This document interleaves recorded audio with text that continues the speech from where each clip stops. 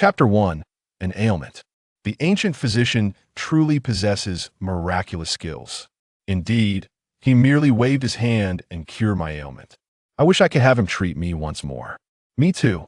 By the way, may I inquire what illness you are suffering from, my lady? Well, it's a bit embarrassing to say. We are all women here. There is no need for embarrassment. It's a women's condition. What a coincidence. I have the same. However, the ancient physician's skills are truly remarkable. He merely gestured and restored my health. Absolutely. His proficiency is astounding.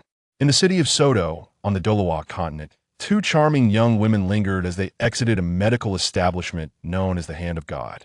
As they reached the entrance, the two women reminisced about the treatment they had received from the ancient physician, their eyes fluttering, a hint of playful smiles gracing their lips, clearly lost in delightful memories.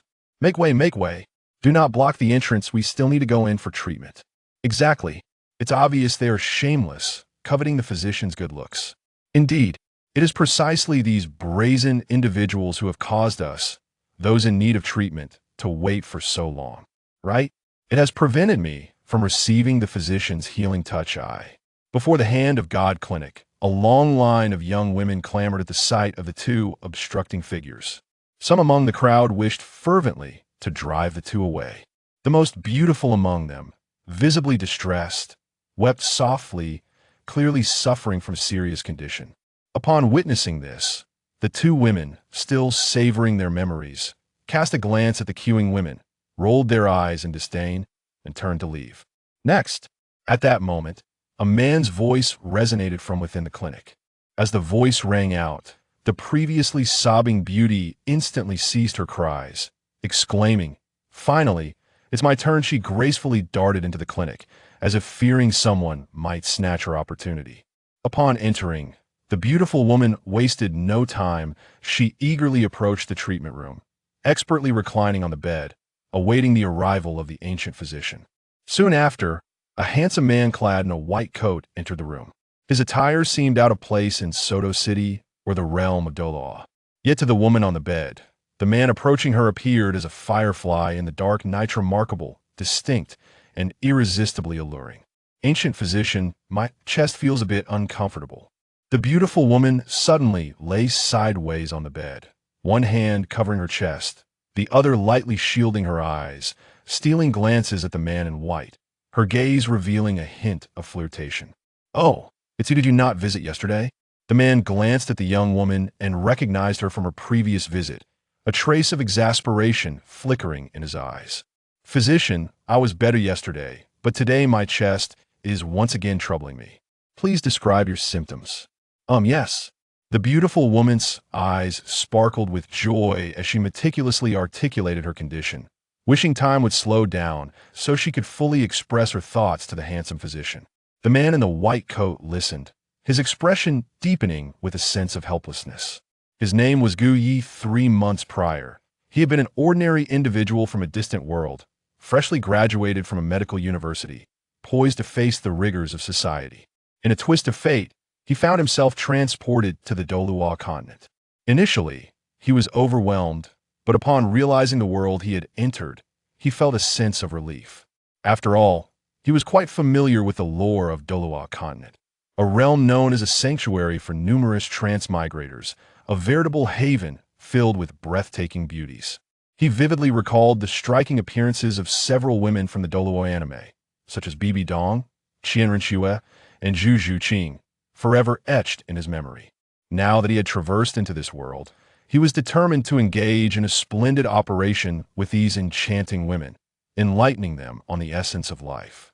However, upon his arrival in this world, Gu Yi faced a peculiar predicament. Although his predecessor was exceptionally handsome, his talents were rather ordinary. The awakened martial spirit of his former self was a seemingly unremarkable, yet uniquely special Niphian operating scalpel. While this knife might appear commonplace to the inhabitants of this world, for Gu Yi, with his profound understanding of human anatomy and unparalleled medical skills, it was an exceedingly powerful martial spirit. Over the past 3 months, he had established a clinic in Soto City, relying on his prior medical knowledge and the extraordinary capabilities of his scalpel, garnering a reputation that attracted countless patients. Yet, Gu found himself in a frustrating situation. Due to his striking appearance, the vast majority of his patients were women, predominantly young and attractive. Gu sighed, for he was a man of integrity. Uninterested in the advances of these charming young women, he was no lecher. Nevertheless, he could not refuse to treat them, as doing so allowed him to grow stronger. Indeed, like many other transmigrators, Gu possessed a unique ability linked to his Scalpel martial spirita surgical system. With each patient he treated using his scalpel or medical expertise, he earned soul power and surgical points, which he could later exchange for items within the surgical system's shop. In short, as long as he healed others, Gu would become increasingly powerful. During these 3 months, Gu had, without a twinge of conscience, treated numerous young women for their particular ailments, all in pursuit of strength and surgical points.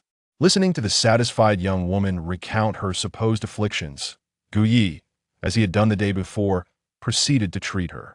His method was straightforward. He merely waved his hand, and in a matter of minutes, he had restored her health. Following this, he heard the familiar notification from the system, akin to an Alipay transaction alert. Congratulations, 5 surgical points have been credited.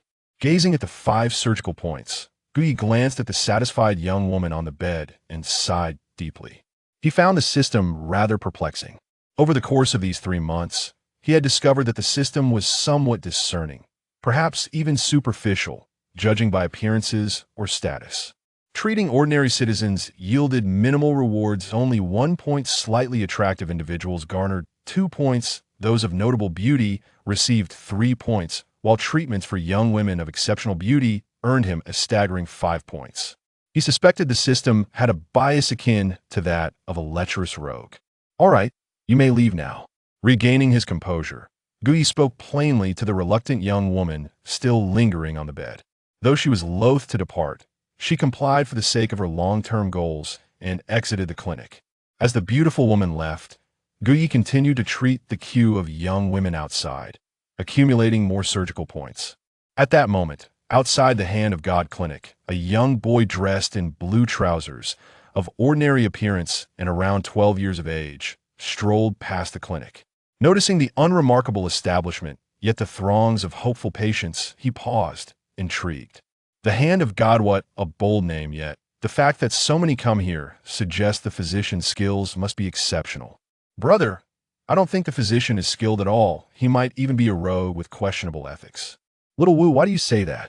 The boy, Tang San, looked at the girl beside him, who wore a pink dress, sported rabbit ears, and carried a small bag. His companion, Xiao Wu. Both had recently graduated from Nodding Academy, guided by their teacher Yu Xiaojiang, and were now en route to enroll in Shrek Academy.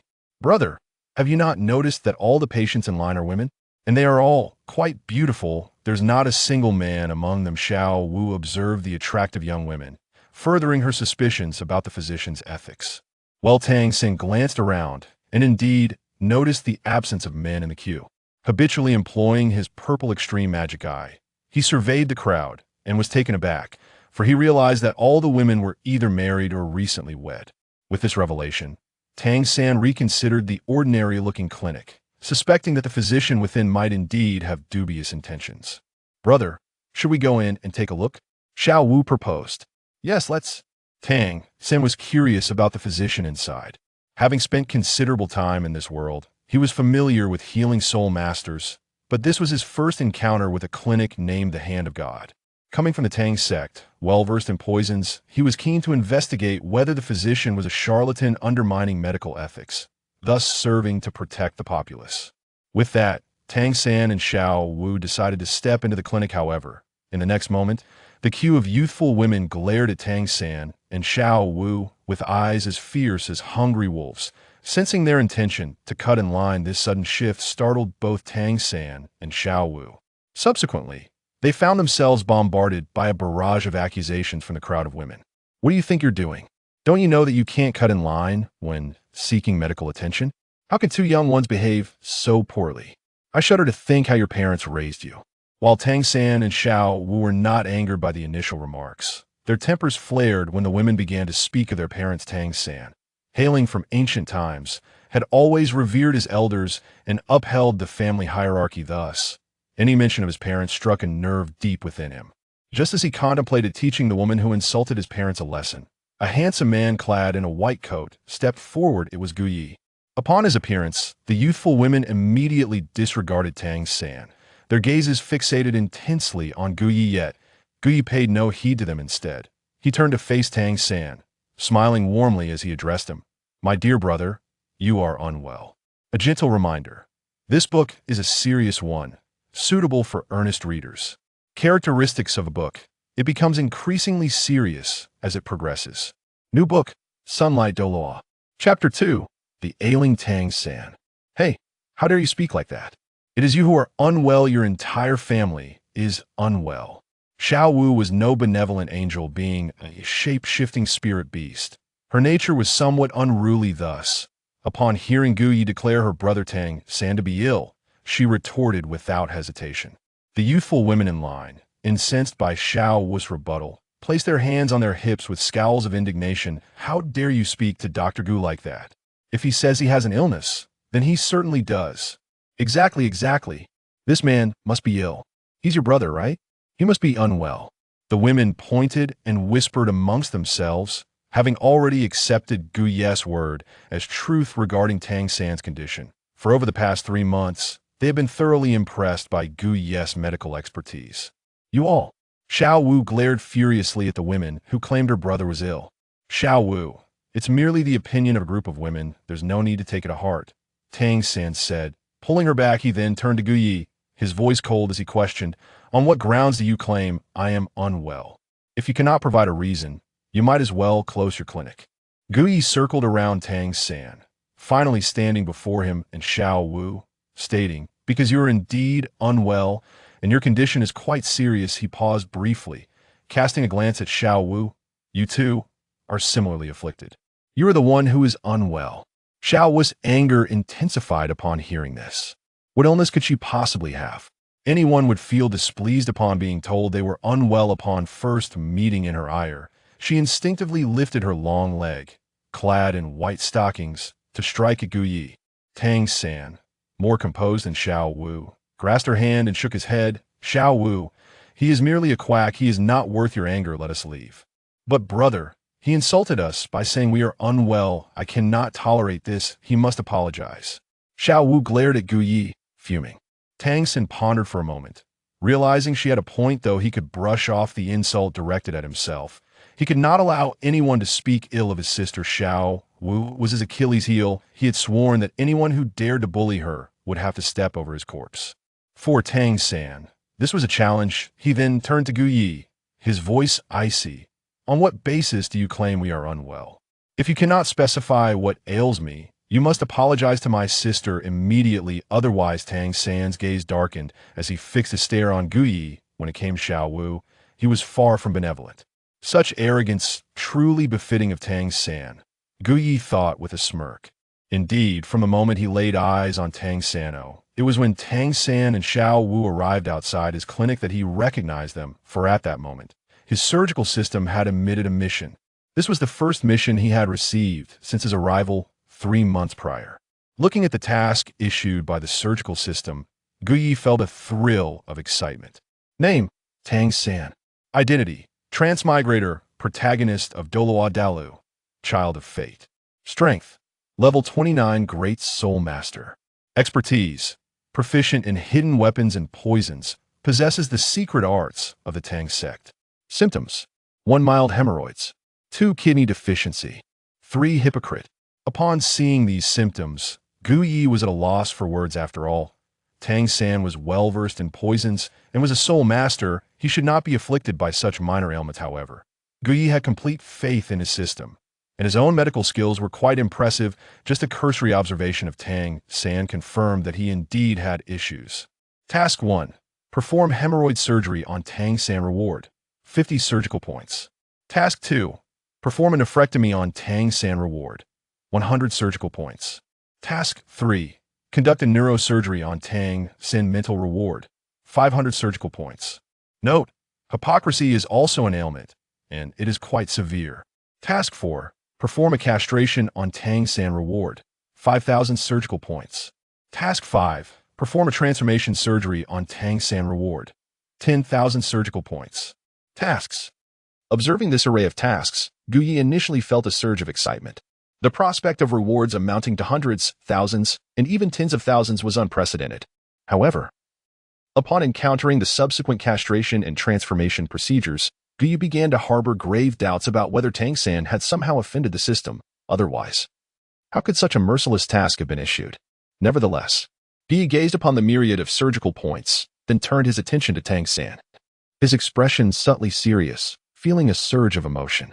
Observing Gu Ye's unwavering gaze, Tang San felt a pang of discomfort in his heart and coldly inquired, "Do you truly believe I have an ailment? Must you speak of it here?" Gu raised his eyes to meet Tang San's. "If you cannot articulate your concerns, I suggest you apologize to my sister. Since you are so eager to know, allow me to enlighten you."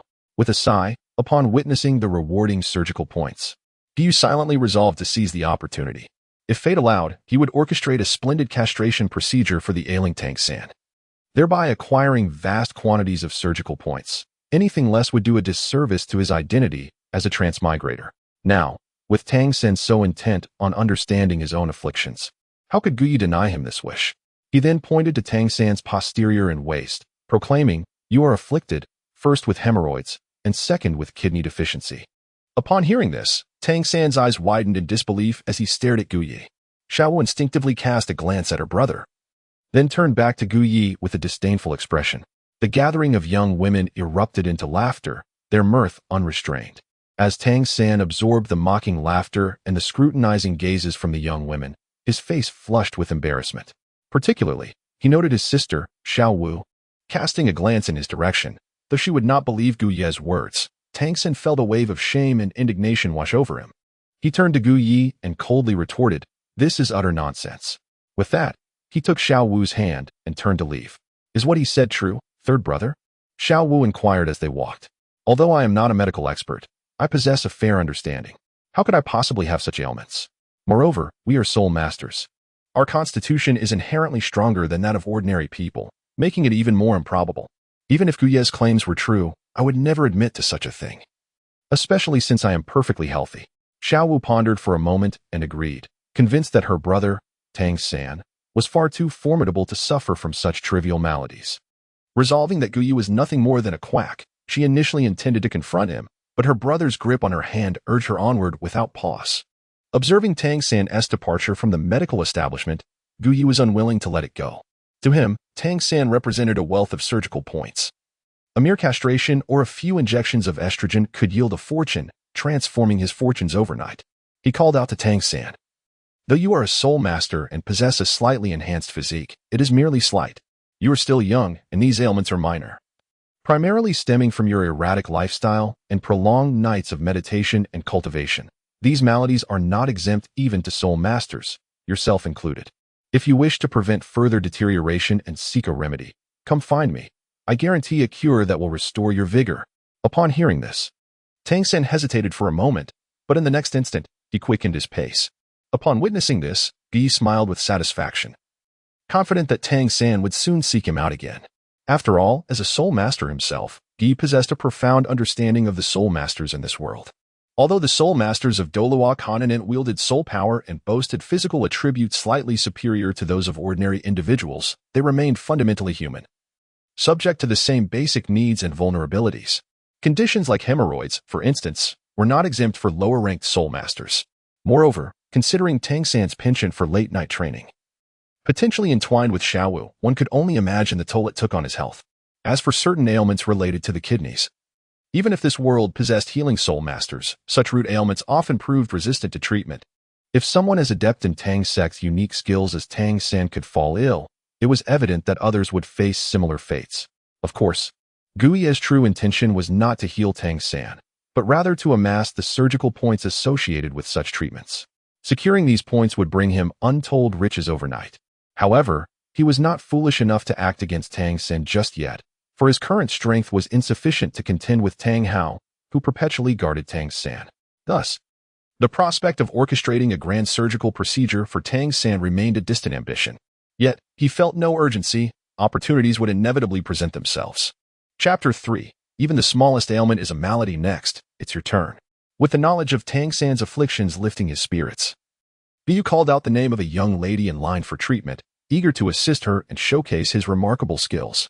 The young woman, delighted by Gu Ye's attention, hurriedly lifted her skirt and rushed into the clinic, anticipating his healing touch. Just as Gu Yi was about to follow her inside, he noticed a familiar young girl approaching the clinic. Clad in a simple yet elegant green dress, she exuded an aura of purity. Her short hair framed a delicate face, characterized by skin as radiant as lychee and a height of approximately 1.65 meters, presenting a harmonious figure that evoked a sense of ethereal beauty. Upon seeing the girl, Gu Yi felt a sense of familiarity, and as he focused on her, the system's notification sounded. Ding! Detected one of the original characters, Ning Rongrong. The system assessed, has an ailment. Ning Rongrong was indeed unwell, and Gu Yi could perceive the severity of her condition without needing the system's confirmation. He glanced back at the young woman who had entered the clinic and then towards the ailing Ning Rongrong, decisively abandoning his previous intention to assist the former in favor of approaching the latter. Miss, may I have a moment? Gu Yi called out, moving to stand beside Ning Rongrong. The young girl, initially intent on passing the clinic, paused instinctively upon hearing the voice of the handsome man clad in a white coat. A striking figure inevitably left a favorable first impression on anyone, and Gu Yi, with his distinguished appearance, was no exception. Is there something you need? Ning Rongrong inquired with curiosity, her gaze appraising the man who had called her. The pristine white attire certainly captured her attention. Yet it was Gu Ye's striking visage that truly captivated her. As the little princess of the Seven Treasure Glazed Tile School, Ning Rongrong had encountered many handsome men. But Gu Ye's presence left her momentarily astonished. Gu Yi observed Ning Rongrong examining him, and instead of responding immediately, he took a moment to scrutinize her as one might a patient, ultimately his gaze resting upon her bosom. Then, with a smile, Gu Yi addressed Ning Rongrong, uttering his signature phrase, "My dear lady, you are unwell." "It is you who is unwell." Ning Rongrong, appearing approachable, regarded the handsome man with a pleasant demeanor. However, as a young lady of privilege, her disposition was inherently headstrong and capricious. Thus, upon hearing Gu Ye's assertion of her malady, she reacted much like Xiao Wu had before her, promptly unleashing a scathing retort against him. Gu Yi remained unfazed, as Ning Rongrong's reaction was entirely within his expectations. He continued, "My dear lady, your martial soul is afflicted, and I possess the capability to remedy it." This assertion was not a falsehood. His medical expertise extended beyond merely treating common ailments to addressing deficiencies in martial souls, for such deficiencies are indeed a form of affliction. During his 3 months of operating a clinic, he had successfully treated a woman with a flawed martial soul, aided by his unique martial spirit and surgical system. This woman regarded Gu Yi as both a benefactor and a master, having joined the Spirit Hall a month prior under his guidance. At this moment, however, Ning Rongrong had just emerged from her sect, her demeanor still that of a proud young lady.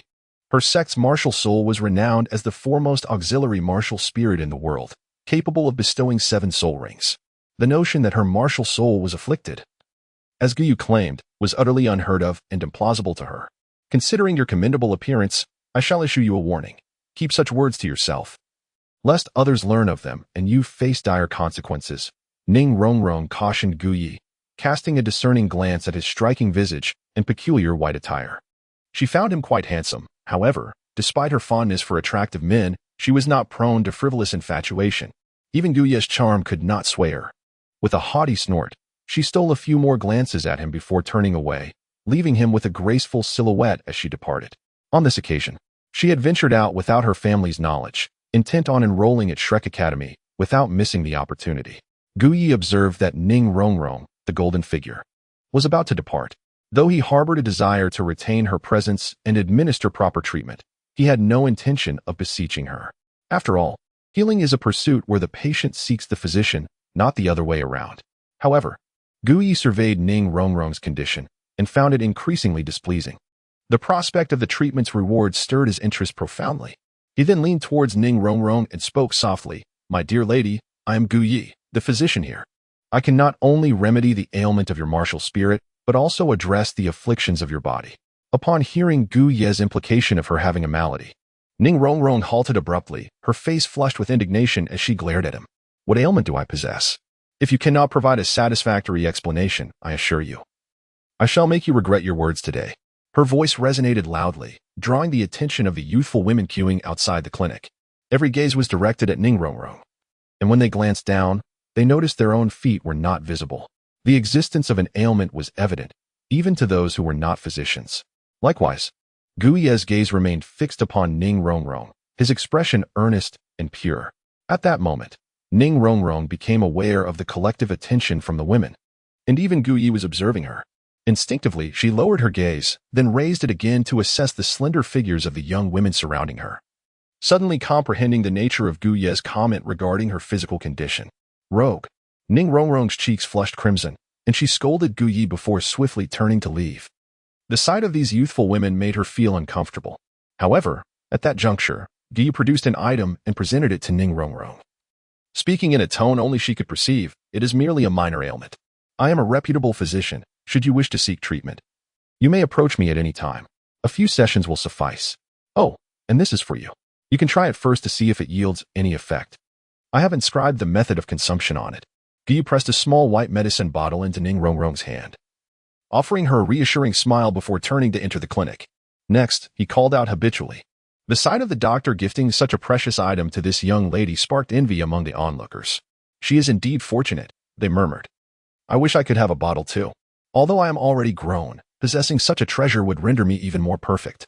The young women still waiting in line glanced at the white vial in Ning Rongrong's hand, then down at their own chests, deep in thought. Noticing their gaze, Ning Rongrong looked back at the group, then at herself. With a haughty snort, she turned and quickly trotted away, discreetly stowing the white vial into her pocket. Chapter 4. Is great misfortune also a sickness? As Gu Ye stepped outside the clinic, he observed Ning Rongrong conceal the small bottle, and a smile crept across his face. He was confident that it would not be long before she returned to seek his assistance again.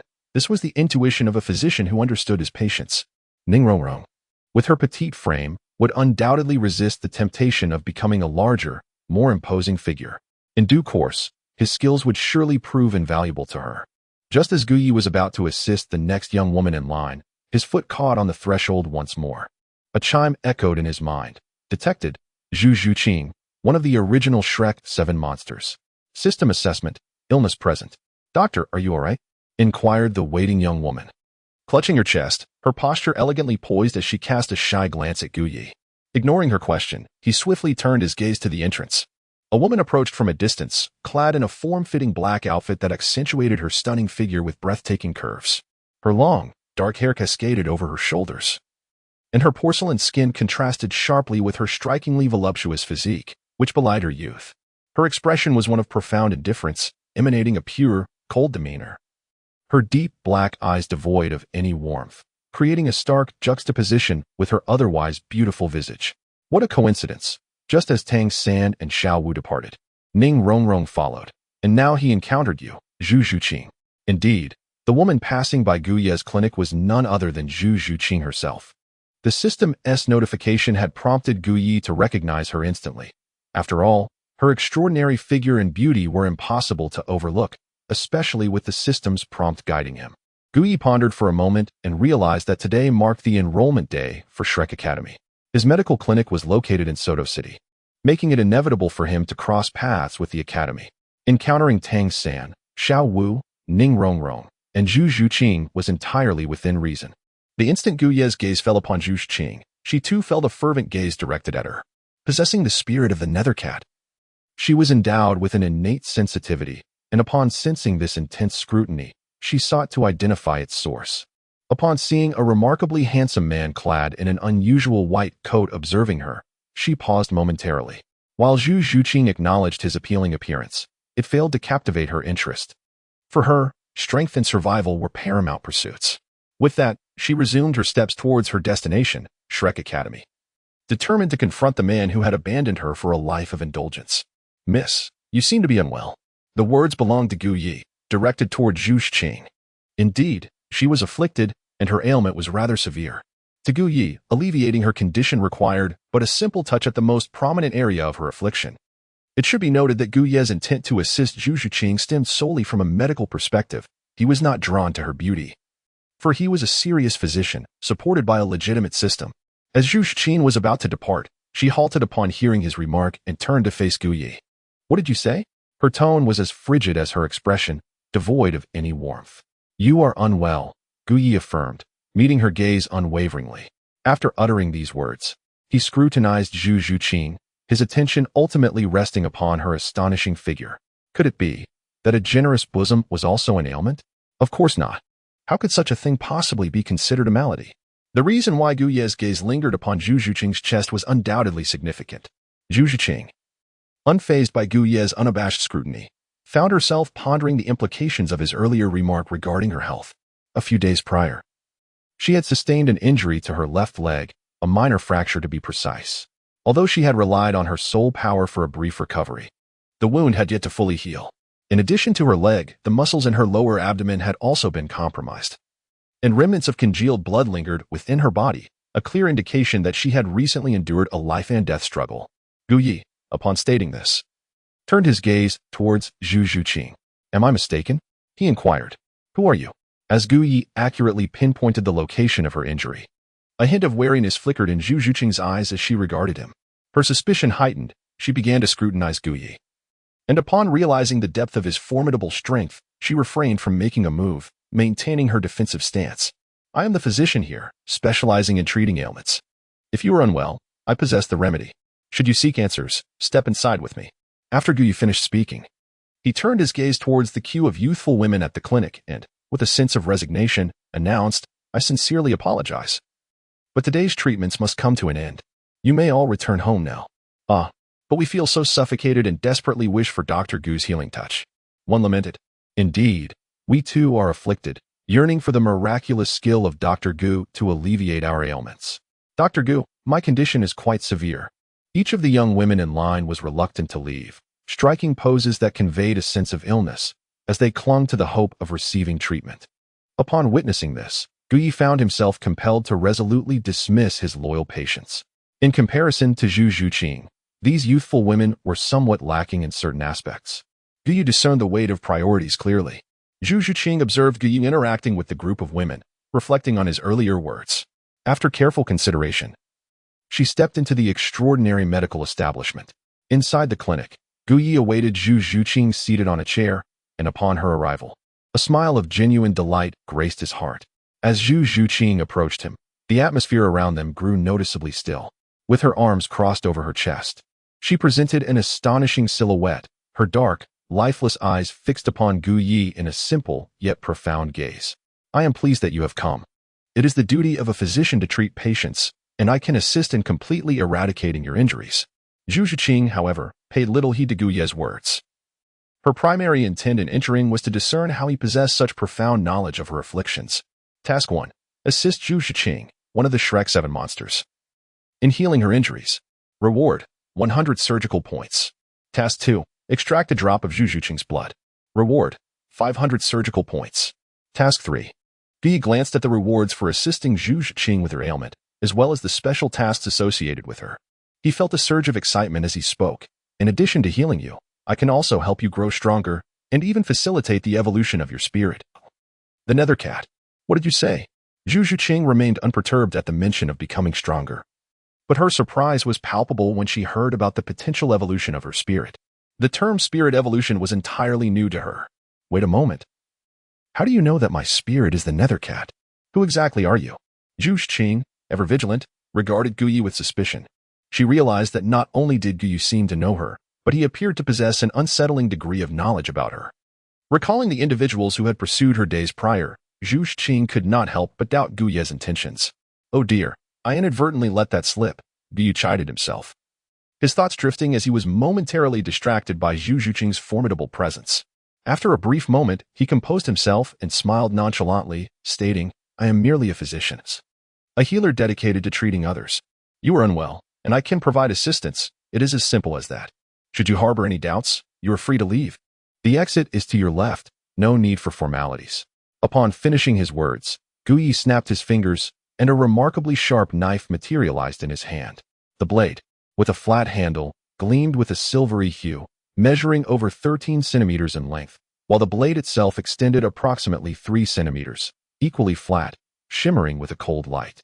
It was none other than Gu Yi's martial spirit, the scalpel. He snapped his fingers once more, and several items appeared before him. He grasped the scalpel and leisurely attended to his tasks. As for Zhu Zhuqing's healing mission and the blood extraction task, Guyi glanced up and remarked, "Oh, you're still here. I thought you had departed." His expression, infused with curiosity, might lead an unknowing observer to believe he was genuinely perplexed.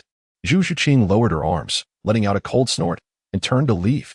However, her steps halted as she recalled Gu Ye's earlier words about aiding her in becoming stronger and facilitating the evolution of her martial spirit, stirring a sense of curiosity within her. As for whether Gu Ye knew her due to a connection with those pursuing her, she discerned that was not the case. "Do you wish for me to heal you?" Gu Ye inquired, noticing Zhu Zhuqing had not departed. She touched the spot where she had sustained an injury days prior, still experiencing a faint ache, and nodded in response. "In that case, please take a seat on the nearby bed." Gu spoke as he tidied up the items before him, leaving behind a vial labeled with the word serum. Zhu Zhuqing glanced at Gu Ye, opting to trust him as she settled onto the adjacent white bed. The decor of the room, along with Gu Ye's attire, struck Zhu Zhuqing as somewhat peculiar. Everything was stark white, contrasting with her previous perceptions. However, she chose not to inquire further. Gu Ye approached Zhu Zhuqing, his left hand clutching a vial inscribed with the word serum, while his right hand wielded his soul's surgical knife. He intended to extract a single drop of Zhu Zhuqing's blood. Chapter 5. A drop of blood from Zhu Zhuqing. Zhu Zhuqing regarded Gu Ye, who held an unusual knife in one hand and a small vial labeled serum in the other, her delicate brows knitting together. Particularly striking was the sight of Gu Ye clad in a white lab coat, which imparted an inexplicable sense of unease. "Are you planning to treat me with that knife?" Zhu Zhuqing inquired. "This knife is no ordinary blade. It is a surgical instrument designed for healing. I have only heard of knives that take lives. I have yet to learn of anyone using a knife to heal." "Is that so? Then you shall soon witness how a knife can indeed heal." As Gu Ye finished speaking, a violet soul ring emanated from his being, and simultaneously, the scalpel in his hand radiated a bright white light that spread toward Zhu Zhuqing. The instant the white light approached, Zhu Zhuqing instinctively raised her guard. However, upon realizing that the light passed through her without inflicting any harm, she gazed at the violet soul ring encircling Gu Ye and gradually relaxed. In that moment, she suddenly sensed a light and comfortable feeling enveloping her. "What is this?" Zhu Zhuqing observed the shimmering white, translucent space before her, casting a puzzled look at Gu Ye. "As the patient you are now, simply comply with my treatment." Gu Ye did not respond to Zhu Zhuqing's words. With a swift flick of his wrist, the transparent white space transformed into a surgical scalpel, adhering to the blade in his hand. In an instant, Gu Ye executed a delicate cut, slicing open the black leather attire that clung to Zhu Zhuqing's form, revealing the fair skin of her thigh. However, Gu Ye did not linger on the sight of her exposed skin. Instead, he deftly maneuvered the scalpel with remarkable speed. At that moment, Zhu Zhuqing was left utterly astonished by Gu Ye's lightning-fast movements and the condition of her own leg. To her surprise, the flesh and veins were vividly pronounced, yet she felt no pain whatsoever. Instead, as Gu Ye's hand glided along her thigh, a soothing warmth enveloped her, akin to a gentle caress tracing her veins, tender and remarkably comforting. In that fleeting moment, Zhu Zhuqing found herself relinquishing her resistance to Gu Ye and willingly accepting his treatment, lost in the sensation of solace he provided. Gu Ye's treatment was swift. He had already healed Zhu Zhuqing's leg, which had been injured at the meridians. And now he turned his attention to the wound beneath her chest. Lying on the bed, she felt an overwhelming sense of command, tinged with a hint of authority. And for reasons unknown, she obediently reclined. In that moment, her delicate figure was laid bare before Gu Ye's eyes. However, he did not hesitate. With practiced ease, he deftly cut open her garment. Before him, two radiant glimmers from Zhu Zhuqing's chest caught his attention, but as a serious physician, Gu Ye refrained from lingering upon them and continued to address the concealed injuries along her waist. The surgical knife glided through with precision, flesh parting to reveal the intricate pathways of her meridians. With gentle hands, he explored the area, and in a mere moment, all her hidden wounds were completely healed. The duration of the treatment was remarkably brief, lasting no more than a couple of minutes. Yet the efficacy left Zhu Zhuqing astounded.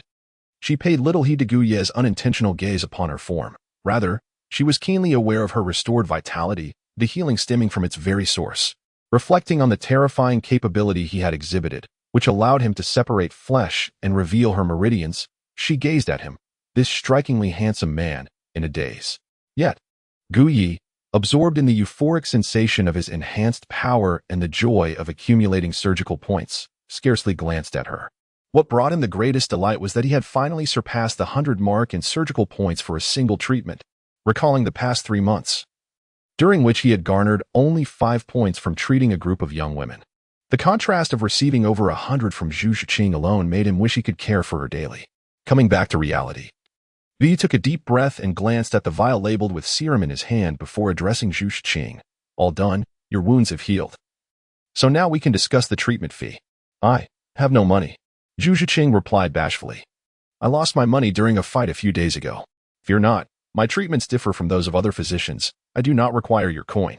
However, I would like the most precious drop of your blood, Gu Yi said, excitement glimmering in his eyes as he held the serum-labeled vial. The most precious drop of blood. Zhu Zhuqing furrowed her brow, as if seeking confirmation of his words. Indeed, that drop of blood which is most invaluable to you, Gu Yi affirmed with a nod. Shameless. Zhu Zhuqing was no naive girl. The most precious drop of blood for a young woman undoubtedly referred to her virgin blood. Although Gu Ye's treatment had fostered a favorable impression of him, her expression darkened with indignation upon hearing his proposition. She was not the sort of woman to be so easily won over. The audacity of requesting her virgin blood after a single treatment was beyond her comprehension. How could wanting merely a drop of blood be shameless? Zhu Zhuqing huffed. I have never encountered a man so brazen in his demands. Seeing her ire brought a smile to Gu Ye's face. Perhaps she had misunderstood him. He merely sought a drop of blood from her martial soul. Indeed, there existed blood within the martial soul, though it was not the typical kind. It was the essence extracted through the synergy of his surgical blade's martial soul and the system, referred to as the primal energy of the martial soul. Do not fret. I will pay you for the treatment once I have the means, Zhu Zhuqing said, but seeing that Gu Yi remained steadfast in his request for her blood, she swiftly turned and departed. Wait, you seem to have misunderstood something, Gu Yi called after her. Gu Yi's words caused Zhu Zhuqing to pause momentarily. All I desire is a single drop of blood from your martial soul, not your maiden blood. You must have misunderstood my intentions. Zhu Zhuqing gazed at Gu Yi. Her cheeks slightly flushed. You're still quite young, yet your thoughts stray to such fantasies. Do you think I hold any particular interest in your body? Gu Yi retorted with annoyance. He, Gu Yi, was ambitious and carried the legacy of Wei Wu, already having someone special in his heart. As for Zhu Zhuqing, Gu Yi scrutinized Zhu Zhuqing's alluring figure, particularly her astonishingly voluptuous attributes, shaking his head in disapproval. Initially, Zhu Zhuqing felt a sense of pride as Gu Yi's gaze lingered on her bosom, but upon witnessing his disdainful expression, she inexplicably felt as though she had been insulted by him. With a cold huff, she crossed her arms and seated herself on the bed. What is martial soul blood? Realizing that her thoughts had strayed, Zhu Zhuqing found herself curious about what Gu Yi meant by martial soul blood. Chapter 6. Martial Soul Blood. Gu Yi glanced at the vial of serum in his hand, then turned his gaze to Zhu Zhuqing and said, Release your martial soul, the nether spirit cat, and you shall soon understand. Curiously, Zhu Zhuqing did not ponder much and proceeded to unleash her martial soul, the nether spirit cat. Next, I will extract a drop of blood from your martial soul as payment for this healing. That should be acceptable, correct? Certainly, Zhu Zhuqing replied. This was the first time she had heard of something called martial soul blood, and she was uncertain whether it would pose any harm to her. However, since Gu Yi had just healed her, she considered it a fair exchange. Upon receiving her consent, Gu Yi swiftly took action. The martial soul scalpel glimmered with a white light, then swiftly sliced towards Zhu Zhuqing's nether spirit cat. To their astonishment, the nether spirit cat was not a physical entity. Yet Gu Yi managed to inflict a wound, from which a drop of black blood oozed forth. Quickly, Gu Yi collected the dark blood in the vial, sealed it, and then restored Zhu Zhuqing's martial soul. All done, Gu Yi observed as the dark drop of blood swiftly dissolved and merged with the serum within the vial. The thought of the serum ability he had exchanged from the surgical system brought a smile to his face. Indeed, there is blood. As he gazed at the blood he had just extracted from his martial soul, the nether spirit cat, Zhu Zhuqing felt her understanding of reality being profoundly altered. Of course, there is blood. The martial souls in this world are, in essence, a unique form of hereditary energy. And what I refer to as blood is merely a special energy derived from the martial soul. Do not be overly astonished. Ah, by the way, Zhu Zhuqing, I have taken from you a drop of your most cherished blood. You may not feel any effects now, but in a couple of days, you might experience some weakness. Therefore, let me offer you something to replenish your vitality. And then Gu Yi was acutely aware of the detrimental effects of extracting blood from a martial spirit. as he was drawing from the primal energy of the spirit itself. He found Zhu Zhuqing quite agreeable and was rather fond of her physique and beauty. Just as he was preparing to assist her, the surgical system unexpectedly initiated a task. Ding. Task. Extract the martial spirit blood of the Shrek 7 monsters. Reward. 4 vials of martial spirit blood serum, 1 vial of martial spirit enhancement serum, 1 vial of martial spirit evolution serum, and 5,000 surgical points.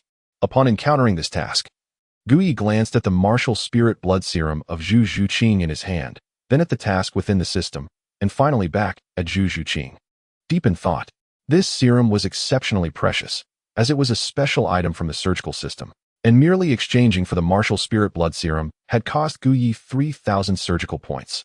The effects of this martial spirit blood serum were nothing short of miraculous. Once infused into the blood of a martial spirit, injecting it into an ordinary person or a soul master would endow them with a martial spirit.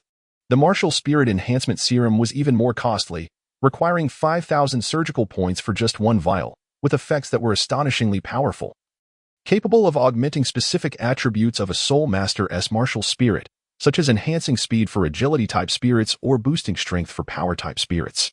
The martial spirit evolution serum was the most expensive, necessitating 10,000 surgical points for a single vial, with effects that were incredibly formidable, allowing a martial spirit to evolve comprehensively. Its efficacy surpassed that of the celestial-grade items consumed by the Shrek 7 monsters in the original narrative, making it possible for a soul master to attain a divine form with just 1 vial of the martial spirit evolution serum.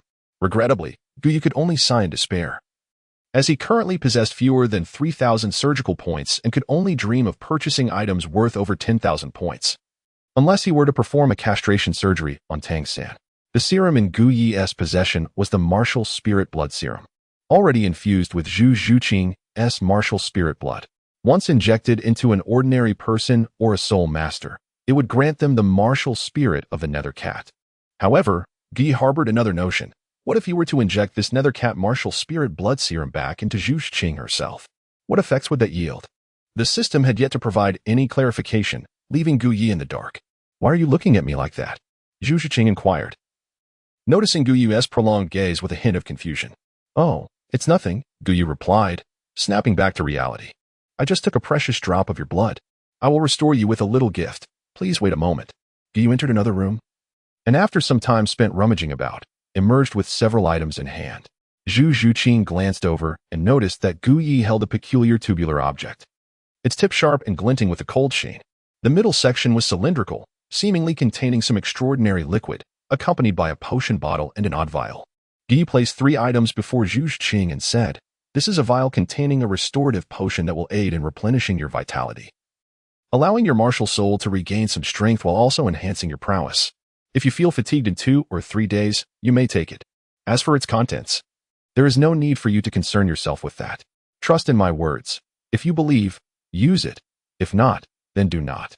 Guyi glanced at the syringe, identical to one from his previous life, and remarked, "This is an instrument of aggression, containing a potent paralyzing fluid. Once injected into another's body, even some formidable individuals cannot evade its effects. Consider it a gift for your self-defense. The instructions for use are included." The final item is a wolf repellent spray, infused with a unique gas, also intended for offensive purposes. Its efficacy is amplified against men, yet it poses no harm, serving solely as a means of protection. If you ever encounter that man and find him displeasing, simply spray this on him. Its effects are remarkably effective. After Guyi finished speaking, he handed the 3 items to Zhu Zhuqing and gestured for her to leave. However, Zhu Zhuqing looked at Guyi with confusion, unable to comprehend why he was giving her these items. If it were medicine, she could understand, but the needle and the so-called wolf repellent spray were evidently formidable weapons, undeniably precious. They were not related in any way, so why would he? Don't overthink it. I'm giving you these simply because of your blood, Guyi said brusquely. Now that you've received the items, you may go. I need to rest. He urged Zhu Zhuqing to depart as if he were dismissing her.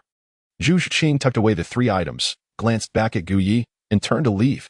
As she reached the door, a thought struck her, and she paused to ask, "What is your name?" "Guyi," he replied casually, continuing to fiddle with the objects on his desk. Guyi, Zhu Zhuqing murmured softly, casting a grateful look at him. "Thank you. No need for thanks.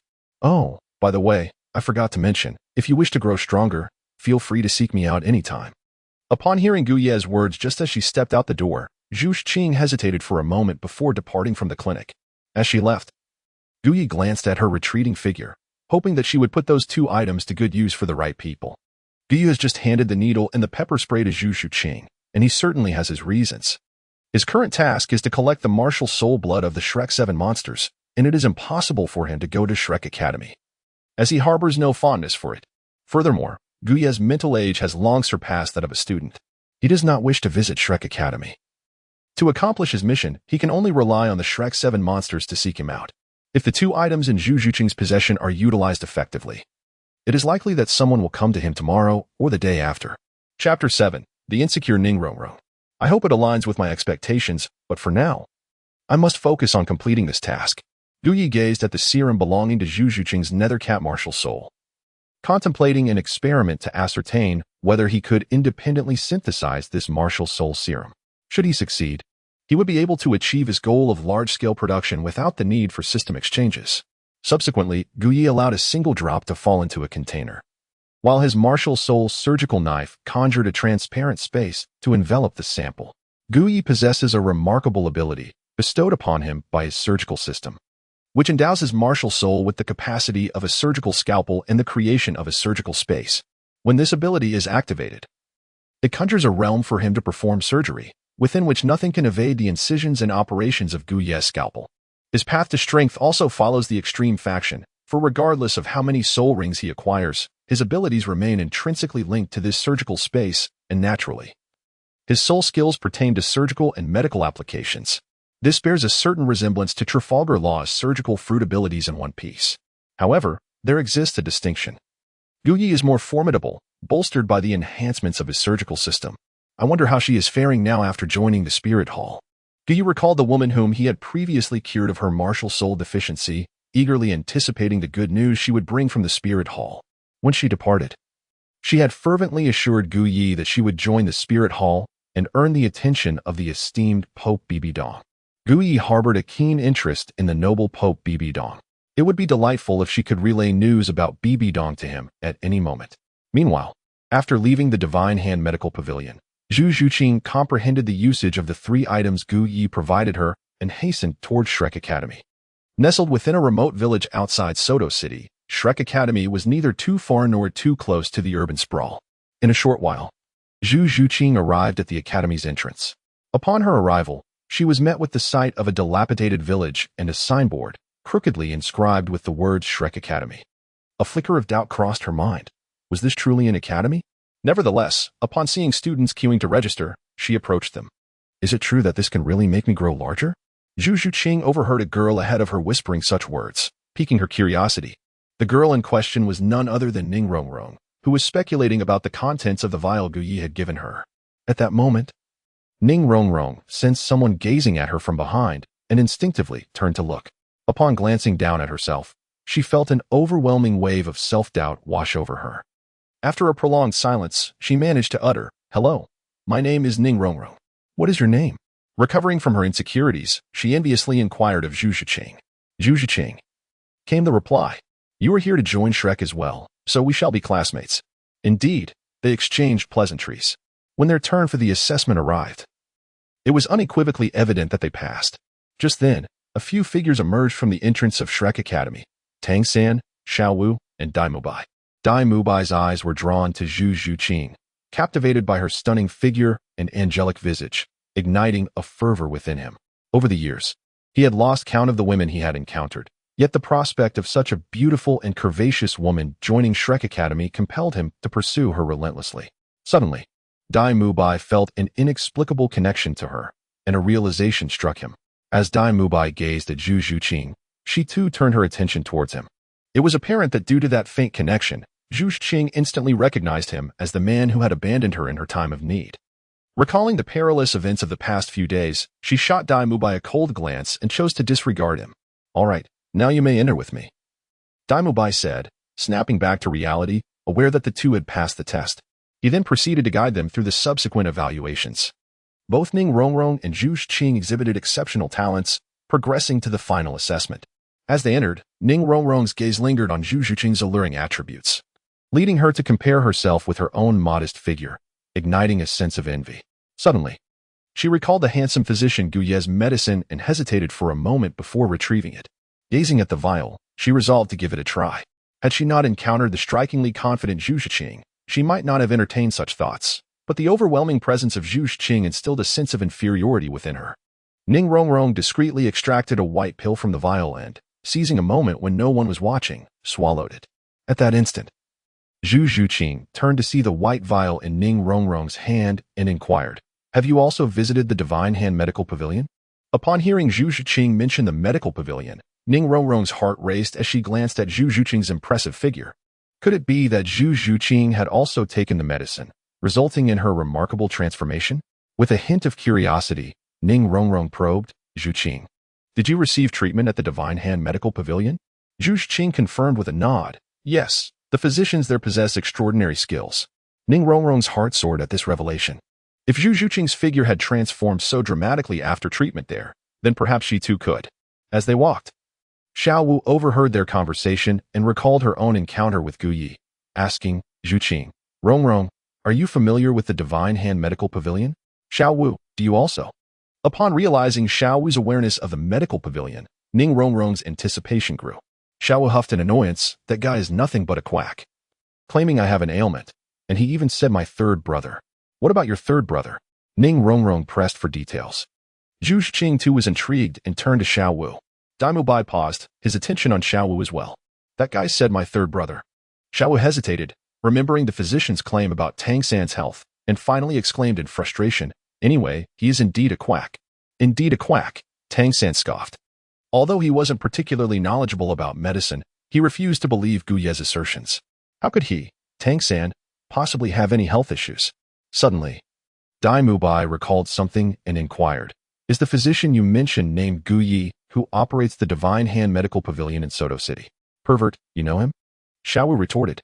Daimu Bai shot her a glance, irked by her name-calling, but choosing to remain silent in the current context.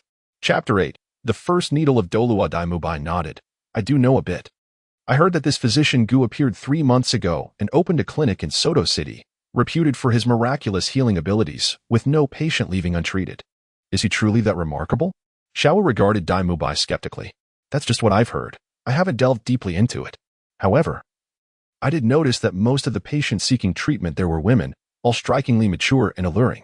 Xiao Wu generally held disdain for such lecherous individuals, frequently referring to Daimu Bai as a pervert. "Perhaps women tend to have more ailments," Daimu Bai suggested. In truth, just days earlier, he had been envious upon seeing so many attractive young women queuing outside the clinic, given his interest in such charming figures. Meanwhile, Tang San pondered Daimu Bai's words about the physician's extraordinary skills. He recalled Gu Ye's assessment of his condition, unconsciously touching a certain area and feeling a twinge of pain. Alarmed, he began to investigate further, only to be stunned when he discovered that he indeed exhibited certain symptoms in that area. As he recalled Gu Ye's remark about his health, he realized he couldn't probe further since it pertained to his internal organs. He was well versed in toxins, but his understanding of the intricacies of internal anatomy was still lacking. Could it be that he truly had health issues? Tang San was engulfed in self-doubt. He resolved that tonight he would thoroughly investigate the state of his body. Daimu Bai engaged in conversation with a few others. Soon arrived at the Sickle Academy Square for the final stage of testing. Originally, the last test was designated for Daimu Bai, who hoped to use this opportunity to demonstrate his prowess to Zhu Zhuqing and subsequently draw closer to her, easing their relationship. However, Zhao Wujia, reclining in a rocking chair, upon seeing Zhu Zhuqing and Tang San, felt an irresistible urge to stretch his limbs and directly seize the opportunity meant for Daimu Bai. "Teacher Zhao, isn't this a bit inappropriate? This final challenge is mine," Daimu Bai protested. "What is inappropriate? With Flander absent, I have the final say at the Sickle Academy." "Understand?" Zhao Wujia retorted, his gaze fixed intently on Daimu Bai, clearly eager to engage in some physical activity. With no choice, Daimu Bai complied. Zhao Wujia then tossed a stick of incense, instructing Tang San and Zhu Zhuqing to discuss their tactics. At that moment, Tang San took the initiative to voice his decision. And after a brief discussion, the four of them turned their attention to Zhao Wujia. "Have you come to an agreement?" "Very well, regardless of your methods. As long as you can endure a stick of incense in my presence, you shall be considered successful," Zhao Wujia said, cracking his knuckles with palpable excitement as he looked at Tang San and the others. Ning Rongrong activated her support, and Tang San sprang into action. So eager are we? Just the right moment to loosen up. Zhao Wujie grinned menacingly. With a swift motion, his enormous palm descended towards Tang San, arriving before his face in the blink of an eye. If that slap connected, not only would Tang San be bedridden for days, but Zhao Wujie himself would also suffer. Especially with a certain Tang Retian covertly observing from a distance. Ghost Shadow Mist. Bind. In a precarious moment, Tang San narrowly evaded while simultaneously ensnaring Zhao Wujie with blue silver grass. Underworld piercing. Just then, Zhu Zhuqing appeared behind Zhao Wujie, launching a full-force attack to his back. Following closely was Xiao Wu, whose agile body swiftly climbed onto Zhao Wujie's shoulders, attempting to wrestle him down with all her might. Yet, no matter how hard she tried, Zhao Wujie remained unyielding. Is that all you've got? Zhao Wujie scoffed, and with a tremendous burst of soul power, he unleashed a shockwave that sent both Zhu Zhuqing and Xiao Wu flying. Xiao Wu! Tang San cried out, leaping instinctively to catch her. Meanwhile, Dai Mubai, witnessing Zhu Zhuqing being hurled backward, seized the moment, knowing she was his fiancée. He aimed to play the hero and use this opportunity to mend their relationship. He leapt to embrace the falling Zhu Zhuqing, eager to comfort her and experience her soft, graceful form. However, as Zhu Zhuqing was propelled backward, she turned to see Dai Mubai leaping toward her with a rather dubious expression. Immediately, she recalled a time when she felt he had abandoned her, and a surge of resentment welled up within her. Acting on instinct, she reached into her bosom for a small bottle. Remembering that Guyi had once mentioned it was a defensive spray against unwanted advances. To her, Dai Mubai now resembled a lecherous wolf. Just as Dai Mubai was about to catch her, Zhu Zhuqing pressed the button on the bottle, releasing a cloud of white mist that enveloped his face. Ah! Dai Mubai cried out in pain, desperately trying to wipe away the substance that clung to his skin, which caused both irritation and agony. He plummeted to the ground, writhing in distress. The commotion drew the attention of Zhao Wujie, Tang San, and Xiao Wu. Zhao Wujie, initially intent on continuing the battle, approached Dai Mubai, who was now on the ground, covering his face in pain. Zhu Zhuqing, what did you just use on Mubai? Zhao Wujie demanded, his gaze icy. Zhu Zhuqing glanced at the item in her hand, and then at the fallen Dai Mubai, opting not to explain. Just as she questioned the truth of Guyie's words, Dai Mubai surprisingly recovered, standing up as if nothing had happened. Teacher Zhao, I'm fine, he said, rubbing his swollen eyes. Although he claimed to be unharmed, he felt a lingering discomfort within his body, particularly in his kidneys, and shot an angry glance at Zhu Zhuqing.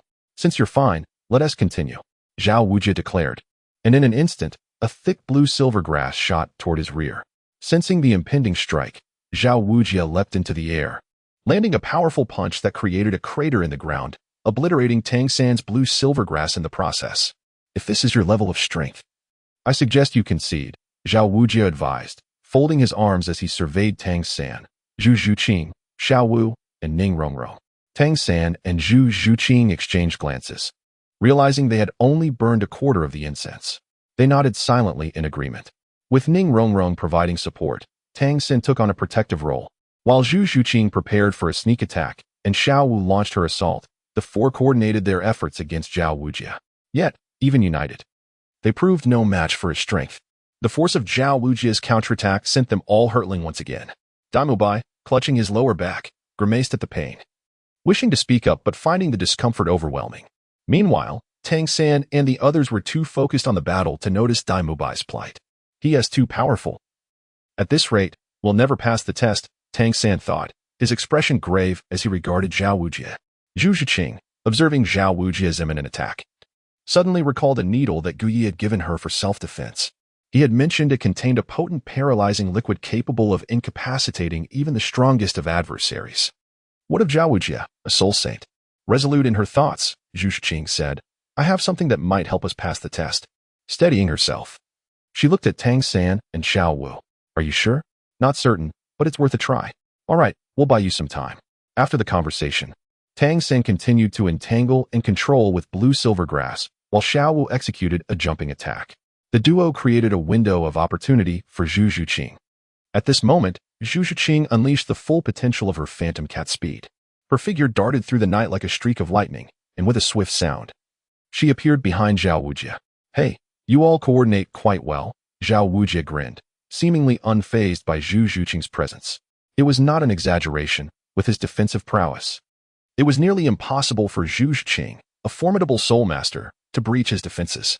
However, at that instant, Zhu Zhuqing reached into her bosom and produced an item, a specially crafted anesthetic needle given to her by Gu Yi. As the needle emerged, a glint of cold light flashed from its sharp tip under the sun. Zhu Zhuqing held the syringe and, with lightning speed, plunged it towards Zhao Wujie's back. Humph! Zhao Wujie scoffed dismissively, enveloping himself in a protective layer of earthy soul power. He did not evade, exuding confidence that Zhu Zhuqing could not penetrate his defensive barrier. Yet, sometimes, reality strikes swiftly. A barely audible sound emerged as the anesthetic needle penetrated Zhao Wujie's back without any hindrance. In the next moment, the anesthetic fluid, specially formulated by Gu Yi, rapidly diffused into Zhao Wujie's body. Zhao Wujie's expression stiffened, and soon his entire body froze, rendering him immobile. Chapter 9. The doctor is coming. Xiao Wu, witnessing Zhao Wujie's transformation, entangled her long legs around his neck, bending her waist to pull him down, exerting all her strength to bring him crashing to the ground. Simultaneously, Tang San seized the opportunity, using his martial spirit, blue-silver grass, to unleash numerous thick tendrils that wrapped around Zhao Wujie, binding him like a rice dumpling before hoisting him skyward and slamming him down with tremendous force. Boom! The impact created a substantial crater in the ground, and Zhao Wujie was embedded like a nail. After their assault, Tang San and Xiao Wen noticed that Zhao Wujie lay rigidly on the ground without any response, looking toward Zhu Zhuqing in confusion. They were eager to understand what Zhu Zhuqing had done to Zhao Wujie to render him so utterly stiff and immovable. Zhu Zhuqing, equally astonished, stared at the syringe in her hand, astonished by the powerful effect of the anesthetic needle Gu Yi had provided, which even a soul sage like Zhao Wujie could not resist. Meanwhile, Dai Mubai, witnessing the scene, was utterly bewildered at seeing Zhao Wujie, a renowned soul sage, being subdued by Zhu Zhuqing, Tang San, and Xiao Wu. How infuriating! Suddenly, a furious roar erupted, accompanied by a surge of formidable soul sage pressure. It turned out that Zhao Wujie had pulled himself out of the ground.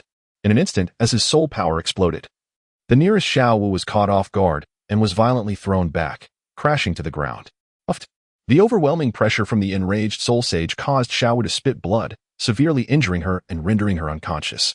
Xiao Wu, Tang San exclaimed, his pupils constricting in alarm as he rushed to check on her condition.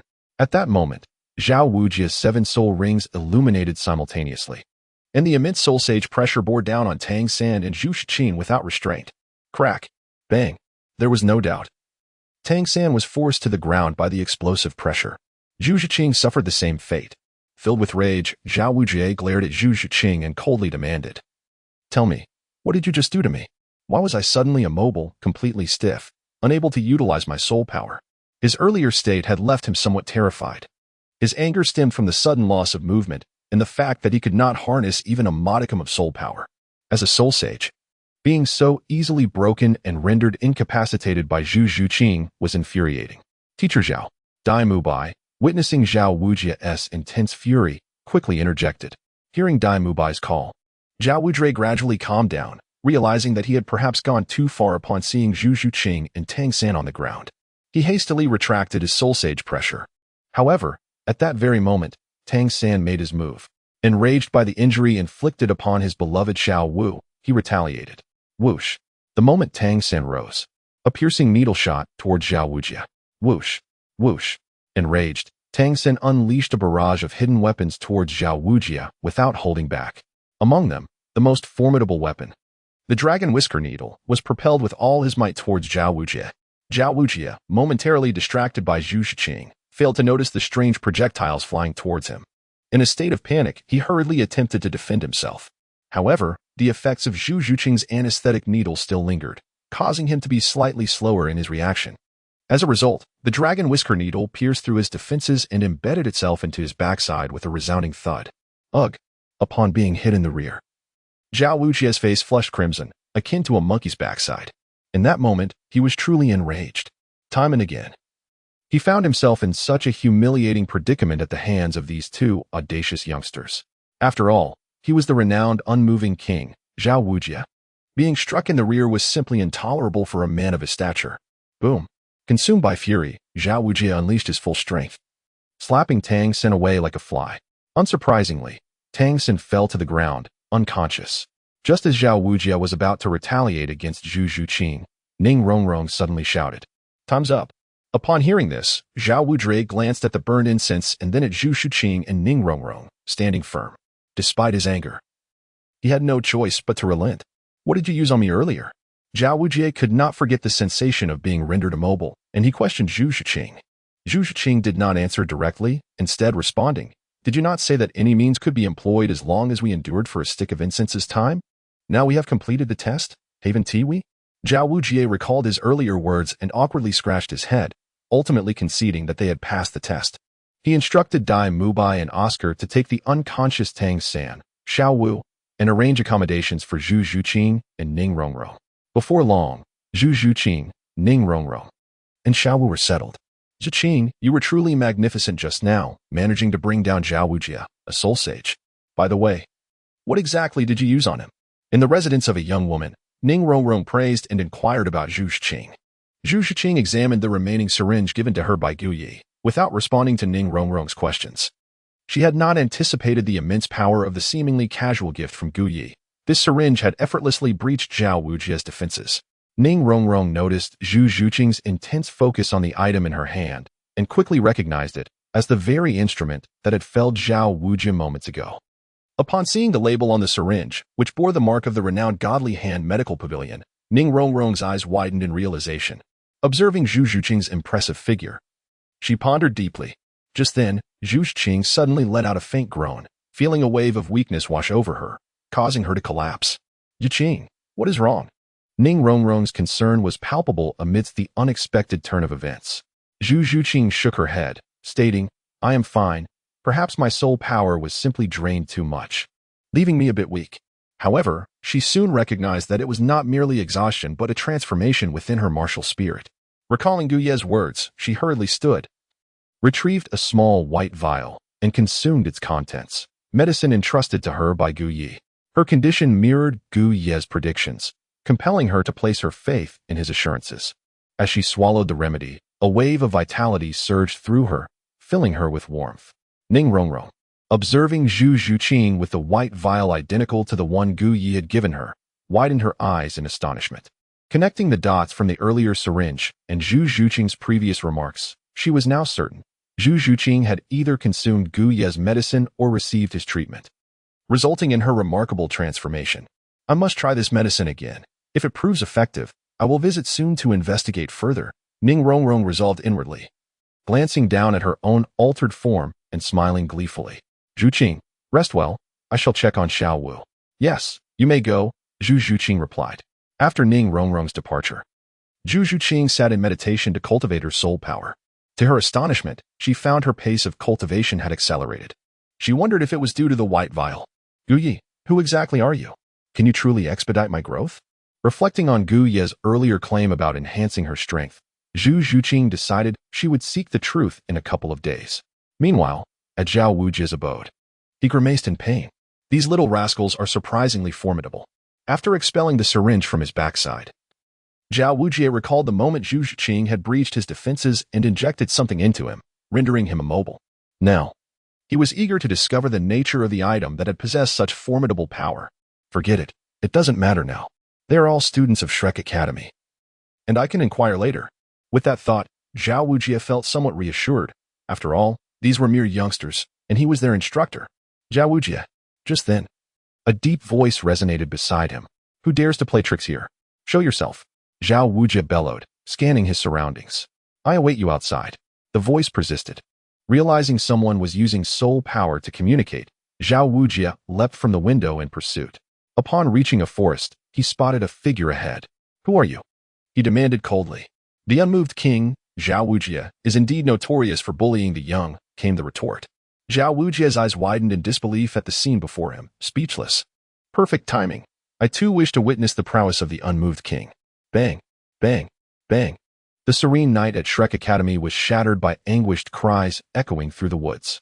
After what felt like an eternity, Zhao Wujie's clothes were tattered, one hand clutching his swollen face and the other covering his rear, as he limped out of the wilderness, casting a reproachful glance at Flander beside him.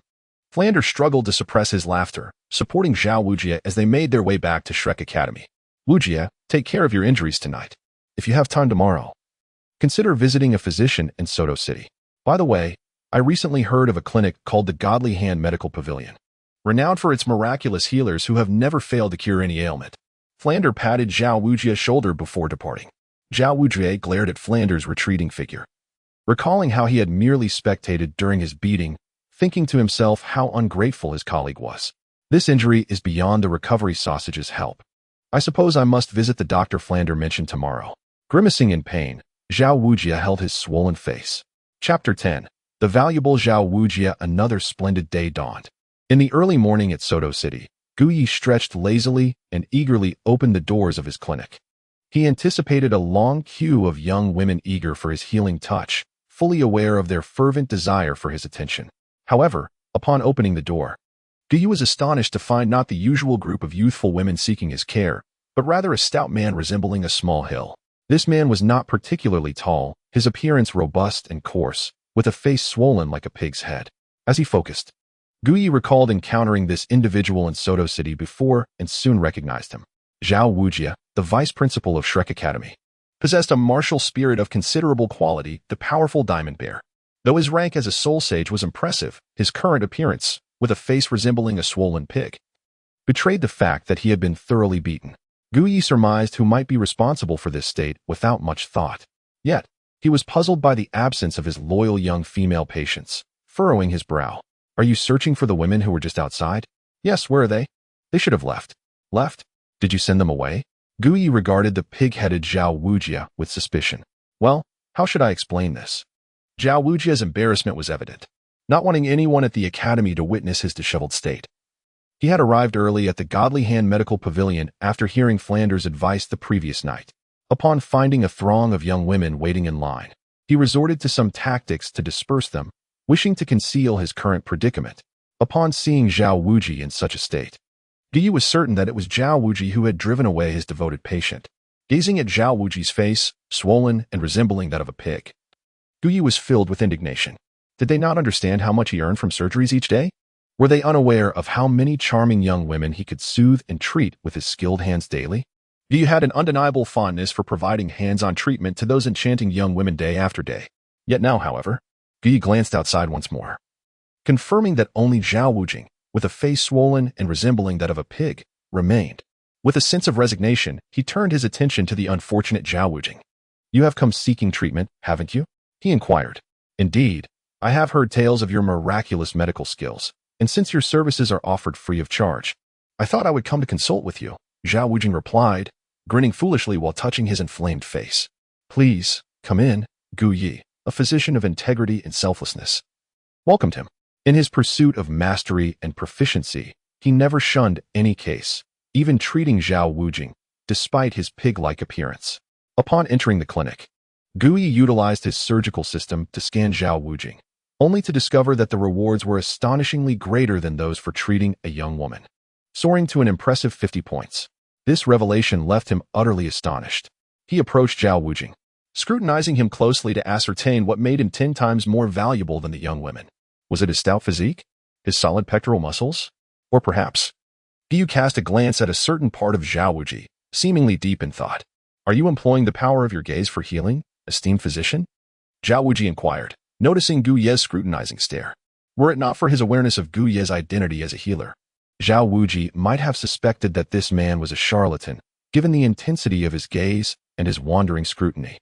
Gu Yi withdrew his gaze and lightly cleared his throat before speaking. I have a general understanding of your illness and its symptoms. However, before we proceed with the treatment, let us discuss the associated costs. Isn't this place supposed to be free of charge? Zhao Wujie furrowed his brows. Upon his arrival, he distinctly heard a group of women outside proclaiming that seeking medical attention here incurred no fees. Moreover, Gu Ye's reputation in Soto City was quite illustrious. Renowned as a divine healer, he was known for offering his services without charge. So why, he wondered, was he being asked to pay? Well, it is indeed free for the women you just mentioned, but your situation is different. Zhao Wujie frowned deeper, questioning the disparity. How is it different? They are all women, each possessing enchanting beauty and captivating figures. Assisting them with their troubles is my duty, a service to the individuals of the realm. You, as a man, would not comprehend.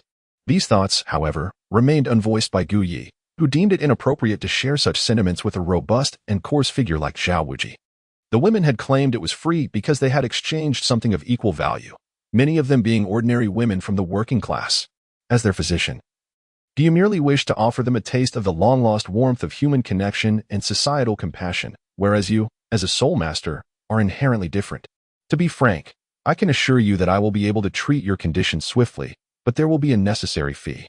Can you truly facilitate a rapid recovery? Zhao Wuji, initially skeptical of Gu Ye's assertions, now felt a spark of hope as he touched his swollen face and pressed for more information. Your face has become so swollen due to the relentless blows from a powerful iron hammer, correct? Zhao Wuji nodded, acknowledging that he had indeed been struck by Tang Hao's hammer. With his strength at the soul sage level, he knew a recovery would take no less than half a month. In addition to the injuries to your face, your body has sustained wounds from two types of sharp instruments, one being a minuscule yet exceedingly sharp needle, and the other also akin to a needle. The former has clearly inflicted far greater harm, has it not? Zhao Wuji continued to nod. As a soul sage, the mere recollection of Zhu Zhuqing's needlework rendering him immobile, which led to being pummeled by 3 others, filled him with indignation. Furthermore, he was later shot in the rear by Tang San, only to be slapped by Tang San's father, leaving him in a state resembling that of a pig's head. He smiled and said, in a moment, I shall heal all your injuries. However, I require something in return. What is it? Zhao Wuji inquired. Gu scrutinized Zhao Wuji's figure for a moment without uttering a word. In that fleeting instant of observation, an inexplicable sensation of discomfort washed over Zhao Wuji, causing goosebumps to rise on his skin. After settling on the fee, Gu Yi pointed to Zhao Wuji's chest, declaring, I require a drop of your martial soul blood. Martial soul blood? What could that possibly be? This was the first time Zhao Wuji had encountered such terminology, and he gazed at Gu Yi in confusion, unable to comprehend its meaning. You shall soon find out. If you agree, we can commence the treatment right away. In a mere moment, you will be restored. Do you consent? Very well, Zhao Wuji replied, eager to restore his swollen visage to its original state, as he dreaded the thought of returning to Shrek Academy only to be mocked by Flinder and Dai Mubai. Moreover, he felt a twinge of curiosity about the martial soul blood that Gu Yi had mentioned. Lie down. Gu Yi gestured toward the examination bed. Without further contemplation, Zhao Wuji complied and reclined on the bed, intrigued by this young physician. The outside world had touted Gu Ye's medical prowess as extraordinary, and he was keen to witness whether such claims held any merit. With a flick of his wrist, Gu Yi summoned his martial soul, a surgical scalpel, into his hand. He then approached Zhao Wuji and earnestly stated, My method of treatment is rather unconventional. Gu Yi waved the scalpel in his hand, a smile gracing his face as he gazed at Zhao Wuji. Is your martial soul also of the healing type? Zhao Wuji inquired, his interest piqued by Gu Ye's scalpel. I too belong to the healing category. This blade is called a surgical scalpel, and it serves as my instrument for healing. As Gu spoke, a glimmer of white light emanated from the surgical knife, casting a luminous aura upon its blade. He traced it across Zhao Wuji's face, and an ethereal glow enveloped him. Initially, upon witnessing Gu Ye's blade approaching his visage, Zhao Wuji instinctively sought to evade it, yet to his astonishment, the radiant light had already reached him before he could react. Subsequently, he experienced a tingling sensation across his face. Only after realizing that Gu Yi was indeed administering treatment did Zhao Wuji lower his guard. The white light emanating from Gu Ye's scalpel serves merely as an fade. The true remedy for Zhao Wuji lies within a specific medicinal product. Subsequently, Gu Yi approaches the shelf and retrieves a medication designed to alleviate swelling. A product of the system, renowned for its remarkable efficacy, making it particularly suitable for Zhao Wuji. As Gu Yi applies it to Zhao Wuji's face, he observes the latter's stout form and is suddenly struck by a thought. What if certain aspects of Zhao Wuji's physique were to be modified? Or if he were to inject him with additional substances? As these notions swirl in his mind, Gu Yi finds himself contemplating something rather nefarious. After all, he is a reputable physician and must not act recklessly. Moreover, given Zhao Wuji's current prowess as a soul sage, he is not one to be trifled with. Such considerations may be postponed for another time. Under Gu Ye's ministrations, Zhao Wuji swiftly perceives the restoration of his swollen visage. Furthermore, he notices that the wound inflicted by Zhu Zhuqing's paralysis-inducing fluid is also healing. He gazes at Gu Yi, astonished by the young physician's skills. Ding. Treating the original character. The immutable King Zhao Wuji, rewards Guyi with 50 surgical points. A random collection task is issued. 1. Collect 10 samples of Supreme Martial Spirit blood. Reward: 3,000 surgical points, Martial Spirit Serum 2, Martial Spirit Enhancement Serum 2, Martial Spirit Evolution Serum 2. 2. Collect 30 samples of Advanced Martial Spirit blood. Reward: 3,000 surgical points, Martial Spirit Serum 1, Martial Spirit Enhancement Serum 1, Martial Spirit Evolution Serum 1. 3. Collect 50 samples of Intermediate Martial Spirit blood. Reward: 1,000 surgical points, Martial Spirit Enhancement Serum 1. 4. Collect 100 samples of low-grade Martial Spirit blood. Reward: 500 surgical points. Upon receiving the surgical point reward for treating Zhao Wuji, Guyi hears the system announce a new task. During the past few months, the surgical system had been rather dormant in issuing tasks, yet now, upon encountering significant characters from the original narrative, it seems invigorated, behaving as though it has been rejuvenated with vitality. It appears that to grow stronger and amass substantial surgical points, he must engage in intimate surgical encounters with those pivotal figures from the original storyline. After contemplating certain matters in his heart, Guyi turned to Zhao Wuji and said, "Well, now that your injuries have healed, it is time to settle the remuneration." Chapter 11. Ning Rongrong's ambition for a comeback. Zhao Wuji touched his face and the area on his back, where Zhu Zhuqing had administered acupuncture. Discovering that he was indeed completely healed, he was immensely impressed by Guyi's medical skills. It is worth noting that the injury on his face had been inflicted by Tang Hao, and even he himself could not have recovered in such a short time. Yet, Guyi had managed to treat him in less than 15 minutes. This ability was astonishingly superior to that of even a healing-type soul master. Upon hearing that Guyi required payment, Zhao Wuji politely inquired, "How should I provide you with the so-called soul blood?" "Quite simply. You just need to release your martial spirit," Guyi replied. "Is it really that easy?" Zhao Wuji asked, somewhat puzzled. "Indeed, it is that simple." After some consideration, Zhao Wuji decided to release his martial spirit, the powerful diamond bear. After all, he was not one to take advantage of others without due compensation. Once Zhao Wuji unleashed his martial spirit, Guyi swiftly sprang into action. A white light radiated from the scalpel, enveloping the entire medical facility in a transparent protective barrier. In an instant, with remarkable speed, Guyi made a precise incision on Zhao Wuji's powerful diamond bear, extracting a drop of energy resembling yellowish blood and placing it into a vial. The entire process was lightning fast. Zhao Wuji felt nothing as Guyi collected his soul blood. "All done," Guyi said, securing the vial and looking at Zhao Wuji. "That's it." Zhao Wuji scratched his head, glancing at the small vial in Guyi's hand with considerable confusion. Just moments ago, he had witnessed Guyi make an incision, and yet he could hardly believe that a drop of something akin to blood had truly been drawn from his martial spirit. He felt no sensation, not even a hint of pain. Were it not for the sight of the so-called blood, he might have doubted Guyi's words. "Yes, it is indeed complete. If you have no further matters, you may leave," Guyi said, dismissing him with a glance. Zhao Wuji scratched his head again, peering at the peculiar vial in Guyi's hand, still feeling a lack of sensation. Now that his injuries had fully healed, he had no reason to linger. He turned to Guyi and asked, "I know your surname is Gu, but what is your full name?" "Guyi." "Guyi is it? Your medical skills are extraordinary. Would you have any interest in joining my academy?" Upon witnessing Guyi's unique martial spirit and remarkable healing abilities, Zhao Wuji was eager to recruit him into Shrek Academy. Furthermore, he believed that Flander would be exceedingly pleased to know of Guyi's exceptional talents. "I have no interest," Guyi replied nonchalantly. "Our academy only accepts monsters." "Are you certain you do not wish to join us?" Zhao Wuji persisted, gazing at Guyi with hope. "Monsters, you say? Are you referring to that Shrek Academy located outside Soto City, in a village?" Guyi smiled knowingly at Zhao Wuji. "Yes, precisely." Zhao Wuji beamed with pride, pleased that Guyi was aware of Shrek Academy. However, Guyi then rolled his eyes and remarked, "To my knowledge, that Shrek Academy is merely a 3-no product academy, lacking even the most basic simulated training grounds, and it is established within a village. What assurance do you give me to join?" It was not that Guyi looked down upon Shrek Academy. Rather, given its configuration, 3-no was already in overestimation. Aside from a few teachers, it lacked everything. Moreover, the teachers within were all problematic, particularly those who joined later, such as Yu Xiaojiang and Flander, in addition to Zhao Wuji, who were not of the most virtuous character. Guyi had no intention of entertaining Zhao Wuji's offer. Zhao Wuji felt both embarrassed and somewhat angered by Guyi's words.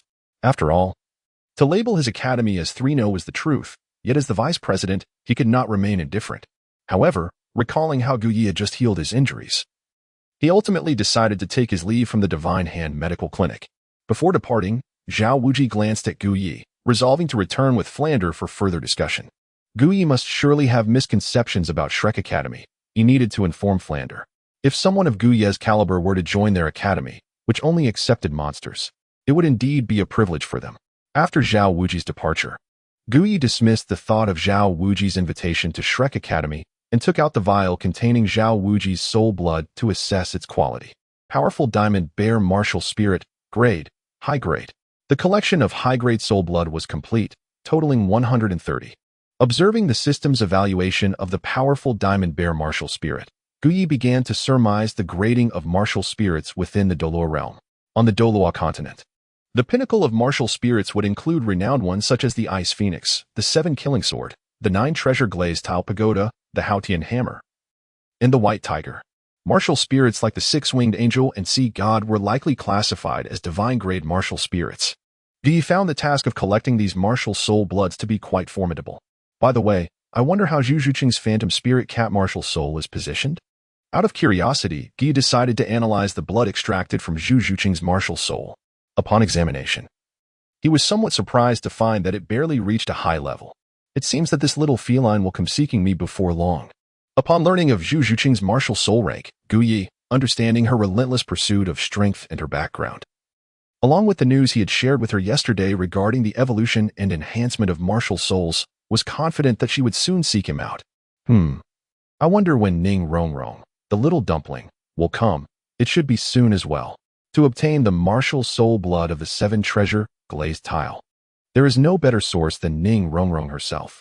If he could manage to collect the martial soul bloods of all soul masters in this world, and subsequently cultivate a few subordinates to endow them with various martial souls, he couldn't help but ponder the likelihood of success. If it were indeed successful, what would the outcome be? Gu Yi pondered, envisioning the scene, and chuckled softly.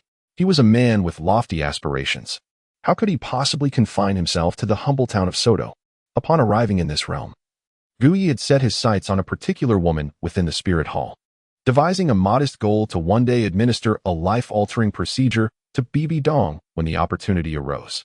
For now, he needed to perfect Zhu Zhuqing's martial soul serum. How could such a magnificent feline be so feeble? With this thought, Gu Yi cast aside all other concerns, focusing solely on his preparations. Meanwhile, in Shrek Academy, within the female quarters, Ning Rongrong finally awoke after a late night of conversation with the recovering Xiao Wu and Zhu Zhuqing, habitually rubbing her eyes and checking her conscience.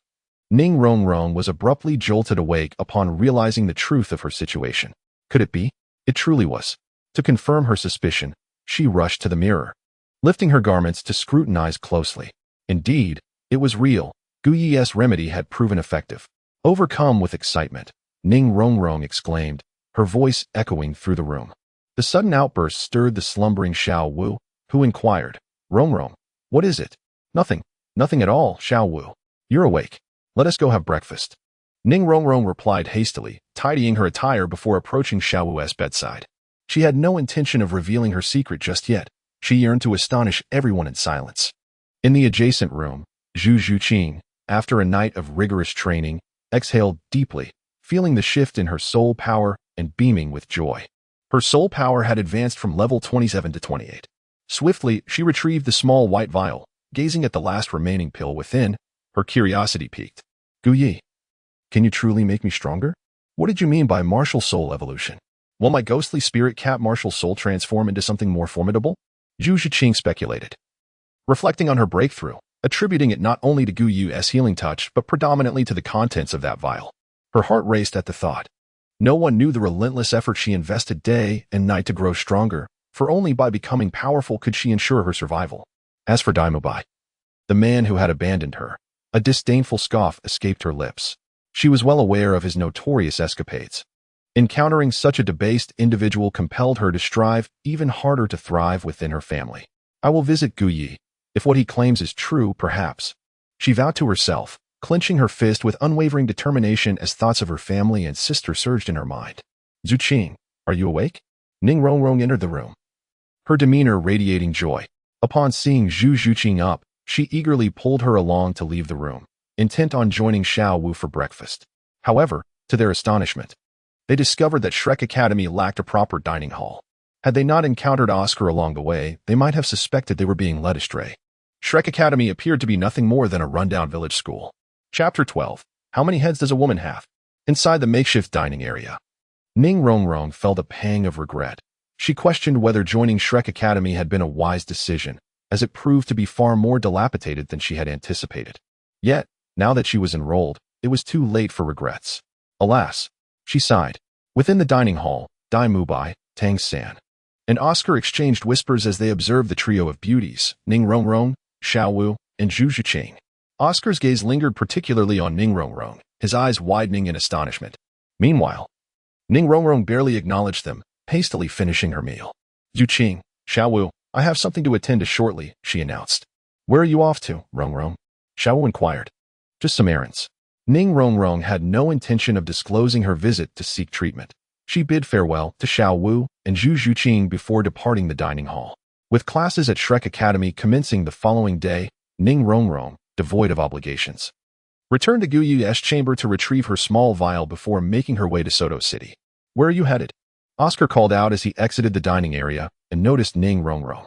Just some matters to attend to, she replied, brushing him off. Compared to her own affairs, Oscar was inconsequential. Feeling awkward, Oscar scratched his head as he watched her walk away. Shortly after Ning Rongrong's departure, Zhu Zhuqing stepped out of Shrek Academy. Zhuqing, where are you going? Oscar called after her, but Zhu Zhuqing did not even glance back as she exited. The awkwardness intensified for Oscar. Just as Zhu Zhuqing left, Dai Mubai emerged, having trailed her. Spotting Oscar, he approached and asked, Hey, Oscar, has Zhu Zhuqing left? She just departed, Boss Dai. Do you know her? Oscar replied. Yes, Dai Mubai affirmed. Zhu Zhuqing was his fiancée, and after joining Shrek Academy yesterday, she was already making her exit. He felt it was imperative to ascertain her whereabouts and promptly pursued her. Not long after Ning Rongrong's departure, she arrived outside the Divine Hand Clinic in Soto City. Glancing at the vial in her hand and pressing her hand against her chest, she hesitated before stepping inside. Upon entering, she found Gu Yi, the handsome physician, engrossed in his tasks. Not pausing from his work, he inquired, Are you here for treatment? It's me. Hearing that familiar voice, Gu Yi looked up and smiled upon seeing Ning Rongrong. I knew you would come. Was what you said yesterday true? Ning Rongrong asked, her voice barely above a whisper. A hint of shyness evident. Of course. Your presence here now attests to its authenticity, does it not? Indeed, Ning Rongrong nodded, recalling her transformation. Then, could you? Certainly. For a minor ailment like yours, I merely need to perform a simple procedure, Gu Yi assured her. Is it truly just a simple procedure? Ning Rongrong hesitated, gazing at Gu Yi. Are you expecting me to do something else? He teased. And no, well, could you explain how the treatment works? Ning Rongrong, now that she was here, was eager for a remedy, though she felt a bit bashful in Gu Yi's presence. Come, sit down, and let me examine you. Very well.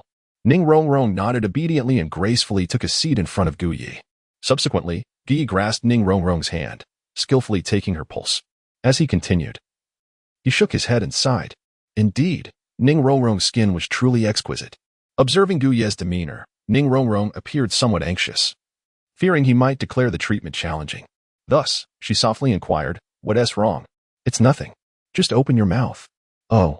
Gu Yi's words carried a commanding tone. In this particular environment, Ning Rongrong's defenses were low, and with her singular focus on seeking Gu Yi's assistance for her healing, she obediently parted her lips.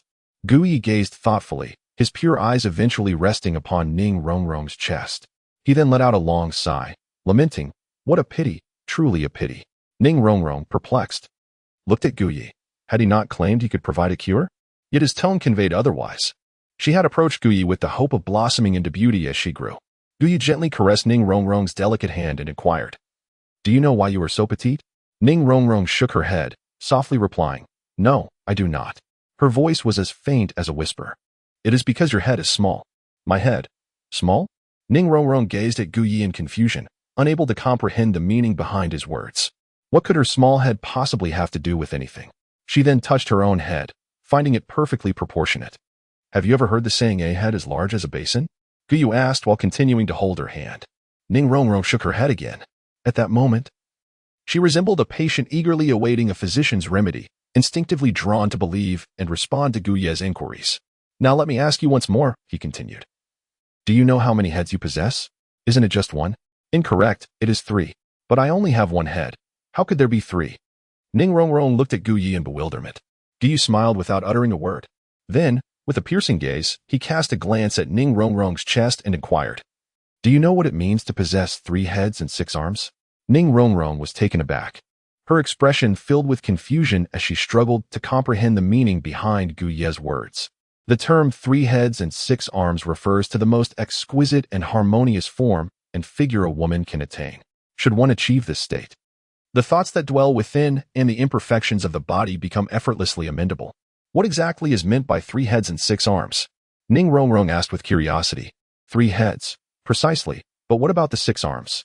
Gu Yi regarded Ning Rongrong thoughtfully and remarked, the 6 arms naturally refer to slender arms, elongated legs, and well-rounded hips. This is what one might call the 6 arms of a woman. If only you could cultivate a harmonious and proportionate form, the aspirations you hold would become effortlessly attainable. Ning Rongrong appeared to grasp the implication. Realizing that her lack of symmetry in her 3 heads and 6 arms was the root of her troubles. What should I do then? She inquired, her urgency evident in her gaze. I trust you have taken the medicine I provided yesterday? Gu Yi questioned. Yes, yes. Ning Rongrong nodded vigorously, her heart secretly marveling at the efficacy of the remedy. It is a swift-acting potion, yielding results within a few days. However, I do not advocate reliance on medication. For every remedy carries its own risks. My recommendation for your treatment is, I shall personally attend to your healing, Gu Yi stated with a gentle smile, his gaze pure and earnest. How will you treat me? Ning Rongrong was eager to transform herself, wishing to elevate from a mere dumpling to a grand bonne, captivating all in her wake. There are 2 methods of treatment. One is a manual technique, remarkably effective, albeit time-consuming, entirely hand-operated, and devoid of any side effects. The other is an energy treatment, equally effective but of shorter duration. However, it comes at a considerable cost and may entail a slight discomfort, given that this is your first experience. Upon hearing of these 2 approaches, Ning Rongrong pressed for clarification. How does the manual technique serve as treatment? It is quite simple. It can be performed using my hands, Gu Yi explained, extending his hands for her to see. It is much like this. Thereafter, I will apply a special elixir to stimulate certain hormones within your body, thereby achieving the desired enhancement. Rest assured, during this process, you need not worry. For I am a respectable physician, and every part of your body is simply an organ to me. The treatment process will be conducted with the utmost professionalism. Gu Yi's gaze was pure and earnest as he looked at Ning Rongrong. However, when Ning Rongrong learned that Gu Yi's treatment method required him to personally assist her, her cheeks flushed slightly.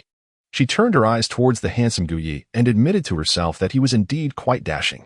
If she were to know, how could she entertain such thoughts? Quickly dispelling those inappropriate fantasies, she spoke up. Please, tell me about the second treatment method.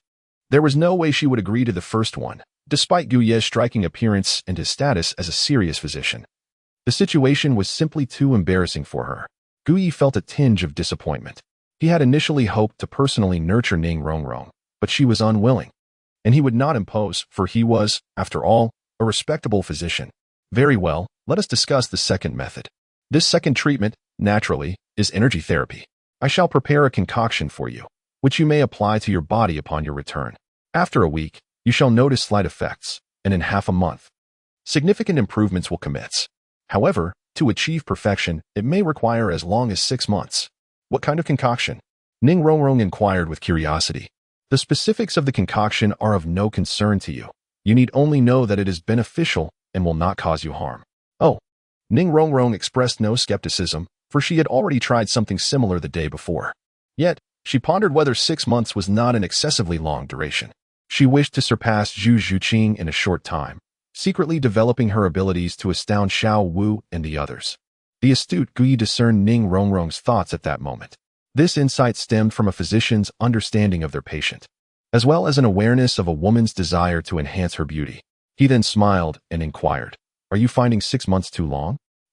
Ning Rongrong replied softly, "If 6 months feels excessive, you might contemplate the first treatment method. Rest assured, I shall not press you, for you are not the first patient I have treated, and ultimately, the decision lies with you." still preferred to try the second method first. Ning Rongrong confessed, unable to make a different choice, as she was still an innocent maiden. Very well. Gu Yi retrieved a bottle containing a white liquid from beneath the cabinet and placed it in Ning Rongrong's hands, simultaneously advising her, when applying, be sure to also dab some on your head. Remember these 4 words. Head big as a bucket. The specific usage instructions are written inside. Chapter 13. Caring for Zhu Zhuqing under a quilt. Ning Rongrong replied in a delicate whisper. At that moment, she had already discerned the meaning behind Gu Ye's reference to the head, and she comprehended the reason behind his assertion that a woman possesses 3 heads. Indeed, a woman does embody 3 heads. After tucking the medicine Gu Yi had given her into her bosom, she pondered Zhu Zhuqing's curvaceous figure and softly inquired, "Can I become just like Zhu Zhuqing?" Upon hearing Ning Rongrong mention Zhu Zhuqing, Gu Yi was momentarily taken aback. She truly harbored grand ambitions, aspiring to become as formidable as Zhu Zhuqing. It is commendable for one to possess ideals, yet excessive contemplation may lead to adverse outcomes. Wait a moment. Why would Ning Rongrong inquire about Zhu Zhuqing in his presence? Could it be that she suspects the undulating contours of Zhu Zhuqing's figure to be a consequence of his influence? Upon further reflection, considering that they were both within the confines of Shrek Academy, it was plausible that after witnessing Zhu Zhuqing's striking physique and then glancing at her own comparatively flat figure, Ning Rongrong might indeed question whether Zhu Zhuqing's alluring form was somehow linked to him. Gu Yi smiled, then nodded without hesitation. Ning Rongrong, upon witnessing this, felt an immediate sense of relief. If in the future she were to be like Zhu Zhuqing, wouldn't that be? The more she pondered, the happier she became. Very well, for a week, I shall not charge you for the treatment. After a week, should the results be exceptional, I will ask for a single drop of your blood as compensation. Do you understand? Yes. Ning Rongrong readily agreed, considering it merely a drop of blood, with no significant loss involved. However, she remained unaware of the nature of the blood required. Following this, she discreetly inquired about some personal matters before preparing to leave. At that moment, a figure entered from outside. It was Zhu Zhuqing. Zhuqing. Upon encountering Zhu Zhuqing, Ning Rongrong felt a twinge of embarrassment and awkwardness, akin to meeting an acquaintance in a hospital. Rongrong, what brings you here? Zhu Zhuqing, equally surprised to see Ning Rongrong, had not anticipated that she would know Gu Yu. Curiosity piqued, she wondered what brought Ning Rongrong to this place. Zhuqing, I have some matters to attend to, so I must be going. Ning Rongrong wished to conceal her reason for visiting Gu Yi, hastily uttering her farewell before dashing off. Zhu Zhuqing stood momentarily taken aback, perplexed by Ning Rongrong's demeanor, sensing an air of fear surrounding her. You have arrived. Gu Yi disregarded Ning Rongrong's departure, instead smiling at Zhu Zhuqing. He was aware that a woman like Zhu Zhuqing, who pursued strength with unwavering resolve, would certainly return. He had merely not anticipated her return would be so swift. Yes. Zhu Zhuqing nodded and approached Gu Yi, inquiring, what was that about with Rongrong?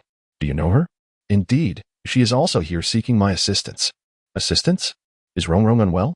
That I cannot disclose, as maintaining patient confidentiality is a fundamental principle.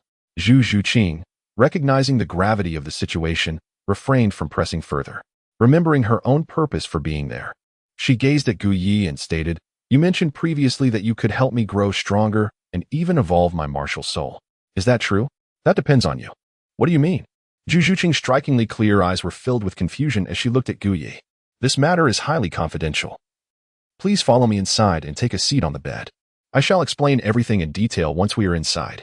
After Gu Yi had finished speaking, he promptly closed the door to the medical clinic and proceeded into her room. Without hesitation, Zhu Zhuqing followed suit. As for any potential danger, upon seeing Gu Yi's remarkably handsome visage, Zhu Zhuqing instinctively sensed that he was not a villain.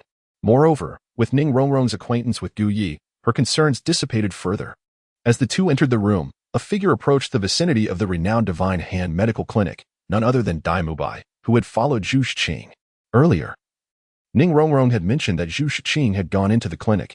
How could she possibly be there? Just as Ning Rongrong was returning to Shrek Academy, she happened upon Dai Mubai and informed him of Zhu Zhuqing's whereabouts. However, Dai Mubai was puzzled as to why Zhu Zhuqing would venture into a clinic. He was aware of the esteemed reputation of the Divine Hand Clinic within Soto City, particularly given Gu Ye's commendable standing in the area. As he pondered, Dai Mubai hastened his pace towards the clinic, eager to discern Zhu Zhuqing's intentions. He had heard whispers of the clinic's youthful yet extraordinarily handsome physician. Could it be that Zhu Zhuqing had some connection to him? The mere thought of this caused Dai Mubai to furrow his brow, quickening his steps further. Meanwhile, within the inner chamber of the Divine Hand Clinic, Gu Yi gazed intently at Zhu Zhuqing before him. Leaning against the door, Zhu Zhuqing showcased her alluring and curvaceous figure to the fullest. At that moment, she looked upon Gu Ye's handsome face, puzzled by the reason behind his penetrating gaze, which bore an air of subtle aggression. Gu Yi gazed at Zhu Zhuqing not merely because of her striking beauty, her alluring figure, her long legs, and her slender waist, nor even her renowned assets. Rather, he was scrutinizing Zhu Zhuqing with a gaze of pure intent, for he was now a physician, and to a physician, every individual is but a patient. His perspective was one of clarity and integrity. You aspire to grow stronger, do you not? Gu Yi inquired briefly before leaving behind a towering silhouette for Zhu Zhuqing. Gazing at Gu Ye's retreating figure, Zhu Zhuqing pondered her family's matters as well as her curiosity regarding Gu Ye's soul evolution. She resolutely affirmed with a hum. Having made her decision, she understood the necessity of strength. Are you aware of the sacrifices required to grow stronger? Remember, there is no free lunch in this world, Gu Yi remarked, hands clasped behind his back. What is needed? Gu Yi did not respond immediately. After some contemplation, he recalled the martial spirit serum extracted from Zhu Zhuqing's body and said, First, when the time is right, you must not oppose my taking that most precious drop of blood from you. Second, I wish to conduct an experiment on you, which, if successful, will elevate your innate talent to the pinnacle of this world, enabling you to grow even stronger. I assure you, there will be no adverse effects. Are you willing? Indeed, Gu Yi intended to use the spectral feline martial spirit serum from Zhu Zhuqing on her, as she was undoubtedly the most suitable subject for this experiment he sought to validate. As for taking her most treasured drop of blood, Gu Yi was entirely serious. Zhu Zhuqing studied Gu Yi and readily agreed to the first condition, believing he merely sought her martial spirit blood. However, the second condition stirred a conflict within her heart. She yearned for strength, knowing that only power could shield her from the fate imposed by her family. Yet she hesitated to trust Gu Ye's words. Would there truly be no harm? Gazing intently at Gu Yi, she sought confirmation. Of course. Should I cause you any harm or leave you incapacitated for life, I give you my solemn guarantee. At this juncture, Gu Yi turned and slowly approached Zhu Zhuqing, their eyes locking in a gaze mere centimeters apart. Gu Yi gazed intently into Zhu Zhuqing's beautiful eyes and continued, I, Gu Yi, can take care of you, Zhu Zhuqing, for a lifetime. As he whispered these three words, Zhu Zhuqing suddenly felt her heart race. Subsequently, she nodded, consenting to Gu Ye's experiment. Beyond her desire for strength, she recognized the sincerity in Gu Ye's eyes, which ultimately swayed her decision. Come, let us proceed to the bed. Upon receiving Zhu Zhuqing's agreement, Gu Yi gently led her to the bedside. Since she had consented to the experiment, she instinctively complied with Gu Ye's words, lying down as he commanded, awaiting his next move. Chapter 14. Zhu Zhuqing. How swiftly time flies at this moment. Gu Yi focused intently on Zhu Zhuqing, who lay on the bed, particularly noting the expression of serenity upon her face. His heart stirred slightly. After all, the Zhu Zhuqing before him possessed an alluring and mature figure, devoid of any youthful innocence, far more enticing than the young women he had treated in recent days. This sight left Gu Yi undeniably captivated. Yet, Gu Yi remained the composed individual he was. After dispelling the whimsical thoughts swirling in his mind, he produced a vial and a needle. Isn't this the blood extracted from my martial soul? Zhu Zhuqing inquired, noticing the familiar bottle in Gu Ye's hand. Indeed, it is the blood of your martial soul. Through my research, this single drop possesses a unique effect. Shortly, I will inject it into your body to merge with your martial soul, the phantom spirit cat. The resulting transformation will only enhance your strength. This is my promise to you. Should anything go awry and lead to any physical harm, you need not worry, for I have assured you that I will take care of you for a lifetime. Gu Yi smiled sincerely and remarked that taking care of Zhu Zhuqing under one blanket must indeed be true. Upon hearing Gu Ye's words, Zhu Zhuqing let out a soft snort and said, Let us begin. Gu Yi possesses striking good looks. However, Zhu Zhuqing, with her self-discipline and resilience, does not require Gu Ye's lifelong care. It is evident that Zhu Zhuqing misunderstood Gu Ye's words, for he referred to a blanket, while she misinterpreted it as a lifetime commitment. Observing Zhu Zhuqing's insistence, Gu Yi did not squander any time. He proceeded to extract a needle, tested the syringe, and then drew the blood essence from the phantom cat martial spirit. Holding the needle firmly in his hand, Gu Yi cast a sidelong glance at Zhu Zhuqing. a mischievous smile playing on his lips as he remarked, "The first time my needle pierces your flesh, it will indeed be quite painful.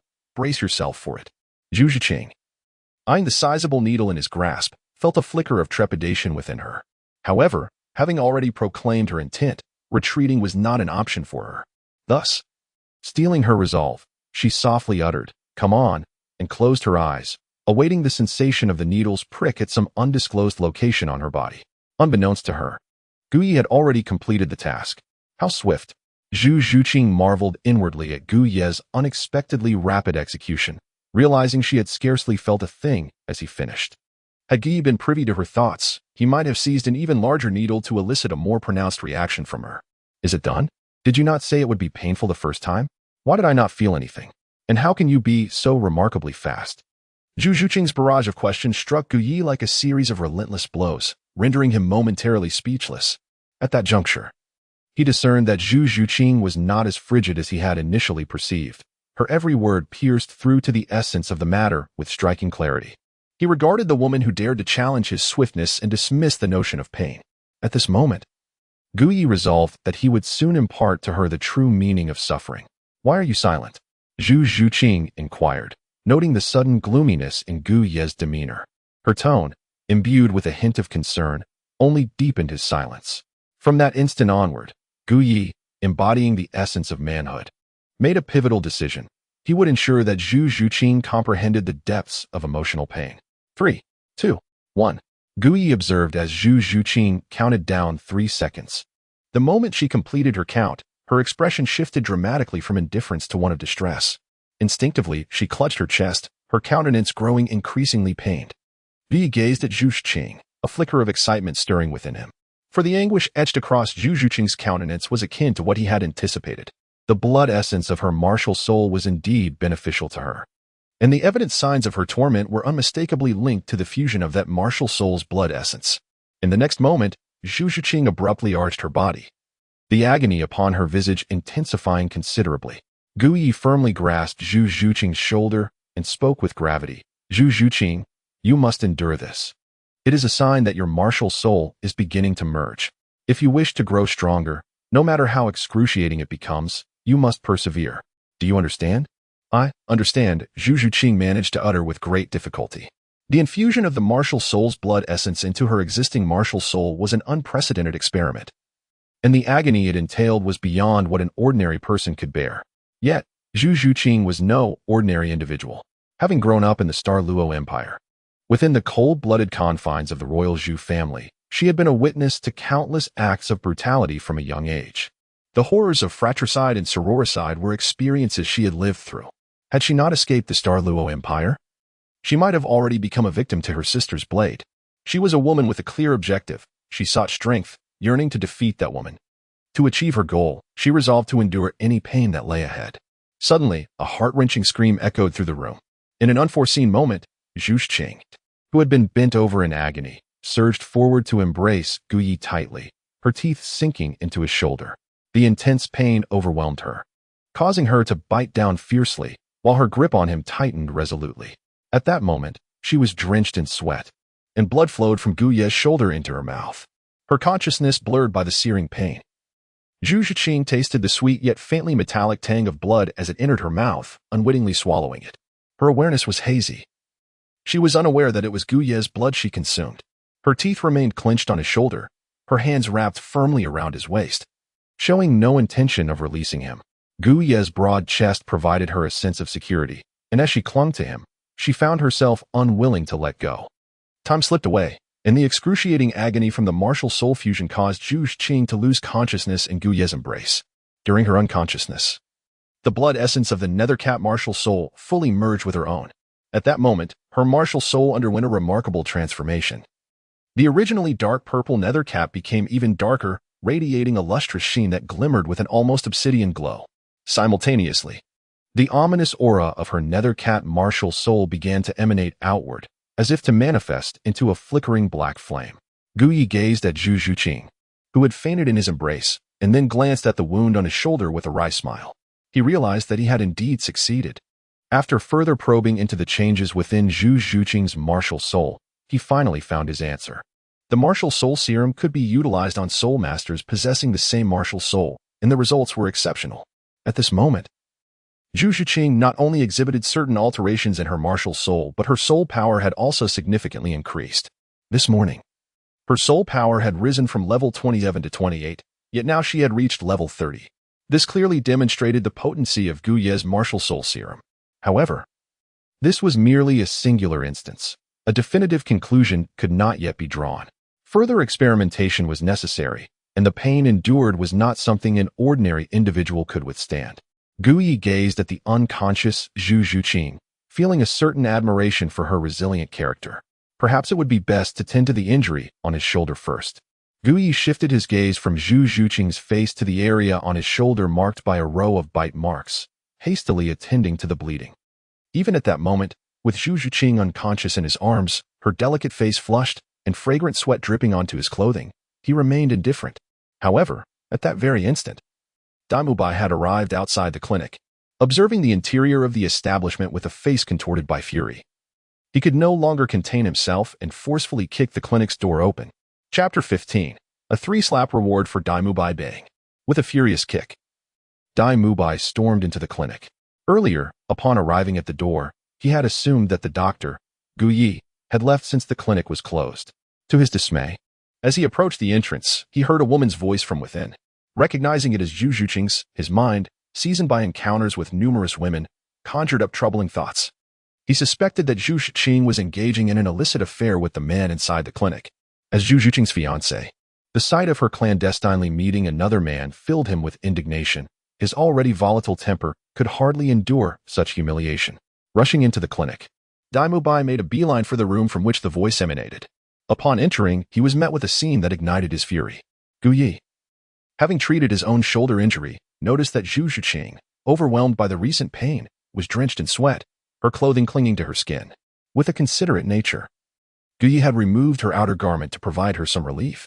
Consequently, as he did so, Zhu Zhuqing's modesty was inadvertently exposed to his gaze. Nevertheless, being a man of integrity, Gu Yi refrained from taking undue advantage of the situation, merely fulfilling his promise to cover her with a blanket. At that moment, Zhu Zhuqing reclined against Gu Yi, draped in a blanket that left her snowy shoulders exposed, her cheeks radiant and glistening, a drop of fragrant sweat lingering upon her flushed face. Their close proximity suggested that some intimate moments had transpired between them, which only fueled Daimubai's rage as he burst in. Anyone witnessing their beautiful fiancée in such a vulnerable state, nestled in another man's embrace, would surely be incensed. To complicate matters, Zhu Zhuqing lay unconscious. One could only wonder what had transpired to render her in such a state. What have you done to Zhu Zhuqing? Daimubai glared at Gu Yi, struggling to contain his fury as he coldly inquired. What's it to you? Gu Yi cast a glance at Daimubai, responding indifferently before tightening his embrace around Zhu Zhuqing and pulling the blanket over them to shield against any prying eyes. What does it concern you? Humph. You dare to lay a hand on my woman? You are courting death. Unable to contain the fury boiling within him any longer, Daimubai unleashed a furious shout as he witnessed Gu Ye's inappropriate actions towards Zhu Zhuqing. In that moment, he was convinced that Zhu Zhuqing had betrayed him with this man. Consequently, he held nothing back in his attack, unleashing a fierce wave of white tiger energy directed at Gu Yu on the bed. As Gu Yu felt a surge of anger when Daimubai barged in, it was clear that his uninvited intrusion into his medical facility, disrupting the treatment of Zhu Zhuqing, was intolerable. Gu Yu was not one to possess a gentle temperament, and what exacerbated his fury was Daimubai's reckless assault without discernment. Observing the aggressive stance, it was evident that no restraint was being shown, which only intensified Gu Ye's wrath. Get down on your knees, he commanded in a low voice, raising his hand. A brilliant white light swiftly shot forth, creating a semicircular space that enveloped the entire medical hall. Almost immediately, an invisible hand materialized above Daimubai, delivering a resounding slap that firmly brought him to the ground. Thud! Without any surprise, the 37th level soul master, Daimubai, was struck by this intangible hand, kneeling heavily as he made intimate contact with the floor. Gu Yi cast a frosty gaze upon Daimubai, who lay sprawled on the floor. You dare to intrude upon my medical establishment and resort to violence? Do you take me for a fool? Daimubai, struggling to muster his soul power, realized he was being pinned down by an unseen force, unable to rise. He could only glare at Gu Yi, who was embracing his fiancée, Zhu Zhuqing, on the bed. "You scoundrel, if you have the guts. Release me and see if I don't kill you," Dai Mubai shouted in unrestrained fury. His anger stemmed from the realization that Gu Ye's hand had ventured beneath the covers, where his fiancée lay.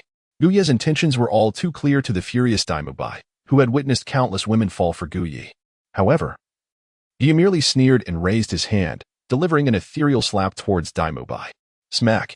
In that instant, a resounding echo filled the room, as an invisible hand struck Dai Mubai's face. "This slap serves as punishment for your unauthorized intrusion into my domain." Smack!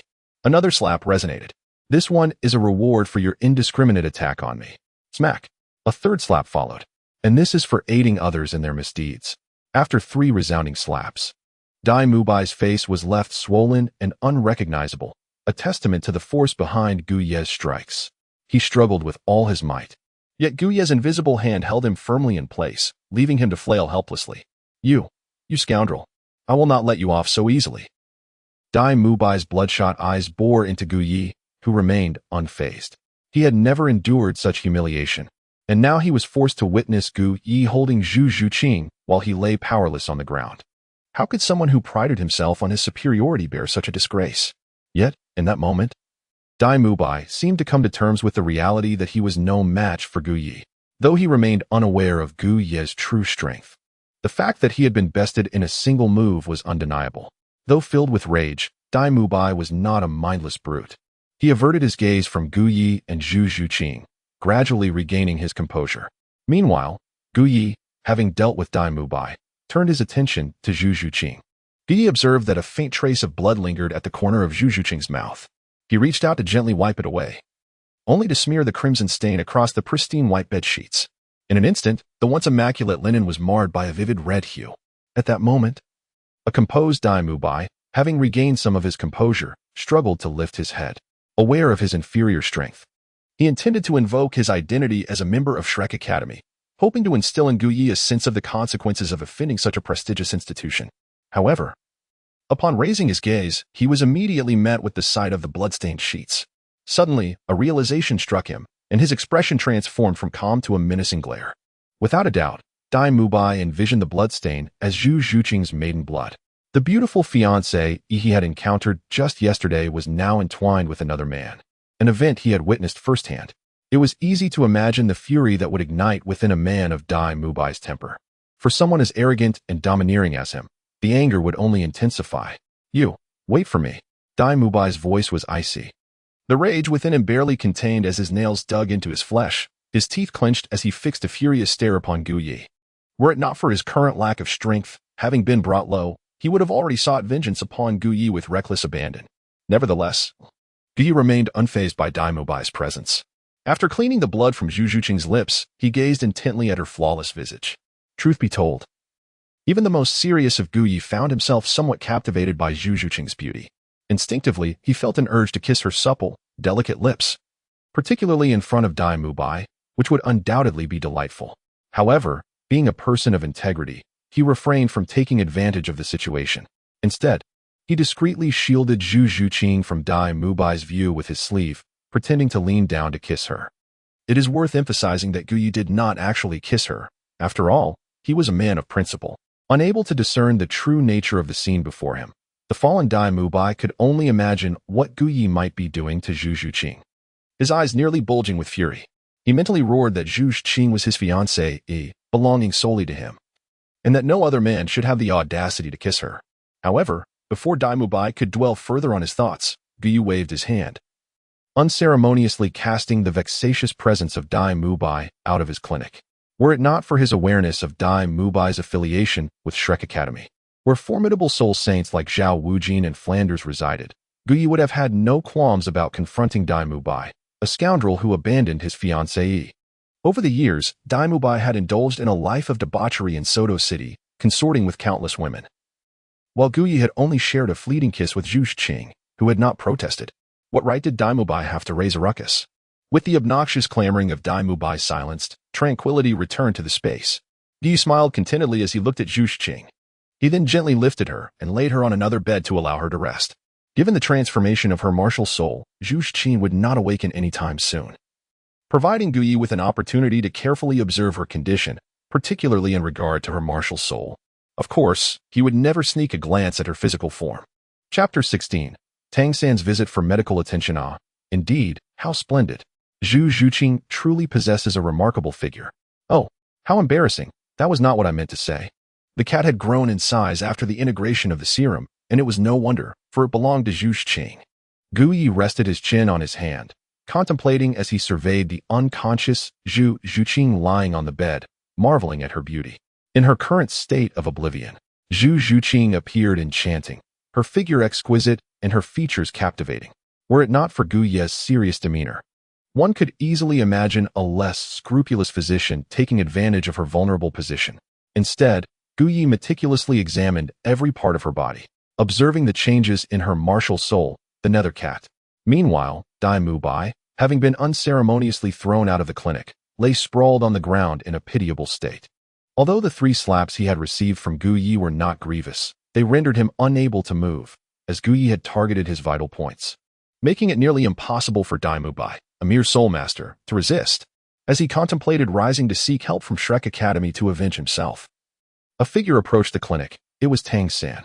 Tang San had initially been wandering through Shrek Village with Xiao Wu, but after encountering Ma Hongjun and feeling unwell, he returned to Shrek Academy, where Xiao Wu sought out Ning Rongrong and Zhu Zhuqing. Alone, Tang San went to check on his health and discovered he was indeed feeling under the weather, prompting him to seek Guyi's assistance, not as a patient, but to inquire about certain matters, as he did not believe he was ill. Upon arriving outside the clinic, Tang San noticed someone lying on the ground, groaning in pain. Upon closer inspection, he realized it was Dai Mubai. Dai Mubai, what happened? Why are you lying here? Tang San hurried over to help him up and asked about the situation. He soon noticed Dai Mubai bore strange injuries. After a brief examination, he was taken aback. Though the injuries were not severe, each one targeted a vital area, indicating that the assailant possessed an intimate knowledge of human anatomy. It was the physician inside. Dai Mubai managed to say, "The physician inside?" Tang San queried, glancing back at the clinic, puzzled as to why Dai Mubai had provoked such a confrontation. After using his soul power to assist Dai Mubai's recovery, he continued, "Dai Mubai, wait here. I will go inside to see what's going on." "Wait." Tang San. Dai Mubai attempted to call out to stop him, wishing to return to the academy to seek help. But Tang San seemed to disregard his words and stepped directly into the clinic. Unlike Dai Mubai's earlier brashness, Tang San approached the entrance and called out, "I am Tang San, seeking the physician here. May I request an audience?" After his announcement, he waited patiently. Inside the clinic, Guyi instinctively glanced at the task associated with Tang San upon hearing his voice. Task 1. Perform a hemorrhoid surgery on Tang San. Reward, 50 surgical points. Task 2. Cut Tang San's virtual kidney. Reward, 100 surgical points. Task 3. Perform a neurosurgery on Tang San. Reward, 500 surgical points. Note: hypocrites also suffer from ailments, and often gravely so. Task 4. Perform a castration surgery on Tang San. Reward, 5,000 surgical points. Task 5. Perform a gender transformation surgery on Tang San. Reward, 10,000 surgical points. Guyi quickly dismissed the first 3 tasks, focusing instead on the 4th and 5th, which presented lucrative opportunities. With Tang San's arrival, it seemed he could concoct a plan.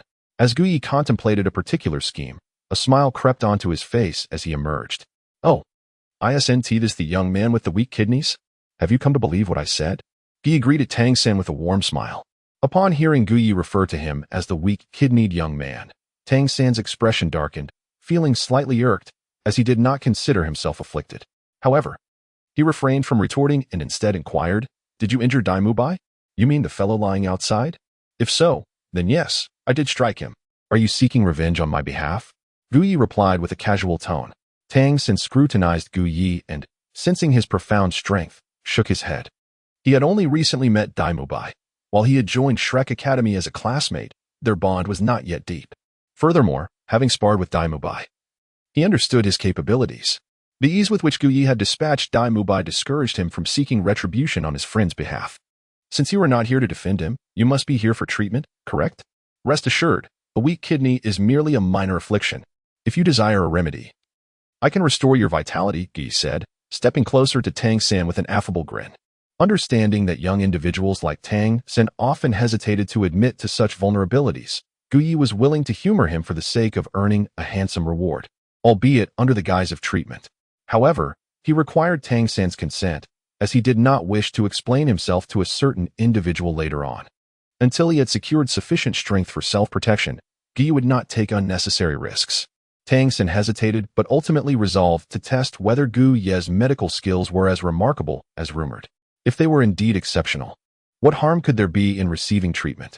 With this in mind, Tang San discreetly reached into his pocket and swiftly produced a pouch of poisonous powder, releasing it towards Gu Yi.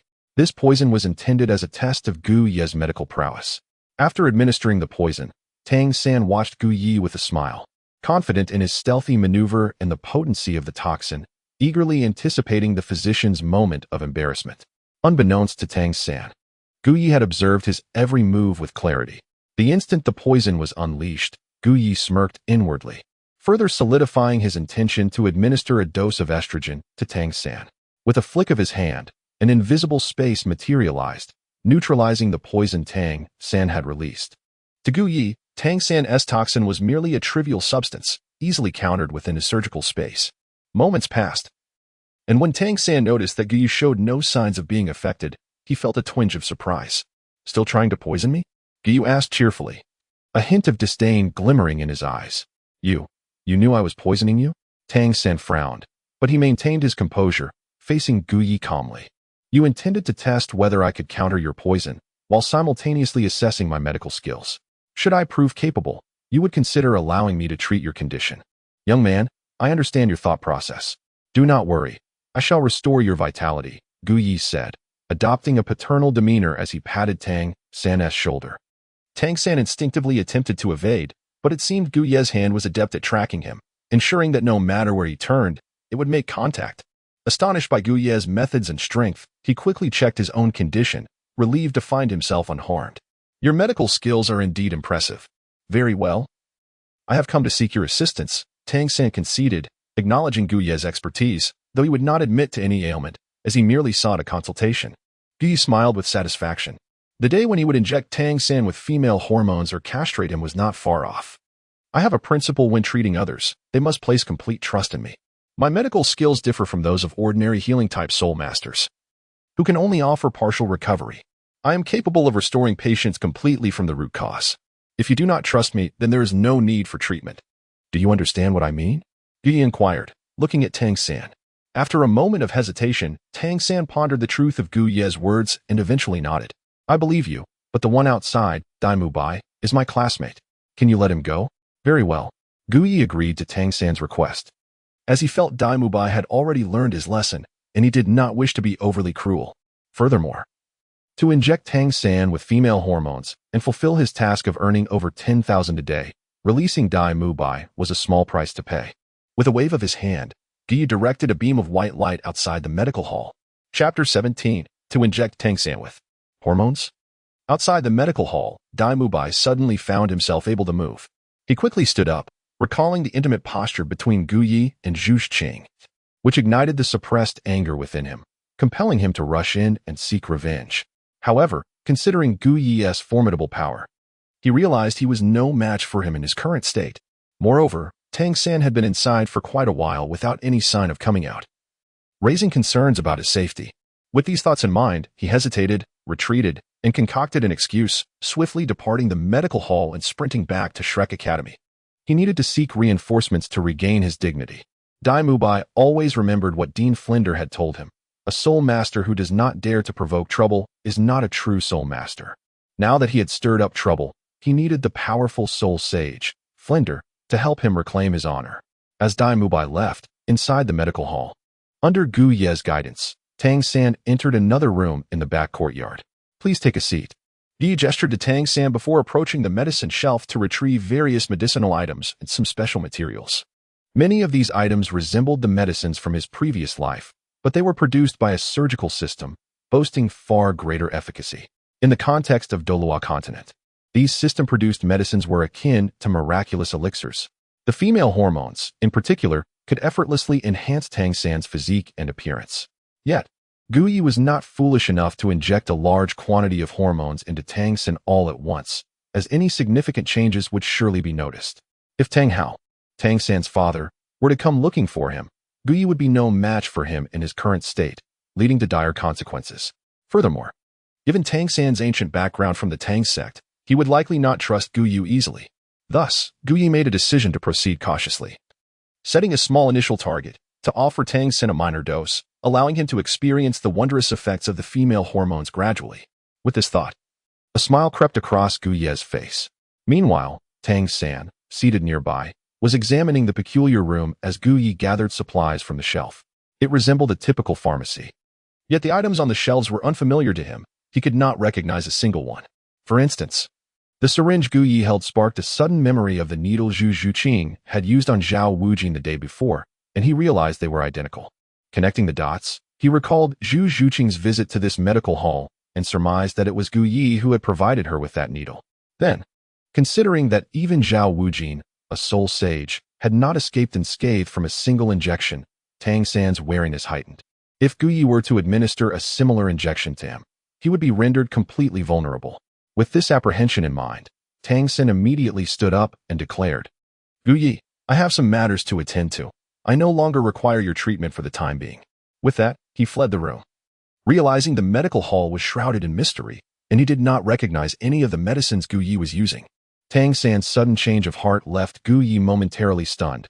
He had just agreed to treatment, and now he was retracting his words. Gu Yi gazed at the syringe filled with female hormones in his hand, then turned his attention to Tang San, who was walking away. Could it be that he harbored suspicions? Or perhaps Tang San was aware that this was the substance that could enhance his beauty. That seemed implausible. As he watched Tang San exit the room, Gu Yi refrained from intervening, uncertain if Tang Hao was nearby, watching him. Since Tang San was not voluntarily accepting his treatment, Gu Yi would not take action. It was prudent to preserve this syringe for the time being. Tang San, Zhu Zhuqing. Upon stepping out from the inner room into the main hall of the medical clinic, Tang San was taken aback to see Zhu Zhuqing. Likewise, Zhu Zhuqing was somewhat surprised to encounter Tang San. "Where's Gu Yu? He is inside, isn't he?" At that moment, Zhu Zhuqing did not ponder why Tang San was there. She was solely focused on finding Gu Yi. She had just awakened and was already aware of her transformation. Not only had her soul power advanced to the 30th level, but her martial soul had also undergone profound changes. She was now certain that Gu Ye's earlier claims were indeed true. "He is inside. But Zhu Zhuqing, aren't you at Shrek Academy? How did you end up here?" Tang San, seemingly reluctant for Zhu Zhuqing to discover the purpose of his visit, asked with a hint of caution. "I have some matters to attend to." Zhu Zhuqing paid little heed to Tang San, as he was not of much concern to her compared to Gu Yi. After all, their relationship had become tenuous. While she had a connection with Gu Yi, yes, Zhu Zhuqing recalled the incident when she had bitten Gu Yi, after which she had fainted in his arms. Without further ado, she bypassed Tang San and entered the back room. Tang San observed Zhu Zhuqing as she walked in, choosing not to depart. Inside the back room, Gu Yi, upon seeing Zhu Zhuqing's arrival, instantly forgot about Tang San and smiled. "You're awake. How do you feel?" "Very well," Zhu Zhuqing nodded, glancing at Gu Ye's shoulder and quietly inquiring, "Is your injury all right?" "It's nothing serious," Gu Yi replied, shaking his head as he approached her, taking her hand earnestly to check her pulse. Her pulse was steady. The fusion of her martial soul had proceeded smoothly, and her soul power had indeed surpassed the 30th level, establishing a solid foundation. "Congratulations, Zhu Zhuqing. Once you acquire another soul ring, you will become a soul sovereign, and the changes in your martial soul will require your own exploration." "Thank you." Zhu Zhuqing expressed her gratitude. Though she had only known Gu Yi for 2 days, he had offered her such assistance. For the first time in many years, Zhu Zhuqing felt the warmth of genuine concern from another, devoid of ulterior motives. "There's no need for thanks. After all, I do need to take a drop of your blood. And this is the result of your cooperation in the martial soul blood integration experiment," Gu Yi explained. Gu Yi spoke with a voice that resonated, seemingly intended for a particular audience. That audience, of course, was Tang San outside. Moments prior, Tang San had been standing at the door, having watched Zhu Zhuqing enter. Upon overhearing portions of the conversation between Gu Yi and Zhu Zhuqing, he was taken aback, particularly when he learned of Zhu Zhuqing's advancement to the 30th level. He distinctly recalled that just yesterday, Zhu Zhuqing had registered at the 27th level. To achieve such a leap in merely 2 days was astonishing. Curiosity piqued. He continued to listen as Gu Yi mentioned Zhu Zhuqing's consumption of the Wuhuan blood, a concept Tang San was hearing for the first time. Inside the room, Gu Yi and Zhu Zhuqing engaged in conversation for quite some time before finally emerging. Upon exiting, Gu Yi noticed Tang San still lingering and feigned ignorance, inquiring, "Aren't you leaving?" Tang San, uncertain how to respond, glanced at Zhu Zhuqing and swiftly realized, "I am waiting for Zhu Zhuqing. She is now a student at Shrek Academy, making us classmates. I thought it prudent to wait for her to return together." "Oh, I see," Gu Yi replied, nodding as if comprehending. Then, turning his gaze to Tang San, he smiled and said, "Remember, you are always welcome to seek my assistance for treatment. However, I must kindly advise you that some ailments should not be postponed. The longer they are delayed, the more severe they may become, which could ultimately impact your future happiness." Gu Ye's heartfelt assistance to Tang San in administering female hormones was truly sincere. Chapter 18. The arrival of the Shrek team upon hearing Gu Ye's words. Zhu Zhuqing cast a doubtful glance at Tang San, asking, "Are you here to seek treatment?" Tang San, feeling somewhat awkward, scratched his head. There was no way he could divulge the true reason for his visit to Zhu Zhuqing. After all, it pertained to a man's dignity. A person like Tang San, who valued his pride, would never confess such a thing. "And what about you, Zhu Zhuqing? How did you come to be with him?" Tang San quickly responded, eager to discern the nature of the relationship between Zhu Zhuqing and Gu Yi, questioning why Gu Yi was so inclined to assist her and what exactly the essence of the martial spirit blood was. Zhu Zhuqing remained silent, instead looking towards Gu Yi, as if inquiring whether he could share the details about the martial spirit blood with others. Gu Yi shook his head, chuckling softly. "Tang San, Zhuqing is merely my patient. A few days ago, she sustained an injury, and I assisted in her treatment. It's as simple as that, isn't it, Zhuqing?" Gu Yi smiled at Zhu Zhuqing, who nodded in agreement. Indeed, their relationship was as uncomplicated as he described. While Gu Yi, Tang San, and Zhu Zhuqing conversed within the clinic, Dai Mubai, who had returned in a disheveled state to Shrek Academy, was outside the clinic with reinforcements. Upon his return, Dai Mubai had directly informed Flander that he had been mercilessly beaten by Gu Yi, and that Gu Yi had potentially bewitched Zhu Zhuqing and might have committed unspeakable acts against her, which could also pose a threat to Tang San. Flander, having heard of Gu Ye's reputation as a physician, was initially skeptical. However, upon witnessing the injuries on Dai Mubai and the genuine expression on his face, he became convinced. Thus, he took Dai Mubai and rushed towards Soto City. Coincidentally, Zhao Wujing, Ning Rongrong, Xiao Wu, Oscar, and Ma Hongjun were also present, and upon hearing Flander's account, they decided to accompany him. Ning Rongrong, naturally, found it hard to believe Dai Mubai's claims. In her mind, Gu Yi was a gentle, handsome, and polite individual, thus incapable of the actions Dai Mubai described. Xiao Wu followed out of concern for Tang San, having heard Dai Mubai's insinuations of danger. Ma Hongjun and Oscar were purely intrigued, particularly by the alluring Zhu Zhuqing, and they had heard of Gu Ye's esteemed reputation, prompting them to join in the investigation. "Mubai, are you certain of what you are saying?" Zhao Wujing asked, his skepticism evident as they approached the clinic. "Teacher Zhao, I witnessed it with my own eyes. Gu Yi was holding Zhuqing in bed, and she was unconscious in his arms, her face."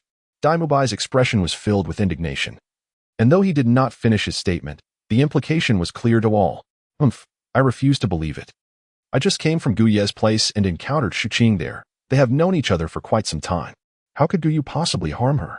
I suspect you are simply envious and fabricating stories, Mubai, Ning Rongrong retorted sharply. Indeed, from what I know, Gu Yi does not seem to be that kind of person. Zhao Wujing concurred, having come to the clinic for treatment himself. Let us cease the debate and enter to uncover the truth. If what Mubai claims is accurate, and Gu Yi truly poses a threat to those from Shrek Academy, then he shall face the consequences, Flander declared with a cold snort, revealing his character as someone who would not shy away from confrontation. Subsequently, Flander, Zhao Wujing, and Dai Mubai stormed into the clinic, only to be taken aback by the sight of Gu Yi, who was seated calmly in a chair, conversing with Zhu Zhuqing, while Tang San remained beside them, listening intently. At that moment, Tang San was increasingly astonished and impressed by Gu Ye's profound knowledge and insights, which far surpassed his own understanding, even eclipsing that of his teacher, Yu Xiaojiang, particularly regarding martial spirits and the subject of martial spirit blood. This left Tang San both amazed and gradually convinced that Gu Yi was indeed capable of healing him and genuinely wished to do so. Just then, Gu Yi paused and turned his gaze towards the entrance of the clinic, prompting Zhu Zhuqing and Tang San to follow suit.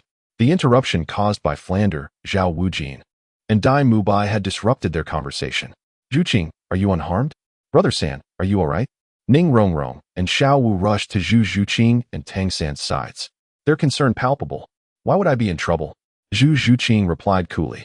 I'm fine. What brings all of you here? Tang San looked perplexed at Zhao Wujin and Dai Mubai's arrival. Humph. It was that lecherous old tiger who claimed that Brother San was in danger and suggested that Zhuqing might have been compromised by Gu Yi. We were worried and came to check. Xiao Wu expressed her indignation, clearly upset over Dai Mubai's deception. Zhuqing, are you truly all right? Ning Rongrong scrutinized Zhu Zhuqing's condition. I'm fine, Zhu Zhuqing replied succinctly, leaving no room for further discussion. At this moment, Ning Rongrong, Tang San, and Xiao Wu turned their attention to Dai Mubai, as did Flander and Zhao Wujin. Mubai, didn't you say they were in danger?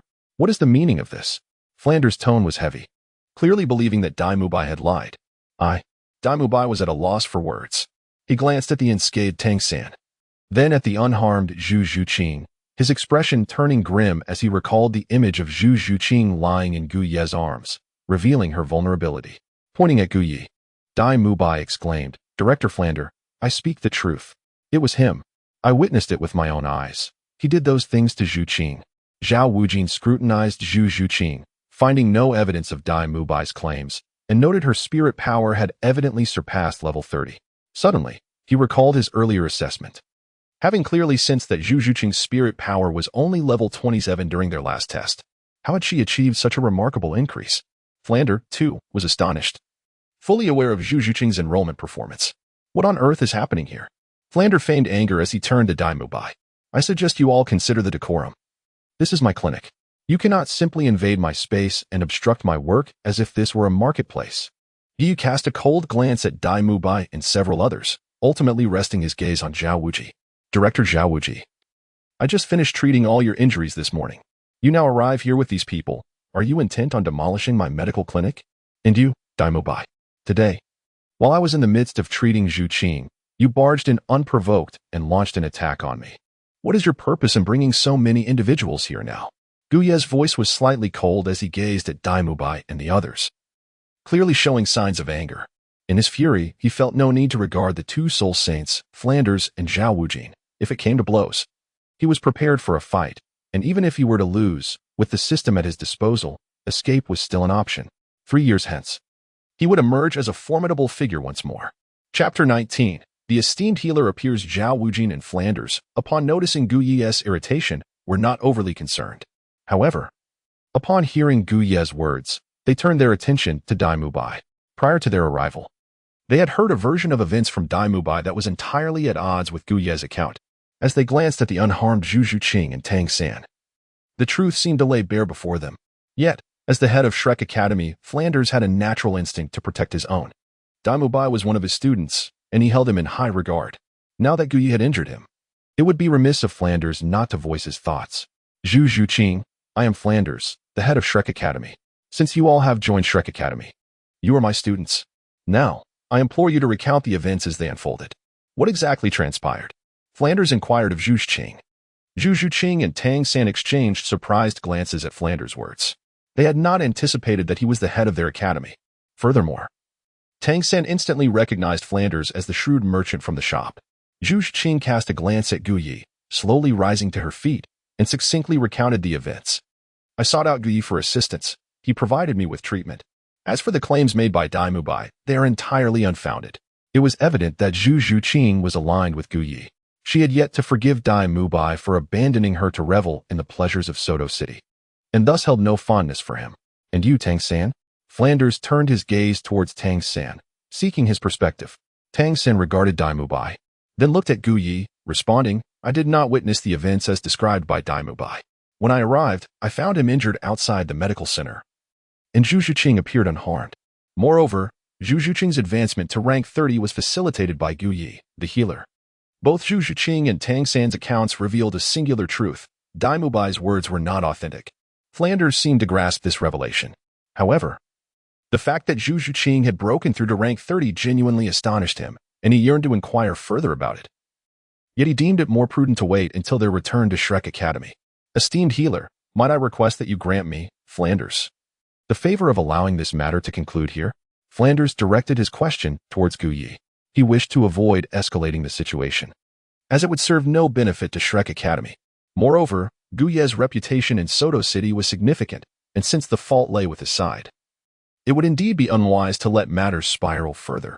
Gu Yi glanced at Zhao Wuji and Flander, remaining silent for a moment. When one's strength pales in comparison to others, there is little room for arrogance.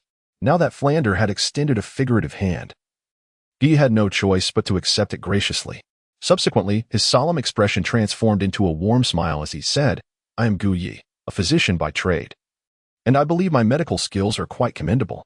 Should you, Dean Flander, or any of your students fall ill, do not hesitate to seek my assistance. I assure you that my remedies will alleviate your ailments. Gu Yi deliberately directed his gaze towards Dai Mubai and the others, including Ma Hongjun, who bore a flaw in his martial spirit.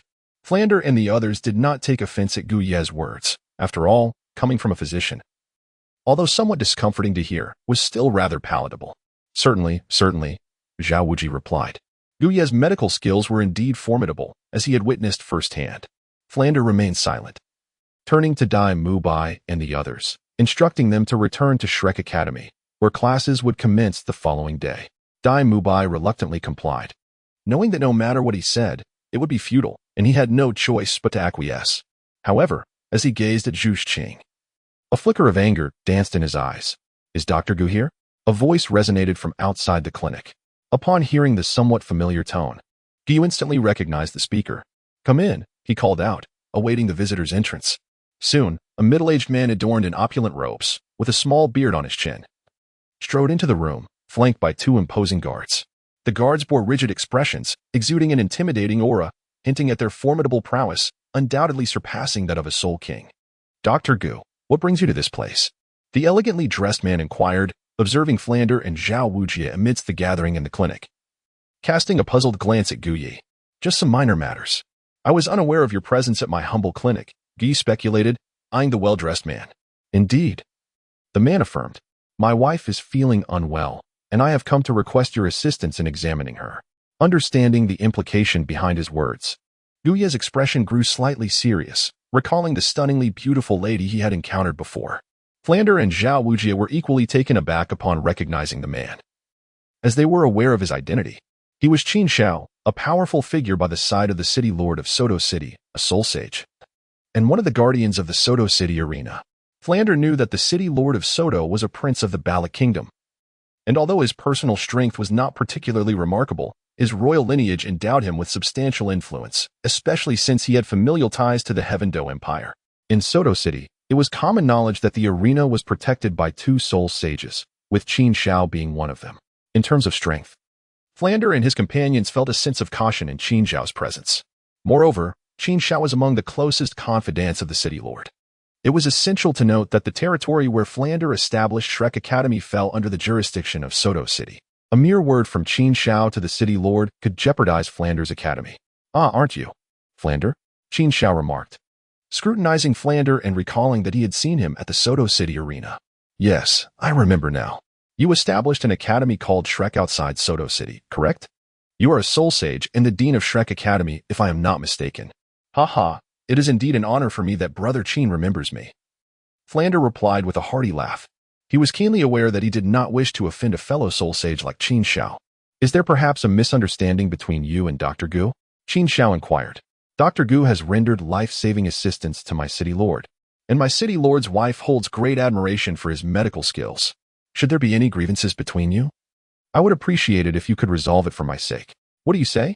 Although Qin Shao did not issue explicit threats, his words carried an implicit warning. Someone as astute as Flander could easily discern the underlying message. To disregard Qin Shao's face would mean courting trouble.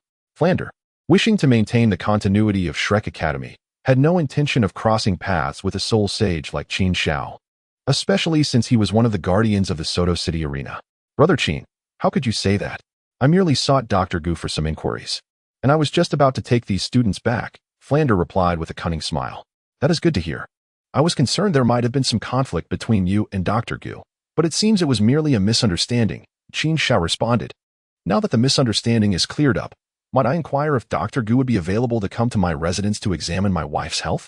Yes, that would be fine. Gu nodded in agreement. Thank you for your assistance, Dr. Gu, Qin Shao expressed courteously. Chapter 20, The Enigmatic Beauty, Cadden following this. Gu Yi exchanged a few words with Zhu Zhuqing before accompanying Qin Shao to the city lord's residence. Meanwhile, Flander led Tang San and the others back to Shrek Academy. Dean, was that man truly that powerful? Why were you so courteous? Ma Hongjun asked, puzzled during their journey back. He recalled that Flander was not one to bow down easily. Consider him a fellow soul sage. What do you think? Flander replied, casting a glance at Ma Hongjun. Surprised, Ma Hongjun began to comprehend. No wonder Flander, who usually taught them to avoid conflict, was so deferential. He had encountered an equal. Moreover, I must inform you that he is not simply a soul sage. He serves as a personal guard to the city lord of Soto City and is one of the protectors of the Soto City arena, making him a formidable presence. Flander added, his tone serious. Given that you will be attending classes at the Soto City arena tomorrow, it would not bode well to offend someone of such stature, as it could affect my earnings. I see. Ma Hongjun nodded in understanding. However, he soon sensed something amiss, as Tang San, Xiao Wu, Zhu Zhuqing, and Ning Rongrong exchanged glances, evidently questioning Flander's intentions based on his earlier remarks. Ahem, let us return to Shrek Academy first. We can discuss this later, Flander said. Feeling embarrassed after inadvertently revealing his thoughts, he hastily moved ahead but paused to add, also, Zhu Zhuqing, please provide me with details regarding your recent breakthrough to the 30th level once we return. With that, he hastened his pace. The members of Shrek Academy regarded Flander with suspicion, acutely aware of his ulterior motives. On the other hand, Gu Yi had arrived at the entrance of the city lord's residence, a place he was most reluctant to visit yet felt compelled to. The reason being a woman, the beautiful and captivating wife of the city lord, Shui Hong, with whom he shared a complicated history. To clarify, it was not with him, Gu Yi, but rather with the former Gu Yi, who had engaged in an improper relationship with this enchanting lady 3 months prior to his arrival in this world. The reason was, of course, Gu Yi's remarkable appearance. On a dark and tempestuous night, Gu Yi vaguely recalled his encounter with a strikingly beautiful young woman in the wilderness, which left an indelible impression upon him. Subsequently, they engaged in a profound exploration of one another amidst the vast expanse of nature. Eventually, they found themselves reunited in the wild once more, beneath the luminous orb of the moon, where a spark of attraction ignited within the growth. 3 months prior, Gu Yi had traversed into this realm while clandestinely meeting with the enchanting lady. During that time, he grappled with self-doubt, pondering whether his soul's transition into this body was somehow linked to her. Esteemed physician, my lady has been awaiting your arrival for quite some time. Please, do enter, Qin Shao remarked, noticing Gu Yi lingering at the entrance. Indeed, Gu Yi nodded, a sigh escaping his lips as he entered the lord's mansion. Pray tell, is the lord within? Gu Yi inquired. Indeed, he is. Upon learning of your visit, the lord has long prepared a banquet with his lady in anticipation of your arrival, came the reply. Is that so? I am truly honored, Gu Yi expressed. Gu Yi let out a dry laugh, feeling utterly speechless about the Prince Xiahong of the Balak Kingdom, the lord of Soto City. Particularly, he recalled the events of 2 months prior, a night that left him at a loss for words. At that time, Gu Yi had only been in this world for a month, possessing merely average strength as a level 32 soul master, barely managing to establish a foothold in Soto City. On that fateful night, compelled by the fervent invitation of Lord Xiahong's beautiful wife, Gu Yi found himself reluctantly attending a rendezvous with the enchanting young woman held within the lord's mansion. He had come with the assumption that Lord Xiahong would not be present. However, fate had other plans. Just as he began conversing with the charming lady, Xiahong returned home, gravely injured and on the brink of death. Fortunately, Gu Yi was well versed in medicine, and after administering treatment, he managed to save Xiahong's life. From that moment on, he became the Lord's savior, receiving lavish hospitality from Xiahong, who frequently sent his subordinates to invite Gu Yi to the mansion. Yet, Gu Yi had to decline each time, feeling an overwhelming sense of guilt. Today, his primary purpose for visiting was to sever ties with the alluring young woman, for he was not one to indulge in such affairs. Soon, under the guidance of Qin Shao, Gu Yi arrived at the Lord's mansion. Inside the grand hall sat a man in his mid-30s. This was Xiahong, the lord of Soto City and a prince of the Balak kingdom. His father, King Kandera of Balak, was a cousin of the emperor of the Tiando Empire, making Xiahong's status remarkably distinguished. Beside him sat a woman in her early 30s, clad in a flowing purple gown, her golden hair cascading elegantly. Her captivating features and gentle smile rendered her exceedingly enchanting. The graceful curves of her figure, accentuated by the gown, left a lasting impression, making one marvel at the existence of such a captivating woman in the world. This lady was none other than Xiahong's wife, Princess Cadden of the Silvis Kingdom. Though they were a prince and a princess, their union was a political arrangement devoid of genuine affection. Xiahong's hedonistic nature often kept him away from home, allowing Cadden the opportunity to seek Guye's company. Is the esteemed physician arriving soon? Xiahong inquired of the lovely Cadden. Yes, he should be here shortly. However, do you think it is appropriate to deceive him into coming? Cadden feigned concern, though her heart eagerly anticipated Guye's arrival. Having not seen him for 2 months. Without such tactics, I fear he would not come, Xiahong replied with a smile. Indeed, I have heard he has been tirelessly tending to the ailments of the citizens of Soto City, offering his services without charge. Is this true? Yes, it is indeed true. His medical prowess is truly admirable, Cadden affirmed. Had it not been for him, I might have perished, Xiahong lamented, turning to Cadden with earnest intent. My dear wife, I regret not expressing my gratitude sooner. Let us ensure we properly thank him when he arrives. Cadden nodded earnestly. Rest assured, I shall extend him a warm welcome. In every conceivable manner, she mused inwardly. At that moment, Qin Shao announced their arrival. My lord, my lady, the esteemed physician has arrived. Upon seeing Guye, both Xiahong and Cadden stood with palpable excitement. Esteemed physician, please, take a seat, Xiahong urged, gesturing for Guye to sit beside him. Cadden, eager to attend to Guye, nearly reached for his hand. Lord Xiahong, there's no need for such formality, Guye replied with a smile, then turned to Cadden, puzzled. Madam Cadden, did you not mention needing treatment for your condition? Cadden hesitated, a hint of embarrassment flickering in her eyes as she glanced at Xiahong. She longed to confide in Guye about her true feelings, yet the presence of her husband and others stifled her from voicing such intimate thoughts. Esteemed physician, I had no choice but to resort to such means to summon you, as you have been too preoccupied to visit, Xiahong explained with a chuckle. Exactly, Cadden added, her gaze reproachful as she regarded Guye, displeased with his absence over the last 2 months. Ah, I see. Guye understood their intentions. One desired his company, while the other craved a more personal connection. Esteemed physician, I have yet to adequately express my gratitude for your life-saving intervention. This banquet is a token of my appreciation. I sincerely hope you will not decline, Xiahong insisted. You honor me, but I am merely a humble physician.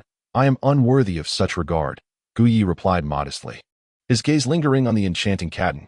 Cadden subtly parted her lips, as if to convey a secret message to Guye, making a tempting gesture with her hand, which sent a jolt through him. He quickly resumed conversation with Xiahong. Esteemed physician, you must not feel out of place. Your benevolence far outweighs any trivial gestures we could offer. Come, let us enjoy this meal together, Xiahong urged warmly.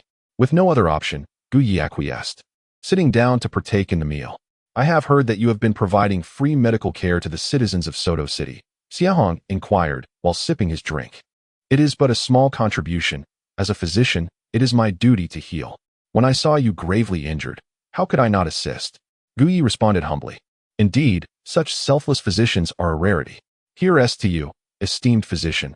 I raise my glass in gratitude for your life-saving efforts 2 months ago. Xiahong lifted his cup and drank deeply. Your lordship is overly gracious. Saving you is merely my duty, Guye replied, echoing the gesture.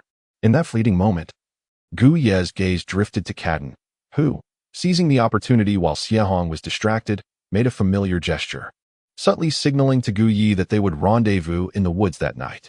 Guye cast a fleeting glance at the enchanting lady, Cadden, who was earnestly sipping her drink.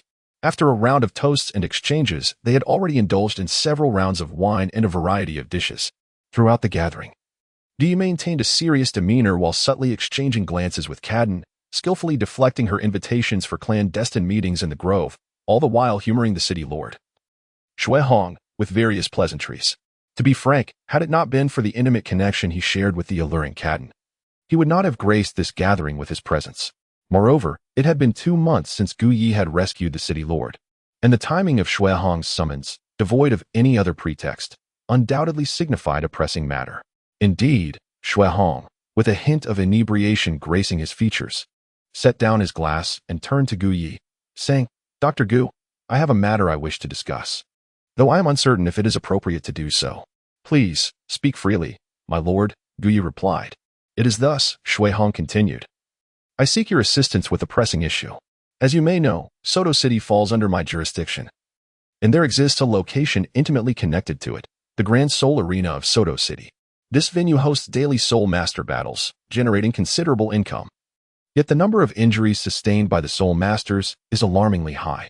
Although healing Soul Masters are available to provide care, they are often overwhelmed. At this juncture, I thought of you, Dr. Gu. Your medical skills are renowned. Would you be available to lend your expertise at the Grand Soul Arena of Soto City?" It was evident that this was the primary purpose behind Xue Hong's invitation to Gu Yi. As soon as Xue Hong concluded, Cadden, seated beside him, exchanged knowing glances with Gu Yi, seemingly urging him to acquiesce. Cadden desired Gu Yi's agreement, primarily to facilitate a secret rendezvous with her lover. Her union with Xue Hong was one of familial arrangement, devoid of genuine affection. Furthermore, Xue Hong, who indulged in a life of revelry, paid her little heed. Otherwise, she would not have sought out Gu Yi, nor engaged in certain undisclosed escapades with him. Their private meetings had already ensnared her heart and thoughts. Of course, this entanglement stemmed from Gu Yi's former self, bearing little relevance to his current identity. To be candid, Cadden was indeed a striking beauty, exuding a mature charm that captivated Gu Yi's interest. He had always been fond of such enchanting women. 2 months prior, they had shared several intimate encounters, yet now, Gu Yi surveyed the already somewhat inebriated Xue Hong, and upon recalling his task of collecting the blood of Soul Masters for his system, he turned his gaze towards the beautiful Cadden, resolving in his heart, "Lord City Master, I have agreed to assist the injured Soul Masters at the Soto City Grand Soul Arena." However, upon hearing Gu Yi's agreement, Xue Hong's heart leaped with joy, and he hastily inquired, "However, what? I am rather occupied on a daily basis and cannot frequently attend the Grand Soul Arena to provide treatment. I can only come when I have the time." "Oh, I thought it was something significant. As long as you, esteemed Dr. Gu, can come, everything will be fine. Moreover, the Grand Soul Arena events commence in the evening. You may arrive then, and I will ensure my wife treats you splendidly." "Very well, then it is settled." Gu Yi turned to Cadden and offered a faint smile. He had merely accepted Xue Hong's invitation to collect the blood of Soul Masters and harbored no ulterior motives. After all, Gu Yi was a man of integrity, solely interested in healing others while simultaneously exploring the profound truths of life. Cadden, the lovely matron, beamed with delight at Gu Yi's consent, for she was the true mistress of the Soto City Grand Soul Arena. Typically, she would be found there, and now that her beloved Gu Yi had agreed to assist her each evening, she saw an opportunity to rendezvous with him. Meanwhile, Xue Hong, having secured the assistance of such a talented individual for his wife Cadden at the Grand Soul Arena, indulged in another few drinks, his spirits buoyed. Having already been somewhat intoxicated, he continued to drink heavily, the effects of the alcohol becoming more pronounced. "Esteemed doctor, allow me to toast you once more. I am grateful for your life-saving kindness." In his drunken state, Xue Hong disregarded all decorum and raised his glass, drinking heartily. In the midst of his revelry, he suddenly collapsed onto the table. Though Xue Hong was the city lord and a prince of the Balik Kingdom, his prowess fell short of even that of a great soul master. He was a quintessential hedonistic nobleman, accustomed to a life of indulgence. Initially, the room housed only Gu Yi, the beautiful Cadden, and Xue Hong. Now, with Xue Hong sprawled inebriated, only Gu Yi and Cadden remained. One was a handsome young man, and the other a voluptuous lady, both entangled in a delicate relationship. As Xue Hong succumbed to his stupor, Cadden's gaze, filled with longing for her beloved, instantly fixed upon Gu Yi, radiating a captivating charm that was utterly enchanting. Gu Yi glanced at the inebriated Xue Hong sprawled across the table, then shifted his gaze to the fervently scrutinizing Cadden. Why did this scene, this tableau, and this narrative feel so achingly familiar? Gu Yi pondered for a moment. A certain host invited a gentleman to his home, where a beautiful wife resided. The three of them indulged in wine and engaging conversation. The host, succumbing to intoxication first, left the strikingly beautiful wife alone with the handsome gentleman, and soon thereafter, the dashing man and the captivating lady. Gu Yi appeared to have a clear understanding of how the ensuing narrative would unfold. He turned his gaze towards Cadden, who, in turn, remained fixated on him. Together, They cast a glance at the inebriated Shui Hong, who lay sprawled across the table. Guyi, Cadden called out first. Her voice was melodious, possessing a gentle allure that could effortlessly penetrate the hearts of others. Such a tone, especially when imbued with such profound emotion, was captivating. Yet, amidst this enchanting atmosphere, Guyi felt an inexplicable unease within him. The scene and the plot felt all too familiar. With a careful observation, he confirmed that Shui Hong was indeed intoxicated. As a physician of remarkable skill, discerning the state of inebriation was second nature to him. Moreover, Guyi sensed that the room contained only himself and Cadden. Guyi appeared to have recalled something, rising to his feet and approaching Cadden. Upon seeing Guyi approach, Cadden reminisced about their past clandestine meetings filled with affection, her heart racing with increasing fervor. She eagerly stood up, unable to contain her anticipation. Guyi approached Cadden and gently leaned closer to her ear, whispering, "You remain as beautiful as ever," captivating the heart. Upon hearing this, Cadden's face lit up with joy, as Guyi's words resonated deeply within her. However, she added, "At present, I have other matters to attend to. When I find some leisure time, I shall return to engage in a more profound conversation with you." After Guyi finished speaking, he prepared to take his leave, wishing to sever ties with the alluring young woman, Cadden. Yet, Cadden grasped Guyi's arm, her eyes glistening with tears as she reproached him. "How can you bear to witness the deterioration of my body and spirit day by day? As a physician, Guyi's primary duty is to heal and save lives. However, Cadden's ailment proves to be rather challenging to remedy. After all, becoming a monk is no simple feat." Chapter 22. Zhu Zhuqing's remarkable eloquence. Guyi, only you possess the ability to cure my illness. Cadden's enchanting gaze locked onto Guyi's, as she grasped his hand and placed it upon her heart.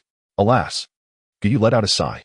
Being a physician is truly arduous. He must not only heal ailments but also assist others in their spiritual journeys. Now, the enchanting Cadden has taken a fancy to him, insisting he cannot leave until she is cured.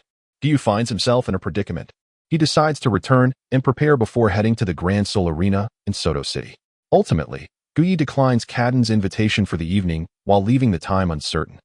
If only he possessed greater strength, he could have whisked Cadden away to a more private setting. Upon hearing Guyi's words, Cadden's spirits lifted. The Grand Soul Arena was her domain, and once Guyi arrived, she would easily convey her feelings to him. "Shall I take my leave?" she inquired. "Indeed. I shall escort you," he replied. As Guyi departed from the Lord's Manor of Soto City, at Shrek Academy, Flander gathered the Shrek 7 to convey important instructions and announced the commencement of classes the following day. He then turned to Zhu Zhuqing, inquiring about her rapid advancement beyond the 30th level. "It was Guyi who aided me," she responded. "Guyi? How could he assist you in ascending 3 levels within a day?" Flander questioned, perplexed. "It must be the soul blood," Tang San interjected at that moment. "Soul blood? What is that?" Flander, along with Ning Rongrong and Xiao Wu, remained bewildered. Tang San, having overheard Guyi's conversation with Zhu Zhuqing, explained that this was the most fundamental energy of the soul, which had enabled Zhu Zhuqing's swift breakthrough. Guyi had intentionally shared this information to pique the curiosity of the Shrek members, facilitating his future endeavors with them. It seems Guyi is not to be underestimated. Possessing such profound insights, Flander mused, recalling his close friend Yu Xiaojiang, who specialized in soul research. Surely, he would find Guyi's knowledge intriguing and might seek him out for clarification regarding soul blood. "Yu Qing, since you've just joined Shrek Academy and have recently surpassed the 30th level, we shall observe your progress for a few days, allowing you to solidify your cultivation. As for acquiring your 3rd spirit ring, that will require some time," Flander instructed. "Gather tomorrow morning for the official start of classes. If there are no objections, you may disperse now. Ning Rongrong, Xiao Ao, please remain." Zhu Zhuqing did not contest Flander's words and returned to her quarters once he announced the dismissal. Tang San, Oscar, and the others followed suit. Ning Rongrong looked at Flander, puzzled as to why she had been asked to stay. Oscar, however, understood, his expression turning bittersweet at the thought of Flander's sternness, but brightening upon seeing the beautiful Ning Rongrong. He straightened up to face Flander. Flander's intention in retaining the two was to have them engage in training, imparting knowledge about the weaknesses of support-type spirit masters. Meanwhile, as Dai Mubai departed, he could not shake the image of Zhu Zhuqing resting in Guyi's embrace, a thorn lodged deep within his heart, for Zhu Zhuqing was his fiancée. He called out to her, "Zhu Zhuqing, halt." Zhu Zhuqing stopped and turned to him, her demeanor frosty. "What is it?" "Xiao Wu, Tang San. and Ma Hongjun also paused to observe the interaction. You and that Guyi, what exactly is your relationship? Dai Mubai's unspoken words hung heavily in the air.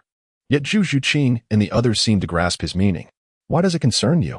Zhu Zhuqing replied coolly. Why does it concern me? Do not forget your station. Zhu Zhuqing, Dai Mubai retorted, his tone laced with indignation. Do you know Dai Mubai and Zhu Zhuqing are acquainted? Ma Hongjun whispered to Tang San. Indeed. They must be familiar, Tang San replied, judging by their tone and Dai Mubai's evident concern. Ma Hongjun surveyed Zhu Zhuqing, and his eyes brightened. She is indeed strikingly beautiful. Could it be that Dai Mubai has feelings for her? At this thought, he felt a twinge of regret, knowing how notoriously flirtatious Dai Mubai was. Is there anything else? Zhu Zhuqing asked, her voice sharp. She needed to return to her cultivation and had no time to waste here. I shall ask you once more. What is your relationship with Guyi? What is going on between you two? Dai Mubai's fists clenched, his irritation with Zhu Zhuqing's indifference evident. Utterly tedious. Zhu Zhuqing replied frostily. Dai Mubai, instead of wasting time here in jealousy and suspicion, you should be spending it on your cultivation. Or have you squandered these years running away? You. Dai Mubai's anger flared at Zhu Zhuqing's words. He had devoted himself to rigorous training, achieving his current status as a soul master at level 37. Yet, her words felt like mockery, dismissing his efforts. Tang San, Xiao Wu, and Ma Hongjun had confirmed their acquaintance and were intrigued by the nature of Zhu Zhuqing and Dai Mubai's relationship. Zhu Zhuqing cast a glance at Dai Mubai. Noting his restrained fury, and emotionlessly turned away. Had he erupted in anger, she might have respected him a fraction more. But his demeanor now only dissuaded her from further engagement. Dai Mubai watched her depart without attempting to stop her. Dai Mubai, what is your connection with Zhu Zhuqing? Why did she mention your fleeing? Ma Hongjun inquired after Zhu Zhuqing had left. To this, Dai Mubai merely snorted and walked away. Clearly unwilling to share with Ma Hongjun and the others. There is definitely something between them, Ma Hongjun mused. Indeed, it seems plausible. Dai Mubai's martial spirit is the white tiger, while Zhu Zhuqing's is the spirit cat. There is a certain correlation, Tang San concurred. They exchanged knowing glances before returning to the men's quarters, while Xiao Wu followed Zhu Zhuqing back to the women's residence. Upon returning, Xiao Wu, curious about Zhu Zhuqing's relationship with Dai Mubai, pressed her for details. Zhuqing, do you know Dai Mubai? Yes, Zhu Zhuqing replied simply. Oh, that explains it. But what is your relationship with him? Xiao Wu probed further. We were betrothed in childhood, Zhu Zhuqing stated. Betrothed? So you are Dai Mubai's fiancée? Xiao Wu exclaimed in surprise. That is one way to put it, Zhu Zhuqing replied flatly. Once Xiao Wu had calmed her astonishment, she recounted, Zhuqing, I must tell you something. When San and I visited Soto City, we saw Dai Mubai with a pair of twins heading to a hotel. How revolting, Zhu Zhuqing scoffed. Zhu Zhuqing let out a cold hum, clearly having deduced the character of Dai Mubai, which she regarded with disdain. Her sole focus was on enhancing her own strength. If Dai Mubai remained in such a state of decline, she would not waste her breath on him, for he was simply not worth it. Chapter 23, The Temptation from Kadena, How Exhausting. I cannot go on. Another scene unfolds within Shrek Academy. Ning Rongrong, being a support-type spirit master, had circled the academy several times, panting heavily from fatigue. Oscar, who was jogging alongside her, noticed her feeble gasps and promptly suggested, Rongrong, if you're tired, perhaps we should slow down? Ning Rongrong cast a glance at Oscar, reflecting on her life thus far. She had never endured such hardship.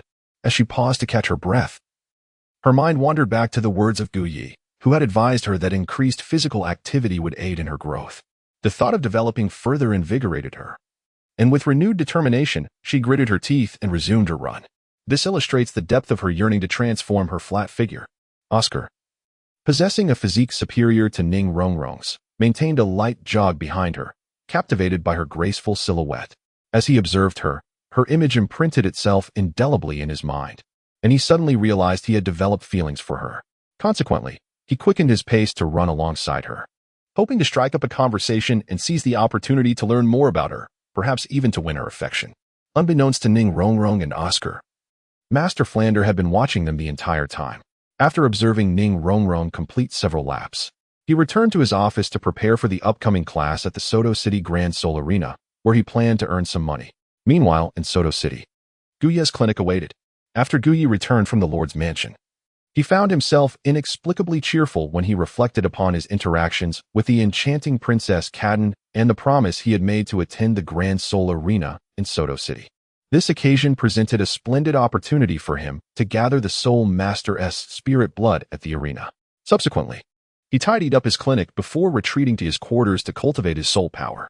The night passed without incident, and the following morning, Guyi rose early to prepare before setting off for the Grand Soul Arena. At that moment, a luxurious carriage arrived outside the clinic, and two individuals descended, Shui Hong, the Lord of Soto City, and the lovely Princess Qian.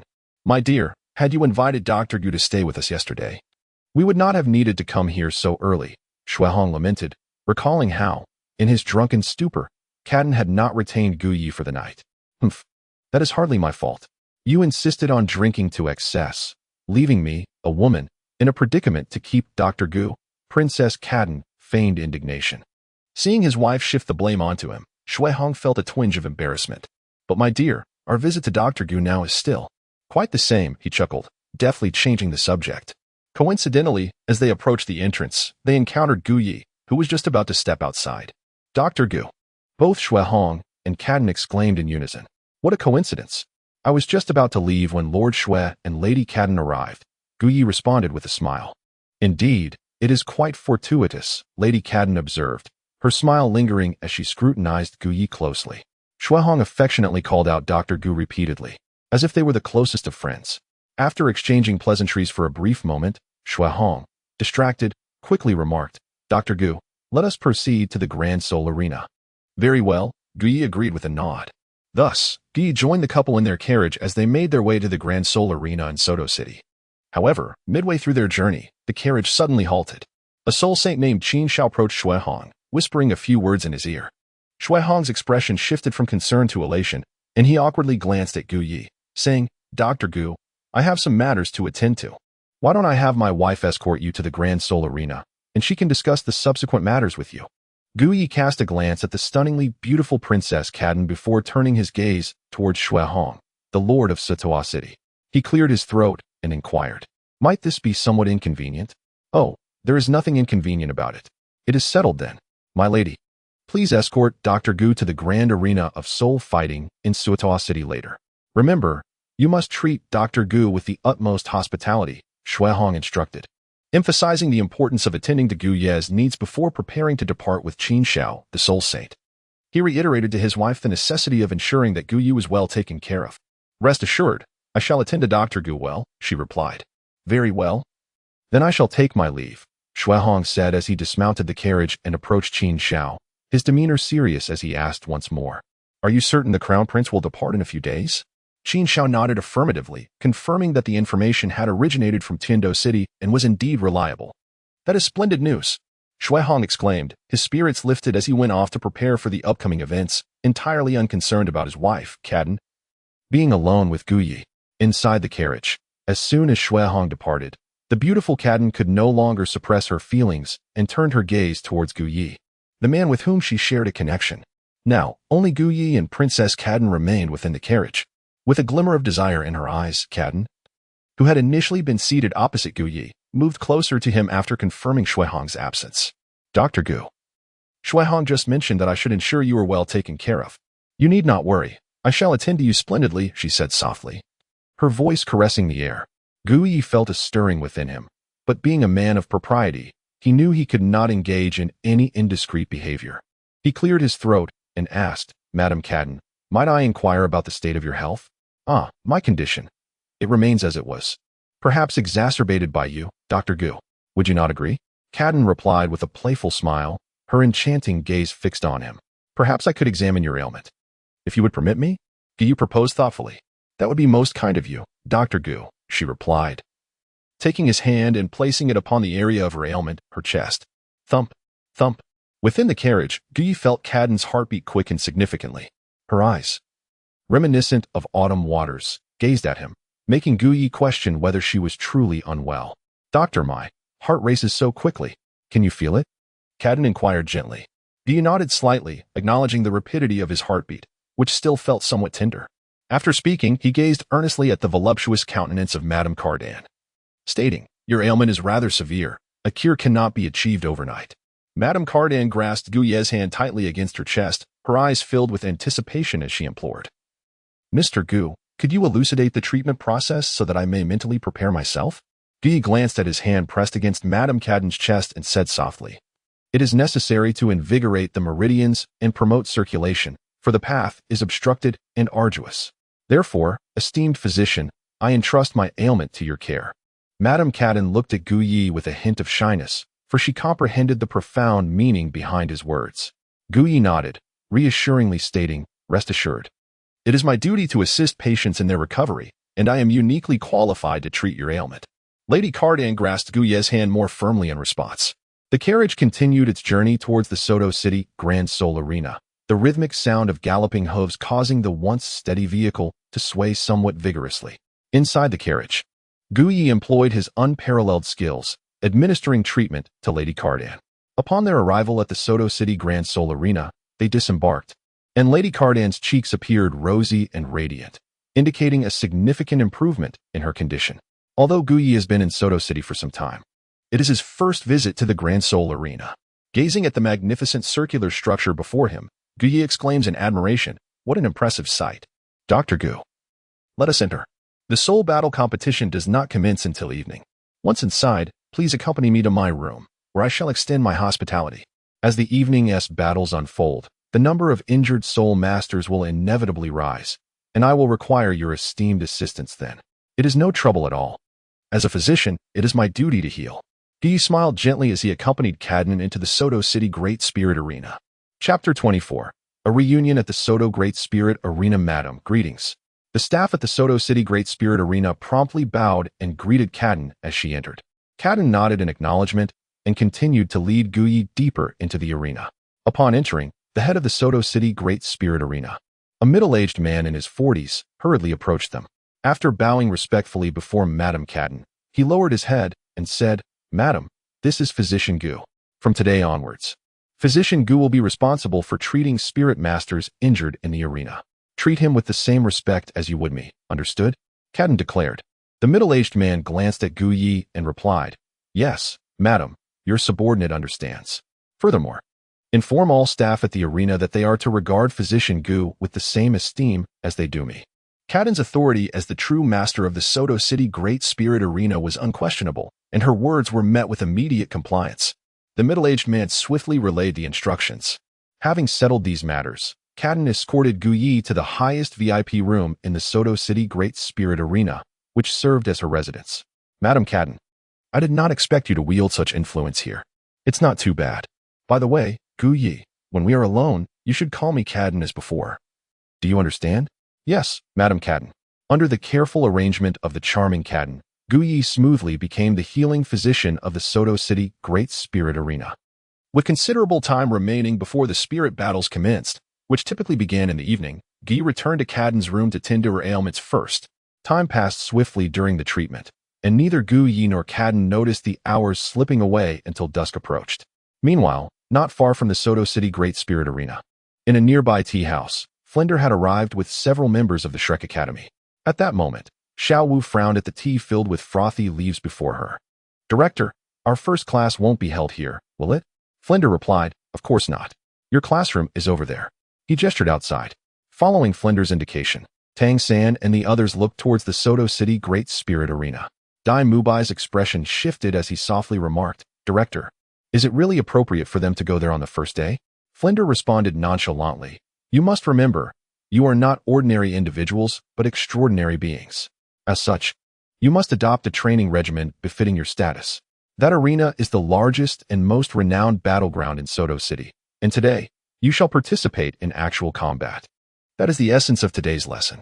Following this, Flender elaborated on the Soto City Great Spirit Arena and the rules of the spirit battles to Tang San, Xiao Wu, and Zhu Zhuqing. Upon hearing this, Tang San and Zhu Zhuqing looked curiously at the Soto City Great Spirit Arena. After observing for a moment, Tang San turned to Flender and asked, Director Flender, have Dai Mubai and Ma Hongjun participated in these spirit battles before? Flender nodded. Dai Mubai smiled modestly and said, I began participating in the Soto Great Spirit Arena's competitions when I reached level 29, and to this day, I have fought 56 battles, with a record of 29 wins and 27 losses. My current points stand at 2, and to advance from Iron Spirit to Copper Spirit, one requires 100 points. Each victory grants you a point, making the battles quite challenging. Upon finishing, Dai Mubai glanced at Zhu Zhuqing, seemingly conveying that his years of effort here were not in vain. However, Zhu Zhuqing paid him little attention. Dai Mubai felt a twinge of irritation at Zhu Zhuqing's indifference, but he restrained himself, having discerned that she remained untouched. This realization fueled his desire to reconcile with her. Yet, Zhu Zhuqing's aloofness was unexpectedly disheartening. Flinder, noting the time, remarked, "It's about time we head over. I will explain the remaining details once we arrive." After settling the tea bill, the group of 6 exited the tea house and made their way toward the Soto Great Spirit Arena. As they approached, the grandeur of the arena became even more astonishing. When Tang San and Xiaowu first arrived in Soto City, they had not visited this area and were unaware of such a magnificent structure within the city.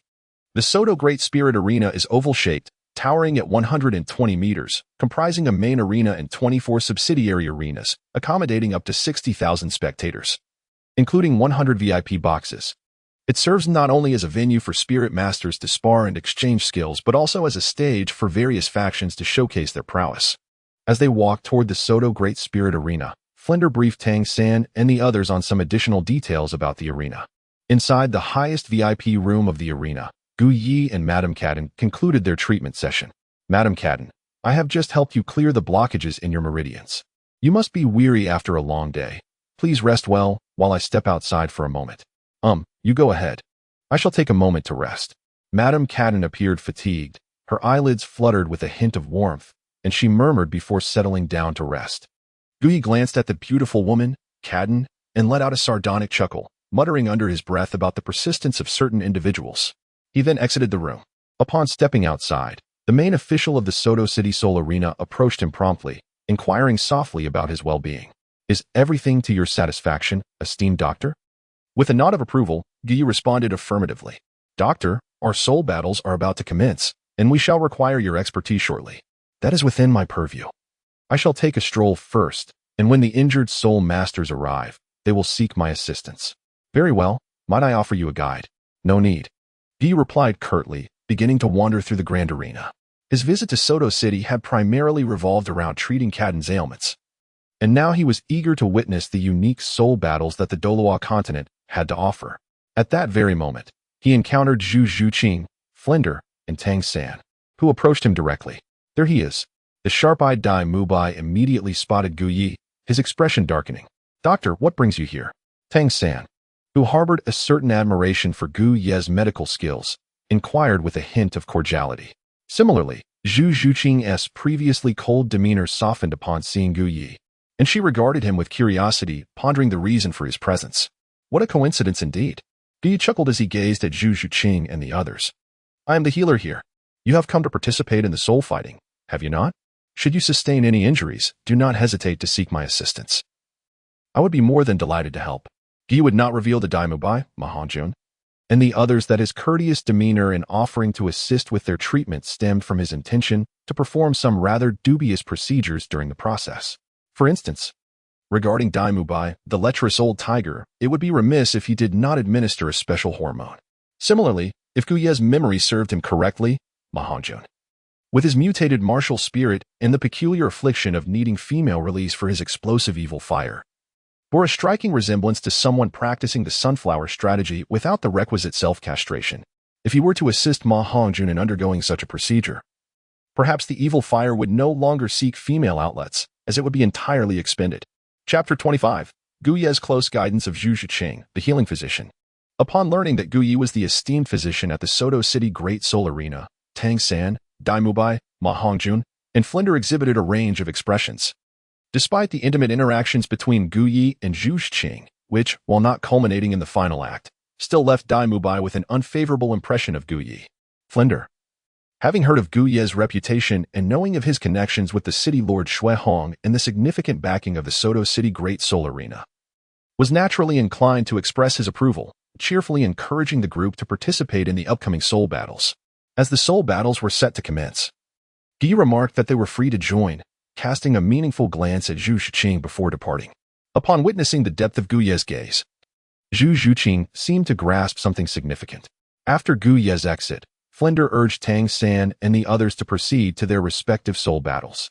Dean, Xiao Wu and I will head to our match now, Tang San said, as Xiao Wu, intrigued by the soul arena, exchanged a few words with Flinder before making her way to the competition. Dean, I shall take my leave as well, Dai Mubai, well acquainted with the soul arena and having participated numerous times, bid farewell to Flinder and proceeded to his battle stage. Meanwhile, Zhu Zhuqing, contemplating Gu Ye's profound glance, turned in silence, not to partake in the competition, but rather to seek out Gu Ye. At this moment, Gu Ye stood atop a railing, gazing down at an ongoing soul duel competition. As he watched intently, he noticed Zhu Zhuqing approaching slowly. Without turning to look at her, he merely smiled with satisfaction. A single glance was enough for Zhu Zhuqing to comprehend his intentions, which brought great joy to Gu Ye. Gu Ye, did you summon me? Zhu Zhuqing inquired as she arrived beside him. Indeed. Gu Ye observed the fierce battle taking place in the soul-fighting arena below, nodding slightly in acknowledgement. Zhu Zhuqing glanced at Gu Ye and, standing beside him, followed his gaze downwards. In the arena, a robust soul master wielding a hefty iron hammer relentlessly swung it towards another soul master. The latter, whose martial spirit was a patterned leopard, nimbly evaded the hammer strikes with remarkable agility. Aren't you curious as to why I summoned you here? Gu Ye inquired with a calm demeanor. Zhu Zhuqing cast a sidelong glance at Gu Ye. Although she remained silent, her curiosity about his intentions mirrored her unspoken thoughts. What do you think of their strength? Gu Ye gestured towards the two combatants on the arena floor. Both were soul masters, each possessing century-old soul rings, showcasing their formidable prowess. Upon hearing this, Gu Ye merely shook his head. In his eyes, these two individuals appeared exceedingly feeble. Their techniques were overly rigid and ostentatious. In this realm, no one possessed a deeper understanding of the human body than Gu Ye, nor was there anyone more acutely aware of its vulnerabilities. Presently, he wielded the soul of the surgical blade and commanded a realm of surgical precision. If he were to step onto the soul arena, he could effortlessly eliminate the two adversaries before him. Moreover, after observing for a while, Gu Ye noted that the combatants on the arena displayed a wholly mechanical execution of their soul techniques. Essentially, the soul masters of this world largely operated in a similarly rigid manner, reliant on their soul skills. It was akin to a video game. One releases a skill while the other evades. If evasion fails, they counter with the same technique, alternating blows in a predictable sequence. It was a manifestation of a game-like mechanism. Of course, this did not apply to all soul masters. As Gu Ye understood, those who attained a higher level of mastery could manipulate these rigid soul skills with remarkable agility, seamlessly integrating them to cultivate their own distinct style. Zhu Zhuqing gazed at Gu Ye with a look of confusion, struggling to comprehend his meaning. Ye turned his gaze towards Zhu Zhuqing and commanded, "Extend your hand." The authoritative tone was one she was quite familiar with, prompting her to instinctively reach out. Gu Ye took hold of her hand and examined her pulse. "Have you experienced any changes in your body since yesterday?" "No," Zhu Zhuqing replied, shaking her head. "Any discomfort?" She shook her head once more. "Have you noticed an enhancement in your martial spirit?" Zhu Zhuqing nodded in affirmation. After returning home, she had discovered a peculiar dark aura surrounding her martial spirit. The phantom spirit cat, resembling flames. However, this flame was still inchoate and feeble, and she remained unaware of its specific capabilities as she had not tested it with anyone. She had yet to disclose this development to others, but upon encountering Gu Ye, she felt compelled to share it. After listening, Gu Ye proceeded to examine other aspects of Zhu Zhuqing's physique and, satisfied, nodded in approval. "You are participating in the soul fighting competition shortly, correct?" "Yes," she confirmed. "Follow me, I have matters to discuss with you." Gu Ye grasped Zhu Zhuqing's hand and led her towards a VIP room in the soul fighting arena. As she followed him, Zhu Zhuqing realized that she harbored no resistance to his touch, allowing herself to be guided into the room without hesitation. After Gu Ye closed the door, he turned to Zhu Zhuqing and said, "Release your black flames for me to see." "All right." Zhu Zhuqing trusted Gu Ye completely, as her possession of this power was entirely due to him. Without hesitation, she unleashed it.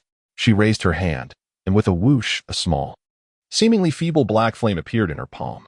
This flame had been slowly forming within her martial soul since her return yesterday, yet she remained unaware of its capabilities. "Do you know what it can do?" Zhu Zhuqing asked Gu Ye. "Fool." Gu Ye flicked Zhu Zhuqing's forehead and replied irritably, "How would I know about your martial soul?" Upon hearing Gu Ye's ambiguous remark, the once cold expression on Zhu Zhuqing's face blossomed with a hint of crimson, perhaps stirred by Gu Ye's intimate gesture or something else entirely.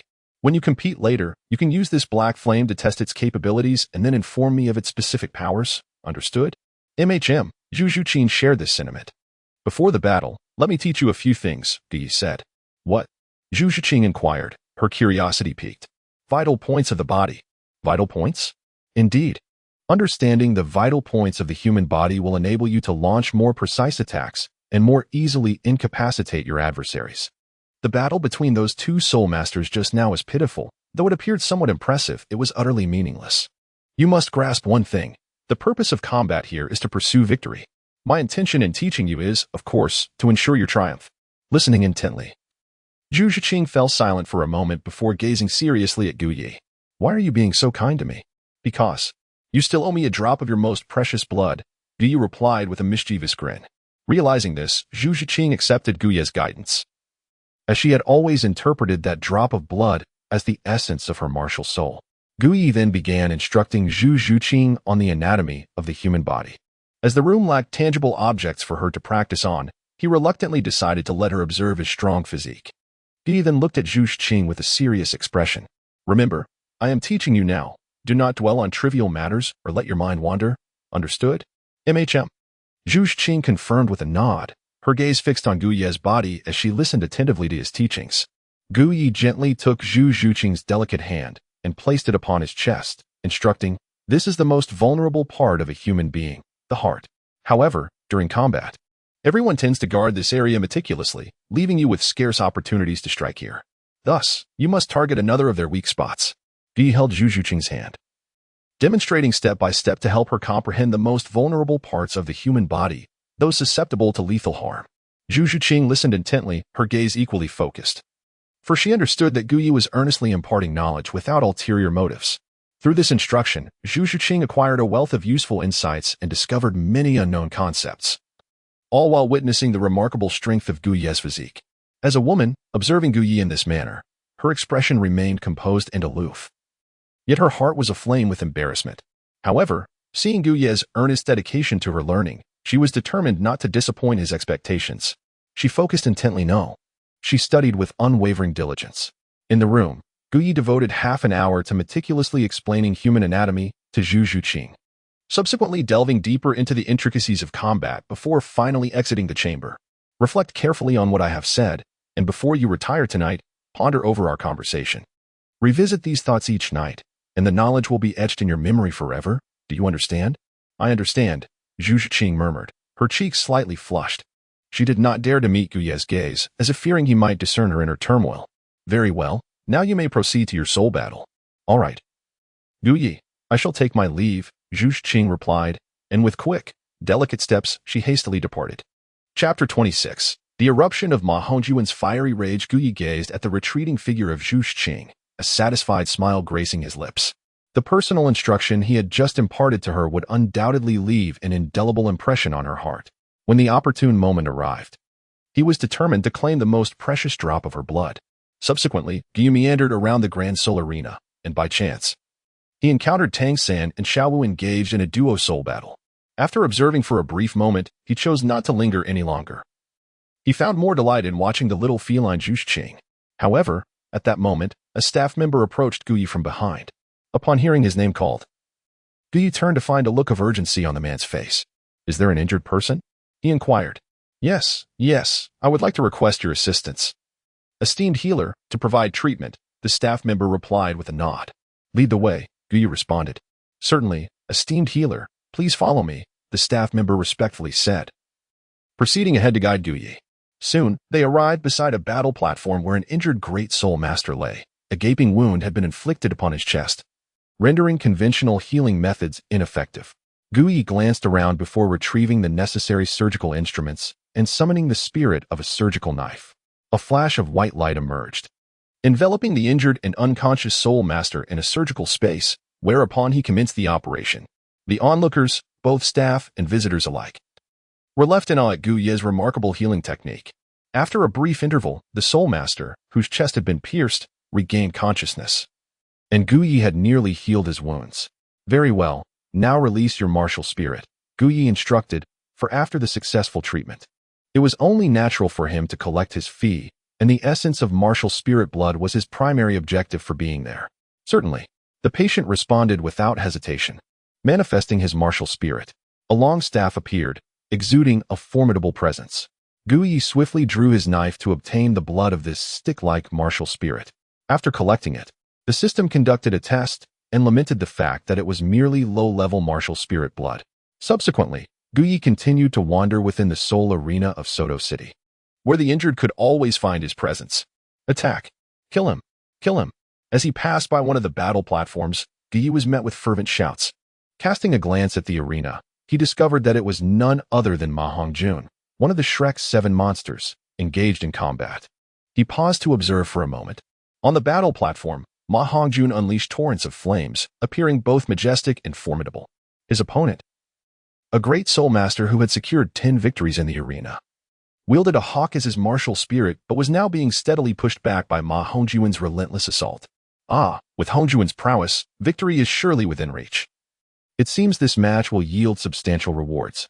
Initially intending to leave after watching Ma Hongjun's match, Gu Yi heard a familiar voice laced with the scent of opportunism. Turning around, he found, without a doubt, the ever-scheming Flinder, who would resort to betting on his own disciples for profit. Upon encountering Gu Yi, Flander naturally acknowledged his presence as well. Is that not the esteemed Dr. Gu? Are you also here to witness the splendid match of Hongjun Dohan? Flander reined in his mischievous grin and approached Gu Yi with a cheerful demeanor, extending his courteous greeting. Gu Yi shook his head and chuckled. Dean Flander certainly possesses great enthusiasm. Alas, it is not an easy task for the head of a small academy like mine to earn a modest living. As he spoke, Flander stood beside Gu Yi, gazing at the platform above with a beaming smile. Gu Yi noticed that Flander had not departed and felt no urgency to venture elsewhere. Instead, turning his gaze towards the soul-fighting platform, Gu Yi's gaze was piercing as he observed Ma Hongjun, who was being steadily overwhelmed by the Falcon Spirit Soul Master in the Soul Arena. With a smile, he remarked, Dean Flandra, it seems your disciple is in a precarious situation. Oh, why do you say that, Dr. Gu? Flandra inquired, intrigued. As the physician at the Soto City Grand Soul Arena, Gu Yi was treated with courtesy by Flandra. Your disciple's internal energy is surging uncontrollably, while his flames possess considerable power. His opponent is an agile and cunning soul master who adeptly exploits their speed advantage. Moreover, it appears that there is a flaw in your disciple's martial spirit. It is precisely this flaw that will inevitably lead to his defeat in no time, Gu Yi explained. Flandra's smile faded as he turned to scrutinize Ma Hongjun, realizing that his complexion indeed appeared off. Suddenly, a thought struck him. Oh no, he exclaimed, recalling Ma Hongjun's malevolent fire. At that moment, Ma Hongjun, who had been dominating the Falcon Spirit Soul Master, suddenly felt a tumultuous surge within his body, causing his face to flush crimson in an instant. This abrupt change led to a momentary halt in his attacks. The Falcon Spirit Soul Master, sensing the opportunity, sneered, At last, you've revealed a flaw. Second soul skill, Bloodthirsty Eagle Claw. With a swift motion, the Falcon Spirit Soul Master lunged at Ma Hongjun like a cheetah pouncing on its prey. Clearly unwell, Ma Hongjun was struck heavily in the chest by the beastly eagle claws of his opponent. Boom! The immense force sent Ma Hongjun flying, leaving several vivid red marks on his chest as he was hurled out of the arena. It's so hot. It's unbearable. Ma Hongjun cried out in agony as he tumbled to the ground, desperately tearing at his clothes. The referee, poised to declare the match's outcome, was momentarily stunned by the red, heated vapor emanating from Ma Hongjun's body. Outside the arena, Flandra realized that Ma Hongjun's malevolent fire had erupted, prompting him to leap down and assist his disciple. However, in his disoriented state, Ma Hongjun mistook Flandra for a woman.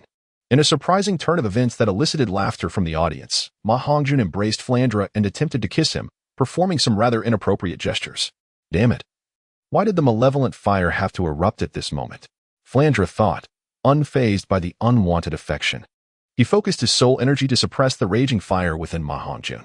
Having dealt with such situations numerous times before, he knew that every episode of Ma Hongjun's malevolent fire had required his intervention. It seemed that he would need to take this troublesome youth to a brothel to alleviate the effects of the malevolent fire. Just as Flandra contemplated knocking Ma Hongjun unconscious to escort him to find a woman, he suddenly remembered Dr. Gu. With his renowned medical skills and having just discerned Ma Hongjun's martial spirit flaw and the eruption of malevolent fire, perhaps he could provide assistance. Flandra called out to Gu Yi, Dr. Gu, as the physician of the Soto Grand Soul Arena. Ma Hongjun is injured. Will you not come to offer your healing expertise? Gu Yi was taken aback by Flanders' blatant request for his assistance in treating Ma Hongjun, and he descended in silence. Chapter 27. The Method of Treating Ma Hongjun. Gu Yi glanced over and immediately discerned the predicament of Ma Hongjun. He produced a tranquilizer and deftly administered it into Ma Hongjun's posterior. Upon the injection of the medication, the previously raucous Ma Hongjun, who had been flailing about and indiscriminately fondling Flinder, instantly calmed down. Flinder, holding Ma Hongjun, observed with curiosity how effortlessly Gu Yi was able to stabilize the rampaging Ma Hongjun.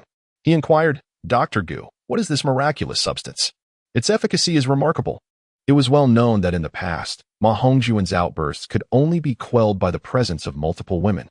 Yet Gu Yi had managed to remedy the situation with a single injection. Such a remarkable concoction. Gu Yi smiled as he put away the tranquilizer. "Is that so?" Flinder returned his gaze to Ma Hongjun and, upon noting the retreat of the chaotic energy, recalled Gu Yi's esteemed status and the nature of the substance he had just used. His eyes sparkled as he remarked, "Dr. Gu, as the healer of the Grand Soul Arena, given that this young man has sustained such grievous injuries during the battles, shouldn't you assist in his treatment?" With that, Flinder gazed at Gu Yi with a sly smile. Gu Jing beheld the treacherous smile of Flander and, glancing at Ma Hongjun, contemplated the task at hand before stating, "Please, follow me." "Certainly, I appreciate your assistance, Dr. Gu," replied Flander, as he cradled Ma Hongjun and trailed behind Gu Jing. He was uncertain whether Gu Jing would truly provide treatment, nor did he harbor any expectation that Gu Jing could remedy Ma Hongjun's martial spirit deficiency. However, having witnessed Gu Jing administer a shot that quelled Ma Hongjun's malevolent flames, Flander considered the potential of acquiring such a remedy for future crises when Ma Hongjun's dark powers might erupt unexpectedly. Before long, Gu Jing arrived at the treatment room within the Great Soul Arena. Flander closely followed, gently placing the unconscious Ma Hongjun onto the bed, and then turned to Gu Jing with a beaming smile, saying, "I appreciate your help, Dr. Gu." Gu Yi remained unfazed as he approached Ma Hongjun, inspecting the internal condition of his body. Initially, he intended to extract Ma Hongjun's martial soul blood. However, this could only be accomplished if Ma Hongjun willingly released his martial soul. Given that Ma Hongjun was currently unconscious, such extraction was rendered impossible. After conducting a thorough examination, Gu Yi turned to Flandra and remarked, "I have a general understanding of his condition. The defect in his martial soul has led to the uncontrollable eruption of malevolent flames." Flandra, filled with anxiety, urgently inquired, "Is there any way for the ancient physician to treat him?" He had sought the assistance of numerous healing soul masters regarding Ma Hongjun's martial soul defect. Yet in this world, few possessed the ability to remedy such flaws. However, Gu Yi's immediate recognition of Ma Hongjun's martial soul deficiency, coupled with his ability to swiftly suppress it, sparked a flicker of hope in Flandra. If Gu Yi could indeed restore Ma Hongjun to health, it would alleviate his previous concerns about Ma Hongjun's physical state, thus sparing him from the discomfort of unwanted advances and the necessity of escorting Ma Hongjun to establishments in search of companionship. Upon hearing this, Gu Yi smiled without uttering a word. After a moment of silence, he glanced at the unconscious Ma Hongjun and raised a finger, revealing a method to quell his malevolent fire. "What method?" Flander inquired, his excitement palpable as he gazed at Gu Yi. Gu Yi shook his head and said, "This method is rather unique. It is difficult for you to accept, and Ma Hongjun would not embrace it either. Whether you speak of it or remain silent, it amounts to the same. However, esteemed physician, regardless of the approach, if it can alleviate the malevolent fire afflicting Hongjun, I implore you to share it with me. This is of paramount importance to both Hongjun and myself." Gu Yi cast a glance at the unconscious Ma Hongjun, then turned to the anxious Flandra, letting out a sigh. "Very well, since it has come to this, I shall reveal the method to you." Flandra gazed at Gu Yi with eager anticipation, eager to learn how to cure Ma Hongjun's evil fire. "The solution is to castrate Ma Hongjun," Gu Yi stated in a matter-of-fact tone. Flandra's forehead darkened. His eyes fixated on Gu Yi, his expression utterly bizarre. "Gu Yi, are you jesting with me?" Flandra's previous politeness evaporated, replaced with an unmistakable anger. Castrating Ma Hongjun would mean the end of his lineage. How could you even suggest such a thing? In the depths of his heart, Gu Yi chuckled softly and remarked, "Dean Flander, this is precisely what you requested I convey to you, and indeed, it has the potential to alleviate Ma Hongjun's malevolent flames. You must be aware that Ma Hongjun's martial spirit is flawed, and when it erupts, it unleashes evil fire that assails his body. Am I correct?" "Indeed." But what does this have to do with castration? Flander queried. Naturally, there is a connection, Gu Yi replied with a confident smile. Allow me to ask you. When Ma Hongjuan's malevolent flames ignite, do you not frequently escort him to seek the company of women to alleviate his fiery urges? Indeed, Flander nodded in acknowledgement. This is the crux of the matter. Ma Hongjuan's malevolent flames necessitate the presence of women. Following their intimate encounters, his evil fire is subsequently expunged. However, should there come a day when he finds himself devoid of such companionship or in a peculiar circumstance where his flames erupt, he may find himself unable to contain them, potentially leading to a catastrophic explosion of his body. This proposed castration would enable Ma Hongjun to expel the malevolent flames without the need for women, as the fire could either seep out naturally or be expelled by his own means. Although Gu Yi inwardly chuckled, he refrained from jesting, for he spoke the truth. Presently, Ma Hongjuan's predicament resembled that of one who has trained in the evil spirit sword manual without undergoing self-castration. Only by undergoing such a procedure could his malevolent energy be expelled, either spontaneously or through his own volition. Thereafter, Ma Hongjun would undoubtedly ascend to become the most formidable figure in the Douluo continent. Upon hearing Gu Ye's explanation, Flinder's forehead remained clouded with frustration. However, after a moment's contemplation, he discerned that Gu Ye's assertions bore a semblance of logic. Ma Hongjuan's malevolent energy required a woman for its release, should Ma Hongjun be castrated. It indeed seemed plausible that the energy could be alleviated, or perhaps Ma Hongjun himself. Wait a moment. Flinder realized he was unwittingly following Gu Ye's line of thought, and felt a surge of indignation. Ma Hongjun was not only his cherished disciple but also a man. What would it signify to castrate him? Not only would Flinder never consent, but Ma Hongjun himself would surely oppose such a notion. Dean Flinder, as I mentioned earlier. This suggestion is tantamount to saying nothing at all. Now that I have imparted it to you, whether to pursue it is entirely between you and Ma Hongjun. For the time being, he is out of danger. I must attend to matters outside, so reflect on this carefully. Or perhaps discuss it with him upon his awakening. What truly holds greater significance, his life or this predicament? After Gu finished speaking, he turned to leave. However, Friend called out to him again, his expression grave. Is there truly no other way, ancient physician? Not at the moment, Gu Yi replied. Even if there were, it would be impossible for me to assist Ma Hongjun with his treatment, as he is not a relative of mine. Were it not for the desire to collect Ma Hongjuan's martial soul blood, I would not be so courteous as to inform Fran that castration is the solution to alleviate Ma Hongjuan's malevolent fire.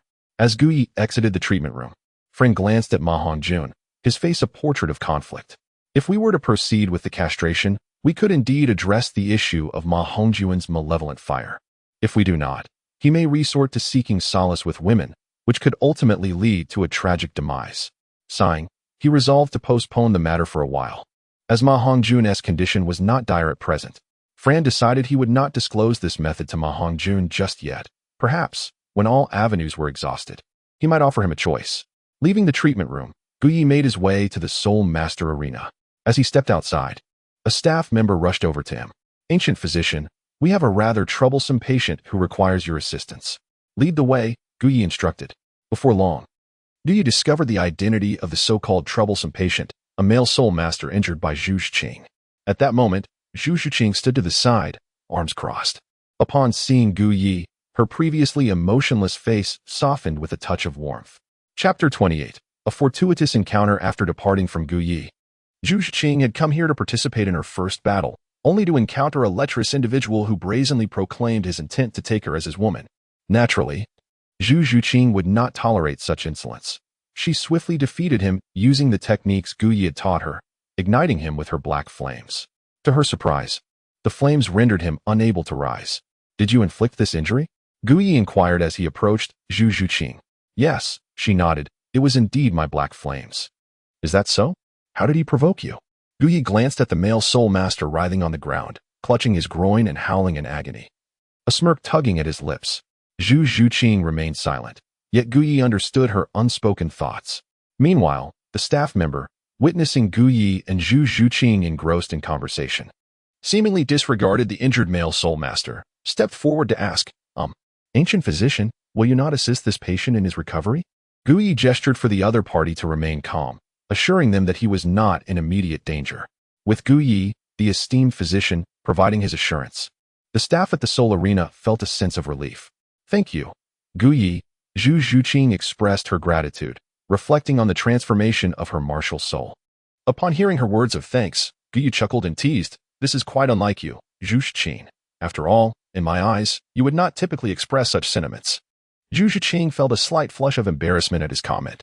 While she often emanated an air of cool detachment, that demeanor was reserved for outsiders. To those she held dear and who treated her kindly, she revealed her genuine warmth. Just like Guyi, in whose eyes she discerned a sincere affection for her well-being. Guyi exchanged a few words with Zhu Zhuqing, but the incessant cries of the soul master on the ground became unbearable. Ultimately, he had no choice but to intervene and offer his healing assistance. To his surprise, upon inspection, he discovered that Zhu Zhuqing's black flames had inflicted damage upon the male soul master's soul. This implied that Zhu Zhuqing's black flames could indeed launch a spiritual assault on soul masters. It is essential to recognize that the soul is of paramount importance to a soul master, as it directly influences their mental power. Thus, the scorching of the opponent's soul by Zhu Zhuqing's black flames simultaneously inflicted mental harm upon herself. Guyi's treatment was indeed effective, yet it was quite laborious. He administered a simple remedy to the injured male soul master, pausing only when it appeared that the condition had improved. Subsequently, Guyi turned his gaze towards Zhu Zhuqing and inquired, "Shall we take a stroll?" Zhu Zhuqing nodded in agreement. The two walked side by side, engaging in conversation, exuding an air of mutual respect and camaraderie. As Guyi walked, he inquired, "How did it feel to battle with your new martial soul just now?" "It's stronger than before, and my speed has significantly increased, along with my attacking power." "Ah, so both speed and attack have improved?" Guyi replied calmly, "Zhu Qing, allow me to share a piece of wisdom that you must remember. Speed is your greatest asset and strength. In the realm of martial arts, nothing is invincible, but swiftness is unparalleled. If you can attain this level of mastery, your prowess will be unmatched by anyone at the same tier." Zhu Zhuqing contemplated Guyi's words.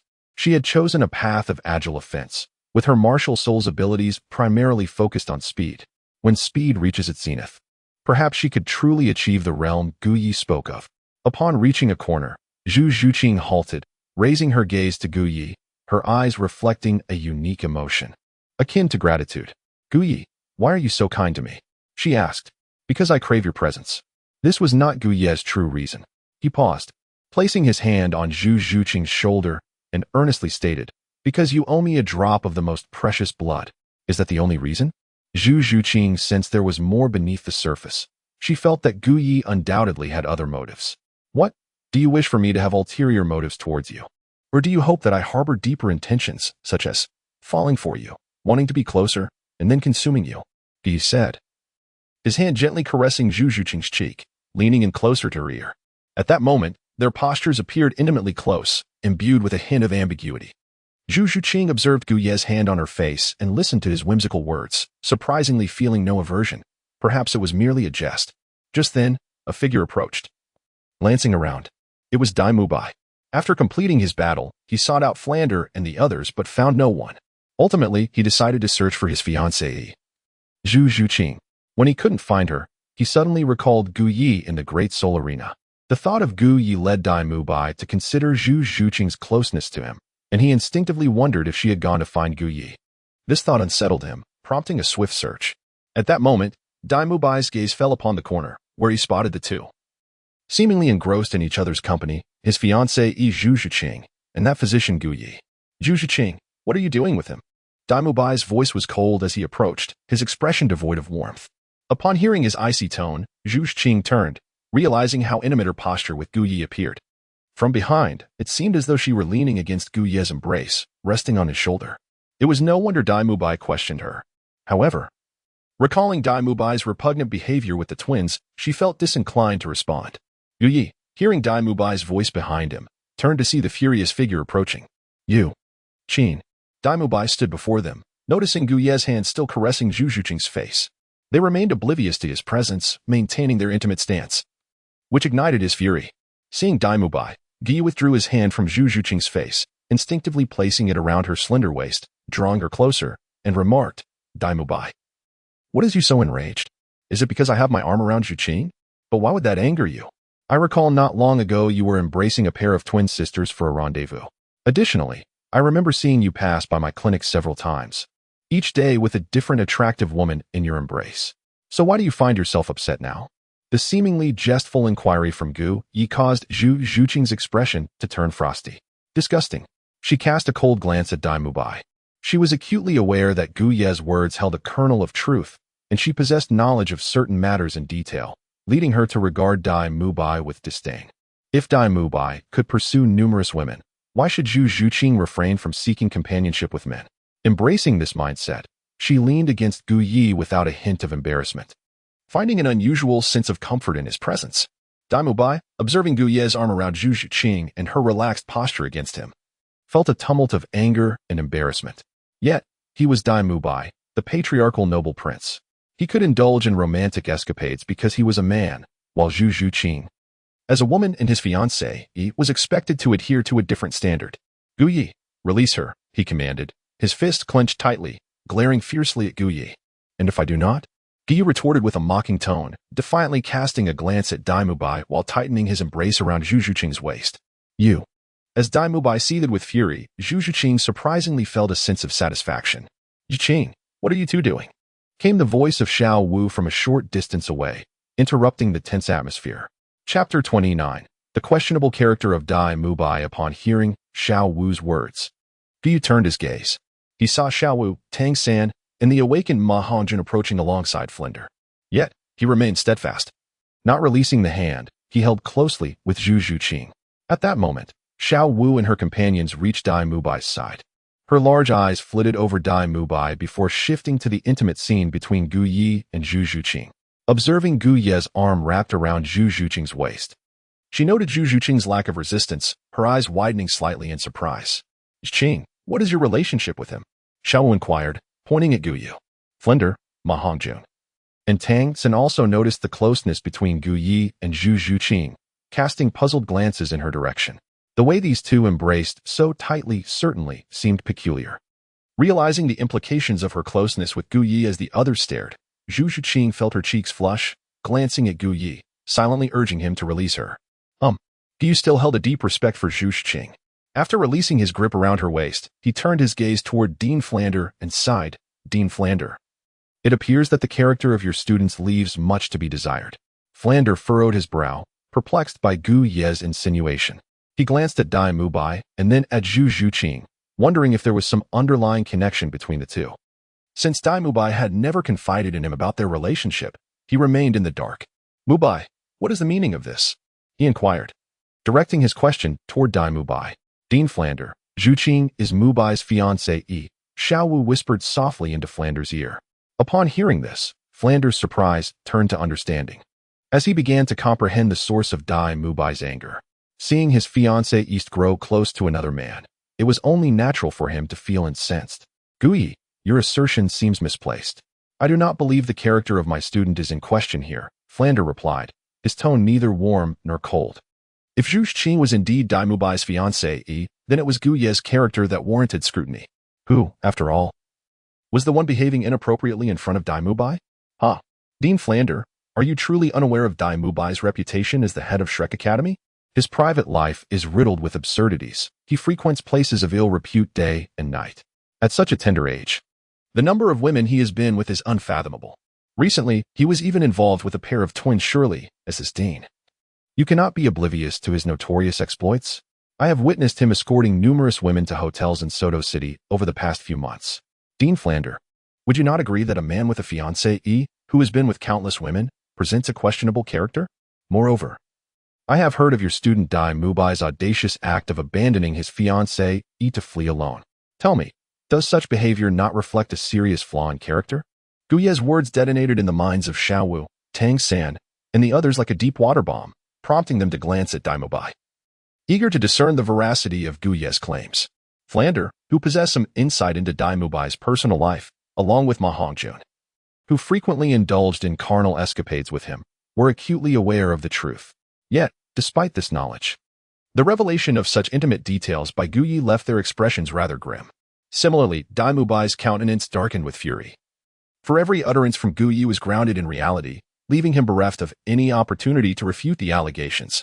Beside Gu Yi, Zhu Zhuqing observed him with gratitude. Aware that he was defending her honor, though she puzzled over how he had acquired such extensive knowledge.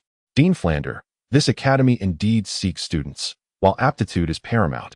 A lack of moral integrity will invariably invite calamity. Of course, this pertains to your Shrek Academy, and as a mere physician, I possess no authority to intervene. However, since Zhu Zhuqing is my patient, I feel entitled to express my concerns.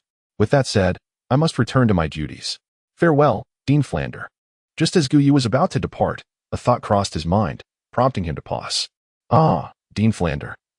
I may soon have new insights regarding the treatment of Ma Hongyuan's martial soul deficiency. Should you wish to pursue this matter, feel free to seek me out. After speaking, Guyi cast a glance at Zhu Zhuqing, whispered something in her ear, and then took his leave. Watching Guyi exit, Daimubai, Tang San, and the others did not attempt to stop him, nor did Flander intervene, for they were in the Soto City Great Spirit Arena, a domain where their arrogance was unwelcome. After Guyi's departure, Flander's unsightly expression finally improved somewhat. After all, as the dean, he felt embarrassed by the disparaging remarks made about the academy students. Mubai. Upon your return to the academy, ensure you reflect thoroughly, Flander admonished Daimubai, fixing him with a stern gaze. Yes, Dean, Daimubai replied, lowering his head in shame, casting a glance at Zhu Zhuqing, who stood with her arms crossed and refused to meet his eyes. He silently vowed to demonstrate his strength to her once he resolved their issues. Moreover, refrain from indulging in matters of romantic entanglements that reach my ears, Flander continued, recalling Guyi's earlier remarks about Daimu by abandoning his fiancée, to flee. As for your situation with Zhu Zhuqing, handle it between yourselves. However, remember this. Once you enter Shrek Academy, you become a student of Shrek Academy. Mutual support is fundamental. Flander remained the protective figure he had always been, unwilling to expel Daimubai despite his questionable conduct. After delivering his lecture, he departed the Soto City Great Spirit Arena, leaving Zhu Zhuqing to cast a disdainful glance at Daimubai and Flander before exiting herself. Zhuqing, wait for me. Xiao Wu called out to Tang San, and then followed Zhu Zhuqing. The two engaged in conversation as they made their way back to Shrek Academy. Observing this, Tang San, Daimubai, and Ma Hongjun had no choice but to leave as well. On the journey back to Shrek Academy, Ma Hongjun, recalling Guyi's earlier comments, asked softly, Boss Dai, is it true that Guyi said you abandoned Zhu Zhuqing to escape? Tang San looked at Daimubai with curiosity. If Zhu Zhuqing was indeed Daimubai's fiancée, abandoning her would be a grave issue, raising questions about his character, as Guyi had suggested. Daimubai remained silent for a moment before expressing his inner turmoil. Fatty, Tang San, if faced with life-threatening peril, and you had no choice but to flee, would you deem my actions wrong? Ma Hongjun scratched his head, uncertain how to respond. Tang San, too, refrained from further comment. Their relationship with Daimubai wasn't close enough for him to voice an opinion, but if given the choice, he would not run away. If the situation were reversed, he would fight fiercely for Xiao Wu. Daimubai seemed to sense their reactions, a glimmer of understanding passing through his eyes. He did not believe he had erred. If confronted with a similar situation again, he would choose the same course of action, for only by escaping could he hope for survival. As for abandoning Zhu Zhuqing, at that time, there were no feelings between them, and being born into royalty, emotional detachment was expected. Enough of this. Let us change the subject. By the way, what of Dean Flander? Tang San inquired, sensing the oppressive atmosphere. The dean probably went off to gamble again, Ma Hongjun replied. Gamble? Tang San looked at him in confusion. After Ma Hongjun explained, Tang San finally understood that Flander had likely wagered on their spirit battle and was now off to collect his winnings. By the way, Tang San, Boss Dai, do you know what you meant by treating my spirit defect? Ma Hongjun recalled Guyi's conversation with Flander and turned to the two. Daimubai shook his head, and Tang San did the same. Let us wait for Dean Flander to return to inquire further, Ma Hongjun concluded, reflecting on how fortunate he was not to have sought out women after his previous incident. Meanwhile, at the Soto City Great Spirit Arena after completing today's treatment tasks, Guyi glanced at the Soul Arena in Soto City, where he had collected around 20 soul bloods, and sighed. Although there were more soul masters in the arena, the majority possessed only low-level martial souls, with few mid-level ones, which left Guyi feeling somewhat disappointed. However, he reassured himself that there would be ample opportunities in the future. As he prepared to depart from Soto City and return to his clinic, he was suddenly called back by the beautiful woman, Cadden. Dr. Gu, are you leaving? She inquired. Yes, Mrs. Cadden. It is getting late. and I have matters to attend to at my clinic tomorrow, so I must return, he replied. Allow me to escort you home, she offered. That would be quite unnecessary. Gu Yi politely declined. It is no trouble at all. Shui Hong instructed me to take good care of you. Given the late hour, it would not be safe for you to return alone. It is much better for me to accompany you, Mrs. Cadden said with a smile, as she instructed her attendants to prepare a carriage.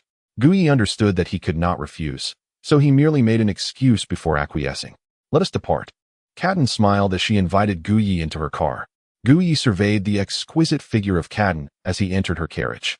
The vehicle moved gently along the path, taking Gu Yi and the enchanting young woman away from the Grand Seoul Arena of Sodo City, en route to the medical pavilion. Inside the carriage, Gu Yi sat upright, maintaining an air of composure, while Cadden's cheeks flushed with a delicate hue, her gaze imbued with a playful yet profound curiosity towards him. The atmosphere was subtly charged in the confined space they shared. At that moment, Cadden shifted to sit beside Gu Yi, lifting the carriage curtain to glance at the guard driving outside, then casting her eyes towards the accompanying bodyguard. Once satisfied, she closed the curtain and nestled into Gu Ye's embrace. Dr. Gu, she murmured, I find myself feeling unwell once more. With that, Lady Cadden grasped Gu Ye's hand, guiding it to her chest, inviting him to feel the fervent rhythm of her heart beating passionately. Gu Yi swiftly withdrew his hand, saying, Cadden, this is inappropriate. It may lead to misunderstandings. However, Cadden tightened her grip on Gu Ye's hand, refusing to let him pull away, while she looked at him with a hint of reproach. What is inappropriate? Besides, are there any others present here? But Cadden, you are the wife of the Lord of Xiahong City. I cannot. Gu Ye's face revealed a hesitation, embodying a conflicted demeanor of both invitation and rejection. Yet Cadden shook her head and replied, Gu Yi, sure. You should be aware that I am a princess of the Silvis Kingdom, and Xiahong is a prince of the Balak Kingdom. Our union is merely a political alliance devoid of genuine affection. Furthermore, he frequently frequents places of indulgence, showing little regard for me. I, too, am a woman. I yearn for care and attention. Have you forgotten, Gu Yi, sure? Just a few months ago, we gazed at the moon together in the forest. You held me close, affectionately calling me your beloved sweetie. Yet now, you. Cadden covered her face, on the verge of tears. At this moment, Gu Yi felt an overwhelming surge of frustration coursing through him. It was rather unreasonable to refer to Madame Cardan as little sweetheart. After all, the romantic entanglements of the past were of no concern to him. Nevertheless, witnessing the beautiful young lady, Princess Cardan, weeping softly tugged at his heartstrings. Please, do not call me Madame Cardan. Simply address me as Cardan, she implored. Very well, Cardan, Gu Yi responded, embodying the demeanor of a gentleman. Unable to bear the sight of her tears, he gently took her small hand and continued, I am a physician. Should you experience any discomfort, do not hesitate to seek my assistance. I shall ensure your care is both thorough and soothing. Do you understand? And what if my lips are uncomfortable? Cardan inquired, her beautiful eyes fixed upon him, awaiting his reply. Gu Yi hesitated for a moment, then, after careful consideration, leaned closer to Cadden's ear and whispered something ineffable. Cadden's beautiful eyes brightened, and she shyly nodded in response. When I am unwell, I shall seek you out, and you must not refuse me. Rest assured. Attending to the ailing is my duty. Indeed, Lady Cadden replied with a satisfied smile. Then, as if struck by a thought, she said, by the way, I have something to share with you. What is it? Today, didn't Qin Shao summon Shui Hong away? Yes. Gu Yi felt a tinge of curiosity regarding the unexpected departure of Shui Hong, who had left with complete confidence in allowing him to accompany Cardan. This was particularly intriguing as the crown prince of the Heavenly Empire, Shui Qinghe, was set to pass through Sodo City in 3 days. The crown prince of the Heavenly Empire, Shui Qinghe? Gu Yi inquired, casting a glance at Cardan. Indeed, Lady Cardan nodded in affirmation. How could the crown prince depart from the imperial capital? Gu Yi questioned, bewildered as he looked at Cardan. By the command of His Majesty Shui Yi. He is undertaking an inspection of the kingdoms under the empire's jurisdiction. In 3 days, he will arrive at the kingdom of Balak. Since Shui Hong is a prince of Balak, his journey to the capital of Balak necessitates passing through Sodo City. Hence, upon receiving this news today, Shui Hong hurriedly returned to prepare for the reception of the crown prince in 3 days. Upon hearing this, Gu Yi immediately grasped the situation. Shui Hong, the prince of the Barak kingdom, had been granted the territory of Sodo City. Although he had been bestowed this fief, the current monarch of the Barak kingdom was aged and ailing, and it was evident that Shui Hong harbored ambitions regarding the throne. At this juncture, Crown Prince Xue Qinghe of the Tiando Empire was visiting the Barak Kingdom. Furthermore, Xue Hong, being a cousin to Xue Qinghe, had a legitimate claim to seek the young prince's support, thereby increasing his chances of ascending to the Barak throne.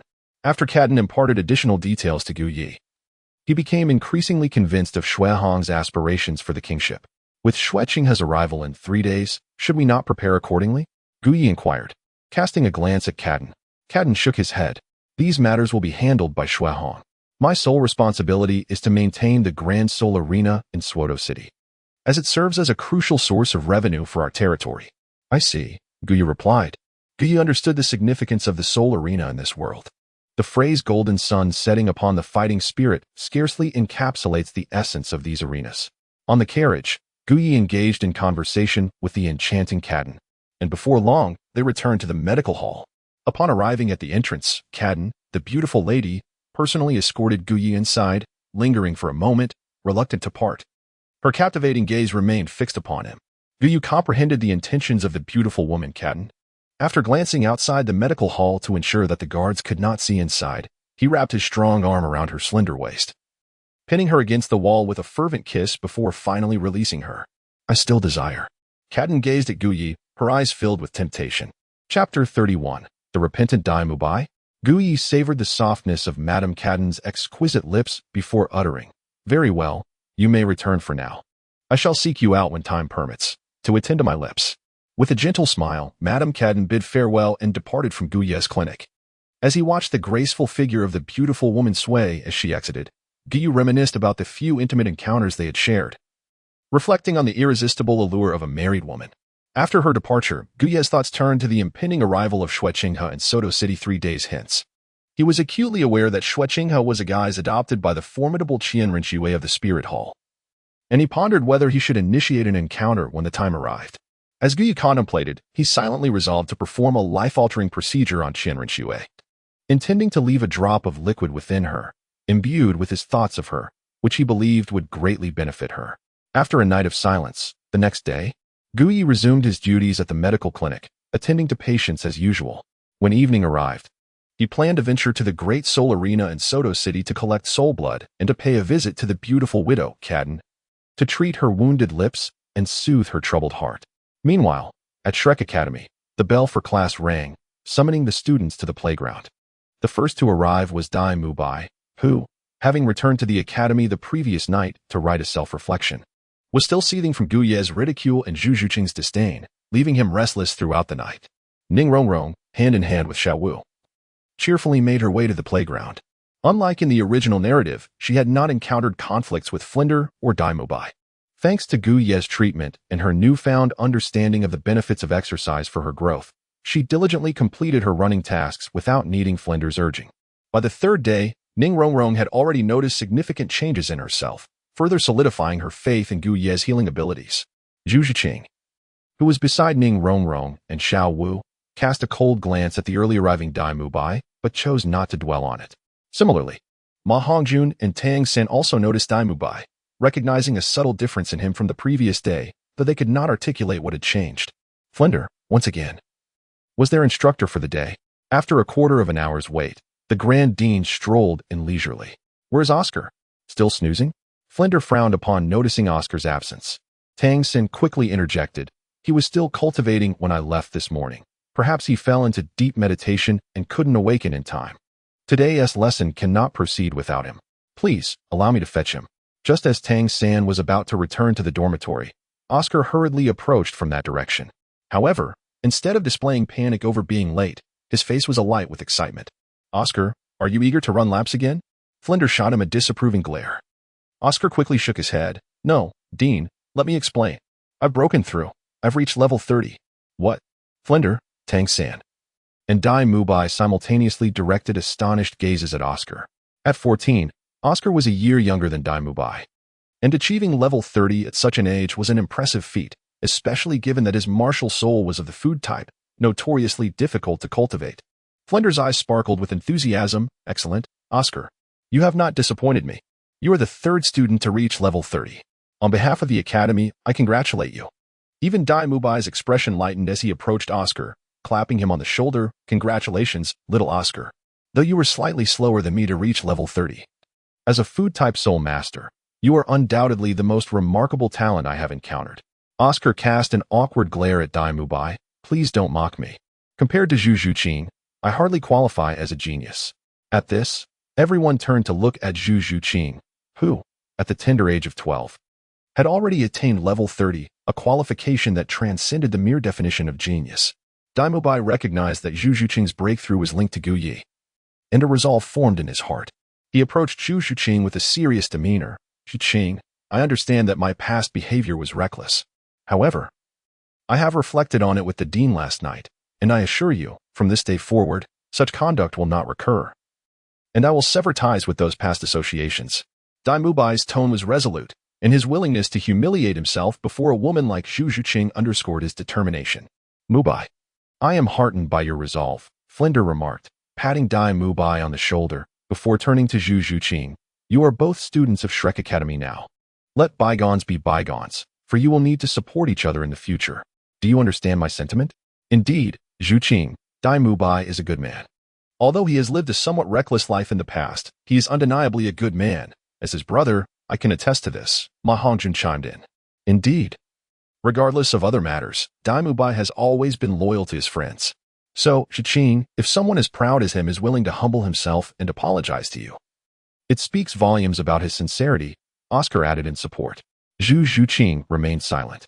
At that moment, Ning Rongrong, observing Zhu Zhuqing's demeanor, spoke on her behalf. Dai Mubai, how can we know if your words are genuine? Dai Mubai shot a sidelong glance at the meddling Ning Rongrong, then turned back to Zhu Zhuqing. I realize that you may not believe me now, but let time be the judge. Now, remember, you are all members of Shrek Academy, and mutual support is fundamental. With that said, let us move on to more pressing matters, Flinder declared, surveying the crowd before continuing. After today's lesson, you will embark on a journey tomorrow, led by Master Zhao Wujia, to the Stardow Forest to procure the third soul rings for Zhu Zhuqing and Oscar. Due to Zhu Zhuqing's recent breakthrough to level 30, Flinder had deemed it inappropriate for her to venture into the Stardow Forest until now, and with Oscar's recent achievement, the timing was now appropriate. Yes, the Shrek 7 responded in unison. After Flinder concluded his lesson, he dismissed the students. Before they dispersed, he called Ma Hongjun aside. Dean Flinder, is there something you need? Yes, you will accompany me to Soto City shortly to retrieve an item from Gu Yi. What item? Something to cure your evil fire. Indeed. Flinder intended to request a sedative from Gu Yi before Ma Hongjun embarked on his journey to the Stardow Forest. Today, an additional chapter has been added. I announced that prior to the official release, there will be 2 updates daily, with the possibility of additional updates at irregular intervals. Rewards and monthly votes can enhance this. After the release, there will be a guaranteed daily update of 10,000 words, a fact that readers familiar with Greenlight would recognize. To all esteemed readers, feel free to support me with your votes. Chapter 32. Flinder in need of supplies due to the instability of Ma Hongjun's evil fire. There was a looming possibility of an eruption at any moment. Flinder worried that without a woman to help him release the pressure during his journey to the Stardow Forest, the consequences could be unimaginable. Hence, he thought to procure a sedative from Gu Yi as a precaution against Ma Hongjun's potential outburst. Upon learning of his dean's earnest concern for him, Ma Hongjun was deeply touched and resolved to accompany Flinder shortly. Meanwhile, back at the women's residence, Zhu Zhuqing and Ning Rongrong both thought of Gu Yi when they learned they would depart for the Stardow Forest the following day. Zhu Zhuqing recalled Gu Yi's words, in the realm of martial arts, nothing is invincible, only speed is unbreakable. Furthermore, due to the injection of Gu Yi's martial spirit serum, her martial spirit, the Nether Cat, had undergone significant changes. Gu Yi was the most knowledgeable about her transformation and could offer invaluable guidance on her cultivation path. Zhu Zhuqing discovered a sense of reliance on Gu Yi. As she prepared to venture forth to hunt for her third spirit ring, he was the first person who came to her mind. Consequently, she wished to find Gu Yi in Soto City and inform him of her impending journey. On the other hand, Ning Rongrong thought of Gu Yi for a different reason, as she aimed to discuss her success in overcoming challenges with his help. Knowing her expedition to the Stardow Forest would take at least half a month, if not longer, she felt it imperative to consult Gu Yi before her departure, seeking his assistance in her plans. It appeared that Zhu Zhuqing and Ning Rongrong were attuned to each other's thoughts, as they exchanged glances and simultaneously inquired, "You plan to find Gu Yi, don't you?" After a moment's pause, they suggested. Shall we go together? Both had arrived at the same conclusion, nodding in agreement to journey together to Soto City. Ning Rongrong trusted Gu Yi to keep her secrets, while Zhu Zhuqing had previously visited the medical facility, making her willing to accompany Zhu Zhuqing as well. However, as the two confirmed their intentions, Xiaowu felt somewhat discontent. Zhuqing, Rongrong, you're both going to find that Gu Yi. What about me? Xiaowu, aren't you going to seek out your third brother? Humph, he is surely busy training and has no time for me. Xiaowu, feeling neglected by Tang San's obliviousness, harbored a quiet frustration. Why not? Zhuqing, Rongrong, I'll join you, she proposed, casting a hopeful glance at them. Ning Rongrong hesitated, not wishing for Xiaowu's company, yet found it difficult to refuse her now that she expressed interest, especially since Gu Yi would keep her treatment confidential. Ultimately, they decided that the three would set off together to Soto City to find Gu Yi. In the afternoon, at Gu Yi's medical facility in Soto City, he was preparing to take a break after treating numerous patients when Flander and Ma Hongjun approached. Ah, isn't this the esteemed Dean Flander of Shrek Academy? What brings you to my humble clinic? Gu Yi teased upon seeing Flander.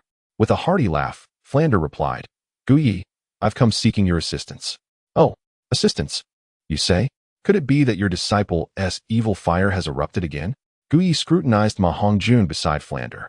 Indeed, it was related to the evil fire. But rather than an eruption, they sought to obtain something from Gu Yi. Something you wish to procure? What might that be? Gu Yi inquired with a smile. The substance you used to quickly suppress Hongjun's evil fire, Flander explained. Oh, that item. Very well, but Dean Flander, it is exceedingly precious. The price. Gu Yi smirked slyly. Upon seeing Gu Yi's demeanor, Flander felt a pang of pain in his heart. Finally, he gritted his teeth and tossed a bag of gold coins before Gu Yi. Is this amount sufficient? Gu Yi picked it up and examined it. The quantity was considerable. However, as he was not in need of money, he shook his head. Isn't it enough? Flander gazed at Gu Yi with wide eyes. Indeed, I require one more thing. What is it? His soul blood. Gu Yi pointed towards Ma Hongjun. Soul blood? Is it the type that Tang San and Zhu Zhuqing mentioned earlier? Flander recalled some details as Tang San had spoken to him about it. Precisely, it is the blood associated with the soul. Did you not wish to rectify Ma Hongjun's soul deficiency? I intend to extract a drop of his soul blood for experimentation, and perhaps soon I shall discover a remedy to cure his soul flaw. Really? Ma Hongjun looked at Gu Yi with excitement. If this could indeed resolve his soul deficiency, it would be a transformative moment for him, akin to a mountain chicken becoming a phoenix. Will extracting that soul blood cause any harm? Flander inquired with some concern. Gu Yi shook his head, asserting that it would not be harmful, at most rendering him weak for a day or two. I see. Flander pondered for a moment, glancing at Ma Hongjun. Ultimately, he made the decision to allow Gu Yi to draw blood. Come in. With both men in agreement, Gu Yi beamed as he led them into the room in the backyard. Subsequently, Gu Yi retrieved a tranquilizer obtained from the system and handed it to Flander, explaining. The method of use is quite straightforward. Simply inject it into his body at the moment the evil fire erupts, and you shall witness its effect. Understood. Flander examined the tranquilizer for a brief moment before putting it away. All right, I've provided you with the medicine, Ma Hongjun. Now, release your martial spirit. Ma Hongjun glanced at Flander before summoning his martial spirit, the evil fire phoenix. Observing the manifestation of Ma Hongjun's martial spirit, Gu Yi swiftly conjured a surgical knife as his martial spirit, imbuing it with a glimmer of white light. He then made a precise incision on Ma Hongjun's martial spirit, from which a trickle of crimson blood flowed forth. Gu Yi collected the vial and tucked it away. With the addition of Ma Hongjun's martial spirit blood, he had now gathered the essence from 2 of the Shrek's 7 monsters, while the remaining 5 required further contemplation. Meanwhile, Flander observed Gu Yi's actions intently and was somewhat astonished to witness the blood flowing from the martial spirit. He resolved to relay this information to his friend Yu Xiaojiang, who would undoubtedly find it fascinating. Once Gu Yi had securely stowed the martial spirit blood, he gestured for Flander and Ma Hongjun to take their leave. Ancient physician, should you develop a remedy to address Hongjun's martial spirit deficiency, please inform me. It is of utmost importance to me, Flander said courteously regarding Gu Yi. Certainly, Gu Yi replied. I shall not impede your departure any longer. Flander expressed his gratitude and exited with Ma Hongjun. Director, do you believe he can truly formulate a remedy for my martial spirit deficiency? Ma Hongjun inquired shortly after they had departed. I am uncertain, however. His medical skills are remarkable, a fact I greatly admire. While there is only a glimmer of hope, it is certainly preferable to despair, Flander responded. Ma Hongjun understood the gravity of his martial spirit deficiency. As time passed, or as he aged, the prospects of failing to rectify this deficiency could result in dire consequences. Guyi had instilled in him a flicker of hope. If he could indeed concoct a remedy, no matter the cost, Ma Hongjun was determined to obtain it. Chapter 33. In-depth conversations with Zhu Zhuqing within the clinic, Guyi paid no heed to the departing Flander and Ma Hongjun. He examined the vial containing Ma Hongjun's martial spirit blood and soon discerned its uniqueness. Although Ma Hongjun's martial spirit was a mutation known as the Evil Fire Phoenix, it was not a true Evil Fire Phoenix. Presently, the quality of his martial spirit could be classified as high-tier peak, falling short of the top tier. Nevertheless, his martial spirit possessed a particularly potent attribute: fire, or rather, evil fire and lustful flames. Guyi endeavored to delve into this aspect, pondering the possibility of enhancing the control over this drop of martial soul blood with its fiery attributes, or perhaps even extracting it further. Just then, several individuals approached from outside the clinic. It was none other than Zhu Zhuqing, Ning Rongrong, and Xiao Wu, the trio of Shrek beauties. Guyi. Upon entering, Ning Rongrong called out to him. Guyi, having noticed the three, felt a twinge of surprise at their collective arrival. Zhuqing, what brings you here? Of course, we have matters to discuss with you. And Guyi, I arrived first, so why did you only notice Zhuqing? Oh, I see. You must have a fondness for her. It is only natural. Zhuqing is so beautiful and possesses an enviable figure, Ning Rongrong teased, her eyes sparkling with mischief. Rongrong, what are you saying? Zhu Zhuqing cast a shy glance at Guyi, unable to fathom that he would harbor any feelings for her. Yet, when she caught Guyi gazing at her with a smile, she felt a blush creeping upon her cheeks. After observing the interaction between Guyi and Zhu Zhuqing, Ning Rongrong couldn't help but stifle a chuckle, sensing a hint of underlying tension. Guyi, we are heading to the Stardow Forest tomorrow, which is why we came to seek you out. By the way, Zhuqing mentioned that you possess considerable knowledge about her martial soul, hence her special visit today. Is that so? Guyi inquired, his eyes sparkling as he looked at Zhu Zhuqing. She nodded affirmatively. Very well, in that case, Zhuqing, come with me. Ning Rongrong and Xiao Wu, please wait outside for a moment, he instructed, rising and making his way toward the back courtyard. Zhu Zhuqing, after asking Ning Rongrong and Xiao Wu to wait, followed him inside. Ning Rongrong, unperturbed, observed the clinic's interior with curiosity. Xiao Wu, noticing her friend's intrigue, whispered, Rongrong, aren't you worried about Zhuqing being alone with Guyi? Worried about what? Guyi is quite handsome. If there is any worry, it should be for him. Moreover, Xiao Wu, did you not notice that Guyi looks at Zhuqing differently? The same goes for Zhuqing when she gazes at him. Ning Rongrong replied with a grin. Perhaps you are right, Xiao Wu pondered, recalling Ning Rongrong's observations. As the two exchanged whispers, in the clinic's back room, Guyi spoke, please take a seat. I will fetch something for you. He then proceeded to rummage through the medicinal shelves. Zhu Zhuqing obediently sat on the bed, her gaze captivated by Guyi's diligent search. Regarding the trajectory of your martial soul, you must have some knowledge about the soul beast required for the third soul skill, correct? Guyi inquired while continuing his search. Yes, my family has conducted research on the soul skills of the Nethercat martial soul and possesses a unique set of soul skills. When breaking through realms, we generally tend to follow that path, Zhu Zhuqing explained. The Zhu family's Nethercat martial soul typically follows a similar pattern for the first 3 or 4 soul skills, a tradition that has endured for centuries. Guyi possesses some understanding as well, yet the current Zhu Zhuqing's martial soul has transformed, rendering the traditional Zhu family's tactics evidently unsuitable. Furthermore, Guyi has developed a fondness for this version of Zhu Zhuqing. She owes him a drop of her most precious blood. He is determined to help Zhu Zhuqing. This feline grows stronger and larger. That is settled. Guyi gazed at the object in his hand, a satisfied smile gracing his lips. He then approached Zhu Zhuqing and took a seat before her. Extending his hand, he was met with Zhu Zhuqing's deep-seated trust and sense of reliance on him, prompting her to reach out her hand without a moment's hesitation. Guyi extracted the syringe, drawing the liquid from the vial, and after testing the syringe, he injected it into Zhu Zhuqing's body. What is this? Zhu Zhuqing inquired softly. It is something that will greatly benefit you, Guyi replied. Oh, Zhu Zhuqing trusted Guyi. His assurance of its benefits felt undeniably true. Why do I feel some pain? Zhu Zhuqing's face reflected a hint of distress as she bit her lower lip, gazing at Gu Yi. Just endure it. The pain will pass shortly, he encouraged. Zhu Zhuqing nodded but soon realized the discomfort persisted. The pain was not akin to a severe injury but rather a mild, irritating sensation akin to being nibbled by countless ants.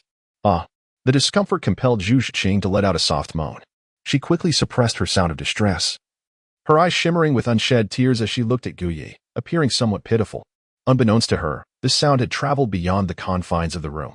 In the main hall of the clinic, Ning Rongrong and Xiao Wu exchanged glances, curiosity piqued. They then turned their attention to the backyard. Rongrong, why would Zhu Qing make such a sound? I don't know, Ning Rongrong replied, shaking her head. Do you think she might be with Gu Yi? Xiao Wu speculated, casting a doubtful look at Ning Rongrong. That seems unlikely. Zhu Qing is not that kind of person. True. Although they had only known Zhu Zhuqing for a few days, they were well aware of her character, which was far from frivolous.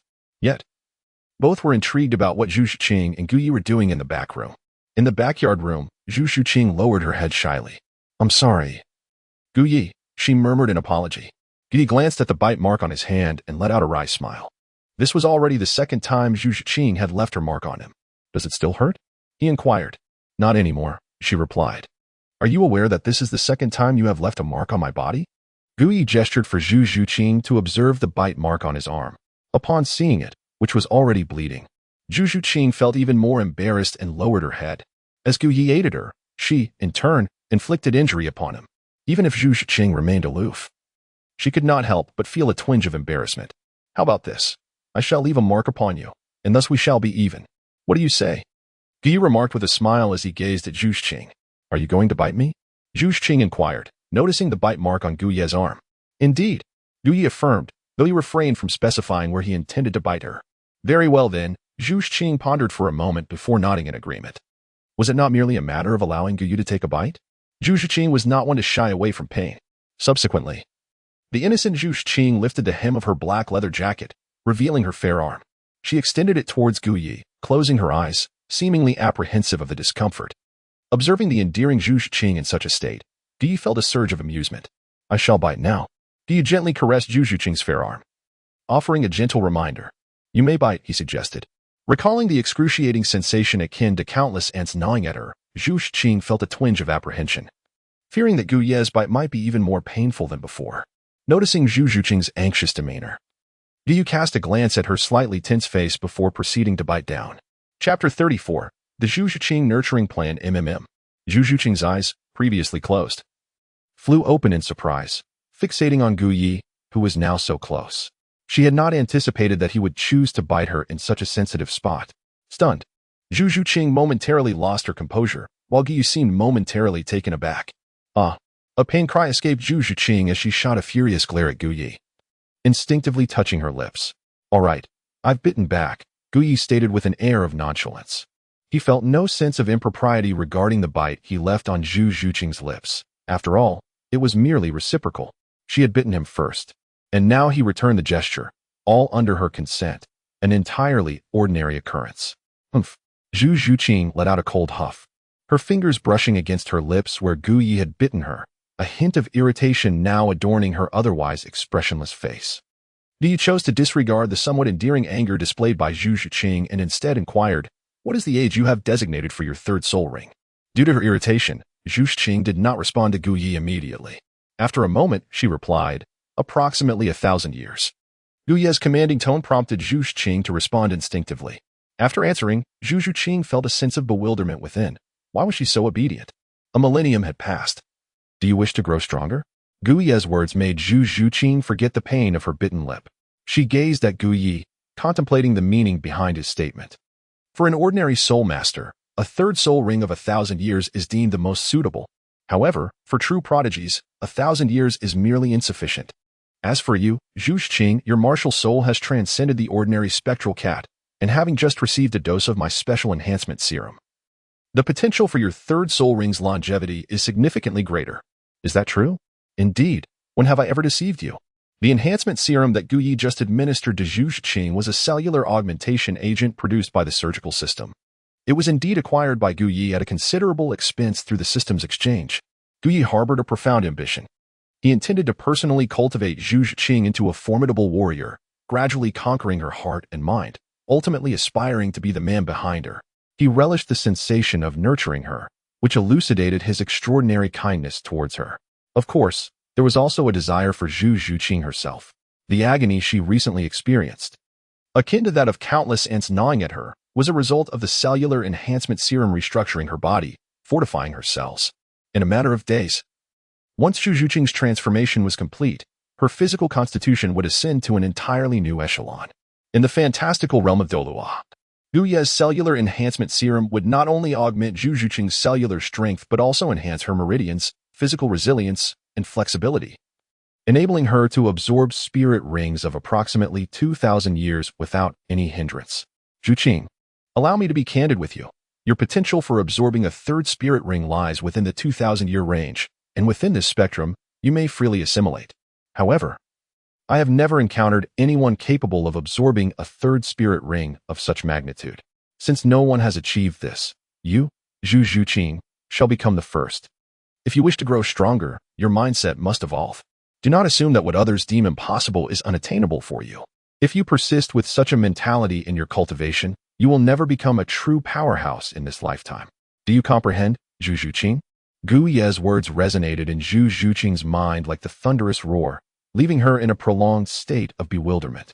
Gu Ye's words illuminated a crucial realization for her. Her temperament was still insufficient to elevate her into a true powerhouse. However, she refused to surrender. She would strive to become a formidable force and, through her own efforts, shatter the so-called fate dictated by her lineage. The mere thought of this made Zhu Zhuqing gaze at Gu Ye, suddenly recognizing the profound impact he had on her. Before meeting Gu Ye, she had never contemplated the notion of breaking free from her own destiny solely through her own strength. Otherwise, she would not have ventured to Soto City in search of Daimubai. Yet now, inspired by Gu Ye, she had developed that ambition. She aspired to become a strong individual, one who could transcend her fate without relying on Daimubai. Gu Ye, I understand now.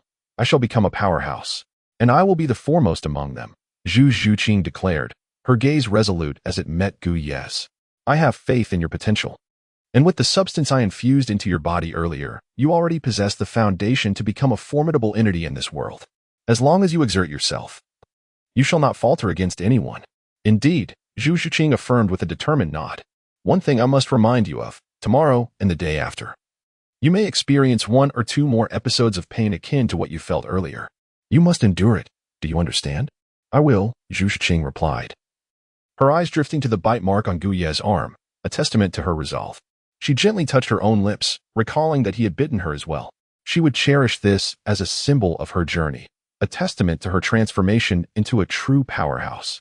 As Gu Ye observed the glimmer of determination akin to that of a true warrior in Zhu Zhuqing's eyes, a satisfied smile graced his lips. His plan to nurture her potential had commenced. Now, allow me to share some soul beasts that would be suitable for your third soul skill. Zhu Zhuqing snapped back to attention, gazing earnestly at Gu Ye. She recognized that she could glean a wealth of knowledge from him, knowledge that would prove immensely beneficial. In that moment, Gu Ye resembled a mentor to her, someone in whom she placed her complete trust. As she contemplated Gu Ye, a thought blossomed in Zhu Zhuqing's heart. She wished to take him as her teacher. The notion took root and lingered in her mind, refusing to dissipate. Unbeknownst to Gu Ye, who continued his discourse, Zhu Zhuqing's thoughts were elsewhere. Your martial soul, the nether spirit cat, embodies swiftness. However, now that your martial soul has manifested that ominous black flame, which possesses the terrifying ability to scorch souls, it is evidently your most formidable power. Your speed must remain unyielding, yet you must also harness this black flame ability. I have researched various soul beasts, and I believe several would be particularly fitting for your third soul ring. Among them, the cat demon, the black flame fox, the 9 lives cat demon, and the dark gold fear claw bear stand out. The cat demon is said to have once roamed the Stardow forest, possessing an ethereal speed and 2 flame-like tails that command distinct powers. Encountering one would be a stroke of fortune for you. The black flame fox, also a speed-oriented soul beast, wields claws that are incredibly sharp and can unleash black flames capable of burning soul energy, an excellent match for your nether spirit cat. The 9 lives cat demon has not been seen for quite some time, so finding one would depend on your luck. Although the dark gold fearclaw bear is primarily a power-type beast, its formidable claws possess immense attack potential within the soul beast realm. Should you acquire a soul skill related to its claws, combined with your speed, your attacks would become indomitable. Zhu Zhuqing listened intently to Gu Ye's analysis, committing his words to memory. The following day, when she ventured into the Stardow forest, she would seek out these specific soul beasts.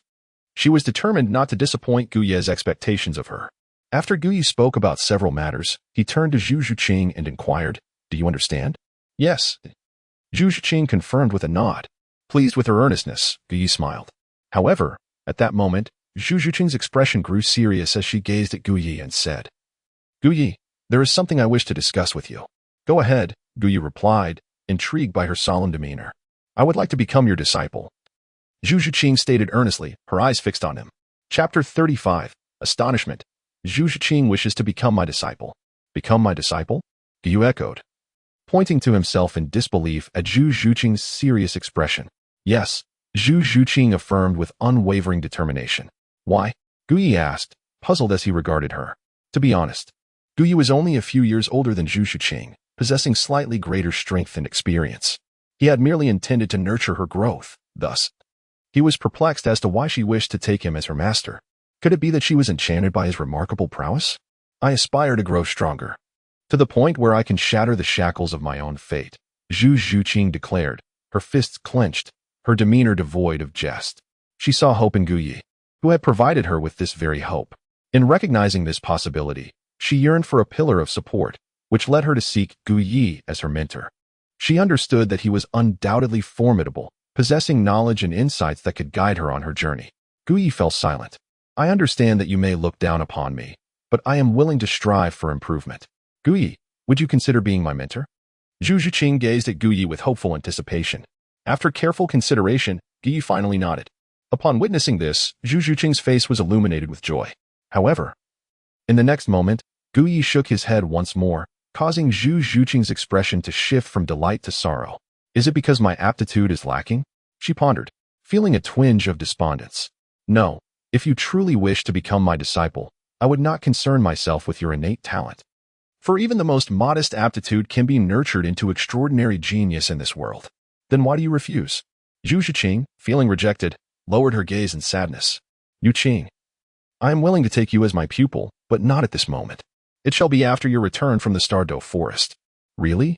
Hearing Gu Ye's words, Zhu Zhuqing's spirits lifted once more. "Yes, but this journey to the Stardow forest, accompanied by the Shrek Academy, shall serve as a test for you.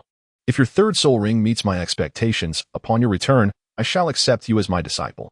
I will then cultivate you into one of the world's most formidable powerhouses, strong enough to effortlessly shatter the chains of fate you speak of. Would you be willing?" "Yes, I shall accomplish this." Zhu Zhuqing suppressed her bubbling joy and nodded earnestly. Observing her, Gu Ye couldn't help but smile wryly within. Initially, his intent was to cultivate Zhu Zhuqing into a valuable asset and gradually thaw her icy heart, ultimately consuming her piece by piece. Unexpectedly, he found himself inclined to accept her as a disciple instead. However, this path of mentorship seemed promising. By nurturing Zhu Zhuqing into a formidable warrior, the bonds of master and disciple might facilitate a deeper connection with her. For reasons unknown, at this moment, Gu Ye's thoughts inexplicably drifted to Bibi Dong. Ultimately, he resolved firmly within himself to take Zhu Zhuqing as his disciple. "Zhuqing, since you are about to embark on your journey to the Stardow forest, which surely harbors dangers, I shall gift you 2 items for your protection. Follow me." Gu Ye was aware of the challenges that Zhu Zhuqing would encounter on her journey to the Stardow forest. Since he intended to take Zhu Zhuqing as his disciple, he naturally could not neglect the future of his pupil. Zhu Zhuqing nodded in agreement and rose to follow Gu Ye. Gu Ye approached the medicine shelf, rummaged through it, and retrieved a syringe. Inside this syringe was a crimson liquid, a potent neurotoxin of remarkable paralyzing capabilities, meticulously concocted by Gu Ye, who had drawn upon the medical knowledge from his previous life and combined it with his surgical spatial abilities. In the fantastical realm of Douluo, this concoction possessed extraordinary power. He placed the syringe into Zhu Zhuqing's hands, his expression slightly grave as he stated, "This is a neuroparalytic toxin, immensely powerful. Should you find yourself in life-threatening danger, do not hesitate. The usage is identical to the last syringe I provided you." "Thank you, teacher," Zhu Zhuqing replied, glancing at the syringe before stowing it away, not forgetting to address Gu Ye as teacher. "That title shall await your return from the Stardow forest, for if you do not fulfill my requirements, I shall not accept you." Gu Yi remarked. Zhu Zhuqing gazed at him, silently vowing to meet his expectations. By the way, the anti-wolf spray I gave you last time, have you used it all? Not yet. This item is quite effective against lecherous individuals. If anyone dares to approach you with ill intentions, use it without hesitation. Understood? After a brief admonition from Gu Yi, he retrieved an object from the shelf. It was a transparent vial containing a solitary green capsule. This is for medicinal purposes, should you suffer grave injuries, as long as you are not deceased. Ingesting this life capsule will facilitate your swift recovery. Remember, this is a gift from me to you, and it is meant solely for your use. For there exist only 2 of these life capsules in this world. Do you understand? Zhu Zhuqing nodded resolutely, accepting the vial and holding it tightly for a moment before tucking it into her bosom. This precious gift from her mentor, Gu Yi, was to be safeguarded, with the hope that she would never need to employ it throughout her lifetime. Gu Yi gazed at Zhu Zhuqing as she carefully stored away the life capsules, a pang of sympathy gripping his heart. These 2 life capsules were truly rare treasures, a precious rarity that he had painstakingly accumulated over an entire month of surgical points redeemed from the system. This was precisely why, despite his relentless efforts to treat those young women and earn surgical points, he remained in such dire straits financially. Everything was for the sake of these 2 life capsules. Having conveyed all that needed to be said, he awaited her return from the starry forest. Gu Yi, rest assured, I will meet your expectations, for I am determined to become a formidable force. With a resolute gaze, Zhu Zhuqing affirmed her newfound resolve. Very well, I shall await your return. Gu Yi gently patted Zhu Zhuqing on the shoulder. Subsequently, the 2 stepped outside. In the hall of the medical clinic, Ning Rongrong had been waiting for a full half-hour. Upon seeing Gu Yi and Zhu Zhuqing finally emerge, Xiao immediately rushed to Zhu Zhuqing, inspecting her from head to toe. After a prolonged scrutiny, she breathed a sigh of relief upon confirming that Zhu Zhuqing was unharmed. Zhuqing, it is truly wonderful that you are safe, she exclaimed. The half-hour that Zhu Zhuqing and Gu Yi spent in the room had caused great concern for Ning Rongrong and Xiao. Had it not been for their trust in Gu Yi, they would have barged in long ago. Xiao, what do you mean by that? Do you think I would harm Zhuqing?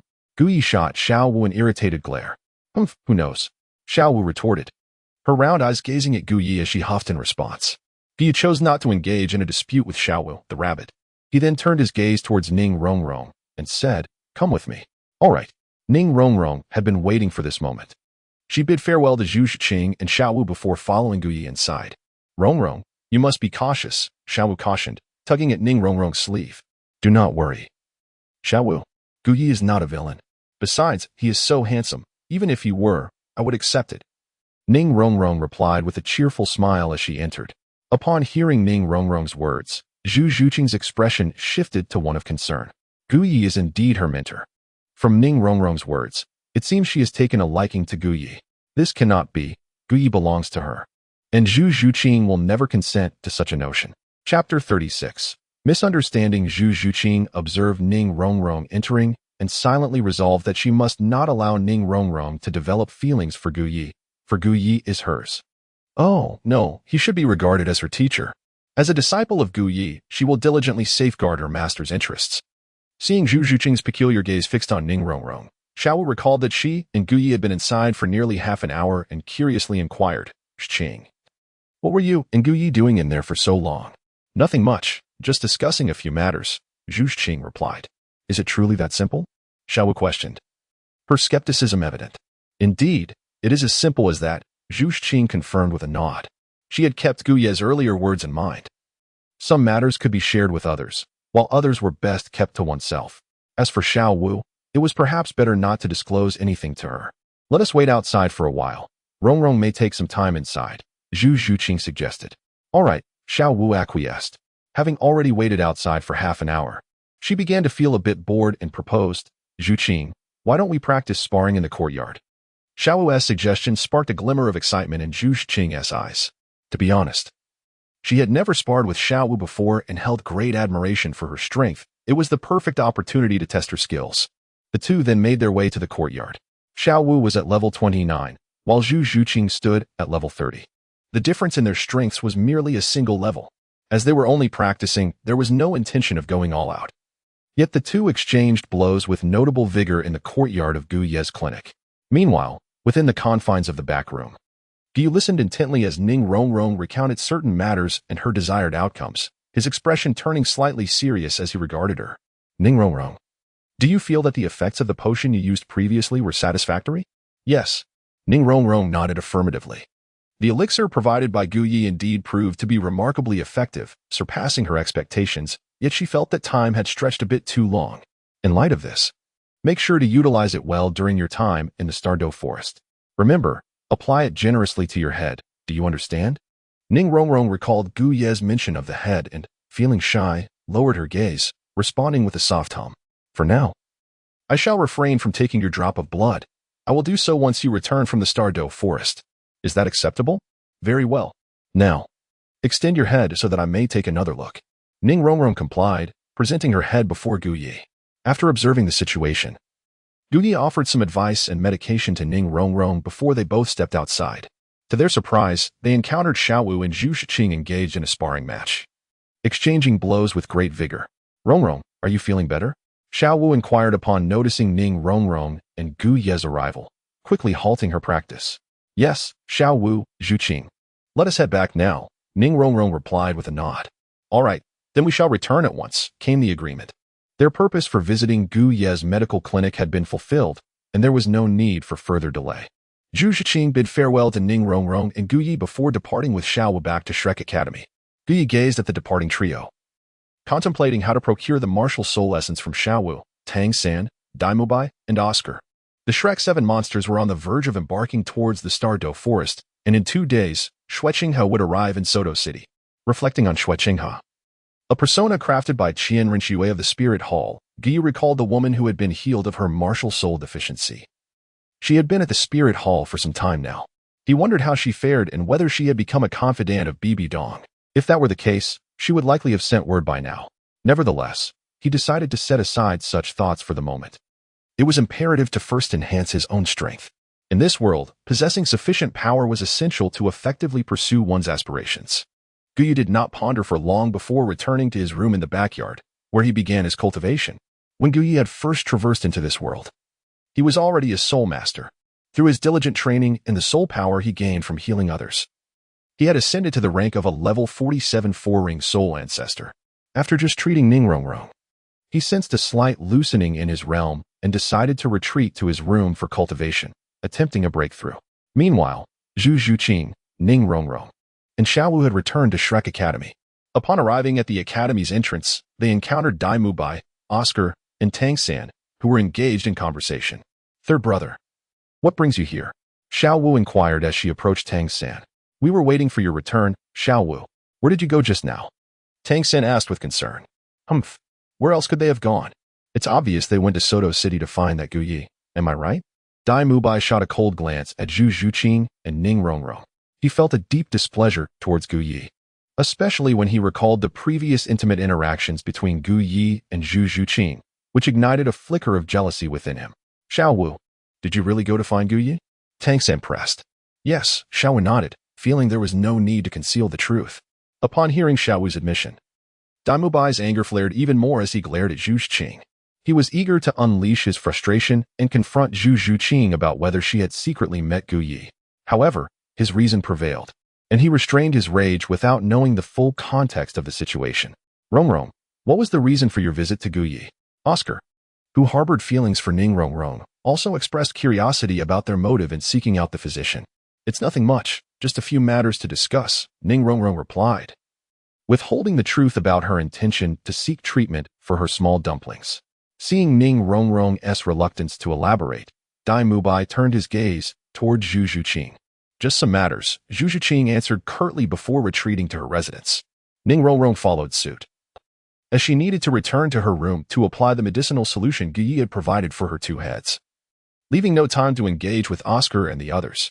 Xiaowu, however, had matters to discuss with Tang San, so she lingered behind to converse with him.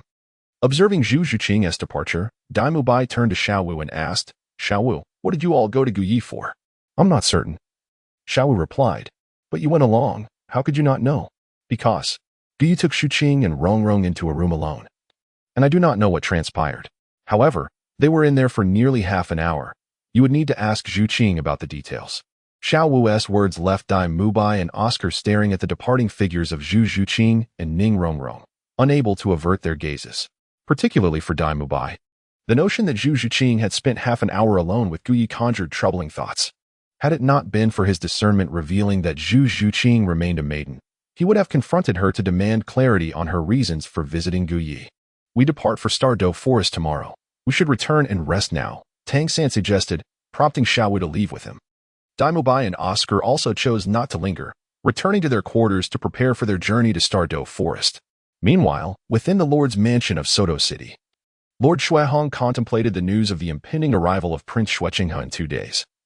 Feeling a surge of excitement at the thought of securing the throne of the Baloch Kingdom with his support, Qin Xiao, issue the necessary preparations for the welcoming ceremony in 2 days, Shuihong instructed his aide.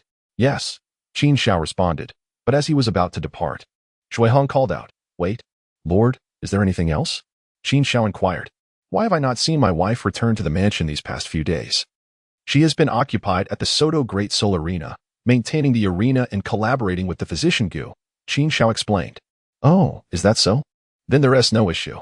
You may proceed with the preparations, Shuihong replied without suspicion, as he trusted both his wife and Gu Yi implicitly, one being his savior. The other his spouse. He believed no impropriety could occur between them.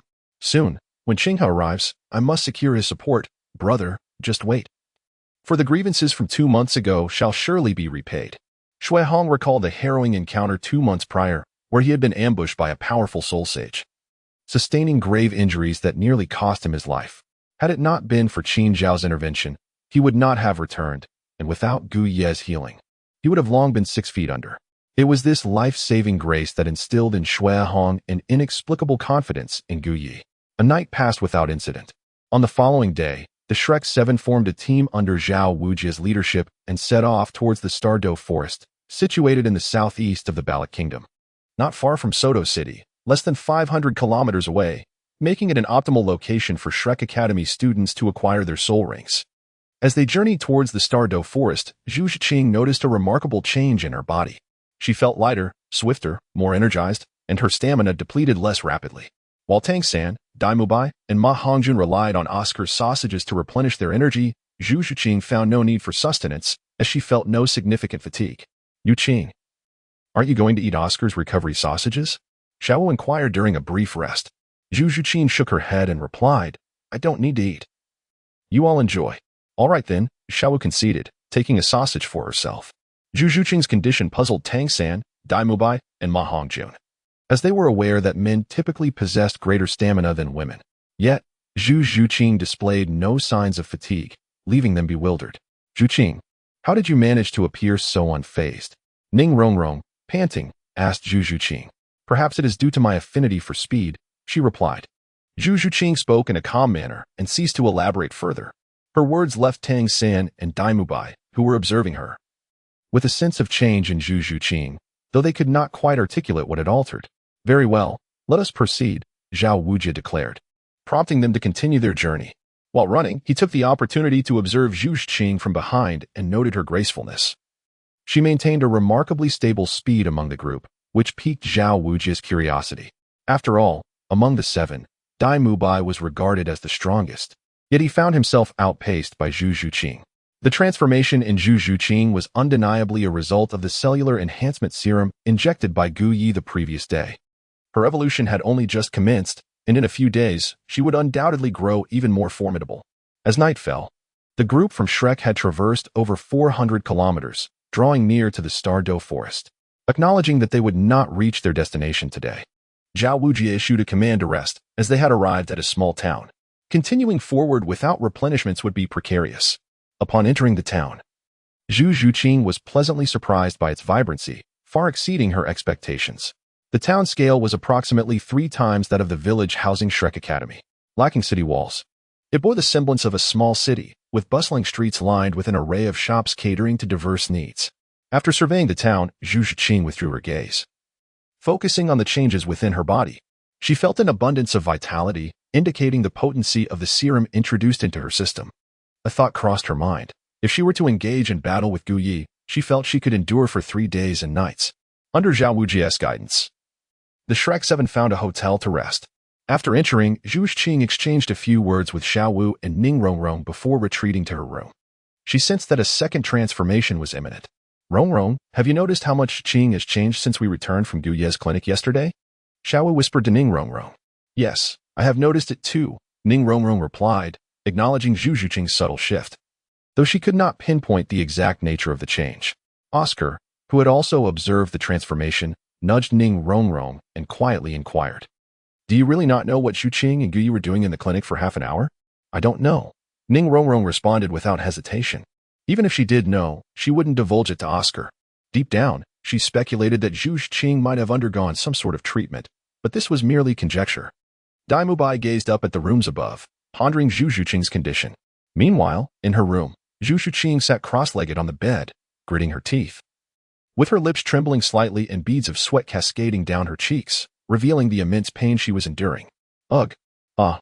The sensation of countless ants gnawing at her body became unbearable, forcing Zhu Zhuqing to cry out in agony. Yet, recalling Gu Ye's words, she gritted her teeth and persevered. Time slipped by, and soon her clothes were drenched. She lay on the bed, gasping for breath. What a powerful sensation. Is this what Gu Ye referred to as cellular enhancement? Zhu Zhuqing glanced down at her chest and then at her hands, reveling in the newfound strength coursing through her. Suddenly, a thunderous noise erupted from outside her room. The sounds of a fierce altercation reached her ears. Curious, Zhu Zhuqing quickly tidied herself and ventured out to investigate. She discovered Dai Mubai and Ma Hongjun embroiled in a confrontation with a soul master wielding a tortoise spirit, furrowing her brow. Just moments ago, everything had appeared peaceful. How had it escalated into a fight? Zhu Zhuqing hurriedly approached Ning Rong to inquire about the situation. After a brief explanation, Zhu Zhuqing grasped the circumstances. It stemmed from Flinder's assertion that a soul master who shuns trouble is not a good soul master. Dai Mubai and Ma Hongjun had provoked the females from the opposing academy, and Dai Mubai's arrogant demeanor had incited the conflict. Zhu Zhuqing suddenly realized that there seemed to be an issue with Shrek Academy's teachings. They were neither entirely good nor entirely bad. But there was a shift in the inherent nature of their guidance. If Gu Yi were to teach her, he would undoubtedly not endorse such arrogance. Chapter 38. The Dry Mouth of Cardan. It was late at night. Why are you all out here instead of resting? At that moment, Zhao Wujia made his entrance. His 7 soul rings radiated around him, and the overwhelming aura of a soul sage bore down upon the teacher from the opposing academy, causing him to break into a cold sweat.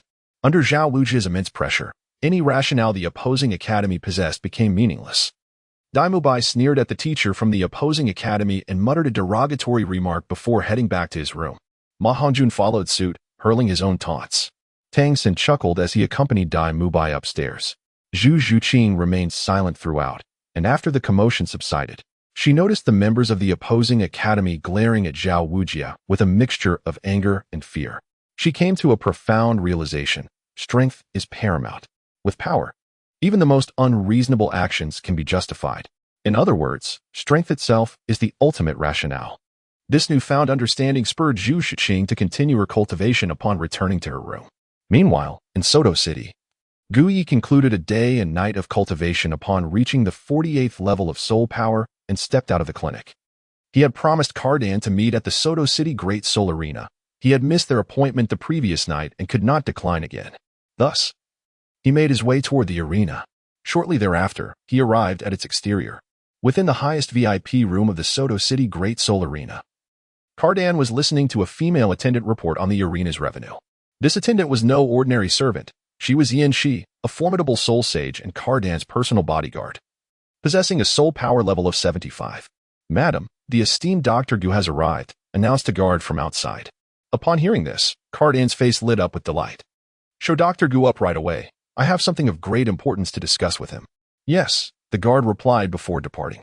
Eagerly, Cardan instructed Yan Shi to leave the room, and then she hastily attended to her appearance, applying a light touch of makeup. Gu had intended to head directly to the treatment room upon arriving at the Great Soul Arena, but he was abruptly intercepted by a guard who informed him of Cardan's request. Reluctantly, he acquiesced and proceeded to the highest room of the arena. As he entered, before he could fully comprehend the room's contents, his face was suddenly obscured by something, plunging his vision into darkness. Moments later, he heard the sound of the door slamming shut. After a minute, his sight was restored, revealing Cardan embracing him, and he realized that his face had been buried in her bosom, causing the initial darkness. Is something the matter? Are you unwell? Gu Yi gently caressed Cardan's forehead as he spoke. Cadden bit her delicate lower lip, casting a bashful glance at Gu Yi, embodying the charm of a young matron. My mouth feels a bit dry, she murmured softly. Upon hearing those enticing words, Gu Yi felt an overwhelming urge to inquire further. His gaze then fell upon Cadden's luscious, delicate lips, stirring a tumult of emotions within him. A woman as stunning and adept at seduction as Cadden was undeniably difficult for Gu Yi to resist. Yet, recalling the purpose of his visit and the fact that this was the great soul arena, he swiftly composed himself and regained his focus. Gu Yi gently caressed Cadden's delicate lips and said, "When I have the time, I shall attend to your treatment, if that is agreeable." "No, I require it now," Cadden insisted, fixing her gaze firmly upon Gu Yi. The expression on her face spoke volumes. Should Gu Yi refuse, she would cling to him without relent. Upon witnessing the situation, Gu Yi felt a sense of helplessness. He noticed the door was firmly shut, and as he glanced at Cadden, her enchanting eyes gazing at him with an expression of eager anticipation, he ultimately convinced himself to moisten her lips. He then gently placed his hand upon Cadden's alluring face and pecked her delicate lips before releasing her. "All right, I still have matters to discuss with you." However, Cadden did not relinquish her hold on Gu Yi, her captivating gaze still fixed upon him. It was evident that her lips remained quite parched.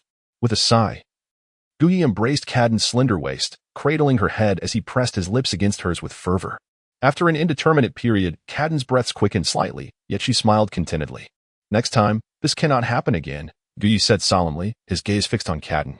As a physician, it was customary for him to treat patients. Yet he could not be perpetually burdened with peculiar maladies. "Next time, we shall see," Cadden chuckled. For she was not one of those naive girls who left their desires unspoken. Then, we shall see. Were it not for their location in the Grand Soul Arena of Soto City, Gu Yi would undoubtedly have taken the time to engage in a thorough treatment of the beautiful Cadden until she was utterly spent. Once Cadden released her embrace, she led Gu Yi to a nearby seat to discuss various matters. Reflecting on Shui Hong, Gu Yi inquired, "Are you aware of Shui Hong's ambitious schemes?" "Of course," she replied. "And what are your thoughts?" Gu Yi's gaze held a hint of implication as it rested upon her. Cadden hesitated, for she was bound by a royal marriage to Shui Hong, who now sought the throne of King Balak. Should he succeed, she would ascend to the role of queen. However, should their plans be exposed, the Prince of Balak would not spare her or Shui Hong. This was reminiscent of the assassination attempt on Shui Hong 2 months prior. Yet, her feelings for Shui Hong were lukewarm at best. Her affections lay with Gu Yi. Gazing at him, Cadden yearned for his insight. Gu Yi possesses a remarkable idea, yet his current capabilities fall short. He is yet to reach the level of a soul king, making such endeavors seemingly unattainable for him. Nevertheless, he is determined to give it a try. "Cadden, do you aspire to become a king?" Gu Yi spoke astonishingly. Cadden gazed at Gu Yi in surprise, bewildered by his meaning. "First, tell me, do you still wish to be with Shui Hong?" Gu Yi held Cadden's small hand, looking at her earnestly. Cadden shook her head, then buried herself in Gu Yi's embrace and said, "Do you still not understand my feelings for you? Ever since we became together, my heart and soul have belonged to you." Cadden spoke softly, yet each word resonated with undeniable sincerity, for she had indeed fallen for Gu Yi. The women in the world of Douluo are unique. Once they fall in love with a man, their hearts and minds become intricately entwined with his. This is evident from the romantic histories of the female protagonists in the original narrative. After hearing Cadden's words, Gu Yi fell silent for a moment. Previously, he had contemplated severing ties with Cadden. Yet, her affection and captivating charm made it difficult for him to persuade himself to abandon such a beautiful woman. "Cadden, if I could make you the queen of the Balak kingdom, would you wish to assume that role?" Gu Yi inquired earnestly, gazing intently at Cadden. "If you were to bestow that upon me, I would accept. However, it is utterly impossible. I am but a woman. How could a woman possibly become the queen of the Balak kingdom?" Cadden replied, shaking her head. "Who says a woman cannot be a queen? Do you not know that the Pope of the Martial Soul Hall, Bibi Dong, is also a woman? She is the Pope. I am different. No, in my eyes, you are the same. As long as you desire it, I can find a way to elevate you to the throne of the Balak kingdom," Gu Yi declared with sincerity glimmering in his eyes. Cadden, observing Gu Yi's serious demeanor, was curious about the reasoning behind his unconventional proposition. Gu Yi's ambitions were ignited by the arrival of Shui Qinghe. He was acutely aware of Shui Qinghe's identity. If Shui Hong, a nobleman who knew only indulgence and was nearly a wastrel, could persuade Shui Qinghe to support him in ascending to the throne of the Balak kingdom, then Gu Yi was equally confident in his ability to elevate Cadden as the first female monarch of Balak. At that point, he merely needed to bide his time until his strength reached the requisite level, after which he could discreetly eliminate Shui Hong and further devise his plans to ensure Kaden's ascension as the queen of the Balak kingdom would pose no difficulty. Chapter 39. The arrival of Shui Qinghe. However, while schemes may be conceived, reality often unfolds differently. Although Gu Yi entertained the notion of supporting Kaden as king, the current circumstances rendered such ambitions unattainable. He could only briefly communicate his objectives and certain matters to Kaden. Kaden, deeply concerned for Gu Yi, would acquiesce to whatever he proposed. That night, Gu Yi and Kaden embarked on the first step of their plan for the kingdom of Balak. 2 days later, at the gates of Soto City, a convoy of cavalry guards slowly entered the city. At the center of the procession was an opulent carriage, within which sat a handsome young man clad in noble robes, engrossed in the book he held. At that moment, the captain of the knightly guard rode up beside the carriage and announced, "Your Highness, we have arrived at Soto City." Shui Qinghe closed his book and lifted the curtain to gaze towards the city gates. He was delighted to be on this official visit, commissioned by the Snow Knight Emperor, to inspect the kingdoms and principalities under the banner of the Heavenly Empire. Such opportunities to blend official duties with leisure and to relay messages to the Spirit Hall were rare indeed. How could he not be pleased? Moreover, this journey would allow him to gather insights into the sentiments of the kingdoms towards the Heavenly Empire, thus providing valuable information for the Spirit Hall's future plans. Today, he would have headed straight for the capital of the Kingdom of Balak. However, he found himself in Soto City due to his nominal cousin, Shui Hong, the second prince of Balak. The current king of Balak, aged and ailing, was nearing the end of his reign, and Shui Hong harbored ambitions of kingship. From what Shui Qinghe gathered, Shui Hong was quite inept. If he could secure Shui Hong's allegiance and elevate him to the throne, it would serve his interests greatly. "Qinghe, my cousin." Just then, Shui Hong rushed out from the city gates, disheveled, barefoot, and clad only in a nightgown. The scene bore a striking resemblance to Cao Cao's barefoot welcome of Su Yu. A mere quarter-hour prior, Shui Hong had been indulging in revelry with a woman in a tavern, thoroughly immersed in pleasure. Upon hearing the guard's news, he hastily emerged without bothering to dress properly. Inside the carriage, upon hearing someone address him as cousin, Shui Qinghe recognized the figure rushing towards him. By lineage, the Snow Knight Emperor was Shui Hong's father's cousin. Yet Shui Hong was older, making the term of endearment appropriate and somewhat intimate. However, Shui Qinghe's eyes betrayed his displeasure upon observing Shui Hong's appearance. Shui Hong reached the carriage but was halted by the cavalry guards. Gasping for breath, he exclaimed, "Qinghe, cousin, I've been eagerly awaiting your arrival." "Not a problem." Shui Qinghe gestured for the guards to let him through. The knights complied, allowing Shui Hong to rush forward. "Brother Shui Hong, you are." Shui Qinghe gestured towards Shui Hong's disheveled state, the title of brother serving to convey a sense of camaraderie. "Oh, this?" Upon hearing that my cousin Qinghe had arrived in Soto City, I rushed over without a second thought. Compared to greeting you, changing clothes is of little consequence. Shui Hong shamelessly explained. As for his hurried departure from a woman's bed, who would know if he didn't mention it? "Oh, I see." Shui Qinghe nodded. Yet when he noticed the lipstick mark on Shui Hong's neck and the cloying scent of perfume wafting from him, he quickly discerned the true nature of his cousin. Cleverness was evident, yet capability was lacking. He was akin to many nobles, reveling in indulgence. Nonetheless, such a character suited Shui Qinghe perfectly, as he required someone easily manipulable. Subsequently, under Shui Hong's guidance, Shui Qinghe and his entourage entered Soto City. Once inside, Shui Hong brought Shui Qinghe to the Lord's residence, where an array of gourmet food, fine wine, and beautiful women awaited, all typical of the upper-class revelries. As the crown prince of the Heavenly Empire, Shui Qinghe was accustomed to such opulence, his expression betraying no emotion. Meanwhile, Shui Hong, while sipping wine, articulated his ambitions to Shui Qinghe, including his desire to become the next king of Balak and his need for Shui Qinghe's support. Indeed. Shui Qinghe took a sip of tea. "Qinghe, are you truly willing to support me as the next king?" Shui Hong inquired eagerly. Shui Qinghe nodded, then shook his head. "Qinghe, what do you mean?" Shui Hong was puzzled by his cousin's words. "I can support you in becoming the next king, but what can you offer me in return?" Shui Qinghe replied, sipping his tea. Understanding his cousin's intent, Shui Hong pondered for a moment before stating, "Cousin Qinghe, should I ascend to the throne, I will agree to anything you require of me." Driven by a desire for vengeance against a brother who had nearly led him to death 2 months prior, Shui Hong was willing to sacrifice everything. Shui Qinghe, observing this, remarked nonchalantly, "Very well, the terms are agreeable. Upon hearing this subtly loaded statement, Shuehong instantly grasped Zhu Zhuqing's meaning. Thrilled, he stood and raised 3 cups in toast to his cousin. The pair continued their conversation, with Zhu Zhuqing probing further into Shuehong's character, concluding that he possessed little talent but was indeed suitable for manipulation, perfectly fit to be the next king of Balak. By the way, I've heard that the most renowned establishment in Soto City is the Grand Spirit Arena. Might I trouble you to take me there?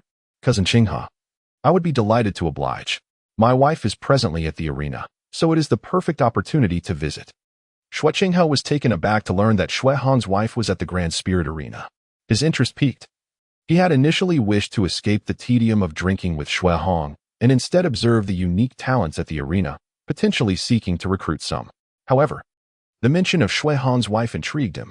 Indeed, my wife manages the Grand Spirit Arena, so she is typically found there. Is that so? I am quite curious to meet this remarkable lady of yours, Zhu Zhuqing responded. Remarkable? She is just an ordinary woman, Shuehong humbly replied. Though inwardly he reveled in the praise from the crown prince of the heavenly empire. After exchanging pleasantries, the pair made their way to the Grand Spirit Arena. Meanwhile, in the highest VIP room of the arena, Cadden sat elegantly in her chair. Beside her was Gu Yi, who was intently writing a letter. She found herself increasingly captivated by his focus. Where have you reached? Gu set down his pen and inquired. It's been half an hour since Shuehong returned to the Lord's residence, Cadden replied just as a knock sounded at the door. Enter. Cadden glanced outside the door. Lord Shuehong and His Highness the Crown Prince were on their way to the Arena of Souls and would arrive in approximately half a quarter of an hour. Very well. I understand. You may leave now. Yes. The maid outside departed, and Cadden turned his gaze towards Gu Yi. They have indeed come to the Grand Arena of Souls. This spares me the trouble of seeking him out myself. In Gu Yi's eyes, there was a glimmer of anticipation for the arrival of Zhu Zhuqing, or rather, it should be Qian Renxue. Chapter 40. The first encounter with Zhu Zhuqing. Gu Yi held a certain admiration for Qian Renxue. In the original narrative, her talents were hailed as unparalleled in Douluo, and her beauty was said to be unmatched in the world. Unfortunately, in the original story, she fell victim to the protagonist's halo, ultimately meeting a tragic fate. To be frank, Guy found himself somewhat intrigued by Qian Renxue, particularly due to her lineage as Bibi Dong's daughter. From what he understood, Qian Renxue had long harbored resentment towards Bibi Dong, yet deep down, she yearned for her mother's approval. The two women regarded each other with disdain. Qian Renxue even dared to refer to Bibi Dong as sister. It remained unclear whether Qian Renxue genuinely wished to be Bibi Dong's younger sister or had other intentions. As he awaited the arrival of this girl who aspired to be Bibi Dong's sister, Gu Yi felt a swell of anticipation. At that moment, Cadden, noticing Gu Yi's distraction, called out to him and took his hand. What is it? Gu Yi responded, turning his gaze towards Cadden. My lips are dry again, Cadden said delicately. Rising to sit on Gu Yi's lap, wrapping her arms around his neck, her beautiful eyes gazing at him eagerly. Her mention of dry lips instantly made Gu Yi comprehend her intentions. He did not resist. Instead, he boldly embraced Cadden's slender waist, caressing her enchanting face before pressing his lips against hers, until her delicate mouth was moistened. All right, I must leave for now, as Shuehong and Zhu Zhuqing will soon be arriving. Cadden nodded in satisfaction. Gu Yi chuckled softly, shook his head, and stepped out of the room into the Grand Soul Arena. He proceeded, as usual, to heal the injured soul masters within the arena. With a deft flick, he summoned his martial soul, a surgical knife, to facilitate the treatment. This unique method of healing, utilizing a blade, left many soul masters in awe, and their astonishment only deepened upon witnessing the extraordinary efficacy of his abilities. At that moment, led by Shuehong, Zhu Zhuqing entered the Grand Soul Arena. Upon arrival, Zhu Zhuqing noticed a crowd gathered around Gu Yi and, driven by curiosity, turned to observe. He was taken aback by the strikingly handsome visage of the man before him. But what astonished him even more was the knife in his hand, a blade capable of healing. It was the first time he had encountered such a miraculous instrument. Intrigued, he paused to watch. Brother Shuehong, do you know that Soul Master assisting others with their treatment? Zhu Zhuqing inquired, pointing at Gu Yi. Oh, you mean Dr. Gu? Shuehong replied. I certainly know him. Zhu Zhuqing, intrigued, asked, he is a physician? Indeed, and Dr. Gu possesses remarkable medical skills. 2 months ago, I suffered severe injuries and was on the brink of death. It was Dr. Gu's intervention that saved my life. I see. But why is he here? This was my wife's suggestion. Previously, Dr. Gu provided free medical services to the townsfolk. After my wife observed the high casualty rates within the arena, she proposed inviting Dr. Gu to assist in treating the injured, thereby alleviating the burden of losses in the Grand Soul Arena. Shuehong explained succinctly the circumstances surrounding Gu Ye's presence. Having heard this, Xue Qinghe felt an even stronger intrigue towards Gu Yi. He then moved closer to observe Gu Ye's healing process more clearly. Gu Yi appeared oblivious to the presence of Xue Qinghe not far from him, remaining engrossed in his treatment of the injured. The patient had suffered a leg fracture and severe burns during the recent soul fighting contest. However, under Gu Ye's skilled ministrations, the broken limbs swiftly healed. He then proceeded to excise the charred skin with a surgical knife, applying a medicinal solution, which astonishingly facilitated the rapid regeneration of new skin. The entire treatment was completed in mere moments, restoring the patient to full health. Such formidable healing prowess surpassed even that of high-ranking healing soul masters. Xue Qinghe, both curious and awestruck by Gu Ye's recent technique, noticed how he cut into the body without causing a single drop of blood to flow, as if something extraordinary were maintaining the integrity of the wound. Not one to overlook the extraordinary, Xue Qinghe immediately recognized Gu Ye's remarkable abilities. Observing the luminous surgical knife in Gu Ye's hand, he inquired with genuine curiosity, "Might I have the honor of witnessing your martial spirit?" Upon hearing the voice, Gu Yi lifted his gaze and upon seeing the man, immediately recognized his identity. It was none other than Qian Renxue, the sister of the formidable Bibi Dong.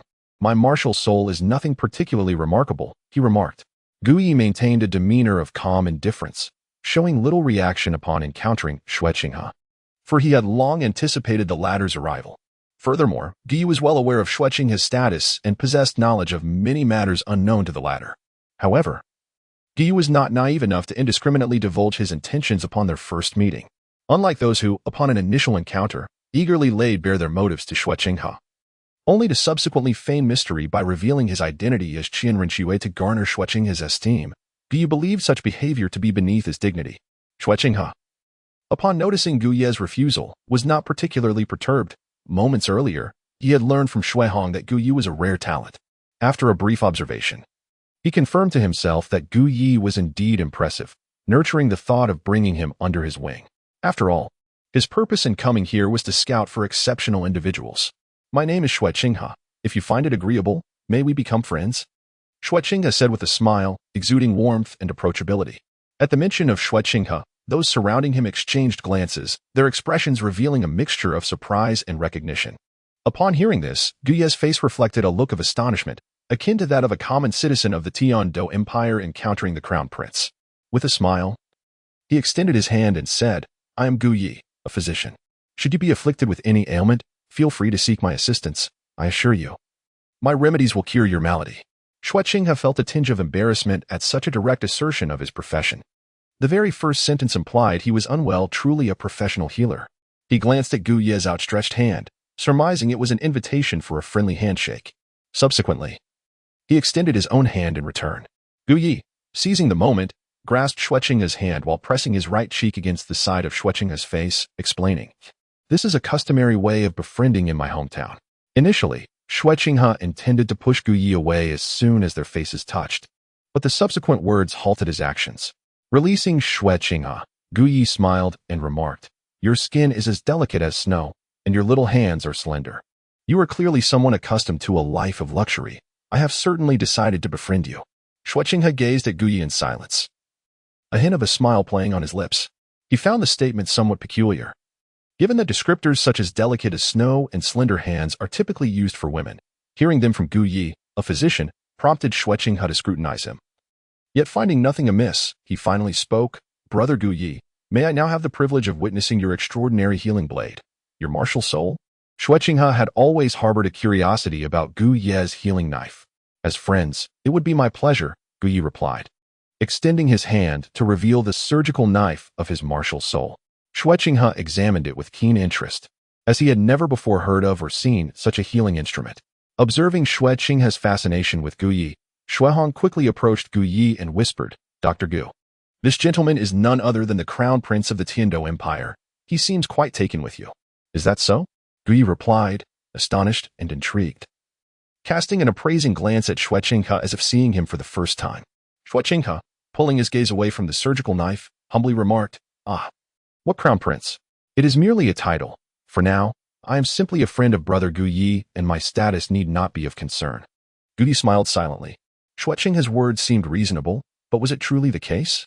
As for Xueqing's earlier suggestion of befriending him, it might merely stem from a fleeting curiosity about his martial soul, or perhaps a mere desire to recruit talent, a whimsical notion to draw him into his fold, nothing more. Gu Yi is not foolish. He understands that Xueqing's words are merely polite remarks.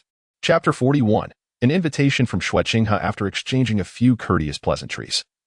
Xueqing resumed his exploration of the grand fighting arena alongside Xue Hong. His interest in Gu Yi prompted him to extend an invitation for Gu Yi to join them. Gu Yi, eager to gain deeper insight into the enigmatic figure of Qian Renxue, who aspired to be the sister of Bibi Dong, graciously accepted the invitation. However, as the trio ventured a short distance, the beautiful young woman, Cadden, descended from the VIP lounge of the grand fighting arena. Upon her arrival, she spotted Xueqing, Xue Hong, and Gu Yi, though her gaze lingered predominantly on Gu Yi. In comparison to Gu Yi, the other two individuals held lesser appeal for her. When Cadden's eyes met Gu Yi's, he subtly indicated his interest, and she promptly comprehended his intent. Approaching Xueqing, she bowed and said, "Your Highness, I apologize for not greeting you properly upon your arrival. I hope you can forgive me." Xueqing regarded Cadden with mild curiosity, then chuckled softly. "No need for concern. You are indeed Xue Hong's wife, are you not? It is truly commendable how you manage this vast grand fighting arena with such poise, ensuring its orderly operation while providing considerable financial support to your husband." "Your Highness, you flatter me," Cadden replied with a smile, her gaze shifting towards Gu Yi. Gu Yi shook his head, and, noticing that Xueqing continued to walk, he followed closely behind. Kadong also approached Gu Yi, synchronizing his pace with the trio. Xue Hong, lavishing praise upon Xueqing, paid no heed to Kadong, oblivious even to the silent exchange of glances and whispered conversations between Kadong and Gu Yi. After a short while, Xueqing halted and gazed down at the Seoul dual platform. As Xueqing came to a stop, Xue Hong, who had been flattering him, naturally ceased his movements as well. Gu Yi and Ka Dan exchanged curious glances as they continued to observe. On the Seoul fighting platform, two Soul Masters, seemingly no older than 18 or 19, were showcasing their abilities. While these individuals might be considered quite talented in Suodo City, they would likely be regarded as insignificant in the eyes of someone like Xueqing. Gu Yi was somewhat perplexed by the significance of his pause. At that moment, Xueqing shifted his gaze from the Seoul fighting platform to Gu Yi, smiling as he spoke. "Brother Gu Yi, I shall soon depart from Suodo City. Might you consider accompanying me to Heaven-Do City to experience its unique charm?" An invitation to leave, Gu Yi thought, surprised by Xueqing's proposition. He had not anticipated such a suggestion from him. Kadong, noticing Xueqing's intent, felt a surge of anxiety as he looked at Gu Yi, fearing he might accept. Her heart was entirely invested in Gu Yi, and the thought of him leaving was unbearable. Xue Hong was equally surprised by Xueqing's invitation to Gu Yi. Considering Gu Yi's remarkable medical skills and knowing Xueqing's penchant for recruiting talent, he found himself hoping Gu Yi would remain close to Xueqing. This arrangement would undoubtedly be beneficial for him as well. However, Gu Yi shook his head without hesitation. "I'm sorry, but I am quite content in Suodo City and have no plans to leave at this time." Upon hearing this, Kadong felt a weight lift from her heart. "Is that so? What a pity," Xueqing remarked, not wishing to impose. His interest in Gu Yi stemmed from his commendable medical abilities and unique martial spirit. It was merely curiosity that prompted his invitation. "Nevertheless, should you reconsider or find yourself in Heaven-Do City, please do seek me out. I hold great expectations for you." With that, Xueqing patted Gu Yi's shoulder encouragingly. Having lost interest in the soul fighting arena, he bid farewell to Xue Hong and prepared to leave Suodo City. Naturally, Xue Hong, seeking favor from Xueqing, eagerly followed suit. Even Kadong, absorbed in her thoughts with Gu Yi, paid little mind as she accompanied Xueqing out of the soul fighting arena. He gazed at Xueqing as he exited the Suodo City Grand Soul Arena.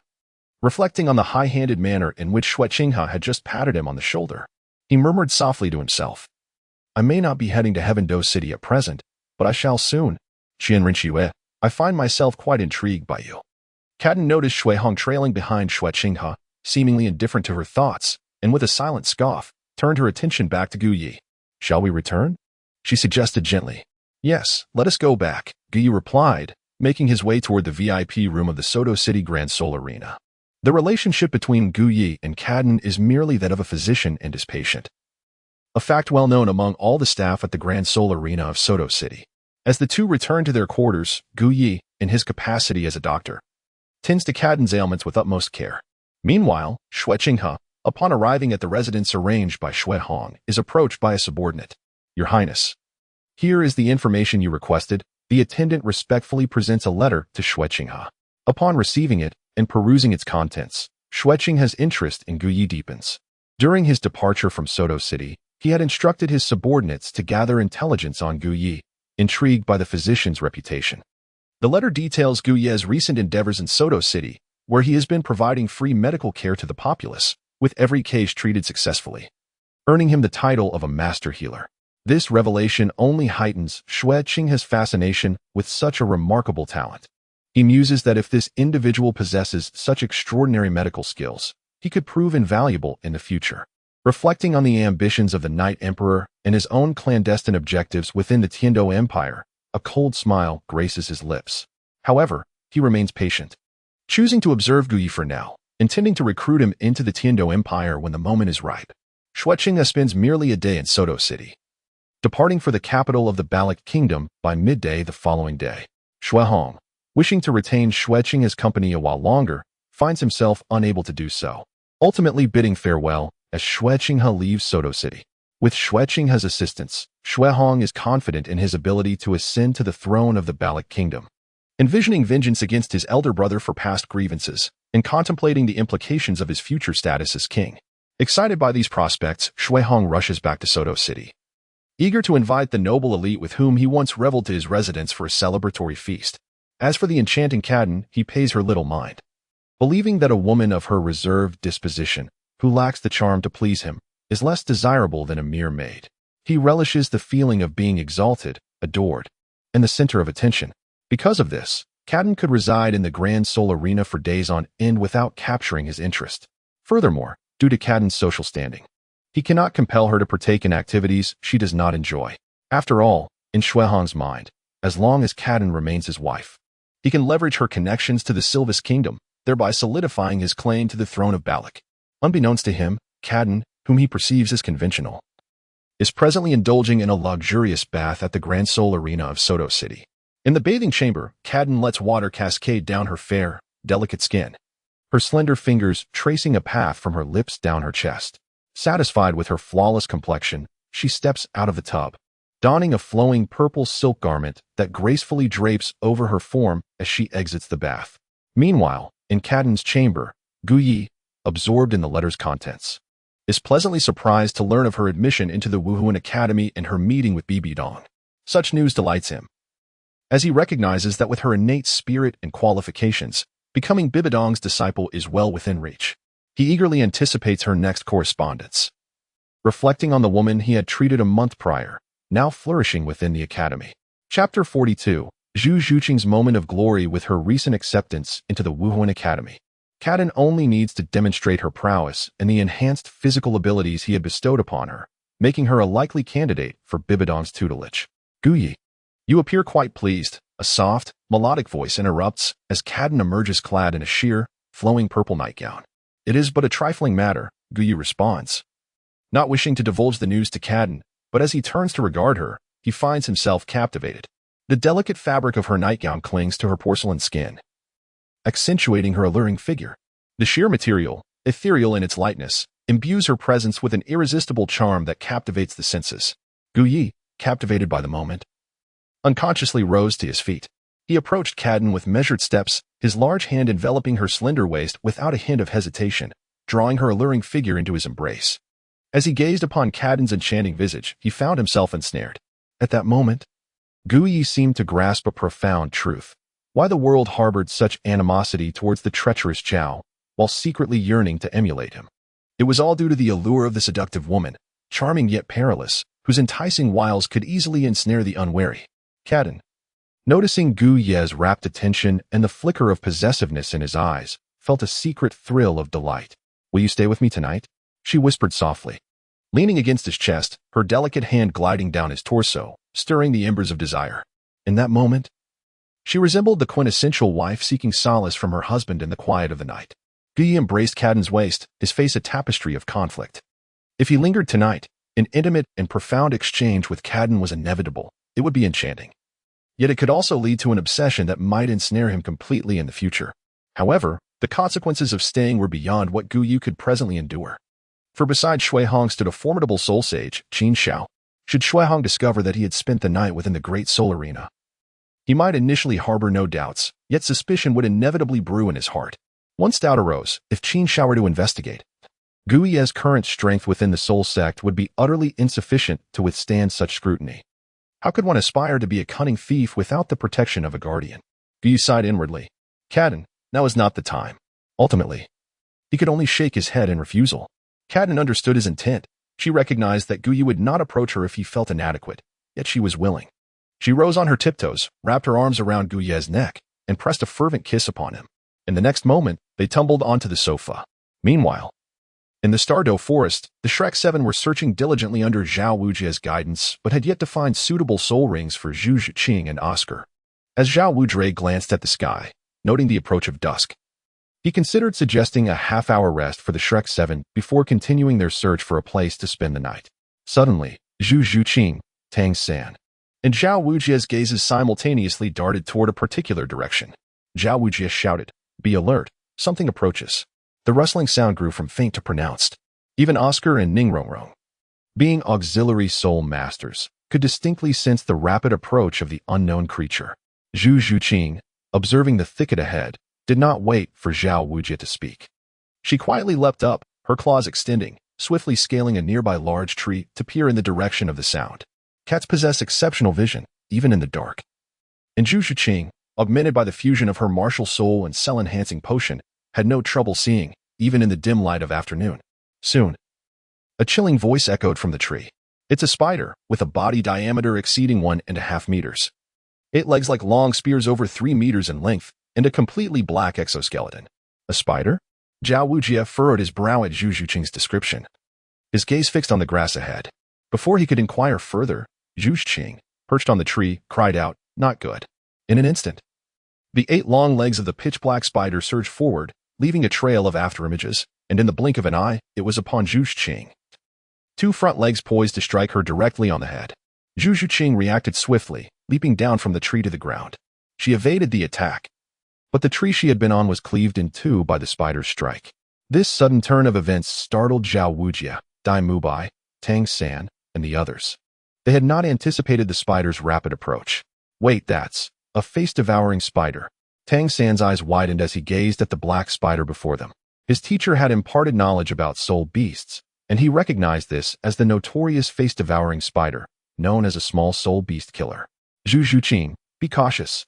This face-devouring spider, with its size and fierce aura, undoubtedly exceeds 2,000 years. You are no match for it, Tang San warned, urging her to flee.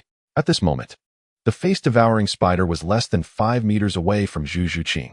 Although she heard Tang San's warning, she showed no intention of retreating. She wished to test her newfound strength. After merging with the cell-enhancing potion that Gu Yu provided, she felt a transformation within her body, the extent of which she was yet to ascertain. Perfectly, she sought to challenge this over 2,000-year-old face-devouring spider. In a flash, Zhu Zhuqing transformed into a shadow, vanishing from the spider's sight. The next moment, she reappeared to the left of the face-devouring spider. Ethereal. 100 claws. Her icy voice rang out, her sharp claws igniting with black flames, and she launched a lightning-fast strike against the spider. The sound of shredding echoed as deep gashes appeared on the spider's ebony shell, the flames crackling as they seared the wounds. After the attack, Zhu Zhuqing leaped, her form becoming a shadow as she rejoined the Shrek Seven. The entire sequence, from attack to conclusion, transpired in mere seconds, astonishingly swift. Such incredible speed, Zhao Wujie exclaimed, having watched the entire encounter. Not just him, Tang San, who had activated his purple extreme demon eye, was equally astounded. Zhu Zhuqing's prowess and velocity exceeded his wildest expectations. Though the face-devouring spider sustained minimal injury from Zhu Zhuqing's claws, the black flames caused it to howl in agony. Its 8 long, spear-like legs moved frantically, launching a furious assault on Zhu Zhuqing, clearly enraged by her earlier attack, particularly by the tormenting flames. Zhu Zhuqing, be careful, Tang San called out once more, evidently believing that Zhu Zhuqing could not possibly contend with such a formidable opponent. However, Zhu Zhuqing disregarded Tang San's caution and charged toward the face-devouring spider. Her speed was remarkable. As the spider's legs lashed out at her, she evaded like a phantom, then countered with her ethereal 100 claws. She leaped onto the spider, using the surrounding trees as leverage, diving down with her claws, which bore the searing black flames, aiming for the spider's wounds. Another series of sharp, piercing sounds erupted as Zhu Zhuqing's claws tore through the black shell on the spider's back. The flames continued to burn, inflicting relentless pain upon the creature. At that moment, Zhu Zhuqing seemed to grasp the essence of Gu Ye's earlier words. In the realm of martial arts, nothing is indestructible, only speed is unbreakable. Just like her now. Her speed was such that the face-devouring spider could not land a hit. She could clearly perceive its attacks and evade them, countering with her own strikes. Throughout the entire encounter, she was the sole aggressor. Zhu Zhuqing's physical strength, reaction speed, and attacking velocity had all undergone significant changes. Owing to her absorption of the blood essence from the same type martial soul, the ethereal spirit cat, and the cell-enhancing potion. Chapter 43. Tang San's soul bone is gone. Beside them, Xiaowu and Ning Rongrong marveled in astonishment. They watched as Zhu Zhuqing relentlessly battled the man-faced demon spider, unable to believe their eyes. The most incredulous were Dai Mubai and Tang San. One was a soul master at level 37, convinced of his supremacy among the seven, while the other, a disciple of Yu Shaojiang, understood through his teachings the formidable nature of the man-faced demon spider. Both found it hard to fathom that Zhu Zhuqing, a newly minted Great Soul Master at level 30, could possibly overpower a creature that had existed for over 2,000 years, especially in such a brutal manner. After observing with his purple extreme magic eyes, Tang San began to discern the reason behind Zhu Zhuqing's apparent triumph over the man-faced demon spider. It became clear to him that the creature was injured. As their teacher, Zhao Wujia, witnessed Tang San and Dai Mubai's group staring blankly at Zhu Zhuqing's duel, he bellowed, "What are you standing there for? Are you merely spectators? Hurry up and assist her." Recalling their senses, Tang San and the others felt a bit embarrassed and quickly sprang into action.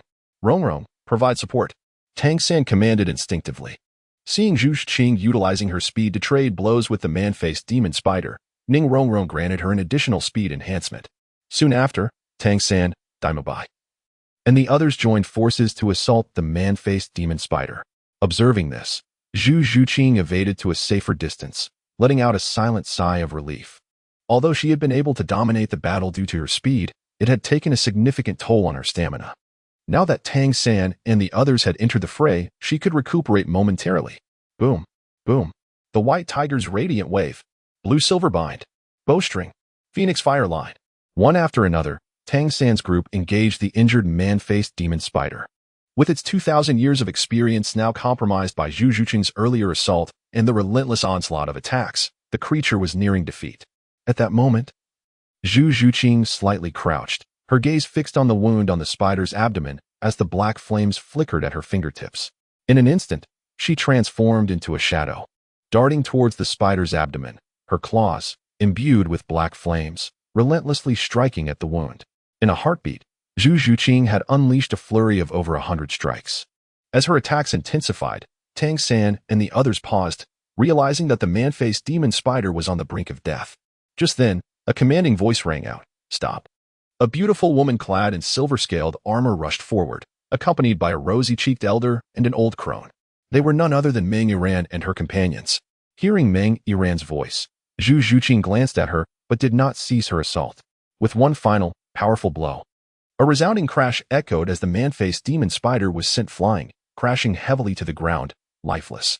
"You killed my soul beast," Meng Yiran exclaimed, her gaze seething with fury as she glared at Zhu Zhuqing, who had just slain the creature.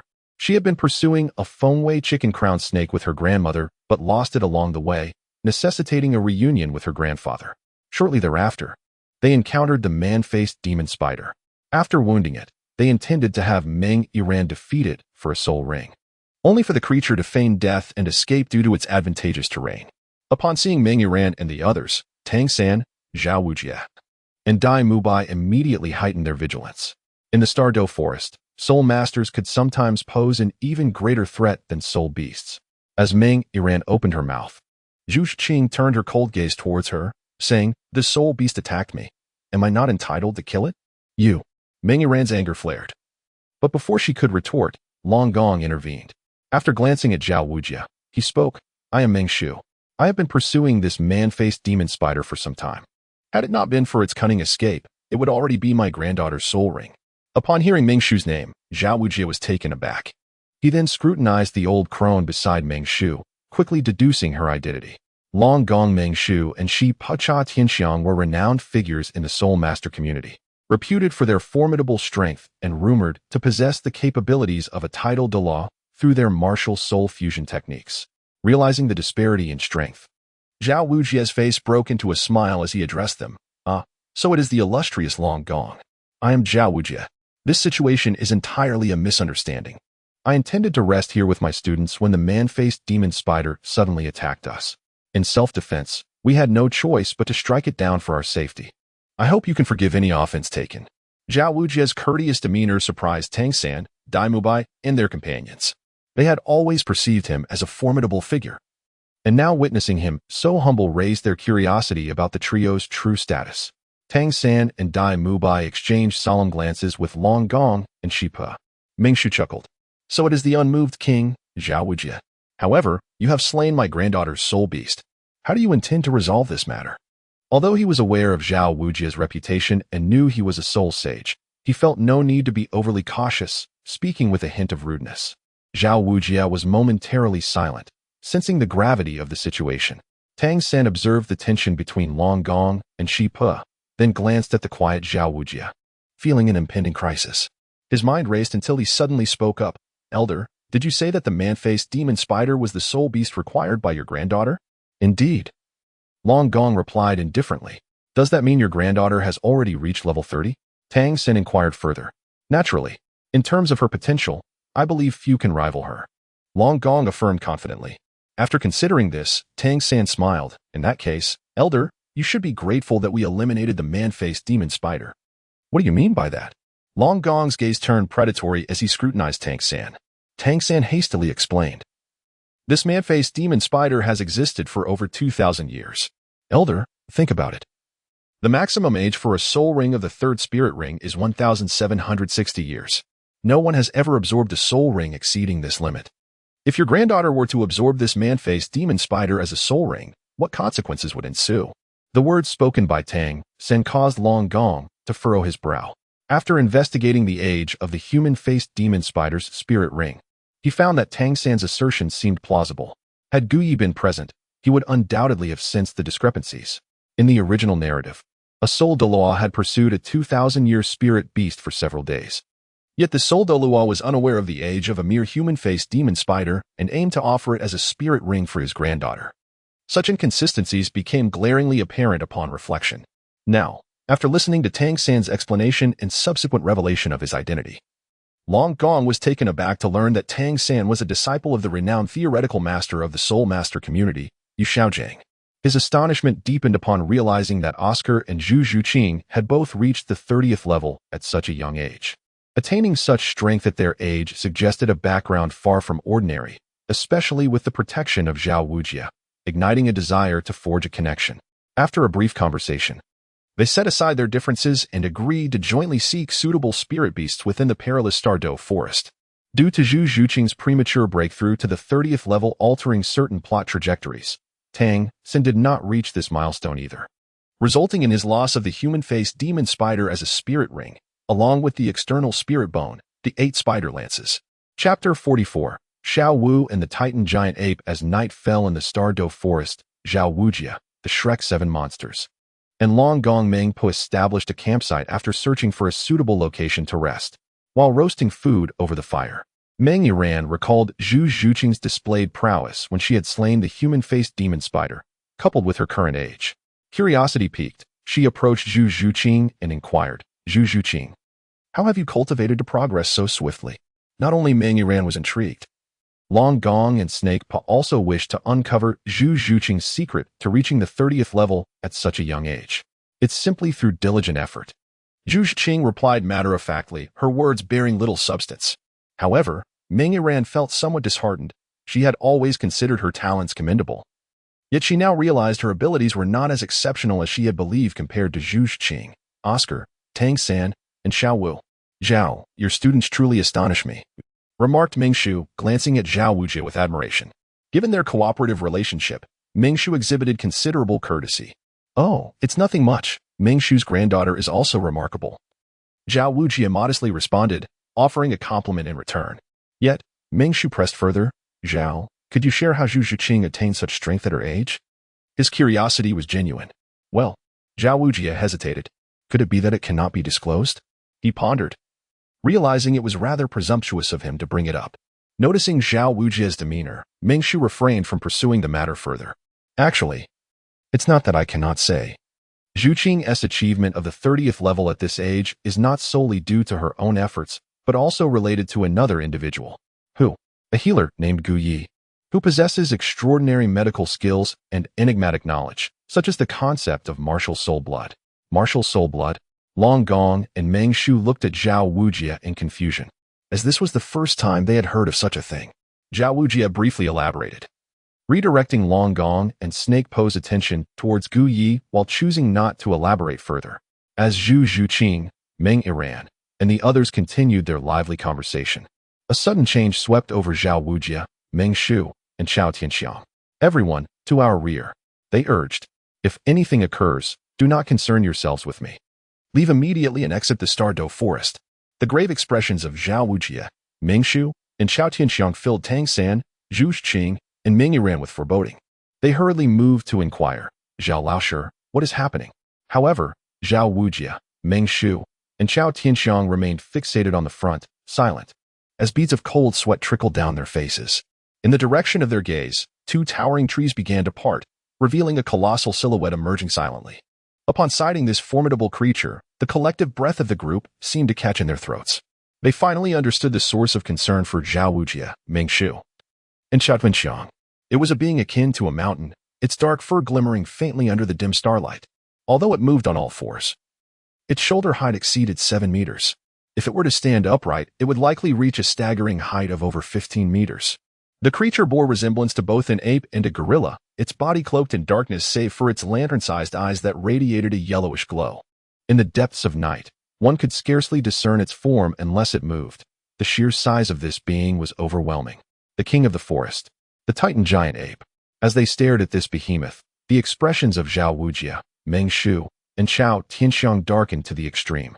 Even with Meng Shu's status as a Soul Douluo, alongside the Soul Emperor Chao Tianxiang and Soul Saint Zhao Wujie, the trio stood little chance against the king of the forest, the Titan giant ape.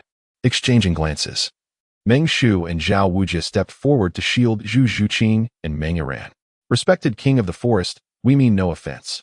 If this is your territory, we are willing to withdraw at once," Meng Shu stated solemnly. He understood that the Titan giant ape could comprehend his words.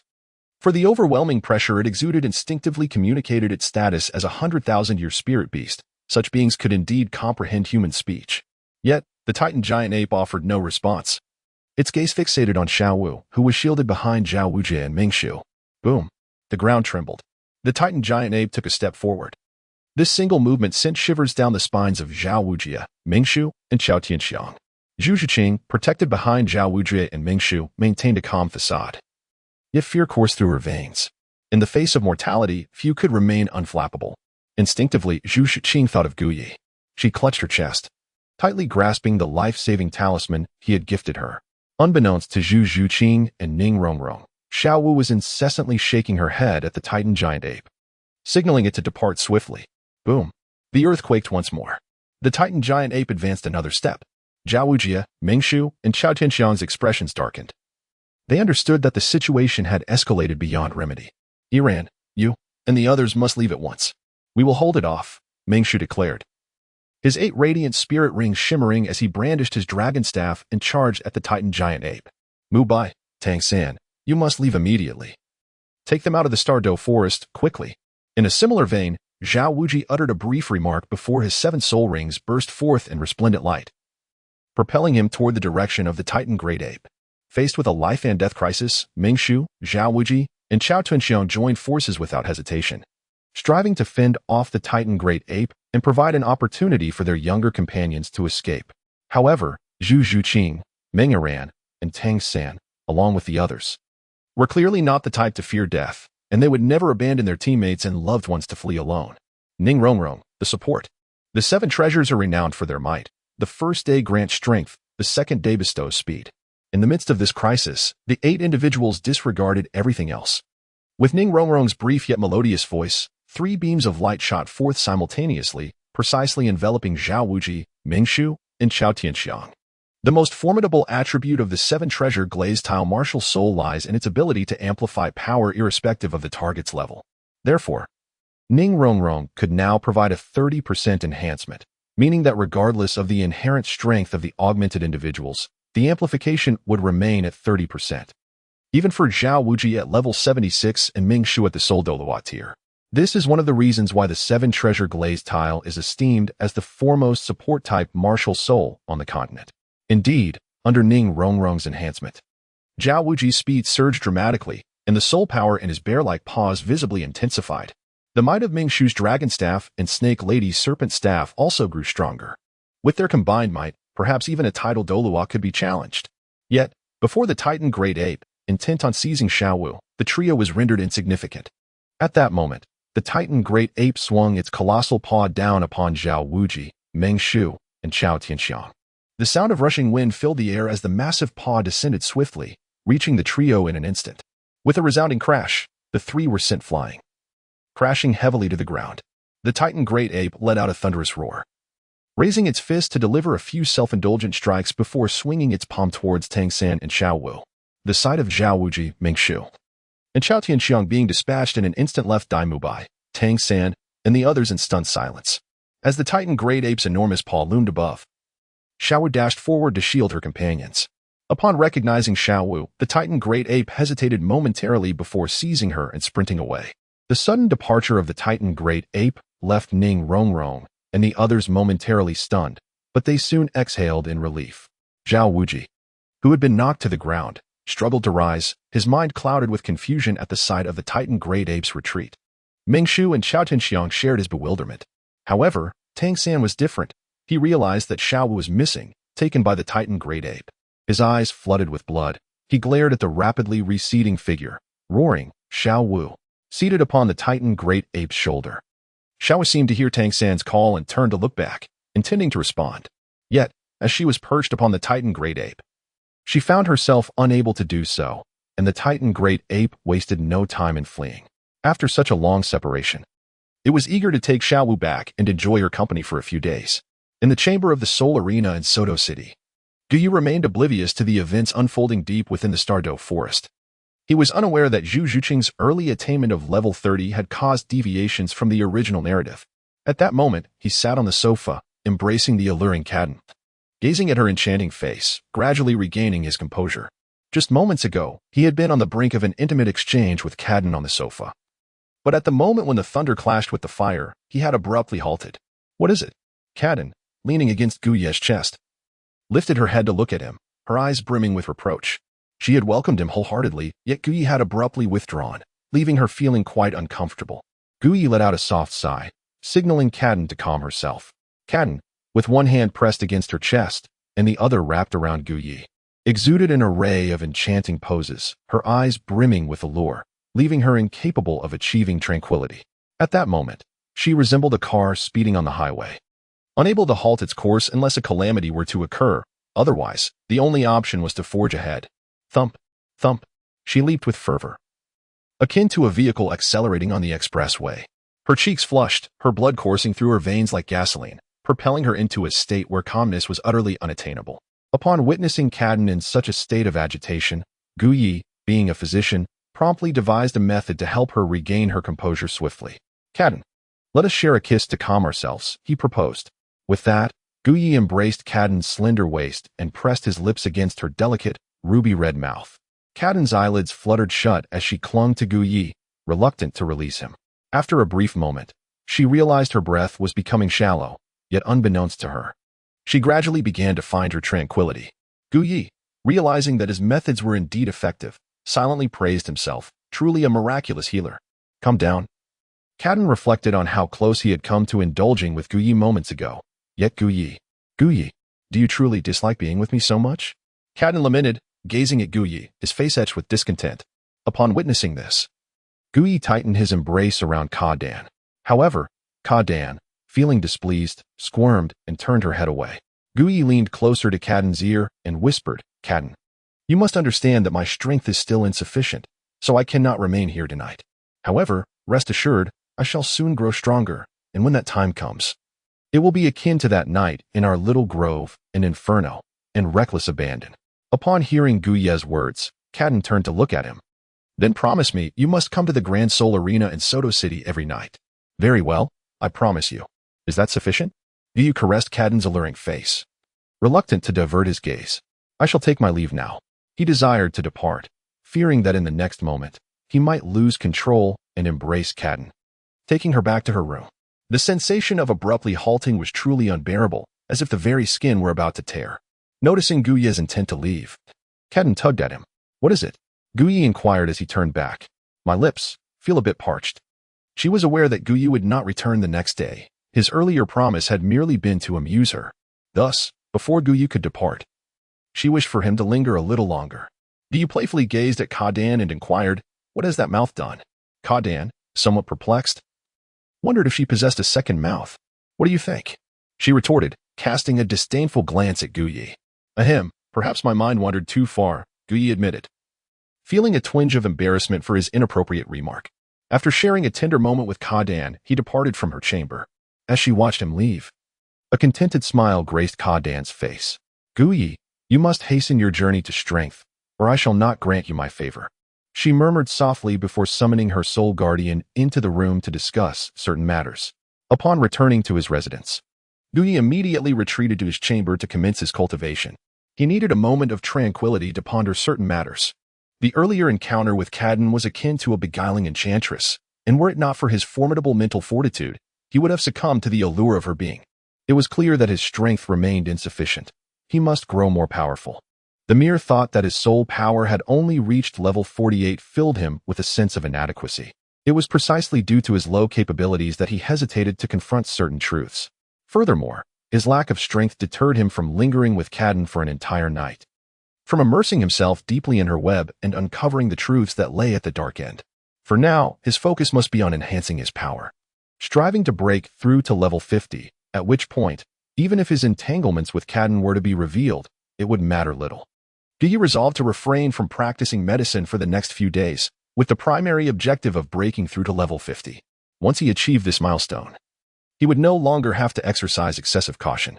At that point, he could indulge in a passionate encounter with Caden without concern. Even if Shui Hong were to discover it, he would remain unperturbed. It was not that Guyi, upon reaching level 50, could overpower the soul Saint Qin Shao by Shui Hong's side, but rather that once he attained level 50, his means of self-preservation would render him fearless of soul saints.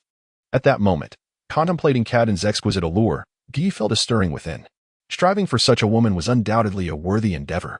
As Guyi immersed himself in his cultivation, several days quietly passed. During this time, he adhered to Caden's expectations by refraining from visiting the Great Soul Arena. In his pursuit of strength, he even neglected to open his medical clinic, illustrating the lengths to which he would go to enhance his abilities and indulge in the depths of intimacy with Caden. Meanwhile, within the Stardow Forest, Oscar was congratulated by Dai Mubai and Ma Hongjun on acquiring his third soul ring. Despite the joy of obtaining the coveted Rooster Crest Serpent, Oscar found himself in a state of discontent. His gaze fell upon the silent Tang San, prompting a sigh of resignation. Dai Mubai and Ma Hongjun shared similar sentiments, reflecting on the events of the past few days. Finally, Dai Mubai approached Tang San, expressing concern over their fruitless search for Xiao Wu and questioning whether she might be in peril. Xiao Wu will be fine. If you do not wish to search alongside me, you may leave, Tang San stated in a somber tone. This remark incited anger in Dai Mubai. What do you mean by that, Xiao San? If we didn't care about Xiao Wu, would we have ventured this deep into the forest with you? You must consider the dangers we all face. Your singular focus on Xiao Wu disregards the safety of the group. Others, including Ma Hongjun and Oscar, echoed Dai Mubai's frustrations. The risks they had encountered while aiding Tang San were numerous, and without Zhao Wujia, the Soul Sage, they might have perished countless times. The fate of Xiao Wu, captured by the Titan giant ape, weighed heavily upon them all, and Tang San's harsh words only fueled their ire. In the midst of the escalating tension, Zhao Wujia intervened. Enough. We are deep within the Stardow Forest, where danger lurks at every turn. Your bickering serves no purpose. Rest now, and we shall continue our search later. Shrek Academy does not abandon its students. His words brought Tang San to a moment of reflection, recognizing that his stubbornness had endangered his companions. As silence enveloped the group, Dai Mubai turned to Zhao Wujie, inquiring whether they should persist in their perilous journey. The others, including Ma Hongjun, Ning Rongrong, and Zhu Zhuqing, shared the same apprehension. They were not cowards, as evidenced by their willingness to confront the Titan giant ape, yet aimlessly traversing the forest without a plan felt akin to courting death. Zhao Wujie, contemplating the threats they had faced and the exhaustion of his companions, found himself torn between the decision to delve further or retreat, each option bearing its own consequences. Just then, a light footfall caught his attention, and he turned, his icy gaze scanning the surroundings as he summoned his soul power. Who is it? The others, on high alert, followed Zhao Wujie's lead. It's me, a slender figure emerged from the trees. Upon recognizing her, not only Zhao Wujie but also the others were momentarily stunned. Xiao Wu had returned. Though her attire was tattered and her once neat hairstyle now disheveled, her complexion was vibrant, suggesting a newfound maturity. Xiao Wu, you're alive? Oscar exclaimed, only to realize the insensitivity of his words. Are you wishing for my demise? Xiao Wu retorted, her tone sharp. Xiao Wu, it's really you. Tang San rushed forward, enveloping her in a fervent embrace. I was so worried about you. What happened during these days? Where have you been? Are you hurt? Brother San, am I not standing right in front of you? She replied with a hint of annoyance. Indeed, look at her rosy cheeks. Perhaps she not only evaded danger, but also encountered fortuitous opportunities. Oscar and Ma Hongjun jested. Noticing her transformation, Zhao Wujie, sensing something amiss, approached Xiao Wu. How did you escape the Titan giant ape? Tell us what transpired. Xiao Wu hesitated, knowing she could not disclose the truth about her time with Air Ming. I'm not entirely sure. The Titan giant ape carried me deep into the forest. But after a while, it seemed agitated by a loud roar from a nearby direction and abandoned me to flee. I lost consciousness and, upon waking, it was gone. The scene was terrifying, with numerous soul beasts stunned around me. Some were gravely injured. Strangely, amidst this chaos, I discovered that my soul power had surpassed level 30. Zhao Wujie was astonished. What? You've reached level 30? Not only Zhao Waoqi, but also Oscar and a few others gazed in astonishment at Xiao Wu. Nodding slightly, Xiao Wu recounted, at that moment, I was terrified by the sound, and when I was captured by the Titan giant ape, my body instinctively broke through due to the intense external stimuli. Subsequently, I stumbled upon a millennium-old soul beast that was suitable for me while it was unconscious, and I hunted it down to acquire my third spirit ring. Is that even possible?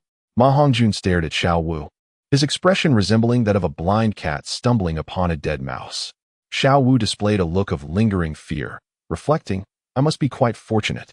I thought I was doomed to avoid being attacked by the surrounding soul beasts once they regained consciousness. I had no choice but to eliminate those rendered unconscious by the shock. After absorbing the third spirit ring, my strength was restored, and I retraced my steps based on my memories.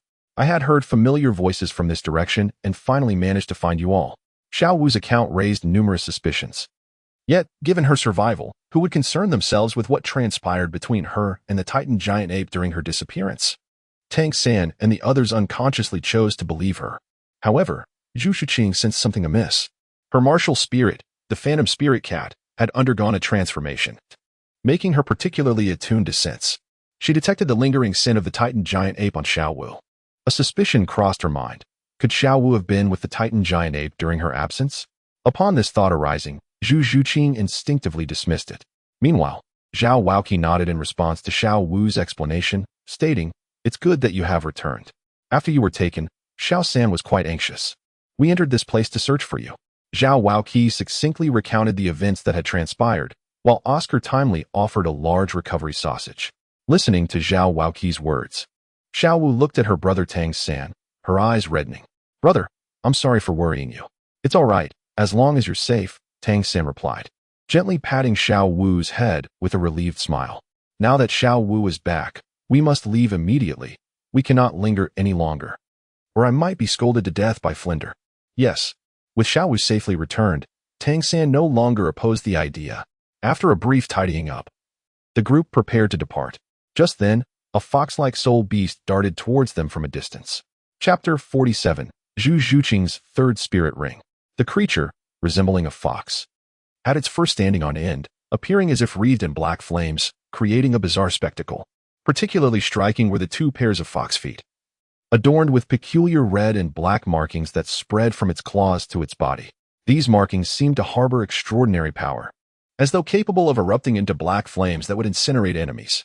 As it dashed past Zhao Waoqi and the others, it completely overlooked the concealed Shrek 8. Upon seeing the soul beast sweep by, Zhu Zhuqing was instantly captivated. In a mere glance, she recognized it as one of the few soul beasts that Guyi had deemed most suitable for her. The sight of this soul beast triggered thoughts of Guyi's words regarding her desire to become his disciple. Instinctively, she pursued the shadow of the black creature. Zhu Zhuqing, where are you going? Zhao Waoqi reprimanded her for acting independently. Teacher Zhao, I need that soul beast for my third spirit ring, Zhu Zhuqing replied. Ever mindful of her purpose for coming here, she aimed to capture a suitable third spirit ring, hoping to earn Guyi's mentorship upon her return. Now that her target had appeared, she was determined to seize the opportunity. Come on, keep up. Since Zhu Zhuqing was chasing after the creature beyond the Stardow forest, Zhao Waoqi and the others had no choice but to follow her.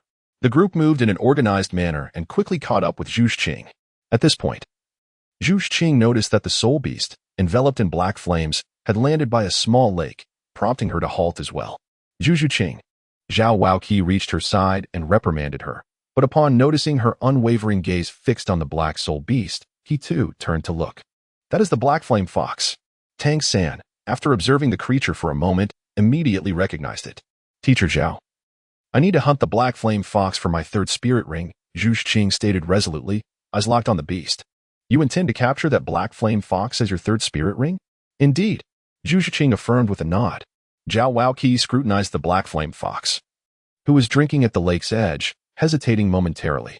For someone like Zhu Zhuqing, whose martial spirit was the phantom spirit cat, acquiring spirit rings generally leaned towards speed. However, he was unfamiliar with the black flame fox. Had Tang San not mentioned its name, he might not have even known what it was called. Observing the black flame fox by the lake, Tang San shook his head and advised, Zhuqing, that black flame fox is not suitable for you. No, it is suitable for me, Zhu Zhuqing retorted without hesitation. Tang San furrowed his brow, explaining, Zhu Zhuqing, while the black flame fox excels in speed.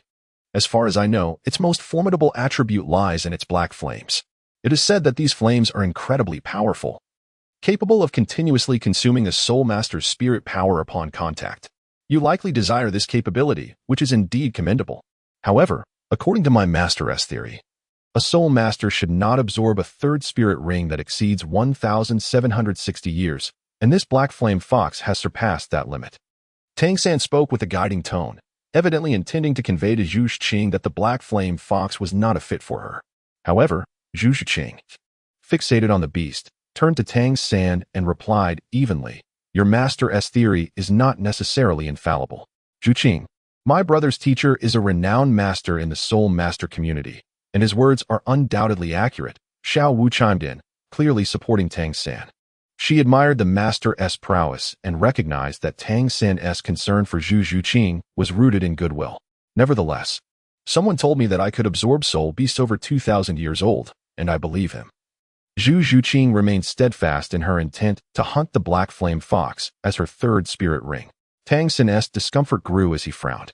He had immense faith in his teacher Yu Xiaojiang's theory, and Zhu Zhuqing's disbelief unsettled him, as he was only looking out for her welfare. Yu Qing, that black fox has already surpassed the third spirit ring limit, and Tang San's teacher has affirmed that the limit is indeed 1,760 years. This is true. It is not suitable for you. Zhao Waoqi similarly doubted Zhu Zhuqing's ability to absorb a 2,000-year-old black fox, and for her safety, he could not permit her to take such a risk. Upon hearing this, Zhu Zhuqing replied calmly. While Tang San's teacher states that the limit for a third spirit ring is 1,760 years, Guyi has assured me that my limit is beyond that. Teacher Zhao, I trust Guyi. Zhu Zhuqing possessed a resolute gaze, firmly determined to absorb the black fox spirit, which had transcended 2 millennia. Upon hearing Guyi inform Zhu Zhuqing that her third soul ring limit was not merely 1,760 years, Tang San, Dai Mubai, and Zhao Wujia exhibited varied expressions. Dai Mubai displayed disdain, Tang San hesitated, while Zhao Wujia remained skeptical. In their minds, Guyi was not only enigmatic and knowledgeable, but merely a physician. The theory of soul rings was predominantly the forte of Yu Xiaojiang. Observing their reactions, Zhu Zhuqing chose to remain silent. Instantly, her martial spirit, the nether cat, enveloped her, and black flames materialized, swiftly coiling around her fingers as she directed her assault towards the black flame fox. The skepticism of Zhao Wujie and others did not concern her. She had unwavering faith in Gu Yi, confident that he would neither deceive nor harm her. The enhancement she had undergone only fortified her trust in him. As she struck, the black flame fox, drinking by the lakeside, emitted a startled cry, initially mistaking Zhu Zhuqing for Qin due to the flames enveloping her. It quickly realized the danger as she advanced, transforming into a shadow to evade her attack. However, Zhu Zhuqing, having been enhanced by Gu Ye's strengthening solution, had become remarkably agile. Reacting swiftly, she darted after the fox. Seeing Zhu Zhuqing disregard their warnings and engage in battle, Zhao Wujie felt a surge of anger. Daimubai. Tang San, you all assist Zhu Zhuqing. With the conflict initiated, he deemed it necessary to command the group to eliminate the black flame fox swiftly for their safety. Although Tang San firmly believed in his teacher Yu Xiaozhang's theories, he could not stand idly by. Thus, the 7 members of Shrek swiftly coordinated their efforts. Despite the black flame fox's considerable age, the teamwork of the Shrek 7 proved effective, and after a series of relentless attacks, the fox was left on the brink of defeat. Ultimately, Zhu Zhuqing, seizing the moment, delivered a swift and lethal blow, vanquishing the creature. In the wake of its demise, a purple soul ring ascended from the remains of the black flame fox. Just as Zhu Zhuqing prepared to absorb the soul ring, Tang San urgently called out, "Zhuqing, my teacher has stated that the limit for a soul master's third soul ring is 1760 years. Absorbing this 2,000-year-old fox poses a significant risk." Zhao Wujie echoed his concern, insisting, "Indeed, Zhu Zhuqing, for your safety, you must not take this risk." Zhu Zhuqing paused, turning to Tang San with a calm demeanor.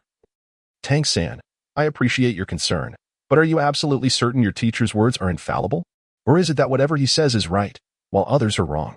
Her serene tone ignited a flicker of frustration within Tang San. He had earnestly sought to dissuade Zhu Zhuqing, yet she remained obstinate, even invoking his teacher's name. The group, witnessing Zhu Zhuqing's unwavering resolve to absorb the black flame fox's soul ring, felt a sense of helplessness. Disregarding Tang San's words, Zhu Zhuqing seated herself and began the absorption process. As Zhao Wujie and Tang San observed her determined action, they were filled with quiet frustration. They pondered what kind of potion Gu Yi had administered that led Zhu Zhuqing to believe she could absorb a soul ring of such extraordinary age. It was known even to Zhao Wujie, a soul sage, that he had never witnessed a soul master exceed 2,000 years when absorbing their third soul ring. Daimubai, feeling discomfort upon hearing Zhu Zhuqing mention Gu Yi, grew increasingly uneasy as he watched her heed Gu Ye's words and attempt to absorb the 2,000-year soul ring. "What should we do now, Teacher Zhao?" Tang San, sensing impending trouble, recognized Zhu Zhuqing's commitment to the process and realized stopping her was futile. Leaving the decision to Zhao Wujie, observing Zhu Zhuqing's steady presence as she began the absorption, felt a mix of concern and bewilderment.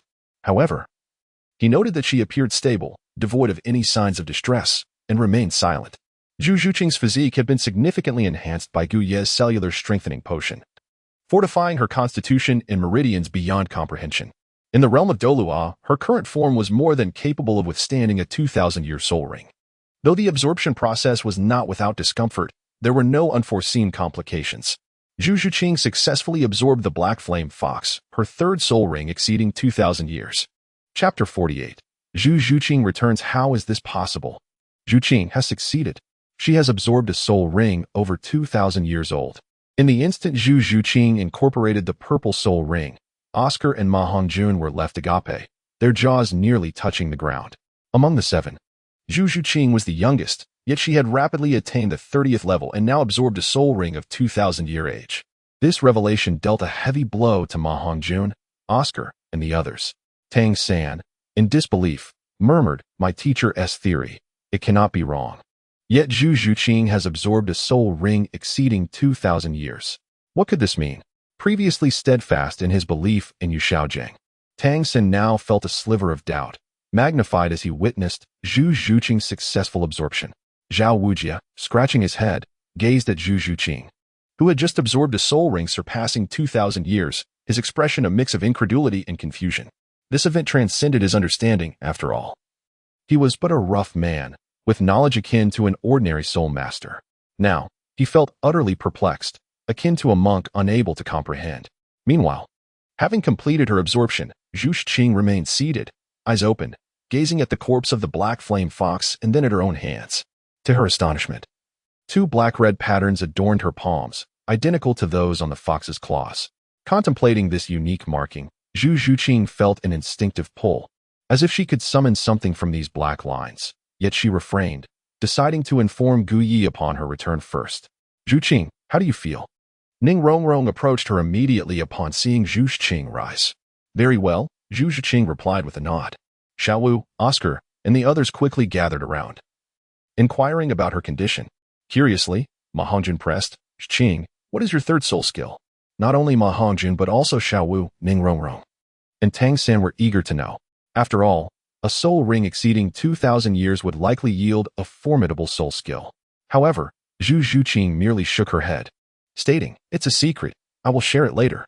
Though they were classmates, the soul skill was intrinsic to a soul master's abilities, and she intended to consult Gu Yi first before revealing it to Tang San and the others. Ma Hongjun, undeterred by his disappointment, regarded Zhu Zhuqing with the awe of one observing a rare phenomenon, as absorbing a third soul ring of such age was unprecedented. Now that we have acquired the soul rings, let us discuss the specifics after we depart from the Stardow Forest. They remained deep within the Stardow Forest, and Zhao Wujia, wishing to avoid further mishaps, urged everyone to prepare for their departure. Just then, Tang San sensed a shift within his body and called out, Teacher Zhao. Wait. After speaking, he settled down cross-legged to regulate his breath. Tang San's transformation caused Zhao Wujin to furrow his brows, and he contemplated inquiring about what had transpired. Observing Tang San meditating on the ground to restore his soul power, he assumed it was merely due to the exhaustion from the numerous battles he had faced in recent days. However, moments later, Tang San awakened and uttered words that left Zhao Wujin and the others astounded. Teacher Zhao, I have broken through to the 30th level. I believe I need a soul ring as well. Xiao San, are you joking? Daimubai approached, disbelief etched on his face. Indeed, Tang San affirmed with unwavering resolve. In resignation, Zhao Wujin sighed, acknowledging the disparity in their journeys.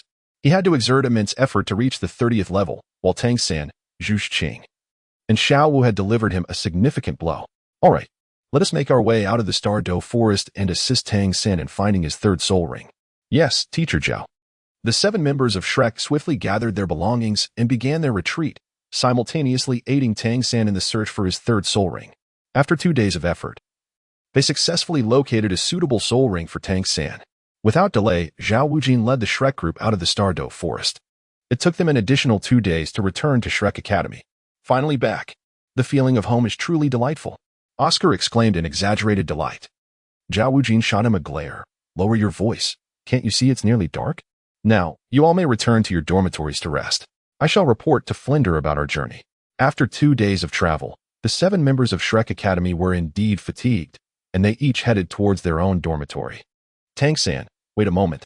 Just as Tang San was about to return to the dormitory with Oscar, he was called by Ning Rongrong. Tang San paused and turned to Ning Rongrong. Rongrong, is there something you need? Ning Rongrong, recalling the hidden weapons Tang San had previously used, spoke softly. I would like to have a private conversation with you, if that's all right. Oscar, standing beside Tang San, stiffened momentarily. You both talk. I'll head back first.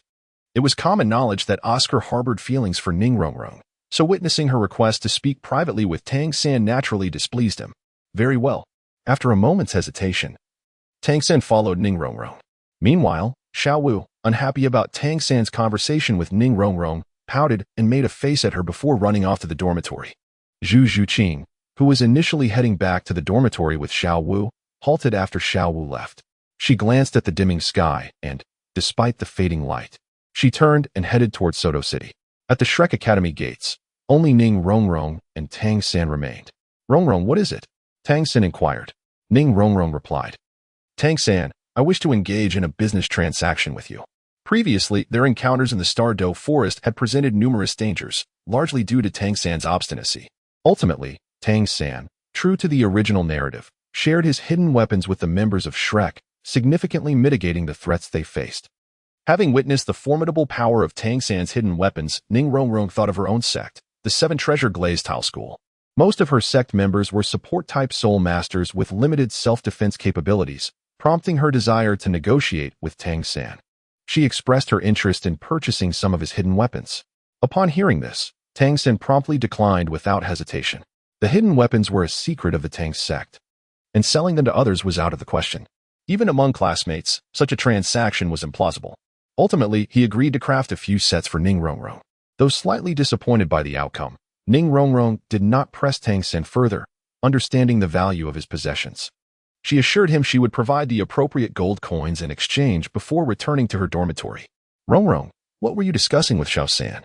Upon Ning Rongrong's return, Xiao Wu, slightly miffed, inquired. Nothing much, just inquiring about some hidden weapons. Is that all? Of course, Xiao Wu. What else could it be? Oh, you don't suspect I have feelings for Tang San, do you? Rest assured, while your third brother is quite admirable, he is not to my taste. Ning Rongrong held no interest in Tang San, finding him rather ordinary in appearance. Her only interest lay in the impressive power of his hidden weapons. Phew, that's a relief. Upon hearing Ning Rongrong's words, Xiao Wu felt a weight lift from her heart. She had feared that Ning Rongrong might have feelings for her brother. But now that she realized her misunderstanding, she felt at ease. Hey, Xiao Wu, where's Zhu Zhuqing? Is she in her room? Ning Rongrong peered around, noticing Zhu Zhuqing was absent. I haven't seen her. I thought she was waiting for you. How strange. Ning Rongrong checked Zhu Zhuqing's room, but still found no trace of her, leaving her perplexed. Unbeknownst to Ning Rongrong and Xiao Wu, Zhu Zhuqing had already arrived outside Soto City. Upon reaching Soto City, she made her way directly to her destination, Guya's medical clinic. Knock knock. Arriving at the clinic, Zhu Zhuqing rapped on the door. In the back room of the clinic, Gu Yi, who was in the midst of cultivation, heard the knocking and, upon sensing, recognized it was Zhu Zhuqing. She has returned from the Stardow Forest? It seems so. Surely. She wouldn't come to see me right after her return from the Stardow Forest at this hour. Gu Yi paused his cultivation, stepped out of the courtyard, and opened the door. At that moment, Zhu Zhuqing appeared as if she had melded with the night, standing coldly at the entrance. Her delicate face bore traces of dust, and her black leather attire was somewhat wrinkled, presenting an image of weariness from travel. Have you returned from the Starry Forest? Gu Yi inquired, scrutinizing her. Zhu Zhuqing nodded in affirmation. Did you come straight here upon your return? He asked again. Zhu Zhuqing nodded once more, having received her responses. Gu Yi took her hand gently and led her into the medical hall, decisively closing the door behind them. He intended to delve deeper into the events that transpired during Zhu Zhuqing's absence. Chapter 49. Zhu Zhuqing becomes Gu Ye's disciple. Please, take a seat. Gu Yi glanced at his bed, gesturing for Zhu Zhuqing to take a seat. Zhu Zhuqing did not hesitate and sat down on the bed. After a long day of rushing back to Shrek Academy, she felt an overwhelming desire to lie down and succumb to sleep upon reaching Gu Ye's bed. However, recalling that she still needed to discuss her matters with Gu Yi, she quickly composed herself and fixed her gaze earnestly upon him. Gu Yi, without much contemplation, settled onto the bed. Zhu Zhuqing, seated closely beside him, gazed into his eyes. I have accomplished it, she remarked, a faint smile gracing her otherwise serene countenance. It was evident that she had been mindful of Gu Yi's earlier stipulations regarding the apprenticeship. Now that she had succeeded, it was as though she sought to share her triumph with him. Is that so? Pray, enlighten me about the circumstances, Gu Yi prompted. Zhu Zhuqing nodded, candidly recounting every detail of her recent experiences in the Stardow Forest. She relayed the commotion instigated by Dai Mubai and his companions at the hotel, their encounter with the Dragon King and Snake Lady, the assault by the Titan Giant Ape, and the abduction of Xiao Wu. She spoke of her acquisition of the Black Flame Fox Spirit Ring, and how Xiao Wu had returned unharmed days later, as well as Tang San's breakthrough to the 30th level, leaving no stone unturned in her narrative to Gu Yi. Gu Yi was somewhat taken aback upon hearing this. He had not anticipated that the storyline of Zhu Zhuqing in the Starry Forest would diverge so significantly from the original text, to the extent that Tang San's first external weapon, the 8 spider lances, was completely absent. There was, however, little surprise regarding the incident where Xiao Wu was captured by the Titan Giant Ape, for the Starry Forest was her homeland, and the Titan Giant Ape was akin to family to her. Gu Yi speculated that Xiao Wu must have been taken home by the Titan Great Ape, where she had an encounter with the Azure Bull Python. Subsequently, Zhu Zhuqing shared her circumstances with Gu Yi. Gu Yi, the third soul skill I acquired from the Black Flame Fox is called Phantom Spirit Flame Slash. When activated, this skill unleashes slashing attacks engulfed in black flames. Beyond inflicting formidable damage, these black flames also possess the ability to scorch soul power. This was Zhu Zhuqing's third soul skill, which she chose to reveal to Gu Yi first, rather than disclosing it to the others at Shrek Academy, highlighting the depth of her trust in him. Moreover, after absorbing the soul ring from the black flame fox, I found this in my hand, though I am uncertain of its nature. Zhu Zhuqing extended her hand towards Gu Yi, revealing two intricate black and red flame-like patterns adorning her fair palm. Soon, as she began to manipulate the patterns, an eerie black and red aura began to emanate. As this aura enveloped her hands, a pair of extraordinarily sharp claws materialized. These claws measured approximately 3 to 4 inches in length, entirely black and red, with a chilling gleam flickering along their edges. A soul bone, or perhaps an external soul bone. Upon witnessing Zhu Zhuqing unleash her formidable claws, Guy immediately grasped the nature of the situation.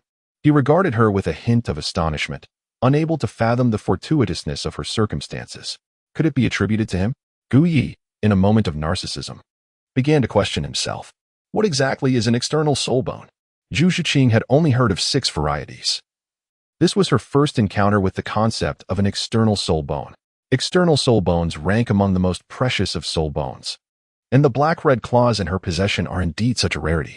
Their value lies in their potential for growth, signifying that they evolve alongside their owner's increasing strength.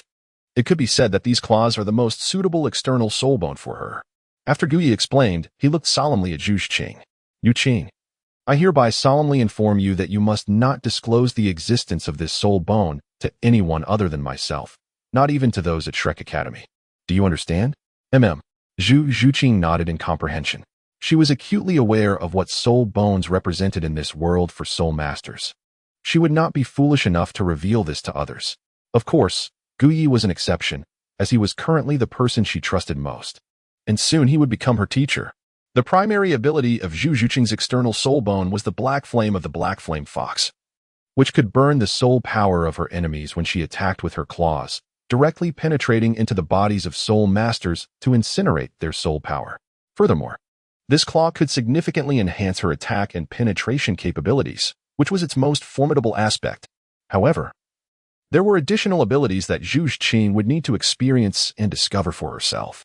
Upon learning about the capabilities of Zhu Zhuqing's external spirit bone, Gu Yi was reminded of the black flames produced by her netherworld spirit cat, Martial Soul.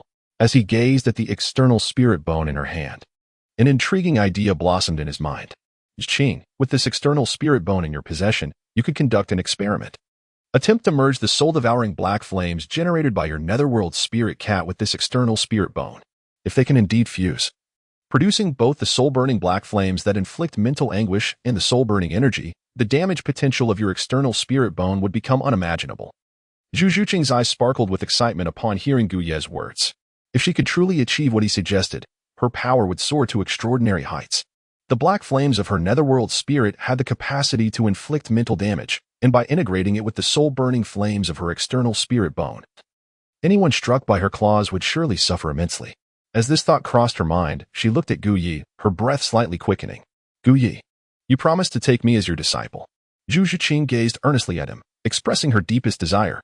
She yearned to grow stronger, immensely so, and it was Gu Yi who had ignited that hope within her. She admired his vast knowledge, his medical skills, and the enigmatic aura he possessed.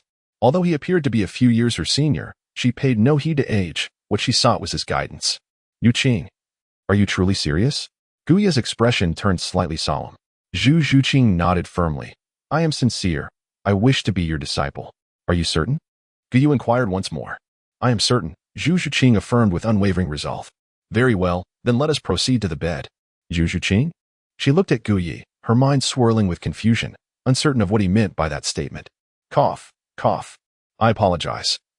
That was a slip of the tongue. Gu Yi waved his hand awkwardly. The words had escaped him in jest. There was no way he would actually suggest such a thing to Zhu Zhuqing. Wait, it seems we are already on the bed. Gu Yi glanced at Zhu Zhuqing, who was seated on his bed, then turned to observe himself. Wasn't it true that they were sitting side by side on the same bed? The thought of spending a night on the bed with Zhu Zhuqing seemed acceptable. Ahem, well, Zhu Qing, before we proceed with the formalities of apprenticeship, there is something I must convey to you. This is my first experience in taking on a disciple, so we shall forego the customary rites of initiation. What I mean to say is, from this moment onward, you shall be my apprentice. Do you understand? Gu Yi gazed solemnly at Zhu Zhuqing. Understanding his intent, Zhu Zhuqing nodded and replied, "Yes, master." Gu Yi, satisfied with his beautiful disciple, declared, "From this moment forth, you, Zhu Zhuqing, shall be my apprentice." At that instant, an unbidden thought crossed Gu Ye's mind as he observed Zhu Zhuqing, reminiscent of Bibi Dong. After becoming Gu Ye's disciple, Zhu Zhuqing felt a flicker of joy within her. However, one curiosity lingered in her mind, her master's prowess. It was only natural for her to wish to comprehend the strength of the man who would guide her. Thus, she inquired, "Master, I heard from Dai Mubai that you defeated him with a single move. May I know your level of strength?" "Well, there's nothing to conceal," Gu Yi responded. "I am currently a soul master of the 49th rank." With a smile directed at Zhu Zhuqing, he continued, "Do you think my abilities are unworthy of being your mentor?" Zhu Zhuqing shook her head. Although Gu Ye's power surprised her, upon considering his age alongside his capabilities, she recognized that her master was undeniably a prodigy. Gu Yi rose from the bed, leaving Zhu Zhuqing with only the sight of his retreating figure.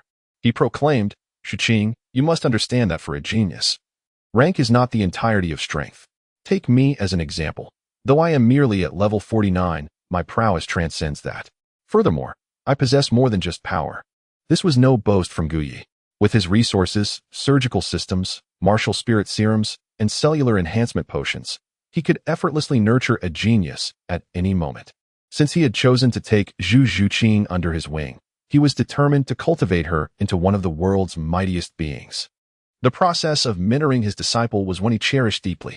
Thus, Gu Yi engaged in a profound conversation with Zhu Zhuqing in the room. As her mentor, it was only natural that he devoted himself to teaching her what she needed to learn. Zhu Zhuqing listened intently, her focus unwavering. Having just returned from the Stardow forest, she was already fatigued, and as she absorbed Gu Ye's words, she unexpectedly drifted into slumber. Her trust in Gu Yi, her master, fostered a sense of dependence, and after days of exhaustion, she fell into a deep and peaceful sleep. Seeing Zhu Zhuqing peacefully asleep on his bed, Gu Yi could not help but smile helplessly. With such trust placed in him, he felt a sense of restraint. Chapter 50. The Arrival of Yu Shaojing.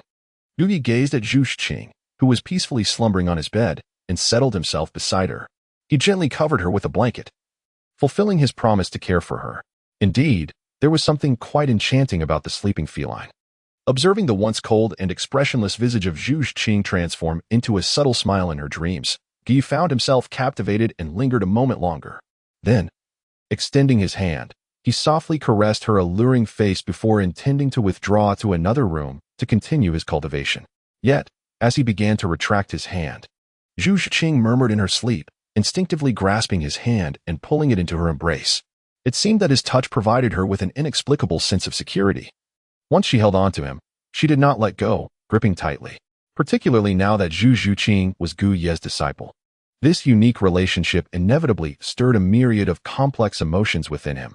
This truly placed him in a quandary. Gu Yi, noticing Zhu Zhuqing's reluctance to release him, struggled to turn his head away, avoiding the tempting curve that protruded from her chest. He then attempted to withdraw his hand, but Zhu Zhuqing, akin to a cat guarding its meal, clutched his hand as if it were a delectable morsel, showing no intention of letting go. Occasionally, she would nuzzle against him, drawing even closer. In a state of resignation, Gu Yi sat quietly beside the sleeping cat, practicing his cultivation.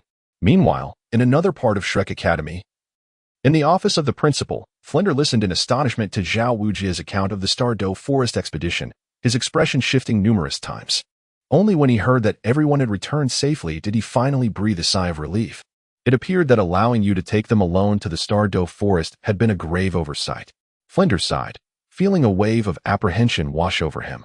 "Next time we go hunting for soul beasts, I will accompany you. With both of us as soul saints, it will be considerably safer. These children are all prodigies. I do not wish to see their futures cut short. It is not your fault. After all, no one could have anticipated encountering the Titan giant ape, the king of the forest. Fortunately, it did not attack us, or we might not have returned at all." However, Flinder pondered one matter that perplexed him. How was it that Xiao Wu returned unscathed after being captured by the Titan giant ape, and even managed to break through to the 30th level? According to her, she had scared off the Titan giant ape with a single bellow, which should have been the legendary sky blue bull python. A somewhat awkward and peculiar sound emanated from outside the door. Startled, Zhao Wujia recalled having heard footsteps approaching earlier, but but had dismissed them as merely the academy's teachers. Now, realizing the sound was unusual, he felt something was amiss. Haha, someone who knows has arrived, Xiao Gang. Come in, Flinder called out, laughing as he glanced toward the door. The door swung open, and a middle-aged man stepped inside. His stiff features and upright posture made him appear somewhat dazed at first glance, yet his deep black eyes revealed a hint of urgency. If Tang San were present, he would instantly recognize this man as his teacher, the renowned master Yu Xiaojiang of the Soul Master community. Wu Jie, you haven't met him yet. This is Xiao Gang, the illustrious theoretical master of the Soul Master world, and also Tang San's mentor, Flinder introduced, pulling Yu Xiaojiang into the room. Zhao Wujie regarded the newly arrived Yu Xiaojiang with surprise, exclaiming, "So you are the master? I am Zhao Wujie. I have long heard of your esteemed reputation. Hello." The unmoving King Zhao Wujie. You have returned, and the child Tang San should be safe as well? Yes, the journey through the Star Dough Forest exhausted Tang San. Upon his return, he sent the others to their rooms to rest. Yu Xiaojiang felt relieved upon learning that his disciple was unharmed.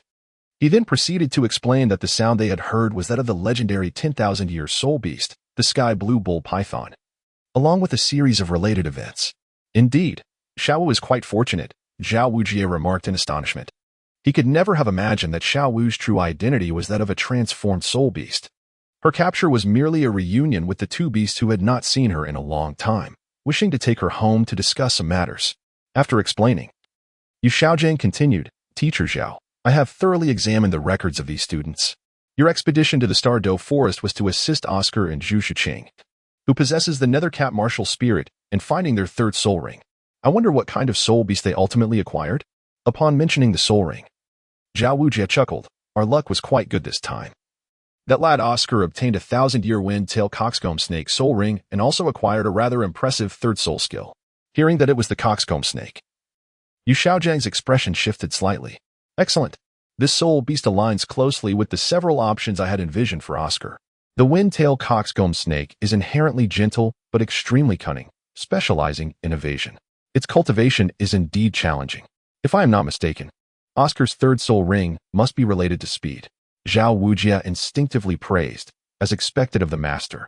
You discern such intricate details from just a few words. You are correct. Oscar's third soul ring is indeed speed-related. His third soul skill is a type of mushroom sausage, which allows him to maintain flight for 1 minute at a speed matching that of the wind-tail coxcomb snake. Yu Xiaojiang appeared taken aback, clearly not anticipating that Oscar's soul skill would be such. This child's food system martial spirit talent is unprecedented, the most outstanding among all food system soul masters I have encountered. His future is limitless. Flinder chuckled. Xiao Gang, our Shrek Academy only admits monsters. Surely you are aware of that? Yu Xiaojiang cast a disinterested glance at Flinder and continued, however, I am even more astonished by Zhu Zhuqing's qualifications. Possessing the Nethercat martial spirit, her profile indicates that she is only 12 years old, the youngest among the 7. Yet she has already reached the 30th level ahead of Oscar. To my knowledge, the Nethercat martial spirit does not typically possess such aptitude. Could Teacher Zhao elaborate on Zhu Zhuqing's circumstances? Upon learning of the Nethercat martial spirit, Yu Xiaojiang had already deduced Zhu Zhuqing's identity, for the Zhu family was quite renowned on the Douluo continent. Well, Zhao Wujie stole a glance at Flinder, hesitating to mention Zhu Zhuqing's third soul ring's age. After all, Yu Xiaojiang was a prominent theoretical master in the soul master community and a close friend of Flinder's. Revealing this would be akin to slapping Flinder in the face. Flinder, however, divulged the reason behind Zhu Zhuqing's rapid advancement to the 30th level. The unique medicinal substance known as martial spirit blood, developed by the special healer Gu Yi, had allowed her to achieve such a swift breakthrough. Upon hearing this, Yu Xiaojiang's previously stiff countenance grew even more grave. Flinder, how could you allow these children to recklessly use such substances? Are you not aware that these quick-enhancing substances could be highly detrimental? If they are harmful, they would ruin Zhu Zhuqing's foundation. Surely you haven't forgotten the evil soul masters of the past, who hastily enhanced their powers through certain means only to meet disastrous ends. Yu Xiaojiang's admonishment left Flinder feeling somewhat embarrassed. He hastily clarified, Xiao Gang, you have misunderstood. Zhu Zhuqing's foundation has shown no signs of instability and remains exceptionally solid. The one who administered the martial spirit blood to her, Gu Yi, is a highly regarded healer in Soto City, unmatched in his medical skills. It is said that he can even treat deficiencies in martial spirits. Previously, He was able to identify that Hong Jun's martial spirit had a defect and used a specific medicine to suppress Hong Jun's malevolent fire, even mentioning he might develop a remedy to cure Hong Jun's martial spirit affliction. Is that true? Yu Xiaojiang's expression, serious as it was, contained a hint of excitement. I witnessed it with my own eyes. Would I deceive you? Flender shot an irritated glance at Yu Xiaojiang, miffed by his disbelief.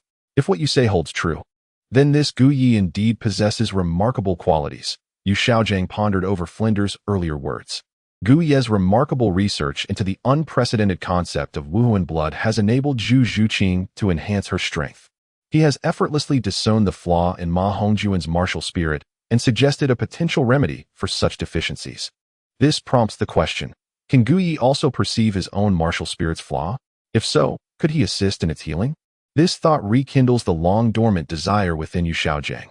Due to a mutation in his martial spirit, he has been unable to surpass the 30th level, a limitation that has gone unrecognized by others. Yet his yearning to break through is profound. Flandra, being the man who knows Yu Xiaojiang best, quickly grasps the implication of his thoughts. Xiaojiang, are you contemplating? He inquires, skepticism evident in his gaze. Yu Xiaojiang shakes his head, expressing his unfamiliarity with Gu Yi and his uncertainty about the veracity of his claims. He merely harbors an intention to observe him when time permits. If he truly possesses the ability to heal martial spirit flaws, then your hope. Flandra struggles to envision the transformation in Yu Xiaojiang's future should his martial spirit be mended, allowing him to surpass the 30th level. Flandra, please share everything you know about Gu Yi, Yu Xiaojiang requests, driven by a burgeoning interest in the possibility of healing his own martial spirit. Flandra, naturally eager to divulge information to his dear friend, recounts all he knows about Gu Ye's unique martial spirit, his ability to extract Wuhuan blood, and his extraordinary medical skills, which have garnered high praise from the citizens of Suatua City. Realizing this, Yu Xiaojiang resolves to seek out Gu Yi in the coming days to ascertain whether the rumors surrounding him are indeed true. His thoughts then shift to the earlier inquiry he made to Zhao Wujin regarding Zhu Zhuqing. He remains unaware of the nature of her third soul ring and the soul beast from which it was derived, as well as the abilities it grants her. With renewed confidence, Yu Xiaojiang speculates, Teacher Zhao, from my understanding, Zhu Zhuqing is a speed-oriented soul master with the Wuhuan of the Nethercat. Therefore, her third soul ring should be derived from a speed-type soul beast, perhaps a ghost tiger or a jaguar. Am I correct? Zhao Wujin, considering Zhu Zhuqing's unique circumstances, glances at the self-assured Yu Xiaojiang, scratching his head in uncertainty on how to respond. Flandra, observing Zhao Wujin's hesitance, interjects, Wujin, why the reluctance? It's merely about Zhu Zhuqing's third soul ring. There's no need for such reticence in front of Xiaojiang. Moreover, I should inform you that after tomorrow, Xiaojiang will assume the role of their teacher, taking full responsibility for the guidance of Oscar, Zhu Zhuqing, and the other 5 students. However, Zhuqing's situation is somewhat exceptional, and I am unsure how to articulate it. Zhao Wujin hesitates, casting a glance at Yu Xiaojiang. What makes it so special? You may as well disclose it. Yu Xiaojiang urges. After a moment's consideration, Zhao Wujin turns to Yu Xiaojiang and quietly asks, Master, may I inquire whether the limit for a soul master absorbing a third soul ring is indeed 1,760 years, as you have theorized? Indeed. Yu Xiaojiang affirms confidently. This conclusion is the result of years of research, coupled with observations of the soul master's experiences. The limit for a soul master's third soul ring is precisely 1,760 years. Flandra chuckles, exclaiming his admiration, Wujin, this isn't mere boasting. Xiaojiang's theories have never been proven wrong. His reputation in the soul master community is well known, and since he published this theory, many soul masters have adhered to it when absorbing their soul rings. None have surpassed this limit. Yu Xiaojiang, modestly smiling at Flandra's candid praise, appreciates the acknowledgement. Yet Zhao Wujin leans in to inquire further, has no soul master ever exceeded this limit? Are you doubting Xiaojiang's theory, Wujin? Flandra retorts with amusement. Yu Xiaojiang's expression remains composed, shaking his head in assurance. He is utterly confident that throughout his knowledge and historical records, no soul master has ever surpassed the limit he proposed. Well, Zhao Wujin contemplates, unsure of how to proceed amidst Flandra and Yu Xiaojiang's unwavering confidence. Enough of this topic, Wujin. Let us return to discussing Zhu Zhuqing. Xiaojiang will need to devise appropriate training methods based on the characteristics of these children, Flandra insists. Yes. Please elaborate on Zhu Zhuqing's abilities. I must understand her soul skills and soul ring capabilities to formulate her tailored training plan, Yu Xiaojiang requests earnestly. Zhao Wujing, glancing at both Yu Xiaojiang and Flandre, hesitates before finally relenting. Zhu Zhuqing's third soul ring is derived from a black flame fox over 2,000 years old. Oh, a 2,000-year-old black flame fox? That aligns closely with my expectations, Yu Xiaojiang responds, momentarily caught off guard, but nodding in contemplation. Zhao Wujing, witnessing Yu Xiaojiang's unwavering confidence, feels a surge of disbelief. Is this truly what a master should embody? He muses inwardly, though he refrains from voicing his doubts, wary of provoking Flandre's ire. Wait, Wujing, could you repeat that? Flandre interrupts, having sensed something amiss. Yu Xiaojiang's expression shifts to one of seriousness as he fixates on Zhao Wujing. I said. Zhuqing's third soul ring is from a black flame fox over 2,000 years old, Zhao Wujing reiterates. A black flame fox over 2,000 years old. Flandre exclaims, his astonishment palpable. Yes, indeed, a black flame fox over 2,000 years old, Zhao Wujing confirms nonchalantly. Teacher Zhao, are you certain you are not jesting with me? Yu Xiaojiang's expression darkens, his seriousness intensifying. Absolutely not, Wujing. Such jesting is inappropriate. A third soul ring from a creature of that age. It is simply implausible. Flandre instinctively found it hard to believe. After all, in his understanding, Yu Xiaojiang's theory was the unequivocal truth. Master, I assure you, I am not jesting. Just now, I asked if anyone had surpassed the third soul ring limit of 1,760 years that the master mentioned, to confirm whether anyone else had breached that threshold. Yet you all claimed there was no one. What more can I say? Zhao Wujie responded earnestly yet helplessly.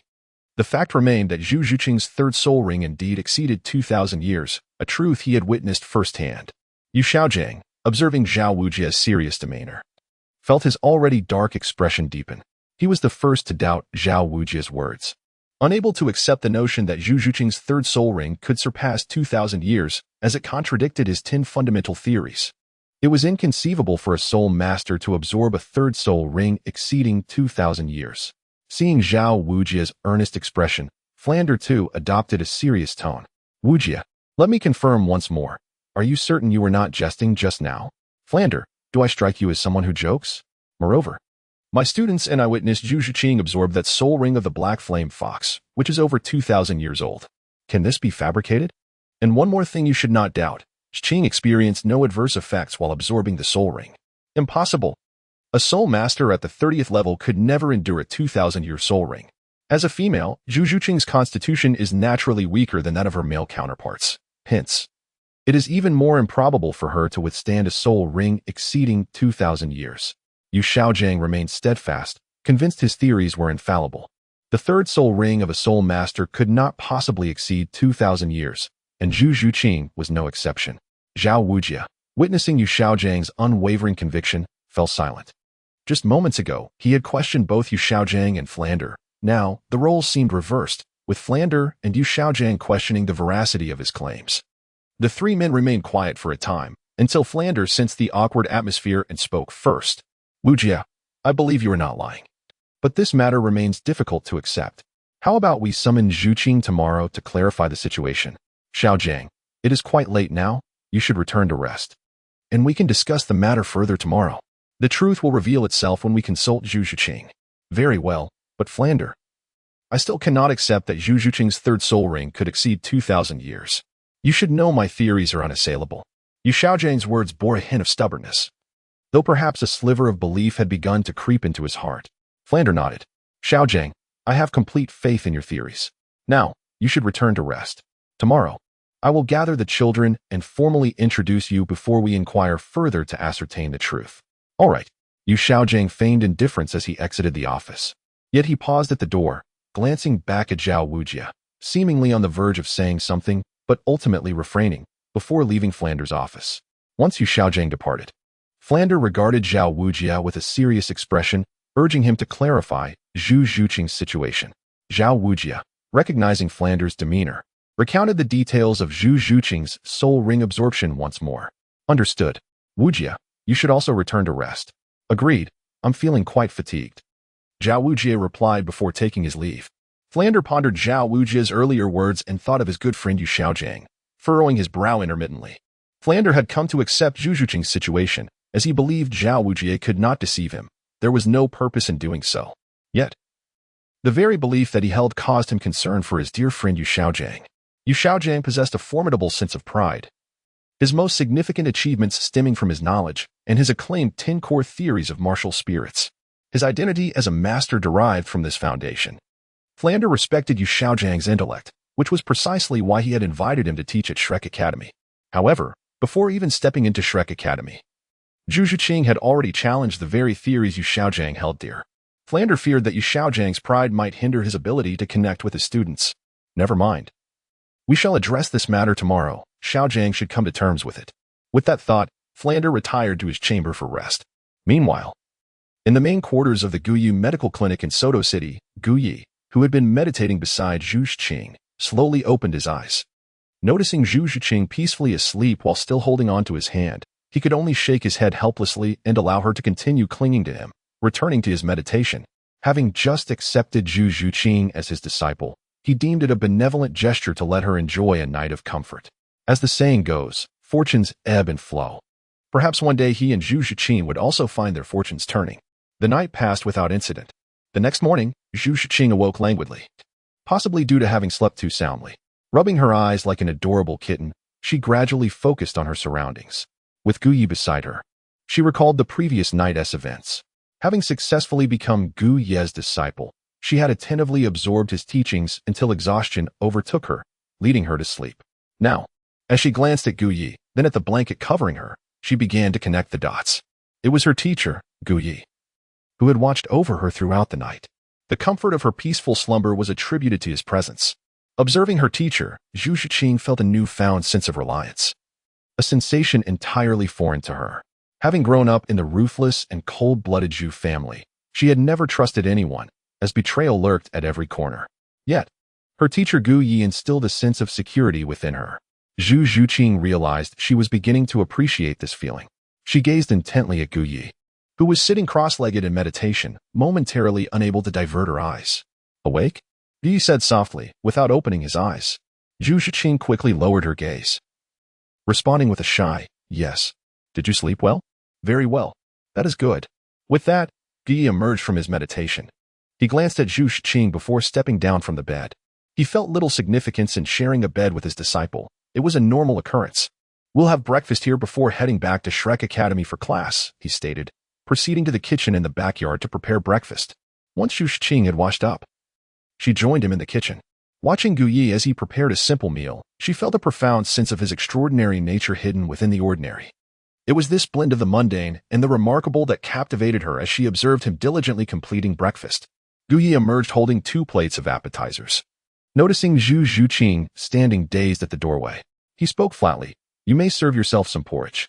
Zhu Zhuqing, equally reserved, responded with a tone even more subdued than Gu Yi's.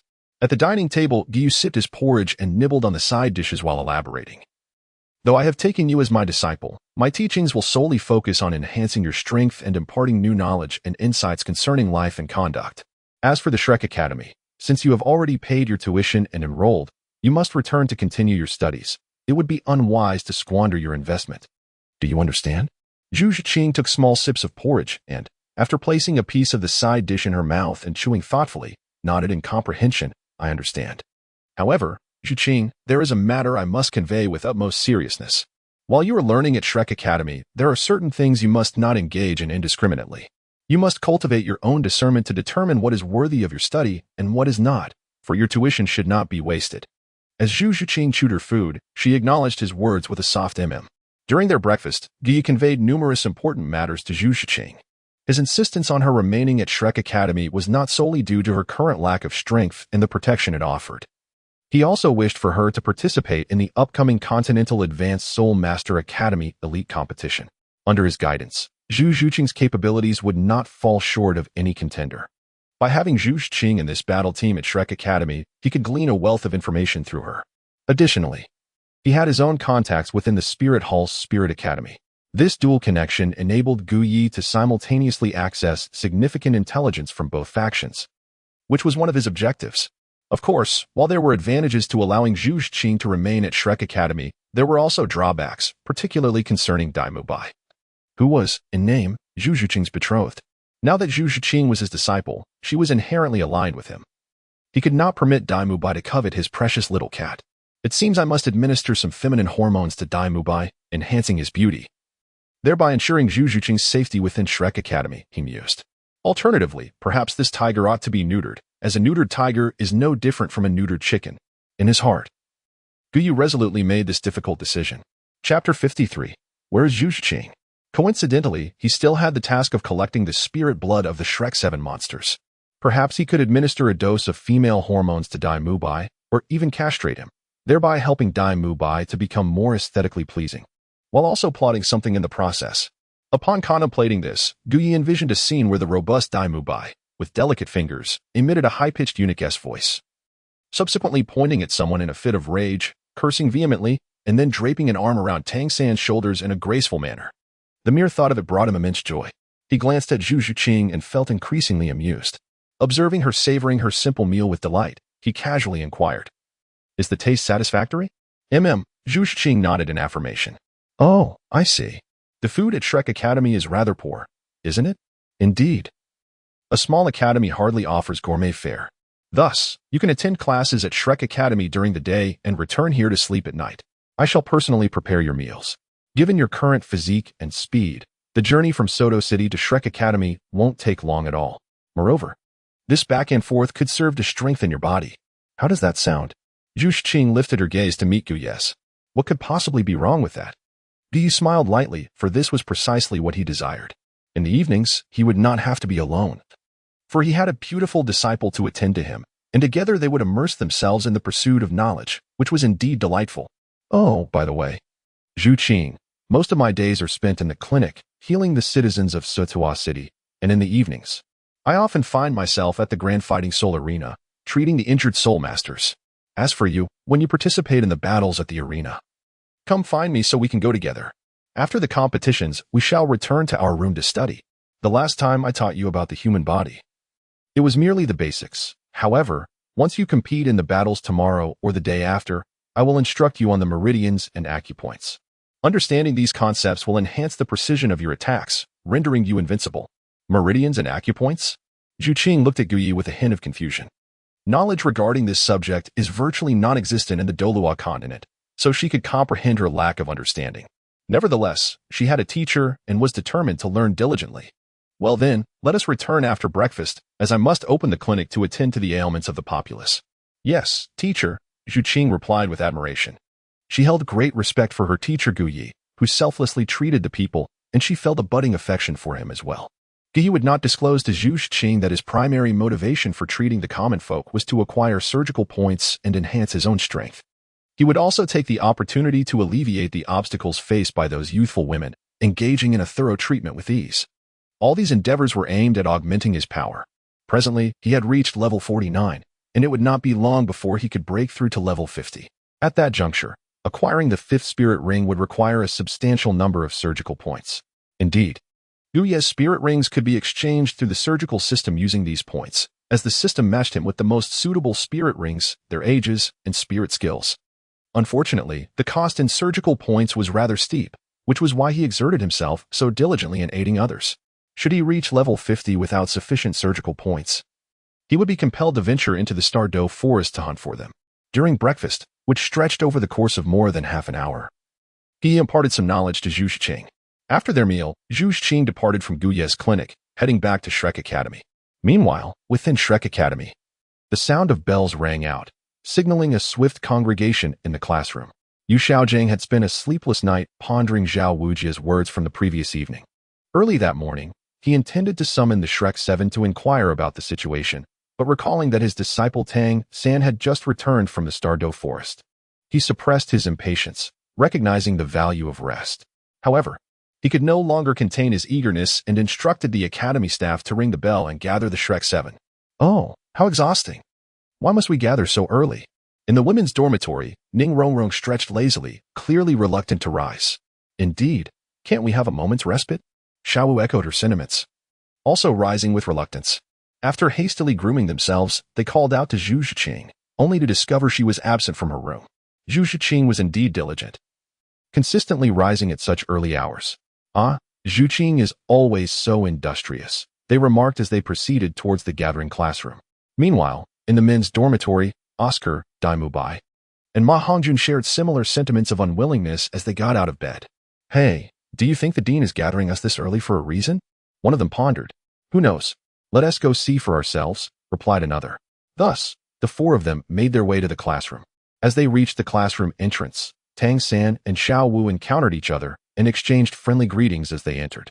Oscar, Ma Hongjun, and Dai Mubai watched with a long sigh. Oscar then glanced at Ning Rongrong, harboring unspoken feelings for her. But Ning Rongrong seemed oblivious to his gaze as she walked inside. Strange, where is Zhu Zhuqing? Why isn't she here with Xiao Wu and Rongrong? Oscar wondered aloud, perplexed by Zhu Zhuqing's absence. Perhaps she is already inside. Let us go in, Dai Mubai suggested nonchalantly. Upon entering, they saw Flender, Zhao Wujie, and several other Shrek Academy teachers at the podium. Among them was an unfamiliar figure beside Flender, whom Ma Hongjun, Oscar, and Dai Mubai did not recognize. But Tang San and Xiao Wu were quite familiar with him. Tang San stood frozen, staring at Yu Xiaojiang with disbelief. Master, is it really you? He asked, his excitement palpable as he hurried to Yu Xiaojiang's side. Teacher, Xiao Wu chimed in, equally delighted. Teacher? Master? Dai Mubai, Oscar, and Ma Hongjun exchanged puzzled glances, questioning the identity of the unfamiliar figure. Suddenly, they connected the dots, gazing incredulously at Yu Xiaojiang. Could it be that you are the renowned theoretical master in the spirit master community, Yu Xiaojiang? They exclaimed, recalling Tang San's earlier mentions of him and Zhao Wujie's awareness of his identity.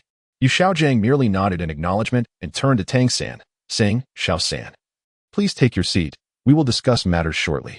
Yes, teacher, Tang San replied, though his curiosity about Yu Xiaojiang's presence lingered as he obediently took his seat. Subsequently, Xiao Wu, Ning Rongrong, and the others followed suit, settling into their places. Yu Xiaojiang surveyed the group and noted only 6 were present, furrowing his brow. Flender also recognized someone was missing and promptly inquired, where is Zhu Zhuqing? Why is she not here? Indeed, where is Zhu Qing?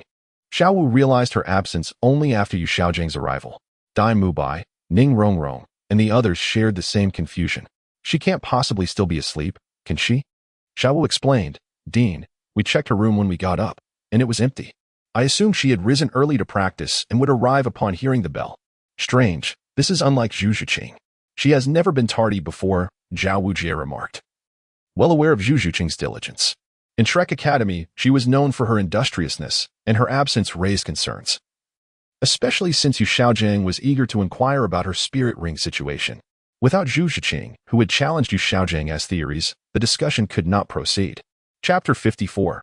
The reason behind Yu Xiaojiang's stiff expression seeing that Zhu Zhuqing was delayed, Flender glanced at Yu Xiaojiang, who seemed impatient, and directed Xiao Wu, please find Zhu Zhuqing and bring her back quickly. Yes, Dean, Xiao Wu replied. Just as she reached the door, Zhu Zhuqing walked in, having returned from Gu Ye's clinic.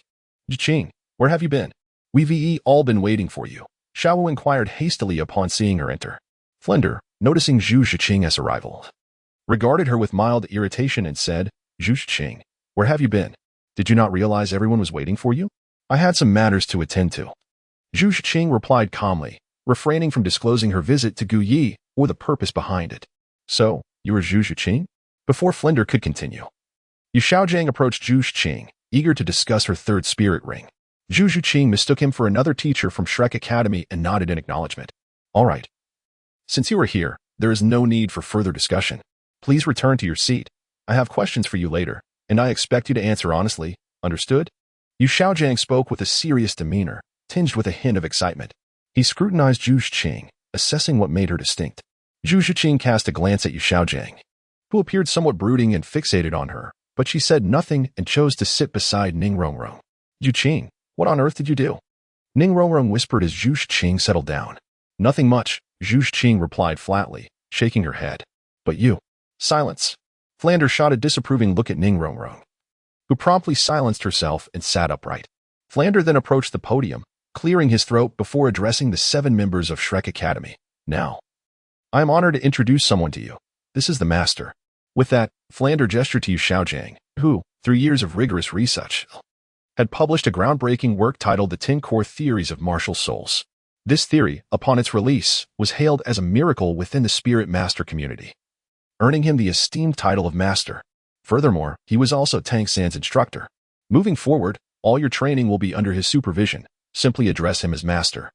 Flanders' introduction, laden with accolades, left Daimubai, Ma Hongjun, and Oscar gazing at Yu Xiaojiang in astonishment, their eyes gleaming with admiration. Ning Rongrong seemed familiar with the master's reputation. She glanced between Yu Xiaojiang and Tang San, perhaps discerning the reason behind Tang San's exceptional abilities. Yu Xiaojiang's expression remained rigid and somewhat dark, yet Flanders' praise brought him a flicker of joy. Now, I will yield the floor to the master to address you. Flander concluded, stepping aside for Yu Xiaojiang. The latter maintained his stiff expression as he approached the podium, yet his gaze fixated on Zhu Zhuqing. The matter concerning Zhu Zhuqing's third soul ring lingered in his mind, an enigma he could not shake off. Until he resolved this mystery, he would find no peace. As he began to speak, he directed his attention solely at Zhu Zhuqing. Zhu Zhuqing, I have some inquiries. What is it? Zhu Zhuqing stood, embodying the typical respect a student holds for a teacher, yet her demeanor remained cold and unyielding. Yu Xiaojiang stated, I previously heard from teacher Zhao Wujie that your third soul ring is one that surpasses 2,000 years, the Black Flame Fox soul ring. According to my extensive research in the 10 core theories of martial souls, it is posited that the maximum age for a soul master's third soul ring is 1,760 years. Therefore, when Zhao Wujie mentioned your third soul ring exceeding 2,000 years, I found it hard to believe. To verify this, I need you to release your third soul ring so I can observe it closely. Thus, the situation unfolded. Tang San's teacher had claimed a maximum of 1,760 years for a third soul ring. Yet Zhu Zhuqing's soul ring had apparently exceeded this limit. What did this signify? Was the master's theory flawed? Surely not. The master held considerable credibility within the spirit master community. After Yu Xiaojiang's inquiry, Ma Hongjun, Oscar, and Ning Rongrong exchanged puzzled whispers. Although Yu Xiaojiang heard their murmurs, he paid them no heed. His sole concern was to ascertain whether Zhu Zhuqing's third soul ring truly surpassed the 2,000-year mark, potentially invalidating his established theory.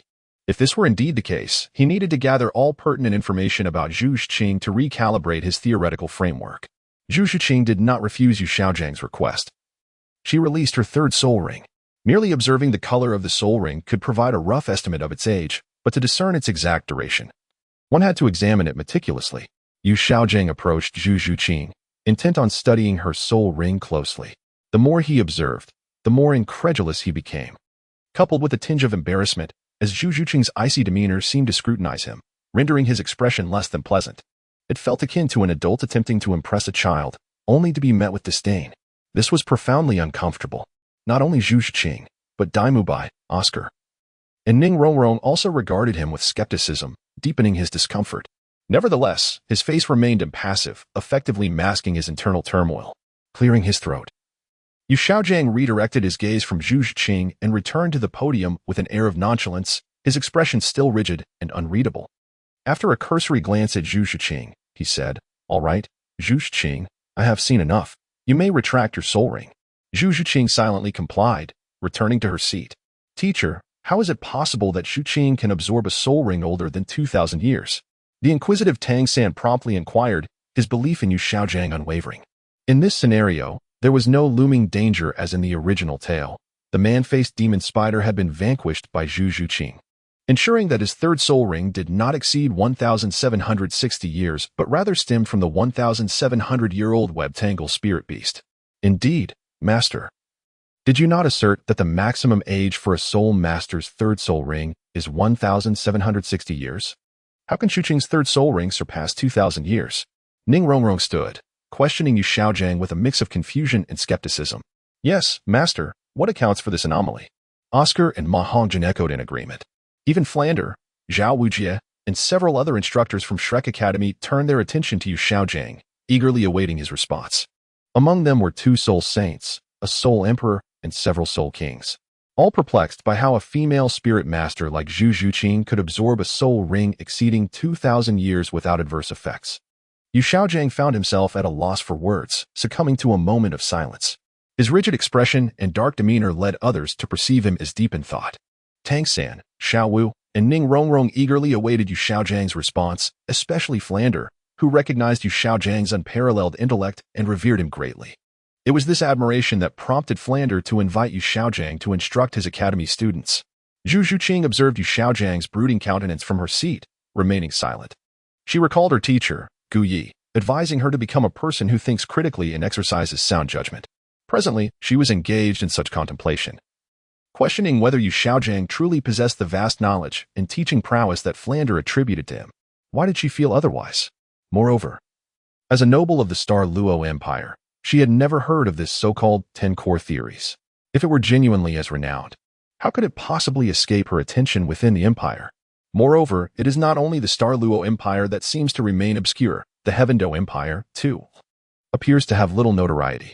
Furthermore, the third soul ring limit of Yu Xiaojiang has recently been shattered by his mentor, Gu Yi.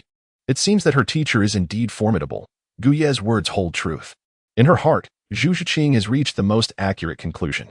After some contemplation, I have deduced that Zhu Zhuqing's ability to transcend the 2,000-year limit concerning her third soul ring can solely be attributed to her unique disposition.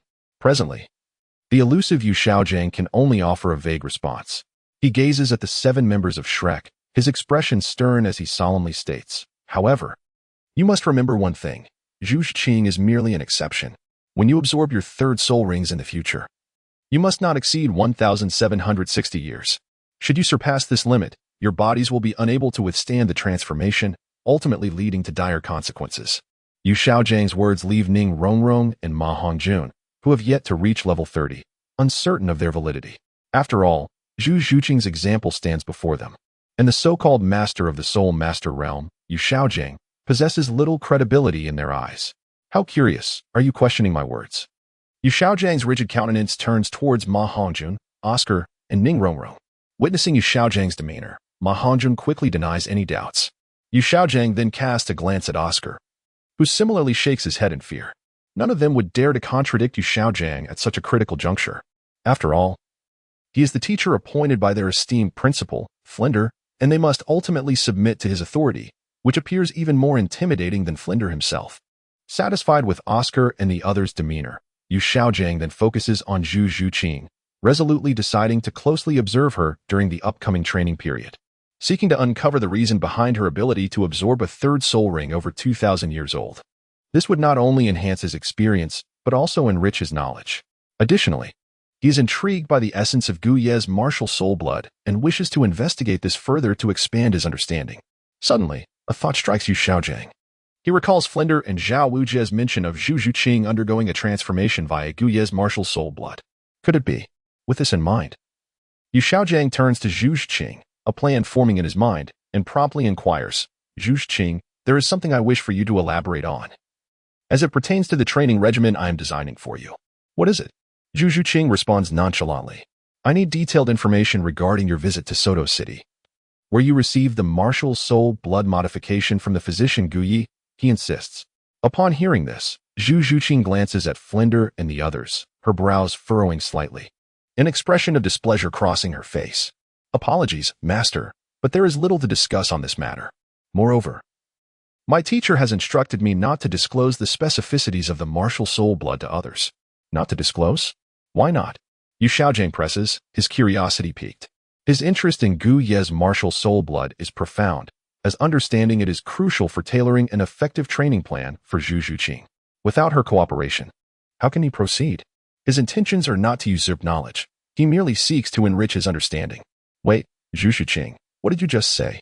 Your teacher?" Yu Xiaojiang's confusion grows as he recalls the discrepancy in Zhu Zhuqing's earlier statement. It is not only Yu Xiaojiang who picks up on this. Flinder, Dai Mubai, and Tang San also sense something amiss in Zhu Zhuqing's words. It appears she refers to Gu Yi as her teacher. Did she truly take Gu Yi as her mentor? They regard her with intrigue. There is no need for Zhu Zhuqing to conceal her apprenticeship. She nods with a hint of pride. "Indeed, he is my teacher." "You have taken that Gu Yi as your master?" Flinder regards Zhu Zhuqing with seriousness. An apprenticeship is not to be taken lightly, as it bears significant implications for a student's future. Dai Mubai, upon hearing this, casts a concerned look at Zhu Zhuqing. "Zhu Zhuqing, are you truly under Gu Ye's tutelage? Is there a problem?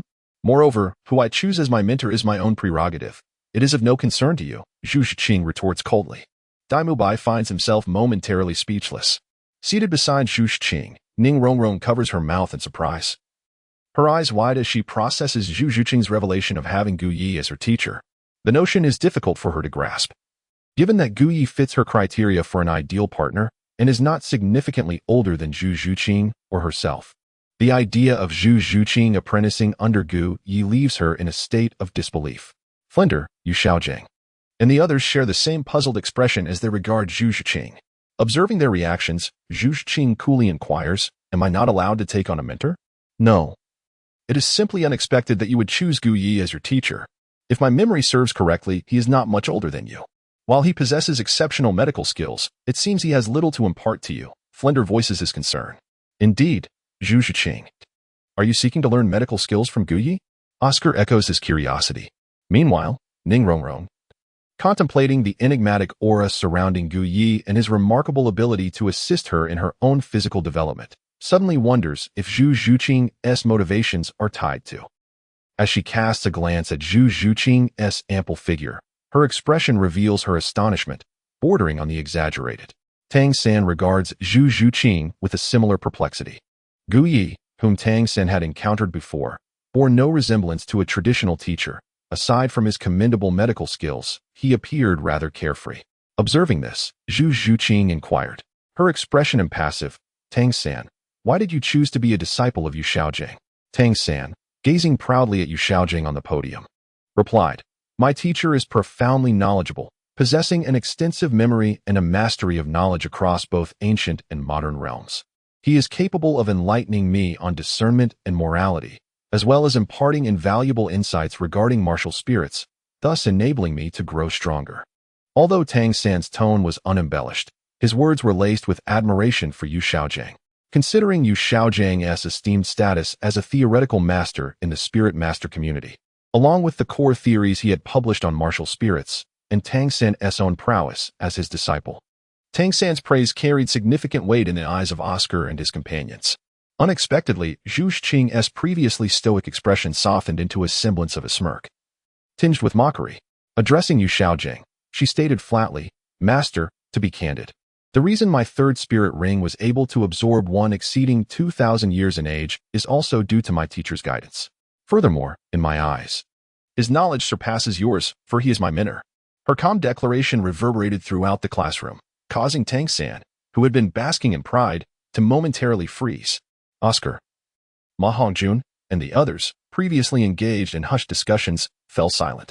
They exchanged glances between Zhu Zhuqing and Yu Xiaojiang, the atmosphere growing increasingly tense.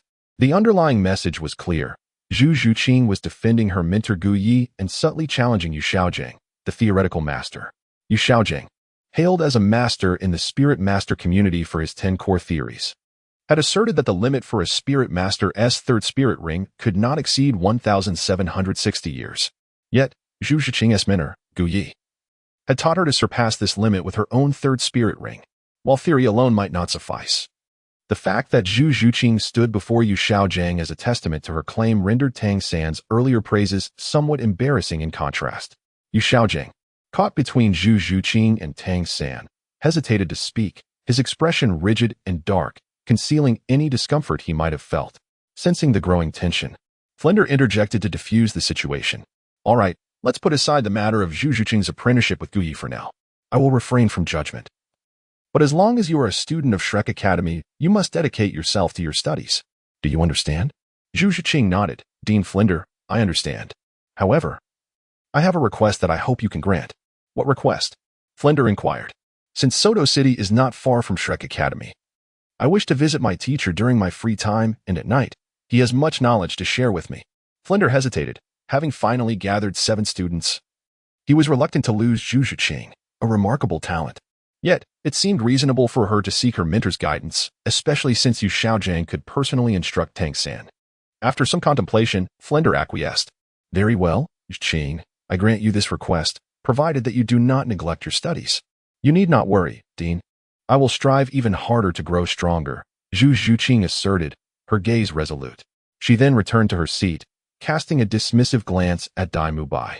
The latter, realizing Zhu Zhuqing had taken Gu Yi as her mentor, felt a surge of anger at her earlier scornful expression. However, a sudden thought crossed his mind. With Zhu Zhuqing apprenticed to Gu Yi, he need not worry about any complications arising between them, as their relationship was strictly teacher and student, much like Tang San and Yu Xiaojiang. The notion that a romantic entanglement could emerge was utterly implausible. With this thought, Dai Mubai felt a wave of relief wash over him, his face brightening as he regarded Zhu Zhuqing, almost congratulating her for having chosen a commendable mentor. Perhaps he would even visit Gu Ye's clinic to encourage Zhu Zhuqing's training, fostering their bond. Chapter 56. Zhu Zhuqing's sharp tongue. Once all 7 students had settled back into their seats and the previously charged atmosphere dissipated, Flender ascended the podium and announced, "Now, I declare that from this moment onward, your education will be entirely overseen by the master. We will fully support him in this endeavor. Given that you have only just returned, I believe you are feeling fatigued. Therefore, today will be a day of rest, and classes will resume tomorrow. During your recent expedition to the Stardo Forest, 2 of you have reached the Spirit Elder level, while Ning Rongrong and Ma Hongjun, who have yet to break through to the 30th level, must strive to catch up with the others. Master, do you have anything to add?" Flender directed his question towards Yu Xiaojiang, hoping to restore his dignity after the earlier embarrassment. Yu Xiaojiang nodded and stepped to the center of the podium, his expression as impassive as ever, revealing no trace of discomfort. "Based on the information Flender has provided, I have gained a preliminary understanding of your backgrounds. However, to truly comprehend your abilities, further training and interaction will be essential. Currently, Shrek Academy consists solely of you 7 students. Although you hail from diverse origins and possess distinct personalities, I perceive you as a cohesive unit. I will devise targeted teaching methodologies to enhance your training and bolster your strengths. I must emphasize one crucial point. Throughout the training process, aside from cooperation, I expect no dissenting voices.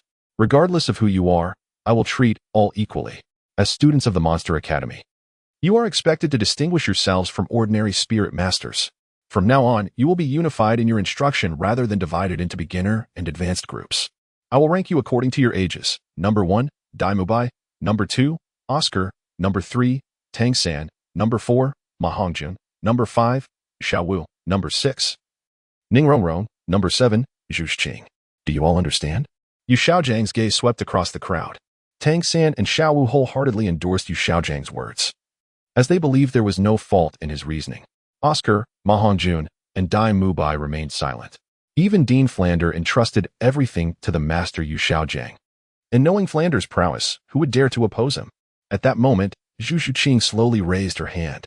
Upon seeing this, Yu Xiaojiang frowned and asked, "Zhu Zhuqing, is there something you do not understand?" "I have a question that perplexes me," Zhu Zhuqing replied flatly, looking at Yu Xiaojiang. "What is your question?" As she finished speaking, an inexplicable sense of foreboding crept into Yu Xiaojiang's heart, further accentuating the already awkward rigidity of his countenance. Zhu Zhuqing paid little heed to the atmosphere and continued. "My teacher once said that every student pays a fee to enter the academy to acquire useful knowledge in order to grow stronger. He also mentioned that during the learning process, we must not only absorb knowledge, but also learn to think critically, to judge the correctness of issues, and to discern right from wrong. Earlier, Master, you stated that we cannot express any dissent during training. Is that correct? Indeed. Is there a problem with that?" Yu Xiaojiang's expression remained rigid. This was a teaching principle he had adhered to for many years, and he saw no fault in it. Tang San observed Zhu Zhuqing, who was usually taciturn, now speaking so extensively, and he found her demeanor rather peculiar, especially in her discourse with her teacher, Yu Xiaojiang. "My question is this. Master, if your teaching methods are flawed or erroneous, should we still adhere to them without voicing our objections?" Zhu Zhuqing stated, her tone remarkably calm. "Please do not misunderstand. Master, I merely wish to voice my concerns and am not doubting your teaching abilities. My teacher emphasized that as students, we must learn to make judgments and articulate our uncertainties." The way Zhu Zhuqing expressed herself was so nonchalant, it felt almost casual, especially her concluding remark. "Please do not misunderstand, Master. I do not doubt your capabilities," was delivered with an indifferent and unremarkable tone, leaving Yu Xiaojiang with no opportunity to become angry. However, the implications of her words struck deeply in his mind, suggesting her skepticism regarding his competence, questioning the validity of his esteemed status as a master. Yu Xiaojiang sighed deeply. Striving to regain his composure, he turned his gaze towards the perpetually stoic Zhu Zhuqing, whose unyielding expression mirrored his own discomfort. In that classroom, Ning Rongrong and Xiao Wu watched Zhu Zhuqing with astonished expressions, as if they were meeting her for the first time. They had not anticipated Zhu Zhuqing would be so audacious as to challenge Yu Xiaojiang's words, especially considering he was Flanders' chosen instructor. Now, Zhu Zhuqing had rendered him speechless. Oscar and Ma Hongjun also looked on in surprise. In their memories, Zhu Zhuqing had always been a quiet and cold individual. Yet now she was remarkably different. They glanced at the podium where Yu Xiaojiang wore a grim expression, filled with admiration for Zhu Zhuqing. Dai Mubai observed Zhu Zhuqing, recognizing that although her question might have been somewhat harsh, it cut straight to the heart of the issue. Indeed, Yu Xiaojiang's assertion that they should not oppose him did seem rather inappropriate, given that they had only heard of his reputation and were unaware of his actual skills. Realizing the gravity of the situation, Yu Xiaojiang took a deep breath, calming himself once more, and replied, Zhu Zhuqing, your inquiry is commendable. It is indeed a positive trait for a student to ponder and question in pursuit of answers. Your teacher has imparted valuable lessons. As this reflects the fundamental qualities expected of a student, I often encourage Tang San in the same manner. While Yu Xiaojiang praised Zhu Zhuqing, he also took a moment to commend himself. However, a closer look revealed that his stiff expression remained somewhat unattractive. Now, does anyone else have questions? If not, you may disperse. Remember, we will convene here tomorrow morning. Additionally, I expect to see no absences during breakfast. Otherwise, you shall face special training. With that, Yu Xiaojiang briskly exited the classroom, appearing somewhat anxious. A day of rest was indeed a welcome prospect, however. Yu Xiaojiang's arrival and the earlier exchange with Zhu Zhuqing had left the students both curious and apprehensive. As they watched their teachers leave one by one, Oscar turned to Tang San and whispered, Tang San, it seems your teacher is even more formidable than Dean Flander. Oscar's remark prompted Ma Hongjun and others to glance at Tang San, then at Zhu Zhuqing. After all, Zhu Zhuqing had just rendered Tang San's teacher, Yu Xiaojiang, speechless, causing him to retreat in silence. Tang San cast a sidelong glance at Zhu Zhuqing and smiled slightly. My teacher tends to be quite serious and meticulous in his work. But as long as you follow his instructions, you will be fine. Upon recalling Zhu Zhuqing's earlier questions, Tang San suddenly felt a twinge of discomfort in his words, but chose not to retract them, for he firmly believed in the soundness of Yu Xiaojiang's teachings. Just as Zhu Zhuqing believed in her teacher, Gu Yi, Dai Mubai looked at Zhu Zhuqing, who remained silent, and approached Tang San and the others with a smile. Aside from me and Xiao Ao, you five are all in the same year. It's quite a coincidence that Tang San is the third and Xiao Wu is the fifth. Ma Hongjun chuckled. 3 younger sisters. Let me hear you call me fourth brother. Xiao Wu rolled her eyes at Ma Hongjun and extended her hand, if you want me to call you that. Then show me the red envelope first. Ma Hongjun scratched his head awkwardly. He usually spent all his money on indulgences, leaving him penniless at the moment. Ning Rongrong chimed in, linking arms with Zhu Zhuqing. Fatty, if you can defeat Zhuqing, I might consider calling you that. Ma Hongjun glanced at Zhu Zhuqing, recalling how she had just silenced Yu Xiaojiang, and shivered at the thought of Zhu Zhuqing's current prowess. Zhu Zhuqing, unfazed, declared, I have something to attend to. I must take my leave. Zhuqing, are you heading to Suatua City? Ning Rongrong inquired. Yes. Zhu Zhuqing nodded. Although she could take a day off, she did not wish to squander her time. She intended to seek out her teacher, Gu Yi, and study in her quarters. Chapter 57.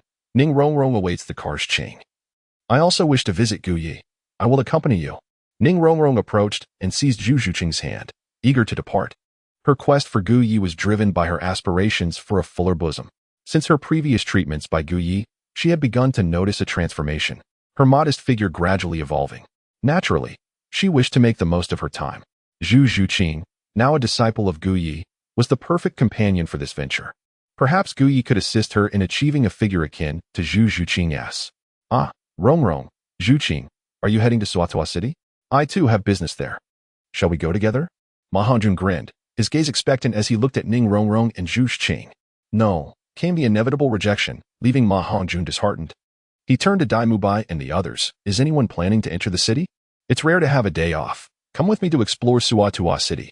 All right, Fatty, I will accompany you, Dai Mubai replied, his thoughts lingering on Zhu Zhuqing's mission to seek Gu Yi. I shall join you as well, Tang San chimed in. Ma Hongjun's eyes brightened, casting a furtive glance at the slightly perturbed Xiao Wu. Old 3, have you finally seen the light? Tang San was taken aback. What light? I merely intend to find a blacksmith's shop to see if I can hire a couple of blacksmiths to craft some equipment. Otherwise, it would take an eternity for me alone to outfit each of you, he said, a hint of frustration in his tone. Yet beneath this, he also yearned to seek out Gu Yi. As time passed, he had begun to feel discomfort in his kidneys. And despite attempting to restore himself through internal cultivation and soul power, he found no relief. Perhaps, he mused, this was the underlying issue Gu Yi had mentioned. He was determined to consult Gu Yi, though he would not divulge this motivation to Ma Hongjun and the others. Third brother, I wish to accompany you as well. I would like to explore too, Xiao Wu declared without hesitation. Naturally, if Tang San was going, she would follow. Ultimately, the seven decided to journey together to Suatua City. Meanwhile, in Flinder's office, Yu Xiaojing sat in a state of melancholy. Xiaojing, what troubles you? This is unlike you, Flinder, reclining in his chair, teased upon noticing Yu Xiaojing's gloomy demeanor. Nothing much. I was merely contemplating Zhu Zhuqing's teacher, Gu Yi, Yu Xiaojing replied. Why dwell on it? Suatua City is not far from here. If you wish to know more, why not accompany me to Suatua City? Indeed. Last time Gu Yi mentioned he might develop a remedy for Hongjun's martial soul deficiency. Perhaps we should pay him a visit, Yu Xiaojing suggested, nodding in agreement. He was curious to see who Gu Yi truly was, especially after being humiliated by Zhu Zhuqing earlier. Having learned more about Gu Yi, he was eager to discover the truth behind the man's reputed abilities. The two decided to leave Shrek Academy shortly and head to Suatua City to seek out Gu Yi. Not long later, the Shrek Seven arrived outside Suatua City. Due to their differing purposes, they soon dispersed. Ma Hongjuan's objective was to indulge in the pleasures of the city, specifically at the brothel. Meanwhile, Zhu Zhuqing and Ning Rongrong made their way to Gu Yi's clinic. Dai Mubai, Tang San, Xiao Wu, and Oscar traveled together. Dai Mubai watched Zhu Zhuqing's departing figure and remarked, Old three, let us explore a bit before we find Zhuqing and Rongrong. Agreed, that's settled, Tang San confirmed. As the four set off on their own pursuits, Zhu Zhuqing and Ning Rongrong arrived at the entrance of Gu Yi's clinic. As usual, a throng of townsfolk awaited treatment. Predominantly young women, each radiating beauty and vitality. In the grand hall, Gu Yi diligently attended to the ailments of the townsfolk, while his prowess gradually ascended. At that moment, he noticed Zhu Zhuqing and Ning Rongrong entering the hall. Teacher, Zhu Zhuqing greeted respectfully as she approached and stood beside Gu Yi. Gu Yi glanced at Ning Rongrong, who was following Zhu Zhuqing, and nodded. You and Ning Rongrong should head to the back courtyard to rest for a while. I still have some tasks to attend to. Understood. Zhu Zhuqing obediently walked into the back courtyard with Ning Rongrong. She was already quite familiar with this place, and upon entering the courtyard, she sat down to wait for Gu Yi's arrival. Meanwhile, Gu Yi hastened his pace to assist the townsfolk in their recovery. Shortly thereafter, he completed his mission and made his way to the back courtyard. Did you not return this morning? Why are you here again? Gu Yi inquired as he sat down beside Zhu Zhuqing. Classes do not begin until tomorrow, and I did not wish to remain idle. So I came to seek out my teacher, she replied. I see. Gu Yi nodded in understanding as he glanced at Ning Rongrong, who was seated beside him. He had already discerned the purpose of her presence, especially considering her audacity to accompany Zhu Zhuqing. Yu Qing, please proceed to my study. There are several books within that contain knowledge essential for your learning. You may peruse them for now. As for you, Rongrong, follow me. Yes. Both Zhu Zhuqing and Ning Rongrong replied in unison. Subsequently, Zhu Zhuqing entered Gu Yi's study, while Ning Rongrong trailed behind Gu Yi into a private room within the medical hall. After Gu Yi closed the door, he settled into a chair. Ning Rongrong skillfully approached Gu Yi, simultaneously reaching out to present one of her heads for his thorough inspection. Gu Yi halted her, stating that he had already viewed her progress and that there was no need for her to demonstrate it again, as he presumed she was well aware of the effects. Ning Rongrong nodded softly in acknowledgement. She was acutely aware of her transformation. Indeed, it had been significant. So, do you wish to proceed further? Gu Yi inquired with a slight seriousness in his gaze. Yes, Ning Rongrong replied without any hesitation. Do you recall the promise you made to me? Gu Yi asked with a smile. Of course, you mentioned you desired my martial soul blood, and I agreed. However, Gu Yi, how will you obtain it? Ning Rongrong was somewhat curious about the specifics of the extraction process. It is quite simple. You merely need to unleash your martial soul, he responded. Is that all? She asked. Indeed. Without further contemplation, Ning Rongrong extended her hand, and her martial soul, the 7 treasure glazed tile, manifested before her. Observing the resplendent, multicolored tower in her grasp, Gu Yi skillfully summoned his surgical knife. The white light emitted from the knife formed a space that enveloped Ning Rongrong's 7 treasure glazed tile. He swiftly extracted a droplet of her martial soul blood and subsequently aided in restoring her martial soul. The entire sequence was executed with remarkable speed, leaving Ning Rongrong unaware that Gu Yi had completed the task. Is it done? She inquired, her expression one of confusion as she looked at Guyi. Guyi nodded. That's enough. You were remarkably swift. I hardly felt a thing. Ning Rongrong gazed at Guyi, expressing her admiration with a soft exclamation. Upon hearing Ning Rongrong's words, Guyi felt a wave of frustration wash over him. There was something so awkward in the way she spoke to him. Guyi, what is the matter with you? Noticing his silence, Ning Rongrong waved her hand in front of him.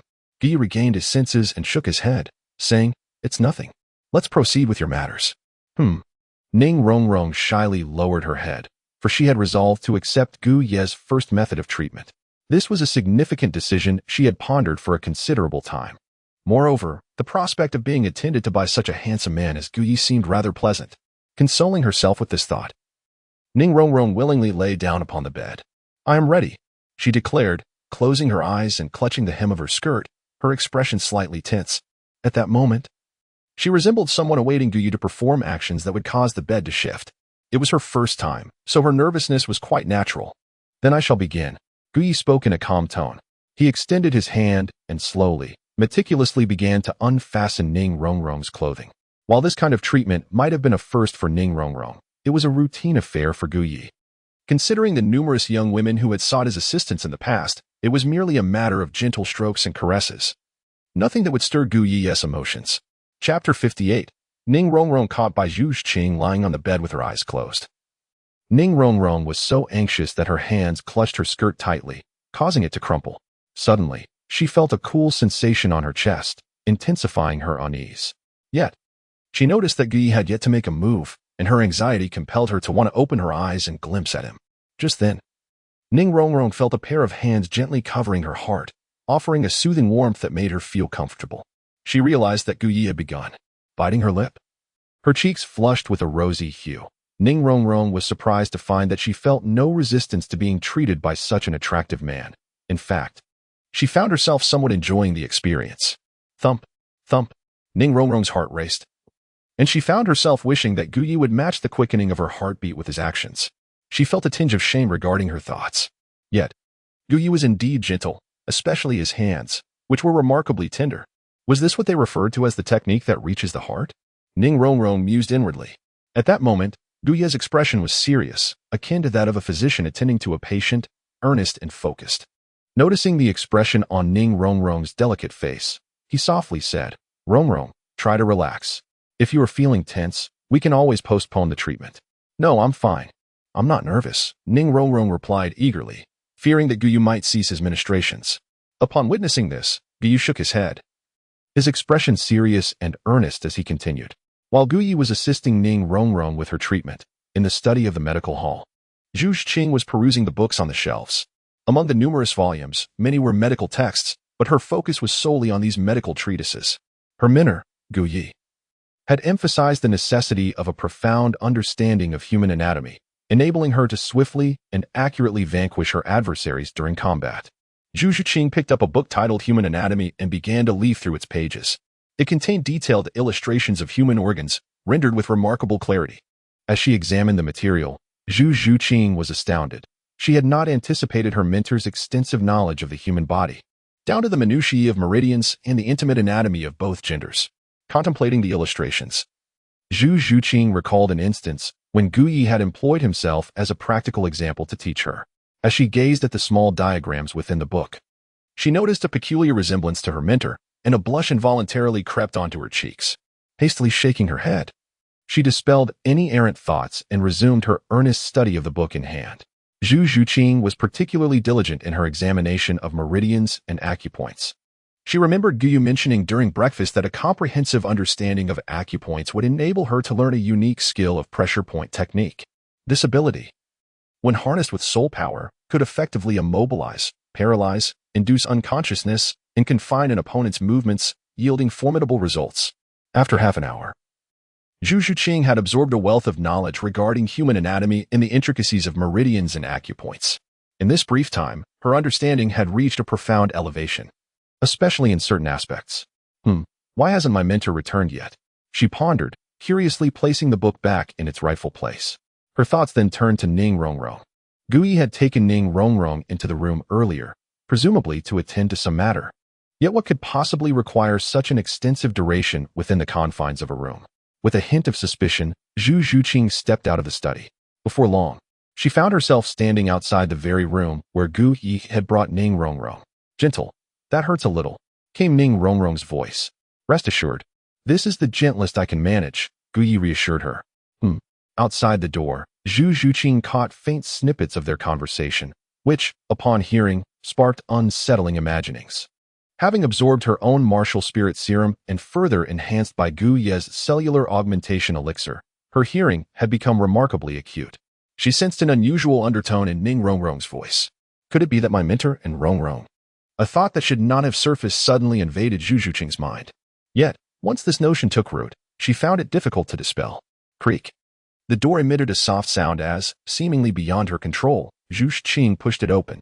Upon entering, she saw her mentor, Gu Yi, impeccably dressed, seated at the bedside. And for reasons unknown, Zhu Zhuqing felt an inexplicable sense of relief wash over her. However, as she focused her gaze, she was met with an astonishing sight. Ning Rongrong lay upon the bed, while Gu Yi was administering treatment with his hands. Zhu Zhuqing found herself momentarily transfixed, unable to tear her eyes away. "Yu Qing? How did you come in here?"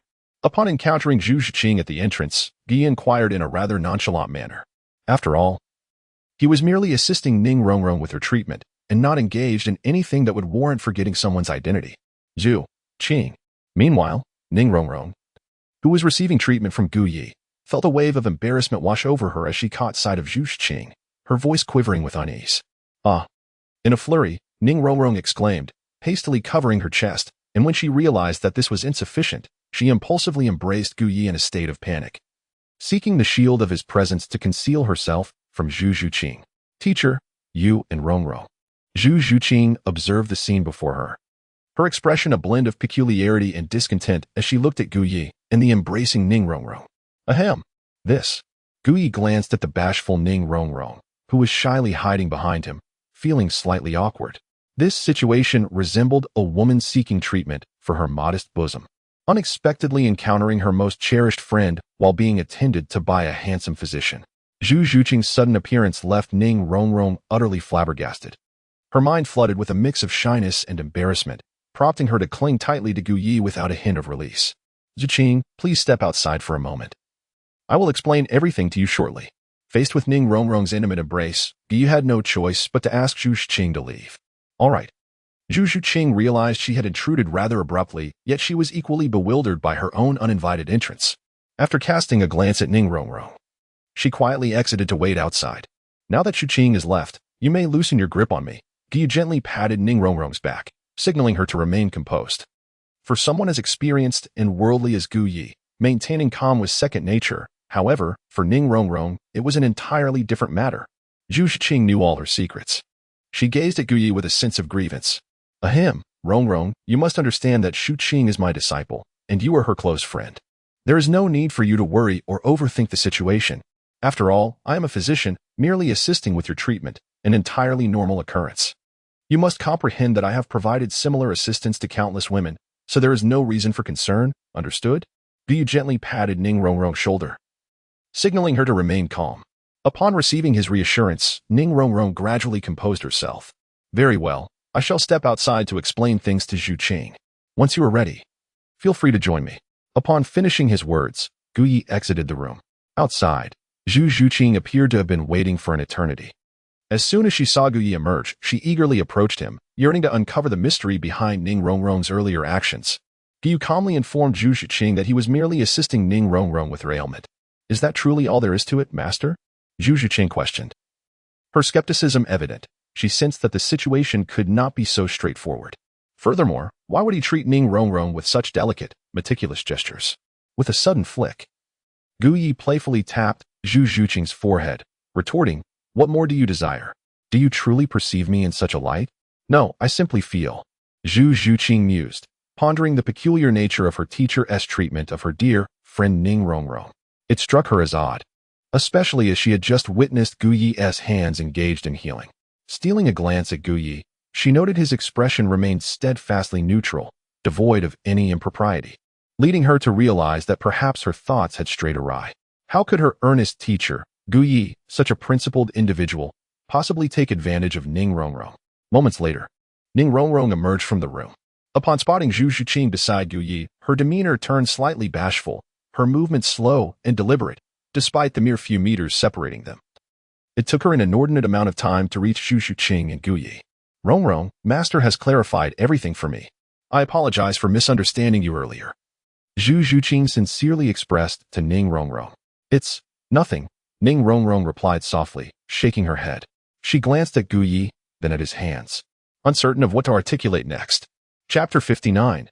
Gu Ye's request to Zhu Zhuqing. Now that Zhu Zhuqing was aware of the matter concerning Gu Ye's assistance with breast enhancement, Ning Renxue felt no further need to conceal anything.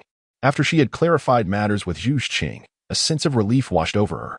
All right, now that everything is settled, please both come in and take a seat, Gu Yi instructed. Yes, Master, they replied in unison, following Gu Yi into the room to sit down. Gu Yi lifted his teacup and poured himself a cup, savoring its flavor. He then glanced at Ning Renxue and remarked, Zhu Zhuqing has recognized me as her teacher. You should be aware of this. MHM. Ning Renxue nodded in acknowledgement. Zhu Zhuqing is now my disciple, and shortly, I shall impart some knowledge to her. While the content may not be particularly relevant for you as an auxiliary spirit master, you are welcome to stay and listen if you wish. Oh, by the way, I took a drop of your martial soul blood earlier. You may experience some weakness upon returning home, but this medicine will aid in your recovery. After handing a vial of medicine to Ning Renxue, Gu Yi continued, Very well, if you wish to stay and listen, you may do so. If you prefer to leave, now is the time. I will stay, Ning Renxue replied without a hint of hesitation, clutching the vial Gu Yi had given her. She was eager to discover what Gu Yi would discuss with Zhu Zhuqing, and staying would allow her to both listen and observe. All right then. Gu Yi paid no heed to distractions, for his intention was to impart wisdom to Zhu Zhuqing, alongside instilling certain principles. Ning Renxue, upon hearing this, exhibited little reaction. He then turned his gaze towards Zhu Zhuqing. The process of her development had long since commenced, and he found immense pleasure in both the journey and the outcome of her cultivation. Gu Yi held a profound admiration for Zhu Zhuqing's character. Although she appeared aloof and taciturn, her words often struck at the heart of the matter with lethal precision. Furthermore, her diligence and clear aspirations endeared her to him even more. In addition to nurturing Zhu Zhuqing's strength and deepening her knowledge, Gu Yi sought to cultivate within her the heart of a formidable warrior. While she had already begun to embody this trait, it was still insufficient. Therefore, Gu Yi aimed to thoroughly develop Zhu Zhuqing, instilling in her an unwavering spirit of invincibility among her peers. Her forthcoming task would be to consistently participate in the soul fighting competitions in Soto City each day.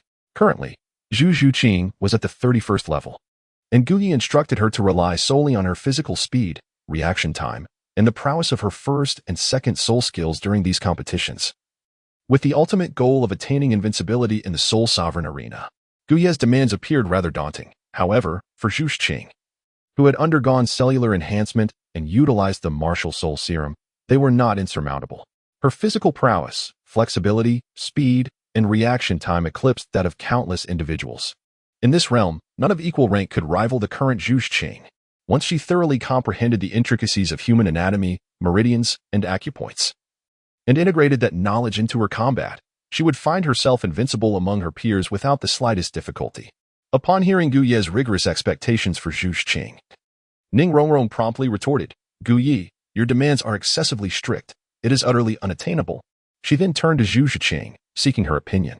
Gu Yi, however, did not respond to Ning Renxue but instead inquired of Zhu Zhuqing. I will accomplish it, Zhu Zhuqing declared with unwavering conviction. She could sense the profound transformation within her body, far surpassing her previous capabilities, and she was determined not to disappoint Gu Yi's expectations. Ning Renxue, noticing Zhu Zhuqing's resolute agreement, quickly added, Zhuqing, remember, you will be battling in the soul arena, where every participant possesses extensive combat experience.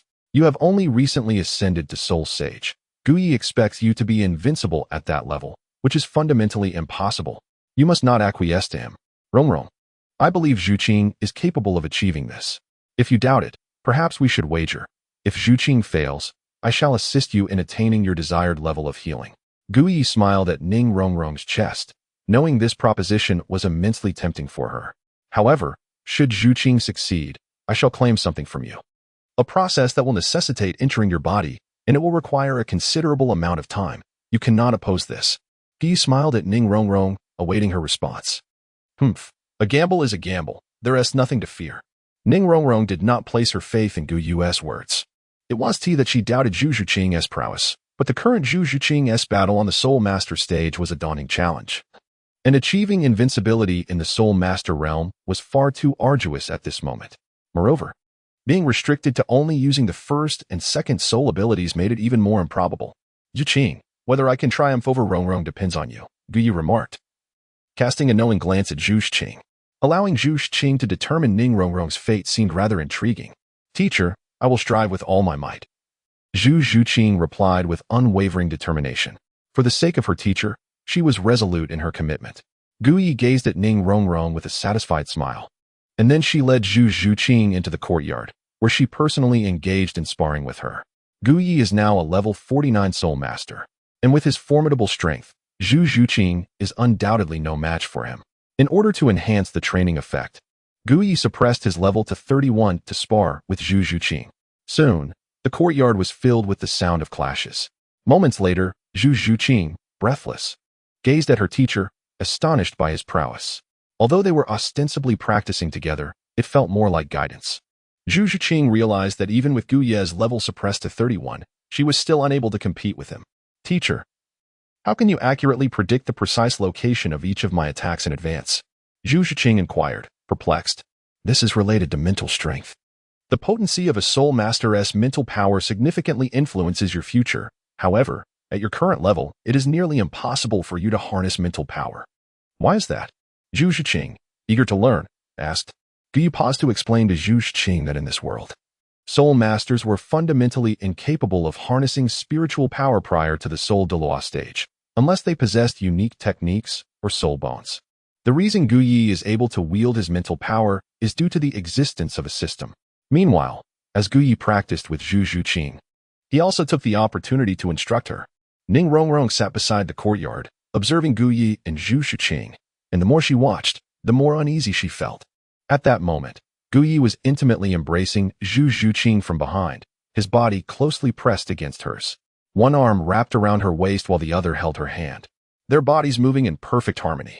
They appeared to be dancing, swaying forwards and backwards with a leisurely grace, yet when they attacked, their movements were powerful and decisive. The more Ning Rongrong watched, the more she sensed something amiss. However, with her limited perspective, she could hardly fathom that Gu Yu was imparting to Zhu Zhuqing some special secret techniques. Elsewhere, Tang San, Oscar, Daimubai, and Xiaowu had completed their tasks in Soto City. Little San, let us go find Zhuqing and Rongrong, Tang San suggested. All right, let us depart, came the reply. The four of them made their way to Gu Ye's clinic. Familiar with the route and the short distance, they quickly arrived outside the clinic. Noting the sign indicating it was open only through a small door, after glancing around, they conjectured that Gu Yi and Zhu Zhuqing were likely in the backyard. Let us go inside, Tang San urged. Knowing Gu Yi, and with Zhu Zhuqing and Ning Rongrong inside, Daimubai, Tang San, Xiaowu, and Oscar entered the clinic without a second thought. Tang San was familiar with the place, having narrowly avoided an injection of female hormones from Gu Yi during their last visit. He headed directly towards the backyard. Upon reaching the backyard, they were greeted by the sight of two figures moving gracefully together. It indeed resembled a dance. A man embraced a woman from behind while holding her hand. Their movements synchronized. As they danced, their speed gradually increased, creating an illusion akin to a waltz. Daimubai and Tang San focused intently, suddenly realizing that the dancing pair was none other than Zhu Zhuqing and Gu Yi. Moreover, Ning Rongrong sat nearby, leisurely enjoying the spectacle of their dance. Daimubai's gaze fixated on Gu Ye's hand wrapped around Zhu Zhuqing's waist, igniting an inexplicable fire within him. It felt akin to witnessing his wife dancing intimately with another man. Naturally, someone like Daimubai, with a fiery temperament and a possessive nature, would be prone to anger. Chapter 60. Intense training with Zhu Zhuqing. Daimubai called out, ready to approach, but Tang San pulled him back, furrowing his brow in confusion. Daimubai questioned Tang San's restraint. Big brother Dai, it seems that Gu Yi and Zhu Zhuqing are practicing something. If you interrupt, it might disturb them, Tang San explained. Having learned martial arts himself, he recognized that although Gu Yi and Zhu Zhuqing appeared to be dancing, their steps were synchronized, and their breathing and rhythm were extraordinary. After considering Tang San's words, Daimubai began to calm down, realizing that Zhu Zhuqing and Gu Yi were in a teacher-student relationship. However, He couldn't shake off the discomfort that arose from witnessing their intimate closeness. Ning Rongrong. Seeing Tang San and Xiao Wu, Ning Rongrong waved them over. Rongrong. What exactly are Zhu Zhuqing and Gu Yi doing? Xiao Wu inquired as she sat beside her. Dai Mubai also approached, eager to understand what Zhu Zhuqing and Gu Yi were engaged in, especially given their seemingly intimate posture. Oh, Zhu Zhuqing and Gu Yi are training. Yi mentioned he would teach Zhu Zhuqing a powerful ability, but I can't comprehend it, so I'm just watching, Ning Rongrong replied. Indeed, as Tang San observed Gu Yi and Zhu Zhuqing, he noted a flash of purple light in his eyes, marveling at the powerful ability Gu Yi was teaching Zhu Zhuqing. After hearing Ning Rongrong's explanation and Tang San's confirmation, Dai Mubai looked back at Gu Yi, realizing that aside from their close embrace while moving, there was little else to discern. The only observation he could make was that Gu Yi's hand on Zhu Zhuqing's waist was excessively intimate. As Zhu Zhuqing's fiancé, Dai Mubai felt an overwhelming sense of discomfort. What troubled him further was that Gu Yi was currently her teacher, imparting skills to Zhu Zhuqing, and he could only watch helplessly as they shared a closeness right before his eyes. Tang San, observing closely, noticed that the steps taken by Gu Yi and Zhu Zhuqing formed a unique rhythm, resembling a specialized footwork pattern. The more he watched, the more astonished he became. Gu Yi was indeed teaching Zhu Zhuqing a particular footwork, one that he had acquired from the system. When Dai Mubai, Tang San, and the others entered, Gu Yi was already aware of their presence. However, he chose to disregard them and continued his instruction with Zhu Zhuqing. Gu Yi did not cease his movements, and naturally, as his disciple, Zhu Zhuqing continued in tandem. Even with the arrival of Dai Mubai, Tang San, and others, Zhu Zhuqing remained unfazed. She persisted in her practice, keeping pace with her mentor Gu Yi. At that moment, the movements of both Gu Yi and Zhu Zhuqing quickened considerably. A bead of fragrant sweat trickled down Zhu Zhuqing's cheek, and her breathing gradually became somewhat erratic. It was evident that the vigorous exercise alongside Gu Yi was taking a toll on her. Nevertheless, Zhu Zhuqing pressed on, adhering to the footwork that Gu Yi had instructed her in, her speed increasing with each passing moment. Dai Mubai observed intently, witnessing the perspiration that adorned Zhu Zhuqing's face, a testament to her fatigue. He could also distinctly perceive her labored breaths. Dai Mubai's eyes widened in astonishment as he watched the duo. Yet he could do little but gaze, for Gu Yi was now Zhu Zhuqing's instructor, imparting to her some unique techniques. Their joint training and sparring were, after all, entirely normal. Just then, Zhu Zhuqing exhaled deeply, clearly fatigued. Simultaneously, Gu Yi came to a halt, having exerted herself during their recent training. Zhu Zhuqing collapsed softly into Gu Yi's embrace. Are you all right? Gu Yi inquired. A look of concern etched upon his face as he held the delicate form of Zhu Zhuqing. I'm fine, teacher, Zhu Zhuqing replied, gently shaking her head while nestled against him. The recent practice was indeed exhausting, and I feel somewhat drained. I shall carry you back to your room for a rest. Thank you, teacher, Zhu Zhuqing expressed her gratitude, leaning against Gu Yi, feeling genuinely weary. The training they had engaged in had been intense, and Gu Yi had personally demonstrated many techniques during their session. It was precisely due to her earnest dedication and immersion in the learning process that she now found herself so fatigued. Gu Yi bent down and lifted Zhu Zhuqing, intending to carry her into the room. Just then, Dai Mubai approached and blocked Gu Yi's path. Gu Yi cast a glance at Dai Mubai, noticing the slight redness in his eyes and the tension in his clenched fists, indicating a simmering agitation within him. However, Gu Yi remained unfazed. He regarded Dai Mubai with a calm demeanor and inquired, Is there something amiss? If not, I must tend to my disciple and escort her back to her quarters for some rest. Dai Mubai's gaze shifted to Zhu Zhuqing, who was cradled in Gu Yi's arms. Having just engaged in training with Gu Yi, she still bore traces of perspiration on her face, and her close proximity to Gu Yi, who held her in a princess embrace, evoked a sense of intimacy that could easily lead to unwarranted speculation. Nevertheless, it was imperative to recognize that both Zhu Zhuqing and Gu Yi held esteemed positions. They were, after all, master and disciple. As Gu Yi held Zhu Zhuqing, there seemed to be nothing improper about it. Dai Mubai had no words to say. Let me take her, he offered, extending his hand to take Zhu Zhuqing from Gu Yi's embrace. After all, he was Zhu Zhuqing's fiancé. It was only natural for him to carry her after she had exhausted herself from training with Gu Yi. However, Gu Yi did not even spare a glance at Dai Mubai, simply stating, no need, as he carried Zhu Zhuqing back to his room. Upon reaching the doorway, he turned to glance back at Dai Mubai, Tang San, and the others, declaring, None of you are allowed to enter. The backyard was Gu Ye's domain, and without permission, Dai Mubai and the others had already trespassed. Should they intrude upon Gu Ye's room, it would transcend mere trespassing. Tang San, Xiao Wu, and Oscar gathered beside Dai Mubai, observing Gu Ye as he carried Zhu Zhuqing into the room, obediently refraining from entering. Dai Mubai fixed his gaze on Gu Ye, and the Zhu Zhuqing nestled in his arms, feeling an urge to inquire, "Are you truly just teacher and student?" What was he planning by not allowing them to follow? However, before Dai Mubai could voice his question, a loud thud echoed as Gu Ye entered the room, firmly shutting the door behind him. Inside, Gu Ye gently placed the weary Zhu Zhuqing onto the bed and advised, "Rest here for a moment. Come out once you feel a bit better. Understood?" "Yes, I understand, teacher," Zhu Zhuqing replied, resembling a docile little kitten as she obediently acknowledged his words. Gu Ye extended his hand, gently wiping the sweat from Zhu Zhuqing's cheek before stepping outside. Zhu Zhuqing leaned against the bed, watching Gu Ye exit the room, and a subtle smile unexpectedly graced her cool countenance. Gu Ye stepped outside the courtyard and regarded Dai Mubai and Tang San, who had intruded upon the private residence, stating in a tone devoid of warmth, "If you have something to say, please speak." "Are you truly Zhu Zhuqing's mentor?" Dai Mubai inquired eagerly, having approached without a moment's hesitation. This question had lingered in his mind since he witnessed the intimate interaction between Gu Ye and Zhu Zhuqing. He felt compelled to voice it. "Is there any doubt remaining?" "I am indeed Zhu Zhuqing's teacher," Gu Ye replied with earnestness. "That is all that matters." "That is all that matters," Dai Mubai reassured himself, as he observed the seriousness etched upon Gu Ye's countenance, dispelling any lingering skepticism.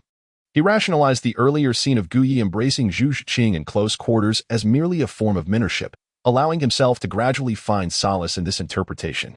"Hey, Gu Ye, what were you and Zhuqing doing just now? Your movements were so erratic and peculiar," Xiao Wu remarked, recalling the sight of Gu Ye and Zhu Zhuqing engaged in their unusual activity, her expression one of confusion as she gazed at Gu Ye. Gu Ye cast a sidelong glance at Xiao Wu. Wasn't it evident what he had been doing with Zhu Zhuqing? They had been engaged in a rigorous training session, a matter that hardly warranted inquiry. Chapter 61. Gu Ye's subtle mockery of Yu Xiaojiang. "This is a skill I taught Zhuqing. You need not concern yourselves with it." Gu Ye disregarded Xiao Wu's words, offering no response. "Humph, if you choose not to speak, so be it. I shall inquire upon our return," Xiao Wu thought to herself. Given her close relationship with Zhu Zhuqing, she was confident that a simple question would yield answers once they were back. Nonetheless, Xiao Wu remained curious about Gu Ye's sudden decision to take Zhu Zhuqing as his disciple, prompting her to persistently press for details. Meanwhile, Ning Rongrong stood beside Gu Ye, her demeanor somewhat coy as a result of the earlier healing he had provided. As Xiao Wu continued to probe Gu Ye, Ning Rongrong occasionally interjected, engaging in conversation with him.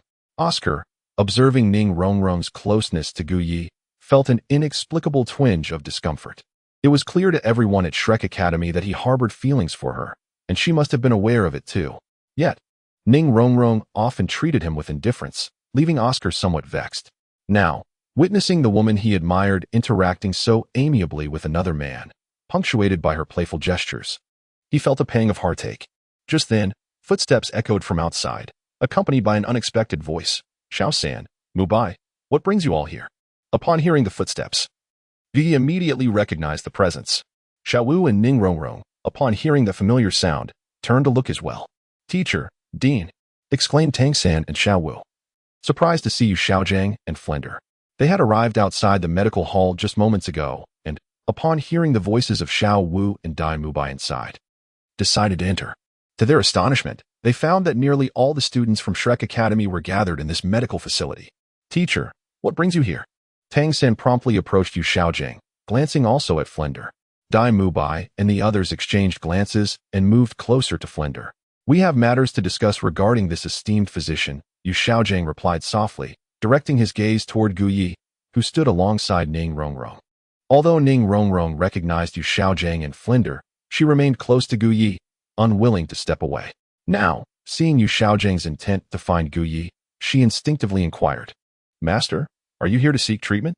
Upon uttering these words, Ning Rongrong realized the inappropriateness of her question, as it could imply in front of others that Yu Xiaojiang was unwell, which seemed rather impolite. Yu Xiaojiang, upon hearing Ning Rongrong's inquiry, cast her a glance, appearing somewhat unfazed. Indeed, he had come to consult Gu Ye regarding his martial soul deficiency. However, Ning Rongrong's question left him momentarily at a loss for words. At this moment, Gu Yi also turned his gaze towards Yu Xiaojiang. Regarding Yu Xiaojiang's arrival at Shrek Academy, Zhu Zhuqing had already informed him. This legendary figure, a renowned theoretical master in the realm of martial souls, left Gu Yi at a loss for words. After all, he was quite aware of the superficiality of Yu Xiaojiang's knowledge and the series of instances of plagiarism and appropriation associated with him. However, Gu Yi had not anticipated that Yu Xiaojiang would seek him out at his medical clinic, which indeed took him by surprise. Yet, considering that Yu Xiaojiang had come to find him, it was quite likely that he sought assistance in treating his martial soul deficiencies. Upon further reflection, this possibility seemed increasingly plausible. Subsequently, Gu Yi utilized the surgical system to scan Yu Xiaojiang. Upon scanning, he was astonished by the multitude of symptoms displayed by Yu Xiaojiang. Conditions such as hypocrisy, physical debility, and kidney deficiency were merely minor ailments. What truly astounded Gu Yi was the task issued by the surgical system regarding Yu Xiaojiang, which was even more dire than that of Tang San. Having spent a considerable amount of time in this world, it was the first time he encountered a patient like Yu Xiaojiang, who was so incongruous and ambiguous. For someone like Yu Xiaojiang, if I do not perform a magnificent surgery that leaves him utterly transformed and thoroughly cured, it would seem a disservice to his multitude of ailments. Gu Yi gazed at Yu Xiaojiang, a deep sense of astonishment swelling within him. Under Gu Ye's peculiar scrutiny, Yu Xiaojiang inexplicably felt a chill creeping up from below. Ahem. Yu Xiaojiang quickly cleared his throat and approached Gu Yi, inquiring, "You must be the esteemed physician Gu Yi. Am I correct?" "Indeed, I am," came the reply. Gu Yi nodded slightly, and then complimented. "You must be the renowned theoretical master of the Soul Master realm, Yu Xiaojiang, am I correct? I hold your theory on the 10 core principles of martial souls in the highest regard. When I first heard of this theory, I couldn't help but marvel at the existence of such extraordinary talent in this world. Now that I stand before your esteemed presence, I am truly left in awe." Ancient Ye's flattery, while heard by Yu Xiaojiang, elicited no visible change in his stiff expression. However, deep within, he felt a slight sense of satisfaction. After all, it was merely the praise of others, a fleeting reputation hardly worth noting. Yu Xiaojiang humbly waved his hand, adopting an air of indifference, resembling a truly aloof individual. "Master, you are being overly modest. My admiration for you flows like an unending river, and now that I stand before you, it is more fervent than ever. Coincidentally, I possess a wealth of inquiries regarding martial spirits that I wish to discuss with you." Gu Yi smiled at Yu Xiaojiang, appearing genuinely eager for guidance. However, beneath his smile, he contemplated how to administer a dose of female hormones to Yu Xiaojiang and how to enhance his appearance and pitch of voice with his consent. Yu Xiaojiang, intrigued, gazed back at Gu Yi. He intended to inquire if Gu Yi could remedy his martial soul deficiency, while Gu Yi also had questions for him, thus presenting a perfect opportunity. This way, Yu Xiaojiang would not need to plead with Gu Yi. If Gu Yi could indeed rectify his martial soul shortcomings and help him surpass the 30th level, he could rightfully accept the treatment. After all, Gu Ye's insights were not easily accessible to the average person. "I have a profound interest in researching certain peculiar phenomena, much like my medical practice, which has been shaped by a relentless pursuit of truth through hands-on experience and dedicated study, leading to my current medical achievements. Beyond medicine, I am also greatly fascinated by martial souls. When I first encountered your 10 core theories on martial souls, I was utterly astonished. For instance, the concept of the limits of soul rings for soul masters left me in awe. At that moment, I wondered how you, master, acquired such extensive knowledge. Could it be that you alone are capable of compiling such a wealth of information?" Gu Yi, with a mischievous smile, glanced at the somewhat sullen Yu Xiaojiang and remarked, "Thus, driven by curiosity and interest, I conceived an idea. Could we possibly create a unique soul master, allowing her to transcend your so-called limits of soul rings while absorbing them? After all, theories are static, while humans are dynamic. Wouldn't you agree, master?" As he spoke, Gu Yi noticed Yu Xiaojiang's stern silence, and a sly smile crept into his heart. He continued, "As for Zhu Zhuqing, she is my disciple. Under my guidance, she has already developed the ability to absorb soul rings that surpass what you deem the limits. She has indeed lived up to my expectations. Her third soul ring has exceeded 2,000 years and is nearing 3,000, thus barely surpassing your established boundaries. Moreover, once Zhu Zhuqing attains her fourth soul ring, my standards will rise even higher. Your so-called limits will merely represent my minimum expectations for her. I have complete faith that she will not disappoint me." After Gu Yi finished speaking, he noticed that Yu Xiaojiang remained expressionless and silent. Beside him, Tang San, Dai Mubai, and Flinder appeared somewhat displeased. In an effort to avoid coming across as provocative or mocking, Gu Yi offered a warm smile and clarified, "Master, please do not misunderstand. I am not here to challenge you, nor do I doubt that the 10 core theories you have published are plagiarized. I certainly do not question the validity of the soul ring limits you have established. My sole intention is to nurture a genuine prodigy. As this is merely a personal passion of mine." Gu Yi waved his hands nonchalantly, his expression imbued with a certain calmness reminiscent of the classic demeanor of a master. Ning Rongrong, observing Gu Yi, was taken aback by his eloquence. No wonder Zhu Zhuqing had previously left Yu Xiaojiang speechless, as she had evidently learned from her esteemed teacher. Ning Rongrong cast a deliberate glance at Yu Xiaojiang, who wore an unyielding and expressionless visage, making it difficult to discern whether he was angry or indifferent. However, upon closer inspection, one could detect a twitch at the corner of his mouth and a hint of darkness on his face. It was unclear whether this was a result of Gu Ye's admiring remarks or something else entirely. Flinder, standing beside Yu Xiaojiang, also exhibited a slight twitch at the corner of his mouth. It was apparent to any discerning observer that Gu Ye's seemingly complimentary words were laced with subtle sarcasm, effectively rendering Yu Xiaojiang at a loss for words. After all, Gu Yi had unwittingly introduced Zhu Zhuqing, an exceptional example that transcended 2 millennia. Without this instance, Yu Xiaojiang might have been able to refute Gu Ye's claims with righteous indignation, asserting that his 10 core theories were indeed correct. In the realm of spirit masters, who could deny that any spirit master encountering Yu Xiaojiang would not address him as a master? But now, the emergence of Zhu Zhuqing served as a stark contradiction to his assertions. Fortunately, Yu Xiaojiang's expression remained rigid, betraying no hint of embarrassment. Perhaps this was the reason behind his habitual frown. One could take solace in the fact that Yu Xiaojiang would not have an easy time, as a complete eradication was in order. Chapter 62. Yu Xiaojiang seeks healing. After a brief silence, Yu Xiaojiang's mind raced as he sought a rebuttal to Gu Yi, one that would also restore a semblance of dignity in front of the onlookers. Just as he was about to speak, Gu Ye's door swung open, revealing the now recovered Zhu Zhuqing.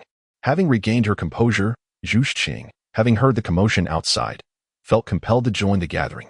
"Teacher," she called out warmly as she approached Gu Yi. "Zhuqing, why did you not rest a little longer?" Gu Yi, upon seeing his beloved disciple, disregarded Yu Xiaojiang and the others, affectionately ruffling her hair. This gesture made Zhu Zhuqing slightly bashful, especially in front of the Shrek crowd. Yet, she maintained an air of cool indifference, stating softly, "I have rested well, and upon hearing the noise, I came out to see what was happening.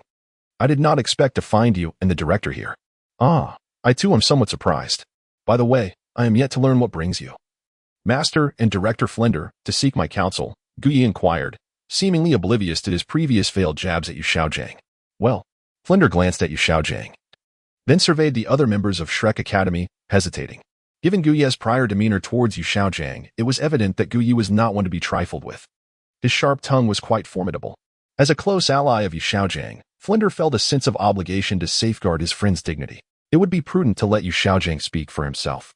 Yu Xiaojiang took a deep breath, appearing to calm himself, disregarding Gu Yi's earlier mockery. "I previously heard from Flinder that you might possess the ability to cure Ma Hongjuan's soul defect, which prompted my inquiry about your capabilities." He refrained from mentioning his own soul's mutation that condemned him to never surpass level 30. He was keen to ascertain whether Gu Ye's medical prowess was as formidable as rumored. Furthermore, the underlying anger he felt from Gu Ye's earlier remarks was overshadowed by the prospect of healing. After all, such a possibility paled in comparison to his lifelong aspiration to transcend level 30. "Oh, I see," Gu Yi responded, understanding the situation. He did not immediately reply but scrutinized Yu Xiaojiang for a moment before remarking, "Indeed, I have developed some remedies aimed at addressing Ma Hongjuan's soul defect, but it seems to me that you, Master, are also in need of some healing." As Gu Ye's words echoed, Dai Mubai, Xiao Wu, and the others turned their gazes towards Yu Xiaojiang. Upon hearing this, Tang San felt a surge of indignation within him.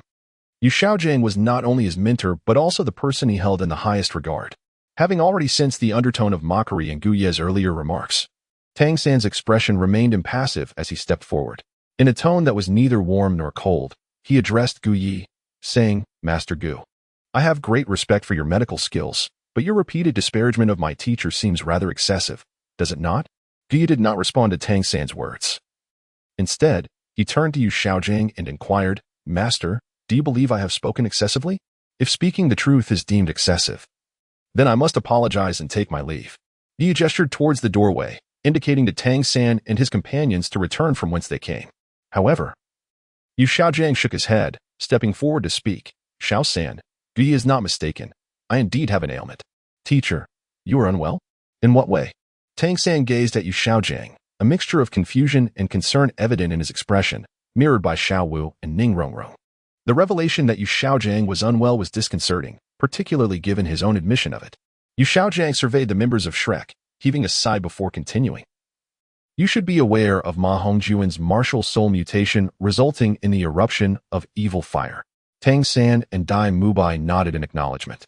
Ma Hongjuan's martial soul had indeed manifested a mutation, leading to inherent flaws. According to Gu Ye's assertions, such deficiencies in martial souls could be classified as a form of illness. Dai Mubai and Ning Rongrong turned their gazes back to Yu Xiaojing. "Yes, I too suffer similarly. My martial soul has undergone mutation, rendering me incapable of surpassing the 30th level throughout my life. When I learned of Gu Ye's existence, I felt a surge of excitement. He has discerned the flaws in Ma Hongjuan's martial soul and may possess the means to heal them, igniting within me a glimmer of hope for remedying my own martial soul's deficiencies." As Yu Xiaojing concluded, he fell into a moment of silence before raising his gaze to Gu Yi, speaking earnestly, "I have come to seek your assistance in healing my affliction." Upon hearing this, Gu Yi chuckled. Yu Xiaojing had admitted to his affliction and sought his assistance for healing. This truly was a fortuitous opportunity. Perhaps this moment could be judiciously seized, as he could conduct a magnificent operation while attending to Yu Xiaojing's ailment, thoroughly eradicating his malady. Furthermore, he could leverage the pretext of healing to extract the blood of their martial spirits from Dai Mubai, Xiao Wu, and Oscar, thereby preparing for future endeavors. And what lies beyond that? Gu Yi, lost in thought, couldn't help but smirk mischievously to himself. Gu Yi turned to Yu Xiaojing and said, "Master, I commend you for your willingness to acknowledge your affliction. It is indeed commendable, for the reality of your condition is undeniable." Yu Xiaojing's lips twitched in silence as he stared at Gu Yi, while Flander, Tang San, and the others shared a similarly speechless reaction. Gu Ye's words, though devoid of fault from his perspective as a physician, struck an odd chord with the listeners. Yet, who could challenge Gu Ye's authority as a medical professional? Regardless of the disquiet they felt, they were compelled to heed his words. "As for your ailment, I merely conducted a superficial observation and discerned that your martial spirit has undergone a mutation, resulting in certain deficiencies. However, I have yet to delve deeper into the particulars. Conversely, I have gleaned insights into a second treatment method for Ma Hongjuan's martial spirit defect. Dean Flandre, would you be interested to know?" Gu Yi gazed at Flander, a profound smile gracing his lips. The desire to know was palpable. Of course, he yearned for knowledge. Flander, filled with a surge of excitement, considered that Ma Hongjun was his cherished disciple. If there existed a method to cure him, how could he resist the urge to assist? With Gu Yi now presenting a second approach, it implied that Ma Hongjuan's situation could be remedied without further ado. What a splendid development! How could Flander not be exhilarated? Yet, since Flander was eager for answers, he must also acknowledge the age-old adage, there is no such thing as a free lunch in this world. Naturally, if the esteemed physician sought compensation, he would willingly offer any amount. Flander felt a pang in his heart, yet for the sake of Ma Hongjun, he was resolute, prepared to part with his own resources. After all, Ma Hongjun was his sole disciple. Gu Yi shook his head and remarked, "Director Flander, do you truly believe I would be short on funds? The cost of my treatment is not merely monetary." "Then what is it?" Flander pressed. "Let us discuss that later. After all, the one in need of treatment is not present. Perhaps you could first bring Ma Hongjun here?" "Very well." Flander was aware of Ma Hongjuan's whereabouts and, bidding farewell to Gu Yi, departed the clinic to locate him. Dai Mubai and Oscar were also called upon to assist, for Ma Hongjun frequented more than one establishment, and having additional hands would expedite the search. Once Flander and the others left, only Gu Yi, Zhu Zhuqing, Xiao Wu, Ning Rongrong, Tang San, and Yu Xiaojing remained in the clinic. Gu Yi then proceeded to take a seat in the main hall. Yu Xiaojing, eager for Gu Ye's assistance with his ailment, followed him outside. "Zhuqing, come here." Gu Yi beckoned to Zhu Zhuqing, who obediently approached. He then invited her to sit beside him and, with an air of interest, began pouring tea from the teapot into his cup. Observing that Gu Yi had no intention of continuing the conversation, Yu Xiaojing, mindful of his own martial spirit deficiency, took the initiative to inquire, "Dr. Gu, May I ask for your thoughts on my martial spirit's defect? Given his request for Gu Ye's assistance, Yu Xiaojiang's tone was notably courteous. After taking a sip of tea, Gu Yi said, Master, I have recently made some progress in my medical studies. And your ailment is indeed treatable. Really? Yu Xiaojiang exclaimed, his face alight with excitement. Gu Yi nodded in affirmation. Yet, could Gu Yi truly assist Yu Xiaojiang in overcoming his insurmountable 30-level affliction? Clearly, such a notion was improbable. Unless, of course, the teacher Yu Xiaojiang and his disciple Tang San could orchestrate a clandestine escape, a grand escape. Should that transpire, there might be a slender chance for Gu Yu to heal Yu Xiaojiang's ailment, aiding him in shattering the delusion of his 30-level limitations.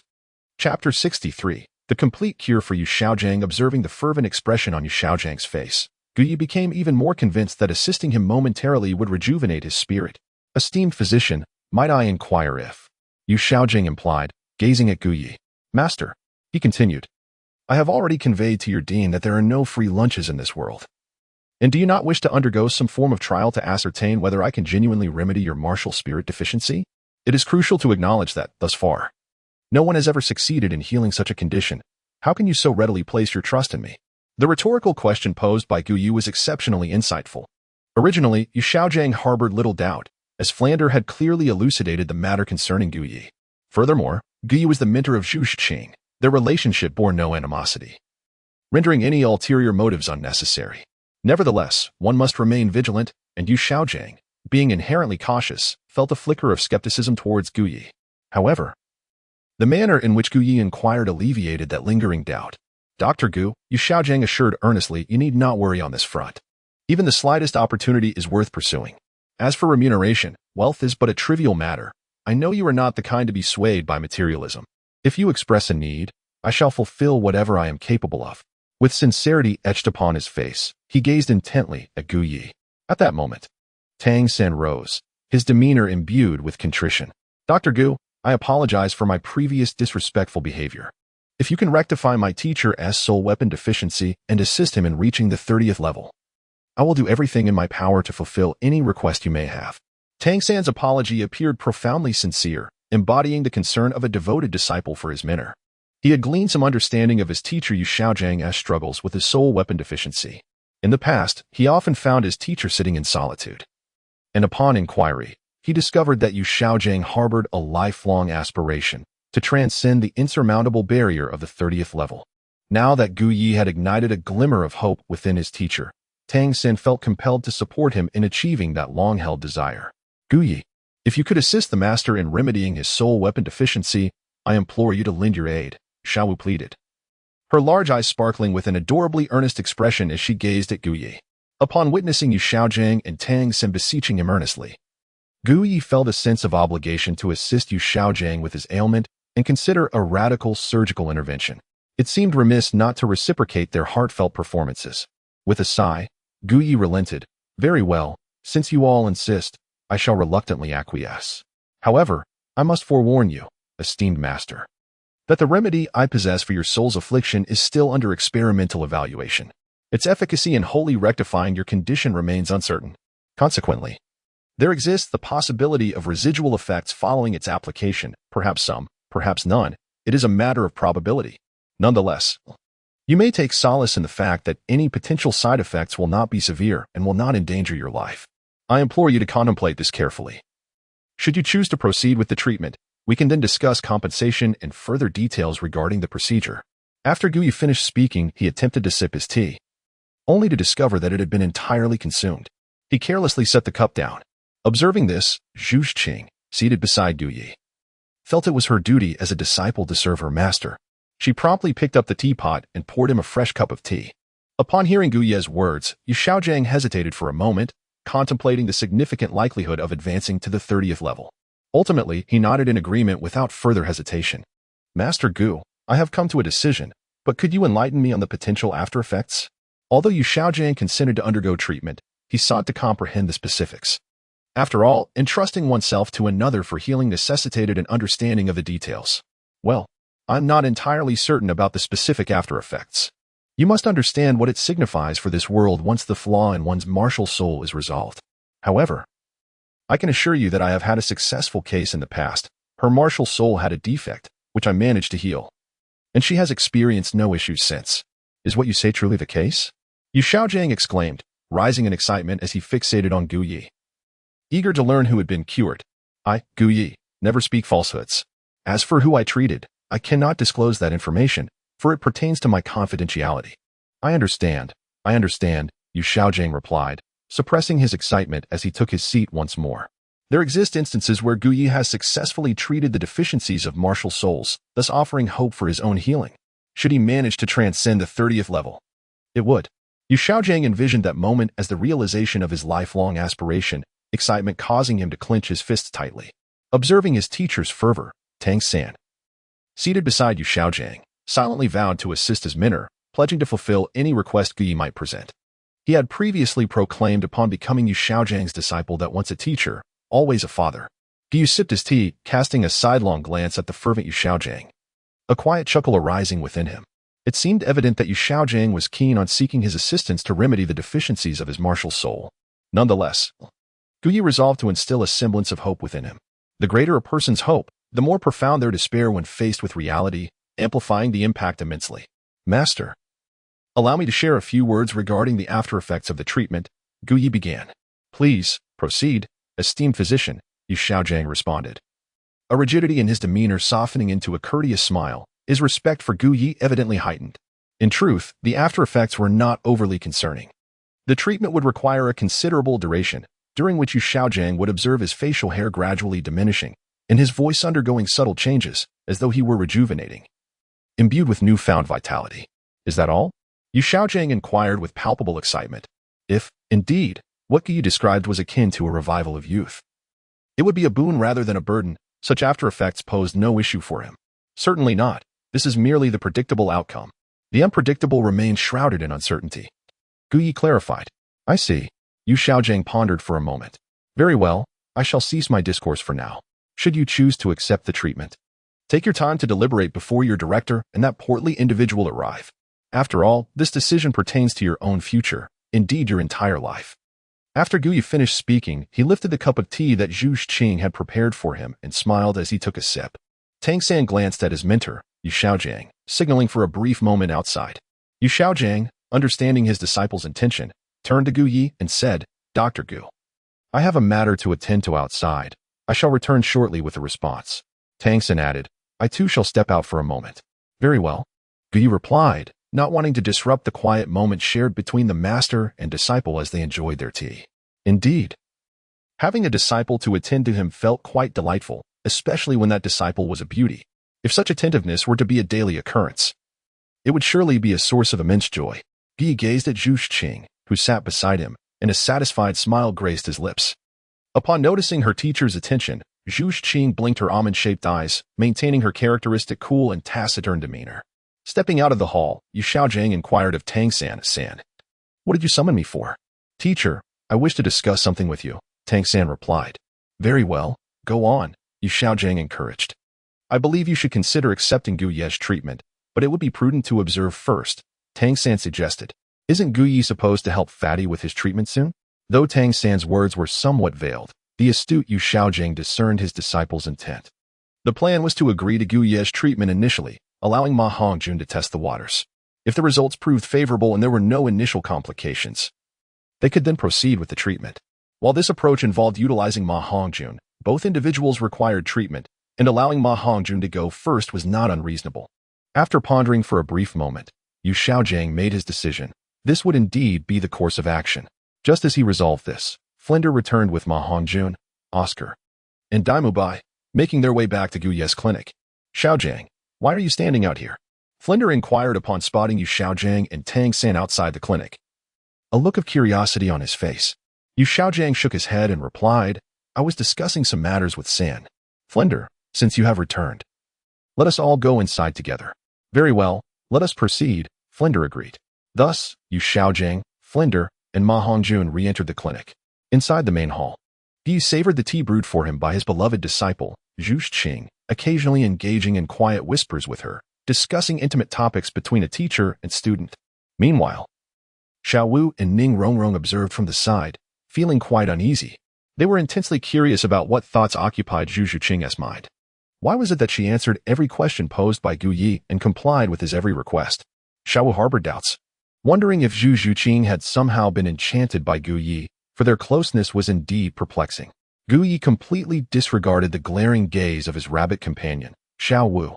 Upon seeing the arrival of Yu Xiaojiang and the rest of the Shrek crew, he set down his teacup.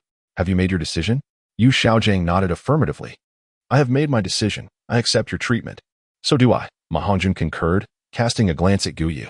On the way back, he had learned all the details from Flander, and now that he was aware of Gu Ye's capability to cure his malevolent fire, he agreed without hesitation.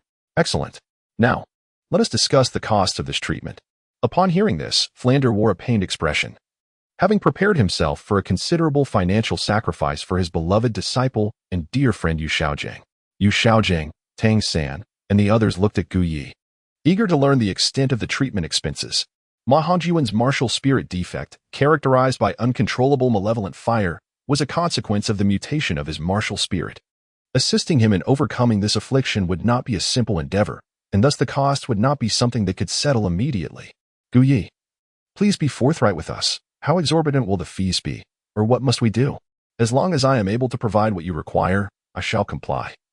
Flander stated decisively. Very well, then I shall be candid. Gu Yi smiled at Flander. Ma Hongyuan's evil fire treatment would last for 6 months, requiring him to seek my assistance once each month. After this period, I could ensure that his evil fire would no longer erupt, and the cost would be, for you, Flander, a soul saint, to perform 3 tasks within your capacity. Is that all? Flander felt that the cost was not as burdensome as he had anticipated.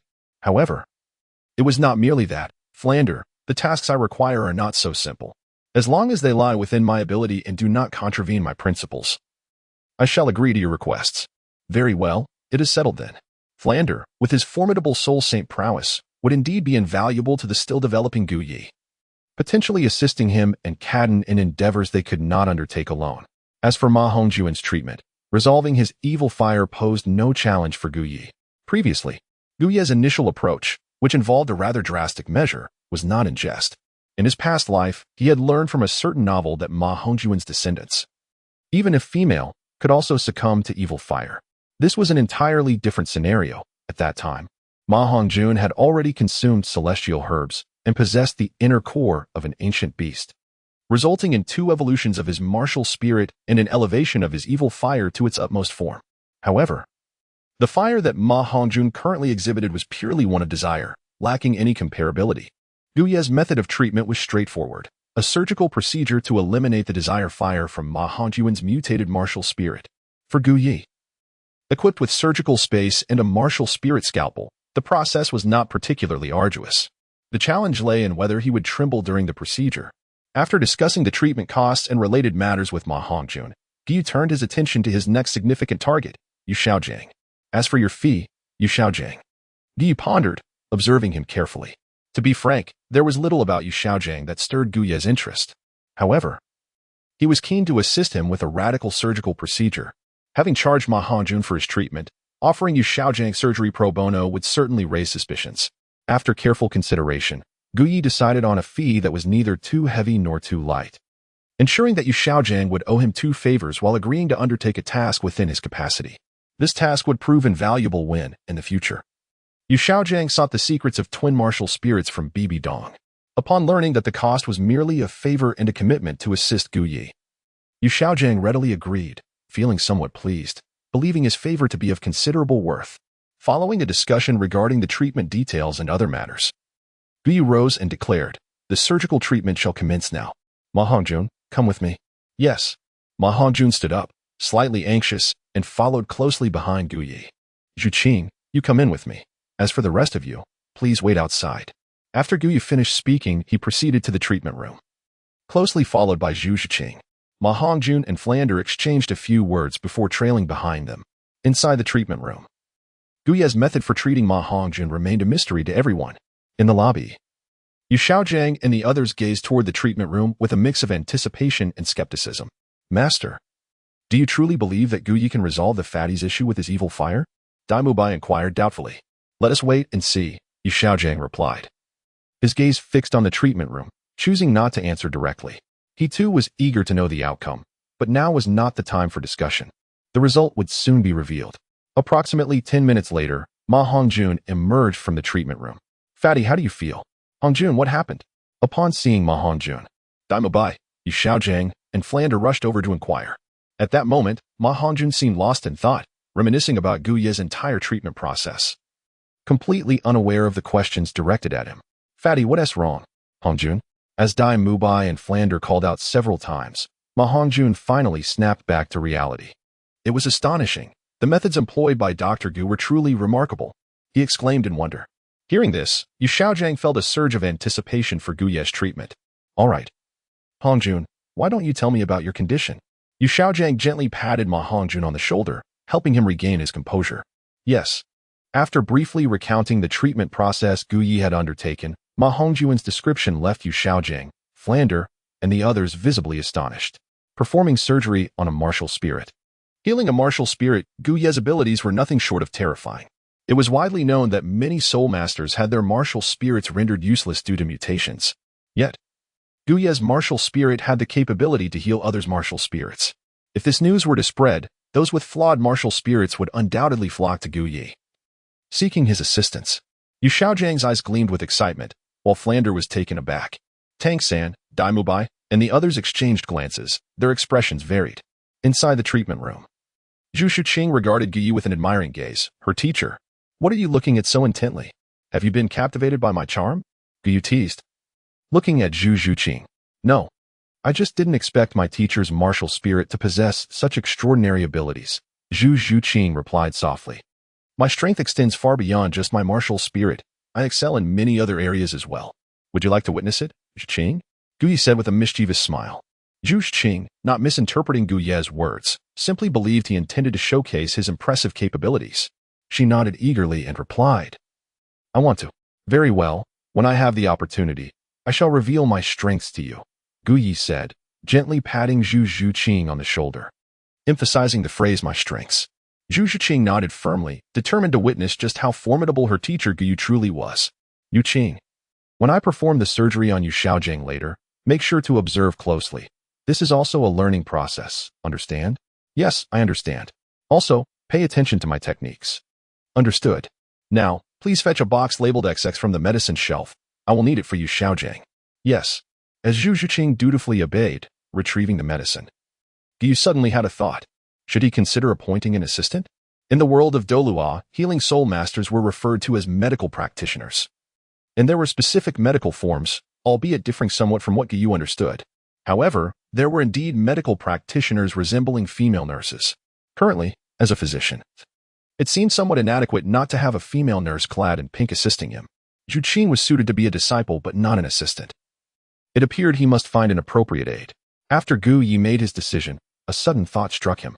He turned to Zhu Zhuqing and prompted her, by the way. Zhuqing, there is still a box of needles on the medicine rack. Please fetch one for me. Upon hearing Gu Ye's words, Zhu Zhuqing searched for a while before retrieving the medicine box labeled with the characters XX and the needle from the box. Teacher, is this the one?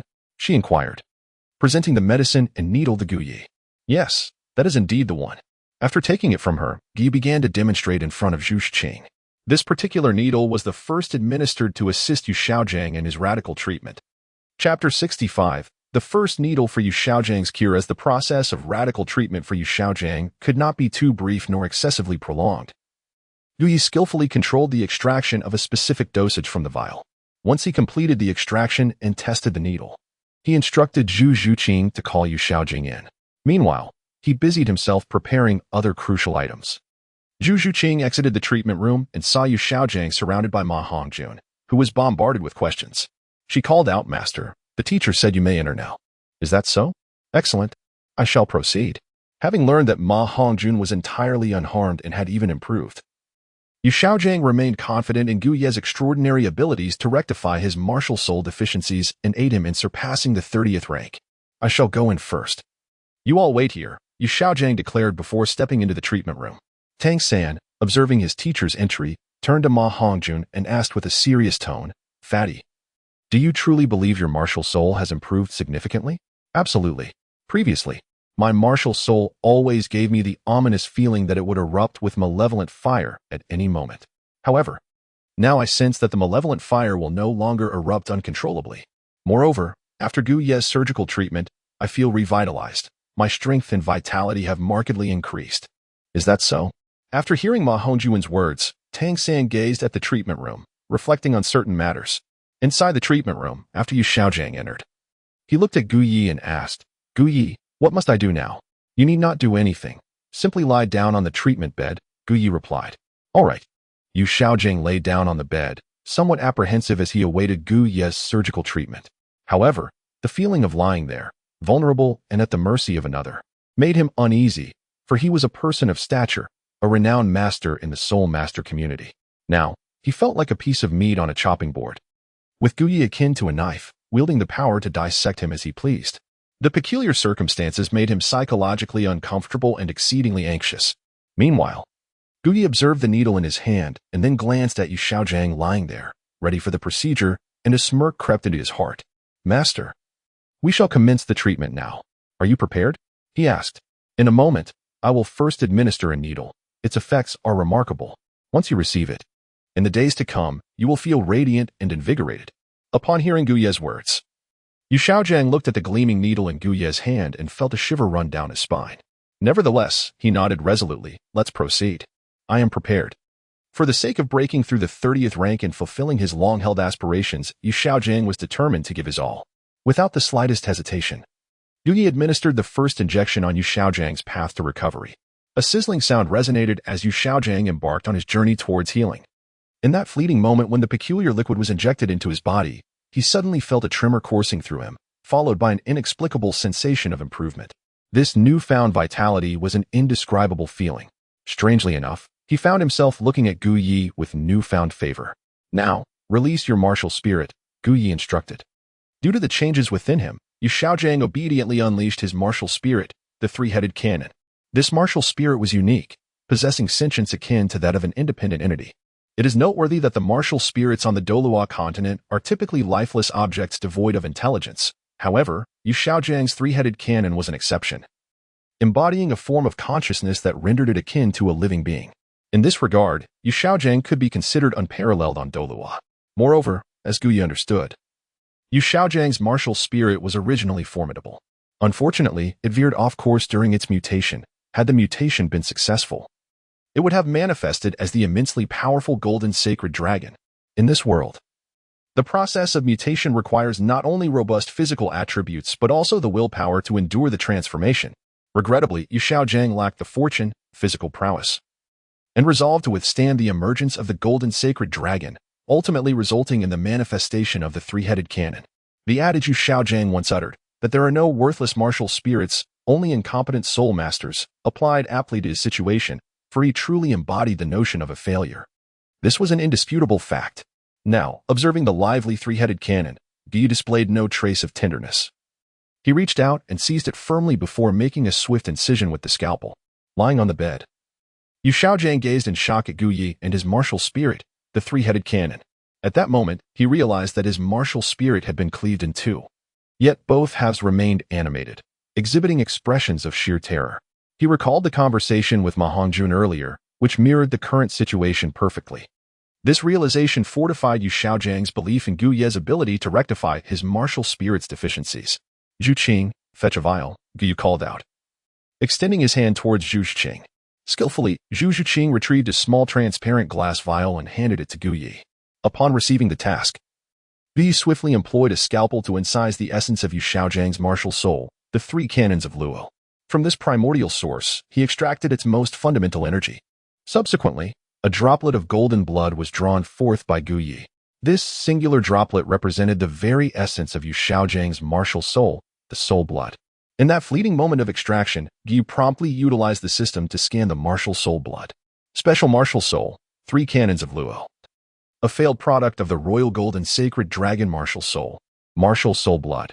Intermediate note. The martial soul blood contains the essence of the golden sacred dragon martial soul and can be purified completely with 1,000 surgical points. When combined with the martial soul serum, it can bestow the golden sacred dragon martial soul upon a soul master. Upon reviewing the detailed information regarding Yu Xiaojiang's martial soul blood, Gu Yi smiled. It aligned closely with his conjectures.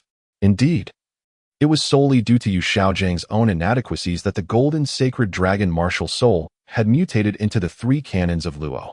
There was no doubt regarding his status as a failure. Then, Guyi contemplated a brilliant idea while gazing at the droplet of blood in his hand. He intended to utilize 1,000 surgical points for its restoration, then procure a vial of martial soul serum to merge this essence into it. Following this, he would seek a suitable individual to bestow the golden sacred dragon martial soul upon. Should such an individual with the golden sacred dragon martial soul confront Yu Xiaojiang, the revelation of the truth might very well infuriate him to the brink of despair. As for Yu Xiaojiang, currently languishing on the hospital bed, Guyi, returning to his senses, cast a glance at the vulnerable Yu Xiaojiang, who lay on the hospital bed, completely at his mercy, and could not help but chuckle inwardly. He then proceeded to administer a treatment for Yu Xiaojiang's martial soul, the three canons of Luo. Yet, one must ponder whether Guyi was genuinely aiding Yu Xiaojiang and remedying his martial soul deficiencies. Even if Guyi were generous enough to restore him, how far could Yu Xiaojiang progress in his cultivation at his age? Moreover, with his martial soul being the three canons of Luo, he remained ineffectual. Even when paired with Yu Xiaojiang, who was deemed a failure, Zhu Zhuqing stood by, observing and assisting as needed. Although Yu Xiaojiang watched Guyi's every move, he remained largely oblivious to the specifics of the treatment being administered or the substances employed. Nonetheless, he could certainly feel some changes within his body, a newfound vitality seemingly coursing through him. Whether it was an illusion or reality, he noticed that during the treatment, Guyi frequently directed his gaze towards his lower regions, leaving him puzzled about his intentions. After a span of 10 minutes, Guyi concluded what he termed the treatment. With the three canons of Luo, which had been rendered into disarray, restored to its former state, he exhaled deeply, revealing a hint of fatigue. All done, he announced to Yu Xiaojiang before turning his attention to Zhu Zhuqing. Observing this, Zhu Zhuqing took a handkerchief and gently wiped the sweat from Guyi's brow. The sweat on Guyi's face was not a result of fatigue. Rather, he wished to convey to Yu Xiaojiang that he was exhausted. Otherwise, the treatment of the martial soul defect would seem rather too simplistic. Zhu Zhuqing had already adeptly wiped her teacher's sweat earlier. Observing Guyi's wearied demeanor, Yu Xiaojiang hastily descended from his bed and began to stroll about. After inspecting his body and noticing no significant changes, he summoned his martial soul, Luo Sanpao, which appeared precisely as it had before. The astonishment on his face mirrored that of Ma Hongjun from earlier.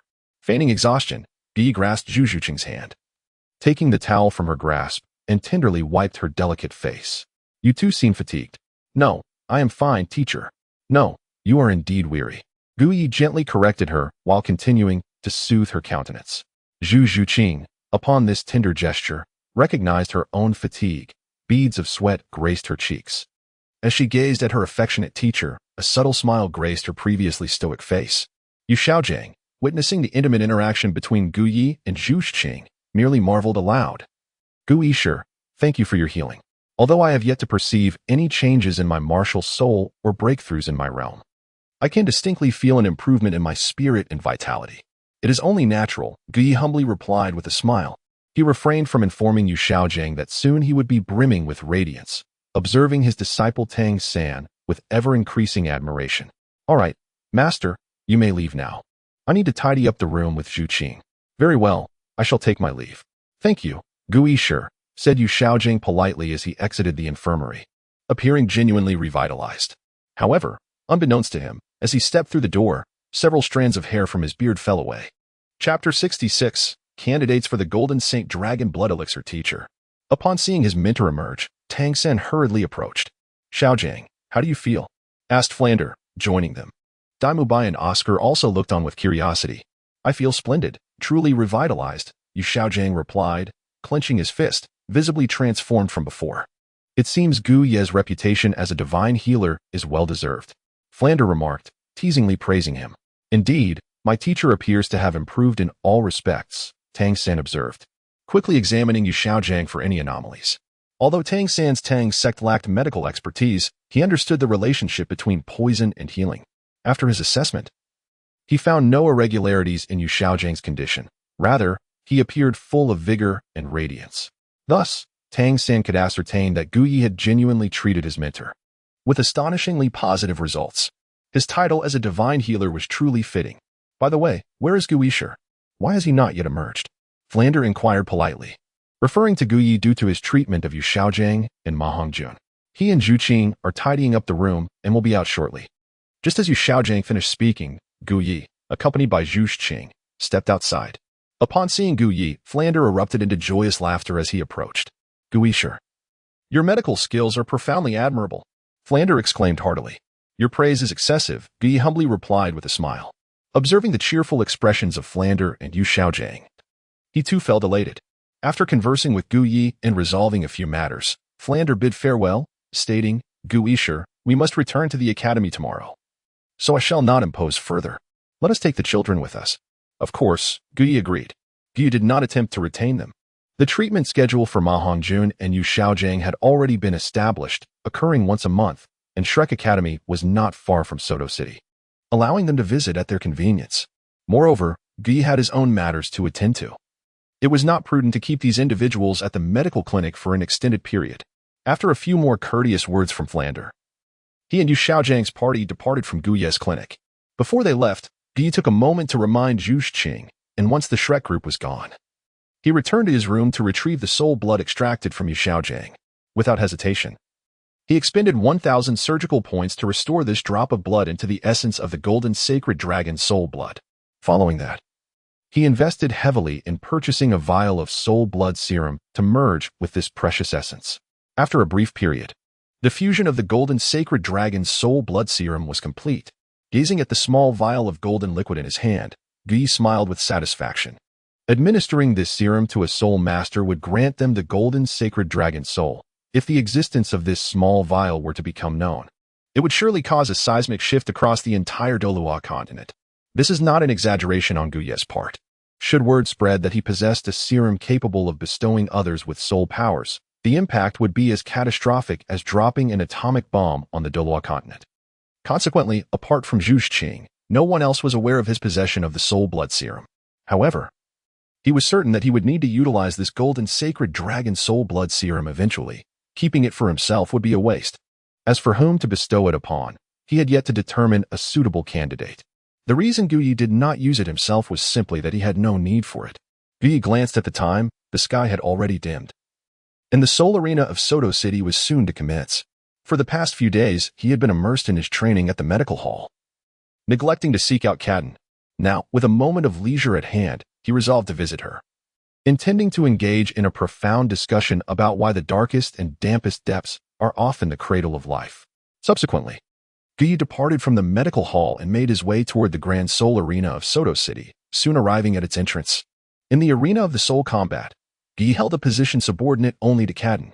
Upon his arrival, the staff members greeted him with utmost respect. Dr. Gu, you have arrived. Is there anything we can assist you with? No need. You may attend to your duties.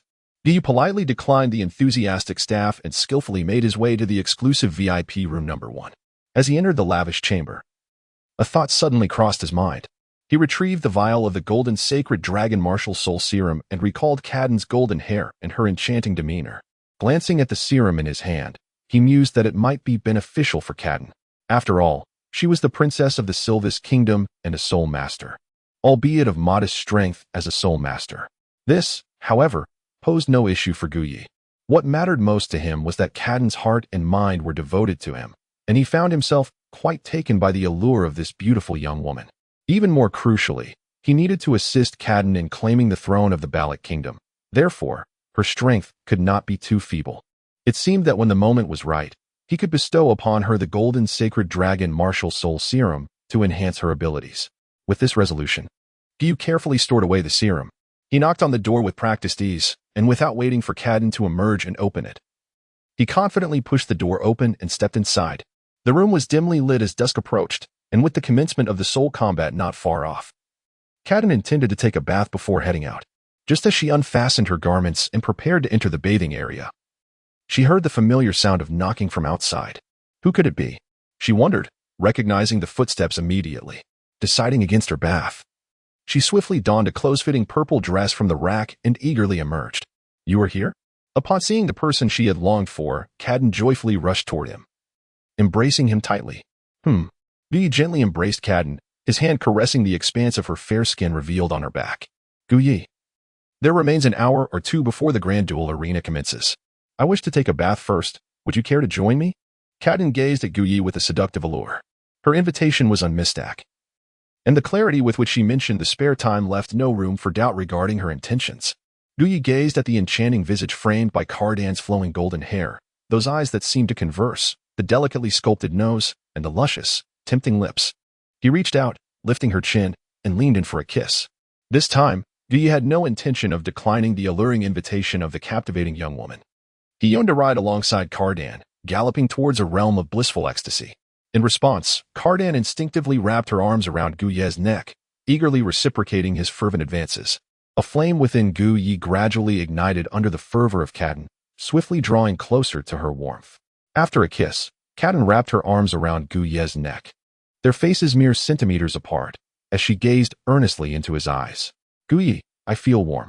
Embrace me and let us bathe together, Kaden spoke with a calm demeanor. Yet her words were imbued with infinite allure. A fiery passion ignited within Gu Yi, erupting beneath Kadan's words. With fervor, he lifted her delicate form and strode toward the bathroom. Although the distance from the guest room to the bathroom was short, it felt interminable to Kadan, who feared that Gu Yi might suddenly halt along the way. To prevent any such interruption, she clung tightly to him. Yet her purple gown slipped from her body and fell to the floor during their passage. The bathroom door swung open with a resounding thud, only to be forcefully closed moments later. In the luxurious VIP room number 1 of the Soto City Seoul Arena, a fierce battle against flames unfolded. Unbeknownst to others, a clandestine struggle was taking place within the confines of the bathroom. Meanwhile, at Shrek Academy, when Flinder returned with the Shrek team, he announced that everyone should retire for the night and prepare for class the following day. Yu Xiaojiang exchanged a few words with his disciple Tang San before retreating to his quarters.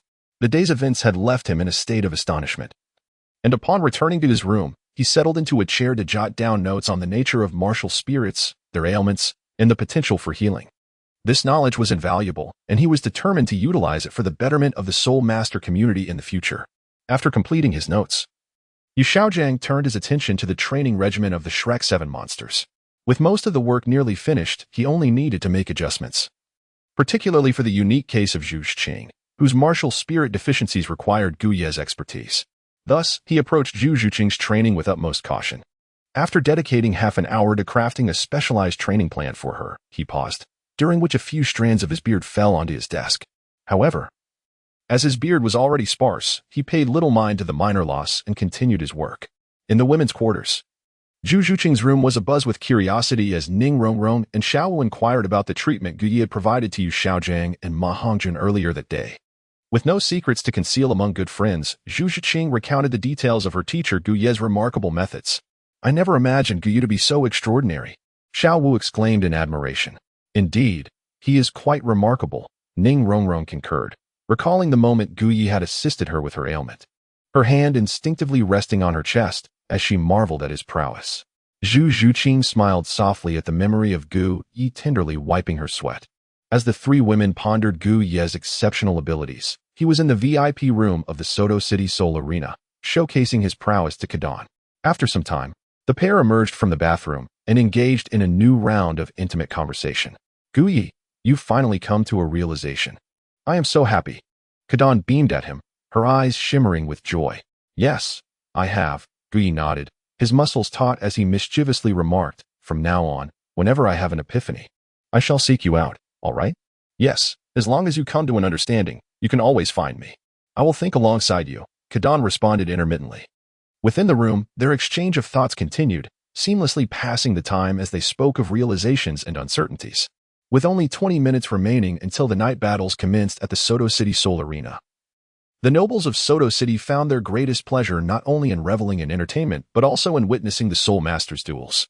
Despite the impending start of the battles, the VIP and general seating areas were already bustling with patrons. The nobles in the VIP section had begun placing their bets as they eagerly awaited the festivities. At that moment, a lavish carriage approached the Seoul Arena, from which emerged the esteemed Lord Shui Hong, accompanied by the formidable Soul Master Qin Xiao. Greetings, Lord.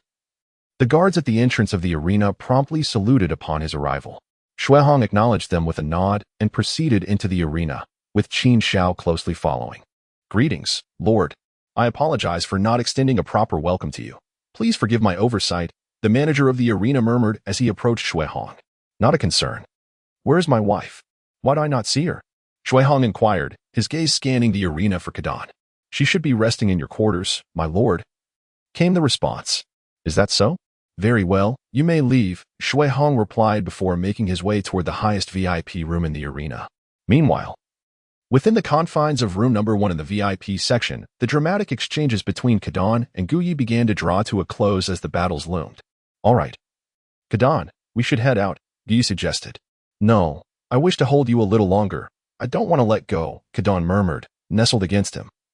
Reluctant to break their intimate contact, it was evident that she relished this moment, embracing the man she adored, feeling his heartbeat, and savoring the opportunity to kiss him at any moment. She gazed up at Guyi, unable to resist planting another kiss on his lips before holding him close once more. Guyi sighed in resignation. Although Kadan possessed an enchanting charm that captivated him, there were moments when her incessant attention became overwhelming, particularly at this juncture, where she resembled a little girl. This left Guyi feeling utterly helpless. City Lord. At that moment, the voice of Kadan's soul Saint Guard echoed from outside the door. Upon hearing this, Guyi instinctively glanced at Kadan. She, however, remained remarkably composed.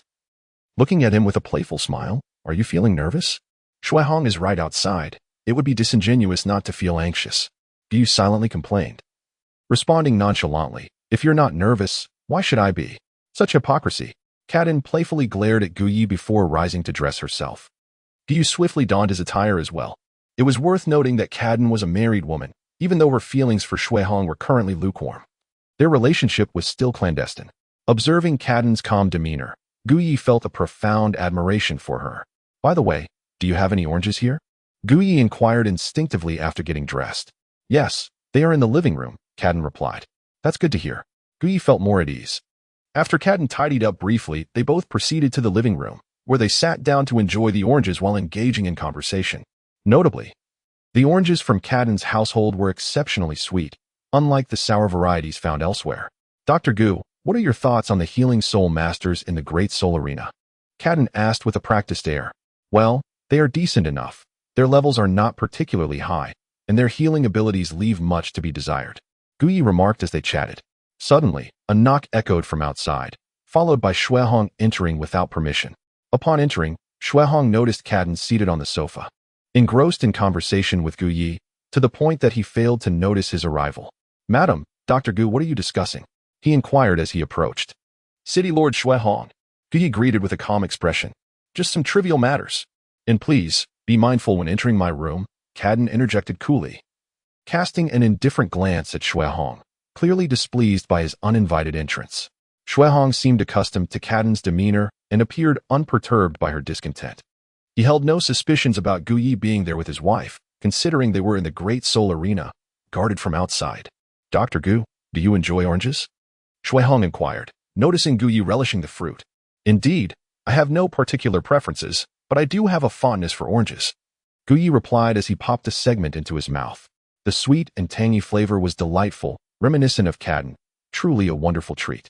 By the way, City Lord, what brings you to the Great Soul Arena today? Are you here to watch the matches with a friend? Guyi asked, looking at Shui Hong. I didn't expect your keen insight would catch me, Dr. Gu, Shui Hong replied bashfully, glancing at Kadan. His friend was, of course, a certain noble. Kadan, however, paid no further attention to Shui Hong. She picked up an orange from the table, broke a piece off, and found the flavor quite pleasant, realizing why Guyi enjoyed them so much. Dr. Gu, your presence in the Great Soul Arena these days has been a blessing, otherwise. I shudder to think of how many soul masters would have suffered without your healing, Kadan remarked as she munched on the orange. There is no need for gratitude. It is merely my duty. Moreover, since I have promised City Lord Shui Hong, I will certainly fulfill my obligations, Guyi replied calmly, squeezing a piece of orange peel, releasing a faint aroma that quickly filled the room. Well, the soul matches are about to commence, and we should make our way out, Kadan suggested, looking at Shui Hong. You invited Dr. Gu to the Great Soul Arena, but have yet to properly entertain him. You should accompany him now. Indeed, Shui Hong agreed without hesitation. He felt somewhat guilty for not having properly hosted Guyi, but thankfully, his wife Kadan was there to see to his needs. As Shui Hong led Guyi out of the room, Kadan intended to accompany them for a moment. However, as she stood up, she suddenly felt a bit weak in the legs and let out a soft exclamation before sitting back down on the sofa. Madam, are you all right? Shui Hong asked. turning back with concern upon hearing her soft exclamation. I'm fine. I just recalled something, Cadden replied, straightening up and shaking her head. You go ahead with Dr. Gu. I will wait a moment before joining you. Very well, Shuihong thought nothing of it, unaware that Cadden's sudden exclamation was due to her weak legs. He then led Gu Yi out of the room. Outside the door stood two individuals. One was Qin Xiao, a guard of Shuihong, a soul saint of level 72 wielding a snake staff. It was said that Qin Xiao had mastered the art of staff play throughout his life, which had ironically left him single, always following Shuihong. The other was Cadden's female guard, Yin Shi, a soul saint of even greater caliber, having reached level 75. According to Cadden, Yin Shi had been by her side since childhood, serving as her closest protector. It was also Yin Shi who had warned Cadden of Shuihong's arrival. From this, it was evident that Yin Shi was aware of the secret relationship between Gu Yi and Cadden. As Gu Yi stepped out, Yin Shi cast a discerning glance at him but said nothing. At Shuihong's invitation, Gu Yi encountered Shuihong's so-called noble friends for the first time. Each bore the traits of typical hedonistic aristocrats, with slicked back hair, thick necks, and potbellies, essentially a group of parasites thriving under the protection of their ancestors' titles. Gu Yi glanced at them and took his leave under the pretext of assisting the spirit masters in their healing. After all, he held no interest whatsoever in these parasites. Gu Ye's departure aligned perfectly with Shuihong's intentions, allowing him to revel even more with the nobles. Shortly after the commencement of the grand duel, Cadden finally made her entrance. Upon arriving at the arena, she could effortlessly deduce that Shuihong was indulging in merriment with the nobles from Soto City. And she did not even cast a glance in their direction. As per her usual routine, she conducted a brief inspection, occasionally checking in on Gu Yi in the healing chamber to engage in conversation before resuming her patrol of the duel arena. Time slipped by quietly until the conclusion of the grand duel approached. My lady, Lord Shuihong is intoxicated, Qin Xiao reported as he approached Cadden. Then take him back to the estate. Ensure his safe return, she instructed. Understood. Qin Xiao did not voice any objections. He merely delivered the message. Having been by Shuihong's side for many years, he had grown accustomed to his lord's drunken stupors. After Qin Xiao escorted Shuihong away, Gu Yi also took his leave from the grand duel arena alongside Cadden. However, just as Gu Yi stepped outside, Cadden emerged from the back entrance of the arena to intercept him. What is it? Gu Yi feigned confusion upon encountering Cadden. Do not leave tonight, Cadden urged, taking his hand and indicating that he should accompany her back.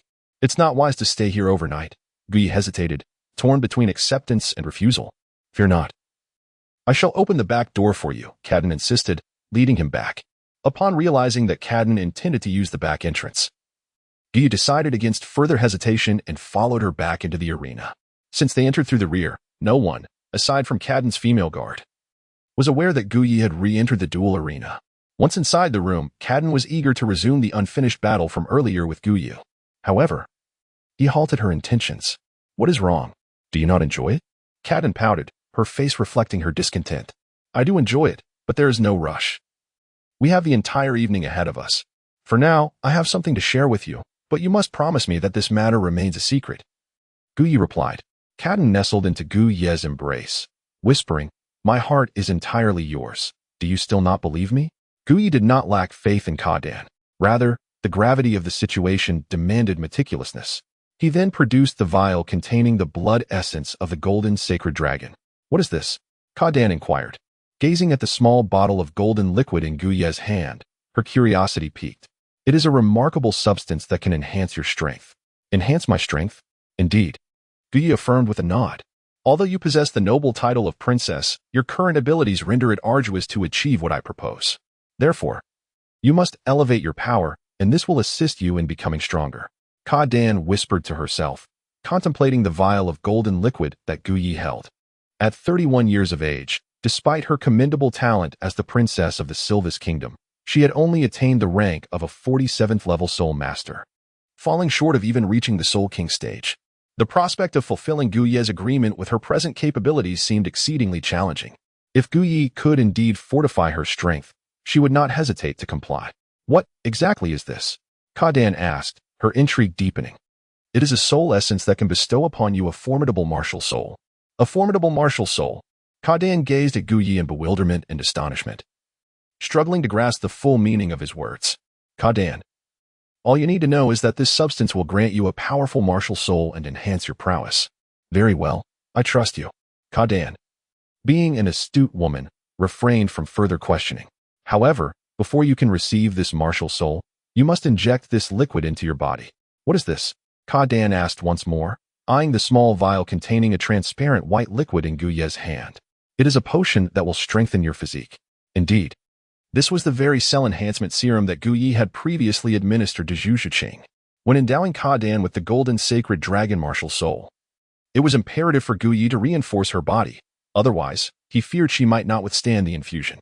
Although his system assured him that the soul essence would not result in any unforeseen complications, it was always better to err on the side of caution. Gu succinctly explained to Cadden the concept of enhancement serums, to which Cadden readily agreed. As long as it was from Gu Yi, she would willingly accept whatever he injected into her body. Chapter 69. Cadden, Gu Yi, you are truly remarkable. Gu Yi, well then, I shall begin the injection. Cadden, yes. Go ahead. Gu Yi, it may hurt a little. You must endure it, understand? Cadden, as long as it is you, I can bear any pain. Gu Yi, all right. I will proceed now. As Gu Yi spoke, a hissing sound pierced the air. He had already injected the cellular enhancement serum into Cadden's body. The next moment, a bead of cold sweat appeared on Cadden's brow, clearly a reaction to the sudden intrusion of the serum. Once the cellular enhancement serum enters the body, it swiftly transforms and fortifies an individual's constitution. Last time, Zhu Zhuqing had nearly fainted from the pain, and Cadden was no exception this time. The overwhelming agony became unbearable, and Cadden could no longer contain her cries of distress. Her hands clutched the sheets tightly, wrinkling them into a tangled mess, and her previously supine form arched in response to the excruciating pain. She wished to scream out loud to alleviate the sudden discomfort. But remembering that it was night and they were in the Grand Soul Arena, she quickly stifled her cries. Then, a flash of inspiration struck her. She tightly embraced Gu Yi and kissed him. Indeed, in the next moment, Cadden felt a significant alleviation of discomfort. The tactic of distraction proved to be remarkably effective. The intense pain from the cellular enhancement persisted for an extended period, with Cadden occasionally letting out pained cries. Fortunately, each time the pain surged, Gu Yi's comforting presence helped her redirect her focus. It was through this ordeal that Cadden successfully completed her first body enhancement. Consequently, her constitution and innate abilities underwent a profound evolutionary transformation. At that moment, she lay exhausted in Gu Yi's embrace, gasping for fresh air. Gu Yi, you are truly remarkable. Cadden managed to lift her head and gaze at him. As she sensed the changes in her body and her martial soul, she felt astonished by Gu Yi's ability to procure such a powerful serum. I now feel incredibly comfortable. My body feels much lighter, and my strength has increased. Cadden praised him fervently. In response to her compliments, Gu Yi offered a slight smile. These are merely the fundamentals. Soon, you will discover even greater benefits. As Gu Yi conversed with Ka Dan, outside the room, Yin Shi, Ka Dan's soul guardian, gazed inside, recalling the agonizing cry that Ka Dan had just uttered. Along with his words, a strange expression flickered across her face. Had she not known that Ka Dan was unharmed, she would have been compelled to kick down the door to ascertain what transpired between Ka Dan and Gu Yi that elicited such a pained outcry, followed by Ka Dan's praise of Gu Yi's prowess. However, as a loyal guard, upon confirming Ka Dan's safety, she retreated to her adjacent quarters to rest. Within the room, Ka Dan, having undergone a transformation through the cellular enhancement serum, felt her body change profoundly. She clenched her fists, a smile gradually illuminating her face. She understood that the pain she had just endured was worth it. Without hesitation, she embraced Gu Yi, rewarding him with a fervent kiss. All right. Let us proceed to the next step, she exclaimed, her youthful demeanor shining through as she nodded eagerly. In the land of Douluo, women in love were often like this. No matter what Gu Yi said, she would comply. Soon, I will inject this golden liquid into your body. Afterward, a powerful martial soul will emerge within you. Should your original martial soul be too weak, it may be devoured, though there is a possibility it will not be, as this martial soul is being bestowed upon another for the first time. And if my martial soul does not get consumed, would I then possess two martial souls? She inquired. Indeed, there is a significant probability of that. Thus, Ka Dan, you may become the third individual in this world to possess dual martial souls. Upon hearing this, Ka Dan's excitement surged, her anticipation palpable. Gu Yi, I am ready, she declared, closing her eyes. Having experienced great pain from the serum earlier, she instinctively braced herself for more discomfort, reclining on the bed in readiness for Gu Yi's injection. Seeing that Ka Dan was prepared, Gu Yi took action. With a series of hissing sounds, the golden dragon's martial soul serum was fully injected into Ka Dan's body. To her surprise, she found it was not as painful as she had imagined.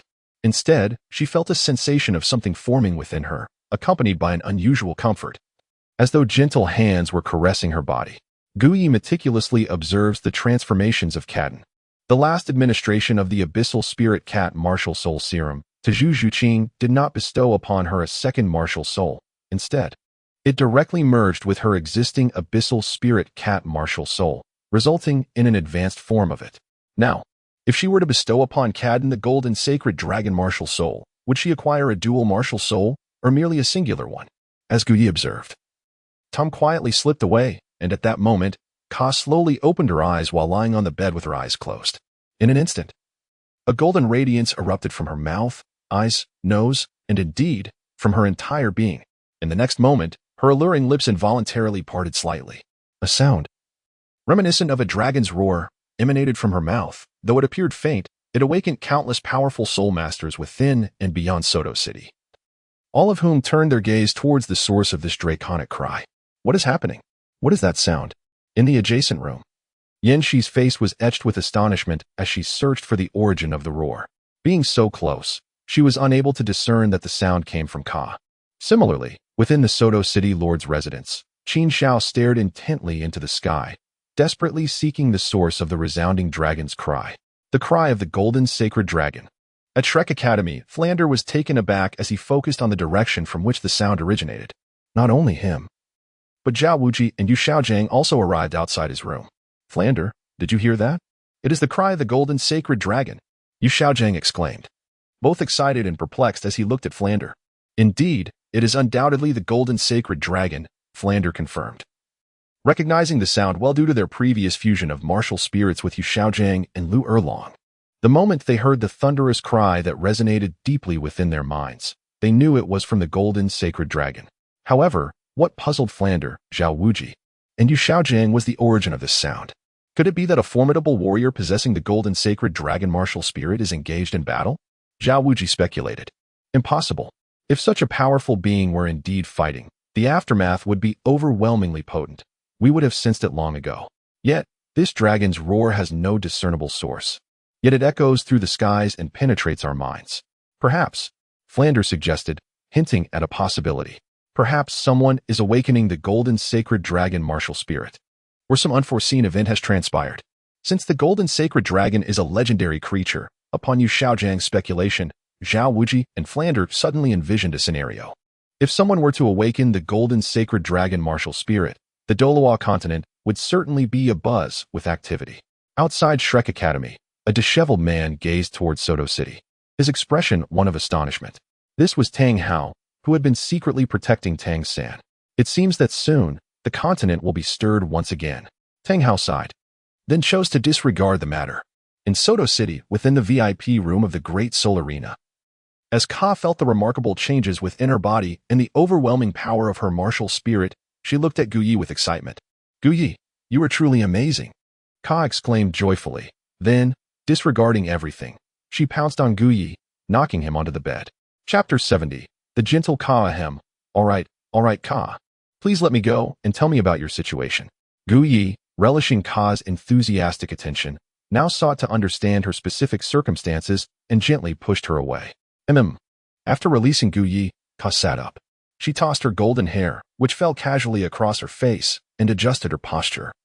Legs elegantly crossed at the hips as she sat gracefully before Gu Yi. At that moment, Ka, seated on the bed, appeared incredibly enchanting, especially with her thin purple nightgown draping her form, nearly prompting Gu Yi to bow his head in reverence. Gu Yi, feel this, Ka extended her hand, inviting Gu Yi to sense the condition of her body. As a physician, Gu Yi was utterly astonished upon examination. Kaden had remarkably transcended from a soul power level of 47 to 50. Her physique had also significantly strengthened, exhibiting enhancements in her meridians and cells. Furthermore, there was another revelation that left Gu Yi in awe. Kaden had indeed become a dual soul wielder. At that moment, she had summoned her first martial soul, a white fox of neither high nor low quality. What perplexed Gu Yi was that, logically, the golden sacred dragon martial soul should have consumed her white fox upon its bestowal.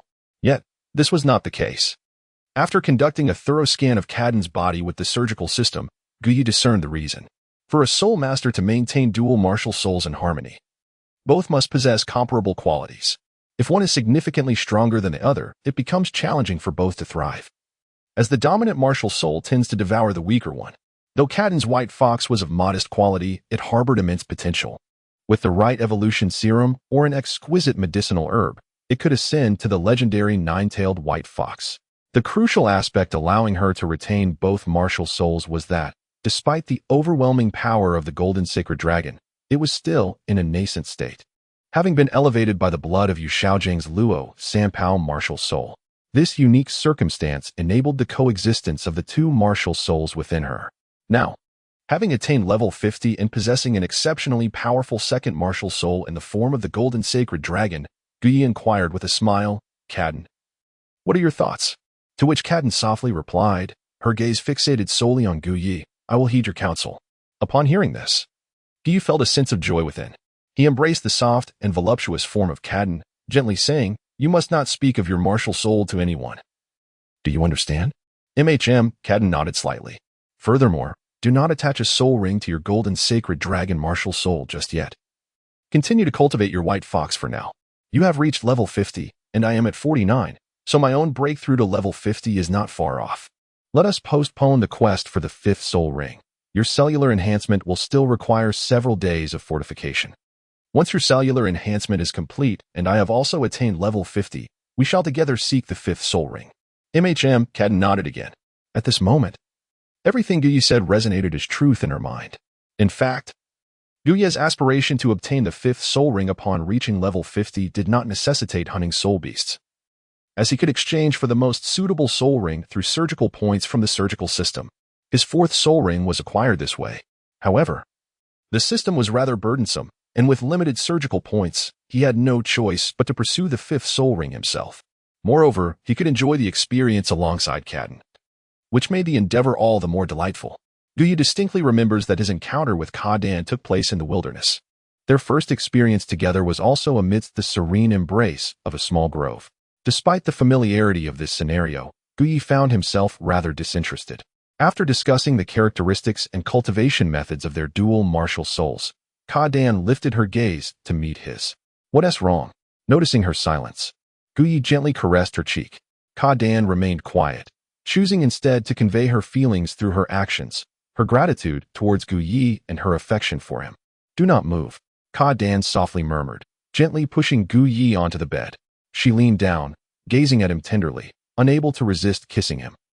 The night unfolded, revealing Cadden's alluring charm as a young woman, at times gentle, at times assertive, stirring Guyi's emotions profoundly. That night, Guyi comprehended why so many harbored disdain for Chao the Thief. In that moment, he too transformed into Chao the Thief, partaking in actions befitting such a persona. The following day, as the sun rose high in the sky, in the opulent VIP room on the highest floor of the Soto City Soul Fighting Arena, Cadden lay contentedly on Guyi, her head nestled against his waist, lost in a deep slumber, a blissful smile occasionally gracing her cheeks. Having shared an intimate night with the man she adored, and knowing that he would no longer reject her in the future, coupled with the grand gift he bestowed upon her, how could she not feel happiness? At this moment, Guyi had awakened, yet upon noticing how peacefully Cadden was sleeping, he refrained from disturbing her. He gently embraced Cadden while contemplating various matters. Just then, Cadden stirred from her slumber. Habitually, she reached out to feel beside her and, upon discovering Guyi still present, a smile graced her face. As she raised her head slightly, she found Guyi lost in thought. "What's the matter?" Cadden inquired softly. "It's nothing," Guyi replied, choosing not to share his thoughts, for Cadden appeared somewhat fatigued. Guyi gently caressed Cadden's slightly weary cheek and said, "If you are tired, take some time to rest. I will head back first." "All right, then you shall return tonight." "Very well. I will come back when the Grand Soul Arena commences this evening." Guyi rose after speaking. Cadden, gentle in nature, wished to attend to him upon noticing his movement. However, as she attempted to rise, a slight ache coursed through her body, compelling her to recline back onto the bed. "Rest for now. I must take my leave."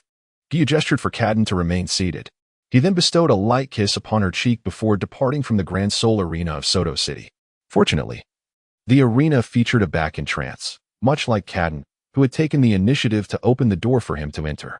Thus, Guyu was able to leave the Grand Soul Arena of Soto City quietly and return to his clinic. As he walked along the path to his clinic, Guyu found himself lost in thought, and in his distraction, he inadvertently collided with someone. "My apologies, is everything all right?" Guyu said, regaining his composure as he turned to face the person he had bumped into. Upon closer inspection, he realized it was a dirty-faced little girl. Though she was quite young and her clothes were somewhat soiled, their quality was unmistakably high. Her golden hair cascaded around her, obscuring her delicate features. It's nothing," the little girl exclaimed hurriedly before darting away. Guyu observed the young girl hurrying away with curiosity, and only after she vanished from sight did he resume his journey back to the medical hall. New chapters will be uploaded on Friday today. For new pages, Chapter 71, Zhu Zhuqing kicks Dai Mubai. Upon Gu Ye's departure, he returned to the medical hall, neglecting all other activities to immerse himself in cultivation. His ambition was to swiftly ascend to level 50, at which point he would venture into the wilderness with Ka Dan. Oh, rather, to hunt for soul rings together.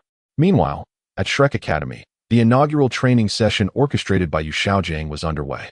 As in the original narrative, it was still Dai Mubai, the 37th level Soul Master, engaged in combat against Tang San, Zhu Zhuqing, and 4 others. The first bout featured Dai Mubai versus Tang San, and the match was promptly halted by Yu Xiaojiang for further instruction midway through. Next, it was Dai Mubai's turn to face Zhu Zhuqing. Zhu Zhuqing, step forward, Yu Xiaojiang called out. Zhu Zhuqing silently complied, and upon closer inspection, one might discern an unusual expression of excitement flickering across her typically stoic visage. Dai Mubai also stepped up, recalling Zhu Zhuqing's formidable prowess displayed in the Stardow Forest, ensuring he remained vigilant. Yu Xiaojiang's facial muscles twitched as he shouted, "Begin!" In an instant, Zhu Zhuqing sprang into action, transforming into a shadow that vanished from Dai Mubai's line of sight. Incredible! She's even faster than before, Dai Mubai marveled, desperately scanning for her figure. Observing this, a hint of satisfaction crept onto Yu Xiaojiang's typically stern face, though unbeknownst to him. Several strands of his beard had fallen at that very moment. If this trend continued, he might soon be devoid of facial hair altogether, marking a significant milestone on his path to recovery. Suddenly, Zhu Zhuqing, now a mere blur, delivered a swift kick aimed at Dai Mubai's midsection. Due to her unparalleled speed, Dai Mubai could only raise his arm in a futile defense, causing him to slide backward from the impact. "Brother, have you noticed that Zhuqing's speed seems to have increased exponentially?" Xiao Wu exclaimed, standing beside Tang San. "Indeed, her swiftness surpasses even my own," Tang San replied, a glimmer of purple light igniting in his eyes as he scrutinized Zhu Zhuqing's movements. Zhu Zhuqing's enhanced velocity stemmed not only from her innate agility as an agility-type soul master, but also from significant transformations in her Hellcat martial spirit, amplifying both her speed and strength. Most crucially, she had undergone a cellular enhancement regimen, fortifying her physical resilience, meridians, and cellular structure far beyond her previous capabilities. It was evident that Zhu Zhuqing's current physical prowess vastly eclipsed that of Dai Mubai. With the appearance of phantoms beneath her feet, Zhu Zhuqing unleashed a flurry of kicks upon Dai Mubai. The latter struggled to discern the genuine attacks, resorting only to defensive maneuvers. "This is infuriating. Zhu Zhuqing's speed is insurmountable. I can scarcely catch a glimpse of her," Dai Mubai thought, a surge of determination igniting within him. Without further hesitation, he unified his focus, activating his third soul ring, the White Tiger King Kong transformation. His martial spirit enveloped him, transforming his physique into a colossal form, muscles bulging grotesquely. His attire was torn asunder, revealing a terrifying muscular silhouette adorned with dark stripes, while his tiger paws expanded, gleaming with silver blades. He radiated a powerful golden aura, akin to being gilded, and his blood-red eyes glimmered with a predatory ferocity, embodying the essence of a beastly sovereign. Dai Mubai was a power-oriented soul master, unaccustomed to agility. As Zhu Zhuqing launched another assault, he did not evade. The golden radiance surrounding him intensified as he took 3 formidable strides forward, halting abruptly to seize Zhu Zhuqing's approaching foot with his tiger paw. However, Zhu Zhuqing was far too elusive to be caught by Dai Mubai. In the realm of speed, agility-type soul masters held a significant advantage over their brute force counterparts. The moment her foot was grasped, Zhu Zhuqing executed a deft aerial maneuver, abandoning her initial assault to strike downward. Supported by her formidable physique and flexibility, she seamlessly redirected her attack. Bam! Her kick landed heavily upon Dai Mubai's thigh. Zhu Zhuqing, seemingly unrestrained, delivered a strike born from her velocity, propelling Dai Mubai several meters back. Had her aim been slightly more to the left, she might have incapacitated him entirely. Repeatedly struck by Zhu Zhuqing, Dai Mubai found himself devoid of any opportunity to retaliate, his frustration mounting into a simmering anger, not of mere annoyance, but a sense of humiliation at being toyed with by a woman, especially his fiancée. "Ah!" he exclaimed, unleashing a surge of white light from his mouth. Second soul skill, White Tiger Radiant Wave. A blinding brilliance erupted, hurtling toward Zhu Zhuqing, augmented by the power of his third soul skill. Although Dai Mubai attempted to control the intensity, Yu Xiaojiang, witnessing the escalation of tension, felt a pang of concern. Zhu Zhuqing's advantage in speed was unparalleled, far exceeding that of other agility-type soul masters he had encountered. It was astonishing that even a 37th level soul master like Dai Mubai could not keep pace with her. On the battlefield, Zhu Zhuqing remained composed, observing the approaching White Tiger Radiant Wave. She now fully grasped her teacher Gu Ye's teachings about the principle that speed, when harnessed effectively, renders one nearly invincible in combat. In the absence of control skills or overwhelming strength, the advantage of speed could indeed secure her supremacy. As if savoring the moment, she relished the opportunity to strike Dai Mubai at will, knowing he was utterly incapable of catching her. A smile unexpectedly graced her usually cold expression as she darted aside, evading Dai Mubai's onslaught. Just as she prepared to deliver another decisive kick, Yu Xiaojiang urgently called out, "Enough, that will be all." His shout effectively halted both Zhu Zhuqing and Dai Mubai, simultaneously causing several more strands of Yu Xiaojiang's beard to fall. "Zhu Zhuqing, your speed is remarkable, so much so that even Dai Mubai struggles to react. This is your greatest asset," Yu Xiaojiang instructed. "I understand," Zhu Zhuqing replied. "My teacher has told me that as long as my speed is sufficient, I shall remain undefeated among my peers." It is evident that Zhu Zhuqing refers to the Soul Master realm when she speaks of the same level. Dai Mubai, at level 37, and she, at level 31, indeed belong to the same echelon. Upon hearing Zhu Zhuqing mention Gu Yi, Yu Xiaojiang recalled that Zhu Zhuqing, as Gu Ye's disciple, must have learned a great deal from him. Therefore, any further comments from him might seem somewhat presumptuous. Chapter 72. Zhu Zhuqing realizes Gu Yi seeks women. After a moment of contemplation, Yu Xiaojiang glanced at Dai Mubai and then at Zhu Zhuqing, arriving at a decision. "Very well, Zhu Zhuqing, I have a clear understanding of your current abilities. Your training concludes here for today. You may return to rest." "Ah, Master, what about us?" Oscar, Ma Hongjun, and the others looked at him with eager expressions as he permitted Zhu Zhuqing to leave. Yu Xiaojiang cast a sidelong glance at Oscar and Ma Hongjun. "If you can withstand Dai Mubai's attacks without faltering, then you too may return to rest." Ma Hongjun shot a glance at Dai Mubai and, recalling his prowess, quickly shook his head. Perhaps it's best to forego that. Zhu Zhuqing did not decline, as she had no classes today. She intended to visit Soto City to see her teacher. She returned to her dormitory to tidy up briefly, informed Dean Flander of her departure, and then left Shrek Academy en route to Soto City. Not long after, Zhu Zhuqing arrived outside Gu Ye's medical clinic, finding the door firmly shut. She assumed her teacher was not present and, possessing a key, she entered. To her surprise, upon entering the room, she discovered Gu Yi engaged in meditation. "Yu Qing, what brings you here?" Gu Yi paused his practice to inquire. "Class has concluded, so I thought to return to the clinic," Zhu Zhuqing replied succinctly, explaining her day's lessons, which enlightened Gu Yi about her circumstances. "Ah, I see. Come, take a seat." Gu Yi gestured to the space beside him. Zhu Zhuqing nodded and settled onto the bed beside him. She had grown accustomed to sharing the bed with Gu Yi, having even slept there before without much thought. After all, he was her teacher. Yet, as she sat beside him, a frown creased her brow, prompting her to inch closer to him. At that moment, she detected a scent on Gu Yi that was distinctly unfamiliar to her. Zhu Zhuqing's feline nose was remarkably sensitive, and she immediately recognized it as a woman's fragrance. The intensity of the scent indicated that Gu Yi had indeed been in close proximity to another woman, perhaps even spending the night together. This realization stirred an uncomfortable feeling within her. She gazed at Gu Yi in silence. "What is it?" Gu Yi, noticing her intense stare and silence, regarded her with curiosity.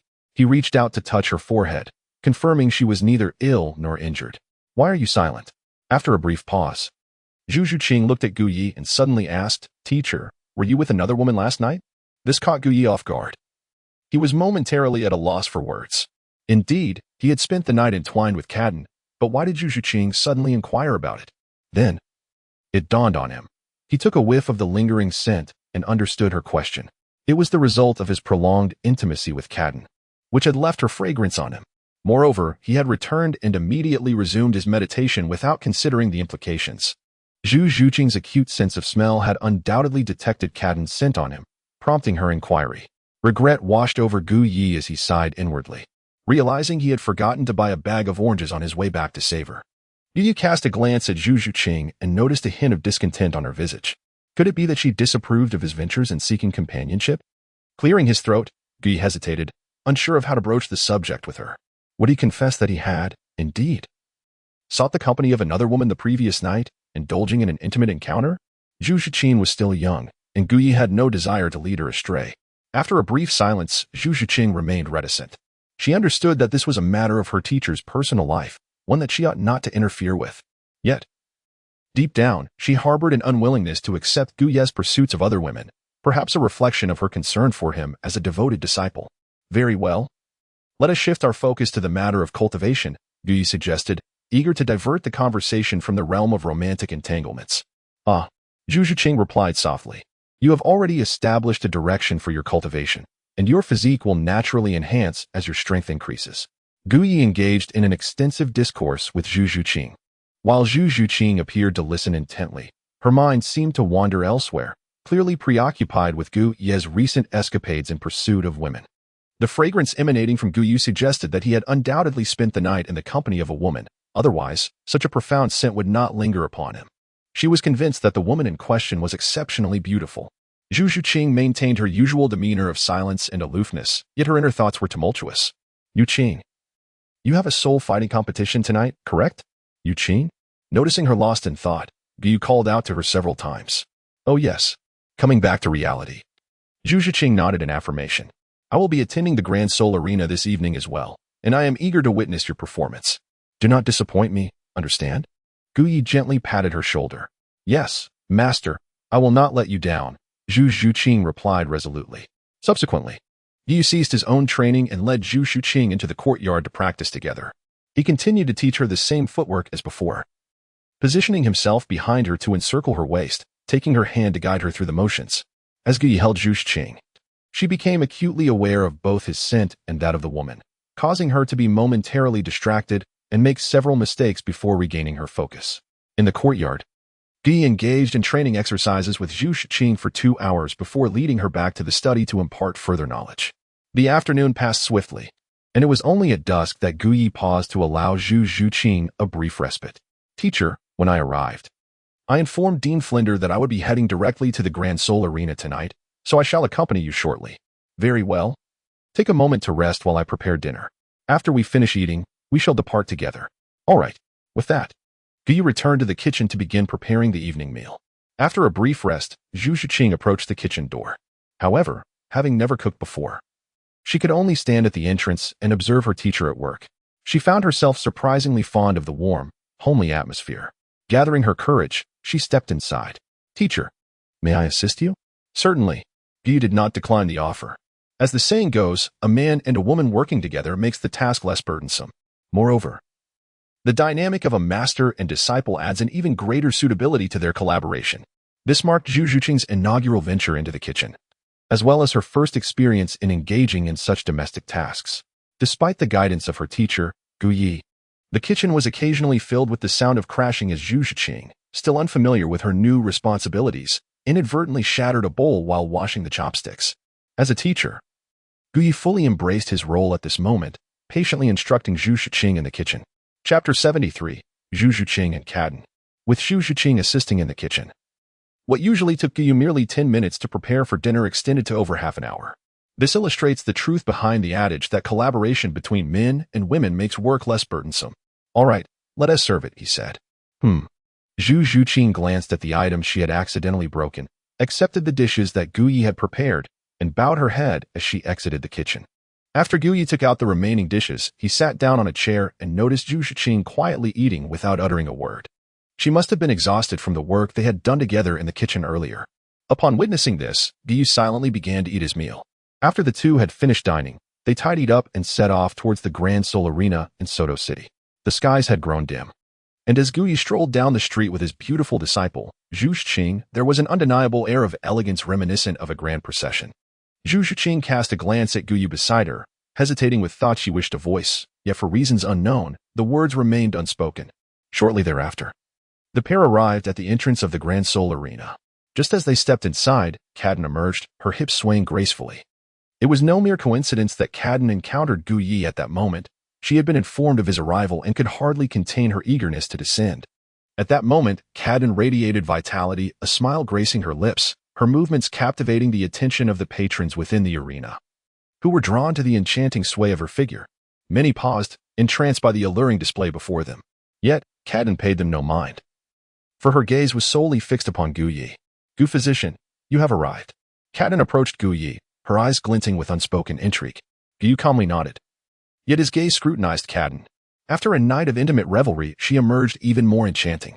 Zhu Zhuqing, who had been by Guyi's side, initially paid little attention as Cadden approached. However, as Cadden drew nearer, her keen senses detected a familiar fragrance, one that exuded the essence of femininity. Zhu Zhuqing's expression gradually transformed into one of astonishment as she observed Cadden. Turning her gaze towards Guyi, her mentor, she realized that the alluring scent she had detected on him earlier was identical to that of this woman. Could it be that her teacher had indeed shared an intimate night with Cadden? It was no wonder Zhu Zhuqing harbored doubts. The coincidence was simply too striking. As Guyi caught the gaze of Zhu Zhuqing, an unsettling premonition washed over him. He glanced at Cadden, then back at Zhu Zhuqing, inwardly exclaiming that something was amiss. Zhu Zhuqing had discovered his connection with Cadden. Cadden, observing the strikingly beautiful woman before her, inquired, "Gu doctor, may I ask who this is?" Her question dispelled Gu Ye's worries, and he introduced her. "Oh, this is Zhu Zhuqing, my new disciple." "A disciple of Gu doctor?" Cadden scrutinized Zhu Zhuqing, noting her extraordinary figure and stunning looks, which rivaled her own. She regarded Gu Yi with skepticism, questioning whether his intentions in accepting Zhu Zhuqing as a disciple were purely platonic. Cadden's doubts were not unfounded. After all, Gu Yi was quite young, and Zhu Zhuqing was both youthful and attractive. Cadden, who knew Gu Yi well, had her suspicions grounded in reality. Her gaze lingered on Zhu Zhuqing's chest, imbued with a suggestive undertone. Indeed, Gu Yi replied with unwavering determination. His intentions in taking Zhu Zhuqing under his wing were straightforward, merely to nurture her and assist her in becoming stronger. There was nothing inappropriate about it. "Hello, I am Cadden, the owner of the Seoul Arena in Soto City," Cadden said, extending her hand to Zhu Zhuqing with a smile. Zhu Zhuqing, expressionless, shook Cadden's hand briefly before withdrawing. It seemed she harbored a dislike for Cadden, possibly due to the events that transpired between her master and Cadden the previous night. Cadden, unfazed by Zhu Zhuqing's cold demeanor, turned to Gu Yi and asked, "Are you and your disciple here to participate in the soul battles?" "Yes, she is here to compete," Gu Yi confirmed. "I see. If Gu Doctor has any requests, feel free to let me know. I will do my utmost to accommodate you." Cadden continued her conversation with Gu Yi, while Zhu Zhuqing stood by, feeling increasingly uncomfortable as their dialogue grew more intimate and suggestive. Then, in a bold move, Zhu Zhuqing declared, "Master, let us register for the soul battles." With that, she linked her arm with Gu Ye's and pulled him away. Cadden, taken aback, watched in confusion, while Gu Yi was equally bewildered, as he had been engrossed in a lively discussion with Cadden. What was happening? However, noticing Zhu Zhuqing's discontent, Gu politely excused himself from Cadden and accompanied Zhu Zhuqing to register for the battles. Cadden, observing Zhu Zhuqing leading Gu Yi away, stifled a laugh, realizing that their relationship was likely more than mere mentorship. Who could have such a close bond in a master-disciple relationship, especially between a man and a woman?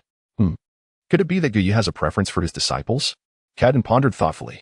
She mused about possibly playing the role of a disciple herself, though she quickly dismissed the thought, shaking her head and continuing her inspection of the Seoul Arena, occasionally glancing back at Gu Yi and Zhu Zhuqing. At this moment, Zhu Zhuqing and Gu Yi had completed their registration for the soul battles. Meanwhile, the members of Shrek Academy entered the arena. Upon spotting Zhu Zhuqing, Xiaowu and Tang San rushed over, calling her name. "Zhuqing," Xiaowu exclaimed, dashing toward her, with Ning Rongrong following suit.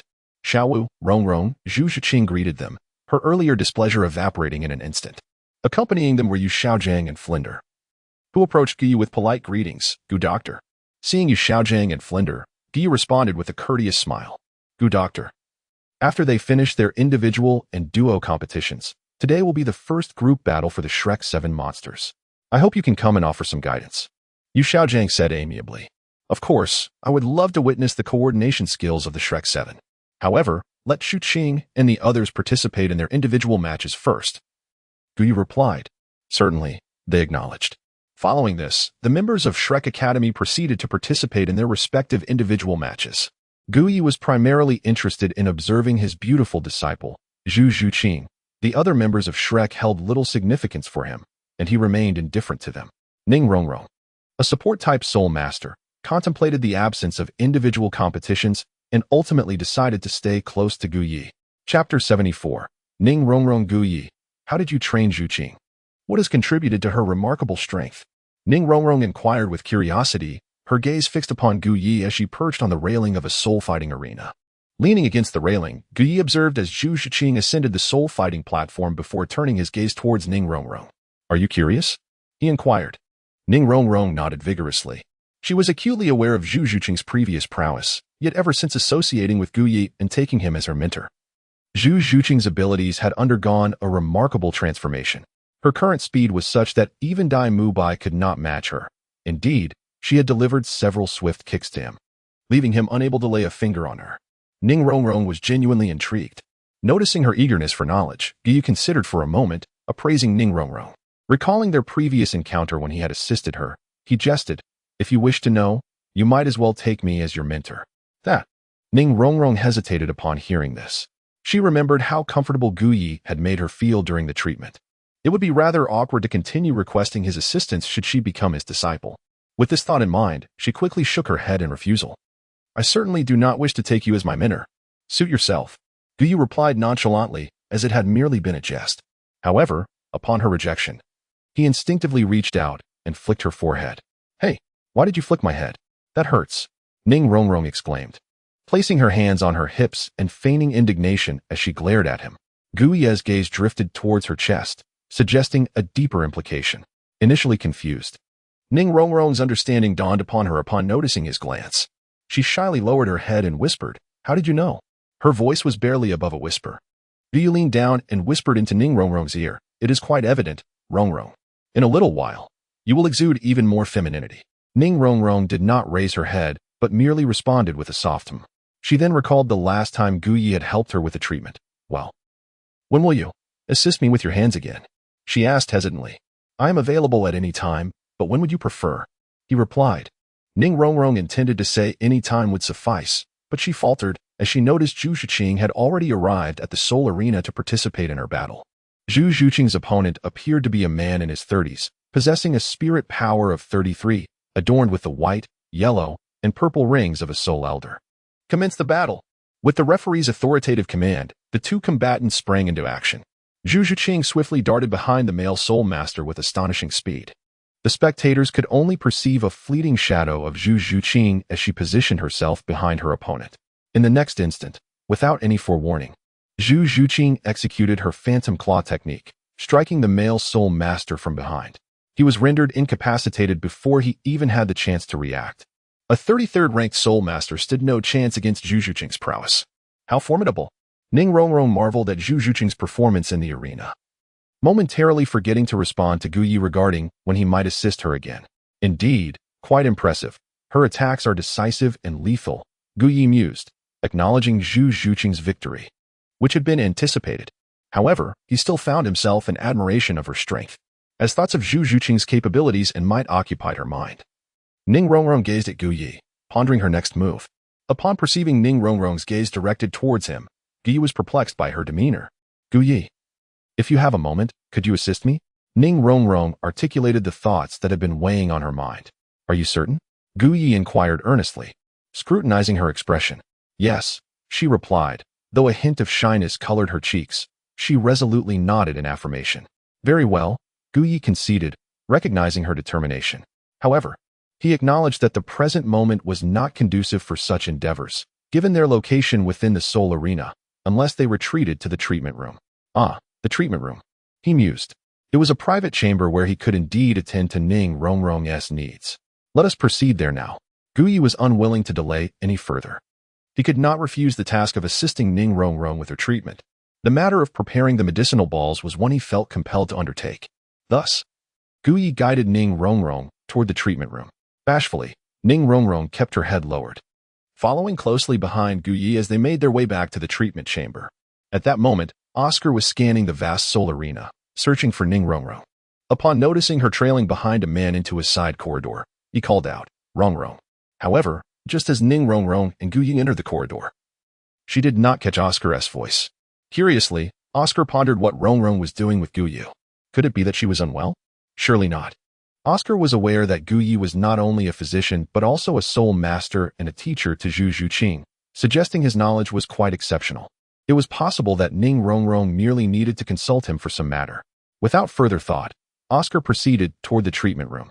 At that same moment, Zhu Zhuqing, having completed her battle, also headed in the direction of the treatment room. She had noticed Gu Yi observing her earlier and saw him walking toward the treatment chamber, prompting her to seek him out. Encountering Oscar took her by surprise. "Yuqing, are you looking for your teacher?" he inquired. "Yes," Zhu Zhuqing replied expressionlessly with a nod. "I just saw you take Rongrong into the treatment room. Shall we go together?" Zhu Zhuqing did not decline. She understood Oscar's feelings for Ning Rongrong. The two then made their way to the treatment room. The treatment room was a designated area, and upon entering, Zhu Zhuqing and Oscar found themselves in front of numerous rooms. Fortunately, Zhu Zhuqing was aware of which chamber Gu Yi occupied. She led the way, arriving at the door without knocking, and entered. "Teacher," Zhu Zhuqing called out as she stepped inside. "Rongrong," Oscar echoed. The voices of Zhu Zhuqing and Oscar caused both Ning Rongrong and Gu Yi to pause momentarily. Ning Rongrong, lying on the bed for treatment, felt a surge of anxiety as she turned her gaze toward him. Fortunately, a curtain separated Ning Rongrong's bed from Gu Yi's. So Zhu Zhuqing and Oscar were unaware of what was transpiring. Moreover, they would not rudely draw back the curtain. "So, Zhuqing, how did that battle feel?" Gu Yi inquired. Gu Yi conversed with Zhu Zhuqing outside the curtain, gesturing for Ning Rongrong to remain calm while assisting her with treatment. Ning Rongrong bit her lower lip, too shy to speak. She felt relatively fine. Although her opponent was a 33rd level soul master, his soul ring configuration, quality of soul power, and physical constitution were all inferior to hers, making her victory entirely expected. "You performed admirably, but remember, as long as you are on the battle stage, you must not be complacent. Do you understand?" "Yes, teacher." Oscar, seated nearby, observed the exchange between Zhu Zhuqing and Gu Yi through the curtain, feeling a sense of admiration for Gu Yi. To have trained a student as exceptional as Zhu Zhuqing, Gu Yi truly possessed remarkable abilities. If Gu Yi were aware of Oscar's thoughts, he would undoubtedly feel elated. However, at present, he is intently focused on administering a massage. Chapter 75. Intimate Contact. Ning Rongrong, lying on the bed, uttered an unusual sound. Realizing her gaffe, she hastily covered her mouth and shot a reproachful glance at Gu Yi. Instantly, she recognized the inappropriateness of her words and lowered her head in embarrassment. Outside the curtain, Oscar and Zhu Zhuqing exchanged puzzled looks upon hearing the conversation between Gu Yi and Ning Rongrong, along with her peculiar exclamation. "Rongrong, what are you and Dr. Gu up to?" Oscar inquired, his curiosity evident. Zhu Zhuqing, seemingly having surmised something, widened her eyes slightly as she gazed at the curtain. I asked Dr. Gu for a consultation."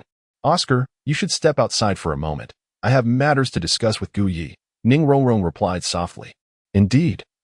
"Oscar, my teacher's treatment is not suitable for your eyes. It would be best if you left for now," Zhu Zhuqing added, directing her gaze toward Oscar.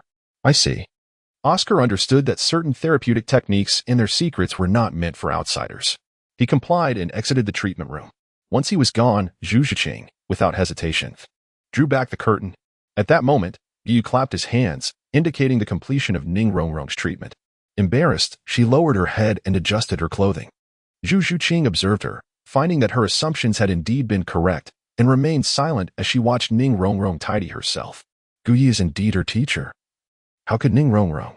Indeed, Zhu Zhuqing felt a tinge of anger, or perhaps it was a reluctance to see her mentor, Gu Yi, assist Ning Rongrong in such a manner through physical healing. Gu Yi should indeed be with Zhu Zhuqing. Zhuqing. Ning Rongrong, feeling the intensity of Zhu Zhuqing's gaze, shyly lowered her head. "Well, after today, the results should improve significantly," Gu Yi remarked nonchalantly, simultaneously rubbing his hands together. "MHM," Ning Rongrong replied softly. stealing a glance at her dear friend Zhu Zhuqing. However, Zhu Zhuqing appeared to be sulking, deliberately avoiding Gu Ye's gaze. "What's the matter, Zhuqing?" Gu Ye inquired upon noticing her demeanor.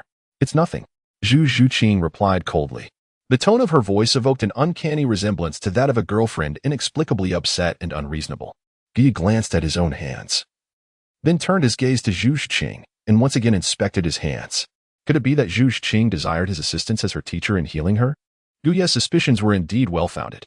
However, as Zhu Zhuqing's mentor, he promptly lowered his hands and, clearing his throat, said, "Very well, let us step outside for now.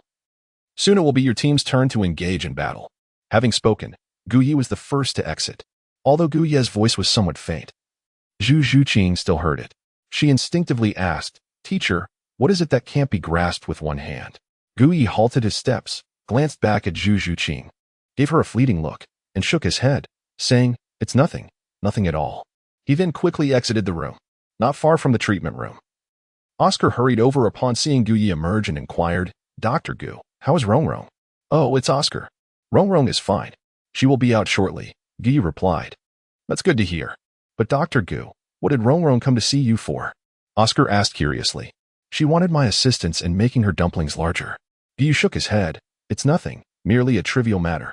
If you're curious, you may ask Ning Rongrong. After all, I am a physician and cannot divulge a patient's affairs. Do you understand?"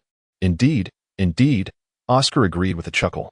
Gu Ye then departed to observe other battle platforms. Meanwhile, inside the treatment room, Zhu Zhuqing's mind lingered on Gu Ye's earlier statement. What could it possibly mean? Zhu Zhuqing, though often clever, appeared somewhat dim-witted under Gu Ye's authoritative presence. Such an obvious remark was comprehended by Ning Rongrong, yet Zhu Zhuqing remained oblivious.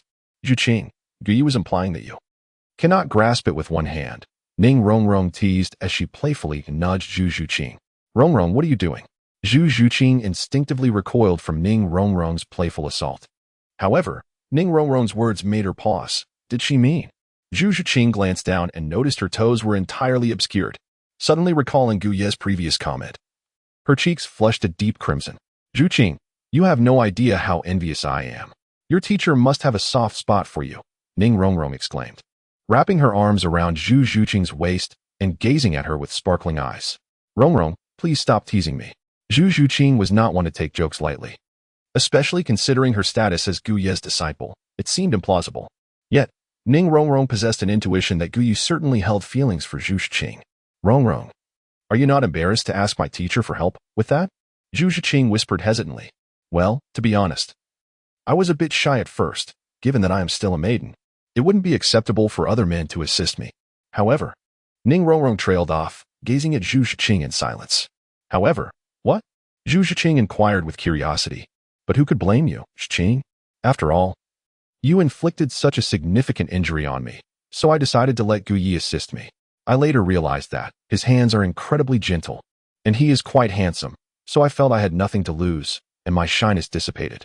Moreover, Gu Ye mentioned that as a physician, treating patients is a perfectly normal duty, so his assistance is entirely appropriate." Ning Rongrong's mischievous smile reappeared. Upon hearing this, Zhu Zhuqing noticed a hint of lingering affection in Ning Rongrong's demeanor, causing her unease. She certainly did not wish for her teacher to attend to Ning Rongrong. "Zhuqing, Rongrong?" At that moment, Oscar cautiously entered the room. "What is going on?" Ning Rongrong asked indifferently upon seeing Oscar. "Nothing much. We should head out soon. Our team match is about to commence," Oscar remarked, though his gaze lingered on Ning Rongrong. Whether it was merely an illusion or not, Oscar suddenly perceived that Ning Rongrong exuded a more feminine charm, and her figure appeared to have improved.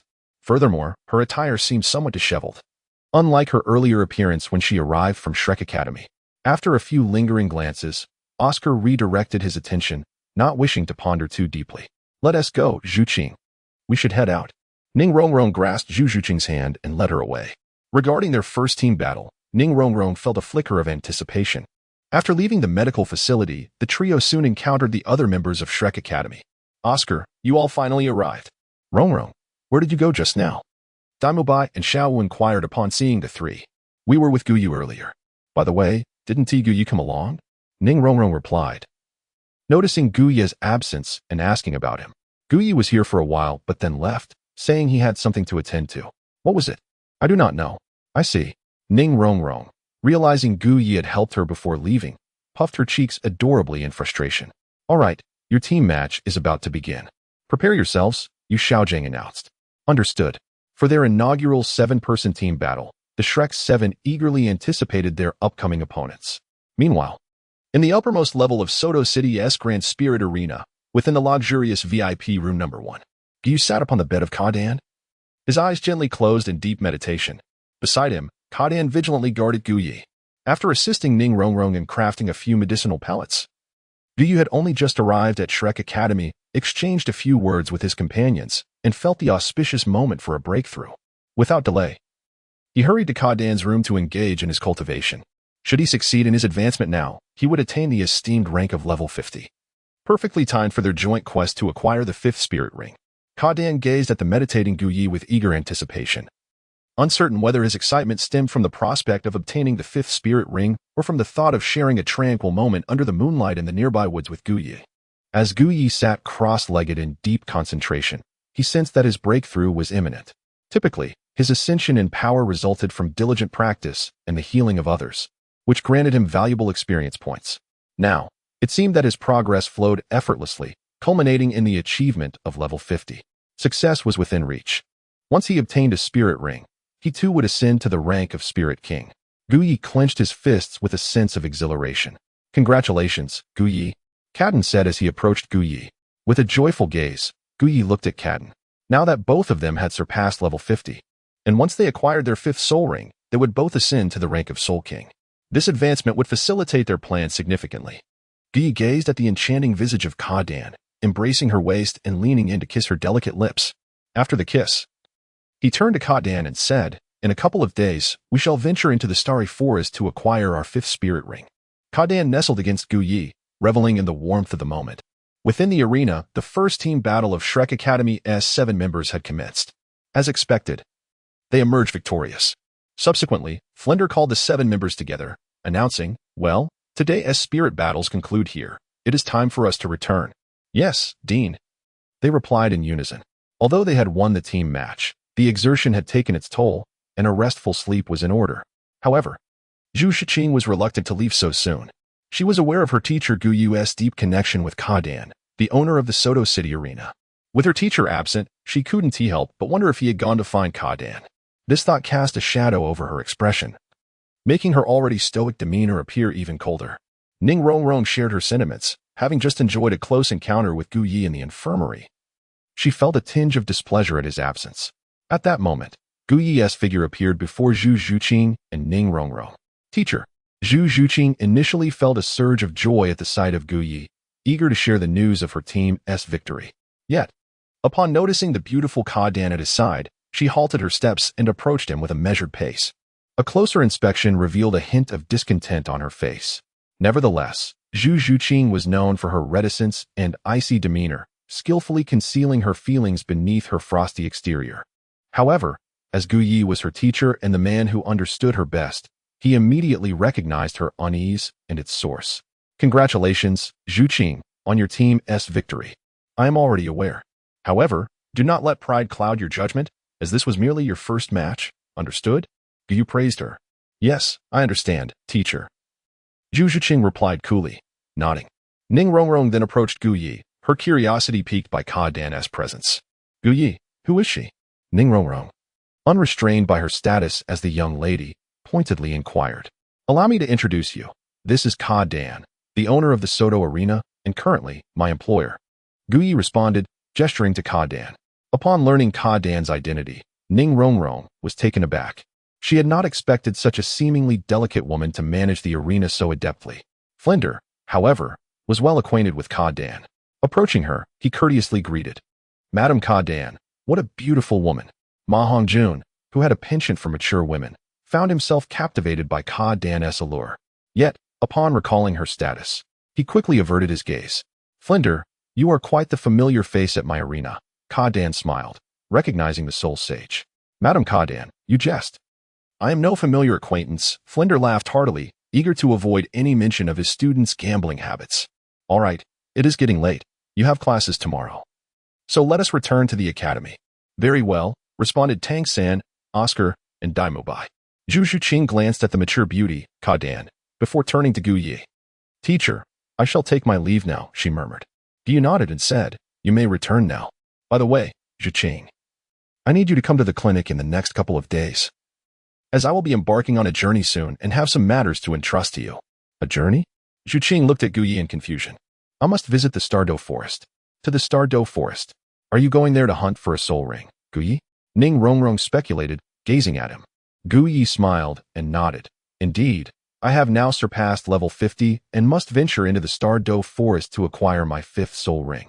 Upon the utterance of Gu Ye's words, Flinder, Yu Shaojiang, and Tang San gazed at him in astonishment.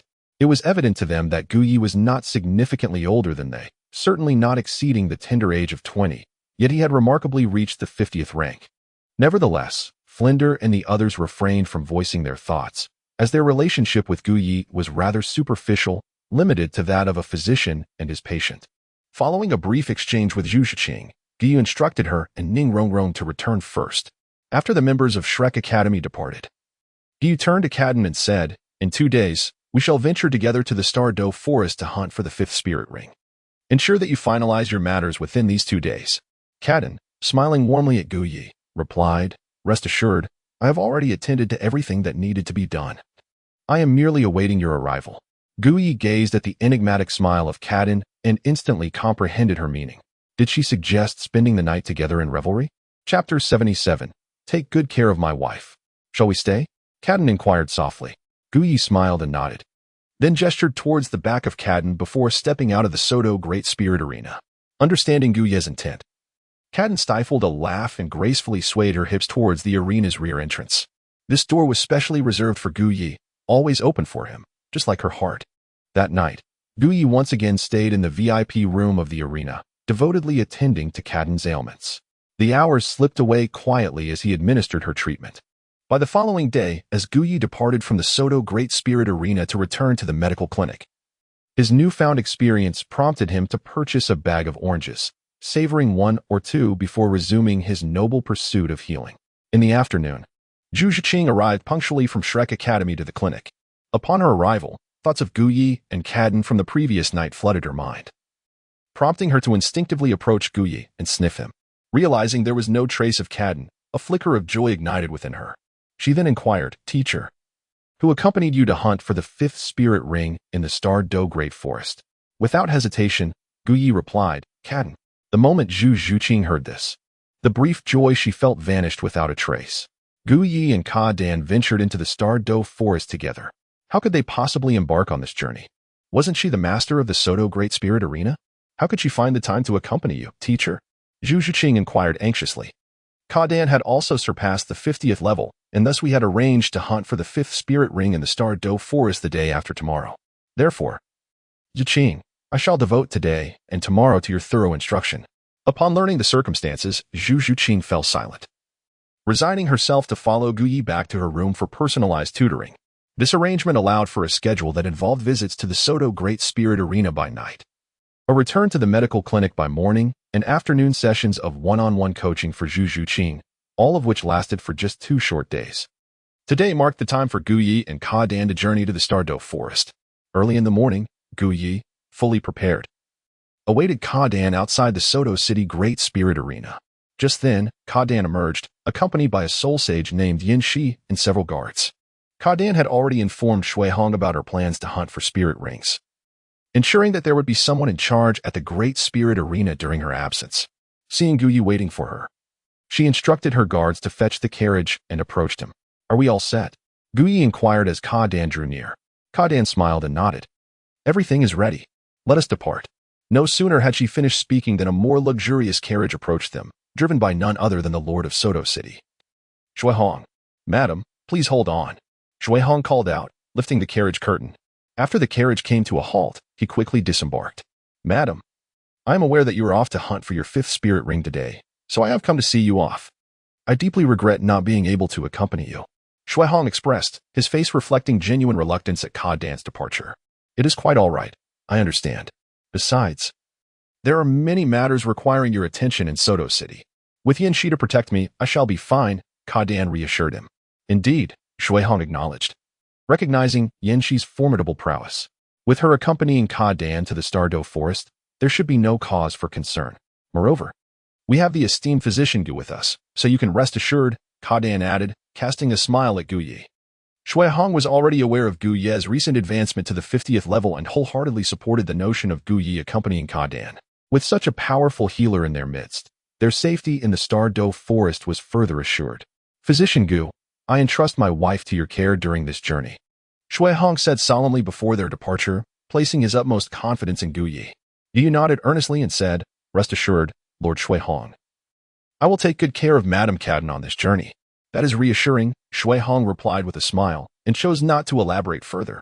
Subsequently, Gu Yi departed with Cadden, heading towards the starry forest. As he watched the carriage gradually recede from view, a smile of contentment emerged on Shui Hong's face. He had already received word that Crown Prince Shui Qinghe had left the capital of Balak to travel to other kingdoms. What pleased Shui Hong even more was the knowledge that the Crown Prince had a strained relationship with his brother, the nominal heir to the throne of Balak. This news filled Shui Hong with hope of ascending to kingship, to the extent that he hardly cared about his wife Cadden venturing into the starry forest with Gu Yu to hunt for soul rings. At that moment, Qin Shao, standing beside Shui Hong, gazed at the carriage that had vanished from sight and remarked, My lord, are you not concerned about the madam and that physician? Concerned?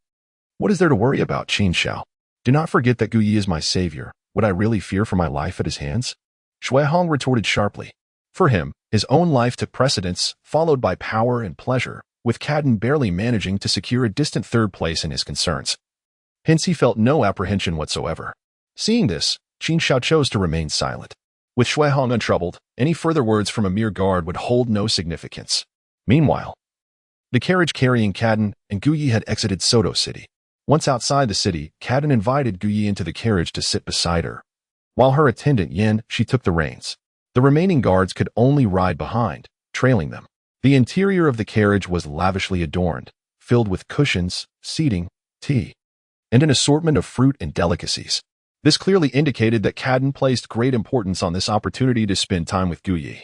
Gu Yi languidly reclined on the soft cushion, leaning against the wooden wall, as he was about to grasp a grape to eat. In a swift motion, Cadden appeared before him and snatched the grape from his hand. Allow me to feed you, Cadden said delicately, plucking a grape and placing it in his mouth before offering it to Gu Yi. Seeing this, Gu Yi wrapped his arm around Cadden's waist, holding her close while savoring the sweet grapes she offered. Such delightful grapes, just like yours. Gu Yi took a slight bite, casting a mischievous glance at Cadden. Uft, where would I have grapes? Cadden reproached Gu Yi with a playful glare. Did you not just feed me? She continued, and yet you claim you have no grapes? Gu Yi looked at Cadden with a longing for the fruit, for he had an undeniable fondness for the vibrant, luscious grapes, especially those fed to him by Cadden. You naughty one, always up to mischief. Kashi shot a disapproving look at Gu Yi. How am I being mischievous? I was merely taking care of you. After all, I promised Shui Hong that I would look after you diligently. Gu Yi smirked as he wrapped his arm tightly around Cadden's waist. Chapter 78. A chance encounter with Qian Renxue upon hearing Gu Ye's words. Cadden's cheeks flushed with a rosy hue. She then picked up a purple grape, bit into it, and offered it to Gu Yi. Inside the carriage, Gu Yi savored the exquisite grape that Cadden had fed him. Just as he intended to take a sip of wine to calm his nerves, Cadden, understanding his thoughts, promptly brought a cup and filled it with wine, eagerly offering it to Gu Yi with her delicate lips. Gu Yi found himself in a delicate dance of acceptance and rejection, yet Kadong's fervent enthusiasm left him little choice but to partake in the wine offered by Kadong. At that moment, as Gu Yi contemplated savoring a delicacy, Kadong was always a step ahead, eagerly attending to his every need. The sound of hooves echoed joyfully as the horses galloped towards the starry forest. Inside the carriage, Kadong showcased his servitude with unparalleled dedication. Gu Yi reveled in a treatment befitting royalty, growing increasingly enamored with Cadden. The starry forest lies to the southeast of the kingdom of Balak, with only a small portion bordering it. Soto City, too, is situated in the southeastern part of the kingdom of Balak, merely a stone's throw away from the starry forest. At a distance of less than 500 kilometers, Cadden's reserved carriage is drawn by exceptional steeds, capable of covering 1,000 miles effortlessly. However, due to the frequent interactions between Cadden and Gu Yi within the carriage, their journey was significantly expedited. By evening, they had merely reached a quaint town in close proximity to the starry forest. Gu Yi glanced at the sky and turned to Cadden, saying, It seems we won't reach the starry forest today. Why don't we rest in the town for the night? Nestled in Gu Ye's embrace. Kaden's cheeks were tinged with a delicate blush, remnants of perspiration adorning her skin, suggesting she had exerted herself not long ago. Upon hearing Gu Ye's words, she lifted her head to peek through the carriage curtains, confirming that twilight had indeed settled in. All right, I shall follow your suggestion, she replied softly, snuggling back into Gu Ye's arms. In her heart, however, Kaden harbored a desire to spend the night alone with Gu Ye beneath the stars. She envisioned herself nestled against him, gazing at the luminous moon, as he affectionately called her little sweetie, to which she would respond with a tender dear. In the stillness of the night, they could find solace in a tranquil grove, a playful thought indeed. Nonetheless, Kaden chose to heed Gu Ye's proposal, recognizing that his intentions were rooted in her safety and well-being. With their decision made, the carriage rolled into the town. Once inside, Gu Ye lifted the curtain to observe the surroundings. At dusk, the town buzzed with a liveliness far greater than usual, its expanse rivaled that of a small city. Albeit lacking walls, the streets were lined with an array of shops, each offering various wares. Most were tailored to soul masters, including establishments selling weapons, armor, antidotes, restorative potions, and even specialized clothing designed for adventures, featuring numerous pockets for storing essentials. Yanxi, let us find an inn, Kaden called out, peering her head out to speak with Yanxi. Certainly, your highness. Yanxi thought of Kaden as her princess, unwavering in her loyalty. However, she cast a glance at Gu Ye, recalling the sounds that had emanated from the carriage earlier. She had been outside, listening intently, and was surprised to witness such warmth from her princess towards this man, personally attending to him. Yet, Yanxi chose to remain silent, resolved to protect whatever made her princess happy. Before long, Yanxi located a suitable inn. There were only 10 individuals in Gu Ye's party, with the remaining 7 being bodyguards. Upon their arrival at the hotel, Yanxi promptly arranged accommodations for them. Gu Ye and Kaden, without any reservations, naturally entered the hotel room together. This behavior sparked considerable curiosity among Kaden and the 7 accompanying bodyguards, who were well aware of Kaden's status. It was indeed surprising to see Kaden sharing a room with a man like Gu Ye. The implications of the situation were apparent, yet they refrained from voicing their thoughts, as they were merely bodyguards. Just as Gu Ye was about to enter the room with Kaden, several figures caught his attention. One woman, her face obscured by a golden mask, stood out. With long, flowing golden hair cascading down her back and a tall, statuesque figure, she was captivating. Despite the mask, Gu Ye could instantly discern her stunning beauty, rivaling that of the enchanting Zhu Zhuqing. What captivated Gu Ye the most was her attire, a flowing black robe that gracefully accentuated her alluring curves. Gu Ye habitually scanned the woman with his surgical system, and to his astonishment, the results startled him. It was actually Qian Renxue. As Gu Ye turned his gaze towards her, Qian Renxue simultaneously looked back at him. The moment she recognized Gu Ye, the skilled physician, surprise flickered in her eyes. "Young master, what is it?" inquired the man beside Qian Renxue, noticing her attention directed towards the upper level. "I have encountered someone intriguing," Qian Renxue replied with a serene smile, choosing not to gaze at Gu Ye any longer. Meanwhile, Gu Ye withdrew his glance the instant Qian Renxue regarded him. With her presence here, did it signify some significant matter at hand? Gu Ye pondered carefully. This was a small town relatively close to the Stardo forest. Previously, Qian Renxue was still a princess under the jurisdiction of the Heaven-Do Empire. Yet now she appeared outside the Stardo forest, accompanied by a titled Douluo. Indeed, the man beside Qian Renxue was none other than the serpentine spear Douluo from the original narrative. In addition, there were several guards, the weakest among whom were Soul Kings, along with 1 Soul Sage and 2 Soul Emperors. Such a formidable assembly in this location clearly indicated something amiss. Wait a moment. Gu Ye suddenly had a thought. Could it be that Qian Renxue has come to the Stardo forest to hunt for soul rings? According to the plot of the original work, 5 years later, Qian Renxue's strength should reach the Soul Saint realm. Since it is now 5 years prior, it is indeed possible that she has just ascended to the Soul Emperor rank. Do you surmise that she was utilizing her spare time during her travels across various nations to venture into the starry forest in pursuit of her 6th spirit ring? Gu Ye, what is the matter? Seeing Gu Ye standing at the doorway in contemplation, Kadan promptly inquired. It's nothing. Let us go in. Gu Ye replied with a smile, wrapping his arm around Kadan's waist as they entered the room. Although he encountered Qian Renxue and her companions here, Gu Ye did not recognize them at present, and lingering too long could easily expose him. Moreover, He could not ascertain whether Qian Renxue might resort to lethal measures to silence him should he inadvertently reveal his true identity.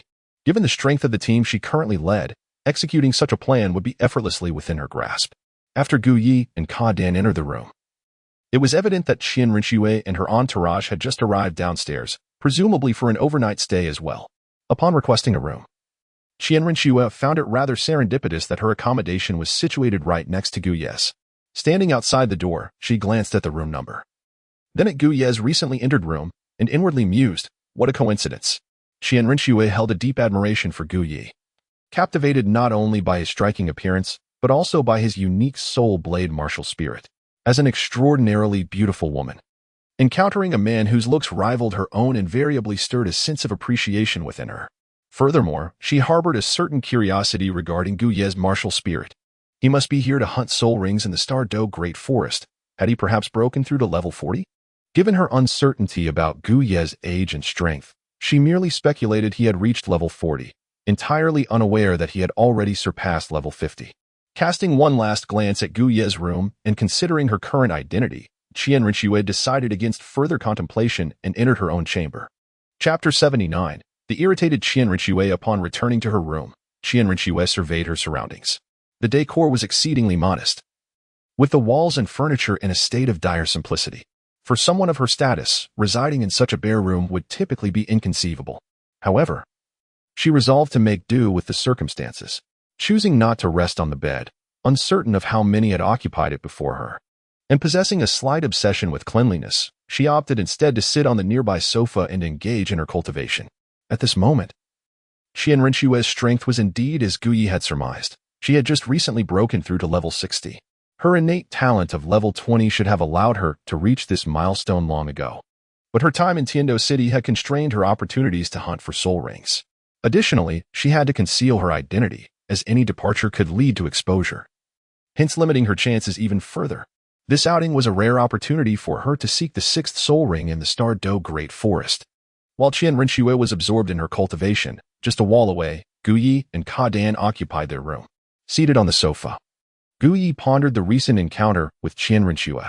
Observing his deep contemplation, Ka Dan moved closer and nestled beside him, playfully inquiring, "What are you thinking so intently about?" "Just some trivial matters," Gu Yi replied, shaking his head and choosing not to disclose any details about Qian Renxue. "Since there's nothing pressing, then Gu Yi, we." Ka Dan blinked flirtatiously at him, her heart stirred by his presence during their carriage ride earlier. Now that the moment presented itself, she intended for Gu Yi to attend to her whims. She surveyed the room. While modest, the location was acceptable. Her gaze then shifted to the sofa, which, though firm, still offered a degree of comfort. Upon witnessing the scene, Gu Yi instantly comprehended Caden's intentions. It was all for this moment.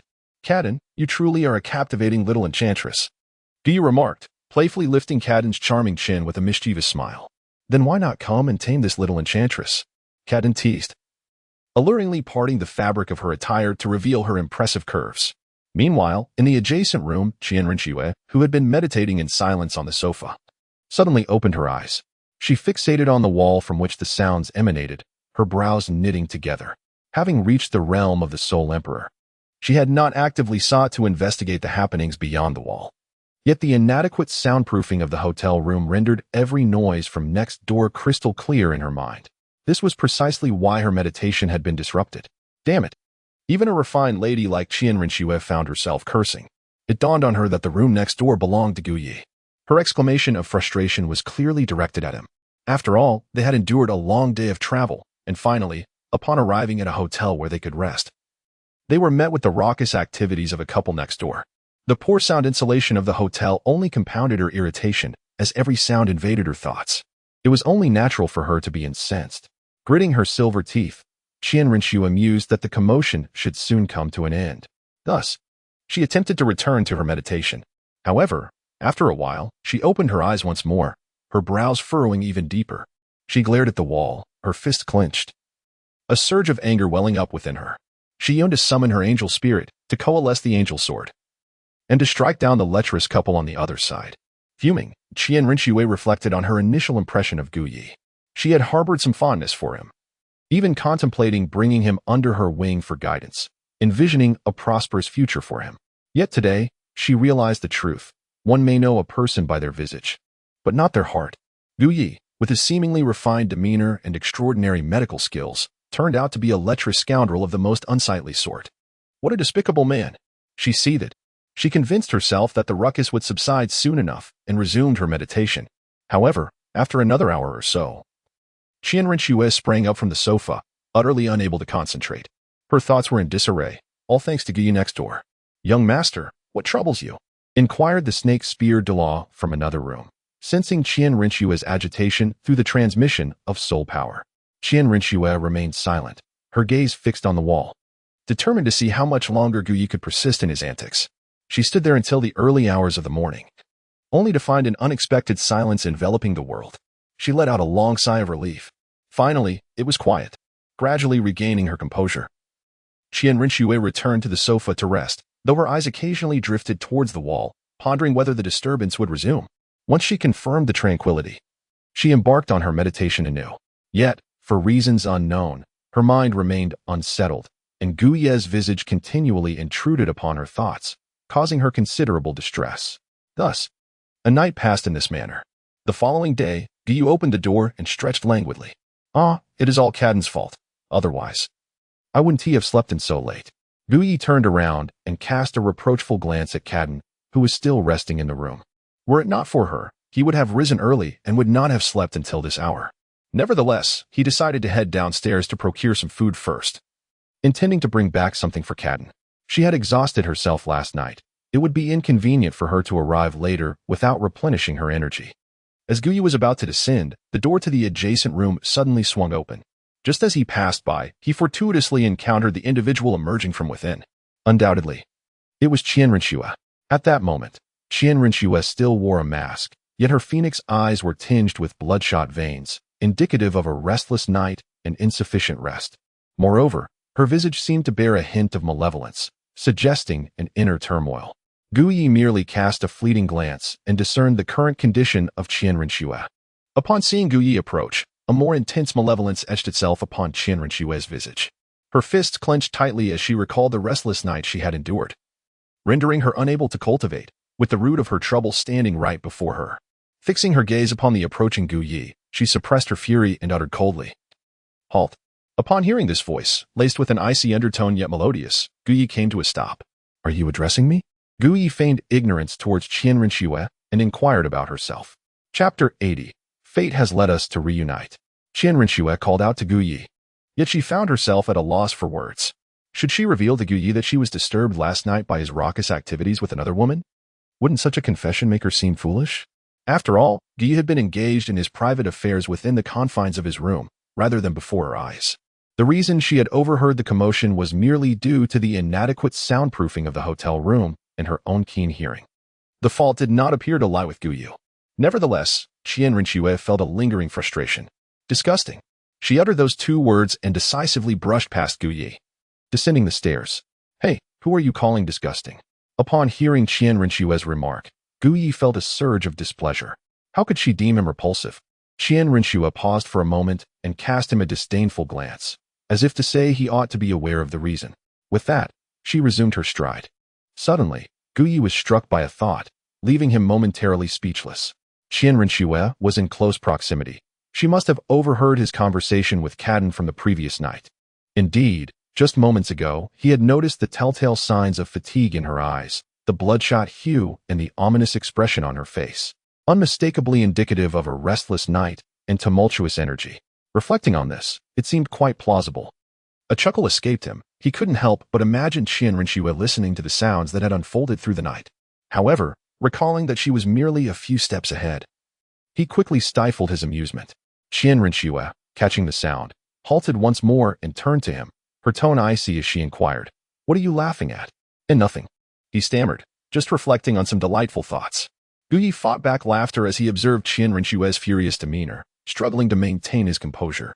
She shot him a fierce glare, disdainfully regarding the seemingly composed physician before her, and chose to ignore him as she continued on her way. "Ah, my dear lady, I still do not know your name, though you chastised me moments ago without a second thought. I couldn't help but notice the bloodshot in your eyes and your pallid complexion. Have you not rested well last night? As it happens, I am a physician. Should you feel unwell, do not hesitate to seek my assistance. A simple intervention on my part will surely restore you to your former self. Gu Ye's words made Qian Renxue pause for a moment. She realized that the reason her eyes were bloodshot and her complexion was unwell was all due to Gu Ye. She truly wanted to turn around and strike him with a blade of angelic wrath, yet in the end, she restrained herself. Gu Ye observed Qian Renxue descending and followed suit. Subsequently, he ordered several dishes and, after satisfying his hunger, brought some to Caden. After sharing breakfast with Caden and resting for a while, the group set forth once more towards the starry forest. They were now approximately 100 kilometers away from their destination, and they anticipated arriving before noon. Not long after Gu Ye and his companions set off towards the Douluo forest, they fortuitously encountered Qian Renxue and her party, who were also en route to the same destination. Qian Renxue's group was small, comprising around 10 individuals. The formidable snake spear Douluo was driving the carriage, while Qian Renxue rested inside, weary from a night of disturbed sleep caused by Gu Ye's incessant noise. In her quest to recuperate, she intended to catch up on rest during the journey. However, upon hearing sounds from outside, she lifted the curtain only to find Gu Ye doing the same. Their eyes met for a brief moment, but upon recognizing Gu Ye's striking figure, Qian Renxue scoffed and let the curtain fall. She lamented her misfortune, realizing that even on her way to the Douluo forest, she had to encounter such an insufferable presence. The memory of the previous night ignited her ire. Slow down. She called out to the snake spear Douluo, not wishing to travel alongside Gu Ye. Upon hearing her request, the driver complied, easing the pace. Yet, fate had other plans. As both carriages continued to converge, ultimately arriving together at the outskirts of the Douluo forest. Gu Ye, they are traveling with us, Kadong remarked with concern, glancing at Qian Renxue's carriage. It's fine, Gu Ye replied, shaking his head. If Qian Renxue truly intended to take action, she would have done so by now, especially considering they have a titled Douluo among them. Moreover, we share no grievances, and they are unlikely to initiate conflict without cause. Gu Ye's words naturally instilled confidence in Ka Dan. Subsequently, Ka Dan, Gu Ye, Yin Shi, and the remaining 7 guards tidied themselves up before proceeding into the Douluo forest. At that moment, Qian Renxue emerged. She cast her gaze upon Gu Ye and his companions entering the Douluo forest, particularly drawn to the captivating figure of Ka Dan. Upon seeing her, Qian Renxue's brow furrowed slightly. She was acutely aware that Ka Dan was the wife of Xue Hong. Thus, it puzzled her how she could be in the company of Gu Ye. Could it be that the woman who had spent the night with Gu Ye was indeed Ka Dan? This thought piqued her curiosity. Let us proceed, she declared as she dismounted from the carriage. Yes, young master, responded the serpent spear Douluo, leading the remaining 8 guards into the Douluo forest. Youth master. They are still ahead, he reported after a short while, having noticed that Gu Ye's party was following the same path as theirs. This route was recognized as the safest entry into the Douluo forest. It was only natural for them to take it. Although the Douluo forest is the largest and most perilous wild soul beast forest in the Douluo continent, mercenaries hunting soul beasts invariably leave behind some relatively safe paths. It was entirely normal for Gu Ye and his companions to traverse this route. However, after walking a while longer, Qian Renxue came to a halt upon realizing that Gu Ye's group was still in the lead. Youth master, if we venture further, we will reach an area abundant with 10,000-year soul beasts. I am aware, Qian Renxue replied, gazing ahead, her heart filled with doubt. If Gu Ye's party was indeed delving into the depths of the Douluo forest, could they also be there to hunt for 10,000-year soul rings? Meanwhile, Gu Ye and his companions were blissfully unaware of Qian Renxue's presence trailing behind them. Let us take a half-hour break before we venture deeper in search of soul beasts, Gu Ye suggested, prompting a brief period of rest. Previously, they had encountered soul beasts that were 100 to 1,000 years old. But to hunt the elusive 10,000-year soul beasts, they needed to delve deeper.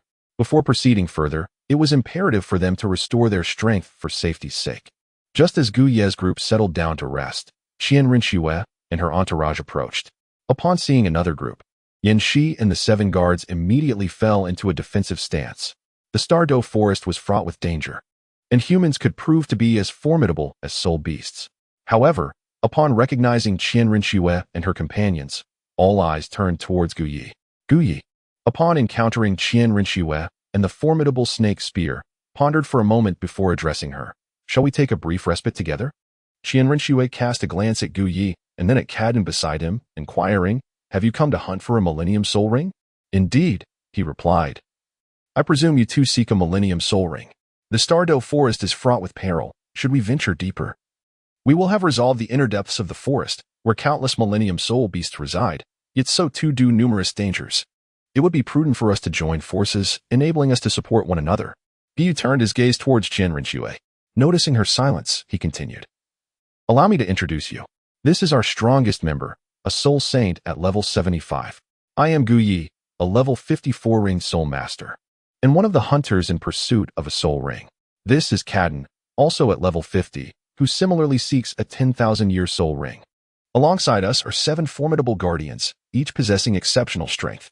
Upon finishing his introduction, Guy looked at Qian Renxue, awaiting her response.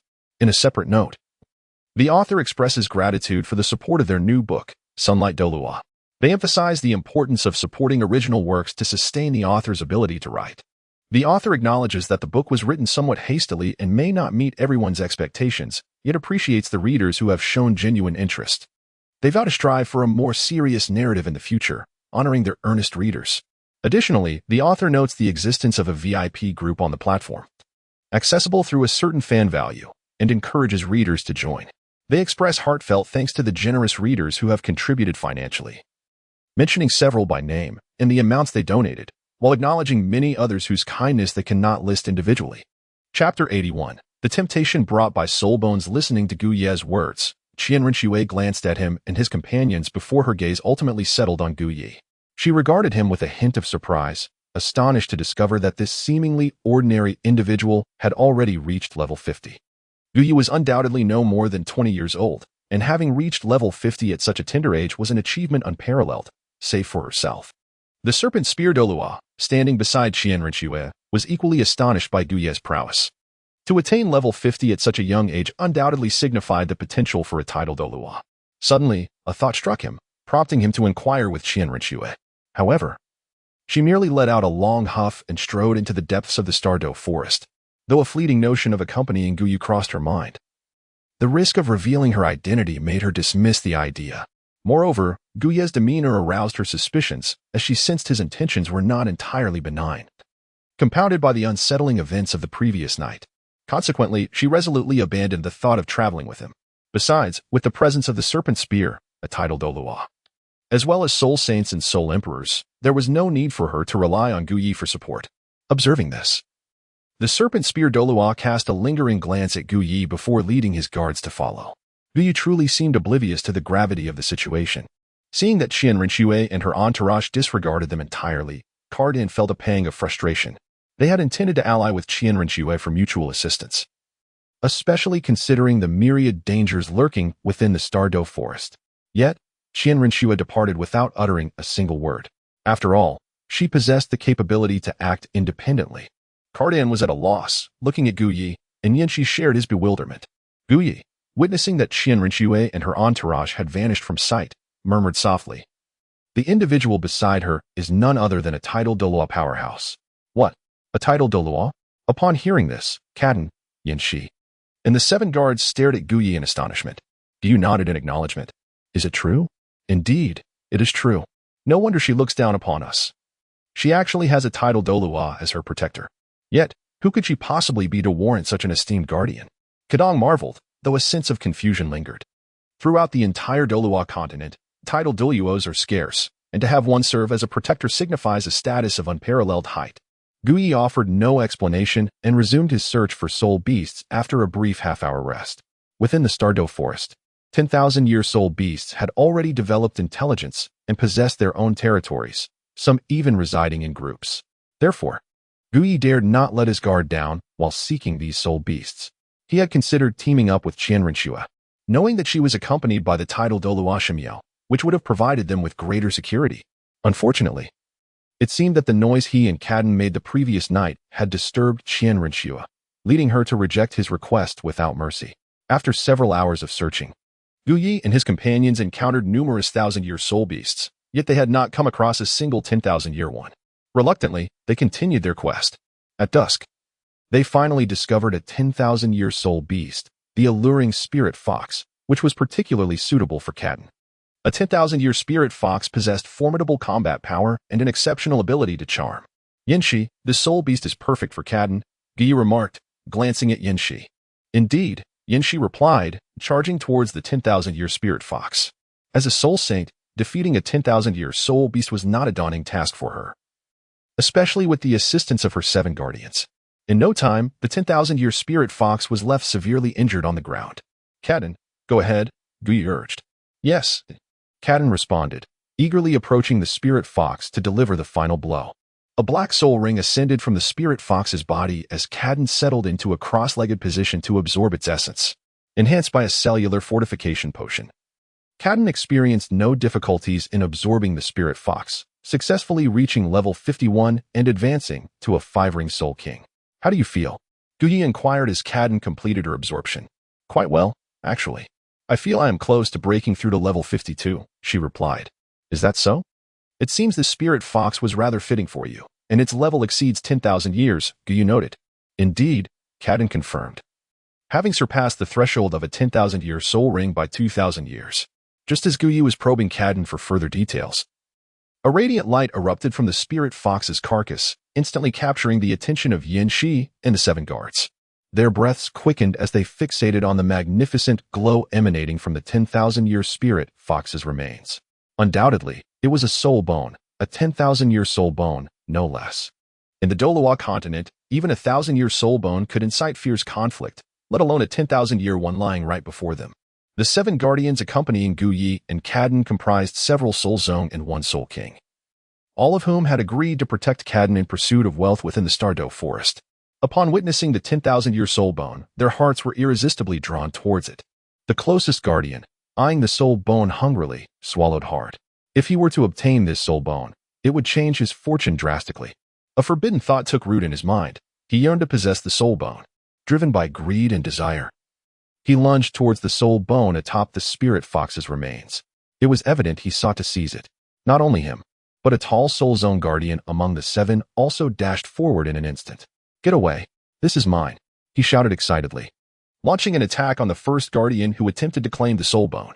With a resounding thud, the unsuspecting first guardian was struck and sent crashing to the ground. Just as the tall soul master was about to grasp the soul bone room, a deep voice echoed as an oval, transparent surgical space swiftly enveloped a radius of 100 meters from Gui. Cut. Gui uttered calmly, and the tall guardian's outstretched hand was suddenly severed, falling to the ground in 2 pieces. Thud. The severed hand dropped, and the tall soul master, overwhelmed by excruciating pain, lost his balance and collapsed heavily to the ground. He stared at the soul bone so tantalizingly close, alongside the severed pieces of his own arm, his initial excitement transforming into terror, because it was indeed his arm. In the next moment, agonizing pain surged through him as the guardian clutched his severed limb, letting out a heart-wrenching scream. The remaining 6 guardians observed the tall soul master, their breaths quickening not due to the sight of the soul bone, but rather at the gruesome spectacle of their comrade, whose severed arm lay beside the coveted prize. Gui approached the tall soul master step by step, his face devoid of expression as he regarded him. To exhibit your greed in the absence of power is a foolishness beyond remedy. May you learn to be wiser in your next life. Gui refrained from further ado, a blade materializing in his hand, his martial spirit, the scalpel. With a swift motion, he struck down, so rapid that even Yanxi, the soul sage, could only perceive fleeting glimmers of silver light. The tall soul master sprawled upon the ground, dismembered beyond recognition, utterly lifeless. The first guard, who had sought to seize the soul bone, met the same fate, remaining blissfully unaware of the reasons behind his demise until his last breath. The remaining 5 guards, witnessing the gruesome sight before them, were overtaken by terror. The 2 dismembered corpses bore no traces of blood, a chilling spectacle that compelled them to avert their gazes from the coveted millennium-old soul bone. Chapter 82. The injured Qian Renxue. The notion of killing without shedding blood, particularly while dismembering a body without a single drop escaping, rendered the 5 guards unable to look upon the ancient soul bone any longer. Meanwhile, Yanxi, the soul sage, was not preoccupied with the soul bone. Rather, she was astonished by Guyu. Despite the allure of the millennium-old soul bone, it was not enough to sway her loyalty to Kaden. Her astonishment stemmed from Gu Ye's terrifying prowess, dispatching foes without bloodshed, methodically dismembering a corpse. She glanced at the severed remains on the ground, turned her head away in disbelief. Kaden, observing this horrifying scene, was similarly taken aback by Gu Ye's capabilities. Yet her predominant feeling was one of reassurance. After all, he was her man. Gu Yi approached the lifeless form of the enchanting fox, picking up the ancient soul bone that had lain there for millennia. After toying with it for a moment, he turned his gaze towards the remaining 5 guards and remarked with a smile, "Is there anyone among you who desires this soul bone?" Gu Yi spoke, making a subtle gesture. The surrounding translucent surgical space shifted in response. The scalpel in his hand shimmered with a silvery light. No. Physician Gu has misunderstood. We do not desire the soul bone. Indeed, we are merely guardians, not daring to harbor greedy thoughts. The remaining 5 guardians shook their heads, fearful of casting more than a fleeting glance at the ancient soul bone in Gu Yi's possession. Even if they felt a twinge of possessiveness, they dared not display it at this moment, for they were not fools. Since they had no desire for it, they must refrain from overreaching. Gu Yi let out a cold chuckle, glancing at Yin Shi before retracting the surgical space and approaching Ka Dan. It seemed our fortune was truly remarkable. Gu Yi placed the soul bone before Ka Dan. She gazed at the ancient relic with a hint of excitement. It was her first encounter with such a high-grade soul bone. One must realize that a soul bone of this caliber is rarely possessed even by titled Douluos. And yet she had acquired one. Let us secure it for now. We shall discuss it upon our return. Ka Dan nodded in agreement after taking possession of it. Subsequently, Gu Yi leaned closer to Ka Dan, whispering a few words. Ka Dan's pupils contracted as she glanced at the remaining 5 guardians, yet she still nodded in assent. After a brief respite, Gu Yi and Ka Dan resumed their search for soul beasts. Several hours passed, and as dusk descended, they had no choice but to seek a place to rest for the night. Beneath the luminous moon, in a remote corner of the Douluo forest, the incessant chirping of insects filled the air. In the resting place of Gu Yi and his companions, within the confines of a tent, one of the 5 remaining guards discreetly opened his eyes and stealthily exited the tent, making his way towards the tents of Gu Yi and Ka Dan. The allure of a millennium-old soul bone proved irresistible to these soul masters. Although they had witnessed Gu Yi's terrifying prowess earlier that day, dissuading them from acting, the greed nestled deep within them rekindled under the cover of night. Yet, before he could reach the threshold of Gu Yi and Ka Dan's tent, an invisible barrier enveloped him. With a sudden flash of silver light piercing the darkness, the guard's lifeless body was left dismembered upon the ground. The following morning, Gu Yi, alongside Kashi and Yinshi, resumed their quest for soul beasts.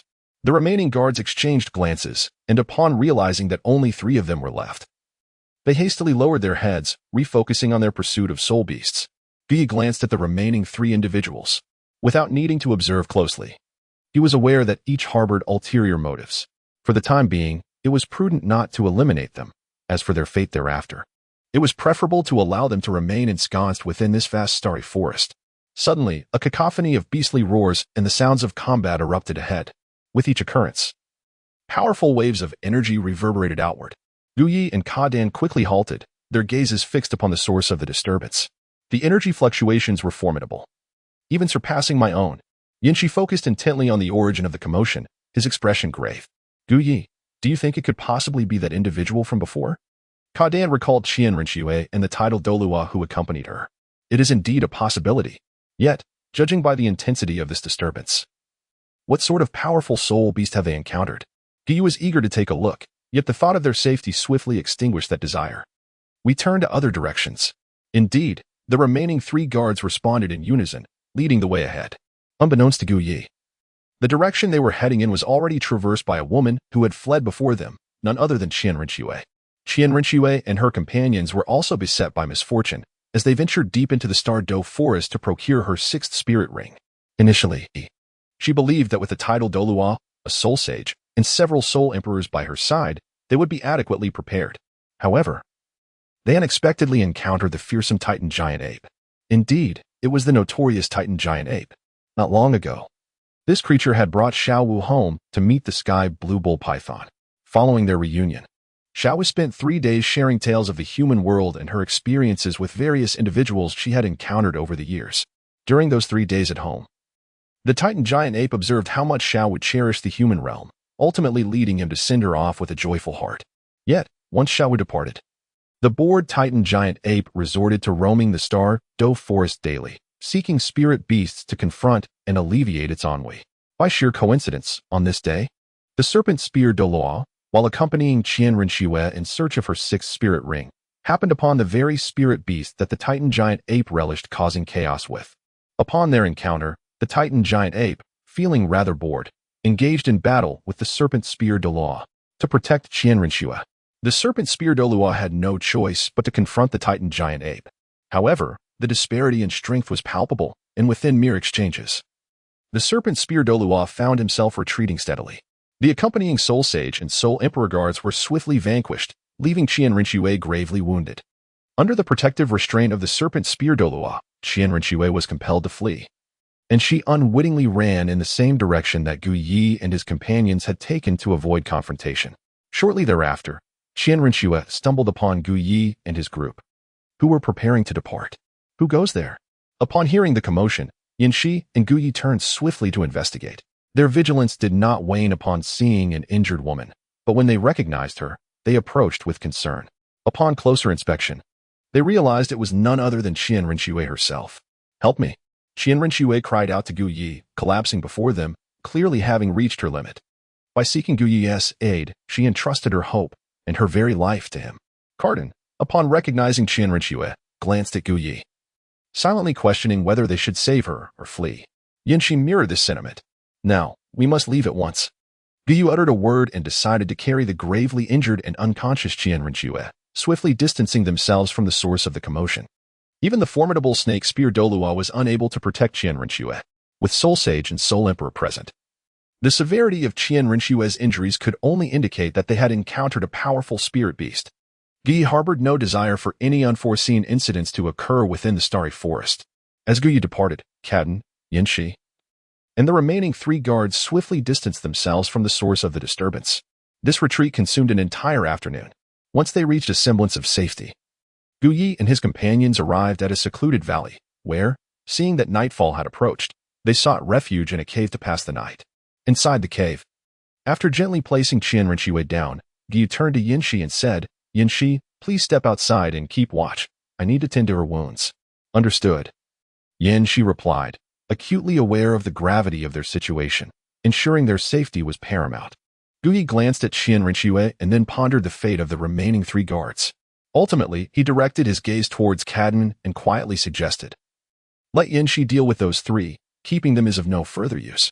Chapter 83. The alluring treatment. Gu Yi's desire to eliminate the 3 guards stemmed not only from his reluctance to allow the matter of Catan possessing a soul bone to circulate, but also from the fact that these individuals had developed inappropriate thoughts. Their continued presence would only bring about misfortune and burdens. Thus, swift execution seemed the more prudent course. Catan comprehended Gu Yi's intentions. Guards hired for monetary gain are invariably swayed by self-interest. Without hesitation, she stepped outside to inform Yanxi. Upon learning of the situation, Yanxi exhibited no sign of emotion. She approached the 3 guards and, with remarkable speed and precision, swiftly dispatched them. Meanwhile, within the cave, Gu Yi gazed upon the injured and unconscious Qian Renxue, and without a moment's hesitation, he removed her veil. In that instant, a breathtaking visage emerged before his eyes. Truly, Qian Renxue was stunning. Even in her unconscious state, her beauty remained undeniable. Gu Yi offered a quiet compliment before commencing her treatment. Qian Renxue's injuries were located above her chest and on her back. Gu Yi understood that in order to heal her, he must come into contact with her skin. Without hesitation, he proceeded to remove Qian Renxue's clothing. Soon, an exquisite figure emerged within Gu Yi's line of sight. After a careful observation, Gu Yi couldn't help but exclaim, "How beautiful!" Realizing he had become somewhat entranced, he quickly regained his composure and began to treat Qian Renxue. His hand gently glided over the wound on her chest. With each caress, a radiant white light emanated from his palm, gradually mending Qian Renxue's injury. At that moment, he employed the fundamental ability of internal healing. Then, he positioned Qian Renxue before him and retrieved a vial of medicinal liquid, applying it to the wounds on her back. Whether it was the injury on her chest or the one on her back, Gu Yi's application was tender and even, causing Qian Renxue to occasionally emit soft murmurs of in response. It was evident that while his touch brought a twinge of pain, it was also accompanied by a sense of comfort as his healing was remarkably effective. Just as Gu Yi was engrossed in treating Qian Renxue, Catan entered the room.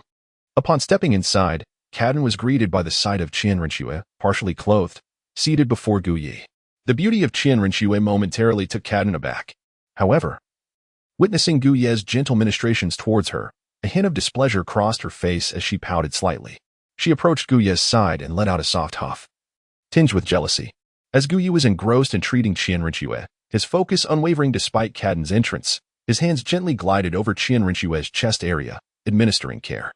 Noticing Gu Yi's indifference towards her, Caden's discontent grew. She settled herself before Qian Renxue, scrutinizing her closely, and recognized her undeniable beauty and admirable figure. Though conceding that there were aspects in which she herself excelled, Gu Yi was merely assisting her in her treatment. Indeed, it should be just that, Kadong pondered. And indeed, Gu Yi was indeed aiding Qian Renxue in her recovery. After a brief moment, Gu Yi completed the treatment. Qian Renxue, who had been in a state of unconsciousness while sitting upright, now succumbed to gravity, collapsing into Gu Yi's embrace. She fell directly into his arms. Gu Yi, without much thought, wrapped his arm around Qian Renxue's slender waist, carefully examining her wound. She seemed to be recovering well and would likely awaken soon. Gu Yi, do you harbor feelings for her? Kadong observed Gu Yi's closeness to Qian Renxue with a hint of jealousy. What, are you jealous? Gu Yi teased. Who was jealous? I merely. Kadong glanced at Qian Renxue, who, despite her earlier discontent, suddenly smiled. Kadong's fluctuating emotions left Gu Yi somewhat exasperated. Yet, the next moment left him utterly astonished. Kadong gently propped up the unconscious Qian Renxue, and as she moved, the half-draped state of Qian Renxue inadvertently revealed more than intended. Shocking Gu Yi. How could she act so brazenly? It soon became clear to Gu Yi why Kadong had behaved in such a manner. At that moment, the healed Qian Renxue began to stir, gradually regaining consciousness. With Kadong behind her and Gu Yi in front, the newly awakened Qian Renxue's gaze fell upon Gu Yi. Instantly, a sigh of relief washed over her heart. She knew she had survived, realizing that it was Gu Yi who had saved her. Any lingering grievances she held against him began to dissipate at that moment. However, in the next instant, Qian Renxue felt an unexpected chill and quickly became fully alert. She instinctively touched her chest, looking down, and then back up at Gu Yi, momentarily stunned. She couldn't believe it. Gu Yi. Qian Renxue glared at him, her voice icy and her expression fierce. In that moment, she completely overlooked the detail of her uttering Gu Yi's name. She attributed her state of undress solely to him, deeming Gu Yi a veritable scoundrel for having seen her exposed. Recalling the sounds she had overheard of Gu Yi with another woman the previous night, coupled with the embarrassment of being seen by him now, a sense of grievance welled up within her. After all, she was still an untouched maiden. Her innocence had been stripped away in an instant. Gu Yi displayed an air of indifference, utterly unperturbed. Qian Renxue's anger was anticipated. After all, it is a common reaction for a woman when another man gazes upon her. However, Gu Yi cast a reproachful glance at Caden, the woman who evoked both love and resentment within him. Such a splendid job of allowing Qian Renxue to misunderstand her. A soft chuckle escaped Caden's lips, and at the sound, Qian Renxue turned to see the captivating beauty before her. Upon glancing back at Gu Yi, she gradually regained her composure. Gu Yi observed that Qian Renxue was on the brink of an emotional outburst, so he spoke in a calm tone. Your injuries have now healed. There is no need for gratitude. As for the matter of exposing your body, you need not be troubled, in my eyes. It is merely that, and this was a necessary course of action. To aid in your recovery, such measures were unavoidable. The words of Gu Yi echoed in Qian Renxue's mind, yet she remained silent. Gradually, she composed herself, rising to don her attire. She appeared to have come to terms with the situation. I shall repay your life-saving grace, but... Qian Renxue cast a glance at Gu Yi, ultimately withholding her thoughts as she exited the cave. Halt! Where do you think you are going? It is night, and you should be well aware of the perils that lurk in the Star-Do forest after dark. Even a soul sage or a soul Douluo, should they venture alone at night, could meet an untimely demise without even realizing it. Gu Yi's words halted Qian Renxue, who had been contemplating departure. Although I have healed your wounds, your strength has yet to be restored. You shall rest here tonight. I have no desire to see someone I have just rescued perish. Listening to Gu Yi, Qian Renxue remained undecided. However, her reluctance to leave indicated a choice to stay. She cast a glance back at Gu Yi before moving to the opposite side of the cave, where she leaned against the wall and fell silent. Upon witnessing this, Gu Yi cast a reproachful glance at Caden, who, in contrast, couldn't help but chuckle quietly to himself. Chapter 84. The poisonous dragon's heart-boring beast. At that moment, Yanxi entered from outside. Is it resolved? Gu Yi inquired as Yanxi stepped in. It is resolved, Yanxi affirmed with a nod. Then you should take a rest as well. Today has been strenuous for you, Gu Yi suggested. Yanxi nodded in agreement and settled down on the opposite side of the cave. Gu Yi, indifferent about the demise of the remaining 3 guards, turned to Qian Renxue, who sat nearby, and asked, What transpired before? How did you sustain such severe injuries? Furthermore, what of those who accompanied you? Guye's inquiry went unanswered by Qian Renxue. I am asking you a question, he said, stepping closer to her with a serious expression. The king of the forest, the Titan Great Ape. Qian Renxue uttered only a single sentence before falling silent. Upon hearing this, Guyi, Kadan, and Yanxi exchanged astonished glances at Qian Renxue. The king of the forest, the Titan Great Ape, Guyi was acutely aware that among the 100,000 soul beasts, this creature stood as a formidable leader, an ancient aberration. If Qian Renxue were to encounter such a being, it would indeed be a stroke of luck for her to escape unscathed. Yet, what of the serpent spear Douluo? Guyi was eager to ascertain whether he still lived. He realized that they must proceed with greater caution in their subsequent actions. By the way, I still do not know your name, he inquired of Qian Renxue, gazing at her. Qian Shui, she replied with a hint of indifference. So it is Qian Shui. Guyi did not press further, engaging in a few more inquiries before ceasing his questions. Subsequently, he took a moment to rest beside Kadan. Meanwhile, on the other side of the Star Doe forest, a thunderous roar echoed, "Human, do not flee. Come and fight me once more." A furious growl followed. Damn it, even spirit beasts have their madmen. There was no time to waste. He needed to locate the young master, or he would face dire consequences from the grand offering. The one being pursued was the serpent spear Douluo, while the relentless pursuer was the Titan Great Ape. The serpent spear Douluo had already experienced the might of the Titan Great Ape, with just a few blows. Its immense physique and formidable strength rendered him defenseless. He understood he could not possibly defeat the Titan Great Ape and was left with no choice but to flee. Thanks to his smaller and more agile form, escaping proved somewhat challenging for the Titan Great Ape. However, the Titan Great Ape showed no intention of relenting, persistently chasing him. The serpent spear Douluo was in despair. When he glanced back and saw the Titan Great Ape relentlessly pursuing him, he had to exert all his strength to escape. He pondered how the young master was faring at that moment. No, he must shake off this beast before seeking the young master. Ignoring his exhaustion, the serpent spear Douluo dashed in all directions. Although he was no match for the Titan Great Ape, his agility was unrivaled. Despite the Titan Great Ape's gravitational field, it could not catch him, rendering its ability useless. With immense effort, the serpent spear Douluo finally managed to evade capture. On the other side, in the cave, Guyi, Qian Renxue, and the others remained unaware of the serpent spear Douluo's plight. At that moment, Kadan, who had been asleep, awoke and, after sitting beside Guyi, embraced him and drifted back to slumber. On the following morning, the four of them set out once more in search of spirit beasts. Initially, Qian Renxue intended to part ways, but upon considering the perils lurking within the vast Star Doe forest, she ultimately decided to accompany Guyi and his companions for safety. As she followed Guyi and the others, she scrutinized them, feeling a sense of confusion.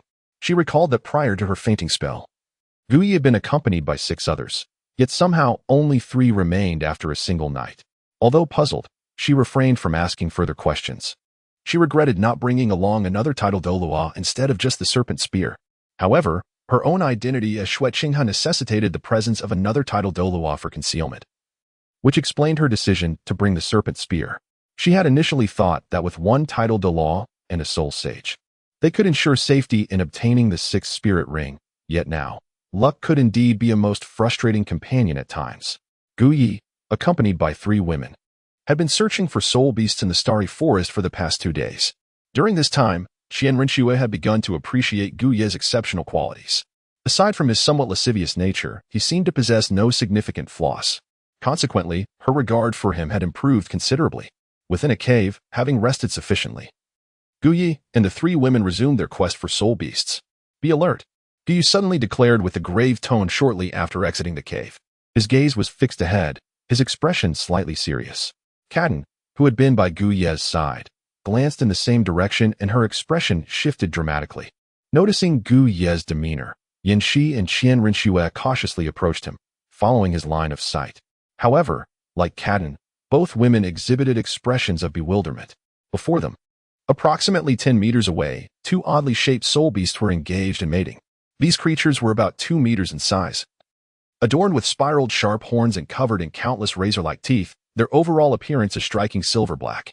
Encountering such a scene in the perilous starry forest explained the unusual expressions on Kadan, Yanxi, and Qian Renshue's faces, particularly for Qian Renxue.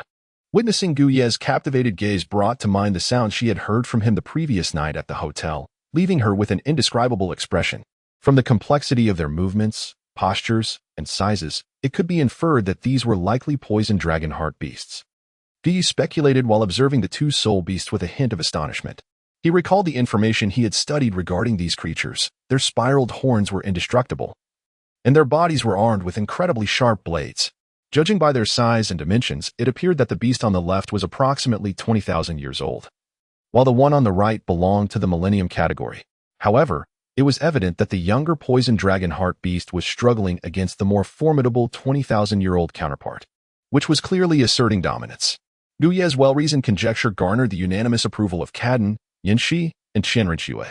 However, for reasons unknown, they observed Guyi gazing intently at the 2,000-year-old venomous dragon heart beast as it tormented its younger counterpart, an expression of fascination and curiosity evident upon her face. Guyi pointed at the 2,000-year-old poisonous dragon, the heart-piercing beast, that was ruthlessly bullying the weak, and spoke with unwavering conviction, "This is it, my fifth spirit ring." Caden turned to look at Guyi, questioning whether he was serious. Yanxi also gazed at Guyi. Qian Renxue cast a brief assessment of Guyi. "What are you staring at me for?" Noticing the peculiar expressions of the three, Guyi was perplexed by their meaning. Yanxi returned to her senses, and, with a hint of seriousness, remarked, "Guyi, this soul beast is clearly over 2,000 years old. Are you certain?" "Huh, what does 2,000 years matter? This brute, bullying the weak and disregarding the feelings of others while forcefully intruding, if I do not take its life and claim it as my spirit ring, it would be a disservice to my name, Guyi." Guyi exuded an aura of righteousness, embodying the spirit of chivalry that champions the weak against the strong. "Yanxi, the poison dragon heart beast is currently oblivious to our presence. I will strike first. You provide support from behind. We must swiftly eliminate it to prevent any unforeseen complications. Understood?" "Understood," Yanxi replied, refraining from further discussion as she began her preparations. Qian Renxue observed Guyi throughout, perplexed by his determination to hunt the 2,000-year-old poison dragon heart beast. After all, it was common knowledge among soul masters across the Douluo continent that the fifth spirit ring could only be acquired from creatures around 10,000 years old. Was he attempting to defy fate? Or did he simply disdain the presence of such an ancient beast preying on the weak? Did he truly possess such noble aspirations? Chapter 85. The Poison Dragon Heart Blade. Guyi was, of course, unaware of Qian Renxue's peculiar thoughts. His desire to hunt the gear heart beast stemmed entirely from the creature's compatibility with him.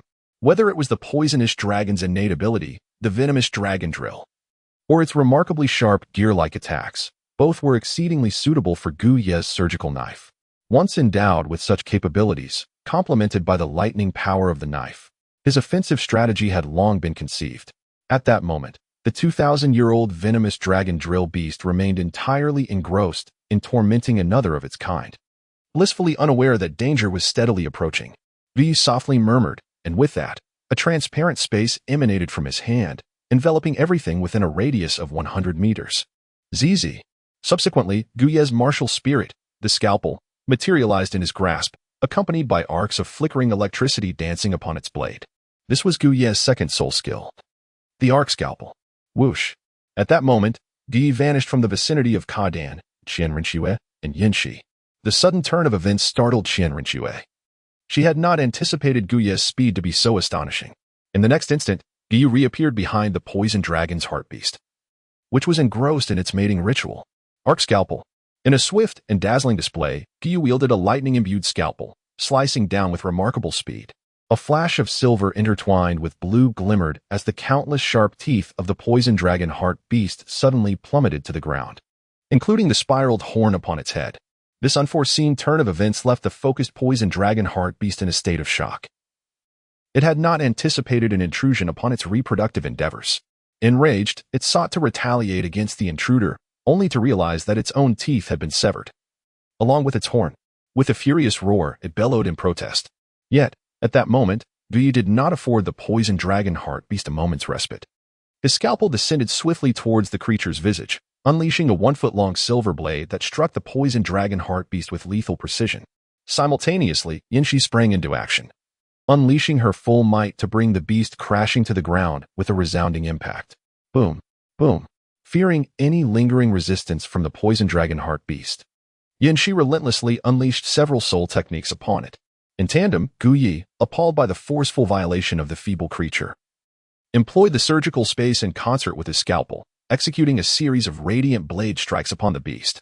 Many of these strikes landed upon a specific area, severing something crucial.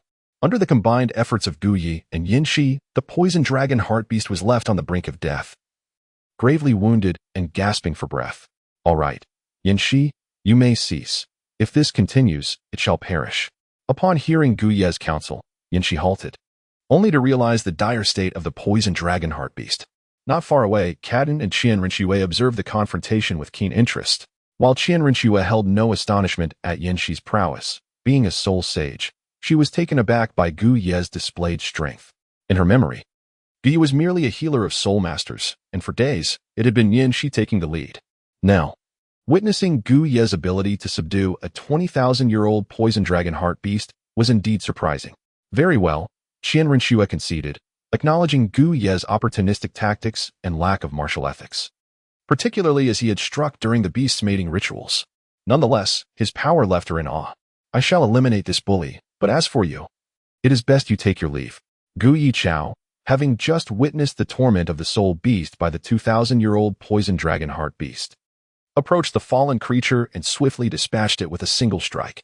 The small poison dragon heart beast, having seen Gu Yi avenge its suffering, expressed its gratitude with a series of soft cries before departing. Gu Yi, are you truly intending to absorb this poison dragon heart beast? Qian inquired, concern lacing his voice as he approached Gu Yi. Of course, otherwise I would not have slain it. Moreover, this soul beast is exceptionally suitable for me. But it has surpassed 2,000 years. I fear for your well-being. Upon witnessing this, Gu Yi chuckled and reassured, rest assured, I am not foolish enough to act recklessly. With that, he settled down to commence his absorption. However, when Qian Renxue observed Gu Yi genuinely attempting to absorb the soul ring of the poison dragon heart beast, which surpassed 20,000 years, she contemplated intervening. After all, she held little faith that anyone could absorb a fifth soul ring exceeding the age of 20,000 years. Yet, the confidence radiating from Gu Yi just moments ago, coupled with his earlier conversation with Qian, caused her to swallow her words. In the end, she merely watched Gu Yi as he absorbed the soul ring, her thoughts occupied with the possibility that if he succeeded, she would need to reevaluate her perception of him. Regardless of the cost, she would strive to enlist him, to secure his allegiance. Conversely, if he were to fail, it would present an entirely different scenario. Qian, observing Gu Ye's endeavor, wore an expression of persistent concern. Yin Shi stood by, vigilant, yet her curiosity occasionally drew her gaze toward Gu Yi, eager to discover whether he would indeed succeed. Meanwhile, Gu Yi, engrossed in the absorption process, remained unfazed by such thoughts. For him, a fifth soul ring surpassing 2,000 years posed no challenge whatsoever, after all. His fourth soul ring was already over 10,000 years old. It is worth noting that Gu Yi possessed a surgical system, replete with an array of potent potions available for exchange. Having consumed the cellular enhancement potion that Zhu Zhuqing had once taken, Gu Yi too had benefited from it. Thus, it could be said that Gu Ye's current physique was so formidable that absorbing a soul ring exceeding 20,000 years would present no difficulty whatsoever. Ultimately, the outcome unfolded without any unforeseen complications. Gu Yi successfully absorbed the soul ring. In the moment it entered his body, his soul power, initially at level 50, surged to 51 and continued to ascend until it reached level 52, at which point it finally came to a halt. The transformation of Gu Yi astonished Qian Renxue, who fixed her gaze upon him, her face betraying disbelief. Similarly, Yin Shi approached. However, Qian looked at Gu Yi with delight, for he was her man. Her partner was undertaking an unprecedented feat. The fifth spirit ring surpassed 20,000 years, and observing Gu Ye's direct leap to 52. It was evident that the spirit ring was nearing 30,000 years in age. Moments later, Gu Yi fully completed his absorption and stood tall. Gu Yi, how do you feel? Qian inquired immediately. Quite remarkable, Gu Yi responded, clenching his fist and feeling a profound satisfaction with his newfound strength. What pleased him most was his fifth spirit ability, the poison dragon piercing blade. As the scalpel spun at high velocity, it formed the poison dragon drill, emanating an extraordinarily potent energy that could bypass defenses and inflict damage directly upon the heart, showcasing immense power. Chapter 86. The Unique External Spirit Bone. Gu Yi, how did you achieve this? Qian Renxue asked, still in disbelief. The absorption of a spirit ring over 20,000 years by a spirit master was a sight she had never witnessed, making her incredulity understandable. This is rather difficult to explain. Gu Yi smiled, sidestepping her question.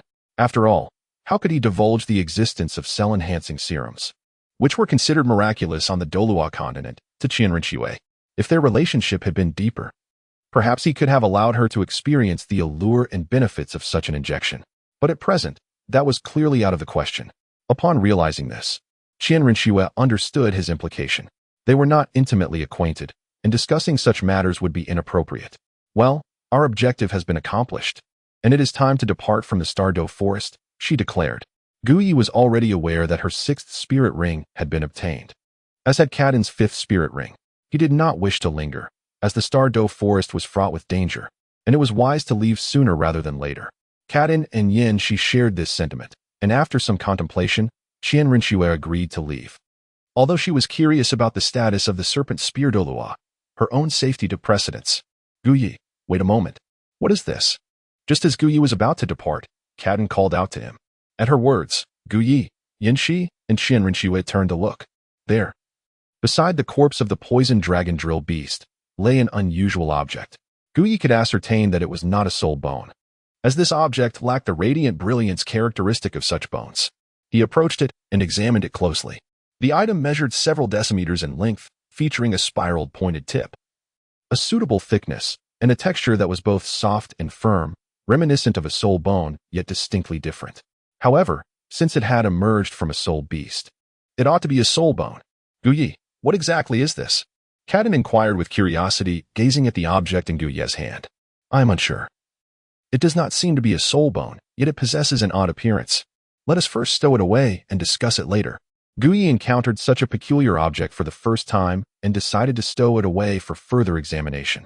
Perhaps it was indeed an external soul bone from some distant place. Well then, let us depart, he said.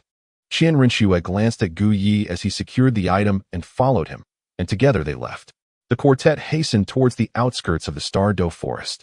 Meanwhile, on the other side of the Stardow Forest, the Serpent Spear Douluo, having narrowly escaped, was in a disheveled state. He followed the lingering aura of Qian Renxue, searching diligently for her. He had previously visited the location where Gu Yi had rescued Qian Renxue and, tracing the scent, discovered Gu Ye's resting cave. Upon entering, he was elated to find that Qian Renxue had indeed rested there, confirming that she was safe. As he continued his search, he stumbled upon several corpses not far from the cave. The Serpent Spear Douluo furrowed his brow upon recognizing these 3 individuals as the guards accompanying Gu Yi. They had been slain with a single strike, indicating that the young master had encountered Gu Yi and his companions. Pondering this, he resumed his search, soon locating the corpse of the poison dragon heart beast. It became evident to him that Qian Renxue had proceeded towards the outskirts of the Stardow Forest. With the assurance that Qian Renxue was unharmed, the Serpent Spear Douluo recklessly pursued her beyond the forest. By dusk, Gu Yi and his companions had exited the Stardow Forest. They arrived at the spot where their carriage had been parked, retrieved it, and hastily departed. With only one carriage for their journey, Yin Shi took the reins, while Qian Renxue, Caden, and Gu Yi occupied the interior. Inside the carriage, Qian Renshue's gaze remained fixed on Gu Yi from the moment she entered, driven by an insatiable curiosity about him. Caden, equally entranced, was wholly absorbed in Gu Yi as well. However, Gu Yi remained oblivious to the attention of the 2 women, as he was engrossed in examining the object in his hand. This peculiar item had emerged from the corpse of the gear heart beast, and typically, such entities would yield soul bones. Yet this object bore no resemblance to a soul bone, lacking the expected luster. It was indeed strange. Could it be that soul beasts, in addition to producing soul bones, could also yield other artifacts? As Gu Yi contemplated, he realized that indeed, there was a connection. In the original narrative, the city of Carnage was said to harbor an ancient beast capable of yielding a core. However, a core is typically spherical, whereas the object in his possession was elongated and distinctly not a core. What could it possibly be? Gu Yi pondered, momentarily neglecting to consult his system for clarification. Meanwhile, Caden observed Gu Yi examining the item in his grasp and suddenly sensed a flicker of familiarity. Upon closer inspection, the object indeed appeared somewhat recognizable. Gu Yi, what is this? Caden hesitated, her gaze fixed on the item in Gu Ye's hand. What is it? Have you recalled something? Gu Yi inquired, looking at Caden. She nodded slightly, casting a glance at Qian Renxue before leaning towards Gu Yi and whispering a single phrase in his ear. Upon hearing this, Gu Ye's eyes widened in astonishment. It was only after he recalled the system that clarity struck him. A brief scan revealed that this extraordinary item was indeed a soul bone, and remarkably, it was an external soul bone, a rarity among rarities. However, this external soul bone was neither located at the palm, nor on the back, nor at the tail, but rather. Gu Ye gazed in astonishment at the object in his hand. He had never anticipated the existence of such a soul bone, which had directly pierced the veil of his knowledge. Ahem. Well, Cadden, allow me to take this item for now. Gu Ye cleared his throat and spoke earnestly, urging everyone to sit up straight. He merely tucked it away, harboring no intent to refine it. After all, with the system at his disposal, he currently had no need for soul bones. Moreover, given the peculiar nature of this external soul bone, Gu Ye was uncertain of its potential dangers, and he was resolute in his decision not to refine it at this moment. Beside him, Ka Dan revealed a hint of a smile at Gu Ye's demeanor. She had not anticipated such an extraordinary external soul bone. It was truly fascinating. A flicker of curiosity danced within her. Yet Gu Ye's choice not to refine the soul bone was sufficient to satisfy her, particularly in that regard, which brought her immense contentment. Meanwhile, Qian Renxue observed the subtle exchange between Gu Ye and Ka Dan, pondering their relationship. She harbored suspicions about their identities. Their closeness and the undeniable chemistry between them suggested a bond that transcended mere friendship. After the carriage had traveled for a couple of hours, the sky grew dim. With no village in sight ahead and no one behind, the quartet had no choice but to rest outdoors for the night, planning to continue their journey the following day. Fortunately, they found themselves in an ordinary wooded area, devoid of formidable wild soul beasts. In such a secure environment, the four could rest without excessive concern for their safety. Furthermore, as soul masters, the weakest among them held the rank of Soul King, which alleviated any lingering apprehensions. Ka Dan, Yanxi, Qian Renxue, you stay here for a moment. I will venture ahead to gather some firewood. It grows cold at night, and a fire will provide warmth, Gu Ye announced. Gu Ye briefly instructed the three individuals to gather dry wood in the nearby grove. At that moment, however, Ka Dan also exchanged a few words with Yanxi and Qian Renxue before making her way to the grove where Gu Ye was. Chapter 87. Diverging Paths. Ka Dan. What brings you here? Gu Ye inquired, puzzled, as he noticed her approach while gathering firewood. Yet, Ka Dan refrained from answering, picking up some dry branches from the ground. She stepped in front of Gu Ye, placing the twigs into his hands and gently guiding them to where they belonged. In a hushed tone, she asked, "What do you intend to do with the external soul bone?" Upon hearing her question, Gu Ye's expression grew slightly serious. He discarded the firewood in his hands and pushed Ka Dan against a tree, fixing his intense gaze upon her. "What do you think I should do?" he asked earnestly. Ka Dan bit her lip, failing to respond to his query. Regardless of the significance of any soul bone, which served as a potent tool for enhancing a soul master's abilities, Ka Dan cherished Gu Ye himself and was reluctant to see him refine it. Moreover, her intention wasn't to inquire about whether he would refine it.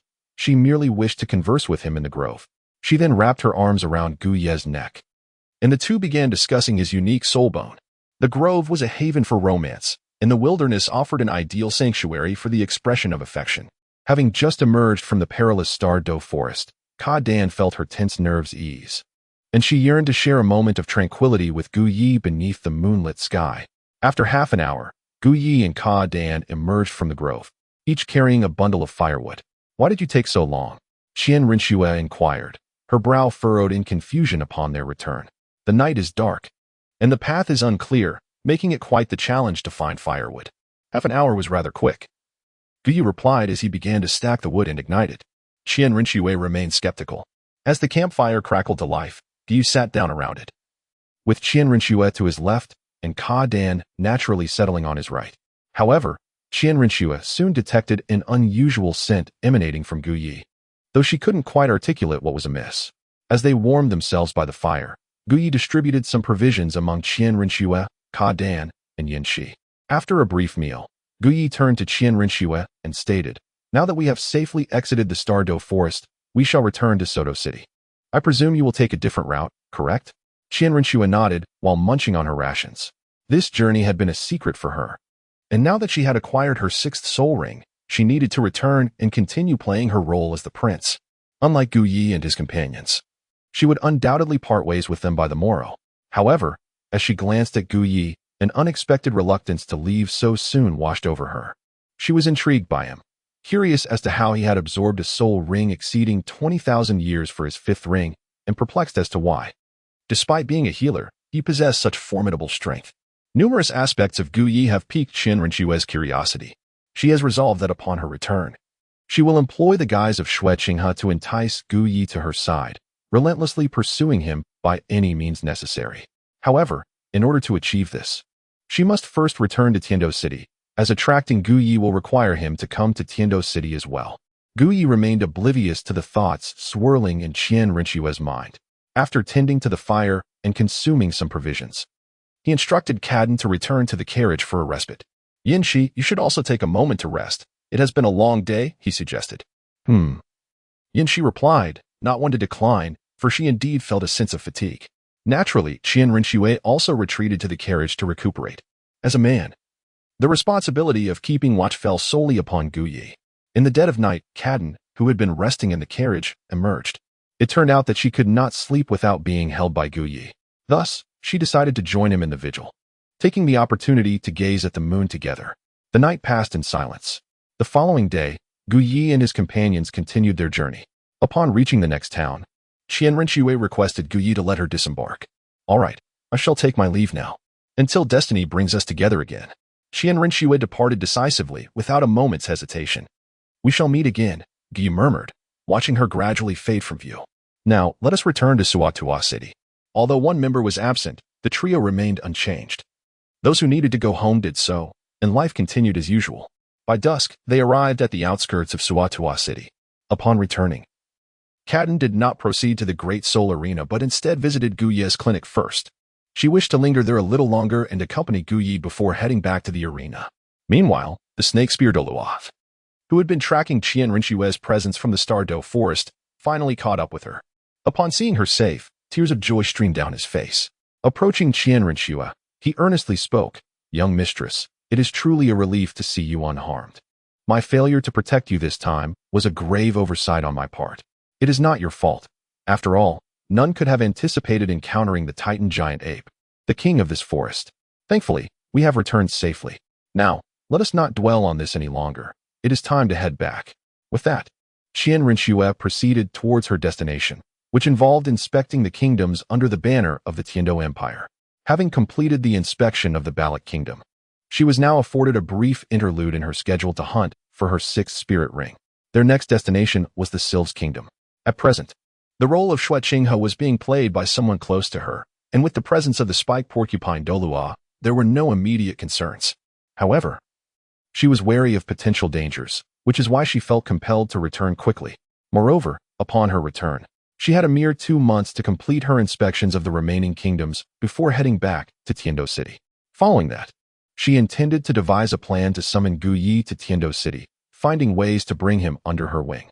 Qian Renxue had already laid out her future plans, a habit she had cultivated over many years. However, during her return, she still had a task to accomplish, to relay information about Gu Yi back to the Spirit Hall. The news of his absorption of a spirit ring exceeding 20,000 years was utterly astonishing, and she felt it imperative to inform her dear sister, the Pope Bibi Dong. Additionally, there were matters she wished to inquire of this esteemed Pope sister. Unbeknownst to Gu Yi, he had returned to the clinic, feeling a profound sense of peace upon arriving home. Gu Yi reclined on the bed, cradling the soft form of Cadden, finding a sense of tranquility. As they had concealed their identities upon entering Soto City, Gu Yi consented to Cadden remaining with him. Naturally, Yanxi, the attendant, would also stay. Gu Yi proceeded to arrange accommodations for the two. It was imperative that Yanxi had a separate room. He initially intended to provide Cadden with her own chamber as well, but Cadden insisted on sharing his bed, leaving Gu Yi with no choice but to acquiesce. Meanwhile, at Shrek Academy, Zhu Zhuqing returned to her room after completing the day's training. She intended to tidy up before heading to the Soul Arena for her match. "Zhuqing, are you going to participate in today's soul fight?" she inquired of Xiao Wu as she entered her friend's room. Xiao Wu shook her head, replying, "I won't be attending today since I have no match. You might want to check with Fatty and Dai Lauda about their plans." Apart from the group battle they had together in Soto City, the students of Shrek Academy often competed in individual soul fights separately. Xiao Wu's absence was clearly a sign that she was waiting for Tang San to join her. Furthermore, Xiao Wu's suggestion for Zhu Zhuqing to accompany Dai Mubai carried an implicit intention of bringing the two closer together. Over the past few days, Zhu Zhuqing had indeed noticed a change in Dai Mubai, prompting the people at Shrek Academy to wish to solidify their relationship. Unfortunately, Zhu Zhuqing remained indifferent towards Dai Mubai, treating him as an ordinary classmate. At present, her sole focus was on becoming stronger, with only thoughts of her teacher, Gu Yi, occupying her mind. All right, Xiao Wu. I shall take my leave, Zhu Zhuqing responded, not wanting to impose on her friend. She departed from Shrek Academy, heading directly towards Soto City. Upon arriving at the Grand Soul Arena, Zhu Zhuqing began her match. This time, her opponent was a soul master with a soul power level of 36. Although the configuration of his soul rings was slightly inferior to hers, his strength was still formidable. Ultimately, Zhu Zhuqing expended considerable effort to secure victory. By the end of the day, Zhu Zhuqing had competed in 15 matches, winning each one without a single defeat. Her reputation as the Phantom Cat began to spread throughout the Soto Grand Soul Arena. After completing her matches, the clock had already struck 9, and night had fully descended. Instead of returning to Shrek Academy, Zhu Zhuqing made her way to her teacher's clinic. This had become her routine whenever she visited Soto City for soul fights. She would stay at Gu Ye's clinic overnight and return to Shrek Academy the following morning. Upon arriving at the clinic, she noticed the door was still tightly shut, prompting thoughts of her teacher, Gu Yu. It had been 10 days since he left, and she wondered when he would return. Zhu Zhuqing realized how much she missed him during his prolonged absence, and her concern for both Gu Yi and Caden grew. Knowing the complexity of their relationship, once the door opened, Zhu Zhuqing entered the clinic. She typically spent her initial time at the clinic in Gu Ye's room, where countless books awaited her. After a morning spent reading, she would often fall asleep in her teacher's chamber. Even now, she headed straight for his room. The hour was approaching 10, and Gu Yi and Caden, having traveled for an extended period, had returned to their room to rest. Zhu Zhuqing moved with such grace that her footsteps were nearly inaudible. Yin Shi, already at rest, remained unaware of her arrival. Gu Yi, who had initially felt no disturbance while resting with Caden, stirred awake upon hearing the faint sound of footsteps approaching his room. As Gu Yi awoke, Caden, nestled in his embrace, stirred from her slumber as well. Clearly, she too had heard the sound of someone approaching their room. Creak. At that moment, the door swung open. Zhu Zhuqing, upon entering, immediately switched on the light and closed the door behind her. She intended to retrieve a few books from the shelf to peruse before settling down for the night. However, as she took a step forward, she realized there were already occupants in the room. Assuming her teacher Gu Yi had not yet returned, she instinctively perceived the presence as that of a burglar and turned her gaze with trepidation. Who is it? At the moment Zhu Zhuqing entered, Gu Yi had already noticed her. Upon recognizing Zhu Zhuqing, he felt a wave of relief wash over him. Yet, her exclamation brought a sense of exasperation to him. As he was still in bed with Caden, teacher, Zhu Zhuqing, who had initially suspected a thief, was overwhelmed with joy upon seeing her mentor Gu Yi. She yearned to leap onto the bed and share an intimate moment with him, to seek answers to her inquiries. However, upon noticing the presence of another beside Gu Yi, her movements halted. Caden. It was indeed Caden, who was still nestled in Gu Ye's arms. Zhu Zhuqing had suspected their clandestine affair, but she had not anticipated encountering them in such a compromising situation, witnessing it firsthand. Teacher, you too. Zhu Zhuqing pointed at the intimate scene with confusion. Zhuqing, what brings you here? Gu Yi felt a touch of embarrassment. He had not anticipated that his intimate moment with Caden would be interrupted by Zhu Zhuqing, the beautiful disciple who had inadvertently walked in on them. Having just returned from the soul battle, Gu Yi found himself in an awkward situation. Zhu Zhuqing, gazing at the unexpected scene, posed a question to Caden, who was holding her teacher. Caden, undeterred by Zhu Zhuqing's presence, embraced Gu Yi tightly, seemingly indifferent to the fact that Zhu Zhuqing was witnessing their closeness. After all, she was merely Gu Ye's disciple, and it was of little consequence. Teacher, when did you return? Zhu Zhuqing continued to direct her inquiry at Caden. I just got back, Gu Yi replied, noticing the glint of mischief in Zhu Zhuqing's eyes as she regarded Caden. He subtly gestured towards Caden, yet she appeared completely unfazed by Zhu Zhuqing's scrutiny, holding Gu Ye's waist with an intensity that suggested she wished to merge their beings. Furthermore, Caden fixed her gaze upon Zhu Zhuqing with an assertive glare. As if to declare her claim, Gu Yi was hers. This unspoken tension enveloped the air, imbuing it with a sense of rivalry. With a huff, Zhu Zhuqing shot Caden a disdainful glance before turning on her heel and exiting the room. Her displeasure towards Cadden was palpable, stemming from the belief that it was Cadden who had drawn Gu Ye's attention away from imparting knowledge to her, hindering her growth and happiness. As Gu Ye observed Zhu Zhuqing stepping outside, he helplessly glanced at Cadden. Please take a moment to rest. I shall step out for a brief while. Very well. But do return swiftly, for I shall be waiting for you in bed, Cadden replied, striking an alluring pose, embodying a demeanor of eager anticipation. Gu Ye cast a glance, feeling utterly helpless.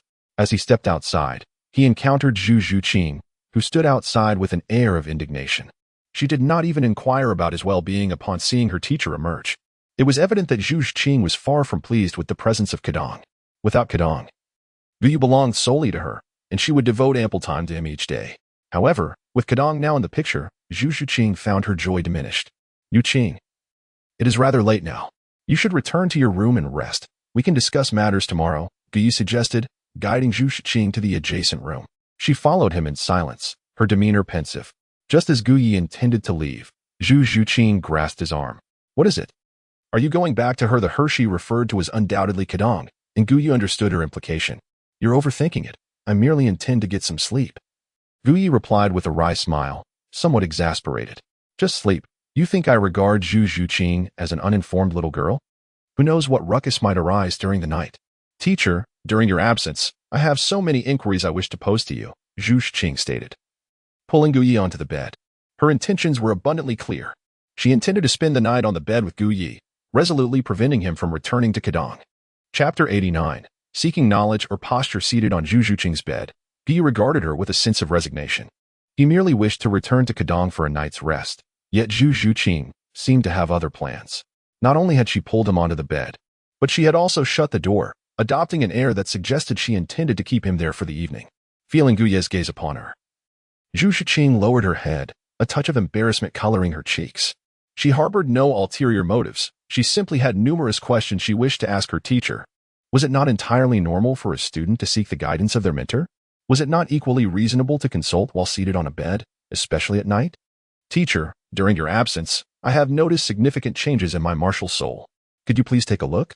Zhu Zhuqing said, naturally taking Gu Ye's hand and placing it on the area where she required his assistance. Gu Ye gazed earnestly at Zhu Zhuqing's chest. No. He focused intently on the area Zhu Zhuqing requested him to examine, using his hands to probe. It seems there is indeed something different. It feels larger. No, that's not right. It feels more powerful. Zhu Zhuqing observed Gu Ye as he diligently conducted the examination, listening with great attentiveness. After a thorough investigation, she shared with Gu Ye several perplexing matters, as well as details regarding her recent soul battles. Teacher, I reached level 32 yesterday. You have broken through? Gu Ye replied, slightly astonished as he looked at Zhu Zhuqing. Yes. I had sensed the impending breakthrough to level 32 when absorbing the third spirit ring, but I was still a bit short. After some soul battles and training, I finally achieved it yesterday. As Gu Ye listened and Zhu Zhuqing spoke, the night deepened. In Gu Ye's room, Cadden, who had been patiently waiting for Gu Ye to return to sleep, surmised that Gu Ye was undoubtedly delayed by his beautiful disciple, Zhu Zhuqing. Cadden harbored a lingering animosity towards Zhu Zhuqing, whose figure and beauty were unparalleled. This enmity stemmed from the fact that Zhu Zhuqing's closeness to Gu Ye had transcended the boundaries typical of a teacher-student relationship. Gu Ye and Zhu Zhuqing shared a mutual understanding, each harboring suspicions regarding the other. Yet, for the moment, it seemed prudent for her to rest. Cadong chose not to wait any longer, for she was acutely aware that Zhu Zhuqing would certainly not allow Gu Ye to join her in bed. This insight stemmed from a woman's intuition towards another woman. As Cadong had surmised, Zhu Zhuqing kept Gu Ye in her room, diligently seeking his guidance on various matters. Not merely on techniques, but rather on knowledge. As the night wore on, Zhu Zhuqing, exhausted from her inquiries, unconsciously leaned against Gu Ye's shoulder and drifted into slumber. Observing her weary state, Gu Ye felt a pang of tenderness. He gently caressed her cheek, noting that even in sleep, her face bore a resolute expression, one that seemed to refuse to let him go. Zhu Zhuqing, initially resting against Gu Ye, had unknowingly shifted to embrace him. This embrace enveloped her in a comforting warmth, lulling her into a peaceful sleep. After a long day of training and participating in the Duhan competition, followed by an extensive session of learning from her master, she succumbed to a serene slumber. How could this adorable kitten's earnest efforts go unappreciated? Gu Yi continued to stroke Zhu Zhuqing's delicate face, choosing not to leave. Meanwhile, Kedong, waiting in bed, had to endure a moment of discomfort to avoid disturbing her beloved feline apprentice. Thus, a captivating night passed quietly. As dawn broke, Kedong stretched luxuriously in bed, clad in a thin, purple nightgown that had inadvertently become disheveled during the night. Her stretch revealed glimpses of her alluring figure, her fair skin appearing soft and tempting. This rascal hadn't returned all night. Noticing Gu Yi's absence, Kedong felt a surge of frustration. She hadn't anticipated that Gu Yi would truly spend the entire night with his disciple, Zhu Zhuqing. Although aware that nothing untoward had transpired, a sense of dissatisfaction lingered. Kedong was tempted to investigate what the master and disciple were doing in their room, yet she ultimately refrained. At that moment, Zhu Zhuqing and Gu Yi indeed remained in the room, still on the bed. Zhu Zhuqing curled up like an adorable kitten, seemingly lost in deep sleep, though her eyelids occasionally fluttered open to glimpse her master beside her. The thought of having spent the night with Gu Yi filled her heart with a peculiar beauty, especially since it seemed she had also embraced him during the night, leaving her too shy to rise. Gu Yi, having awakened early, contemplated whether to turn over or remain still. To turn would mean enveloping the little cat in his arms, while to remain still felt a disservice to the rare atmosphere they shared. After a moment's deliberation, he ultimately chose to act against his better judgment, for he was, after all, Zhu Zhuqing's teacher. Such intimate encounters were not meant to occur in the current context. Clearing his throat softly, Gu Yi rose from the bed, left the room, and began his morning routine before preparing breakfast. Upon seeing Gu Yi depart, Zhu Zhuqing breathed a sigh of relief, yet inexplicably felt a sense of loss creeping into her heart. Without dwelling on it, she quickly got up to wash and tidy herself, intending to join her master in the kitchen. Just then, Kedong approached, swaying her hips and sporting a smile. Truth be told, Kedong was remarkably charming, particularly radiating a mature allure that left Zhu Zhuqing feeling somewhat inferior. Perhaps this was the type of woman her master preferred. Nevertheless, Zhu Zhuqing was resolute in her determination not to yield. She was intent on joining Gu Yi in the kitchen. With a huff, she brushed past Kedong and made her way to the kitchen. Soon, the sounds of chopping vegetables filled the air, indicating Zhu Zhuqing's proficiency in kitchen tasks alongside Gu Yi. After all, as his disciple residing in the clinic for a considerable time, she had become quite adept. Who would have thought that such a delicate and beautiful apprentice would also be capable of preparing breakfast? It seemed her master had imparted much wisdom to her. Kedong, observing the duo from outside the kitchen, sighed in admiration. Yu truly cared for Zhu Zhuqing, teaching her everything he knew. Yet, as she watched, a twinge of jealousy began to creep into Kedong's heart. Gu Yi and Zhu Zhuqing were busy in the kitchen, leaving her alone outside, which made her feel somewhat superfluous. After all, she was undeniably Gu Yi's woman, while Zhu Zhuqing was merely a disciple. No, she had to join them. She wanted to be with Gu Yi. Chapter 90. A special appearance by Douluo just as Cadden was about to enter the kitchen to join the three. She discovered that Gu Yi and Zhu Zhuqing had already finished their work. They emerged with a simple yet delicate breakfast comprised of 3 light dishes and plain congee. Upon seeing Cadden waiting at the door, Zhu Zhuqing let out a proud hum, as if to say, "Look, in the kitchen, Gu Yi is still mine, and he only works with me." Cadden observed the transformation of the aloof cat into a proud one, her expression slightly perplexed. She sat down beside Gu Yi and began to chat animatedly about the details of their evening piano session, where they professed their love for one another. What should have been a simple breakfast transformed into a battlefield of tension as Zhu Zhuqing and Cadden subtly competed against each other. After finishing breakfast, Zhu Zhuqing had to leave the clinic and return to Shrek Academy. Before departing, she shot Cadden a fierce glare. In the following days, Gu Yi enjoyed a unique treatment. Cadden's attentive service and his devoted disciple Zhu Zhuqing's relentless visits at night to study with him created a routine that persisted for a week, after which Cadden had to return to the Soto City Soul Arena. Once Cadden left, Zhu Zhuqing finally breathed a sigh of relief. Her greatest joy was that Cadden's absence from the clinic made it much easier for her to visit Gu Yi at night and study together. That evening at Shrek Academy, after completing her training, Zhu Zhuqing intended to head to the Soul Arena for the group battle before returning to the clinic to study with her teacher, Gu Yi. However, just as she was about to leave, Xiaowu rushed over, calling out to her. "Zhuqing, the master said our team battle is tonight, and we should go together. Wasn't our team battle scheduled for tomorrow?" Zhu Zhuqing queried. "The master made a last-minute change. We need to go to the Soul Arena early for individual battles, and he will join us later." "All right then," Zhu Zhuqing replied. but there is still some time before the battle starts. Let me find Rongrong, and we can take a stroll around the city before heading to the arena. It's settled then. Without waiting for Zhu Zhuqing's refusal, Xiaowu hurried off to fetch Ning Rongrong, and soon they set off together towards Soto City. They had been extremely busy with their training, and Xiaowu was eager to take this opportunity to enjoy some leisure time with Zhu Zhuqing and Ning Rongrong. As for Tang San, just the thought of him made Xiaowu feel a bit irritated. He was such a blockhead, utterly oblivious to her feelings, always focused solely on training and neglecting to have fun with her. Before long, the trio arrived in Soto City. The atmosphere was more vibrant than usual.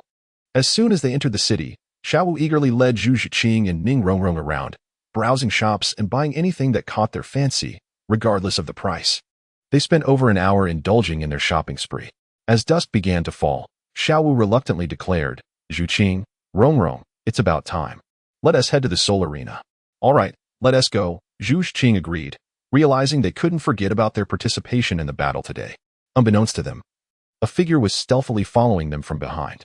This man appeared to be in his 40s, with dark skin and a height of just over 1.60 meters. A lecherous grin adorned his face, and his right hand was bandaged. He wore tattered shorts and flip-flops. This individual was none other than Douluo, a heavyweight character from the original story. Douluo fixated on the retreating forms of Xiaowu, Ning Rongrong, and Zhu Zhuqing, swallowing hard. What stunning girls!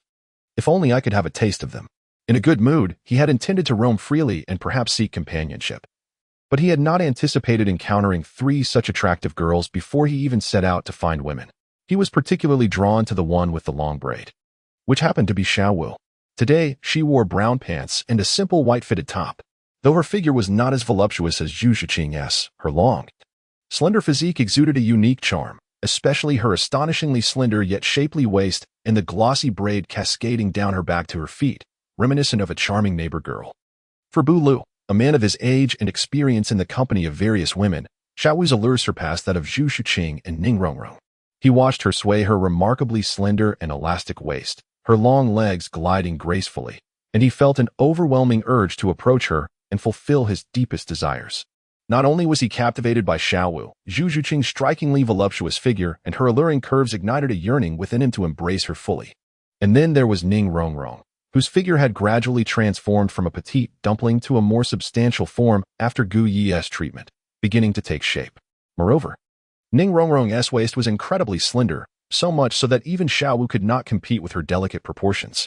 As Douluo observed, inappropriate thoughts began to brew in his mind. He initially planned to follow Xiaowu, Ning Rongrong, and Zhu Zhuqing until they reached a secluded area, where he would use drugs to incapacitate them for his own nefarious purposes. However, upon realizing that all 3 were soul masters and appeared to possess considerable strength, he reconsidered his approach. He quickly thought of his accomplices, Tianya and Lao Yi. With their assistance, they could easily subdue the trio without raising alarms. The prospect of successfully capturing them thrilled him. He decided to trail them, intent on discovering their destination and route, waiting for an opportune moment when they were alone. He chuckled wickedly to himself. Although he was indeed a lecher, he was not foolish enough to act indiscriminately in public. After all, Soto City had its own security forces, and if he were caught, his days in the city would be over. Thus, he stealthily followed Zhu Zhuqing, Ning Rongrong, and Xiaowu, maintaining a safe distance amidst the bustling crowd, unaware that they were heading toward the Seoul Arena for the upcoming battle. Unhappy and somewhat troubled, Douluo dared not cause a disturbance in the great Seoul Arena. After all, he did not wish to court death. Yet, gazing at the delicate and enchanting silhouette of Xiaowu as she entered the arena, along with Zhu Zhuqing's striking figure and Ning Rongrong's slender waist, he felt an overwhelming sense of discontent. If he could not savor the pleasures of Xiaowu, he felt his life in this world would have been for naught. It appeared he must return to consult with Tianya and Old Goose. The path ahead appeared dim and secluded, and he considered leading them here, setting a trap alongside Old Goose and Tianya to secure a beautiful maiden for himself. As he indulged in his lustful thoughts, his mind was remarkably agile. He noticed a hidden alley ahead and approached to investigate. Ultimately, he decisively departed to find his partners, Old Goose and Tianya. If his conjecture was correct, they should be out enjoying themselves at that moment. As for their whereabouts, Douluo was well acquainted with their usual haunts. Soon, he arrived at a secluded corner of Suatua City, where he encountered a row of dilapidated one-story houses. Standing before the entrance were several heavily made-up women of questionable age. beckoning passers-by. "Oh, is that not our esteemed Douluo? Do you require my services today?" One of the heavily adorned women inquired as he approached. "Hee, perhaps next time." "When I have the leisure," Douluo replied with a lecherous grin, declining her offer. He then confidently entered a room and called out, "Old goose, Tianya." Hearing his voice, a head peeked out from behind a curtain in a nearby room. "Douluo, why did you arrive so late? I was nearly done with my leisure time." "Old goose, forget about that. Where's Tianya? Come with me. I have something important to show you," Douluo insisted, pulling him along while also locating Tianya in the adjacent room. With all three gathered, they hurriedly departed. "What has gotten into you, Douluo? You seem so preoccupied that you're neglecting the ladies," one remarked. "This isn't your usual behavior. We were planning to compete again today after you won last time, and now you've whisked us away." Douluo grinned mischievously, looking at them as he said, "I have encountered 3 plump sheep." "Plump sheep? How plump?" Tianya and Old Goose responded with eager smiles, clearly aware of the implications. The trio had long roamed Sotoa City, and while they typically sought companionship in brothels, they occasionally indulged in other exploits involving plump sheep. They would procure aphrodisiacs and sedatives, targeting solitary girls. Their prowess as soul kings and soul ancestors had allowed them to engage in numerous such ventures. Now, Buli's mention of plump sheep thrilled Tianya and Old Goose. "You'll see once we encounter them, they are far more enticing than anyone we've encountered before. However, these 3 are soul masters and likely possess significant strength. They may also have companions, so we must." Bula chuckled slyly at Tianya and Old Goose. Understood. Understood. "We have plenty of methods at our disposal," they replied, producing some powders while grinning wickedly. The trio then decided to set up in a secluded alley, awaiting the appearance of their 3 plump sheep, at which point they would strike and subsequently enjoy the fruits of their labor. Each time Douluo envisioned Xiao Wu's delicate face and supple form, a surge of excitement coursed through him. He seemed to harbor an obsession. He must possess her. Meanwhile, within the Great Soul Arena, Zhu Zhuqing, Ning Rongrong, and Xiao Wu encountered the other members of Shrek Academy upon their arrival. They then separated to engage in their individual battles, followed by paired contests, and eventually team battles. Throughout the days of competition, Zhu Zhuqing not only participated in solo matches but also teamed up with the supportive Ning Rongrong under the team named Colorful Spirit Cat. Zhu Zhuqing, already formidable, had yet to lose a match at her level, and with Ning Rongrong's assistance in paired battles, her strength had seen a considerable enhancement, resulting in an undefeated streak. Today, Zhu Zhuqing and Ning Rongrong were engaged in another paired match. After their duel battle concluded, with a half-hour break ahead, Ning Rongrong suddenly recalled that Gu Yi had returned. "Zhuqing, let us go find Gu Yi. He must be here."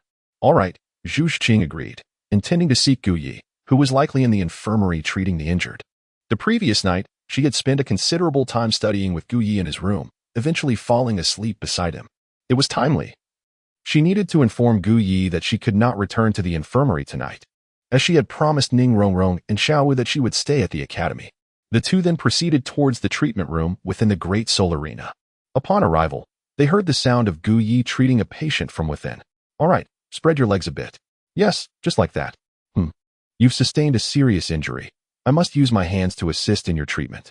Now, let us lift your clothing a bit for a closer inspection." "Yes, just like that." Standing at the door, Ning Rongrong and Zhu Zhuqing exchanged glances, momentarily hesitant to enter. "Zhuqing, who is Gu Yi treating?" Ning Rongrong inquired curiously. Zhu Zhuqing shook her head. "I don't know. Let us go in and take a look." "Okay," Ning Rongrong decided, hoping to ask Gu Yi for a brief massage afterward to promote her recovery. She had come to appreciate Gu Yi's technique, which was not only effective but also quite pleasurable. As they entered the treatment room, their presence caught Gu Yi's attention for a moment as he was treating a patient. But he soon resumed his work. Upon their entry, Ning Rongrong and Zhu Zhuqing noticed the sounds emanating from behind the curtain, which seemed rather intense. Zhu Zhuqing had grown accustomed to Gu Yi's methods, so she took a seat nearby. Ning Rongrong joined her, waiting for Gu Yi to finish his treatment. A quarter of an hour later, Gu Yi pulled back the curtain, removing his gloves as he stepped out. "Zhuqing, Rongrong, have you finished your matches?" he asked casually, glancing at the two sitting nearby. Ning Rongrong nodded. "We still have half an hour before our team battle, so we came to find you." "Is that so? So you've won both your individual and paired matches?" Gu Yi inquired. "Of course. When Zhuqing and I team up, our strength is far superior to ordinary soul masters," she replied confidently. A proud smile graced Ning Rongrong's lips. At that moment, a stunningly beautiful and graceful woman drew back the curtains and emerged. A blush lingered on her face, and her eyes shimmered with an enchanting allure, making her exceedingly captivating. "Thank you, esteemed physician, for your treatment. It has truly enlightened me," the elegant woman remarked, casting a lingering glance at Gu Yi. Then, on tiptoe, she playfully pecked Gu Ye's cheek before swiftly darting away. Ning Rongrong and Zhu Zhuqing observed the departing woman with composed expressions, clearly accustomed to such occurrences. However, Zhu Zhuqing's curiosity got the better of her, and she inquired, "Master, why do so many come here seeking your treatment? Furthermore, what affliction does she suffer from? I have seen her several times now." Previously, Zhu Zhuqing had witnessed the woman visiting her master Gu Yi for healing, and now she had sought him out within the soul-fighting arena. What ailment could possibly require such frequent attention from him? It is well known that her master's medical skills are unparalleled. How could one need treatment so repeatedly? What exactly is this illness? Ning Rongrong, too, regarded Gu Yi with intrigue. "Zhuqing, her condition is rather profound and necessitates a treatment that addresses both external and internal factors. This process must be continuous and cannot be interrupted, which naturally extends the duration of her course of treatment," Gu Yi elucidated. "I see. But, Master, what precisely is her ailment?" Zhu Zhuqing persisted, still curious. "The path is arduous and lengthy. We must navigate the currents, reaching the heart of the water." Gu Yi pointed out the nature of her illness and his treatment approach. Zhu Zhuqing and Ning Rongrong remained perplexed, gazing at Gu Yi with expressions that conveyed their determination to comprehend the matter fully. Gu Yi shook his head, deciding that it would be best not to disclose this intimate form of treatment to Zhu Zhuqing and Ning Rongrong. After all, this ailment pertained to someone else's privacy. Noticing Gu Ye's silence, Ning Rongrong recalled her purpose for seeking him out. She whispered into Zhu Zhuqing's ear before pulling Gu Yi into the sick room, simultaneously drawing the curtains. "Gu Yi, please assist me with another course of treatment." Ning Rongrong lay down on the bed, her eyes sparkling with anticipation as she gazed at Gu Yi. "Very well. But you are scheduled for a team competition shortly. Are you certain you wish to proceed with the treatment?" he inquired. "Yes. I believe receiving treatment now will invigorate me for the competition later," Ning Rongrong replied, her enthusiasm palpable. "All right then, please lift your clothing," Gu Yi consented, taking a seat beside the bed and gesturing for Ning Rongrong to proceed. Ning Rongrong, having shed her initial shyness, displayed an air of confidence. Leaning forward to signal Gu Yi to commence the treatment. Outside the curtain, Zhu Zhuqing pondered the earlier conversation with Ning Rongrong. Feeling a twinge of displeasure at the thought of her friend receiving treatment from her teacher, she glanced down at herself, her cheeks warming as she contemplated something. Curiosity piqued. Zhu Zhuqing instinctively approached the curtain, gently parting it to sneak a glance inside. Her movements were subtle and delicate. Gu Yi, engrossed in his work with Ning Rongrong, remained oblivious to Zhu Zhuqing's gaze, focusing intently on the treatment. Meanwhile, Ning Rongrong was wholly absorbed in the experience, unaware that Zhu Zhuqing was observing her with great intensity. As Zhu Zhuqing caught sight of her teacher attending to her dear friend, her mouth parted slightly, eyes widening in astonishment as she watched, entranced. Thump, thump. Her heart began to race, and she instinctively placed her hand over her chest, realizing how fast her pulse was beating. Flustered, she hurried back to her seat. She had not expected that the treatment would be conducted in such a manner. The sight of Ning Rongrong's contented and somewhat blissful expression stirred a mix of emotions within her: anger, envy, or perhaps something else entirely. Several minutes later, Ning Rongrong and Gu Yi emerged from behind the curtain. A gentle smile graced Ning Rongrong's face, akin to a refreshing spring breeze, captivating and soothing to the soul. This time, Gu Yi did not don gloves, so there was no need to remove them upon exiting. After all, the efficacy of treatment is superior without them. "Zhuqing, let us depart, for the group battle is about to commence. If we linger any longer, the master will surely have words for us."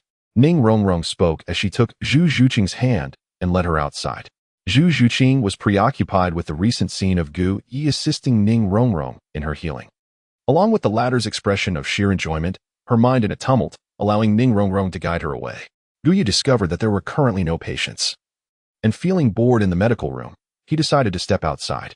He intended to observe the performance of the Shrek team in the ongoing group match. However, just at that moment, a shadowy figure caught his attention. The individual appeared to be in his 40s, with dark skin and a height of just over 6 feet. A lewd grin adorned his face, and his right hand was bandaged. He wore tattered shorts with several holes and flip-flops, clearly identifiable as Douluo. It turned out that Douluo, along with Lao Yi and Tianya, had set a trap outside, waiting for a beautiful woman to emerge. As time passed without success, they decided to send someone in to probe. Naturally, this responsibility fell upon Douluo.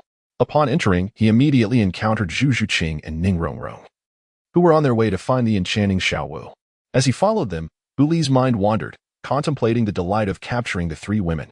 However, his focus on Zhu Zhuqing, Ning Renxue, and Xiaowu drew the attention of Guyi, who sensed something amiss with Douluo. Furthermore, Buli's unsightly appearance did not earn him any admiration from Guyi. After casting a few glances at Douluo, Guyi disregarded him and continued on his way. As he did not recognize Douluo and was accustomed to seeing ordinary individuals drooling over beauties. In that fleeting moment, as Guyi passed by, Douluo took a closer look. Upon realizing Guyi's astonishing good looks, a thought flashed through his mind. If Guyi were to don women's attire, he would undoubtedly be a beauty. Intrigued, Douluo gazed again, only to be startled by a fierce glare from Guyi, causing him to stumble back several steps. Who was this formidable individual?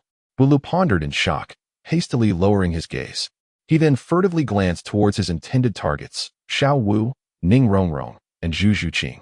Seeing Xiaowu laughing joyfully with the blue-haired man, Douluo silently vowed that he would make that fellow pay when the opportunity arose. Suddenly, he noticed the blue-haired man reaching out to touch Xiaowu's face. Filled with envy and resentment, Douluo glared at him, vowing that when the time was right, he would teach him a painful lesson. Chapter 92. Buli's hatred for Tang San. All right, your group match is about to commence. Once again, Xiao San, you will be in command. Yes, teacher. Subsequently, a staff member arrived to announce that the Shrek 7 were officially set to participate in today's group match.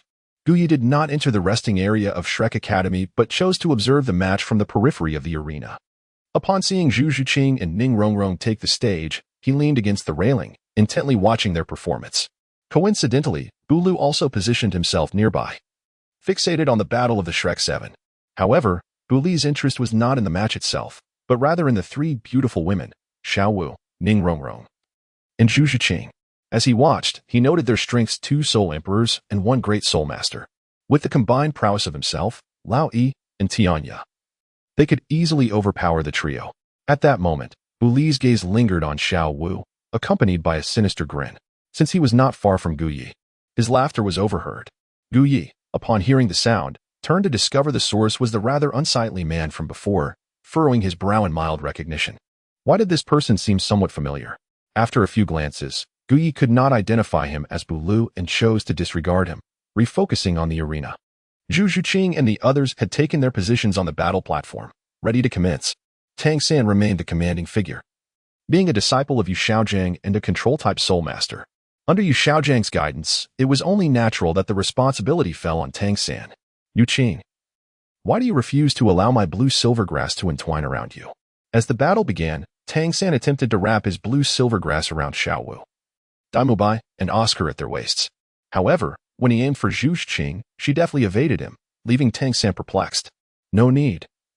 Just focus on Xiaowu and the others, Zhu Zhuqing replied coldly, still unwilling to accept Tang San's thick tendrils of blue-silver grass. The reason for her reluctance lay in her conversation with Guyi. Tang San's blue-silver grass was capable of transmitting sensations, and if it wrapped around her, he would be able to feel her as if his hands were upon her, a notion that greatly displeased Zhu Zhuqing.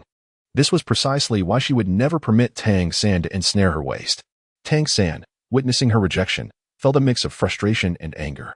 This was the battle platform, and Zhu Zhuqing's disregard for his commands irked him.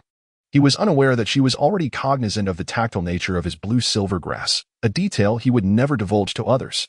As for Zhu Zhuqing's refusal, Tang San believed it stemmed from her overconfidence in her own abilities, dismissing the need for his assistance. Go. The battle commenced, with Dai Mubai charging forth, Ma Hongjun launching ranged attacks, and Xiaowu leaping into the fray. Simultaneously, the opposing Soul Master team launched their assault. The clash of combat was imminent. At the railing beside the arena, Guyi assessed the strength of the Shrek 7. Although his primary concern remained Zhu Zhuqing, the others barely caught his attention. Damn it! Such thick tendrils wrapping around her waist. Douluo, not far from Guyi, fumed at the sight of Tang San's blue-silver grass ensnaring Xiaowu. Especially upon noticing the dark blue hue of the grass, Buli's thoughts turned dark, wishing to dismantle Tang San limb by limb, and then, at that moment, On the battlefield, Xiaowu narrowly avoided an attack from an opposing soul master.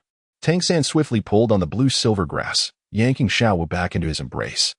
If Zhu Zhuqing were to be ensnared in the same manner, she would undoubtedly find herself in Tang San's arms, granting him an unfair advantage. This blue-haired fellow was certainly doing it on purpose. Bula seethed, his teeth grinding at the blatant favoritism displayed by Tang San. How could he not see through it? He glared at Tang San, wishing fervently to take his place and hold Xiaowu for himself, indulging in her presence. Yet, Bula could only fantasize, lamenting his inability to act. This will not stand. If the opportunity arises, I must ensure that this blue-haired brat pays dearly, Bula vowed silently. For reasons unknown. He found himself consumed by a fervent possessiveness towards the delicate Xiaowu, feeling an overwhelming urge to eliminate any man who dared to lay hands on her. Especially that blue-haired scoundrel, Bula fantasized about subjecting him to torment. As Tang San controlled Xiaowu, Daimubai, and Ma Hongjun with his blue-silver grass on the battle platform, he suddenly felt a tightness behind him. The chilling sensation sent shivers down his spine, as though he were being hunted by a beast. Turning instinctively, he spotted the unsightly figure at the railing, eyes glinting with malice. After a brief glance at Tang San, he returned to the fray, committing the man's appearance to memory. Bang! Bang! In the midst of battle, Zhu Zhuqing unleashed her speed to its utmost, her strikes landing repeatedly upon the enemy. The swift slashes of her claws left bloody marks on the opposing soul master's waist. So fast. Tang San, positioned at the rear, marveled at Zhu Zhuqing's agility. Having trained alongside her, he was acutely aware of her capabilities and had witnessed her gradual ascent in strength. Her remarkable speed left him in awe. Impressive indeed. Gu Yi observed Zhu Zhuqing's display of speed and precision with great satisfaction. His late-night efforts to impart knowledge to her had borne fruit. Goodness! I never anticipated this young lady would possess such a stunning figure and such swiftness. It would surely be delightful to hold her close, he mused. Not far away, Bula fixated on Zhu Zhuqing, nearly drooling at the sight. Gazing at Zhu Zhuqing, Xiaowu, and Ning Rongrong below, his desires intensified. He hurriedly exited the arena, seeking out Lao Yi and Tianya to make preparations. Gu Yi paid no heed to Bu Li's departure, considering him merely an unremarkable passerby. Meanwhile, on the Seoul arena, Zhu Zhuqing had emerged victorious. The moment the referee declared her win, she glanced in Gu Yi's direction, clearly aware that he was watching her compete. While observing Gu Yi, Zhu Zhuqing did not make any overt gestures, yet a subtle smile graced her lips, and the appendage resembling a tail behind her lifted slightly. Zhuqing, we have triumphed once more. Ning Rongrong cheerfully exclaimed as she hurried over to Zhu Zhuqing, grasping her hand with delight. Xiaowu, Tang San, and Oscar also shared in the joy. Subsequently, the 7 of them returned to the lounge, where Flender and Yu Xiaojiang awaited their arrival. Upon their gathering, Flender announced, "Your diligent training over the past half-month has not gone unnoticed. I hereby declare that you may have a day of rest tomorrow. Is that truly the case, Dean?" Ma Hongjun inquired, excitement gleaming in his eyes. "Indeed, it is true," Flender replied with a smile. "Wonderful. I am utterly exhausted from this period of training. Tomorrow, I shall indulge in some leisure," Ma Hongjun declared. "I too wish to explore," came the collective agreement from him, Oscar, and the others. Thus, the 7 began to discuss their plans for the following day. Flender, after making his announcement, departed with Yu Xiaojiang back to Shrek Academy. As for Tang San and his companions, they were unconcerned, given that Shrek Academy was but a short distance from Soto City, merely minutes away. Dai, it's still early. How about we venture into the city together? Ma Hongjun nudged Dai Mubai, casting a meaningful glance at Zhu Zhuqing.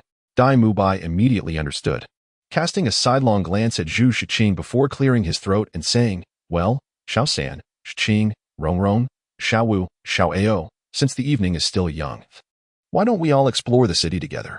I know a restaurant that serves exquisite dishes." "Only if you're treating," Ma Hongjun countered. "Exactly." They chimed in unison. "Very well, it's settled then. I shall cover the expenses for our meal," Dai Mubai proclaimed gallantly, directing a triumphant look at Xiaowu and the others. "Just don't back out," Xiaowu teased, her eyes sparkling. If Dai Mubai was footing the bill, she had a multitude of items she wished to purchase. The mere thought of it brought a bright smile to her face. No backing out. Dai Mubai grimaced slightly at the prospect. However, upon thinking of Zhu Zhuqing, he swiftly made a decision. "You all go ahead. I shall sit this one out," Zhu Zhuqing stated, preparing to leave. She had plans to seek out her teacher for further study that evening. She had resolved that instead of summoning Gu Yi to her room, She would visit him to learn. Zhuqing, the dean has generously granted us a day off. There is no rush for you to go tomorrow, Ning Rongrong urged. Indeed, Zhu Zhuqing. Just accompany us for now, Xiao Wu insisted, grasping Zhu Zhuqing's hand to prevent her from leaving. Initially, the Shrek 7 had experienced some discord, yet as time passed, their relationships progressively improved. However, Xiao Wu, Tang San, and Dai Mubai discerned that Zhu Zhuqing seemed somewhat aloof, as if she had little desire to integrate with the group. This realization prompted them to encourage a resolution between Zhu Zhuqing and Dai Mubai, believing that dining together that evening would be most fitting. Seeing Xiao Wu's refusal to let her go and glancing at the others, Zhu Zhuqing reluctantly consented. Nevertheless, before departing, she stopped by the infirmary to check on her teacher, only to discover that Gu Yi appeared to have left the Grand Soul Arena. Ultimately, Zhu Zhuqing had no choice but to join Xiao Wu and the others in their excursion to the city. She resolved that after their outing, she would head to the infirmary to seek Gu Yi for knowledge. The Shrek 7 conversed cheerfully as they exited the Grand Soul Arena. At that moment, Douluo, who had been eyeing Xiao Wu, noticed her emergence and hastily approached the alley to confer with Lao Yi and Tianya. Look at those three. Douluo pointed at the trio of Xiao Wu, Ning Rongrong, and Zhu Zhuqing as they exited the arena. Aren't they quite enticing? Upon seeing the stunningly voluptuous Zhu Zhuqing, the adorably delicate Xiao Wu, and the elegantly slender Ning Rongrong, Tianya and Lao Yi could hardly contain their desire, their eyes widening as they swallowed hard. Chapter 93. Buli's malicious intent towards Xiao Wu. How beautiful. Douluo, we must have them, Tianya exclaimed. Absolutely we will, Douluo affirmed. That voluptuous beauty shall be mine, while I claim the slender one for myself. Then the cute and delicate one will be mine, Tianya added. As the trio of Douluo, Tianya, and Lao Yi grinned wickedly, their intentions decidedly unscrupulous. However, Tianya and Lao Yi shared Douluo's concerns regarding their capabilities. Having observed the recent battles, they noted that while they might not stand a chance individually, the 7 of them together could pose a significant threat. Given the presence of patrolling troops in Soto City, our actions must remain discreet. We cannot afford to create a commotion, Douluo remarked, contemplating a cunning plan. He leaned in, whispering his scheme into Tianya and Lao Yi's ears. Their eyes sparkled with intrigue. Perfect, let us proceed as planned. This is Wan Chun powder, along with the day-night disorder powder. Regardless of gender, a mere whiff will ignite a fervent blaze within them. At that point, they shared a sinister laugh, each clutching their respective items. The trio stealthily followed the Shrek 7. After traversing a kilometer or so from the Grand Soul Arena, they arrived at a dimly lit alley, where they decided to execute their plan. Douluo stepped forward, clad in shorts and flip-flops, confidently blocking the path of the Shrek 7. It's you, Douluo. Ma Hongjun instantly recognized him upon sight. Having frequented the brothel to alleviate his evil fire, he was well acquainted with Douluo, who had also been a regular there. An embarrassing incident had occurred during one of their visits when they both sought the same woman, which made Ma Hongjun instantly recognize him. Oh, if it isn't Fatty Ma. I heard you didn't pay for your last escapade and fled without settling the bill. Douluo mocked, grinning. Just imagine a man visiting a brothel and not paying. How shameful. He stood before the 7, mockingly placing his hand on his cheek as he laughed at Ma Hongjun. Tang San, Dai Mubai, Oscar, and Xiao Wu all turned their gazes toward Ma Hongjun, eager to ascertain whether Douluo's claims held any truth. Faced with the scrutiny of his companions, Ma Hongjun felt the embarrassment of his previous encounter flood over him, rendering him speechless. Ha, Fatty Ma. You wouldn't dare to deny it, would you? Only you could pull off such a disgraceful act. Douluo guffawed, his mocking tone and coarse voice only exacerbating Ma Hongjun's irritation. While being exposed was one matter, being ridiculed by someone as unseemly as Douluo was intolerable. Douluo, get out of my way. I have no time to waste on you, Ma Hongjun retorted angrily. Get out. How about you teach me how to do that? Douluo replied provocatively. Unhappy, he sought to provoke and drive away the men, and now that Ma Hongjun offered him this opportunity, he would not squander it. He turned his gaze towards Xiao Wu, Zhu Zhuqing, and Ning Rongrong, grinning lewdly. Ma Fatty, no wonder you've been absent from the brothel these days. It seems you have such exquisite beauties by your side. Look, we have at least shared the same woman in this establishment, which makes us kindred spirits. Why not introduce me to your companions? Let me also savor their allure. Rest assured, I am not like you, fleeing without payment after indulgence. Douluo's lascivious gaze at Xiao Wu and the others ignited anger in Tang San, Dai Mubai, and Oscar. Even Xiao Wu, Ning Rongrong, and Zhu Zhuqing were incensed by Buli's insulting remarks. Such demeaning words would provoke anyone's ire. Ma Hongjun was equally furious. Douluo was clearly looking for trouble. Or perhaps he was simply smitten with Xiao Wu, Zhu Zhuqing, and Ning Rongro. This fool was courting death. Daimubai, unable to contain his rage at Li's unabashed stare at Zhu Zhuqing, could no longer hold back. Tang San, equally enraged, stepped forward. He could tolerate insults towards himself, but not towards his sister, Xiao Wu, especially not with such lewd undertones directed at her. Third brother, wait, Xiao Wu interjected, stepping in front of Tang San. With a playful flick of her scorpion braid behind her, she donned an innocent smile. Just watch me. What is Xiao Wu planning? Ma Hongjun, observing Xiao Wu approach Douluo, exchanged a puzzled glance with Tang San. You'll understand soon, Tang San replied, calming down as he recalled Xiao Wu's temperament. Shaking his head in resignation, Xiao Wu then clasped her hands behind her back, taking delicate steps towards Douluo. Upon seeing her approach, Douluo felt his heart race. It must be said, under the night sky, Xiao Wu appeared particularly enchanting. Her youthful, fair face, long, glossy scorpion braid, and her modest yet alluring figure, especially the rosy hue of her cheeks, were irresistibly tempting to a man like Douluo. His eyes sparkled with desire as he thought, what a beautiful and adorable little girl. Oh heavens, Xiao Wu must be a gift from you. However, as she neared, the reality of the 7's strength alongside Tianya and Laoj dawned on him. Quickly, he snapped out of his reverie, concealing his lewd expression and adopting a facade of attraction as he inched closer to Xiao Wu. As he approached, one hand stealthily retrieved a packet of powder from behind him. Although his actions seemed discreet, Tang San sensed something amiss as Douluo advanced towards Xiao Wu. Xiao Wu, be careful, he warned, but it was too late. Huh, do you really think I am defenseless? Xiao Wu scoffed, and upon seeing Douluo attack, she retaliated with a kick. With a resounding thud, her attack struck Douluo, yet he remained standing. After all, he was a soul sect master, not easily toppled. At that moment, Douluo, having blocked Xiao Wu's kick with a fist, suddenly opened his hand, and something shot towards her. What is that? Xiao Wu instinctively launched an attack at the incoming object, only for it to explode with a loud bang, enveloping her in a cloud of white powder. Haha, little sister, this is a marvelous gift, Douluo leered as he watched Xiao Wu inhale the powder. What is this?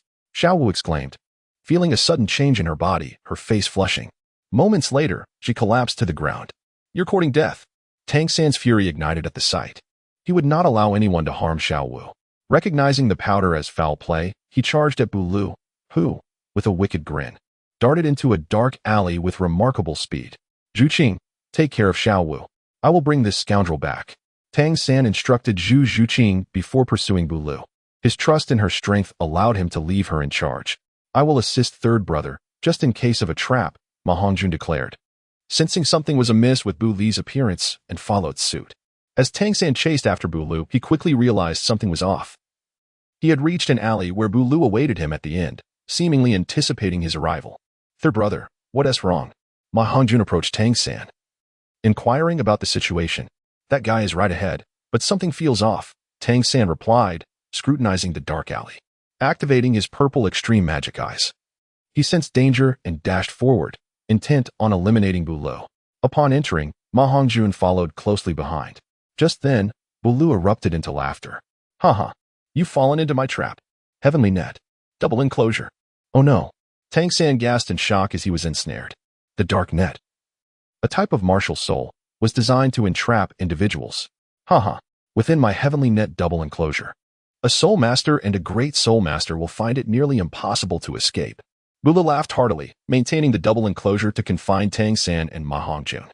Old Goose and Tianya should be ready to strike. If successful, haha. Meanwhile, Xiao Wu lay on the ground, having succumbed to Li's drug. Zhu Zhuqing quickly lifted her up, noticing something was amiss.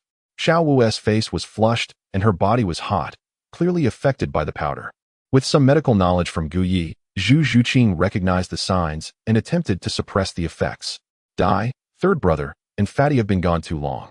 Do you think they've fallen into an ambush? Oscar voiced his concerns. Zhuqing, keep an eye on Xiao Wu. I'll check what's happening, Daimubai said, realizing the situation was dire and intending to investigate further. However, as he moved, two figures approached from a distance, Tianya and Old Goose. Who are you? And what do you want? Daimubai asked warily, sensing something was off about the newcomers. Aha, What do you think we want? Tianya replied with a wicked grin, raising his right hand as a dazzling green light flickered. A sharp blade had manifested in his hand, accompanied by a total of 5 soul rings, 1 white, 2 yellow, and 2 purple. Although the attributes of these soul rings were rather ordinary, they signified that he was indeed a formidable soul king of over 50 levels. Upon realizing that his opponent was a 5-ring soul king, Dai Mubai felt an unsettling chill, recalling the earlier encounter with that troublesome fellow, Douluo. At this moment, even with Zhu Zhuqing by his side, his soul master strength was insufficient to match a soul king. Chapter 94, The Separation of Corpses. Old Goose, just to be safe. Eliminate them swiftly and seize the plump prey. Understood. In their eagerness to savor the delectable prey, Tianya and Old Goose wasted no time in launching their assault. White Tiger's radiant wave. Upon witnessing Tinya's attack, Dai Mubai, without hesitation, unleashed his ultimate move. However, against the formidable Tianya, a soul king, the 37th level Dai Mubai appeared rather fragile. Bang! Tianya evaded Dai Mubai's assault, delivering a powerful kick to his midsection, sending him crashing to the ground. Heck, kid. You possess some commendable strength, but this is where it ends. Tianya grinned wickedly at the fallen Dai Mubai. Yet, Dai Mubai, consumed by rage, activated 3 soul rings, unleashing a burst of white light as his muscles swelled, propelling him to launch a counterattack against Tianya. The sudden retaliation caught the overconfident Tianya off guard, but he quickly regained his composure, thrusting a green glowing dagger toward Dai Mubai. Dai Mubai, unwilling to back down, also retaliated. Under the enhancement of his 3rd soul skill, the White Tiger's diamond transformation, his fist radiated with white light as he charged at Tianya. Though Dai Mubai's soul ring quality and martial spirit advantages surpassed Tianya's, the disparity in their soul power levels was insurmountable. Bang! Bang! The two engaged in a fierce struggle, with Dai Mubai exerting all his strength to merely hold off Tianya. Meanwhile, Old Goose had already reached Oscar, who stood before Zhu Zhuqing, Ning Rongrong, and Oscar, launching his attack. Upon encountering the relatively weak support-type Soul Master, Old Goose swiftly kicked Oscar away, sending him hurtling towards Ning Rongrong. His gaze fixated on Ning Rongrong's slender waist and alluring figure, clearly filled with malicious intent. He reached into his back and, without hesitation, retrieved a pouch of powder, casting it toward Ning Rongrong. Zhu Zhuqing, who had been suppressing the poison afflicting Xiao Wu, realized she had to intervene. Yet, she was a fraction too late. The powder spread across Ning Rongrong's body, enveloping her. Rongrong, that powder is toxic. Hold your breath. Shadowy claw of the underworld. Zhu Zhuqing's voice rang out as her figure seemed to meld into the night, vanishing before Old Goose. What? Where is she? Old Goose gasped in surprise upon noticing Zhu Zhuqing's sudden disappearance. But before he could react, he felt a chill at his back and instinctively retaliated. Clang! Old Goose blocked Zhu Zhuqing's strike, a wicked smile spreading across his face. Still hoping to sneak an attack from behind, huh? Heh, little girl. Soon you shall witness the true meaning of a backdoor ambush. Old Goose's sinister grin revealed his familiarity with the term. However, Zhu Zhuqing raised her hand coldly, black flames suddenly igniting on her claws. The dark flames blended seamlessly with the night, catching Old Goose off guard. What is this? Realizing too late that the black flames were spreading and scorching his hand, Old Goose was taken aback. In a panic, he attempted to repel Zhu Zhuqing, desperately trying to extinguish the ravenous flames. Yet, her black flames, capable of burning the soul and inflicting spiritual harm, were not so easily extinguished. Seizing the opportunity, Zhu Zhuqing launched another attack. Meanwhile, Ning Rongrong, holding her breath, suddenly felt her body heat up, becoming overwhelmed and collapsing to the ground. As the effects of the poison set in, Xiao Wu, too, found her clothing torn as she succumbed to the drug's influence. Just then, Dai Mubai let out a pained cry. Under the relentless assault of the Soul King Tianya, he had only managed to endure until this moment. Now, he lay sprawled on the ground, a bloody hole puncturing his waist, blood gushing forth. Yet Dai Mubai refused to yield, clutching his waist as he struggled to rise. Damn it! Zhu Zhuqing's heart sank at the sight of Dai Mubai's condition and the unconscious Oscar. With Xiao Wu and Ning Rongrong incapacitated by poison, she was the only one left to fight. However, Tianya and Old Goose's strength was evidently formidable, at merely 32 levels of soul power. Her survival thus far relied solely on her speed. No time to hesitate. I must use that. In the face of life-threatening danger, Zhu Zhuqing resolved to unleash her external soul bone, for it was her only chance of survival. Yet just then, a familiar voice halted her. Bullying my disciple? You must be tired of living. The sudden voice caused both Tianya and Old Goose to pause. Who dares to play tricks? Come out and face me, or I will show you what a backdoor ambush truly entails. Old Goose cursed, searching for the source of the voice. Tianya mirrored his actions, scanning the surroundings. Whoosh. In a flash, a figure appeared beside Zhu Zhuqing. It was Guyi. Are you all right? Guyi inquired, concern etched on his face as he gazed at Zhu Zhuqing. I'm fine, master. These two wish to. Zhu Zhuqing began to explain, but Guyi raised a finger to her lips, signaling her to remain silent. For he understood everything. For Guyi, anyone daring to lay a hand on his disciple, Zhu Zhuqing, would meet an inevitable and fatal end. Guyi turned to Tianya and Laoyi. He was oblivious to their identities and had no desire to uncover them, for in his eyes, they were already as good as dead. Who are you to dare interrupt my pursuit of plump prey? He demanded. Laoyi, let us confront him together. The two young women had already succumbed to our inverted universe powder. If we delay any longer without the nourishment of a man, it would spell disaster. Very well. Let us strike together and eliminate this troublesome fellow. With that, Tianya and Laoyi summoned their 5 radiant soul rings of white, yellow, and purple, soaring towards Guyi in a fierce assault. Guyi coldly raised his hand, and a silvery luminescence materialized in his palm, revealing a scalpel, encircled by flickering arcs of electricity. With a swift motion, Guyi summoned a silver gleam that streaked through the darkness, instantaneously arriving at the necks of Tianya and Old Goose, before darting back into Guyi's grasp within a fraction of a second. This is pfft. Before the two could articulate their thoughts, their eyes widened in disbelief, their voices caught in their throats. A vivid crimson line appeared around the necks of Tianya and Old Goose, which then unfurled like a curtain, expanding downward. As the red curtain reached a considerable size, 2 distinct thuds echoed as 2 objects fell to the ground from the necks of Tianya and Old Goose. Zhu Zhuqing gazed at the fallen items, her pupils dilating in shock. After a few moments of stunned silence, she suddenly felt a wave of nausea, her stomach churning uncomfortably, causing her complexion to pale. Distressing? Guyi observed the expression on Zhu Zhuqing's face, clearly indicating that this was her first encounter with such a bizarre manner of death. Furthermore, witnessing the terrifying scene of a body being cleaved in 2 by a single blade would naturally induce a sense of nausea. Guyi had personally witnessed such a terrifying scene, and when he first encountered it, he bore the same expression as Zhu Zhuqing. Zhu Zhuqing, suppressing her emotions, shook her head and, choosing not to gaze at the 4 ominous objects on the ground, approached Guyi's side. Upon witnessing this, Guyi instinctively embraced Zhu Zhuqing in his arms. Such individuals are not worth mourning, for they dared to bully my Zhuqing. A gentle smile graced Guyi's face as he affectionately ruffled Zhu Zhuqing's hair. Feeling the warmth of Guyi's tender gesture, Zhu Zhuqing suddenly found her heart lightening. By the way, master, how is it that you are here? She inquired. Well, I had just emerged from the soul arena and noticed some commotion here, so I came to take a look. Guyi would not disclose to Zhu Zhuqing that he had just exited the room of Cardan and happened upon her on his way back to the medical hall. At that moment, on the ground, Ning Rongrong and Xiao Wu were groaning in discomfort. Upon hearing their distressing sounds, Zhu Zhuqing quickly reacted. Teacher, Xiao Wu and Rongrong have been poisoned by these 2 individuals. Could you please take a look? Guyi approached Ning Rongrong, extending his hand to investigate, only to be momentarily taken aback. He then reached out to examine Xiao Wu, discovering that, much like Ning Rongrong, she too had fallen victim to a potent aphrodisiac. What is the matter, teacher? Zhu Zhuqing inquired anxiously. The situation is rather dire. We must first take them back to the clinic and lay them on my bed.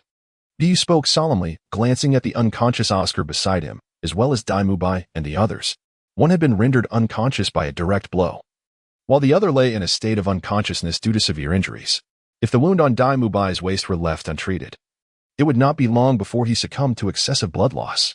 Guyi approached Dai Mubai and administered a brief treatment before rousing Oscar from his slumber. Guyi, how did you end up here? Oh no, Rongrong, what has become of her? Oscar, now awake, anxiously searched for his companion. Take Dai Mubai to my clinic. If he dies, I shall not be responsible, Guyi instructed. Swiftly moving to take Ning Rongrong from Zhu Zhuqing and returning to the clinic, were it not for the potential utility of Dai Mubai, Guyi would not have gone out of his way to save him. As Zhu Zhuqing held Xiao Wu, she expressed her concerns to Guyi regarding the situations of Tang San and Ma Hongjun. However, Guyi remained unconcerned, confident in Tang San's strength to survive, and perhaps even the presence of some hidden ally, Tang Ritian, in a corner. His main priority was to bring the drugged Ning Rongrong and Xiaowu back to his clinic's sick room. After Gu Yi and Zhu Zhuqing departed, Oscar, having left a marker message, assisted Dai Mubai towards Gu Ye's clinic. Meanwhile, Tang San, trapped by Douluo, felt an unsettling sensation as thoughts of Xiaowu flooded his mind.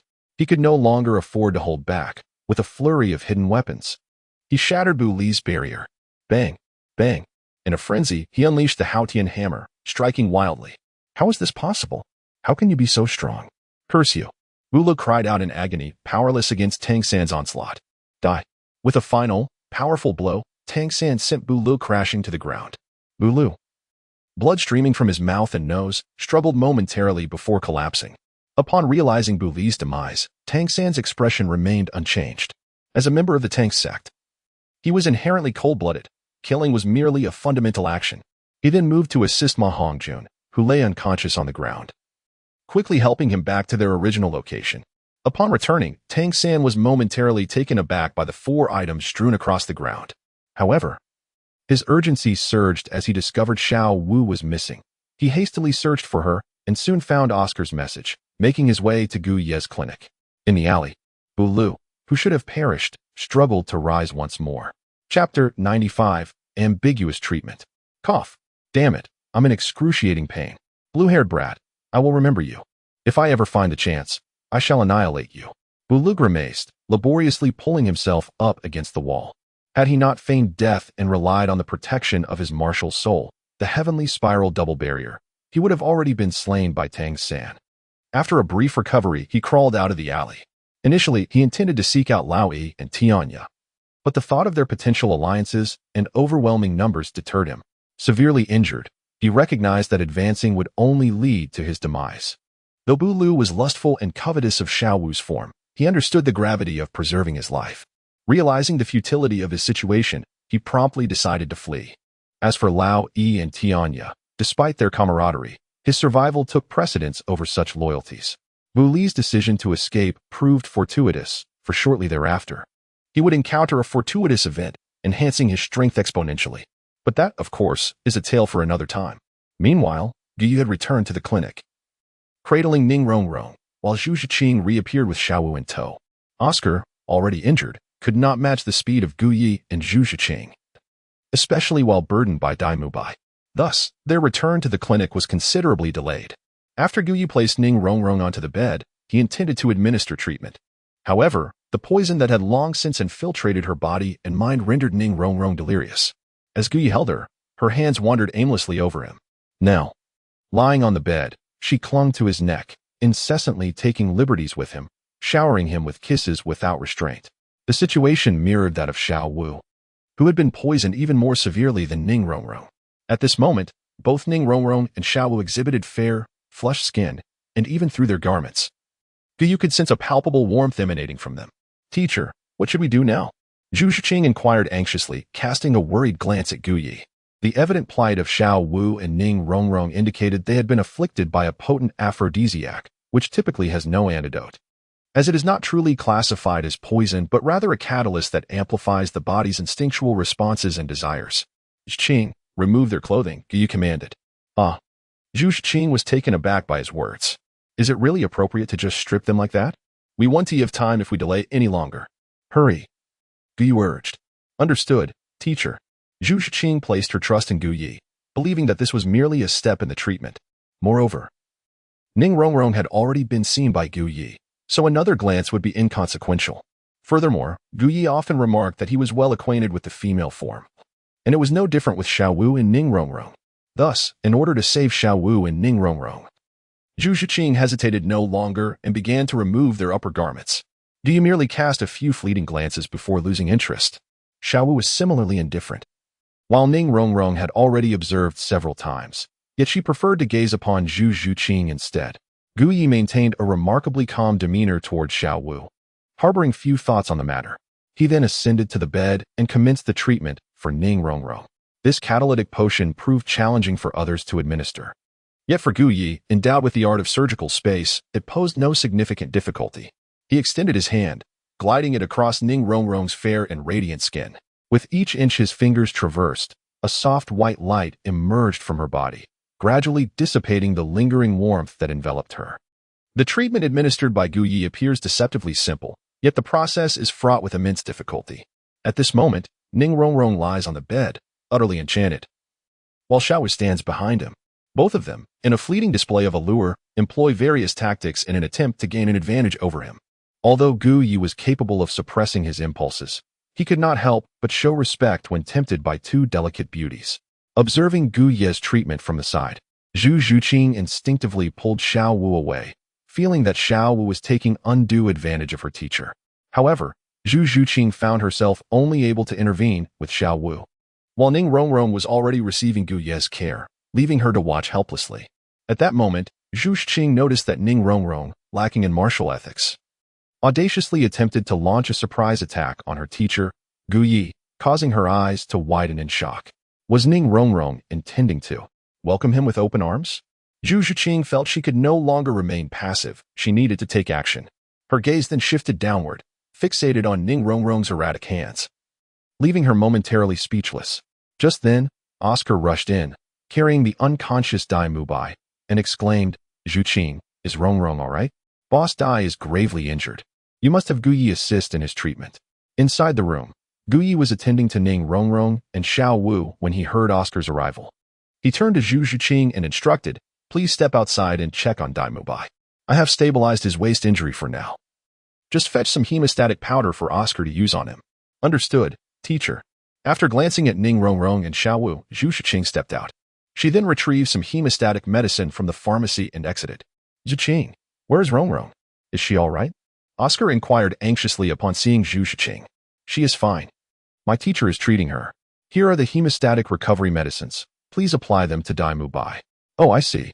Reassured that Ning Rongrong was safe, Oscar took the medicine and began to tend to Dai Mubai. A soft moan of pain then emanated from the room, clearly originating from either Ning Rongrong or Xiaowu as they received Gu Ye's treatment. Zhu Zhuqing, hearing this sound, contemplated entering to check on her teacher or the two girls, but upon seeing Oscar and Dai Mubai, she refrained from doing so. Inside, Gu Yi continued to treat Ning Rongrong, while Xiaowu, unrestrained by Zhu Zhuqing, became increasingly reckless under the effects of her poison. Gu Yi showed little interest in Xiaowu, as he was focused on treating Ning Rongrong and could not afford any distractions. He promptly pressed a certain acupuncture point on Xiaowu, rendering her immobile, and continued to concentrate on Ning Rongrong's treatment. Soon, Ning Rongrong was the first to be successfully treated by Gu Yi, while Xiaowu received a casual treatment as well. As Ning Rongrong regained her senses, she awoke to find herself embracing someone she knew very well, for his image was deeply etched in her mind. Whenever she recalled how Gu Yi had used his hands to heal her, she couldn't help but entertain certain thoughts that she deemed inappropriate. Now, upon awakening to see him, she instinctively drew her arms closer around his neck, moving nearer to the man who stirred her heart. Although her consciousness was clear, remnants of residual poison lingered within her body, prompting her to impulsively offer him a kiss. This was her first kiss, a gesture she believed should be a beautiful gift to him. However, as Ning Rongrong pressed her lips against his once more, Gu Yi was filled with a sense of helplessness. Since the beginning of the treatment, he had lost count of how many times she had ambushed him. "You should be awake now," he said, pushing Ning Rongrong away without any hesitation. Upon hearing his words, Ning Rongrong shuddered, quickly recalling the events that had just transpired. Although her mind had been in a haze, her memory remained intact. "Ah!" The room echoed with Ning Rongrong's exclamation. She swiftly jumped out of bed, hurriedly putting on her clothes. The fluidity and speed of her movements left Gu Yi utterly astonished. As Ning Rongrong awoke, Xiaowu also regained consciousness. Similarly, after reflecting on her previous disoriented state, Xiaowu stood in shock for a moment. Like Ning Rongrong, she exclaimed "ah," and leapt from the bed, hastily donning her clothes. Coincidentally, at that moment, Tang San was arriving outside the clinic. Hearing Xiaowu's voice, he rushed inside without a second thought. "Xiaowu, Xiaowu." Pushing the door open, he surveyed the room, spotting Zhu Zhuqing, Oscar, and the unconscious Dai Mubai, before quickly approaching Zhu Zhuqing. "Zhuqing, where's Xiaowu? Is she all right? What was that scream about?" Tang San's expression was filled with urgency, clearly worried that Xiaowu might have been taken advantage of. Zhu Zhuqing hesitated. Oscar observed the back room with a peculiar expression, having also heard the cries from Ning Rongrong and Xiaowu. Without a moment's hesitation, Tang San dashed into the back room. Xiao Wu, he called out, filled with concern, as he reached the door to Gu Ye's room. Bang! He forcefully pushed the door open and entered. Brother! Upon seeing Tang San burst in, a flustered Xiao Wu called out. Ning Rongrong was in front of Gu Ye, inquiring about the situation, but Tang San's entrance interrupted her words. Tang San's gaze quickly swept the bed, noticing the disheveled bedding, which appeared somewhat damp, causing him to frown. He then turned his attention to Gu Ye, who wore an expression of calmness, and finally focused on Xiao Wu. Approaching her, he asked with concern, Xiao Wu, are you all right? Xiao Wu, avoiding his gaze, replied, I'm fine. Thanks to Dr. Gu, otherwise. That's good to hear. That's good to hear. Tang San sighed in relief, then turned to Gu Ye, expressing his gratitude. Dr. Gu, thank you. Gu Ye rose to his feet and approached Tang San, gently patting his shoulder. He spoke in a calm tone. It is unnecessary to thank me. It is my duty.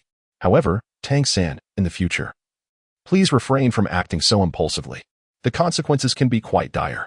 Take, for instance, Xiao Wu. She was afflicted by an exceedingly potent aphrodisiac. Had I not intervened to assist her, she might have succumbed to the poison by now. Gu Ye's earnest words were profoundly moving. However, Tang San felt a sense of unease as he listened. His sister, Xiao Wu, had fallen victim to a potent aphrodisiac, and Gu Ye was using his hands to administer treatment.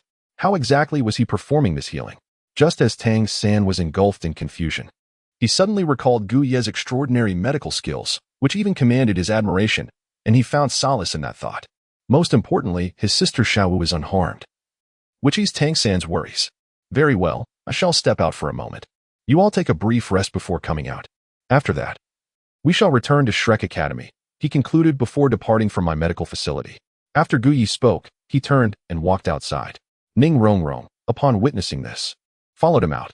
Tang San, on the other hand, observed Xiao Wu, uncertain whether his concern was for her well-being or something else. Chapter 96. Dai Mubai's Kidney Injury Teacher. Rongrong, Zhu Zhuqing remarked as she approached Gu Ye. Noticing Ning Rongrong oddly trailing behind her teacher, Zhu Zhuqing cast a piercing gaze upon her, causing Ning Rongrong to feel deeply uncomfortable. She recalled the earlier treatment by Gu Ye, lowering her head in embarrassment and unable to meet Zhu Zhuqing's eyes. Rongrong, it's truly a relief that you're unharmed, Oscar said as he approached Ning Rongrong, releasing a long sigh of relief. The earlier call from Ning Rongrong had caused him considerable distress, as he feared that something untoward had happened to her at Gu Ye's hands. Now, it seemed he had overthought the situation. Cough, cough. At this moment, Gu coughed softly and glanced at Dai Mubai, who had already finished applying the medicine. He inquired, how is his condition? The bleeding has ceased, but he has sustained severe injuries from that assailant. Indeed, with my ointment, his recovery will be swift.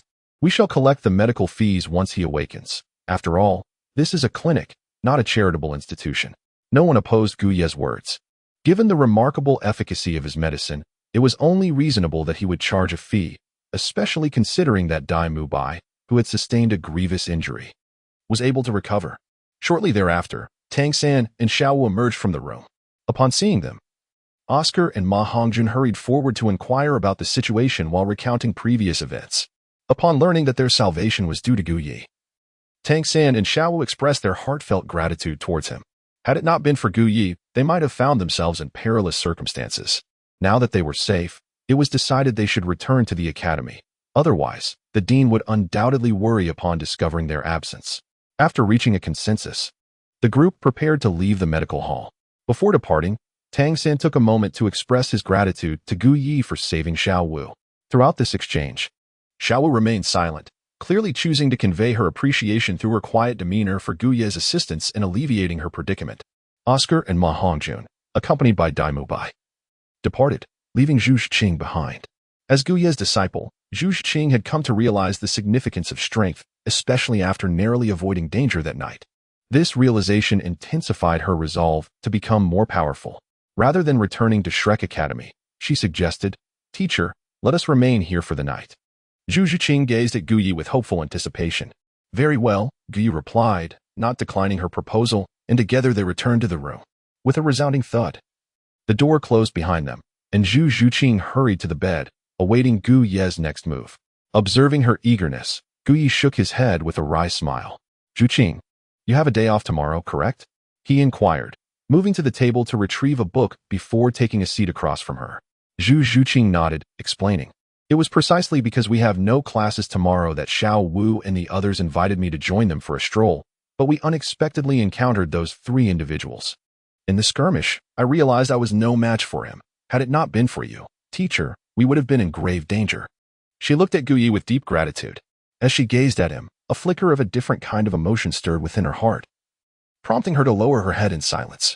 After careful consideration, Gu Yi resolved to intensify the knowledge impartation to Zhu Zhuqing this evening.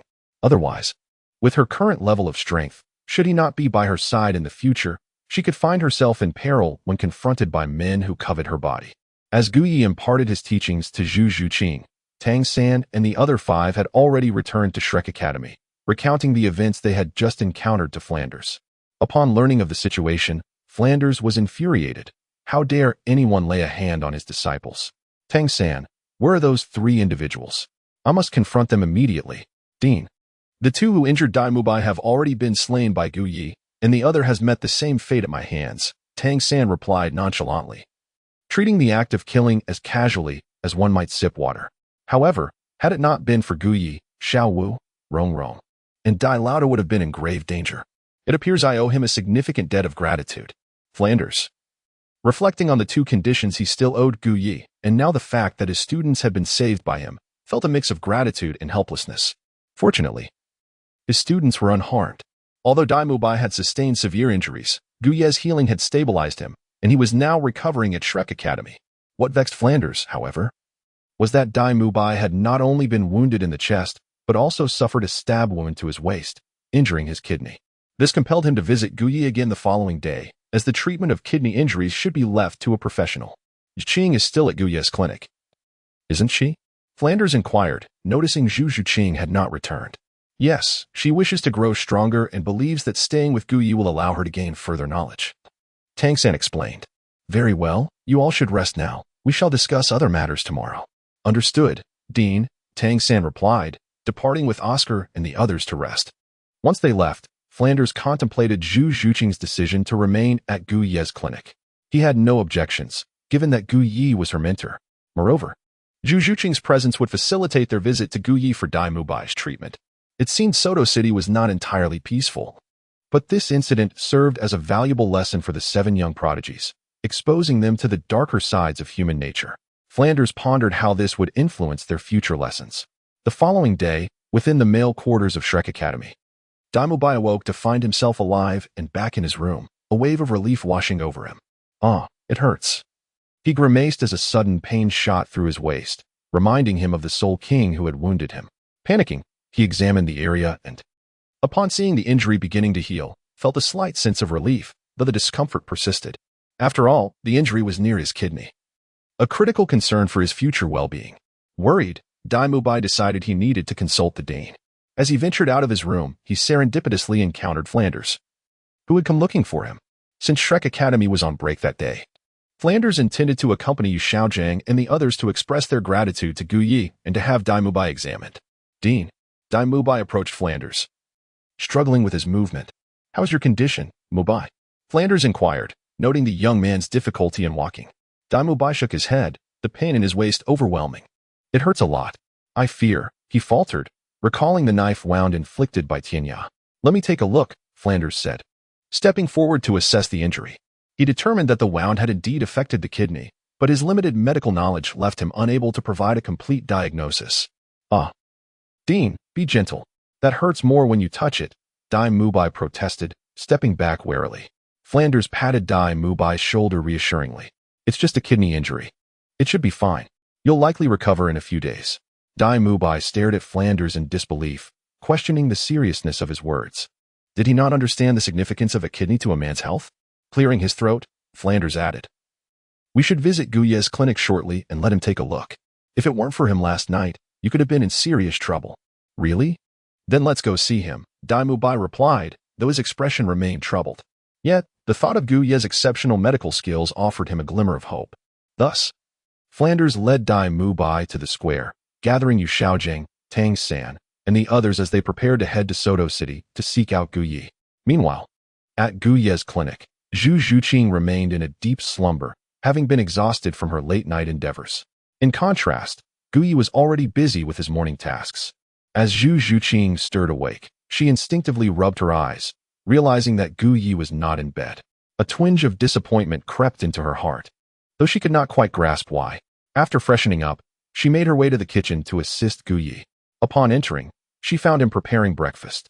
He welcomed her warmly, inviting her to join him in the task. "Teacher, you are truly remarkable," Zhu Zhuqing remarked, observing Gu Yi's impressive skills. "It's nothing extraordinary. With practice, you too can achieve such proficiency. Besides, I possess many talents," Gu Yi replied, continuing with his tasks. Zhu Zhuqing helped as they worked together in the kitchen, and after half an hour, breakfast was ready. Once they finished their meal, Zhu Zhuqing decided to stay at the clinic to assist Gu Yi, as they had no classes that day. Just as they were engrossed in their activities, Tang San, Xiao Wu, and the others entered the clinic, led by Flanders and Yu Xiaojiang.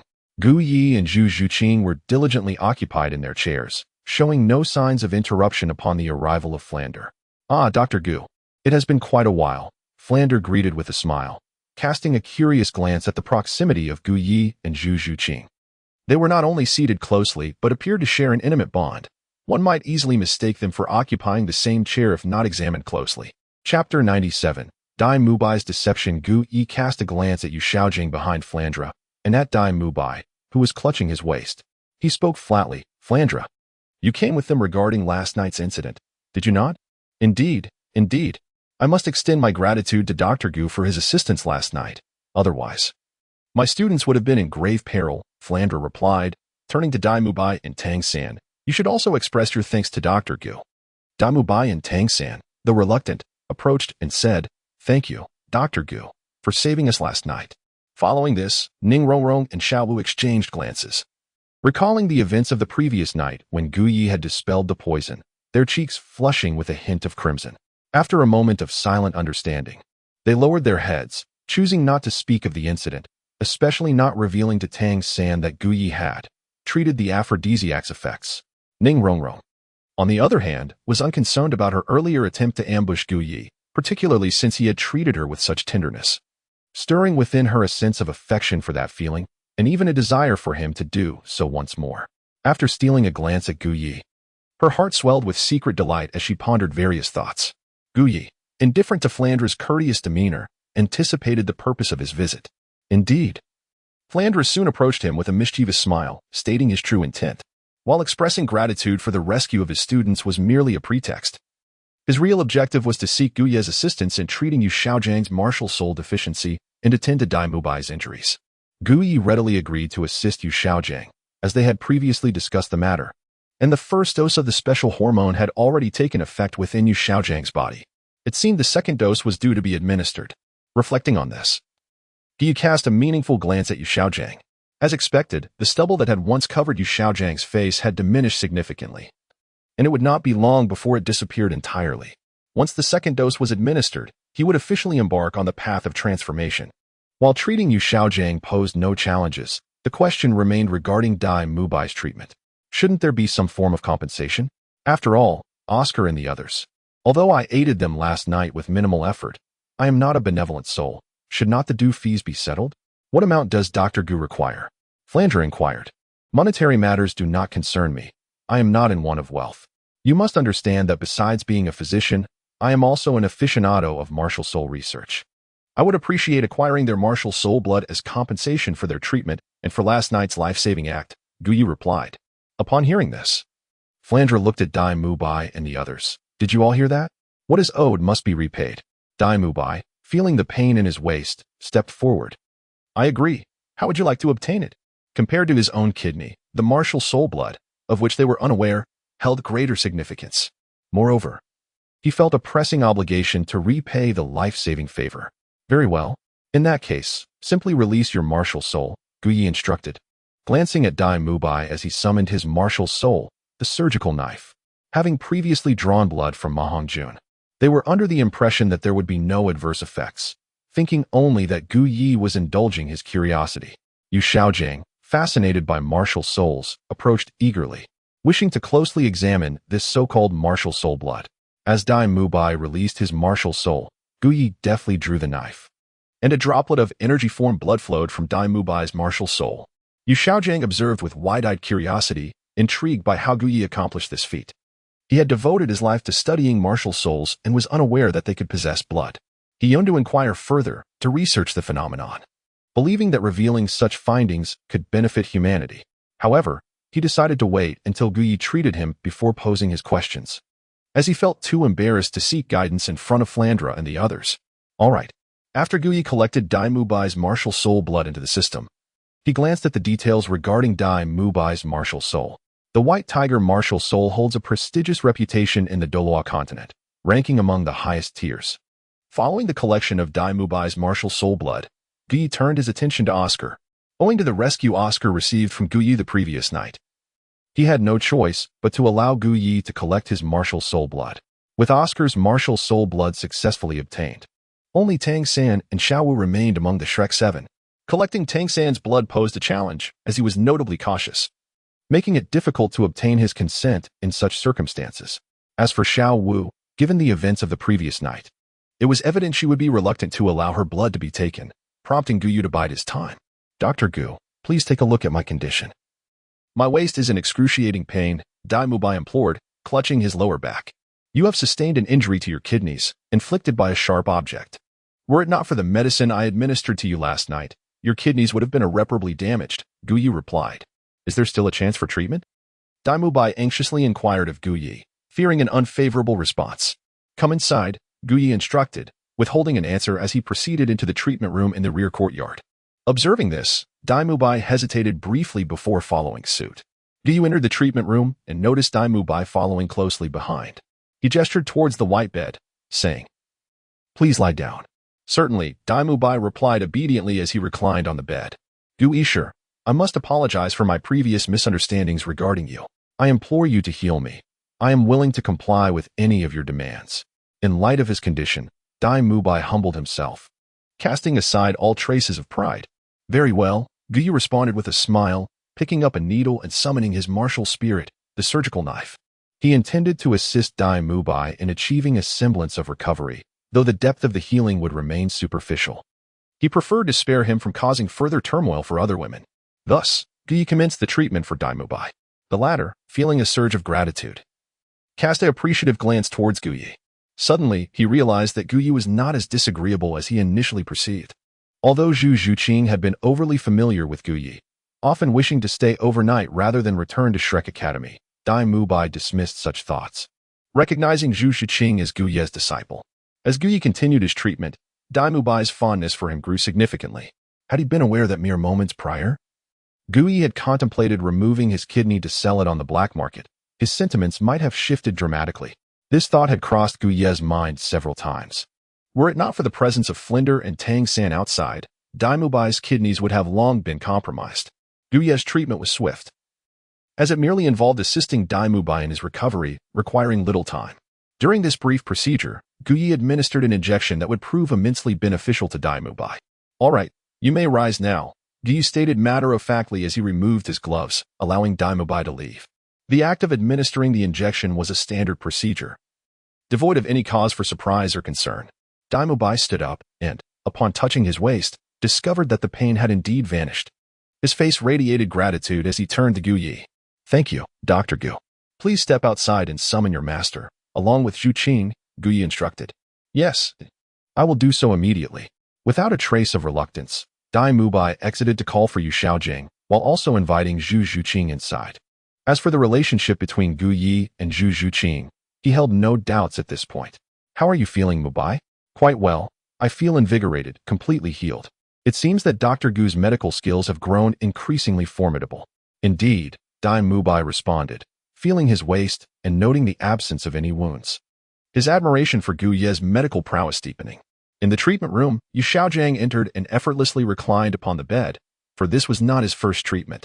Zhu Qing, please fetch the medication. Of course, teacher, Zhu Zhuqing replied, promptly retrieving the special hormones from the shelf. Unbeknownst to her, she was unaware of the nature of these hormones, as Gu Yi had not disclosed that information. However, she was aware that the substance was intended for injection into Yu Xiaojiang's body. Since my treatment, have you experienced any discomfort, master? Gu Yi inquired while preparing the syringe, drawing the special hormones. None at all. In fact, I feel significantly better, Yu Xiaojing replied. Not overly concerned about the slight loss of his beard, especially since it was minimal. That is good to hear. Previously, I mentioned that treatment requires time. This is your second session. By the third or fourth, you may begin to sense your martial soul improving. And you might also attempt to break through the limits of your 30th level of soul power. Upon hearing this, Yu Xiaojing was filled with joy, having long awaited this day, and now, at last, he glimpsed the promise of hope. As Gu Yi beheld the smile adorning Yu Xiaojing's face, a sense of joy welled up within him as well. To convey his congratulations, he administered a unique hormone injection. Yu Xiaojing felt the liquid swiftly permeate his being, enveloping him in a wave of comfort and elation. Each injection brought him a step closer to remedying the deficiencies in his martial soul, a notion that resonated deeply within him. Following the treatment of Yu Xiaojing, it was Ma Hongjun's turn. The procedure for Ma Hongjun proved to be even simpler for Gu Yi, completed in mere moments. After tidying up briefly, Gu Yi departed the treatment room alongside Zhu Zhuqing. In the main hall of the medical clinic, Flinder approached them with a cordial greeting upon their exit. All right, you may return now. I will have Shiqing inform you of the next appointment. Thank you very much, Dr. Gu. Flinder replied with a face full of courtesy. We shall take our leave now. Gu Yi nodded. As there were no classes at Shrek Academy today, Zhu Zhuqing naturally would not leave with Flander and the others. Ning Rongrong, too, chose to remain, claiming she wished to accompany Zhu Zhuqing. Flander paid little heed to this, for Gu Ye's medical clinic was exceptionally safe. Having Zhu Zhuqing and Ning Rongrong stay to keep Gu Yi company posed no issue. Chapter 98. Zhu Zhuqing exhausted for 2 months after Flander and his group departed. Ning Rongrong observed Zhu Zhuqing, who was seated with a pestle, grinding something. Curiosity sparked within her, and she approached. Zhuqing, is this what you typically do with Gu Yi? Indeed, Zhu Zhuqing nodded. The teacher mentioned that grinding herbs can enhance my control, allowing me to better manage my strength. Moreover, these herbs are what I use for my baths. Bathe. Ning Rongrong looked at Zhu Zhuqing in confusion. This is a medicinal bath. It can improve physical fitness and accelerate cultivation, making me stronger. Now it makes sense why you possess such formidable strength and cultivate so swiftly. I almost wish to become Gu Ye's disciple myself. That is not possible. Zhu Zhuqing instinctively blurted out upon hearing this. Noticing Zhu Zhuqing's peculiar reaction, Ning Rongrong was baffled. Zhu Zhuqing, feeling somewhat embarrassed under Ning Rongrong's gaze, hastily explained, the teacher said he would only accept one disciple. I see. Ning Rongrong felt a tinge of regret.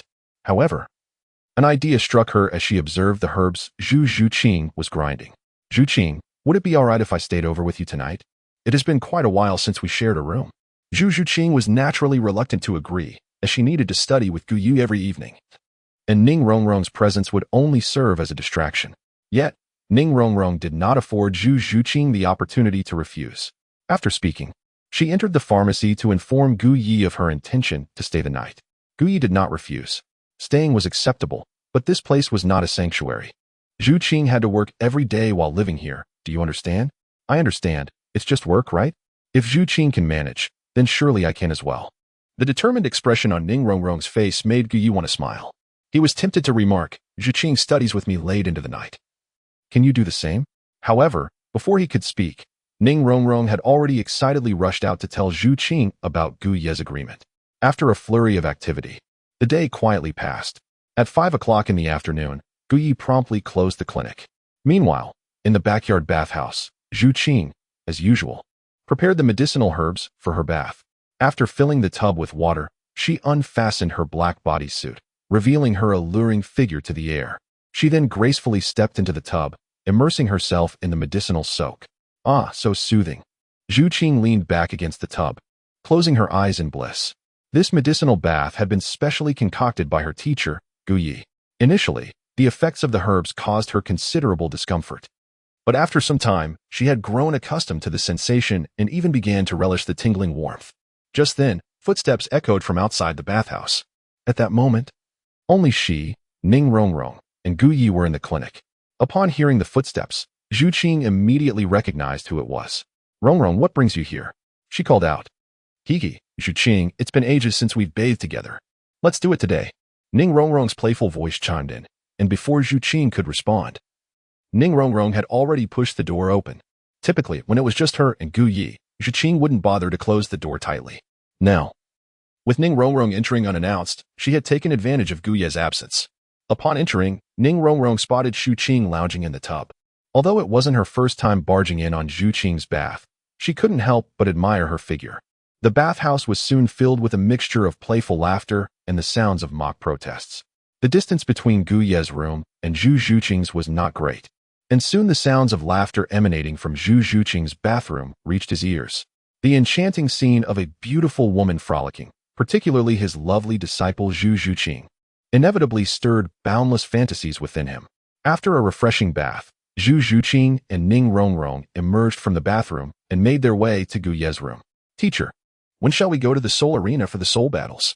Each night, participating in the soul battles was a task that Gu Ye assigned to Zhu Zhuqing, a commitment she had never neglected. Furthermore, with Ning Rongrong as her partner, they could also partake in the duo battles.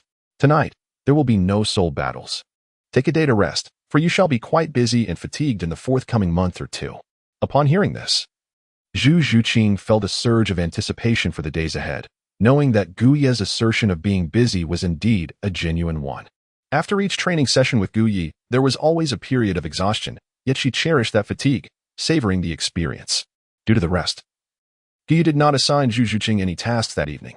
Instead, he engaged in light-hearted conversation with the two beauties, Zhu Zhuqing and Ning Rongrong, in the medical hall, and together they ventured into the kitchen to prepare a delightful meal. This was Ning Rongrong's first night at Gu Ye's place, and she was immensely curious about the nocturnal activities of Gu Ye and Zhu Zhuqing. She wholeheartedly embraced their evening routine, discovering endless joy in their shared experiences. As the night deepened, Ning Rongrong did not hesitate to seek Gu Ye's assistance for a bit of healing. Time flew by, and soon a month or two had passed in the blink of an eye. Cheers echoed, accompanied by the sounds of clapping and booming. In the courtyard of the Gu Ye Medical Hall, the sounds of a fierce battle echoed relentlessly. Teacher, I am utterly exhausted. Teacher, let us take a moment to rest. Teacher, I can scarcely endure any longer. Zhu Zhuqing gasped, her breath coming in labored bursts as she desperately evaded Gu Ye's relentless onslaught. Yet, time and again, his strikes landed with pinpoint accuracy, overwhelming her defenses. As Gu Ye had observed, for more than 2 months, Zhu Zhuqing had been pushed to her limits, her body and mind drained, often collapsing into bed by the late hours of the night. However, Gu Ye's attacks were simply too swift and powerful for her to withstand. Every part of her chest, waist, and back, had been struck with formidable force. She could feel her strength waning. Zhuqing, to grow stronger, one must endure hardship. This fatigue is trivial. Moreover, do not utter words of defeat, Gu Ye admonished, continuing his assault. With a forceful thrust of his palm, he struck her squarely in the chest, sending her flying several meters away. Zhu Zhuqing staggered backward and, upon regaining her balance, collapsed onto the ground with a thud.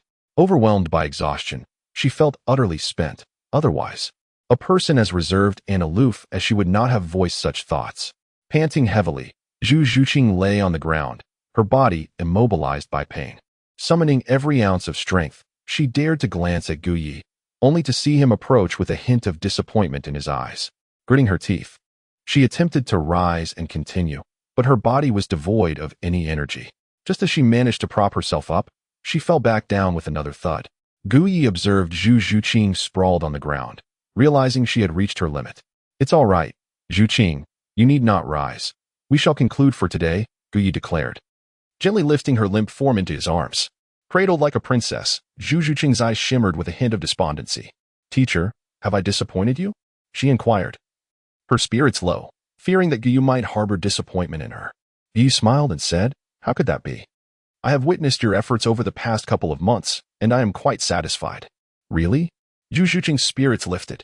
Indeed, Gu Ye confirmed with a nod. It is rare for a soul master to elevate their soul power by 2 levels in less than 2 months. I have observed your progress keenly. During the month of training with me, Zhu Zhuqing has now reached a soul power level of 34. Upon reflection, Zhu Zhuqing, who had initially felt somewhat disheartened, gradually found joy. Now that your body is in optimal condition, why not take a bath? Over the past nearly 2 months, after each training session with Gu Ye, Zhu Zhuqing would feel utterly exhausted, making it the perfect time for the medicinal bath. Moreover, under such circumstances, her physical capabilities were most susceptible to enhancement, allowing her potential to be fully unleashed. This was one of the reasons behind her soul power increase by 2 levels in less than 2 months, thanks to the medicinal concoction Gu Yi prepared for her. Subsequently, Gu Yi carried Zhu Zhuqing back to her room. The medicine is ready, right? Yes. I have already grounded. It's in my room. All right, then please remove your clothing and step into the bath. I will fetch the medicine for you. Thank you. Teacher. Zhu Zhuqing gazed at Gu Yi with a unique sense of gratitude. No need for thanks. You are my favorite person. Gu Yi ruffled Zhu Zhuqing's hair and smiled as he stepped outside. Gu Ye's words sent a flutter of excitement through Zhu Zhuqing's heart. The person he cherishes most must be referring to the affection a teacher holds for their disciple, right? As she contemplated the meaning behind Gu Ye's statement, she began to undress and stepped into the bath. However, her strength had yet to be fully restored and consumed by her thoughts of Gu Yi. She inadvertently tripped on the edge of the tub. Ah! She exclaimed in surprise, and with a splash, she fell into the water. Outside, Gu Yi, who was fetching medicine, heard Zhu Zhuqing's startled cry and rushed inside with concern. Zhuqing, how could you be so careless? Upon seeing her submerged in the water, he gently scolded her and extended his hand to help her up. Zhu Zhuqing leaned against the edge of the tub, feeling a twinge of embarrassment. The distraction that had overtaken her was merely a result of her overthinking. Yet, now she felt even more flustered. She glanced at Gu Yi, who was beside her, supporting her shoulder. Although this was not her first medicinal bath in his presence, she couldn't help but feel a mix of emotions. Looking down at her exposed form above the water, she found herself at a loss for words. Strangely enough, she felt a hint of delight at the situation. Gu Yi, having encountered such scenarios numerous times, did not dwell on them as she did.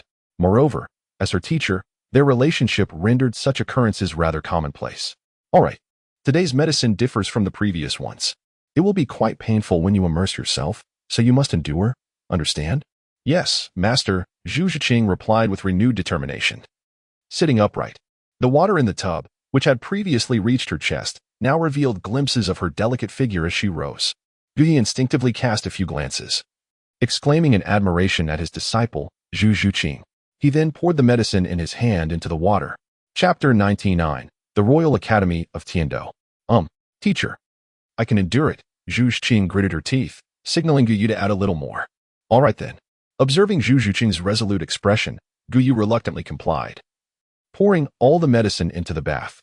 This concoction would greatly benefit Zhu Zhuqing. The pain she felt was merely a prelude, with the true agony yet to come. I will step outside. If you feel better later, do let me know, Gu Yi instructed. I understand. Teacher, Zhu Zhuqing replied with all her strength. Gu Yi cast a few more glances to confirm that Zhu Zhuqing was indeed safe before stepping outside. At this moment, within the Shrek Academy's playground, the atmosphere was electric with the sounds of combat. Bang! Bang! Ha! Ha! Tang San and Dai Mubai were engaged in an all-out battle, unleashing their soul skills and soul power without restraint. Over the past month, Zhu Zhuqing's rapid progress had ignited a fierce motivation within them, each striving to catch up to her. Consequently, their training intensity had significantly escalated. Ning Rongrong, resting nearby, observed the fierce clash between Tang San and Dai Mubai. Recalling a recent visit to Gu Yi, where she witnessed him instructing Zhu Zhuqing, she shook her head in contemplation. In comparison to Gu Ye's teaching prowess, she found Yu Xiaojiang, the so-called master, lacking in skill. Compared to Gu Yi, the reputation of the master in the soul master community seemed utterly hollow. This revelation struck her as a stark truth. If only Gu Yi could take me as a disciple, she mused. Not only could he guide me as he does Zhu Zhuqing, but also, she glanced down at her chest. Noticing that her figure had grown significantly since arriving at Shrek Academy, now more than double its original size. Although not as pronounced as Zhu Zhuqing's, it was satisfactory nonetheless. Yet, she couldn't help but envy Zhu Zhuqing for having Gu Yi as a mentor, receiving his personal guidance and assistance in her growth. In this past month, Ning Rongrong had frequently spent nights at Gu Ye's place, hoping to benefit from Zhu Zhuqing's privileges. As a result, her soul power had risen to the 28th level, surpassing the speed of her advancement in the original story. All right, we can cease for now. Just then, Yu Xiaojing called out to Tang San and Dai Mubai. Upon closer inspection, it was evident that Yu Xiaojiang's beard had completely vanished, and his once dark and rigid face had softened and paled. This transformation did not raise eyebrows among the Shrek students, as they had witnessed the gradual change in Yu Xiaojiang over time, becoming accustomed to it. They believed it was a benefit he had gained, given that his spirit had been improving under Gu Ye's treatment. After halting their sparring, Dai Mubai and Tang San approached Yu Xiaojiang, who gathered the six of them and declared, "I have an announcement. There will be no classes this afternoon. You are free to rest, but you must assemble before 6 o'clock, as you have an important team battle tonight against a formidable opponent." Yu Xiaojiang's words brought immense joy to Ning Rongrong, for she could now spend the afternoon with Zhu Zhuqing and Gu Yi. As for the evening's battle, that could be addressed later. After Yu Xiaojiang dismissed them, Ning Rongrong hurriedly made her way to Soto City to find Zhu Zhuqing. Meanwhile, at the entrance of the Soto City Grand Seoul Arena, a team of 8 entered. Leading the group was a man in his 30s, none other than Qin Ming, a student of Shrek Academy. Beside him stood a tall young man with long black hair, his expression stoic and his attire simple and blue. He was Yu Tianheng, a member of the Blue Lightning Tyrant Dragon clan and Yu Xiaojiang's nephew. Alongside them was a striking woman with short, deep purple hair and green eyes. Exuding an enigmatic charm, Du Guyan, granddaughter of the poisoned Douluo and owner of the emerald-scaled serpent martial soul. Next to her was a slender, silver-haired woman named Yi Lingling, who remained quiet, accompanied by their teammates Yu Feng, Luo, Shimo, and Shimo. This entourage of 8 comprised the Tianshui Royal Academy team, known for their appearance in the Soto City Grand Seoul Arena. As they entered, a beautiful woman in a purple low-cut dress swayed her hips toward them. Katten. Upon noticing Qin Ming and his team, she approached with a smile, welcoming them warmly to the arena. "Welcome to Soto City Grand Seoul Arena," she said, her presence intriguing both the staff and onlookers. Qin Ming, upon recognizing Katten, performed a noble bow and courteously replied, "You must be Madam Katten, the head of the Soto City Grand Seoul Arena." Katten nodded with a smile. "Indeed, and you are teacher Qin Ming from the Tianshui Royal Academy. It is an honor for us to host you here."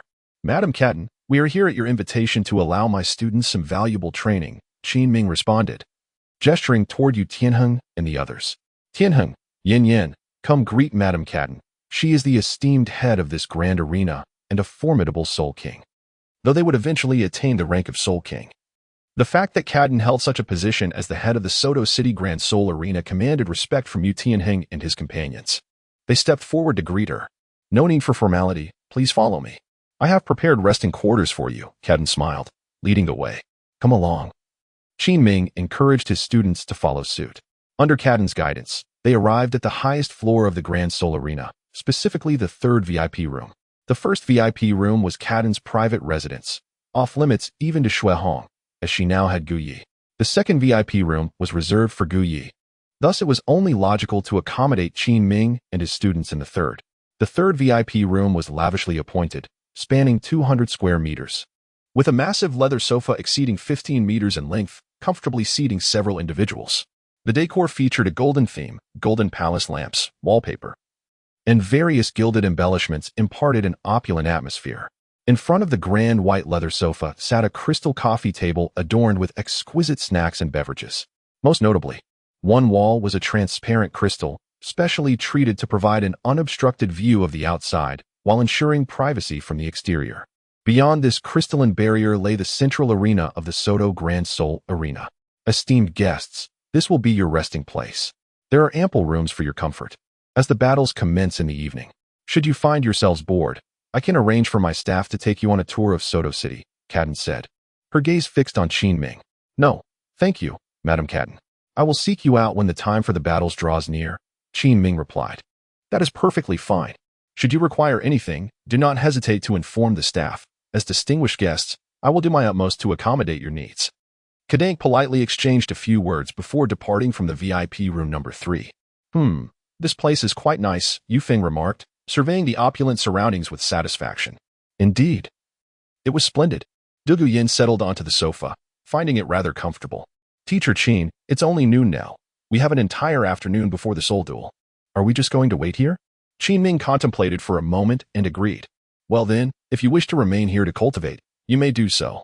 If you wish to explore the city of Soto, you are free to go. However, you must return here by 6 o'clock. Understood? Yes, Teacher Qin, responded Yushinheng, Du Guyan, and Yellingling joyfully. Without hesitation, the 7 departed the Grand Seoul Arena to wander around Soto City.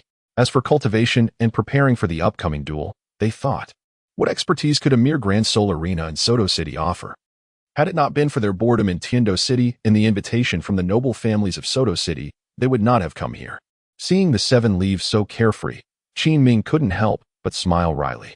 He then sought out the administrator of the Grand Seoul Arena to inquire about elite teams in Soto City's arena. Their purpose for being here was to enhance their team's strength through competition, and thus it was vital to understand their opponent's capabilities beforehand. This was part of his duty as a teacher. Since Kadank had announced that Qin Ming was a distinguished guest, he quickly received the requested information regarding the Seoul Duel teams. After perusing the details, he had a good understanding of the teams and their strengths. However, one particular team caught his eye, the Shrek Academy team. Upon seeing this familiar name, Qin Ming was suddenly reminded of his own teacher. He wondered what kind of extraordinary students Dean Flandre would recruit for the Shrek Academy team. After reviewing the Shrek Academy team's capabilities, a thought arose in his mind. If the opportunity presented itself, he wished for the students of the Tiando Royal Academy to face those of the Shrek Academy. As soon as this idea took root, Qin Ming sought out the staff within the arena for detailed information on the Shrek Academy team. Chapter 100. Ambiguity with disciple Zhu Zhuqing. The group of seven, led by Yusheng, was unaware that Qin Ming had already arranged a soul duel for them. They were happily exploring Soto City. "Sister Yin, Soto City looks quite impressive," exclaimed Yelingling, the silver-haired girl, as she linked arms with Dugu Yin, eagerly observing her surroundings. Dugu Yin nodded in agreement. While it may not compare to Tiando City, it certainly has its merits. Oslo, glancing at Yusheng beside Dugu Yin, teased, "Yin Yin, I heard there's a place in Soto City called the Rose Hotel, reputed to be a lover's paradise. Should we leave you and the boss to explore it alone?" "Oslo, you dare to tease both the boss and Sister Yin? It seems you're itching for trouble." Yufeng shot him a playful glare. Yusheng also cast a disapproving look at Oslo. He and Dugu Yin were indeed a couple. But was this the time for such frivolities? Oslo chuckled sheepishly and quickly changed the subject. "Boss, I heard besides the Rose Hotel, there's another place that's particularly famous." "Where is it?" "It's a clinic called the Hand of God. They say it has a physician whose medical skills are miraculous. Anyone treated there walks away healed." "Really? Is it that incredible?" "I find it hard to believe." Yusheng, not an ordinary citizen, had high standards. If someone could cure all ailments, why would they remain in a small place like Soto City? "Boss, this is what the locals say. And they claim the physician can even bring the dead back to life and heal defects in martial souls." "Wait, Oslo, did you say he can treat defects in martial souls?" Yusheng's interest was piqued as he looked at Oslo intently. That's just what I heard from the people of Soto City. As for the truth, I can't confirm," Oslo explained. Yusheng exchanged glances with Dugu Yin, and they both understood each other's thoughts. Since they had some free time, why not visit this clinic? "Really? Does the boss intend to seek treatment?" Oslo's loose tongue betrayed him, and he quickly covered his mouth upon realizing his blunder. Yusheng glanced at Oslo, but chose not to dwell on it. The seven then inquired about the location of the Guy Clinic. In Soto City, it was well known among the youthful women. A casual inquiry led them to the clinic's whereabouts, and soon they were on their way. Meanwhile, at Guy Clinic, Zhu Zhuqing was languidly resting against the edge of the medicinal bath, overwhelmed by its potent effects. Struggling to breathe in fresh air, she attempted to rise from the tub, only to find herself too weak, falling back with a splash. "Teacher!" In her desperation, Zhu Zhuqing had no choice but to call for Guy's assistance. Upon hearing Zhu Zhuqing's call, paused his cultivation and entered the room. "Teacher, I lack strength again. Please carry me." Zhu Zhuqing shyly extended her hand towards Guyi, lowering her head and burying it against her chest. Guyi, not giving it much thought, recognized that this was not the first instance of such a scenario. He picked up a nearby towel and wrapped it around Zhu Zhuqing's delicate form before lifting her from the bath. At that moment, Zhu Zhuqing was clad in only a thin towel, which clung to her damp skin, revealing her exquisite figure in its entirety before Guyi's eyes. Guyi gazed openly at Zhu Zhuqing for a moment longer. She was truly beautiful, indeed remarkable. It was no surprise that she was Zhu Zhuqing. The teacher, feeling his gaze upon her, shyly called out to him. "What is the matter?" Guyi, lifting Zhu Zhuqing into his arms, did not immediately proceed to the bed, instead feigning confusion as he looked at her.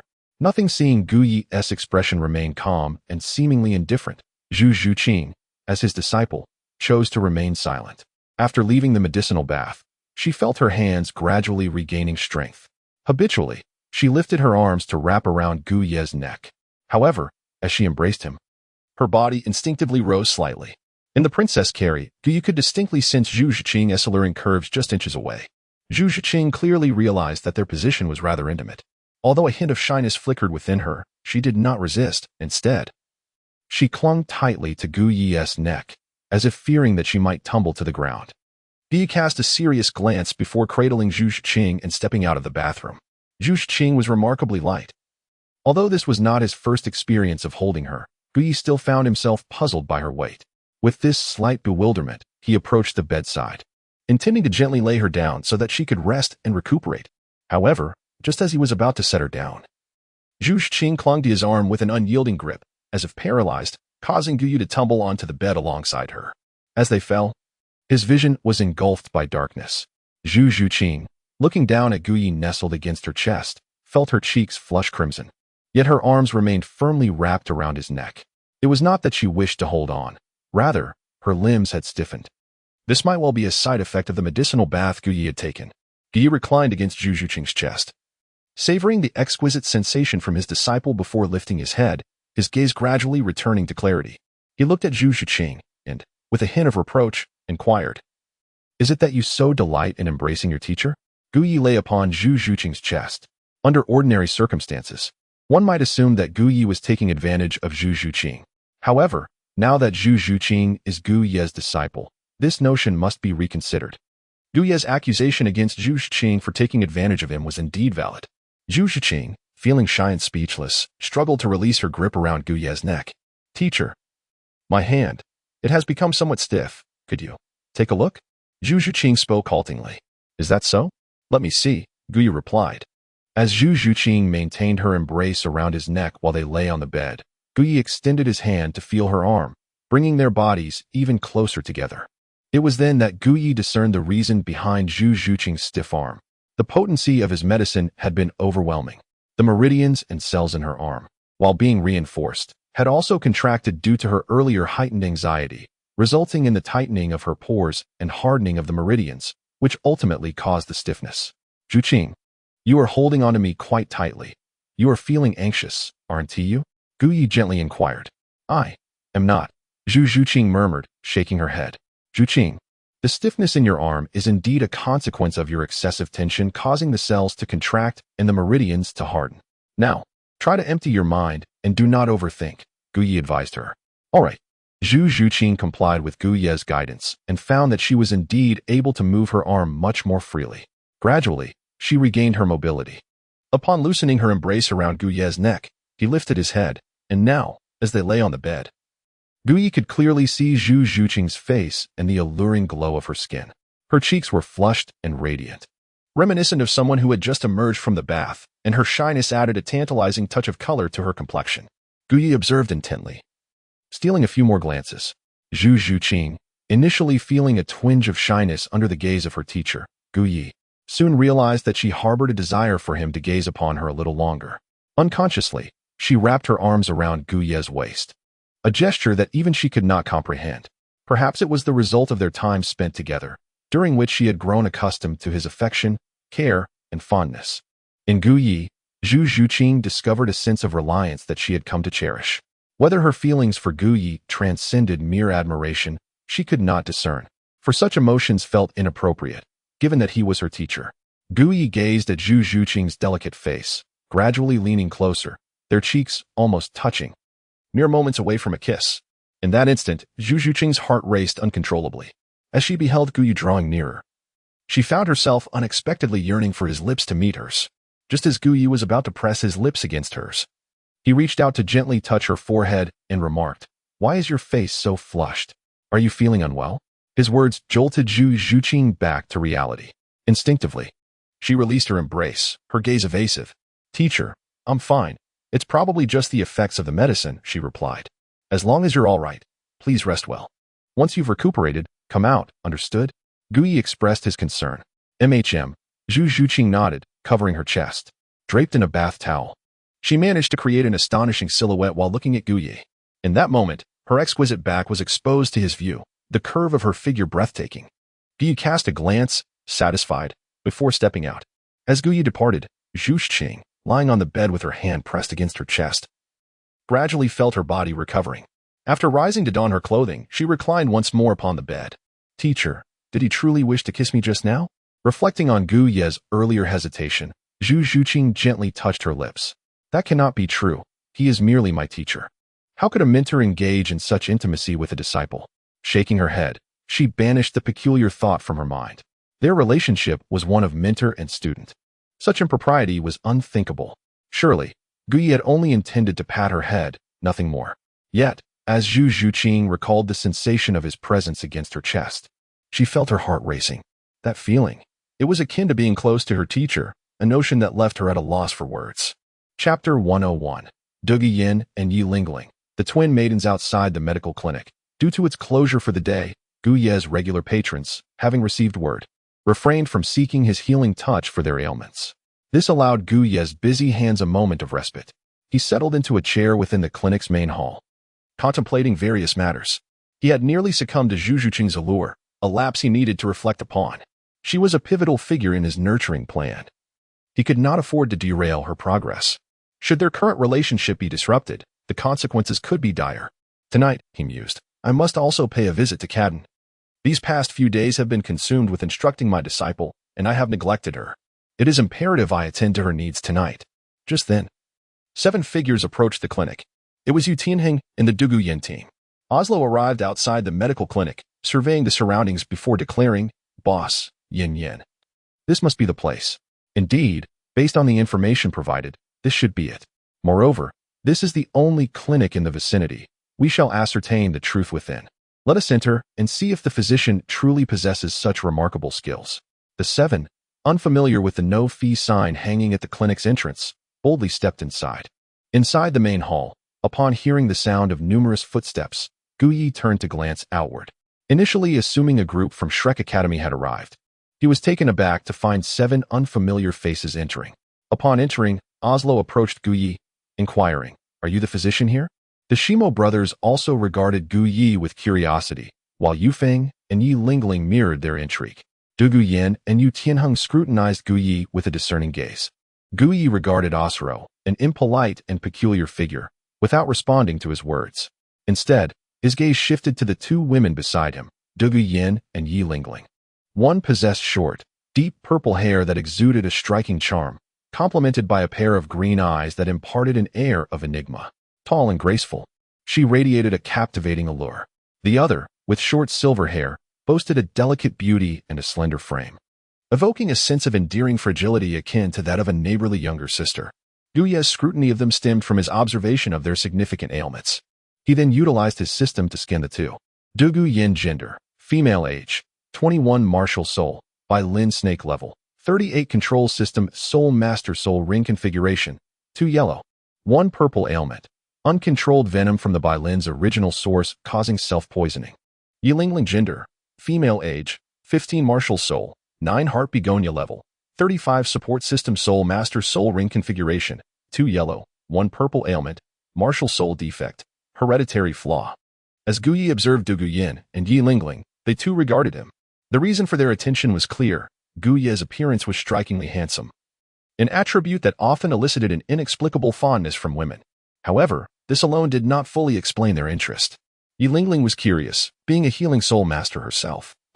And having heard of Gu Ye's reputation in Soto City, she was eager to discern what manner of person he was. Upon meeting him, she felt compelled to scrutinize him closely.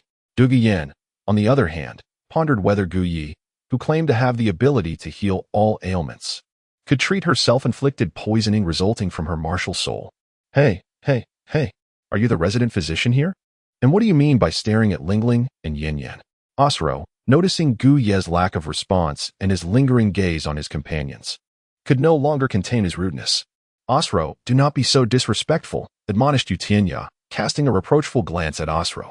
With an innocent expression, Osro waved his hand dismissively. Boss, it's not me being rude. It's him who seems incapable of understanding human speech. I ask him a question, and he doesn't respond. Yet he stares at Yin Yin and Lingling. Osro's remarks prompted Yu Tianheng to realize that Gu Yi was indeed fixated on Du Guiyin and Yi Lingling, and the nature of his gaze was unsettling. While he would not object to others admiring his girlfriend, Du Guiyin, he found himself frowning at Gu Yi's alternating gaze between the 2 women. Unlike Osro, Yu Tianheng was more composed. He approached Du Guiyin and Yi Lingling and politely inquired, May I ask if you are the physician here, Or could you direct me to where the physician is located? Well, you're not entirely unpleasant, Gu Yi noted, appreciating Yu Tianheng's courteous demeanor. Yu Tianheng, the captain of the Tiando Royal Academy's battle team and a direct descendant of the Blue Lightning Tyrant Dragon family, was also the nephew of Yu Shaojiang, thus a person of significance. Gu Yi recognized that the 7 individuals before him were indeed the members of the Tiando Royal Academy's battle team from the original narrative. According to the storyline, they were expected to arrive at the Soto City Grand Seoul Arena at this juncture. Gu Yi examined Yu Tianheng a moment longer before responding, "Indeed. I am the physician here. You have come for a consultation, I presume? Oh, perhaps it is these two who seek treatment." He gestured towards Du Guyan and Yi Lingling with a smile. Du Guyan furrowed her brow, scrutinizing Gu Yi without uttering a word. Yi Lingling, in contrast, looked puzzled. As a healing soul master, she wondered how she could possibly be in need of treatment, for her health was robust. Osro, known for his brashness, was displeased at the implication that their beloved Lingling was unwell. Just as he prepared to voice his objections, Yu Tianheng shot him a warning glance, prompting Osro to obediently close his mouth. "Esteemed physician, what do you mean by that statement?" Yu Tianheng inquired politely, his gaze fixed on Gu Yi. "Is it not true that you have come to my clinic seeking treatment? If not, then please take your leave," Gu Yi indicated towards the door, suggesting that the 7 individuals might depart. Their presence, while not for consultation, seemed to intrude upon his time unnecessarily. However, Gu Yi scrutinized Yi Lingling, a peculiar thought crossing his mind.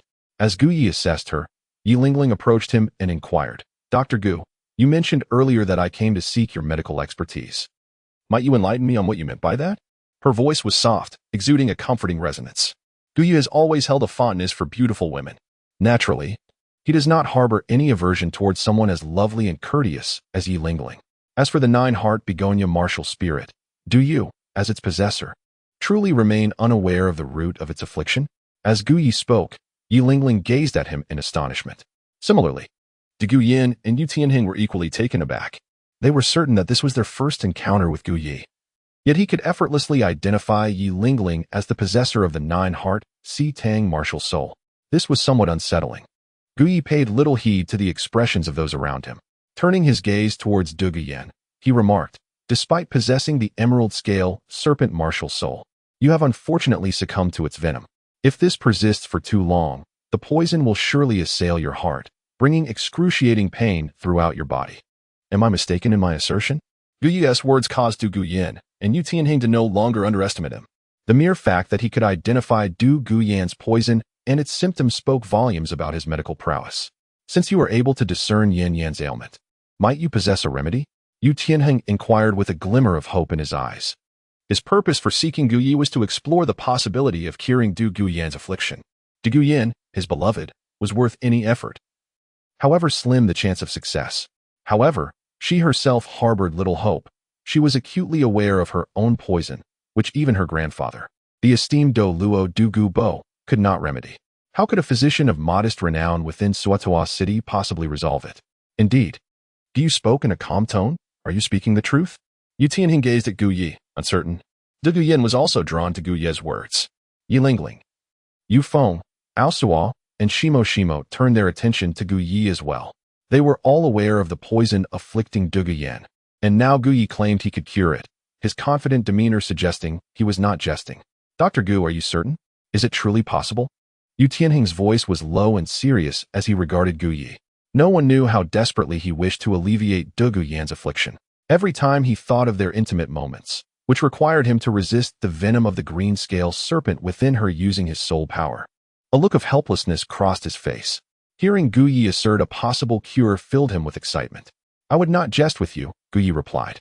"However, even if I am capable of remedying her green scale serpent martial spirit deficiency, you may find it beyond your means to afford the treatment. Furthermore, young lady with the 9-heart begonia martial spirit, I would gladly assist in addressing your martial spirit deficiency, but not at this moment. Come to me once you have deliberated, and I trust that, as a healing soul master, you will comprehend my desires." Gu Yi smiled at Yi Lingling. For someone like Yi Lingling, whose martial spirit possessed comprehensive restorative capabilities, Gu Yi was determined to acquire her essence. He envisioned bestowing the 9-heart begonia martial spirit upon others, deeming the notion of lineage irrelevant in the face of martial spirit blood. After contemplating Gu Ye's words for a moment, Yi Lingling and Du Guyan exchanged thoughtful glances. Meanwhile, Yu Tianheng remained preoccupied with the notion of curing Du Guyan's poison. He looked at Gu Yi and urgently inquired, "What is the cost of your treatment? As long as you can cure Yin Yin of her affliction, I am willing to meet your terms." Gu Yi shook his head. On the Douluo continent, the only individual possessing the azure-scaled serpent martial soul is the descendant of the titled poison Douluo, Douluo. If all goes as expected, you are indeed his heir. However, the cost of healing the deficiencies in your martial soul is rather exorbitant, and with your means, it seems you are unable to afford it. Gu Yi's words caused Yu Tianheng to frown and Du Guyan to ponder. Now, Gu Yi was aware that Du Gubo's presence did not astonish them. After all, Du Gubo was quite renowned in the Douluo continent. Du Guyan contemplated for a moment before reaffirming her inquiry. "Can you truly cure my poison?" Chapter 102. The performance of Zhu Zhuqing and Ning Rongrong. Gu Yi remained unfazed by Du Guyan's skeptical remarks. After all, it was hard for anyone to believe that a poison, which even a titled Douluo could not resolve, could suddenly be cured. Nevertheless, Gu Yi had no intention of engaging in further discourse with them. Whether they chose to believe him was of no concern. He simply stated, "If there are no further matters, you may take your leave." Yu Tianheng, eager to inquire further, after all, it was a rare opportunity to meet a physician who claimed he could cure Du Guyan's poison, felt a surge of excitement within him. However, remembering Gu Yi's assertion that they could not afford the treatment, he found himself perplexed. If the cost was indeed prohibitive, why not articulate it clearly? Did he not realize how desperately he wished to resolve Du Guyan's affliction? As her boyfriend, he was unable to engage with her intimately, and the emotional toll was significant. Yet, upon witnessing Gu Yi's distant demeanor, he chose to depart. Yu Lingling glanced at Gu Yi before following Yu Tianheng. Du Guyan cast one last look at Gu Yi. Just as the group of 7 exited the clinic, Zhu Zhuqing emerged from the rear courtyard. Simultaneously, a woman entered the clinic from outside, Ning Rongrong. Noticing several individuals standing at the entrance of Gu Yi's clinic, she curiously observed them. Upon spotting Yi Lingling, an instinctual sense of rivalry surged within her, akin to encountering a formidable opponent. Yi Lingling reciprocated the sentiment, pausing to scrutinize Ning Rongrong. Upon catching sight of Gu Yi, Ning Rongrong's earlier apprehension dissipated entirely, and she briskly dashed past Yi Lingling into the clinic. "Zhuqing, you are here," she exclaimed joyfully as she approached Zhu Zhuqing, who had just stepped out.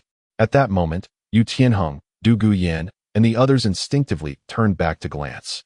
Upon seeing Zhu Zhuqing, the eyes of Shirimo, AOC Luo, and Yufeng brightened, although Yu Tianheng merely glanced before turning away. "Let us go," he said, departing from Gu Yi's clinic. "Teacher, who are those people?" Zhu Zhuqing inquired curiously, observing the departing group.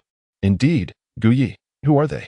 They seem quite significant," Ning Rongrong echoed, her gaze fixed on Yi Lingling's retreating figure. "You will soon find out," Gu Yi replied, withholding further details, as they would inevitably learn what they needed to know. "Yin Yin, do you think that fellow can truly cure your poison?" AOC Luo expressed some skepticism towards Gu Yi, referring to him dismissively as that fellow. Du Guyan shook her head. "I do not know, but he does not appear to be lying, and his considerable reputation in Soto City suggests he possesses extraordinary skills. Perhaps he is merely bluffing?" AOC Luo suggested. "No, he is a genuine physician and would not resort to deception," Yi Lingling asserted confidently. Being a healing-type soul master herself, she recognized Gu Yi's formidable abilities. Indeed, he certainly seems knowledgeable and would not jest about such matters. However, it might be prudent to discuss this with Teacher Qin upon our return. If he can indeed cure Yin Yan's poison, it would be beneficial from any perspective. The boss is right. Let us wait until we return to the Grand Soul Arena to inform Teacher Qin Ming. After all, that physician will remain at the clinic, and we should enjoy our outing without dwelling on other concerns. Agreed. It is only 1 in the afternoon, and we have several hours until 6. Let us first enjoy ourselves and return later. Following your lead, they replied in unison. Very well, let us not dwell on other matters. Today, we shall revel in joy, and I will cover all expenses. Yu Tianheng declared with a grand flourish, characteristic of someone from a prominent family. Boss, I shall not hold back then. AOC Luo responded with a cheeky grin. The 2 brothers, Shirimo and Shirimo, also felt no hesitation in accepting the generosity of the wealthy Yu Tianheng. Meanwhile, Yi Lingling maintained her composed demeanor, her thoughts lingering on Gu Yi. The group of 7 happily strolled through Soto City, savoring the day as pleasures. Within the ancient medical hall, Zhu Zhuqing and Ning Rongrong surrounded Gu Yi, inquiring with great curiosity. Most of the questions stemmed from Ning Rongrong's inquisitiveness about the lessons Gu Yi imparted to Zhu Zhuqing that day, wondering if he might also share his knowledge with her. Gu Yi shook his head in wry amusement throughout, feeling somewhat helpless regarding Ning Rongrong's frequent interruptions under the pretext of seeking Zhu Zhuqing. The visible transformation in Ning Rongrong was undeniable, yet she appeared to still harbor a sense of discontent, secretly wishing for him to assist her in further healing. Gu Yi naturally refused such frivolous requests. However, unable to withstand Ning Rongrong's persistent pestering, he ultimately acquiesced reluctantly. Gu Yi, we have another soul fighting match tonight. Will you come to watch? Soul fighting, you say? Well, I suppose I shall attend, as I also need to visit the arena. Oh, is that so? There's still quite a while until the match begins. Could you assist me with something in the meantime? Ning Rongrong boldly took Gu Ye's hand, gazing at him with eager anticipation, all while in the presence of Zhu Zhuqing. This infuriated Zhu Zhuqing. From the moment she learned that Ning Rongrong sought her teacher's help for treatment, she disapproved of such actions. Now, witnessing Ning Rongrong attempt to solicit Gu Ye's assistance right before her eyes, Zhu Zhuqing felt a pang of jealousy. Gu Ye gazed at Ning Rongrong's transformation and sighed. Rongrong, how have you changed so drastically since our first encounter? Gu Ye still vividly remembers the first time he assisted Ning Rongrong with her healing. She was so bashful that she scarcely dared to lift her gaze.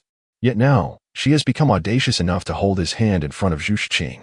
Does she truly believe that his healing services come without cost? One treatment is not sufficient. She seems to wish for several more. Ning Rongrong's thoughts are rather fanciful. However, under Gu Ye's intense gaze, she feels a twinge of shyness. Nevertheless, how could she resist when his healing abilities are so remarkable? She clings to his hand, reluctant to let go. Zhu Zhuqing shot a stern glance at Ning Rongrong, signaling her to release her teacher immediately. In Zhu Zhuqing's eyes, Ning Rongrong's current behavior is nothing short of taking advantage of her mentor, and as a disciple, she cannot condone such actions. Yet, Ning Rongrong blatantly disregards Zhu Zhuqing's warning. Her eyes filled with anticipation as she gazes at Gu Yi. Gu Yi withdrew his hand from Ning Rongrong's grasp and shook his head, saying, "Let us not discuss this now. You should rest well before your Duhan matches tonight." Very well then, Ning Rongrong replied, slightly disheartened by Gu Ye's refusal. However, thoughts of Zhu Zhuqing brightened her mood, and she cheerfully pulled Zhu Zhuqing back to their room. Zhu Zhuqing, caught off guard by Ning Rongrong's enthusiasm, had no opportunity to decline. Once inside, Ning Rongrong expressed her intentions, only to be met with Zhu Zhuqing's refusal.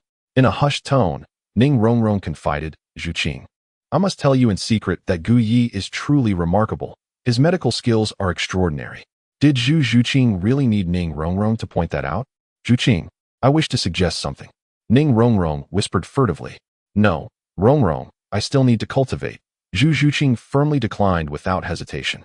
If you refuse, I shall seek out Gu Yi. He would certainly agree. Upon hearing this, Zhu Zhuqing hesitated. Ultimately, to prevent Ning Rongrong from taking advantage of her teacher, she silently nodded in acquiescence. Soon, laughter echoed from their room. As time slipped by, afternoon arrived. Outside Zhu Zhuqing's room, Ning Rongrong held her hand and led her out. A satisfied smile adorning her face, her steps imbued with a newfound confidence. Zhu Zhuqing's usually placid expression bore hints of irritation, rendering her all the more captivating. Have you rested well? Gu Yi inquired as he observed the two emerge, but he paid it little mind. Yes, Gu Yi, let us proceed to the Duhan arena. Ning Rongrong replied, her gaze lowered. All right, he agreed, noting the timing was indeed opportune. He had not seen Cadden in several days and felt a longing to delve deeper into the mysteries of life with him.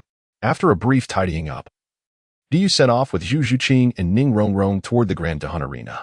Yet, Gu Yi was puzzled by Zhu Zhuqing's silence. It was Ning Rongrong who dominated the conversation. He turned his gaze toward Zhu Zhuqing and inquired with concern, Zhuqing, why have you remained so quiet? Zhu Zhuqing glanced at Ning Rongrong, recalling her earlier promise, and shyly shook her head. Teacher, I am fine.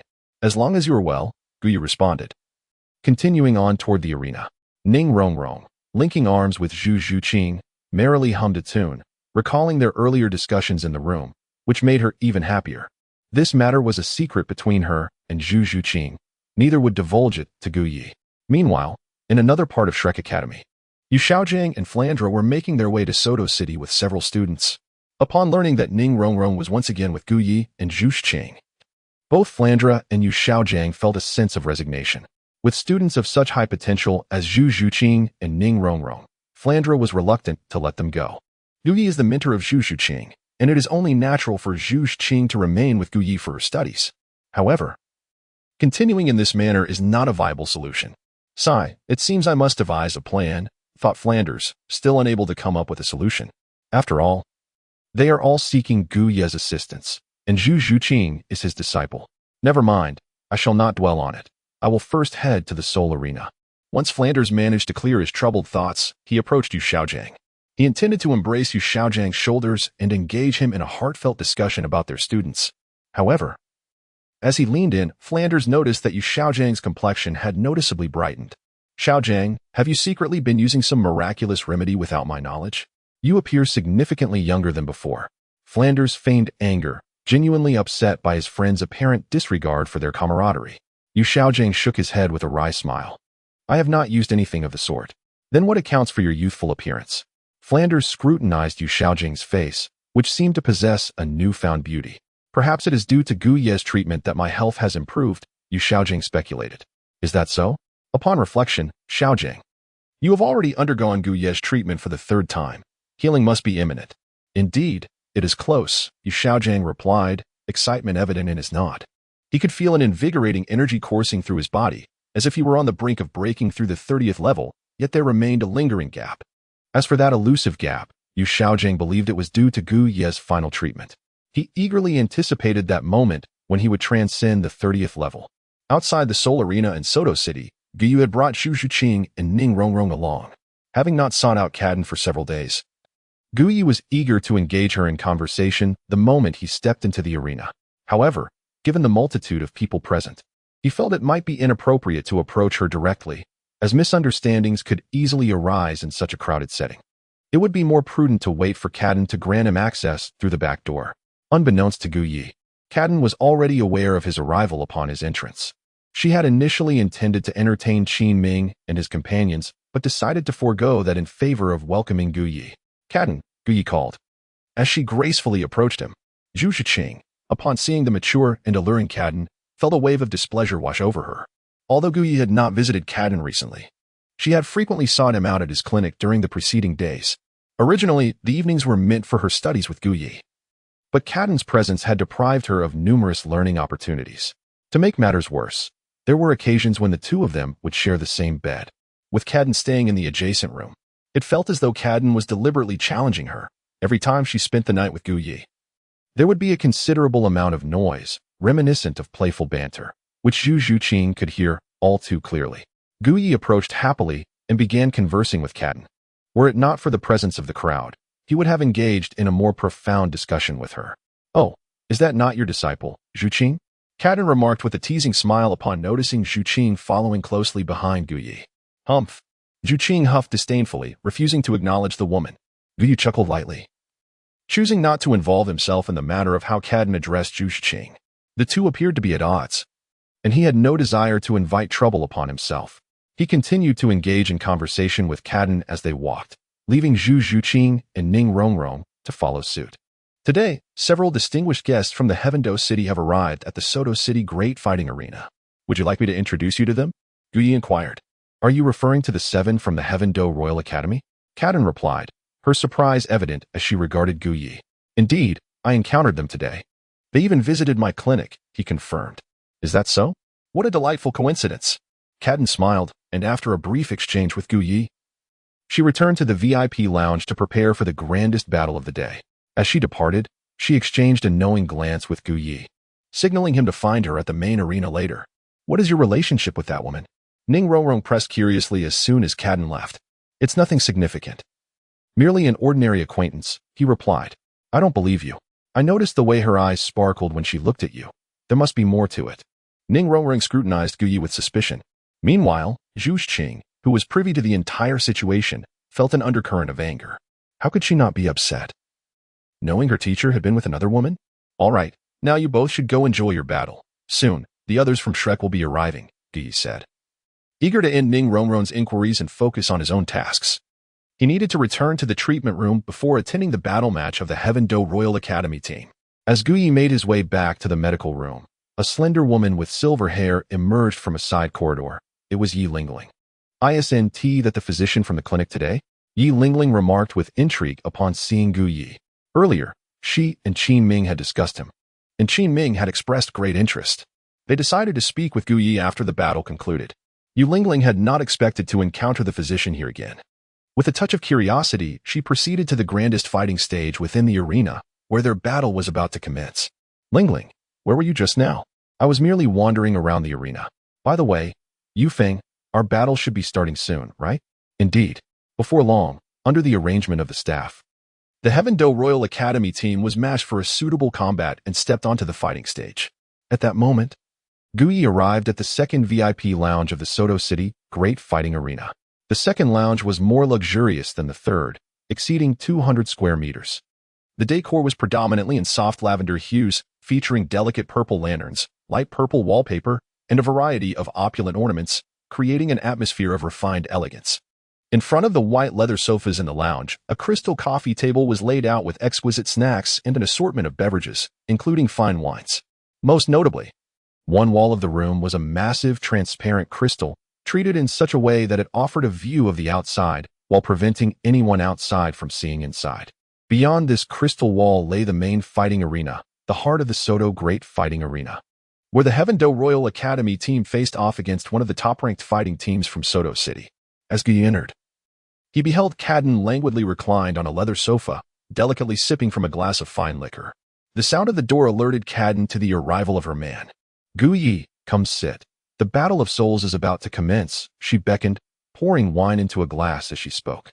Gu Yi strode in with purpose, taking a seat upon the sofa and enveloping Cadden's delicate form in his embrace, savoring the allure that she exuded. "Here, your favorite wine," Cadden said, lifting the goblet from the coffee table and presenting it to Gu Yi. Gu Yi took a few sips and shook his head, saying, "It's not as good as yours." "What isn't as good as mine?" Cadden asked, somewhat puzzled. Gu Yi leaned closer to Cadden's ear, a mischievous smile playing on his lips, and remarked, "The beverage you have crafted is truly exquisite." Suddenly comprehending Gu Ye's words, Cadden's cheeks flushed a deep crimson. "You rascal! After days of absence, you return only to savor my concoction. How delightful it must be in your imagination." With a playful tone, she added, "All right, enough with the jesting. Let us observe the match of the Imperial battle team." Cadden languidly nestled against Gu Yi, as the two gazed through the glass on the wall towards the arena below.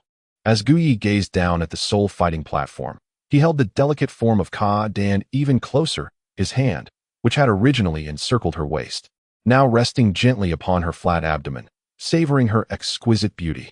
The two nestled together on the luxurious sofa, their intimacy growing as they watched the unfolding events below. On the soul fighting platform, the team from the Tiando Royal Academy was demonstrating their prowess. The powerful 39th level assault system Soul Master, Yu Qianheng, wielding the blue lightning tyrant dragon martial spirit, appeared and astonished the audience.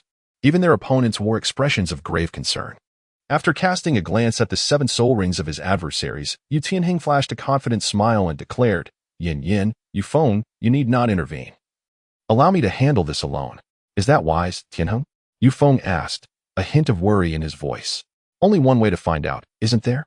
If I falter, I still have you all," Yu Tianheng replied. Indeed, given the strength of their team, their leader was more than capable of confronting them alone. The Tiando Royal Academy team consisted entirely of Soul Emperors, each an elite Soul Master seasoned in battle. Particularly, with Yu Tianheng's possession of the top-tier Blue Lightning Tyrant Dragon Martial Spirit, his power was formidable. Although it seemed audacious for him to challenge 7 opponents single-handedly, it was not beyond the realm of possibility. As arcs of electricity danced in his palms, Yu Tianheng stepped forward. "What? Is the captain of the royal fighting team truly intending to take on 7 opponents?" The incredulity was palpable. However, with the might of the Blue Lightning Tyrant Dragon, if he could indeed achieve such a remarkable feat, it would be a monumental milestone for the Soto Great Soul Arena. The commentator, witnessing Yu Tianheng's audacious challenge, began to explain with excitement. "Such arrogance! How dare he think he can face all 7 of us single-handedly?" Infuriated by the perceived insult, the opposing team launched their attacks on Yu Tianheng without reservation. A dazzling array of soul skills illuminated the platform as they assailed him. Despite being a 39th level assault system Soul Master from the prestigious Blue Lightning Tyrant Dragon lineage, Yu Tianheng was not to be underestimated. He advanced a step, forming a shield with his palms, blue lightning swirling around him as a blue lightning dragon materialized, intertwining with his hands. In mere moments, a dragon claw materialized before him. First soul skill, Thunder Dragon Claw. With a crack of thunder, the Thunder Dragon Claw shot forth, forcing the 7 attackers to evade in alarm. Seeing their reaction, Yu Tianheng smirked, manipulating the claw to pivot sharply and strike 2 of them with precision. The collision of their soul skills resounded with explosive force, sending the 2 flying off the platform. Our leader remains as formidable as ever, Osro from the Tiando team remarked, marveling at how easily Yu Tianheng dispatched his foes. Yu Feng, observing the frightened expressions of their adversaries, chuckled. If our leader weren't strong, how could he be the leader? Soon, the platform echoed with the sounds of battle as the Tiando Royal Academy team effortlessly secured victory, facing no pressure whatsoever. Inside the second VIP room, Guyi held Ka Dan close. Through the glass wall, Ka Dan watched Yu Tianheng's performance on the soul fighting platform. She hesitated, her lips grazing her teeth as tension gripped her muscles, rendering her speechless. After a moment, she took a deep breath, relaxing against Guyi's embrace, and asked in a wavering voice, Guyi, what do you think of Yu Tianheng's strength? Chapter 104. Guyi's Manipulation. Shrek's confrontation with the Royal Fight Team, the Blue Lightning Tyrant Dragon Martial Spirit, holds significant power within the Douluo continent, and Yu Tianheng's strength is commendable. However, when compared to your current Golden Sacred Dragon Martial Spirit, he pales in comparison. Guyi spoke in a tranquil manner, his hands gradually loosening their grip around Kaden's waist as he savored the exquisite moments that had just transpired. After a brief pause, Guyi gazed through the glass embedded in the wall, observing the Tiando Royal Academy team, freshly emerged from a soul battle, ascend once more to the arena. In a short while, the clash of combat commenced anew. Upon witnessing this, Guyi stood momentarily before resuming his seat. Lazily leaning against Guyi, Kaden furrowed her brow. A hint of pain etched across her face. She refrained from observing the fierce battle unfolding on the soul fighting platform below, instead casting a reproachful glance at Guyi, lightly scolding him, truly, a mischievous fellow, as the 2 engaged in a spirited discussion about the combatant strengths and who might ultimately claim victory. The team from the Tiando Royal Academy showcased formidable prowess, dominating the competition in the Soto City Great Soul Arena. Within just a short span, they vanquished dozens of teams, much to the delight of the nobles who had wagered on them, reaping substantial rewards. Noticing the unfolding events, the arena's supervisor hastily contacted Kaden. Meanwhile, in the second VIP room, the contest between Guyi and Kaden had come to an end. It appeared that the Tiando Royal Academy had no rivals left in the Soto Great Soul Arena. Kaden, exhausted and leaning against Guyi, merely hummed in acknowledgement, too weary to engage in conversation. As the Soto City Great Soul Arena teams had become no match for the Tiando Royal Academy, the nobles had amassed considerable wealth. What if I were to find them an opponent? Let them relinquish their earnings, Guyi suggested. Who would that be? Kaden inquired. Her curiosity piqued as she regarded Guyi. The Shrek Academy team, he replied. Upon mentioning Zhu Zhuqing and the Shrek Academy, Kaden immediately understood Guyi's intentions. He sought to hone Zhu Zhuqing, his treasured disciple, using the Tiando Royal Academy as a training ground. The other members of the Shrek Academy were merely an afterthought. Guyi, you must be honest with me. Do you harbor ulterior motives towards your disciple? Kaden scrutinized him skeptically. Her concern stemmed not from mere suspicion, but from the undeniable closeness between the 2. She had once stumbled upon them sleeping together in an intimate embrace at Guyi's clinic. Had they not been properly dressed and devoid of any peculiar sense, she might have suspected something more. What nonsense! My relationship with Zhu Qing is purely that of a mentor and disciple. What else could it be? Guyi replied nonchalantly. Women often misconstrue intentions, he mused. Their bond was innocent. A mentor and mentee sharing a bed was hardly abnormal. Seeing Guyi's earnest demeanor, Kaden reluctantly accepted his explanation. They soon resolved to arrange a match between the Tiando Royal Academy and Shrek Academy, compelling the nobles to part with their ill-gotten gains. Yanxi, Kaden called out towards the door. Yanxi, a soul saint, entered promptly. Upon entering, she noted Kaden draped in a thin garment, lazily nestled in Guyi's embrace. A quick glance at the leather sofa revealed it was slightly damp, and the air carried a peculiar scent. She surmised what had transpired, but chose not to pry, having grown accustomed to their private affairs. Princess Kaden, how may I assist you? Yanxi inquired respectfully. Please instruct Supervisor Ao to arrange a soul battle between the Tiando Royal Academy and Shrek Academy, Kaden commanded. Understood, Yanxi replied before departing to fulfill the request. Gu Yi, the Tindo Royal Academy far surpasses the Shrek Academy in strength. Are you certain Shrek can secure a victory? Although aware of Gu Ye's desire to train Zhu Zhuqing, Qian remained skeptical, given the vast disparity in power. You shall see shortly. I have not been idle in training Zhu Zhuqing, and Shrek Academy may yet prove to be on par with Tindo Royal Academy, he assured her. Is that so? I find myself intrigued, Qian replied, taking a sip from the drink on the table to replenish her energy. She blamed Gu Yi for being so adept at creating such situations. With a smile of contentment, she recalled the earlier exchange, her gaze fixed on Gu Yi. Why do you look at me like that? Gu Yi questioned, perceiving something amiss in her expression. Such a rogue, Qian retorted, casting him an annoyed glance before returning to her drink. At that moment, the Shrek Academy team, having just completed a group match, prepared to leave the Soto City Great Soul Arena. Zhu Zhuqing informed Flander and the others of her intent to seek out Gu Yi. Just then, a middle-aged man intercepted their group, Supervisor AO, sent by Qian to approach the Shrek Academy team. With a smile, Supervisor AO greeted Yu Xiaojiang. Good day, esteemed team leader. May we have a moment to converse? I assure you it will not take up too much of your time. Yu Xiaojiang, initially poised to leave, furrowed his brow and replied coolly, Are you speaking on behalf of yourself or the Soto Great Soul Arena? Of course, I represent the Soto Great Soul Arena. Supervisor AO responded promptly. Nodding in understanding, Yu Xiaojiang had anticipated this encounter, aware that the Shrek 7 had garnered significant attention due to their outstanding performance. Especially Tang San and Zhu Zhuqing, who had achieved remarkable victories throughout the month. Despite his reluctance to engage with the arena, recognizing its immense power that even the state regarded with caution, he did not wish to offend them. Thus, he nodded in acquiescence and followed Supervisor AO to a quiet room behind the registration area. Team leader, I will be direct, Supervisor AO said, his demeanor serious. You have secured victory in today's team battle. However, I must request that the Shrek 7 participate in another battle today, this time in the central main arena. Oh? Yu Xiaojiang replied, unfazed. That seems to contradict the arena's regulations. According to the rules, a team may only participate in one group battle per day, and only Silver Spirit Masters are permitted to compete in the central main arena. We, the Shrek 7, are merely Iron Spirit Masters. Supervisor AO forced a smile, fully aware of the regulations, yet compelled to comply with higher orders. Moreover, the rules could be altered at the whim of the arena's proprietors. Just as the Tindo Royal Academy has participated in numerous matches today, so too can we bend the rules. I must be candid. A team of Silver Spirit Masters has arrived at the arena, and the nobles, impressed by their prowess, have wagered heavily on them, causing significant losses for us. Those in authority wish for you to face this team in earnest. Oh, and they specifically mentioned wanting to provide Zhu Zhuqing with some experience. Do not let them down. After Supervisor AO concluded his remarks, he glanced at Zhu Zhuqing. Upon hearing that it was an opportunity for her to hone her skills, she immediately deduced the identity of the instigator, undoubtedly that woman, Qian, along with her mentor, Gu Yi, engaging in some sort of dalliance in the VIP room.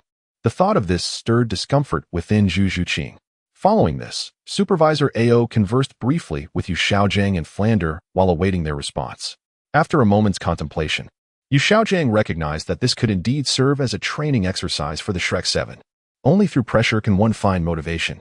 Furthermore, since the higher-ups had indicated that this was meant for Zhu Zhuqing's development, it was likely that they were acquainted with her and within this spirit arena. That could only point to her mentor, Gu Yi. After weighing the pros and cons, Yu Xiaojiang slowly nodded in agreement. Very well, I shall accept your proposition. Please prepare the relevant information on our opponents. With his objective achieved, Supervisor AO smiled contentedly as he handed over the pre-prepared materials to Yu Xiaojiang before departing to report back to his superiors. Once Supervisor AO had exited, Yu Xiaojiang turned his attention to the opponent's dossier. Upon discovering that they were the Tindo Royal Academy battle team, and noting the name Yu Tianheng, he furrowed his brow before continuing to read. I have perused the information. You all should take a look as well. This team possesses formidable strength. But it is precisely this that will provide you an opportunity for growth, as only under pressure can you find your drive. Zhu Zhuqing, however, dismissed Yu Xiaojiang's words. To her, they were mere platitudes, lacking the depth of insight offered by her mentor Gu Yi. Throughout her training at Shrek Academy, she had gleaned the true nature of Yu Xiaojiang from Gu Ye's teachings. If it weren't for her commitment to her studies at Shrek Academy, she would have surely silenced Yu Xiaojiang with her retorts. After glancing over the materials, Zhu Zhuqing began speculating why her mentor Gu Yi had arranged for such opponents. Meanwhile, in the third VIP room, the 7 members of the Tiando Royal Academy sat languidly upon a large leather sofa. Dugu Yin reclined against Yu Tianhing's shoulder, idly toying with her hair. Osro, witnessing this, remarked with exasperation, "Yin, could you and the captain refrain from flaunting your affection all day? The rest of us are still a bunch of bachelors. It could stir unwanted feelings." Dugu Yin shot him a glance, her green eyes glinting with mischief. "Then why don't you come here? I could teach you how to be a man." Osro quickly retorted, "No thanks. With your venomous bite. Only the captain could handle it. I prefer to avoid an early demise." "Serves you right. Who told you to provoke Yin?" Yu Feng interjected with a smirk. At that moment, Yu Tianhing spoke up. "All right, I've heard that a strong opponent has been arranged for us in the spirit arena. You brothers should take this time to rest well." Chapter 105, Disciple Zhu Zhuqing and Mentor Gu Yi. Yu Feng chuckled. What formidable adversary could possibly exist in the Soto Great Spirit Arena? Our team has reached the Silver Spirit Badge standard well before level 40. I dare say, there is no team here that can defeat us. Not just here. Even in the prestigious Imperial City Tiando Great Spirit Arena, there are no teams capable of challenging us. Osro concurred, acknowledging Yu Feng's assessment. As they continued their discussion, the door suddenly swung open, revealing their teacher, Qin Ming.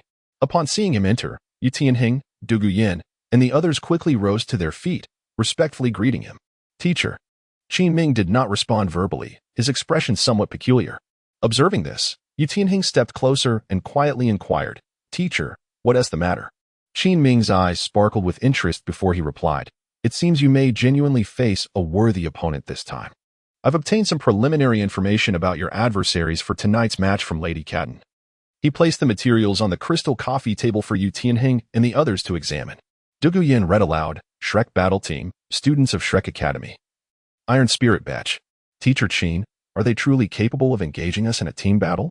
Qin Ming responded calmly, "Indeed, they possess an Iron Spirit Badge. But their true strength is another matter. According to the information from the Soto Great Spirit Arena, the Shrek 7 have participated in 27 team battles, winning all 27. How long did it take for you to earn your Silver Spirit Badge? Certainly not a month. It took a full year, and 2 of their members are particularly formidable, having never been defeated in individual battles." His words prompted the Tiando Royal Academy team to scrutinize the dossier more intently, ultimately focusing on the 32-level control system Vice Captain Tang San and the 34-level agility attack system member Zhu Zhuqing. "These 2 are the ones you should be most wary of," Qin Ming advised, sharing all he knew about Tang San and Zhu Zhuqing. He concluded, "Rest for half an hour before we officially commence the battle." In the Shrek Academy lounge, after deciding to participate in the battle and discussing a few matters, the 7 took a half-hour break. However, Zhu Zhuqing resolved to leave the lounge. Noticing her departure, Dai Mubai immediately inquired, "Zhuqing, where are you going?" "To find my teacher." Zhu Zhuqing replied coolly, making her exit. The others had grown accustomed to her seeking out Gu Yi, yet at such a critical juncture before an important match. Her leaving unsettled Tang San. Zhu Zhuqing, he mused, was somewhat of a lone wolf. As a student of Shrek Academy, she ought to heed her teacher's guidance and prepare alongside them, rather than seeking her mentor at this critical moment. Had Zhu Zhuqing been privy to Tang San's thoughts, she would have rolled her eyes, thinking, just because your teacher is a teacher doesn't mean mine isn't one. Exiting the lounge, Zhu Zhuqing made her way to the second VIP room in Soto City, fully aware that Gu Yi would be there. This was a routine for her, having visited the second VIP room to find her mentor on multiple occasions.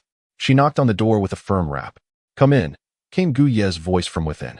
Upon entering, she found her mentor, alongside a woman who roused her ire, Catan. Catan lounged languidly against Gu Yi, showing no inclination to move even as Zhu Zhuqing entered, smiling at her with a hint of provocation. "Humph." Zhu Zhuqing scoffed at Catan's audacity. She strode over to Gu Yi and sat beside him. "Teacher, did you arrange for that royal battle team?" "Yes. This team possesses considerable strength and will serve as a valuable opportunity for you to demonstrate the skills you've developed during this time," Gu Yi affirmed. "Understood, teacher." Zhu Zhuqing replied with a slight nod. Suddenly, her gaze fell upon Catan, noticing her disheveled appearance. A realization struck her, inciting a surge of indignation. Without a moment's hesitation, she grasped Gu Ye's arm, pulling him to his feet as she declared, "Teacher, come with me. I have something to discuss with you privately." Zhu Zhuqing, speaking softly, grasped Gu Ye's hand and led him out of the VIP room, entirely unconcerned with whether he assented. Ah, are you feeling jealous? Carden teased, observing Zhu Zhuqing's demeanor. However, Zhu Zhuqing had already pulled Gu Ye outside, rendering Carden's words unheard. Oh well, let them be, Carden mused, not one to harbor ill feelings. She could easily discern that the relationship between Zhu Zhuqing and Gu Ye was unusual. Zhu Zhuqing's animated manner only served to reinforce the notion that her disciple harbored feelings beyond mere admiration for her mentor. As she held Gu Ye's hand, they made their way back to the treatment room in silence, her grip unwavering. Upon their return, Zhu Zhuqing closed the door and, feeling somewhat bashful, finally released Gu Ye's hand. Having regained her composure, she recognized her earlier impulsiveness. The bond between her mentor and Carden was merely that of a typical male-female relationship. She was simply Gu Ye's disciple, not his romantic partner, and thus had no right to feel envious of Carden. Zhuqing, weren't you going to discuss something with me? Why the sudden silence? Gu Ye inquired, amusement dancing in his eyes as he regarded the now reticent Zhu Zhuqing. Her earlier reaction to seeing him with Carden had brought him a sense of delight. Such a devoted disciple was indeed a treasure. Master, the soul fighting competition is approaching, and I would appreciate your guidance and advice, Zhu Zhuqing replied, her cheeks slightly flushed. Is that all? Gu Ye responded with a smile, his gaze warm. Yes, Zhu Zhuqing admitted, lowering her head shyly yet resolutely, her sole desire being to receive his instruction before the competition commenced. Very well, then. Gu Ye acquiesced, recognizing the earnestness in her request. Extend your hand, he commanded, to which Zhu Zhuqing obediently complied. Close your eyes, he instructed again. And she followed suit without hesitation. Suddenly, Zhu Zhuqing felt as though she were being lifted into his arms. She wished to open her eyes, but found herself unable to do so. Moments later, she sensed that she had been laid gently onto a bed, instinctively wrapping her arms around her mentor's neck. Upon witnessing the scene, Gu Ye calmly remarked, rest well for a moment. When the match begins, simply immerse yourself in it. With her eyes closed, Zhu Zhuqing embraced her mentor Gu Ye, reluctant to let go. Before the commencement of the soul duel, she sought a moment of tranquility. At the Soto Great Soul Arena, there were a total of 12 luxury VIP rooms and 320 ordinary VIP rooms, which were seldom unoccupied. The luxury VIP rooms had already found their patrons, while the ordinary VIP rooms were fully booked at the beginning of each year. At that moment, the already brilliant golden lights of the main Soul Arena suddenly intensified, and the illumination no longer scattered in all directions but converged upon the Soul Duel platform, resembling a colossal spotlight casting golden beams from above, enveloping the entire arena. Such a luminous soul-guided device alone attested to the arena's opulence. Beneath the radiant glow, a circular Soul Duel platform gradually ascended, supported by a robust golden pillar, upon which leaned a young lady. She appeared to be merely 18 or 19. Adorned in an elegant white gown, with cascading brown waves of hair. Her ample bosom and captivatingly slender waist exuded an astonishing beauty. In her hand, she held a conical amplification soul-guided device, her countenance adorned with a professional smile. This individual was none other than Douluo, the esteemed host of the Soto Great Soul Arena. Good evening, everyone. I am your host, Douluo. It is my honor to preside over tonight's team battle at the main Soul Arena once again. I hope all our esteemed guests will thoroughly enjoy this evening. Now, let us welcome the protagonists of tonight's Soul Duel, the Imperial Battle Team and the Shrek Team. As Douluo finished speaking, two doors on either side of the Soul Duel platform opened silently, and the members of both teams entered simultaneously, advancing toward the center of the arena. Upon the appearance of Shrek Academy and the Tiendo Royal Academy, Douluo enthusiastically detailed the profiles of both teams. As Zhu Zhuqing stepped onto the platform and recognized the 7 members of the Imperial Battle Team, she instantly recalled them as the same individuals who had visited the medical facility earlier that afternoon. Her gaze roamed around the arena and landed on Gu Ye, who was closest to the platform. Remembering their earlier conversation, a joyful smile blossomed within her heart. Gu Ye stood beside the soul-fighting platform, observing as a healer ready to intervene at the first sign of injury. He watched with keen anticipation as Zhu Zhuqing took the stage, eager to witness her prowess. Now, both sides, please unleash your martial souls, announced the beautiful host, Douluo. Almost simultaneously, all 14 participants released their martial souls, unleashing a formidable surge of spirit power and battle intent that soared into the sky, startling the Dove Soul Master Douluo, who quickly ascended to a greater height. On the side of Shrek Academy, Oscar had already distributed his 3 types of sausages before the battle commenced. As a support-type Soul Master, he stood at the rear alongside Ning Rongrong, while Xiaowu and Zhu Zhuqing flanked Daimubai. Tang San positioned himself behind the trio. Ma Hongjun was slightly ahead of Ning Rongrong and Oscar, flames of a purplish-red dancing in his palms. The blue-purple-blue-silver grass emanated from Tang San, sprawling toward the ground and launching several thick strands aimed to ensnare his comrades. Without hesitation, Daimubai, Xiaowu, Ma Hongjun, and Oscar found themselves entangled by Tang San's blue-silver grass. However, when Tang San attempted to ensnare Zhu Zhuqing, she deftly sidestepped, evading the grasp. Tang San's brow furrowed at her defiance, feeling a twinge of irritation. As a control-type Soul Master and the battle commander, Zhu Zhuqing's disregard for his direction was disconcerting. Zhu Zhuqing merely cast a glance back at Tang San, unperturbed by his gaze. While she would readily accept an order from her mentor Gu Yi, she had no intention of yielding to Tang San. In the audience, Flinder, Yu Xiaojiang, and Xiao Wujin shared similar sentiments regarding Zhu Zhuqing's insubordination. Yu Xiaojiang was particularly vexed. As a team, following instructions was paramount, and Zhu Zhuqing's independent streak was clearly misplaced. Flinder pondered the necessity of addressing this issue with Zhu Zhuqing after the match concluded. Though he was uncertain how receptive she would be, with the battle about to commence, Flinder refrained from further discussion. The atmosphere on the soul fighting platform crackled with intensity. I hereby declare the battle to begin. Dodo's command spurred both sides into action. With a thunderous roar, Daimubai charged forward, enveloped in a radiant white light as he invoked the White Tiger Barrier. His momentum was formidable, instilling awe in all who beheld him. The Shijia brothers, wielders of the Xuanwu Turtle martial soul, met his advance without a hint of trepidation. Renowned for its unparalleled defensive capabilities, the Xuanwu Turtle was a formidable foe. As the two forces collided, Daimubai's claws met the unyielding turtle shell, producing a resounding clang as sparks flew. In that moment, Daimubai leapt high, delivering a powerful strike that forced one of the Shijia brothers back several paces. The brothers exchanged knowing grins as they retreated swiftly.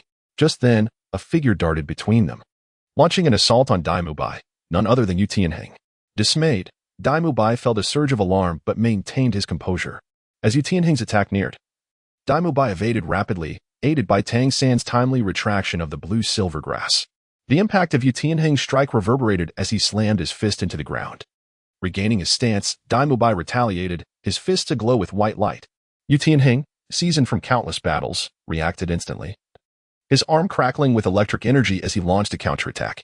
The clash of the lightning-infused dragon claw against the white tiger's poi resonated fiercely, with Daimubai momentarily pushed back.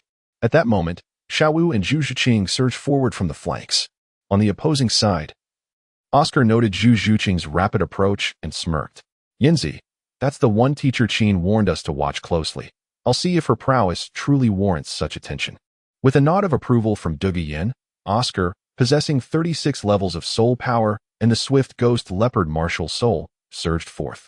He calculated that with Zhu Zhuqing at only 34 levels, victory was assured. As Oscar launched himself forward, Yu Feng engaged Xiaowu. Zhu Zhuqing, noticing the ghost leopard soul master racing towards her, remained utterly composed. Her mentor Gu Yi had instilled in her the principle that regardless of an opponent's strength, one must always give their utmost in the initial strike. He had also cautioned her against those who underestimated their adversaries, often reserving their full strength for later in the battle. In a fleeting moment, as she sprinted, Zhu Zhuqing ignited black flames in her palms, enveloping her feline claws. A mere parlor trick, Oscar dismissed, but in the next instant, Zhu Zhuqing's figure vanished from his sight.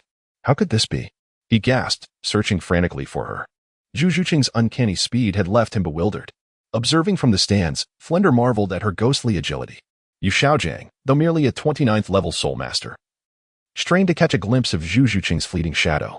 He pondered the source of her extraordinary strength and speed, wondering if it was solely due to her status as Gu Ye's disciple. As Gu Yi observed Zhu Zhuqing's fierce battle, he could already foresee the impending fate of Osro. On the soul fighting platform, at the rear of the royal fighting team, Du Guyan, who was intently monitoring the situation of her teammates, suddenly noticed Zhu Zhuqing's figure vanish, her brow furrowing in concern. She wished to warn Osro to be cautious, but before she could utter a word, a shadow darted towards him from behind.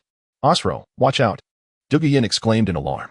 Osro, feeling an icy chill creeping down his spine, though somewhat arrogant and dismissive of Zhu Zhuqing, possessed a wealth of combat experience. Sensing something amiss, he executed a powerful whip kick behind him, expecting to strike his target. However, he found himself swinging at nothing but air. In Ming Black Flame. Slash. The crisp sound of slash reached Osro's ears from his left, and as he turned, he was met with a rapidly enlarging shadow. With a swift, almost imperceptible motion, the shadow extended its claw, engulfed in black flames, and relentlessly assaulted Osro's body.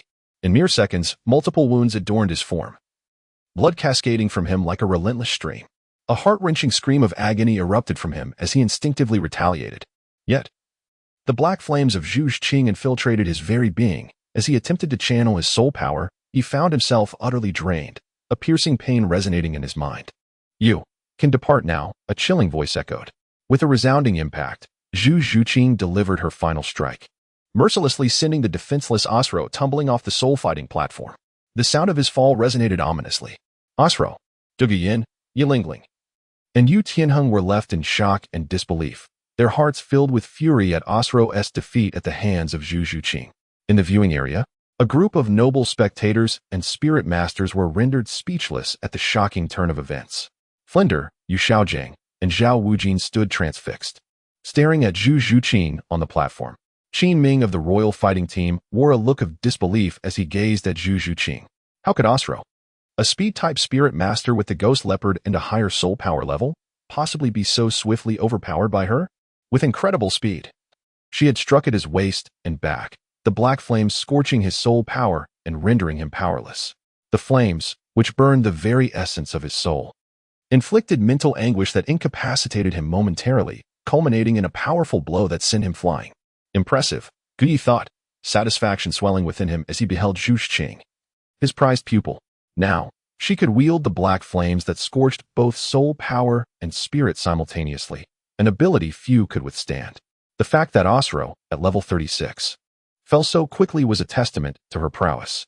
Fury surged within Yu Tianheng as he witnessed his teammate's grievous injury.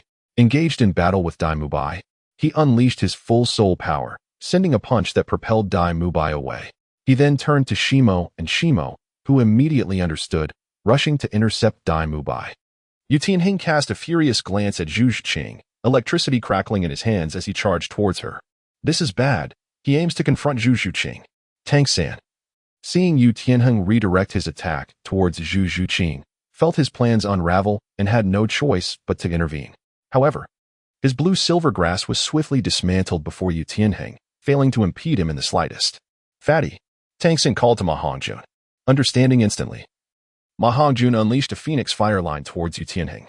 Humph! Yu Tianheng scoffed, meeting the attack with a powerful thunder dragon claw, effortlessly shattering the phoenix fire line. Zhu Zhuqing, now less than 5 meters away from Yu Tianheng, glanced at Guyi beside the soul-fighting platform. Once she saw him nod in affirmation, she swiftly lunged towards Yu Tianheng without hesitation. Meanwhile, Guyi, as the healer, approached the gravely injured Osro. "It's you," Osro gasped, recognizing Guyi immediately. "I am the medical practitioner here. Release your martial spirit, and I shall provide treatment." "Understood."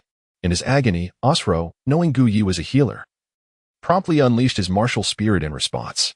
Upon achieving his objective, Guyi smiled briefly before swiftly summoning a scalpel to extract Osro's martial soul blood, subsequently assisting him with his treatment.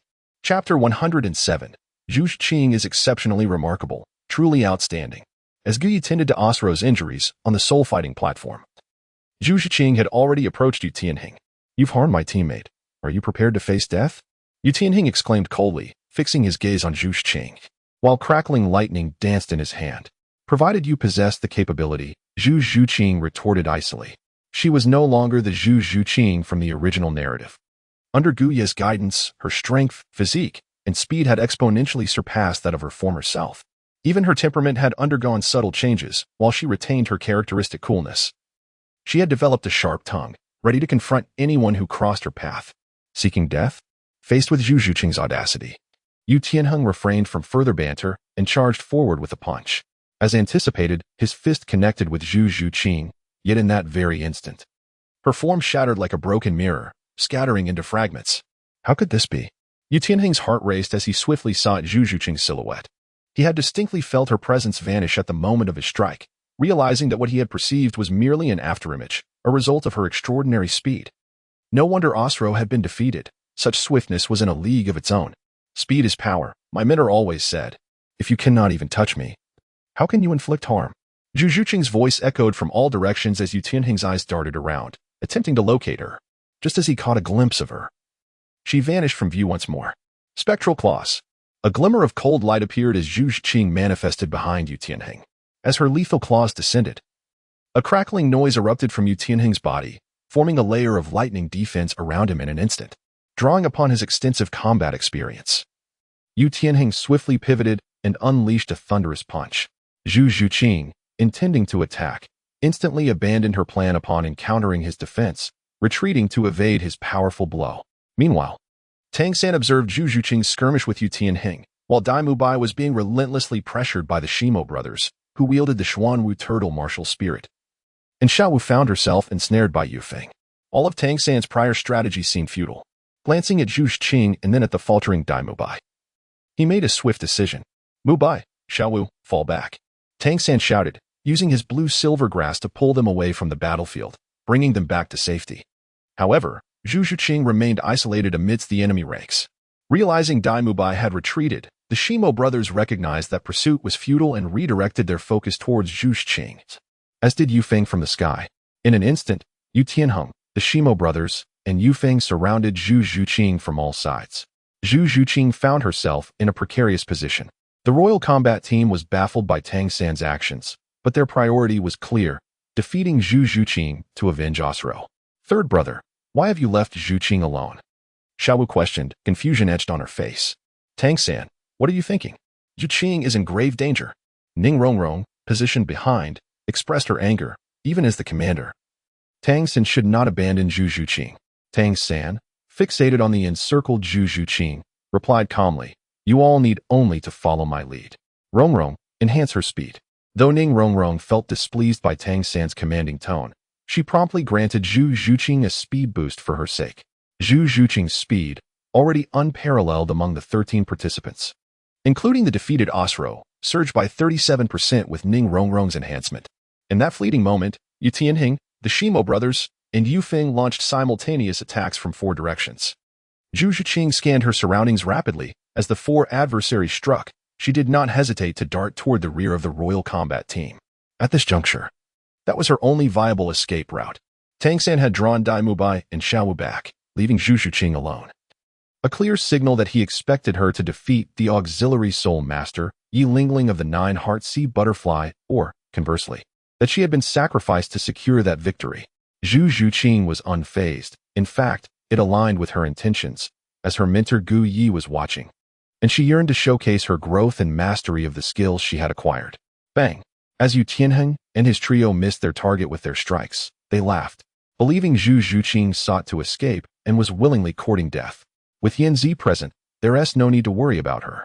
Yet, her speed is alarming. To be safe, Yu Feng, assist Yan Zi in eliminating her. Understood, boss, Yu Feng replied, spreading his wings to pursue Zhu Zhuqing. While Yu Tianheng and the Shimo brothers shifted their focus back to the Shrek Academy side. Among them, 2 possessed top-notch defenses while 1 wielded exceptional offensive capabilities. Together, they felt confident against Tang San, Dai Mubai, Xiaowu, and Ma Hongjun. Observing that the trio had not pursued Zhu Zhuqing but had turned towards them, Tang San smiled with satisfaction. His objective was fulfilled. If Zhu Zhuqing could incapacitate the opposing support soul master, it would be worth it, even if she were defeated. Mubai. Xiaowu fatty, advance. As the 3 adversaries approached in unison, Tang San wielded his blue-silver grass, pulling Dai Mubai, Xiaowu, and Ma Hongjun forward to engage Yu Tianheng and his companions. A direct confrontation would be futile given the level disparity. However, with Tang San's blue-silver grass entangling them, they could retreat swiftly if overwhelmed. Tang San's plans were optimistic, but reality proved harsh. Dai Mubai, at level 38, could hold his ground against Yu Tianheng with Ning Rongrong's augmentation, but time would ultimately tell a different story. Xiaowu, at level 31, struggled against the 38-level Shimo, unable to breach the defenses of the Xuanwu turtle martial spirit, while Ma Hongjun, lacking even the rank of Soul Master, was utterly overpowered by Shimo. Aware of the blue-silver grass's potential, Yu Tianheng and his companions would not allow it to persist. as the trio of Tianheng Shimo and Shimo advanced relentlessly towards the rear of Shrek Academy, Tang San's brow furrowed. Their strength exceeded his expectations, and if they broke through, the consequences would be dire. Instinctively, he glanced back at the Royal Combat Team's rear, where Zhu Zhuqing had halted, confronted by a figure, Dugu Yan. Behind her loomed Yufeng, and together they encircled Zhu Zhuqing. Your speed is indeed impressive. Even Osro fell to you due to overconfidence. However, if you believe you can breach my defenses and harm Lingling, you are sorely mistaken. Dugu Yan spoke leisurely, raising her hand as tendrils of green toxic mist coiled upward, swiftly enveloping her surroundings. Meanwhile, Yu Lingling found herself shrouded in the verdant haze. Undoubtedly, Dugu Yan aimed to deter Zhu Zhuqing with her poison. It was not that she couldn't contend with Zhu Zhuqing, but rather a precaution, as Zhu Zhuqing's earlier display of speed had captured her attention. Wind control. Dugu Yan glanced swiftly at the sky, understanding the situation. As the wings of the wind spirit beat vigorously, a crescent wind blade surged toward Zhu Zhuqing, accompanied by a swift kick from the wind spirit's talons. Zhu Zhuqing, sensing the impending attack without turning around, was reminded of the training methods her teacher, Gu Yi, had employed. He had confined her in a narrow space and attacked her at lightning speed while she evaded. The constricted environment meant that any failure to dodge would result in repeated impacts from Gu Yi, leaving her utterly exhausted and incapacitated. To satisfy her teacher, she had to keep evading, and under his guidance, she eventually learned an alternative method of dodging, relying on sensation rather than sight. Perhaps due to the transformation of her martial spirit, her perceptive abilities had intensified, allowing her to discern the distance of the wind spirit's attack without looking, enabling her to make split-second decisions on how to evade. She was relentless. As the wind spirit's attack neared Zhu Zhuqing, she did not flinch, leaving Dugu Yan perplexed. Yet, in the following instant, Dugu Yan's eyes widened in disbelief as Zhu Zhuqing moved. With a slight sidestep, she artfully evaded the wind blade. The subsequent kick from the wind spirit was equally astonishing. Zhu Zhuqing's deft maneuvering had rendered it ineffective. The speed of her reactions was astounding. If it were him, he would have been unable to dodge at such close range. What astonished the wind spirit further was that after evading his attack, Zhu Zhuqing returned to her original position. Before he could comprehend the situation, Zhu Zhuqing, with black flames encircling her palm, delivered a swift push that struck his chest with tremendous force. The assault did not cease. Zhu Zhuqing's gaze seemed to penetrate through the wind spirit's body, targeting his vital points directly with her power. The wind spirit was momentarily stunned, feeling his body seize up. As if paralyzed, onlookers remained unaware of his condition due to the sheer swiftness of Zhu Zhuqing's attack. They witnessed her strike the wind spirit, rendering him incapable of retaliation as he was sent crashing backward. This spectacle ignited fervor among the spectators surrounding the Soul Arena. In mere minutes, Zhu Zhuqing had single-handedly overcome 2 members of the royal fighting team, both of whom bore silver soul badges, and had done so while facing opponents 2 levels higher than her own 34. Chapter 108. My disciple is truly exceptional. The ability to target acupoints is no trivial matter. Seated comfortably by the arena, Gu Yi observed the incapacitated wind spirit with a sense of satisfaction regarding Zhu Zhuqing's acquired abilities. His late-night teachings on acupoint knowledge had not been in vain. In the fantastical realm of Douluo continent, the power of acupoint targeting was indeed formidable. One need only consider Tang San's extraordinary skills to grasp its effectiveness. Moreover, as a physician, Gu Yi possessed a profound understanding of human acupoints, allowing him to wield this ability with unparalleled precision. However, each time he recalled instructing Zhu Zhuqing on acupoint techniques, he had to demonstrate on her, painstakingly teaching her the nuances of force and impact to achieve optimal results. The intricate methods of acupoint manipulation and the accompanying enlightenment were no easy feats. Now, Gu Yi was intimately familiar with Zhu Zhuqing's acupoints. Wind Spirit. On the Soul Arena, Dugu Yan swiftly regained her composure. Upon realizing the wind spirit's unresponsiveness, she shot Zhu Zhuqing a furious glare. You have successfully provoked me. With her teammates having fallen victim to Zhu Zhuqing, Dugu Yan's fury reached its zenith. In that moment, she completely disregarded Qin Ming's earlier instructions. With a fierce cry, her third soul ring radiated brilliantly. Her originally emerald eyes transformed to a deep violet, and even the green scales of her serpentine tail shimmered with a faint lavender glow. She opened her mouth, unleashing a dense purple mist that rapidly expanded in the air, surging toward Zhu Zhuqing. The once aggressive Yu Tianheng and the Shimo brothers, under Dugu Yan's deployment of the purple poison, abruptly abandoned their assault on Tang San's group, attempting to retreat to safety. However, Tang San would not grant them such an opportunity. You have attacked us for so long. Your soul power must be considerably depleted. Tang San remarked, consuming a sausage from Oscar as he surged forward. Since you've come, you shall not leave. With his third soul skill, spider web binding, the blue-silver grass swiftly retracted, ensnaring Yu Tianheng and the Shimo brothers. The speed was so rapid that the retreating trio found themselves instantly ensnared. Tang San smirked, signaling to Dai Mubai and Ma Hongjun, as one inhaled a breath of white light and the other summoned fierce flames. They prepared to unleash their combined assault on Yu Tianheng and the Shimo brothers. A series of crackling sounds erupted. Boom! Yu Tianheng's third soul ring ignited, enveloping him in crackling lightning, as the blue-silver grass binding him was instantly shredded. Similarly, the Shimo brothers found themselves in the same predicament. Tang San's blue-silver grass was obliterated under the onslaught of their third soul skills, causing him to frown. He had anticipated that his blue-silver grass would be sufficient to entangle and delay them momentarily, but he had not expected their third soul skills to dismantle it so effortlessly. The disparity was far greater than he had imagined. The third soul rings of Yu Tianheng and the Shimo brothers were derived from Millennium soul rings, just as Tang San's was. In the presence of Yu Tianheng and his companions, the current quality of the blue-silver grass was utterly inadequate, regardless of any enhancements. Seeing Yu Tianheng and his companions poised to retreat, with the wall of purple mist closing in, Tang San made a decisive choice that could not be allowed to escape. Fatty, guard the rear. Mubai, Xiaowu, let us charge together. Understood. Under Tang San's command, Dai Mubai and his companions were remarkably obedient.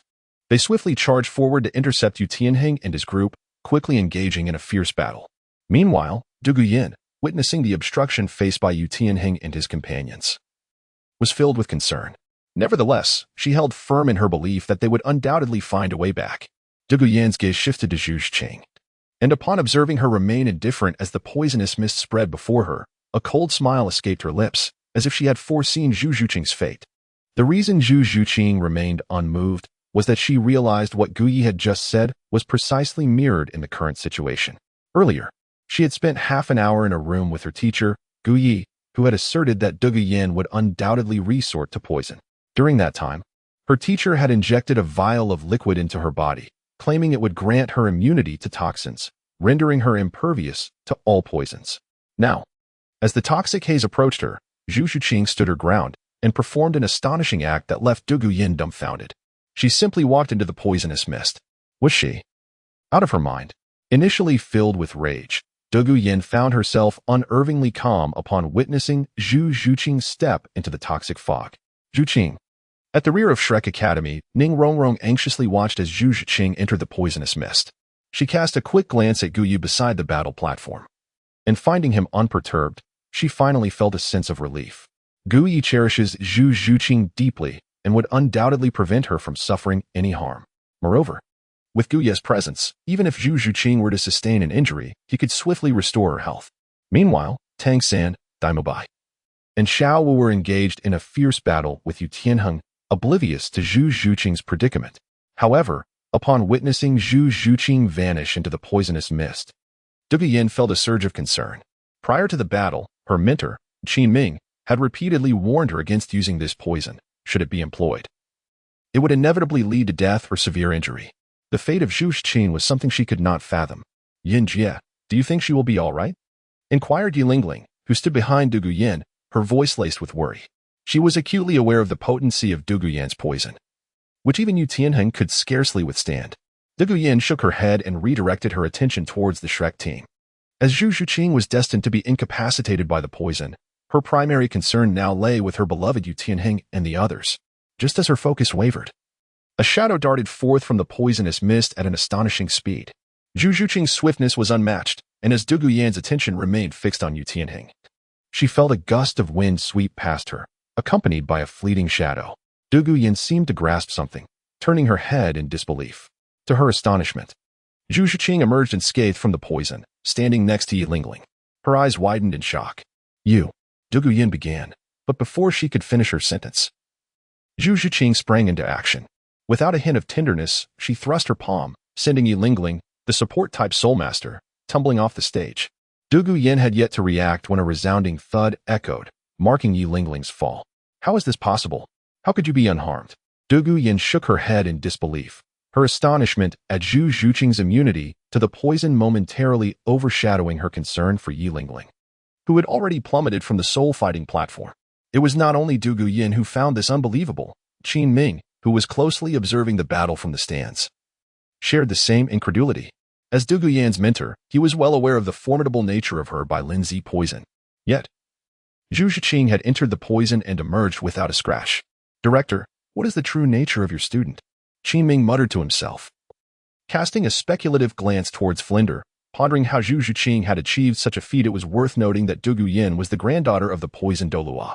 Now, Zhu Zhuqing had seemingly countered Du Guyan's poison. Well, it seems the serum I developed for immunity is proving quite effective, he mused. Gu Yi glanced at Zhu Zhuqing, who was unharmed atop the Duhun platform, and nodded with satisfaction. The serum injected into Zhu Zhuqing was a unique immune serum he had developed himself, specifically designed to counteract poison. With his profound understanding of both medicine and toxins, Gu Yi was well equipped to delve into the nature of poison. And with a mere expenditure of surgical points, he could easily enhance his knowledge. Tell me why? Du Guyan, in utter disbelief, attempted to press further, only to regain her senses when she noticed Yi Lingling had already fallen from the Duhun platform. She turned her serious gaze towards Zhu Zhuqing, a scrutiny she had never before directed at anyone. Zhu Zhuqing had successfully neutralized her poison. In my teacher's eyes, your poison is merely trash, Zhu Zhuqing stated coldly. Strangely, the normally taciturn Zhu Zhuqing spoke with an air of arrogance that was quite captivating. Of course, had she been herself, she would have engaged directly in combat rather than exchanging words. However, Guy had encouraged her to converse with Du Guyan for a specific purpose, the details of which Zhu Zhuqing did not inquire. As expected, upon hearing this, Du Guyan, incensed by Yi Lingling's fall, was enveloped in a purple mist of poison that signified her true fury. With a swift motion, Du Guyan lunged at Zhu Zhuqing, delivering a powerful kick. In that instant, the purple poison surged towards Zhu Zhuqing. Zhu Zhuqing did not evade. Instead, she raised her hand to block Du Guyan's kick. In terms of soul power, Du Guyan was at level 38, while Zhu Zhuqing was merely 34. However, in sheer strength, Zhu Zhuqing now surpassed Du Guyan, rendering her attempts futile. When Zhu Zhuqing blocked the kick, the purple mist enveloped her, yet she remained unaffected. How is this possible? You truly are immune to my poison, Du Guyan confirmed, her disbelief palpable. Just trash, Zhu Zhuqing remarked dismissively, igniting Du Guyan's fury. Poison was her proudest ability, and to have it belittled by a mere woman was infuriating. Bang, bang, bang. In her anger, Du Guyan relentlessly attacked Zhu Zhuqing. Under the effects of her first soul skill, the Baihun Red Poison, her attack power and speed surged by 20%. Yet, to her astonishment, every blow landed on Zhu Zhuqing, who effortlessly blocked them, a reality Du Guyan found intolerable. Why? Why are you so strong? You are only 34, yet you can so easily withstand my attacks. How can you not be affected by my poison? Du Guyan shouted amidst her assault. However, Zhu Zhuqing remained silent. Engaging with Du Guyan felt akin to finding a worthy opponent. She relished this battle, as it enhanced her strength and reflexes, treating Du Guyan as a training partner. The outcome of the Duhun match had become secondary to her. On the other side, Yu Tianheng and his companions were faring less well. Although their levels surpassed that of Shrek Academy, they were exhausting themselves. With 4 participants from Shrek Academy, including 2 support-type Soul Masters, Yu Tianheng and his group were nearing their limits. Moreover, Du Guyan's poison mist loomed ever closer, now within 5 meters. Damn it. If this continues, we will all fall victim to Yan's poison, Yu Tianheng lamented, yet he was unable to escape. Similarly, Tang San and Dai Mubai found themselves in a dire situation. With prolonged stalemate, it was evident that Yu Tianheng's trio would succumb due to their lack of support and recovery. Just then, the poison mist enveloped Tang San, the Shimo brothers, Yu Tianheng, Dai Mubai, Oscar, and Ma Hongjun. With only a few meters separating Oscar and Ning Rongrong, Oscar hastily produced his flying mushroom sausage, giving one to Ning Rongrong before consuming one himself. They soared above the poison mist to the center of the Duhun platform. Flying ability. Qin Ming observed in astonishment as Ning Rongrong and Oscar ascended, but concern creased his brow as the poison continued to envelop Yu Tianheng's group, signaling an impending defeat. With a sigh, Qin Ming acknowledged the situation. Suddenly, a series of thuds echoed from within the poison mist as Yu Tianheng, the Shimo brothers, Daimo Bai. And Ma Hongjun collapsed. Tang San, utilizing the Xiantian skill, managed to withstand the poison and emerged unscathed. Once the mist cleared, only Tang San, Ning Rongrong, and Oscar remained. Alongside the still combating Du Guiyin and Zhu Zhuqing, the victor was becoming increasingly clear. Moments later, as the poison dissipated, the fallen Yu Tianheng and his companions came into view, inciting Du Guyin's furious exclamation. Damn it! She had not anticipated her poison would lead to their defeat, just as she contemplated conceding. Her teacher Qin Ming descended to declare their surrender. The announcer, upon hearing this, proclaimed, in the team battle of the Duhan, the Shrek 7 monsters emerged victorious. However, there was no chorus of cheers. The audience around the Duhan platform seemed incredulous at Shrek Academy's triumph. As the match concluded, Tang San rushed to assist Xiao Wu. Noticing her face had turned purple, a clear sign of poisoning. Without hesitation, he reached for an antidote.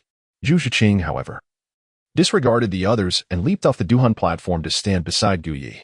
Teacher, she looked up at Gu Yi, her eyes sparkling with anticipation for his approval. Excellent.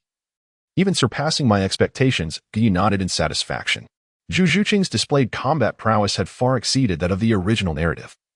A testament not only to his guidance but also to her diligence. This was precisely why Gu Yi held Zhu Zhuqing in such high regard. Although her expression remained as cold as ever, Zhu Zhuqing's heart swelled with joy. At that moment, a staff member approached Gu Yi, respectfully requesting, Dr. Gu, please assist in treating the injured. Upon hearing the commotion, Gu Yi glanced over to see that Yu Tianheng and his companions had been helped up, although the poison had yet to be completely eradicated.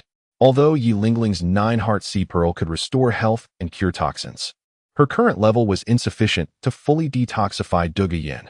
Very well, bring them here. Gu Yi conceded without hesitation, taking a seat nearby. Zhu Zhuqing joined him, sharing her insights from the recent battle. Meanwhile, on the soul-fighting platform, Du Guiyin was exerting all her efforts to purge the poison from Yu Tianheng. However, while she was adept at administering poison, her skills in detoxification were not as effective. At that moment, it was Qin Ming who stepped in to assist the Shimo brothers in suppressing the poison within them, managing to stabilize their condition. A reminder from the staff prompted Qin Ming and the others, including those from Shrek Academy, to look towards Gu Yi. Reflecting on Gu Yi's medical prowess, the members of Shrek Academy swiftly approached him. Ancient physician, please assist in restoring Xiao Wu and the others, Tang San implored, his gaze earnest. Oscar's sausages could certainly aid in recovery, but they only provided healing. His detoxifying sausage could counteract poison. However, if the toxin was too potent, it would prove ineffective. Clearly, Du Guyin's poison had exceeded his capabilities. Though Tang San could also restore Xiao Wu, it would take time, and he was loath to see her suffer. Hence his request for Gu Yi's assistance. I am the physician here. It is my duty, Gu Yi replied without refusal. He extended his hand, pressing it against Xiao Wu's back. A radiant white light emanated from his palm and entered her body, instantly dispelling the poison within her. All done next. Upon hearing this, Tang San examined Xiao Wu's condition and was filled with admiration for Gu Yi's medical skills when he discovered that not a trace of poison remained. The spectacle also drew the attention of Du Guiyin, Qin Ming, and the others, who recognized Gu Yi as the esteemed physician from the clinic. His swift ability to cure Du Guyin's poison was something even Qin Ming, the Soul Emperor, had never witnessed. Let us take Tianheng to see the physician here. Yes. Teacher Qin, Du Guiyin replied, supporting Yu Tianheng while the others assisted the Shimo brothers as they made their way to Gu Yi. Upon their arrival, they quickly realized that Gu Yi had already healed Xiao Wu and the others who had been afflicted by poison. Yu cast a glance at Yu Tianheng and then at Du Guiyin, and calmly said, release them. Upon hearing this, Du Guiyin noticed the close camaraderie between Zhu Zhuqing and Gu Yi as they stood together to assist him. She pondered for a moment and then set Yu Tianheng free. She was curious to see how Gu Yi managed to neutralize her poison. Gu Yi's healing abilities were remarkably straightforward. His surgical spatial capabilities enveloped him, allowing him to capture all poisons that dared to escape, effortlessly neutralizing the toxin afflicting Du Guiyin. This scene left Du Guiyin mesmerized, her gaze fixed upon Gu Yi, lost in contemplation. At that moment, Qian Ming, along with Flanders and Yu Shaojing, descended the stairs. Flanders approached with a hearty laugh, and upon hearing that familiar voice, Qian Ming turned to see Flanders, excitement bubbling within him as he hurried forward. Director Flanders, Vice Director Zhao Wujie, how do you do? I, your disciple Qian Ming. Pay my respects. He greeted Flanders and the others with utmost reverence. Flanders adjusted his crystal glasses with a chuckle. I thought you had completely forgotten about us. You little rascal. Zhao Wujie helped Qian Ming to his feet, inspecting him from head to toe before laughing heartily. Good lad, you are growing stronger by the day. At this rate, it won't be long before you catch up with us old fellows. Qian Ming stood respectfully, hands at his sides, regardless of the occasion. The two directors would always be his mentors, and he would forever remain a disciple of Shrek Academy. The spectacle before them left both the Shrek 7 and the Royal Fighting Team in utter astonishment. The Shrek group had already learned that Qian Ming was the guiding teacher of the Royal Fighting Team, yet now he revealed himself to be affiliated with Shrek Academy, making him their senior. Similarly, the members of the Royal Fighting Team were taken aback, never having anticipated that their teacher, Qian Ming, hailed from the rival academy. In that moment, as Yu Tianheng gradually regained his composure and spotted Yu Xiaojiang within the crowd, he too was momentarily stunned, clearly recognizing his uncle. The reunion of students and the recognition of relatives unfolded simultaneously. Meanwhile, Gu Yi, having achieved his objective, had no desire to linger. Zhu Zhuqing, come with me, he beckoned, glancing at Zhu Zhuqing before departing. Yes, master, Zhu Zhuqing responded without hesitation, following Gu Yi as they exited. Flanders and his group were engrossed in their conversation, entirely oblivious to the departure of Gu Yi and Zhu Zhuqing. However, someone did take notice. Ning Rongrong intended to follow them, but upon realizing that the master and disciple might be returning to their quarters to study, she refrained. In contrast, Yilingling and Du Gaiyan watched as Gu Yi and Zhu Zhuqing departed. He was her mentor. Du Gaiyan's eyes lingered on Gu Ye's retreating figure. Recalling Zhu Zhuqing's prowess on the battle platform, her immunity to poison, and Gu Ye's instantaneous healing abilities, thoughts of Gu Ye's previous words at the clinic ignited her mind. Similarly, Yilingling pondered the implications of Gu Ye's earlier statements. Gu Yi was unaware of the conversation taking place among Flander and his companions, yet he could surmise its nature. Instead of joining them, he returned to the VIP room with Zhu Zhuqing. Inside the elegant chamber, Cadnan was joyfully calculating on her abacus. Clearly having profited significantly from the recent soul duel, she was so engrossed in her calculations that she barely noticed Gu Yi and Zhu Zhuqing's entrance. How much have you earned? Gu Yi inquired as he settled into a luxurious leather sofa, with Zhu Zhuqing taking a seat beside him. Cadnan put away her abacus, her face radiant as she gazed at Gu Yi, revealing that the wealthy nobles had returned all their winnings, and even more, multiple times over. Does this mean the earnings from this duel rival half a month's income? Gu Yi queried. Cadnan nodded before turning her attention to Zhu Zhuqing. She had long grown accustomed to Gu Yi's habit of keeping his beautiful disciple by his side. Chapter 110, Unexpected Encounters. Truly, your disciple is remarkable. Her strength is impressive, Cadnan exclaimed, genuinely admiring Zhu Zhuqing. Having witnessed her performance in the VIP room, Cadnan was astonished. But upon remembering that Zhu Zhuqing was Gu Ye's disciple, her surprise dissipated. A worthy master indeed begets a worthy pupil. Gu Ye's prowess was undeniably formidable, rendering her utterly irresistible each time. How could a disciple possibly be weak? Humph. Zhu Zhuqing scoffed dismissively at Cadnan's flattery. She had no need for this woman's praise. If her own teacher were to commend her, she might actually relish it. Cadnan, unfazed by Zhu Zhuqing's lack of appreciation, moved closer to Gu Yi, leaning in seductively as she gazed at him. Gu Yi, having amassed such wealth earlier, let us celebrate together tonight. No, Zhu Zhuqing interjected before Gu Yi could respond, firmly opposing the notion of her teacher staying the night. She was well aware of the potential consequences. Teacher, you promised to impart knowledge to me this evening. Zhu Zhuqing grasped Gu Ye's hand, pulling him a bit away from Cadnan, assuming a protective stance over her mentor. Gu Yi observed Zhu Zhuqing with a hint of amusement. Cadnan, there may be matters to attend to tonight. With a mischievous intent, the disciple questioned, are you truly unaware of the bond between Gu Yi and myself? Cadnan did not cast a glance at Gu Yi, but instead fixed his gaze upon Zhu Zhuqing. How could Zhu Zhuqing be oblivious? She had heard of it several times. Yet she was resolute in her desire for Gu Yu to depart. Gu Yu was unaware whether it was due to the incompatible personalities of Zhu Zhuqing and Cadnan. But every time they gathered, a few sharp words would inevitably be exchanged. Fortunately, it was merely a fleeting verbal sparring, devoid of any true intent to engage in physical confrontation. Now, please quiet down. I have something important to discuss with you all. Gu Yu's solemn expression caused both Cadnan and Zhu Zhuqing to come to a halt. Gu Yu's words naturally pertained to the future of Zhu Zhuqing, as well as that of Cadnan and himself. with the emergence of the royal fighting team. It was only a matter of time before Shrek Academy made its way to Heaven Do City. During this period, Dia needed to prepare for a journey to Heaven Do City from Soto City. Meanwhile, outside Soto City, a man clad in shorts and flip-flops, his appearance exceedingly unkempt, approached the city gates. This man was none other than Douluo. "Haha, Soto City, Douluo has returned," he exclaimed. "Tang San, just wait. Soon you will learn the dire consequences of crossing me." Douluo. As Douluo gazed at the city gates, memories of his previous escape from Soto City, nearly killed by Tang San, flooded back, rekindling both old grievances and new animosities. The current Douluo was no longer the same as before. He had transformed from a soul sovereign to a formidable soul king.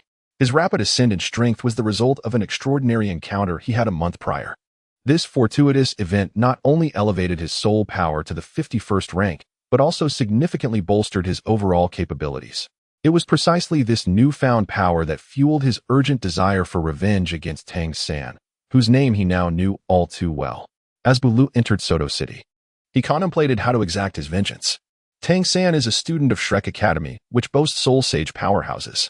With my current strength as a Soul King, I certainly cannot confront them head-on. It seems I must resort to other means. A wicked smile crept across his face as he recalled his fifth soul skill, which was closely related to his martial spirit, the twin martial spirits of heaven and earth. After gathering intelligence about Tang San, he would seek to avenge himself. He vowed that Tang San would pay a heavy price for his transgressions. He would not allow himself to be called Douluo in vain. Douluo's thoughts turned darker as he imagined the revenge that awaited Tang San. If it came to that, he might even personally deliver a devastating blow. Thus, he made his way towards Soto City's Grand Soul Arena, eager to uncover information about Tang San, especially with the impending match between Shrek Academy and the Royal Fighting Academy. However, he disguised himself using his fifth soul skill to avoid detection by Tang San, ensuring his plans would not be thwarted. Meanwhile, within the Soto Grand Soul Arena's VIP room, the Shrek and Royal teams engaged in prolonged conversation. As they grew familiar with each other's backgrounds, Qin Ming suggested, "Director, how about we treat you to dinner? We could chat more comfortably over a meal." Flandre hesitated, contemplating the late hour and the cost of dining with so many people. Sensing Flandre's reluctance, Qin Ming smiled and reassured him, "Don't worry, Director. I'll cover all expenses tonight. It would be unbecoming of me to let you spend money now that we've finally met." Upon hearing this, Flandre readily agreed. "All right then, since you're offering, let us enjoy a good meal." He exchanged knowing glances with Dai Mubai and Oscar, who quickly understood the implication. They were accustomed to meager meals at Shrek Academy, so the prospect of a feast was irresistible. Furthermore, Dai Mubai was particularly intrigued by the formidable opponent, Yu Tianheng. Similarly, the royal fighting team also wished to understand the strength behind Shrek Academy's prowess. Ultimately, both parties settled on dining while discussing their respective academies. "By the way, Director, where's Zhu Zhuqing?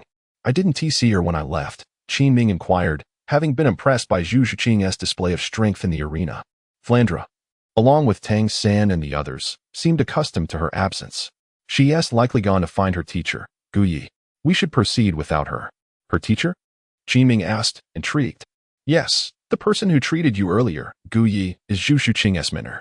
At the mention of Gu Yi, Qin Ming recalled his previous conversation with Du Guyin and was astonished by Gu Yi's remarkable healing abilities.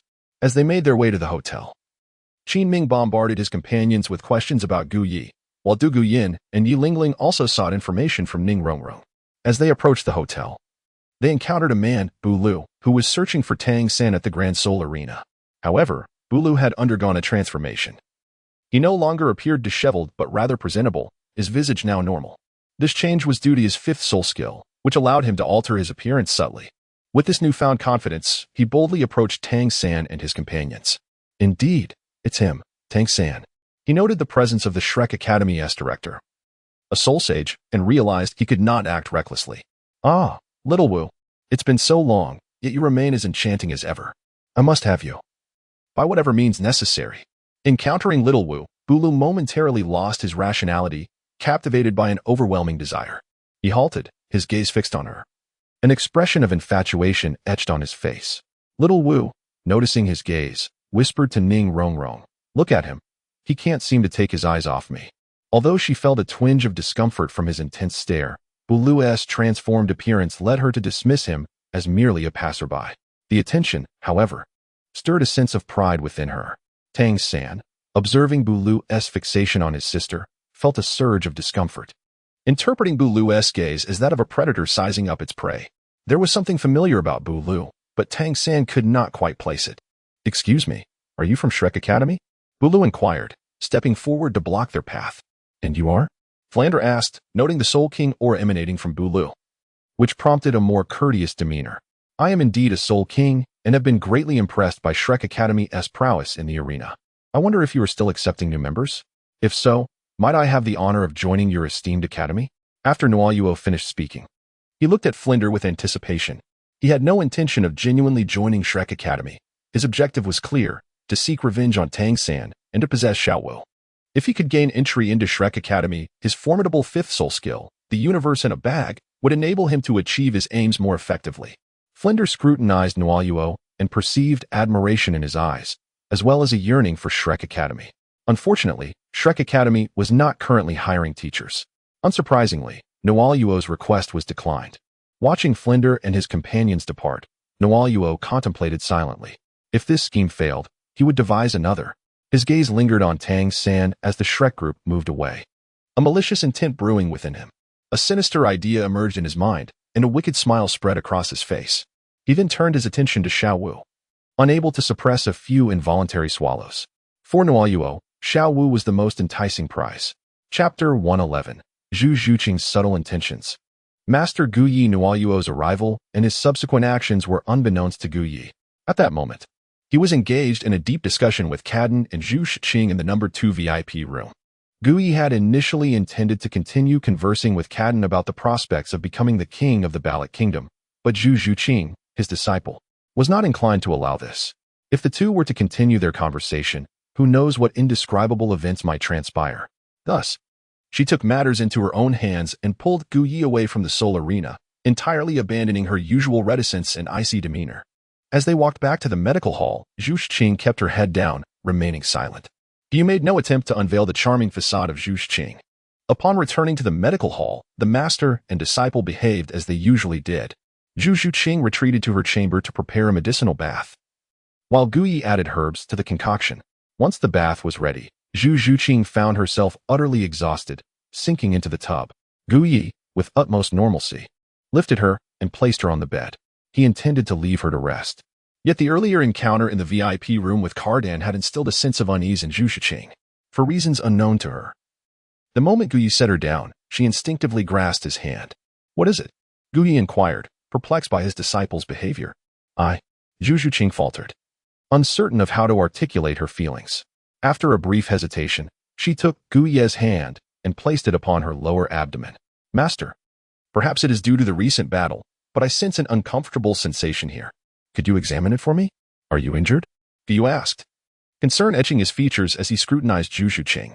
"I am not certain. It just suddenly feels uncomfortable," she replied, biting her lip. A hint of shyness coloring her cheeks as her gaze flitted away from Guyi's. Yet, she held firmly onto his hand, unwilling to release her grip. At this moment, Guyi's hand lingered tantalizingly close to Zhu Zhuqing's chest, a mere breath away from making contact. Guyi glanced at Zhu Zhuqing and noticed that her complexion indeed appeared somewhat unwell. He swiftly examined her physique and found her to be in good health, with no apparent issues. However, it seemed that Zhu Zhuqing's body was somewhat tense. Could it be due to his presence? Or perhaps Zhu Zhuqing desired him to conduct a thorough examination of her body before proceeding with any treatment? Surely, he was overthinking it. "Zhuqing, you are perfectly fine. It must be that the dosage in the medicinal bath was a tad excessive. Just take some time to rest, and you will feel better." Guyi finished speaking and left Zhu Zhuqing's room. The allure of this disciple was indeed quite substantial. Upon returning to his own quarters, Guyi reflected on Zhu Zhuqing's earlier gesture of placing his hand against her chest, requesting his assistance in examining her health, which stirred a tempest of emotions within him. The temptation emanating from Zhu Zhuqing was undeniably potent. Meanwhile, within her room, Zhu Zhuqing lay on her side on the bed, a faint smile suddenly gracing her lips. It was unclear what thoughts occupied her mind, but her smile was irresistibly enchanting. On the other side, within the imperial palace of Tiando City, at Xueqing's residence, the evening had deepened, yet Xueqing had remained awake. He had returned to Tiando City 3 days prior and had only begun to relax after reporting numerous matters to his father, the emperor. Just as he hoped to enjoy a few days of respite, he received troubling news. His father, Shui Yi, had fallen ill. He was certain that this malady was not the result of his own poison, as he had administered a slow-acting toxin, which would not manifest so swiftly. This indicated that Shui Yu's illness stemmed from his own condition. It appeared that Shui Yu was aging. After all these years, perhaps he did not have much time left. Shui Qinghe chuckled softly. Instead of resting, he made his way directly to the palace. As the crown prince, it would be inappropriate for him not to express concern for his ailing father. In Soto City, within a luxurious hotel, the teams from Shrek Academy and the Tiando Royal Academy had engaged in discussions over a meal for several hours. As night fell, Qin Ming arranged accommodations for the Shrek Academy group. Flinder did not hesitate to accept the gesture, recognizing that it was only fitting for a former student of his own academy. In a lavish VIP room, Flinder reclined comfortably on a leather sofa. Oh, that Qin Ming has truly made a name for himself, securing such a fine room with ease, he mused. Indeed, he has become a teacher at the Tiando Royal Academy, and his strength is nearing ours. How could he not succeed? Zhao Wujie chuckled. However, Flinder noted that Qin Ming had been persistently inquiring about Gu Yi and had mentioned visiting him the following day. Could it be that he is unwell? I suspect it may be related to his student, Yin Xiaojiang remarked thoughtfully. To Gu Yan? Yes, Yin Xiaojiang nodded. Earlier, Xiaosan mentioned that Gu Yan's hair and eyes appeared unusual. Upon reflection, it must be due to her martial soul, and given Gu Ye's capabilities, he might indeed be concerned for her. That is certainly a possibility. But let us not dwell on it. It is late, and we should rest. We can address this tomorrow, Flinder decided, eager to indulge in the luxury of their accommodations. Just then, Yin Xiaojiang called out to him. Flinder, I have something to discuss with you. What is it? Naturally, Yin Xiaojiang wanted to talk about Shrek Academy joining the Tiando Royal Academy. Upon hearing this, Flinder immediately became agitated. Shrek Academy was his lifelong endeavor. There was no way he would allow them to join another institution. Yet, Yin Xiaojiang's reasoning left him speechless. The elite tournament for advanced Soul Master Academies would take place in a year, and Shrek Academy had no chance of qualifying. They had no choice but to consider joining another academy, especially since Shrek lacked the resources of those prestigious institutions. Flinder, I hope you will contemplate this carefully tonight. As it concerns the future of the children, Yin Xiaojing said, patting Flinder's shoulder before entering his room. Flinder sat in silence on the sofa, lost in thought. Zhao Wujie observed and sighed before returning to his own quarters. This situation posed a dilemma for Flinder, as Shrek Academy was his lifelong passion. Yet, Yin Xiaojiang was correct. To secure a place in the tournament, they had to take such measures. The following day, after a night of reflection, Flinder ultimately agreed to Yin Xiaojiang's proposal. Flinder, I am glad you have come to this decision. For the children's sake, I cannot be selfish. Very well, let us speak with Qin Ming shortly. Subsequently, Yin Xiaojiang and Flinder approached Qin Ming to share their thoughts.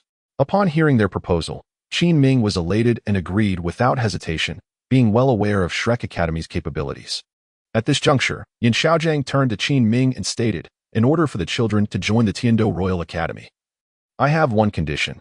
Your academy must accept all current teachers from Shrek Academy and allow us to educate these children ourselves. During the teaching process, the Tiando Royal Academy must not interfere. In essence, we may earn honors for the academy, but the education will remain in our hands. When we decide to leave, the Tiando Royal Academy will have no authority to obstruct us. Qin Ming, upon hearing this, smiled wryly. Master, you certainly present me with a challenge. Yet, as a product of Shrek Academy, how could he refuse? After deliberation, Yin Xiaojiang and Flinder resolved to journey to Tiando City in a month. By the way, Dean, there is nothing pressing, but I need to visit Gu Yi with the students. Go ahead. I believe Shqing is likely with Gu Yi now. If you are unfamiliar with the route, you can have Rong guide you. No need for trouble. My student visited yesterday. With that, Qin Ming and Flinder bid farewell and headed to Gu Ye's clinic, accompanied by Gu Yan and Yi Lingling, with Yu Tianhing following closely behind. In the courtyard of the Gu Yi Medical Hall, a series of sharp, crackling sounds echoed through the air. Today, Gu Yi enjoyed a rare respite. Reclining leisurely in a chaise lounge, sipping tea while observing Zhu Zhuqing as she engaged in her training. On the tea table beside him lay a collection of small pebbles. At that moment, Gu Yi set down his teacup, picked up a handful of the pebbles, and with a flick of his wrist, launched several of them swiftly towards Zhu Zhuqing in a surprise attack. As she trained, Zhu Zhuqing suddenly heard the rush of air behind her. She swiftly sidestepped and ducked. narrowly evading the projectiles sent by Gu Yi. Gu Yi continuously picked up stones and hurled them towards Zhu Zhuqing, who, with her quick reflexes, managed to evade each projectile launched by Gu Yi. After Gu Yi completed his task, he felt quite satisfied with Zhu Zhuqing's reaction speed. Half an hour later, Zhu Zhuqing paused, returned to her room to cleanse and organize herself, and then made her way to the courtyard to join Gu Yi. "Teacher," Gu Yi called out. But before he could respond, she extended her delicate hand and pressed firmly upon his shoulder. It resembled a massage, yet lacked any semblance of skill. Zhu Zhuqing's actions momentarily bewildered Gu Yi. What could have prompted such an unexpected gesture? Surely, there must be an underlying reason for this unusual behavior. Could it be that Zhu Zhuqing had something of great importance to discuss with him? Gu Yi turned to glance at Zhu Zhuqing. "Is there something on your mind, Zhuqing?" "No," Zhu Zhuqing replied, shaking her head gently, her small hand resting on Gu Yi's shoulder. Her intention was merely to express her gratitude as a disciple. Her teacher had exerted considerable effort in guiding her, and she felt compelled to offer a token of her appreciation. Previously, she had heard Ning Rongrong mention that men often enjoy having women massage their shoulders. Since her teacher was also a man, he would likely appreciate it too. Moreover, Zhu Zhuqing harbored a subtle hope that once Gu Yi grew fond of her attentiveness, he would no longer seek the company of that woman, Kadan. If Gu Yi were aware of Zhu Zhuqing's thoughts, he would undoubtedly remark, "You are still too young." It is well known that he sought out Kadan merely to stretch his limbs and, in the process, to gain a deeper understanding of Kadan's techniques. Zhu Zhuqing's assistance, though well-intentioned, could hardly compare to that of Kadan. "Is the physician present?" At that moment, a voice called out from outside the clinic. Upon hearing, Gu Yi discerned that it was Qin Ming, accompanied by Du Gu Yin, Yi Lingling, and Yu Tian Heng. "My nurse has arrived." Gu Yi smiled and, after signaling Zhu Zhuqing to halt, stepped forward. Chapter 112. The intention to recruit Yi Lingling as a nurse. Today, the medical clinic run by Gu Yi is closed for the day, one of the reasons being to await the arrival of Qin Ming and his companions, Dong Gu Yin and others. The certainty of this expectation stems from the significant impact of Zhu Zhuqing's words exchanged with Dong Gu Yin at the soul fighting platform last night. Outside the clinic, as Qin Ming was about to call out once more, the door unexpectedly swung open, revealing Zhu Zhuqing. Upon seeing her, Qin Ming recalled her performance from the previous night and gazed at her with curiosity. Similarly, Dong Gu Yin, Yu Tianheng, and Yi Lingling shared this sentiment. Zhu Zhuqing cast a glance at the group and said coolly, "Come in." Observing this, Qin Ming followed Zhu Zhuqing into the clinic. Inside the main hall, Gu Yi awaited their arrival and, upon seeing Qin Ming and the others enter, his gaze fixed upon Dong Gu Yin and Yi Lingling.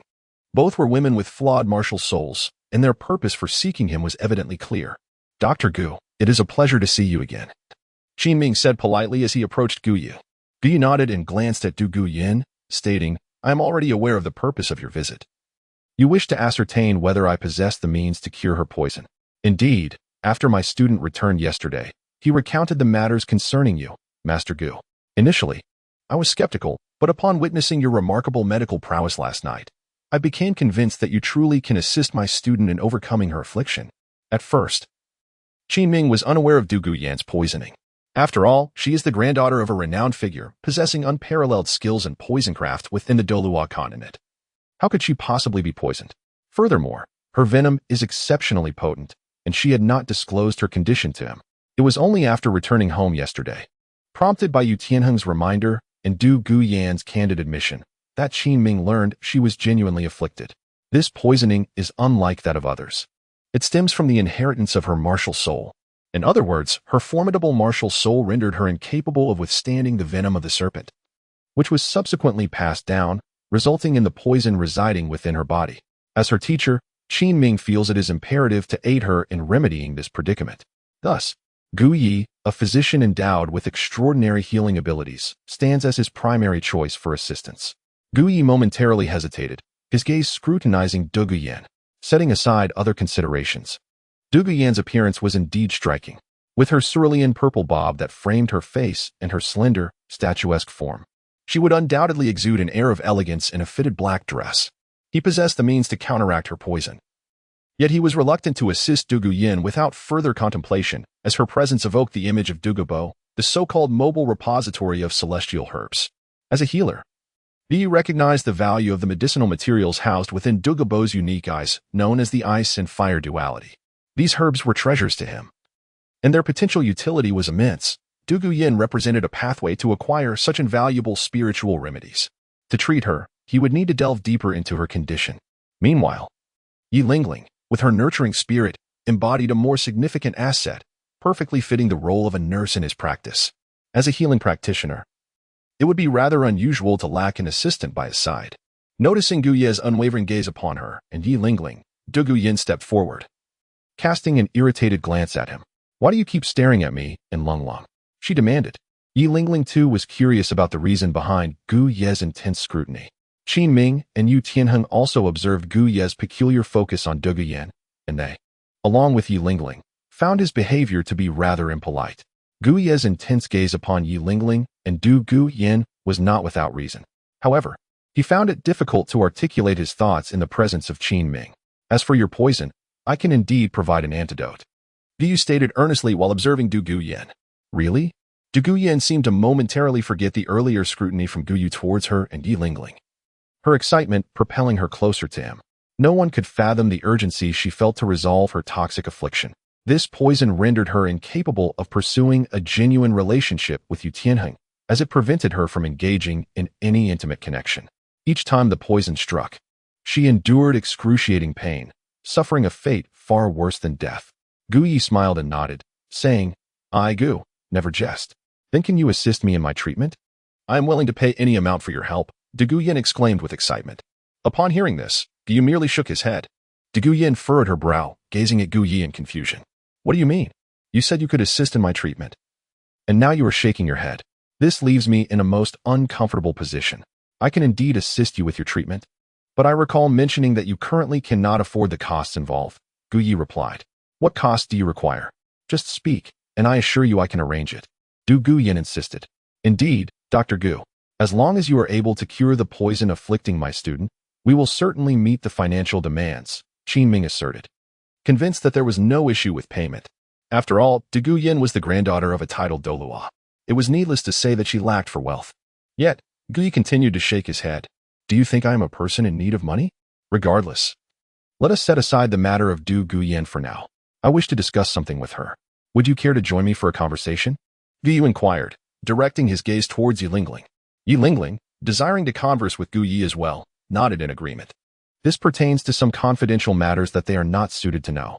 Let us step inside." After Gu Yi finished speaking, he rose and made his way toward the backyard.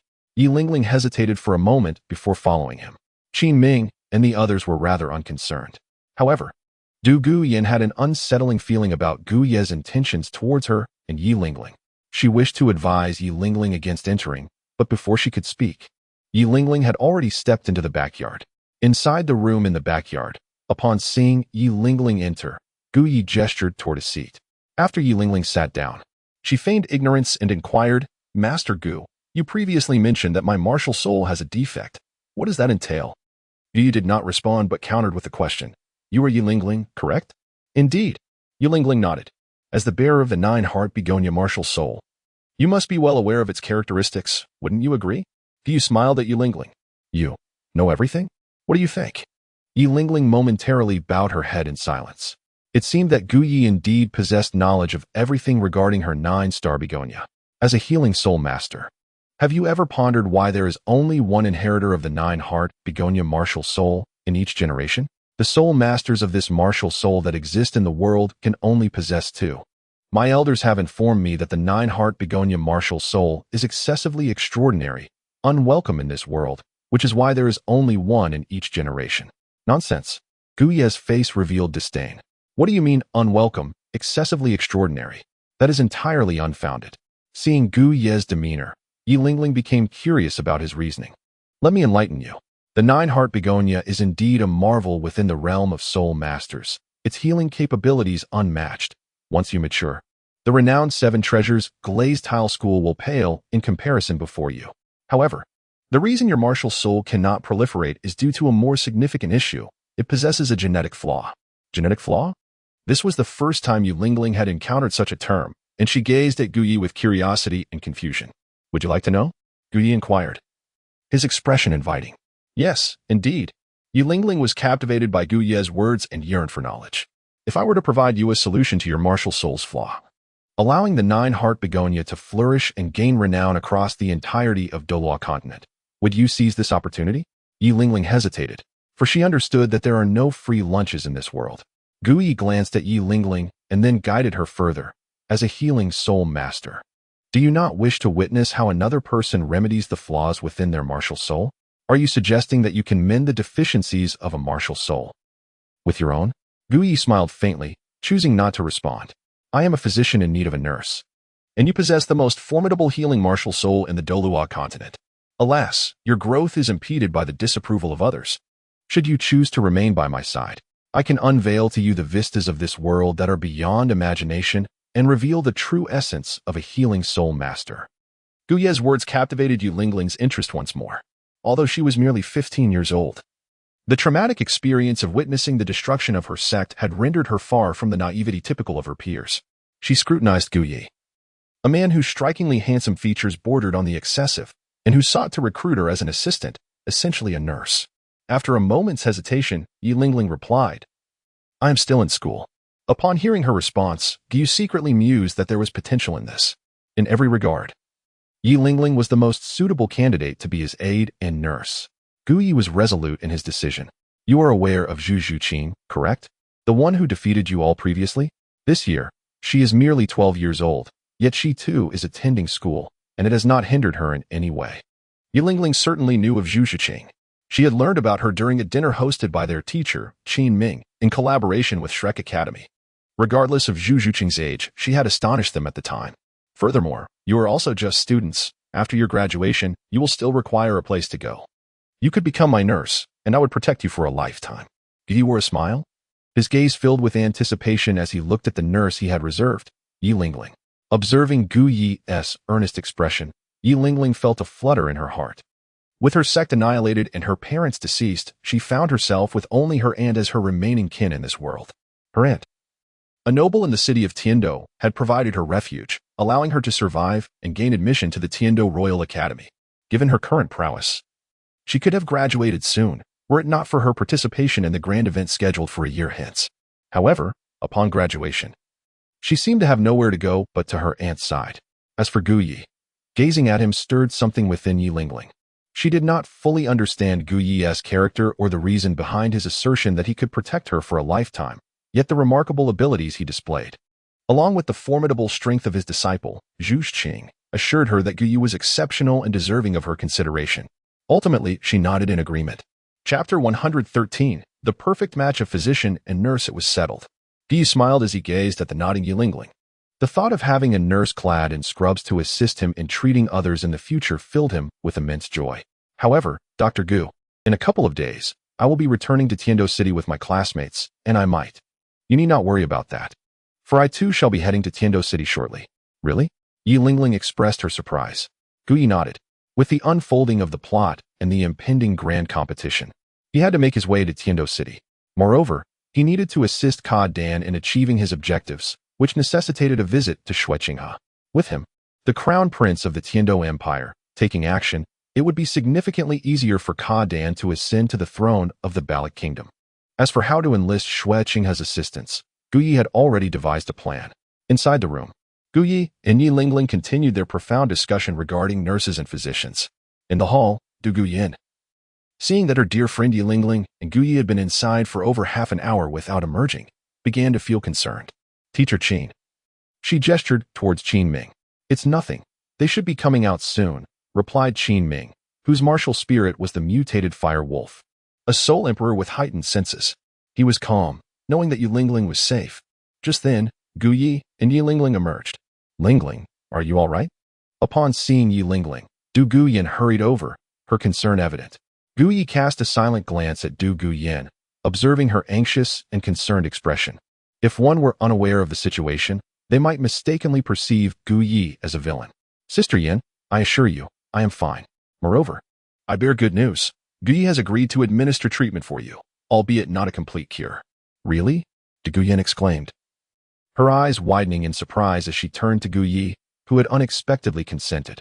Indeed, Gu Yi replied curtly, a hint of annoyance in his tone. After all, it was at the behest of the nurse, Yi Lingling, whom he had reservations about denying. I will state this clearly. due to Lingling's request. I am making a singular exception to assist you with this treatment.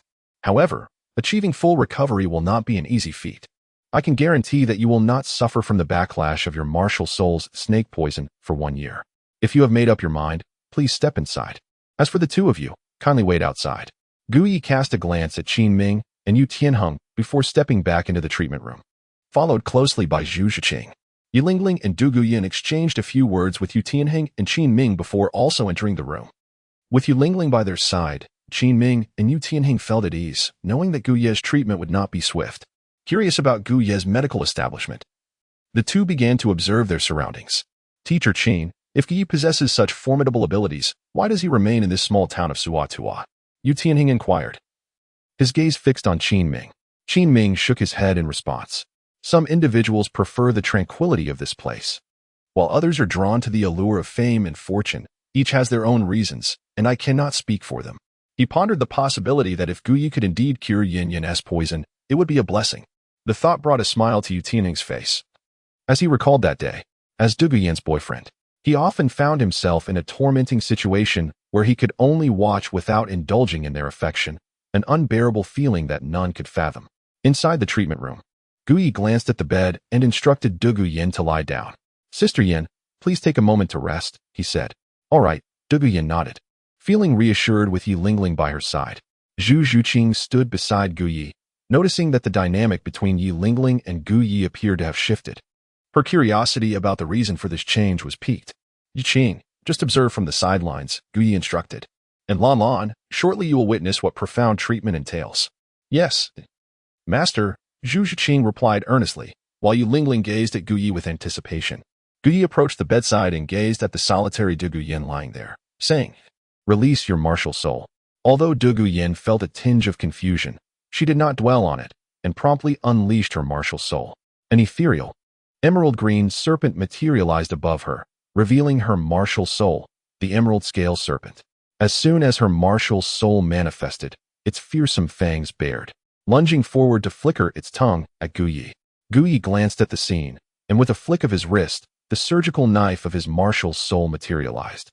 Subsequently, a beam of white light enveloped the figure of Du Guyan, who lay upon the bed.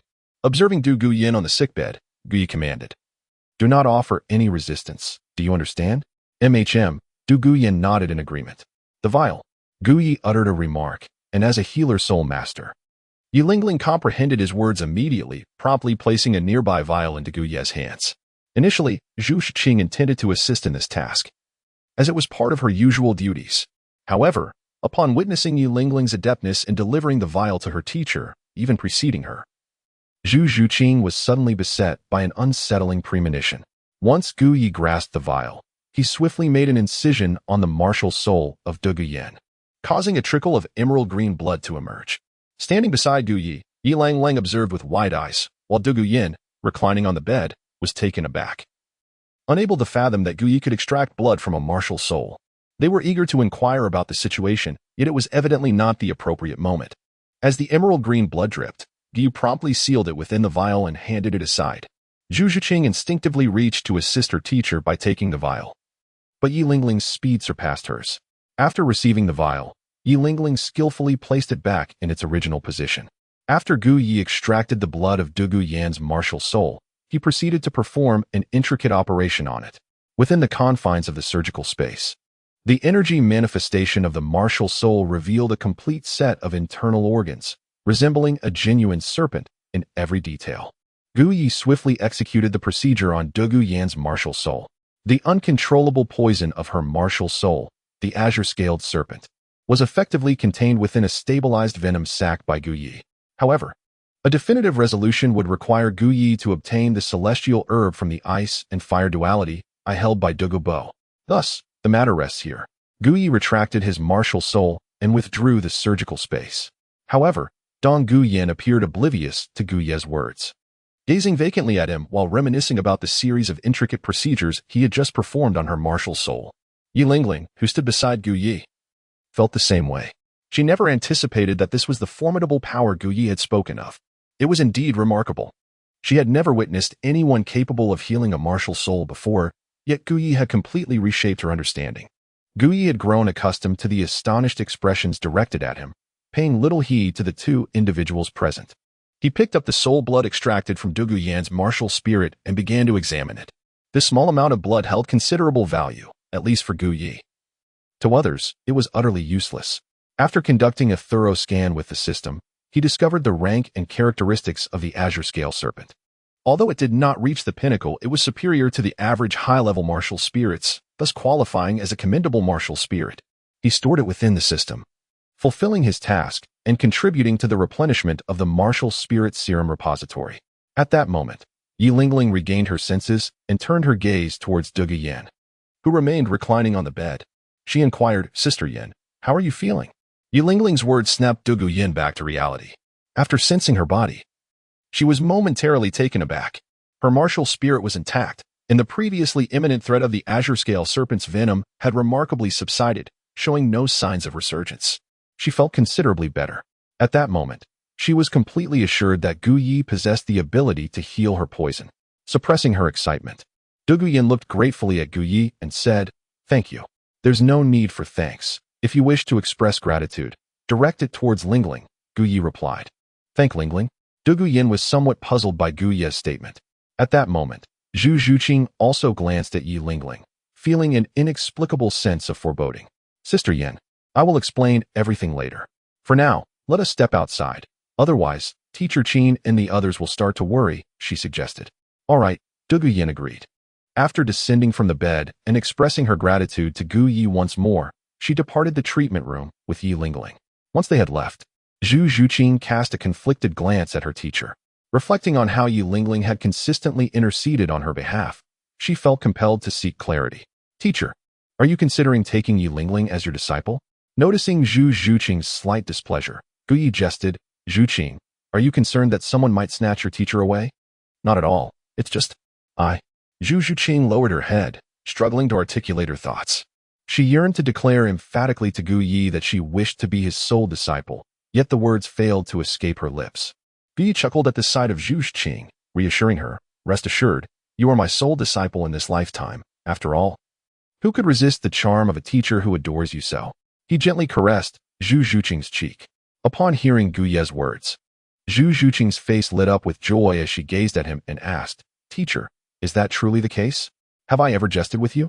Gu Yi replied, "But what about Yi Lingling?" "Ah, her?" Gu Yi chuckled softly. "As your teacher, I am a physician and always require one or two assistants by my side. Yi Lingling is quite remarkable. Her martial soul abilities are formidable, and she is a healing-type soul master. Thus, I wish to take her on as my assistant nurse." Realizing that Gu Yi did not intend to accept Yi Lingling as a second disciple, Zhu Zhuqing felt an immense sense of relief. "Very well, let us proceed outside."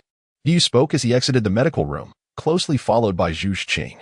In the lobby, Qin Ming and Yu Tianheng persistently inquired about the matter concerning Du Guyan, their expressions revealing astonishment upon learning of Gu Yi's remarkable abilities. They had not anticipated that Gu Yi's martial soul was so extraordinary. Regaining his composure, Qin Ming soon saw Gu Yi and Zhu Zhuqing emerge. He hurried over, expressing his gratitude. "Thank you, Dr. Gu, for your assistance with Yin Yin. There's no need for such formality. If gratitude is to be expressed, it should be directed towards Lingling," Gu Yi replied. Qin Ming glanced at Yi Lingling, pondering that he would need to inquire further about what had transpired between her and Gu Yi that had caused such a dramatic shift in Gu Yi's demeanor. After learning that Gu Yi would not be able to completely cure Du Guyan for the time being, Qin Ming exchanged pleasantries before departing with Du Guyan and their companions. Chapter 114. Ning Rongrong's embarrassing dream talk. Lingling, what did you and Gu Yi discuss during the half-hour you were inside? On their way back to the hotel, Qin Ming turned to Yi Lingling with curiosity.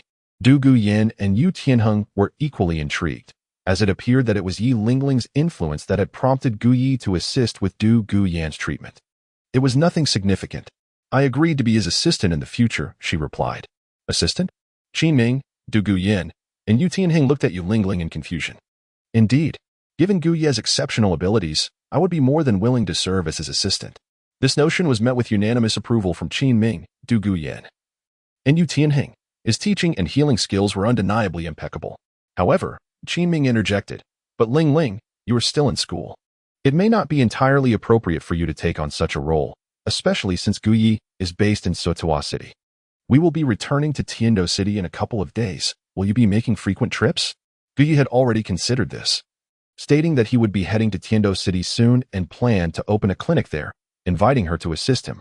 As for her studies, Yu Lingling pondered for a moment before addressing Qin Ming. Teacher Qin, I hope to seek approval from the academy to dedicate some time each week to learn from Gu Yi, as I sensed that I could gain invaluable knowledge under his guidance. Well, let's discuss this further once we return, Qin Ming replied, uncertain. After all, it was often more beneficial for a team to train together, and Yu Lingling's decision might not align with the team's dynamics. Yet, he found himself reluctant to outright refuse her. Noticing Qin Ming's hesitance, Yu Lingling did not dwell on it. Having already resolved to learn from Gu Yi once he arrived in Tiando City, for her future was at stake. The academy, no matter how esteemed, was only a temporary abode. The future was a lifelong journey, and she was acutely aware of what truly mattered. As they returned to the hotel, on another front, Flender and his companions had already returned to Shrek Academy. Following discussions with Qin Ming, Flender's group had decided to journey to Tiando City in a month's time. Upon their arrival at Shrek Academy, Flender had informed all the faculty members of their plans, leaving the decision to stay or go entirely in their hands. The faculty was small, comprising only a handful of dedicated individuals, and Flender felt gratified when they unanimously chose to accompany him to Tiando City. In the dean's office, after dismissing the other teachers, only Flender, Yu Xiaojiang, and Zhao Wujie remained. Flender, recalling that he had not seen Zhu Zhuqing all day, turned to Yu Xiaojiang and inquired, By the way, Xiaojiang, is Zhuqing still with her teacher? Yes, she should still be with him, Yu Xiaojiang replied. Sigh, speaking of Zhuqing, I find it perplexing how Gu Yi has trained her to improve so rapidly. It was not only Flender who felt this way. Yu Xiaojiang and Zhao Wujie shared his bewilderment. After all, Zhu Zhuqing was only 12 years old, the youngest in Shrek Academy, yet her soul power had reached level 34.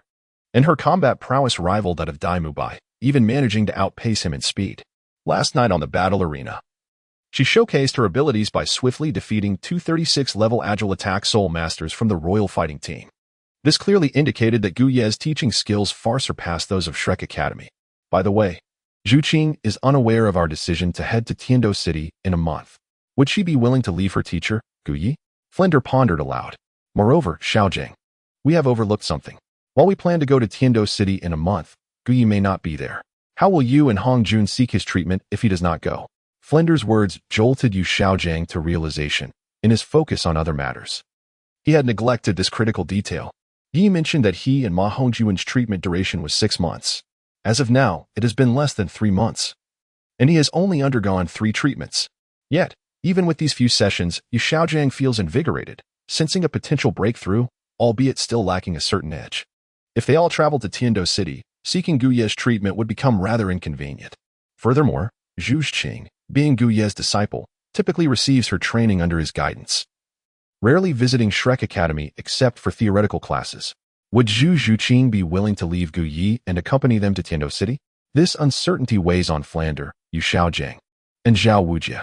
They are acutely aware of Zhu Zhuqing's deep admiration for Gu Yi and his fondness for her. Let us wait until Zhu Zhuqing returns to discuss this with her, after which we can consult Gu Yi. After all, our goal is the grand competition a year from now, and the 7 members of Shrek Academy are indispensable. I trust Gu Yi to be a teacher of great principle, one who would not obstruct his disciple's future. Regarding the treatment, we can arrange a time with him and return to Suatua City when possible, if feasible. We might also invite Gu Yi to Tiando City to assist us. Yu Xiaojiang's notion, though somewhat fanciful, indeed represents the best course of action available. However, we must wait for Zhu Zhuqing's return for confirmation, as we remain uncertain. Meanwhile, within the women's quarters, Ning Rongrong lay on her bed, staring vacantly ahead. Lost in her thoughts, observing her demeanor, Xiao Wu teased, Rongrong, why do you look so dazed since you returned? Are you perhaps thinking of that man? Pooh. You're the one thinking about men, Xiao Wu. Ning Rongrong feigned annoyance, swiftly moving from her bed to Xiao Wu's, resting her chin on her hand, pondering aloud, Xiao Wu. What do you think Zhuqing is doing with Gu Yu right now? What else could she be doing? Training, of course. That's true. Although Zhuqing has become so strong under Gu Ye's guidance, she also works very hard to enhance her abilities. I almost envy her, Xiao Wu. Hee. I think you're not really envious of her strength, but rather of the fact that Zhuqing gets to spend every day with Gu Yi. Absolutely not. Don't say such things, Xiao Wu. Ning Rongrong's cheeks flushed as she hurriedly denied it. Oh really? Just the other night, I heard someone mumbling in her sleep. Breathlessly saying, Gu Yi, be gentler, be stronger, Xiao Wu chuckled while mimicking Ning Rongrong's dreamlike state. You, Xiao Wu you. Ning Rongrong blushed fiercely, glaring at Xiao Wu in feigned anger, yet her heart brimmed with doubt. Did she truly say such things? Recollecting, it seemed she had indeed uttered those words while Gu Yi assisted her with her treatment, though she did not typically talk in her sleep. Hee, Rongrong. I was just joking. Seeing Ning Rongrong's flustered expression, Xiao Wu burst into laughter. Upon hearing this, Ning Rongrong promptly pinned Xiao Wu down on the bed, declaring, Let us see how you tease me now. Xiao Wu erupted into giggles, pleading for mercy as Ning Rongrong tickled her. After their playful banter, the two friends paused, recalling that Zhu Zhuqing had yet to return. Rongrong, have you noticed that Zhu Zhuqing comes here less often? Indeed. Recently, it seems she has been staying with Gu Yi. Training must be quite demanding. I feel a bit out of sorts without her presence. Ning Rongrong and Xiao Wu shared a house, with their room next to Zhu Zhuqing's. Although Zhu Zhuqing had her own space, there were times they would invite her over to stay with them. However, since Zhu Zhuqing became Gu Yi's disciple, her visits to Shrek Academy had become increasingly infrequent. In the first month, she participated in Yu Xiaozhang's intensive training. But upon realizing its ineffectiveness, she announced her intention to train at Gu Yi's clinic. Initially, Yu Xiaozhang objected, emphasizing their team unity. But Zhu Zhuqing's displayed prowess left him speechless. Eventually, Zhu Zhuqing ceased attending Yu Xiaozhang's training sessions, spending most of her time with Gu Yi, returning only for theoretical classes. This change had left both Xiao Wu and Ning Rongrong feeling somewhat unsettled. Sigh. Director Flander mentioned we are to head to Tiando City in a month. I wonder if Qing will join us. She probably will. But what if Gu Yi doesn't go? Would Zhuqing still go? That is true. It seems Zhuqing has become quite attached to Gu Yi. If he asked her to stay, she would likely comply. Both Ning Rongrong and Xiao Wu felt a sense of worry.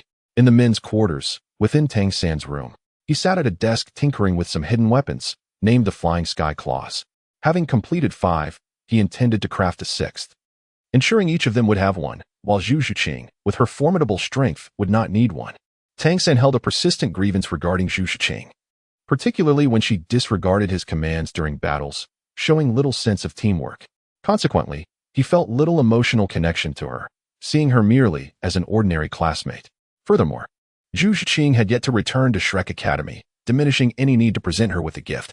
In contrast, he shared a closer bond with Dai Mubai and Oscar. As they trained, dined, and rested together, responding well to his commands during combat, the Flying Sky Claws were intended as gifts for them. Tang San harbored ambitions of establishing and revitalizing Tang Sect, seeing Dai Mubai and Oscar as potential pillars for its resurgence. Thus, the Flying Sky Claws represented his initial offering.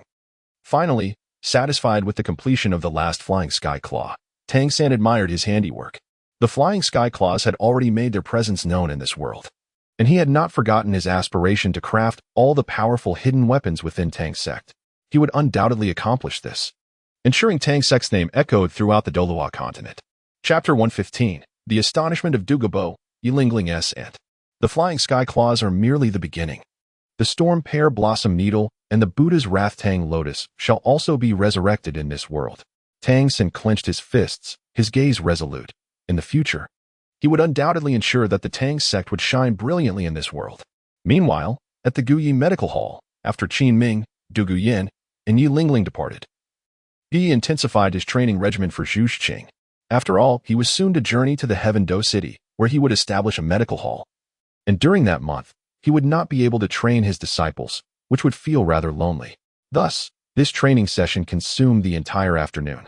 As night fell, Gu Yi and Zhu Zhuqing collaborated in the kitchen, and after their meal, they returned to their quarters to continue imparting knowledge to Zhu Zhuqing.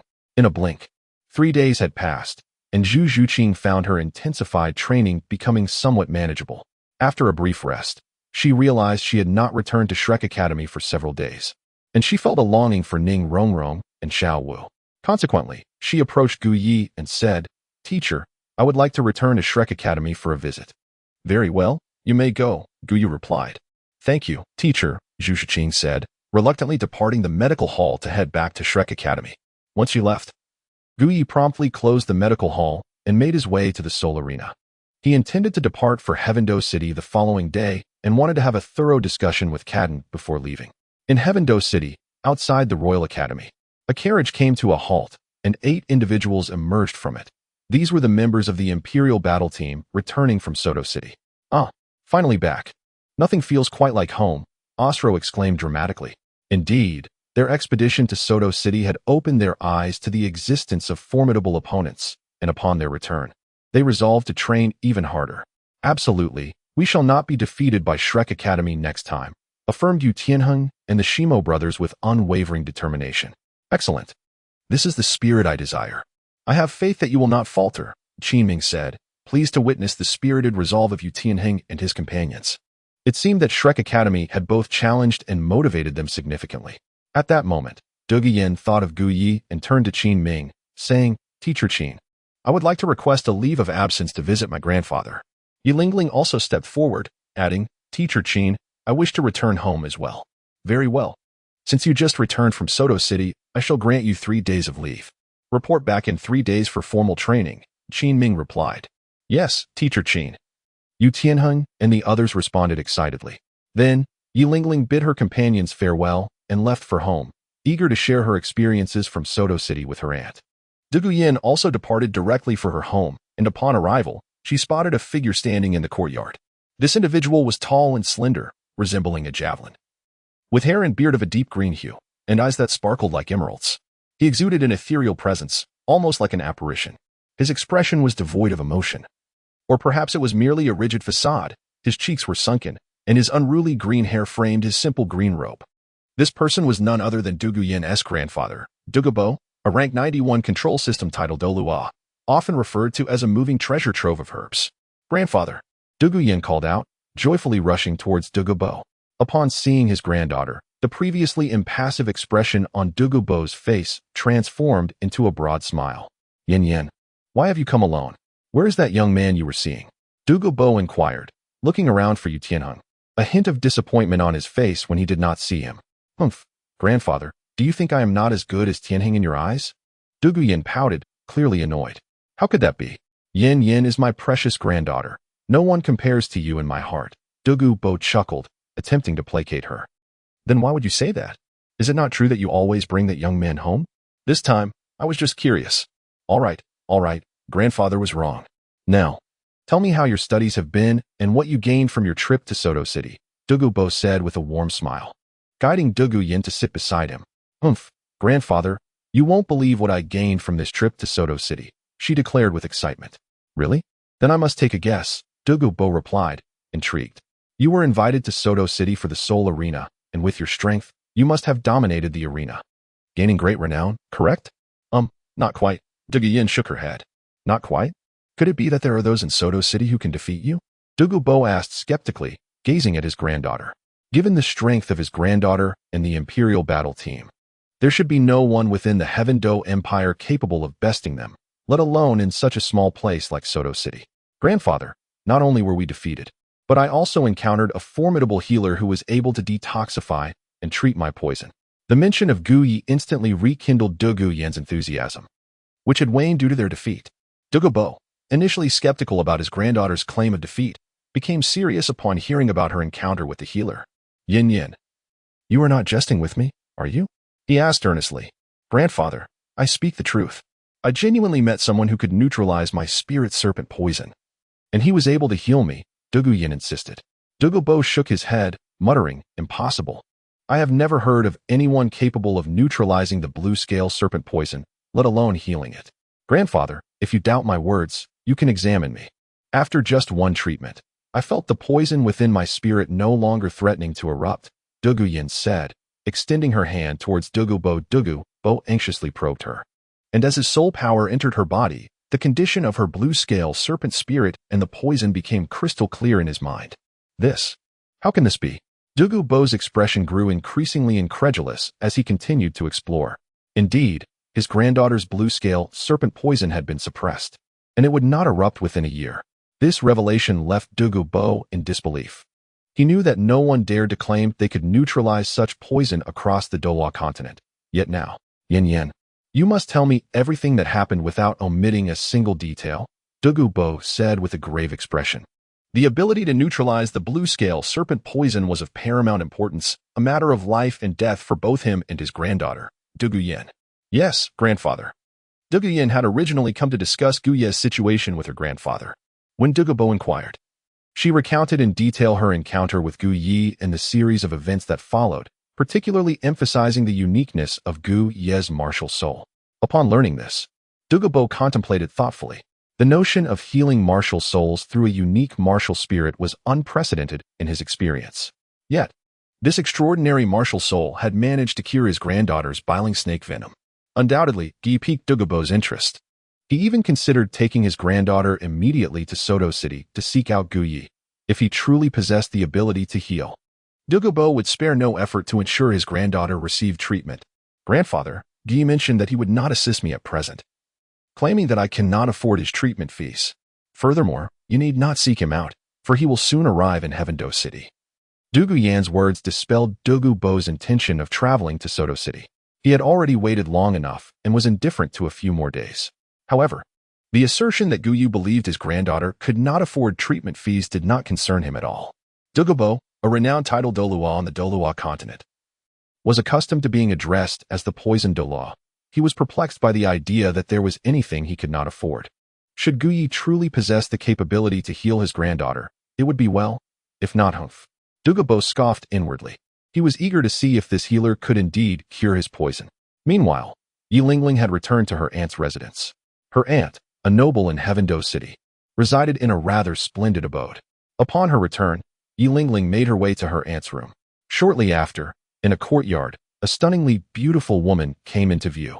At first glance, she appeared to be in her late 20s, yet the mature allure she exuded was far beyond that age. The pale yellow palace gown she wore fit her exquisitely, accentuating her graceful figure, and her face resembled the serene waters of autumn, while her captivating almond-shaped eyes were undeniably enchanting. This woman was none other than Yi Lingling's aunt, Yi Zhuqing, the second surviving 9-heart begonia in the world, and a soul sage of level 79. Aunt, Yi Lingling called out, rushing into the courtyard. Did you not go to Soto City? Yi Zhuqing was taken aback by Yi Lingling's return. Aunt, I just returned from Soto City. The moment I arrived, I came to find you. And I have something important to discuss. Oh, what is this important matter? Yi Lingling's expression turned serious as she led her aunt to a secluded spot to sit down. She earnestly recounted everything about Gu Yi, her desire to assist him, her wish to learn by his side, and the various promises he made to protect her for a lifetime. After considering the details regarding Gu Yi, Yi Zhuqing ultimately supported her niece's decision.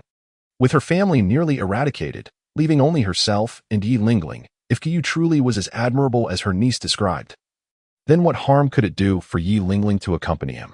However, she remained uncertain about the accuracy of Yi Lingling's claims. She resolved to evaluate Gu Ye's abilities personally once he arrived in Heavendo City. Are you certain that Gu Yu will come to Heavendo City soon? Yi Zhuqing inquired for confirmation. Yes, he mentioned he would be arriving in a few days and would contact me upon his arrival. That is well. When he arrives, I shall assess his capabilities to determine if he is indeed as formidable as you say. Indeed, Yi Lingling readily agreed. Her aunt was her last remaining relative in this world, and it would be prudent for her to evaluate Gu Yu's abilities. It was merely a standard observation. After all, and nothing untoward was likely to occur. Later that night in Soto City, within the second VIP room of the Great Soul Arena, the spacious chamber featured 2 chairs positioned before a massive crystal wall, allowing for an unobstructed view of the central soul fighting platform below. At that moment, an important soul battle was unfolding, not a team battle, but a singular contest.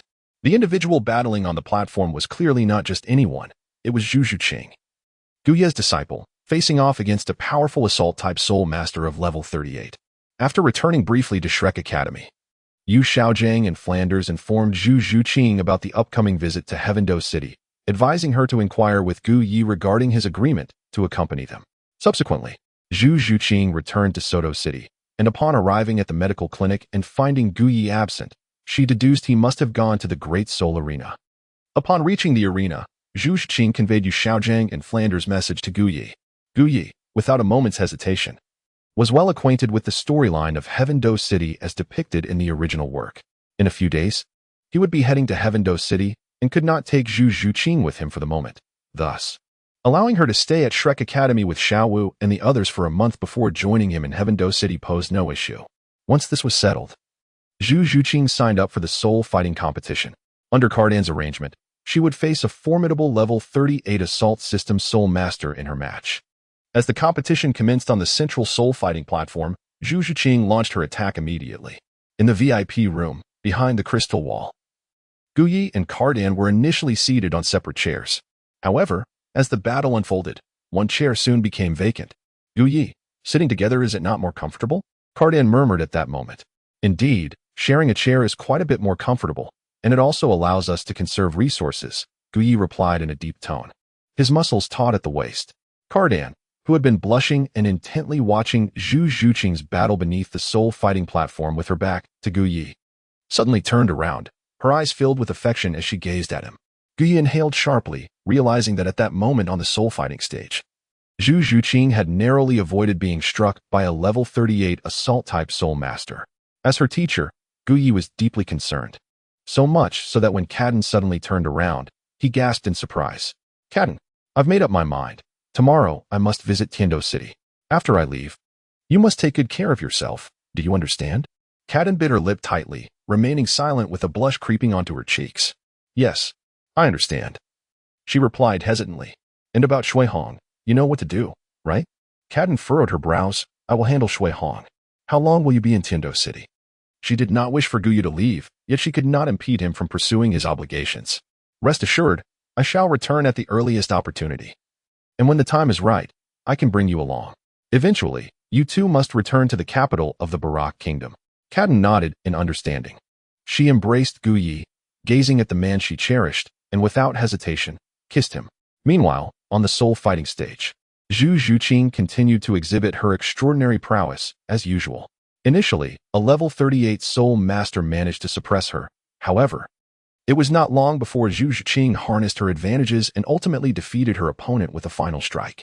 Once the duel concluded, Zhu Zhuqing paid no heed to the cheers of the audience. She proceeded directly to the entrance of the VIP room number 2. As she reached for the doorknob, a frown crossed her brow at that instant. Yet, she swiftly opened the door and stepped inside. Upon entering, she was greeted by the sight of her teacher and Cardan seated comfortably in chairs behind the crystal wall. However, the two had since returned to their respective seats. Cardan leisurely sipped tea from the table beside her, savoring it. Had she misheard? A flicker of doubt crossed Zhu Zhuqing's mind. Moments ago, she had overheard some peculiar sounds at the entrance, seemingly emanating from Cardan. She had heard that sound on more than one occasion, which led her to suspect that Cardan was engaged in some indiscreet activity with her teacher, Gu Yi, prompting her to hastily enter. To her surprise, she found them merely seated and enjoying tea. Teacher, Zhu Zhuqing approached Gu Yi, her gaze assessing Cardan. Cardan sat upright, delicately savoring her tea, projecting an air of indifference. Yet, upon closer inspection, it was evident that her hand holding the teacup trembled slightly, and the flush on her cheeks had yet to fade. Noticing Zhu Zhuqing's gaze, she shot her an annoyed glance. Although Zhu Zhuqing was Gu Yi's disciple, her constant interruptions had irked Cardan. Gu Yi, you converse with her.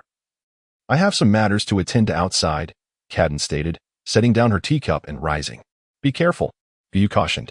After hearing this, Cardan cast a meaningful glance at Zhu Zhuqing before exiting the room. However, her gait appeared somewhat peculiar as she walked slowly. Teacher, when shall we return home? Zhu Zhuqing referred to Gu Yi's medical clinic as her home, for it had become her sanctuary, a place she cherished. We will return shortly. Come here, Zhuqing. I have something for you, Gu Yi said, rising and gently guiding Zhu Zhuqing by the shoulder to walk ahead. They then settled onto a genuine leather sofa. With Gu Yi mentioning a gift, Zhu Zhuqing looked up at her teacher with eager anticipation, extending her hand. She offered her left hand forward. Gu Yi produced a small box, within which lay a silver ring. A ring? As she gazed upon the ring nestled inside the box, Zhu Zhuqing's cheeks suddenly flushed. The significance of a ring in the Douluo continent was unmistakable. It was a token exchanged only between those who harbored affection for one another. Now, with her teacher presenting her with such a gift, could it imply? Casting her eyes upon her instructor, Zhu Zhuqing found her thoughts drifting into unexpected realms. You have been my disciple for quite some time, and I have been eager for you to grow stronger, imparting knowledge to you. As your teacher, I have yet to present you with a gift. Tomorrow, I shall journey to Tiando City, and it may be a month before we meet again. So I wanted to give you something special. With that, Guyi placed the silver ring into Zhu Zhuqing's hand. This ring was not merely a piece of jewelry. It was also a precious soul guide device, possessing a substantial space for her use. Moreover, it contained additional items that I wish to gift you. Zhu Zhuqing examined the ring in her hand, then glanced at her teacher, feeling an inexplicable sense of disappointment. Yet, receiving a gift from her mentor filled her with immense joy. Thank you, teacher. There's no need for thanks. Try it on, see if it fits. All right. Zhu Zhuqing smiled and nodded, sliding the ring onto the ring finger of her left hand. It appeared to fit perfectly. Observing the ring adorning her finger, Guyi took a moment to admire her. Indeed, it suits you well. Zhu Zhuqing examined the ring, attempting to channel her soul power into it. Soon perceiving the spacious interior as Guyi had described. The space was vast, at least 50 cubic units, and within it, she discovered the gifts her teacher had mentioned. Very well, let us return now. Yes, teacher. Zhu Zhuqing followed closely behind Guyi, contemplating the figure of her mentor and the ring upon her finger, lost in thought. Upon returning to the medical clinic, Guyi entered Zhu Zhuqing's room as usual, continuing their final session of potion refining. Aware that her teacher would depart the following day, Zhu Zhuqing earnestly accepted Guyi's guidance. If it were any other time, but now she requested her teacher, Guyi, to carry her to bed. As a teacher, one should indeed be gentle with their disciple. Guyi unreservedly lifted Zhu Zhuqing from the bathtub and gently laid her on the bed. Teacher. Just as Guyi was about to leave, Zhu Zhuqing tugged at his hand. What is it? She hesitated, unable to voice her thoughts. Did she dare to admit that she wished for Guyi to stay and impart his knowledge to her? In the early days of her studies, she might have expressed herself with righteous conviction, but now a sense of shyness enveloped her. After all, she was Guyi's disciple. It seemed somewhat inappropriate for a disciple to request their teacher's presence. Yet, Guyi understood Zhu Zhuqing's unspoken desires. After a moment's hesitation, he joined her on the bed. Tonight, I shall teach you some essential knowledge, and by tomorrow, you will return to Shrek Academy. MHM, Zhu Zhuqing replied, her face lighting up with joy as she nodded in agreement. Subsequently, Guyi diligently began to impart crucial knowledge that held great significance for Zhu Zhuqing. She reclined on the bed, clad only in a bathrobe, yet she paid it no mind. For her, Guyi was the closest person to her heart. In fact, she harbored a certain infatuation for him, feeling a sense of delight even in her vulnerability. Moreover, it was not as if he had not seen her before. Guyi spoke earnestly, yet his gaze occasionally wandered to the most enchanting aspects of Zhu Zhuqing. This was not a manifestation of lechery, but rather an instinctual behavior inherent to man. Teacher, I have noticed that what you say differs significantly from what you Xiaojiang usually expresses. Thus, it is imperative for you to discern who is right and who is mistaken. Even if I am your teacher, I am not infallible. Understood, teacher. Before long, the clock struck 10 in the evening. Zhu Zhuqing, feeling somewhat fatigued from the earlier soul battles, succumbed to slumber as she listened. Guyi lowered his head and beheld Zhu Zhuqing, who lay before him. Chapter 117. The entrance of Lu Erlong, as ripe as a peach. Zhu Zhuqing's beauty is beyond words, and her exquisite figure is a well-known fact. No one is more qualified to speak on this matter than Guyi, for he is her teacher. Just as now, Zhu Zhuqing lay before him, utterly defenseless in slumber. Were she in the presence of another instructor, it is plausible that he might have transformed into a wolf, pouncing upon her and devouring her in a ravenous feast. But Guyi is not just any teacher. He is the one who nurtured Zhu Zhuqing. Although he is undeniably captivated by her, he recognizes that the time is not yet ripe. Without hesitation, he resolved to depart. However, just as he intended to rise from the bed, Zhu Zhuqing, seemingly unaware of her surroundings, deftly grasped his arm. This gesture was so precise that had Guyi not confirmed her deep slumber, he might have suspected her of feigning sleep and harboring ulterior motives towards him, her mentor. Nevertheless, he decided to remain, for once they journeyed to Tiando City tomorrow, a month of separation would ensue. Therefore, he would stay this night to keep her company. Guyi persuaded himself and lay down beside Zhu Zhuqing. Sharing a bed with his disciple was not an uncommon occurrence for Guyi, and he had grown accustomed to it. As he reclined, Guyi began to contemplate significant matters. Zhu Zhuqing was his disciple for life, and his ambition was to cultivate her into a woman of comparable stature to Bibi Dong. However, if Zhu Zhuqing were to grow under his constant care, it would be excessively smooth sailing for her. Thus, his departure was, in fact, a beneficial development for Zhu Zhuqing. As Gu Yi pondered, Zhu Zhuqing, who was beside him, made a significant movement. She turned over from her previous supine position and found herself right next to him. Subsequently, Zhu Zhuqing embraced Gu Yi, holding him quite tightly. After enveloping Gu Yi in her embrace, Zhu Zhuqing fell into a deeper slumber. Gu Yi turned his head to glance at Zhu Zhuqing. Little did he know that upon a single look, his heart began to race. At that moment, Zhu Zhuqing's remaining bathrobe had slipped down to her chest, leaving the night shrouded in silence. The following morning, Zhu Zhuqing awoke softly, and upon opening her eyes, she looked around, only to discover that Gu Yi was no longer beside her. As she reached out to touch the bed, she felt a lingering warmth, which brought a smile to her face. After refreshing herself, she encountered Gu Yi outside. The moment she saw him, the memory of sharing the same bed with her teacher last night made her feel a bit bashful, causing her to lower her gaze. Gu Yi did not pay much attention to the matter. After all, it was merely a night spent with Zhu Zhuqing, not a significant event. Zhuqing, let us return after breakfast, he suggested. Yes, teacher, she replied. Shortly thereafter, Zhu Zhuqing departed from the medical hall and made her way back to Shrek Academy. Meanwhile, Guy began to tidy up the medical hall. Once he finished, he left Soto City and headed towards Heavendo City. Upon her return to Shrek Academy, Zhu Zhuqing encountered several of her classmates, who had just risen and were making their way to the classroom after breakfast. Zhuqing, you're back, exclaimed Ning Rongrong and Xiao Wu, who approached her with joy. Tang San, Oscar, and Ma Hongjun displayed little change, but Dai Mubai's gaze was fixed intently on Zhu Zhuqing. He noticed that she seemed even more beautiful and mature than before. As her fiancé, thoughts of their past encounters flooded his mind, evoking a sense of longing. Ah, Zhuqing, that ring on your hand is exquisite. Who gave it to you? Xiao Wu inquired, noticing the silver ring adorning Zhu Zhuqing's finger. Ning Rongrong and Dai Mubai joined her in curiosity, observing the ring on Zhu Zhuqing's ring finger. Rings worn on this particular finger often carry significant meaning, and Zhu Zhuqing's choice raised questions. Dai Mubai felt a twinge of anger at the thought. Zhu Zhuqing, glancing at the ring, clarified. This is a soul-guiding ring given to me by my teacher. He gifted you a soul-guiding ring? Ning Rongrong scrutinized Zhu Zhuqing's hand, pondering the implications. If it was indeed from Gu Yi, it seemed innocuous, yet the choice of finger remained perplexing. All right, class is starting now. Let us proceed to the classroom. Tang San interjected, guiding them forward. Zhuqing, let us go together. Okay, Zhu Zhuqing agreed, as Xiao Wu linked arms with her, and the three made their way to class. Meanwhile, Dai Mubai continued to fixate on Zhu Zhuqing's retreating figure, clearly troubled by the notion of her wearing a ring gifted by Gu Yi, especially on her ring finger. Though it was merely a soul-guiding ring, its placement suggested something more profound, particularly since it was given by a man. He resolved to have a conversation with Zhu Zhuqing at the earliest opportunity. The news of Zhu Zhuqing's return to Shrek Academy had already reached Yu Xiaojiang and Flander, who soon approached the classroom to inquire about her situation. They subsequently learned that Gu Yi had already traveled to Heavendo City. This development made matters easier. We shall go to Heavendo City in a month. Since Gu Yi is already there, it will be the perfect time for treatment, they concurred. Indeed. For now, let us focus on training these children for the next month, Flander and Yu Xiaojiang discussed.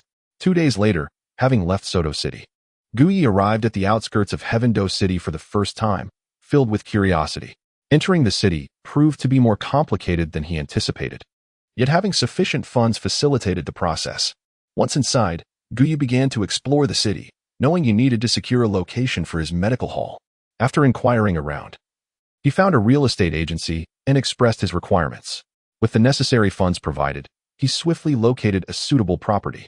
The size of the house was comparable to his previous one in Soto City, situated in the XC district of Heavendo City, a relatively advantageous location.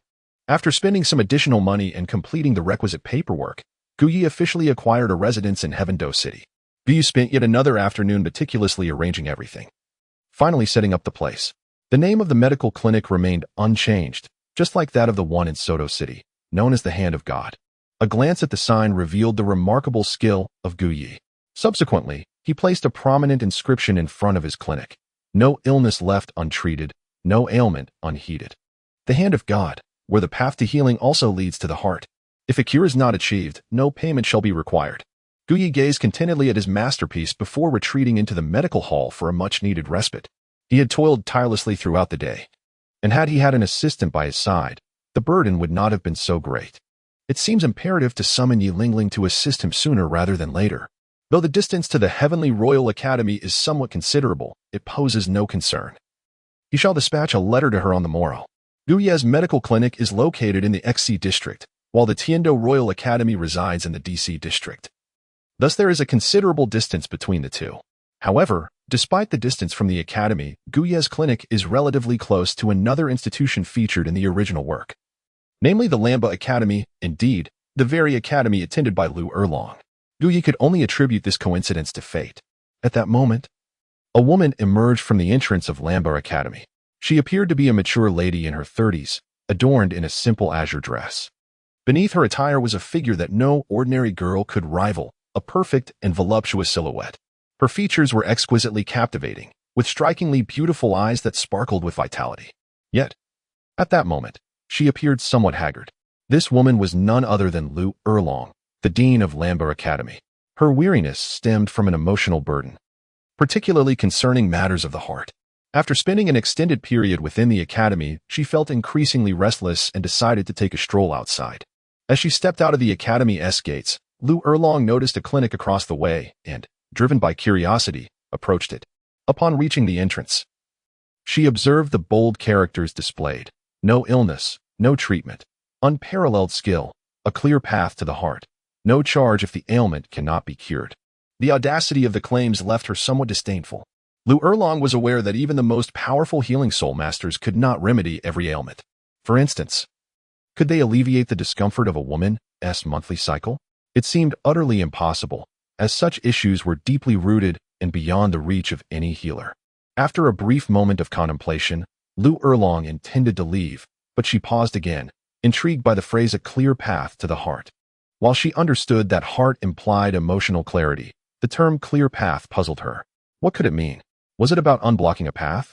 This seemed unrelated to healing, and she found herself baffled, particularly as a woman in her 30s with a somewhat irritable temperament. The confusion only added to her discomfort. Deciding to enter the clinic to inquire further, she thought it might be beneficial. Especially if the healer possessed exceptional skills, perhaps she could even invite him to teach at the academy. With the elite competition for advanced soul master academies approaching in a year, Lamba Academy was actively seeking to fill teaching vacancies. In the Douluo continent, every healing soul master enjoyed commendable treatment, and a healer capable of running a clinic would undoubtedly possess remarkable abilities. If this healer proved to be exceptional, Lu Erlong contemplated securing his services for Lamba Academy. Upon entering the clinic, she spotted Guye leisurely sipping tea in the lobby. His eyes widened slightly upon noticing Lu Erlong's entrance. Her mature, peach-like physique and alluring curves, combined with her distinguished presence, revealed her extraordinary nature. Naturally, Guye was also aware of her identity. The system had informed him that she was Lu Erlong from the original narrative. It was indeed a remarkable coincidence that he encountered her on his very first day in Tiando City. When Lu Erlong saw Guye, she did not immediately perceive him as the healer. He appeared too youthful, likely still under 20. However, his appearance was distinctly striking, such that Lu Erlong's mood, initially dampened, lifted slightly. Guye, while surprised by her presence, felt no shock. After all, Lamba Academy was merely a stone's throw from his clinic. The more he observed Lu Erlong, the more intrigued he became. He understood that Lu Erlong shared a unique bond with Yu Xiaojiang, and he wondered how Yu Xiaojiang would react upon encountering her in Tiando City. Moreover, Lu Erlong exuded a certain mature charm. For reasons unknown, Guye felt an overwhelming desire to savor the essence of her character. He acknowledged his intrigue towards Lu Erlong's allure, yet he was not a rogue. "Is the healer here?" Lu Erlong inquired, directing her question at Guye. Upon realizing she sought the healer, Guye scrutinized Lu Erlong carefully. Though she was a soul sage, she was still a woman experiencing the monthly cycle, particularly one in her 30s who had not yet married, and thus had not undergone the nurturing of a man. It was no surprise that her cycle could be irregular, and her haggard appearance suggested an emotional distress, likely tied to her relationship with Yu Xiaojiang, whom she deemed a failure. Guye withdrew his gaze and replied calmly, "It is I. What brings you to seek me?" Lu Erlong looked at Guye with a hint of skepticism, clearly unconvinced. "What is it about me? Is it that my youth makes me unworthy of running a clinic as a practicing physician?" Guye feigned a slight annoyance and unleashed a powerful aura of soul force. This display momentarily startled Lu Erlong. A soul king. He is indeed a soul king. Lu Erlong was genuinely taken aback. She could discern that Gu Yi was no older than 20. A soul king under the age of 20 was undoubtedly a prodigy among prodigies. Once she regained her composure, she earnestly inquired, "Are you truly the physician here? Is there anyone else?" Gu Yi chuckled lightly. "Is that so?" Upon hearing this, Lu Erlong found herself inclined to believe him. A healing soul master above level 50 could certainly manage a clinic, treating the common folk and earning a living. However, the phrase "I treat only those who are ill and do not heal the healthy" seemed rather boastful if he were the one to utter it. Furthermore, what did he mean by that enigmatic phrase, "the hand of divinity"? The passage also connects to the heart. Gu Yi noticed Lu Erlong gazing at him and inquired, "You have come to seek my medical expertise, have you not?" "Indeed," Lu Erlong affirmed with a nod. "I observed the sign outside your clinic that states you treat only those who are unwell. Is it true that your skills are truly remarkable?" "Certainly," Gu Yi replied. "I, Gu Yi, run this clinic with utmost honesty. If I cannot provide treatment that brings you joy and satisfaction, I shall not take a single coin from you. Given that, I am curious to witness your prowess," Lu Erlong said as she took a seat beside Gu Yi. Her intention was not merely to receive treatment, but to observe Gu Ye's methods. If his abilities proved exceptional, she wished to recruit him for her academy. Most of her students hailed from humble backgrounds, and while there were many healing soul masters, they were predominantly of a lower tier, with not a single soul king among them. Gu Yi, being so young yet having attained the rank of soul king, would be an ideal candidate if his healing skills were indeed formidable. "Are you certain you wish for me to treat you?" Gu Yi asked Lu Erlong earnestly. "Is it that you are unable to provide treatment?" she queried. "Not at all," he responded. "However, my approach to healing differs significantly from that of ordinary healing soul masters." "In what manner do you differ?" she pressed. Typical healing soul masters rely solely on their martial souls to unleash restorative abilities upon soul masters. Yet such healing merely addresses superficial wounds and does not reach the root of the issue. For instance, when a soul master is injured, the treatment they receive may only mask the symptoms, while my method delves deeply into the source of the ailment. Furthermore, I must inform you that you will need to fully cooperate throughout the treatment process. Otherwise, I will find it challenging to assist you effectively. Gu Ye's words left Lu Erlong increasingly bewildered. However, she grasped one thing. Gu Yu claimed his healing abilities were formidable. This she was eager to witness firsthand. After all, she considered herself to be in good health. She merely wished to observe Gu Yi's martial soul healing prowess. "Very well, let us proceed." She urged Gu Yi to unleash his martial soul and demonstrate his healing capabilities. "All right, allow me to first elaborate on the symptoms you are experiencing," he began. "You appear quite haggard, which can be attributed to two underlying issues. One is emotional distress, and the other is irregular menstruation." Gu Ye's words left Lu Erlong feeling somewhat peculiar, for they were undeniably accurate. Deep within her heart, she indeed had someone in mind. As a woman, it was natural for her to experience her monthly cycle. However, the absence of it seemed rather unusual. At present, she was eager to witness Gu Ye's martial spirit capabilities, contemplating the possibility of recruiting him into her academy. Yet, how could Gu Yi articulate her private matters so precisely? Gu Yi gazed at Lu Erlong, continuing to articulate her symptoms. The more Lu Erlong listened, the more astonished she became as she regarded Gu Yi. It was not without reason. Gu Yi recited her ailments with impeccable accuracy. She spoke of her frequent insomnia at night, the turmoil in her heart caused by thoughts of a certain individual, and so forth. "These symptoms are quite straightforward for me. With a mere flick of my hand, I can provide you with relief. However, there exists a singular challenge. After all, ailments of the heart require remedies that touch the heart as well. Yet, it is not entirely insurmountable. I shall employ a method that facilitates an unobstructed passage to both body and spirit, one that can alleviate your affliction of the heart." "What method?" Lu Erlong inquired. Her curiosity piqued. Her heartache was a consequence of Yu Shaojiang, and she harbored doubts that Gu Yu possessed any means of remedying it. "The solution is quite simple. You merely need to seek the company of a man and engage in the intimate acts of a married couple. Regardless of whether your menstrual cycle is irregular or your heartache persists, this can lead to a complete cure." "You." Gu Ye's words instantly flushed Lu Erlong's face and quickened her heart. Speaking so candidly about matters between men and women, especially in her presence, stirred something within Lu Erlong, who, despite her cheerful and straightforward nature, felt provoked by Gu Ye's remarks. She harbored feelings for someone special, and Gu Ye's suggestion to seek out a man left her perplexed about his intentions. Gu Yi observed Lu Erlong's demeanor with indifference. "I spoke the truth," And indeed, it is the most effective method. You may choose to disbelieve me, but you cannot doubt my expertise, for I am a professional. Humph, a scoundrel. Lu Erlong huffed at Gu Yi and attempted to take her leave. However, after a moment's contemplation, realizing she had yet to witness Gu Ye's martial spirit, she chose to remain seated. Release your martial spirit for me to see. I wish to behold the genius of a healing soul master who has attained the rank of Soul King before the age of 20. What? Are you intrigued by my martial spirit? I am Lu Erlong, the Dean of Lambo Academy, not far from your clinic. I noticed your establishment, and coincidentally, my academy is seeking teachers, so I thought I would come in for a look. If your healing abilities are indeed formidable, I would be inclined to recruit you as a teacher at my academy. However, at this point, Lu Erlong cast a skeptical glance at Gu Yi. So that is the intention. Gu Yi's mind began to race upon understanding Lu Erlong's purpose. She sought to recruit him into Lambo Academy as a teacher. This presented an opportunity for him to cultivate a closer relationship with her, with Yu Xiaojiang and the others not arriving in Tiando City for another month. Should he join Lambo Academy, he would have the chance to win Lu Erlong's favor in that time. He wondered how Yu Xiaojiang would react upon his arrival, only to find Gu Yi embracing Lu Erlong. Of course, these were merely excuses for Gu Ye's infatuation with Lu Erlong. It was simply that his thoughts had strayed a bit. He had no interest in being a student. But the prospect of becoming a teacher at Lamba Academy piqued his curiosity. He then released his martial spirit, the scalpel. How can it be a knife? Lu Erlong furrowed her brow upon seeing the scalpel in Gu Ye's hand. It was evident at a glance that he could not possibly be a healing soul master, as a blade could never belong to such a category. Yet, here he was, running a clinic, leaving Lu Erlong perplexed. Is this your martial spirit? Indeed. It is my martial spirit, the scalpel. A scalpel? Are you not a healing soul master? How can this blade be associated with healing? Gu Yi smiled and said, My blade is no ordinary knife, for it possesses the dual power to both take life and heal.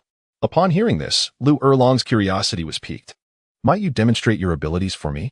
Gu Yi shook his head and inquired, Do you wish to recruit me as a teacher for your academy? Initially, that was indeed the intention, but your martial spirit. Lu Erlong hesitated, her gaze fixed on the blade in Gu Ye's hand. A blade as a healing martial spirit was something she had never encountered before.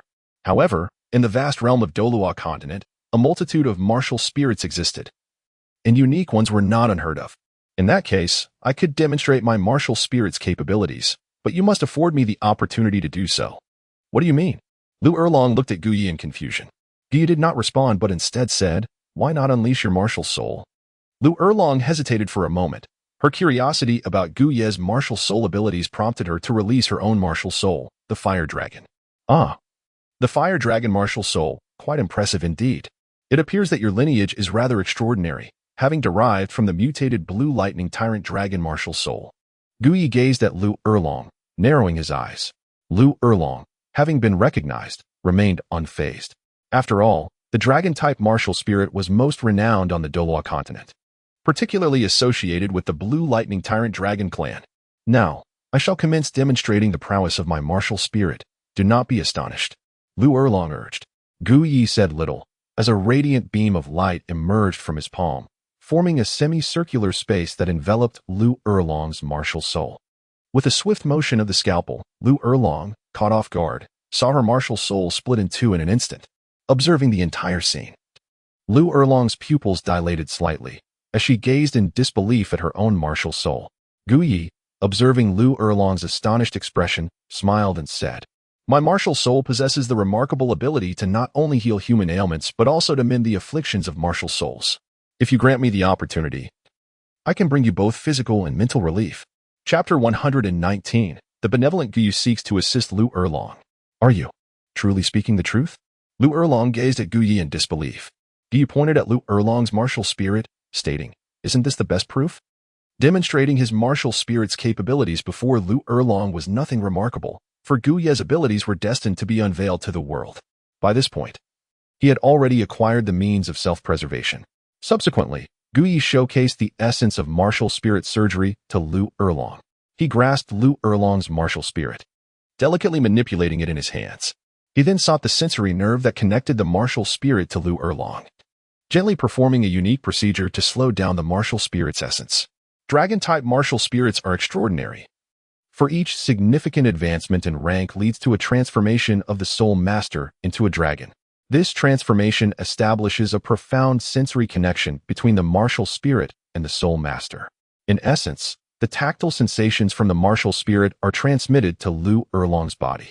Earlier, when Guyi utilized the spatial abilities of surgical precision to sever Lu Erlong's martial spirit, she felt no sensation. However, as Guyi caressed her martial spirit, the sensitive nerves beneath their connection sparked an indescribable sense of comfort within Lu Erlong. It was as if Guyi's hand were gently stroking her own body, a feeling both subtle and extraordinary. She wished to halt Guyi, to request that he release her martial spirit and restore it to its original state, to implore him to cease his actions. Yet, the words remained lodged in her throat. For she suddenly sensed an unsettling peculiarity within her own body. Guyi's gentle touch upon her martial soul had already transmitted delightful sensations throughout her being.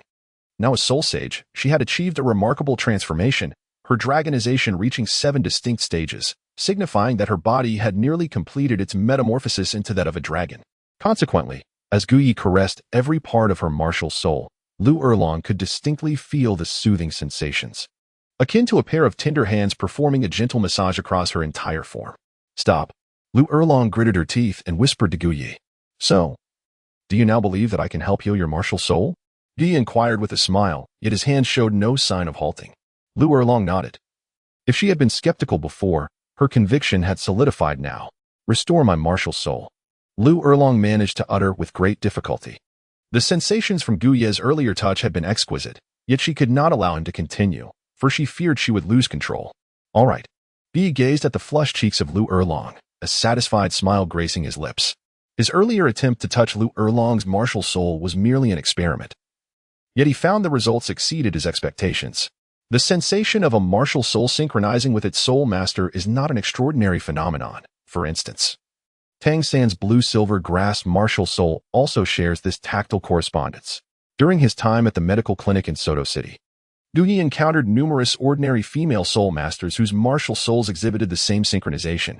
These women sought Guyi's expertise for the treatment of their martial souls, and he proceeded to restore Lu Erlong's martial soul. However, during the restoration process, Guyi's hands playfully exerted strength upon her martial soul. Is it done? Lu Erlong inquired with difficulty. Yes, it is, Guyi replied with a smile and a nod. Your fire dragon martial soul is formidable. But this very strength can sometimes influence your demeanor. I surmise that you are prone to anger, exhibiting a straightforward and spirited personality. Guyi's words left Lu Erlong, who was gradually regaining her strength, somewhat astonished, for Guyi's insights were exceedingly precise. Is this knowledge something you acquired through your martial soul? Lu Erlong inquired curiously, gazing at the man she had only recently come to know. Indeed, my martial soul grants me the ability to heal others' martial souls, thus in this realm. No one possesses a greater understanding of martial souls than I do. Actually, there is one person who undoubtedly knows more than you. Lu Erlong promptly retorted to Guyi's assertion.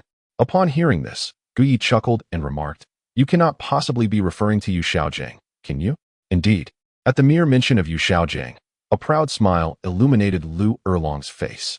It is quite absurd to claim that a person who has derived a theoretical framework by plagiarizing the knowledge of the spirit hall possesses an understanding of martial spirits. Upon listening to Guyi's words, Lu Erlong's smile instantly faded, replaced by a glare of indignation directed at him. What did you say? Please repeat that. I said, a person who has attained the status of a master through the appropriation of Spirit Hall's knowledge and the formulation of a theoretical system does not deserve to be compared to me.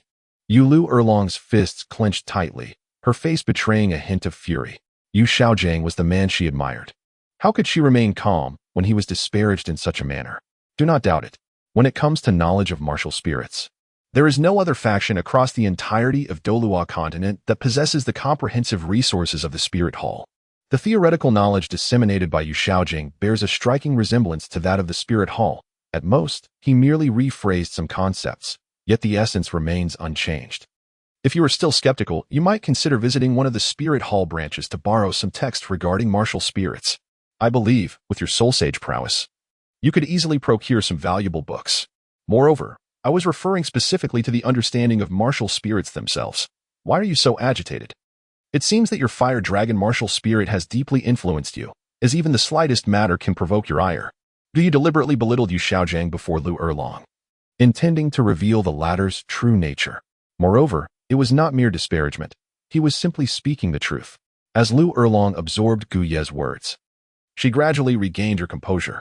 However, she still found it hard to believe Gu Ye's assertions. Yu Xiaojing could not possibly have plagiarized knowledge from the spirit hall. Yet suddenly, a thought struck her regarding that woman from the spirit hall. If what Gu said were indeed true, it might actually be plausible. No, it should be impossible, she reassured herself, shaking her head in self-denial. Enough of this tedious discourse, she declared. I am Lu Erlong, the principal of Lambo Academy. May I inquire if you have any matters to attend to? If not, please feel free to take your leave. Now that she had calmed down, Lu Erlong remembered her purpose. Gazing sincerely at Gu Yi, she proposed, I would like to invite you to join Lambo Academy as a teacher. What do you think? Are you serious? Gu Yi responded, astonished. You are already at the Soul King level, which alone qualifies you to teach. Coupled with your unique martial soul and your identity as a healing soul master, any of these aspects is sufficient to establish your eligibility as a teacher at Lambo Academy. Lu Erlong's words prompted Gu Yu to ponder the proposition. Whether or not he accepted the role of a teacher at Lambo Academy was of little consequence to him. However, Gu Yu scrutinized Lu Erlong, a mature woman of considerable charm. Suddenly, he was reminded of Yu Xiaojing and nodded thoughtfully. That is acceptable. But I have certain stipulations. Please articulate them. I shall comply as long as it remains within my capabilities. I'm a professional therapist and have recently established a clinic here. Thus, my primary vocation remains that of a physician.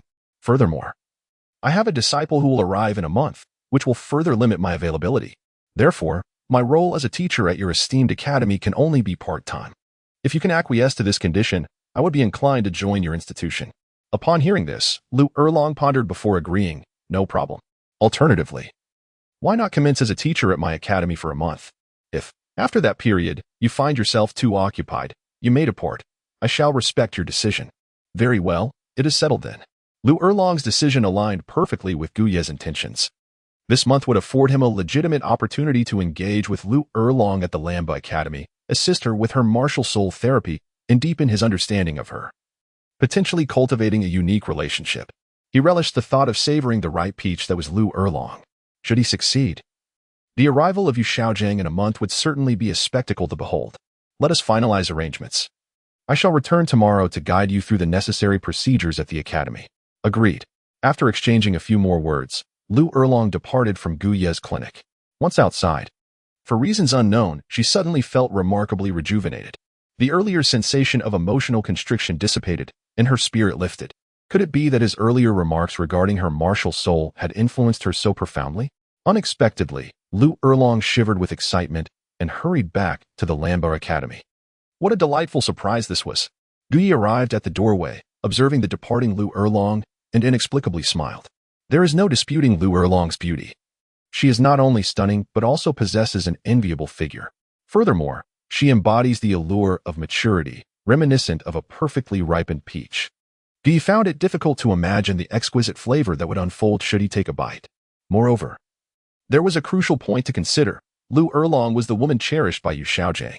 Your wife, I shall nurture. The woman you adore, I shall accept. This encapsulates the essence of benevolent generosity. Gu Yi, indeed, epitomized such a good-hearted individual. A month had passed, and he pondered the likelihood of success. Given Lu Erlong's deep affections for Yu Xiaojing, it seemed a formidable challenge. Yet, Lu Erlong had waited for 2 decades and endured for over 30 years now. With another man by her side, the possibility of seizing an opportunity was not entirely out of reach. Everything remained within the realm of possibility. Gu Yu turned and entered the medical hall. Having just arrived in Tiando City today, he had acquired this establishment, yet it had yet to open its doors.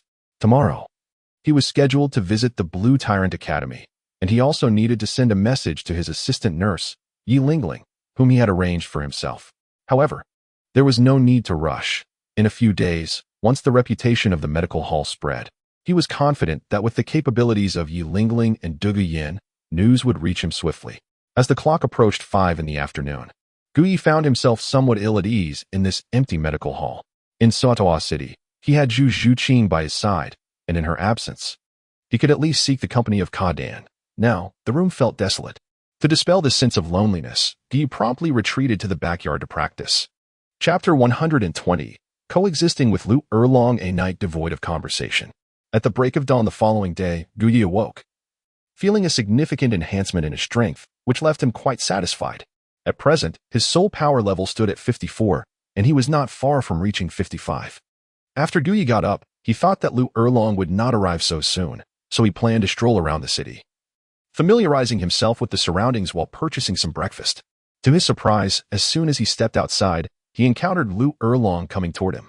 What a coincidence! Just as I stepped out, you arrived. Lu Erlong, without hesitation, stated, since we spoke of it yesterday, we must follow through. Now, I am here to take you to the Blue Tyrant Academy. Very well, let us proceed. Do you no longer indulged in breakfast? Under the leadership of Lu Erlong, he stepped into the Blue Tyrant Academy. Within the confines of Blue Tyrant Academy, the students were predominantly commoners, and diligent study was a customary practice. Upon entering, Gu Yi was greeted by a multitude of students, some engrossed in their cultivation, while others engaged in spirited sparring. As soon as they noticed Lu Erlong's arrival, they all paused to respectfully acknowledge him.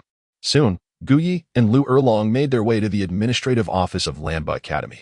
Dean, a middle-aged man in his 40s, greeted Lu Erlong with deference. Lu Erlong nodded and introduced, Gu Yi, this is Director Yin Shan of our Lamba Academy, a Soul Emperor of level 60, and one of our esteemed faculty members. Hello, Director Yin, Gu Yi said courteously, regarding Yin Shan. Yin Shan smiled and looked at Lu Erlong, inquiring, Dean, who is this?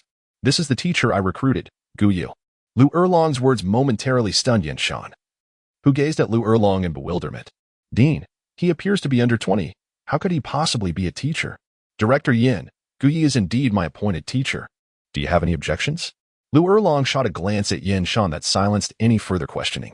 It became apparent that within Lamba Academy, Yin Shan harbored a long-standing affection for Lu Erlong.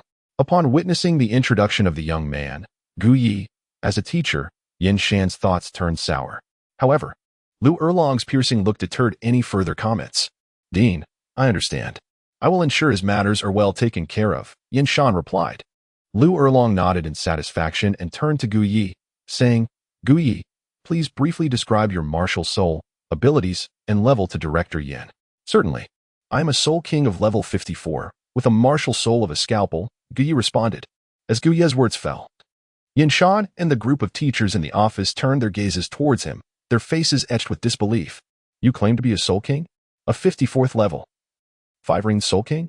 Yin Shan inquired loudly, regarding Gu Yi with a scrutinizing gaze.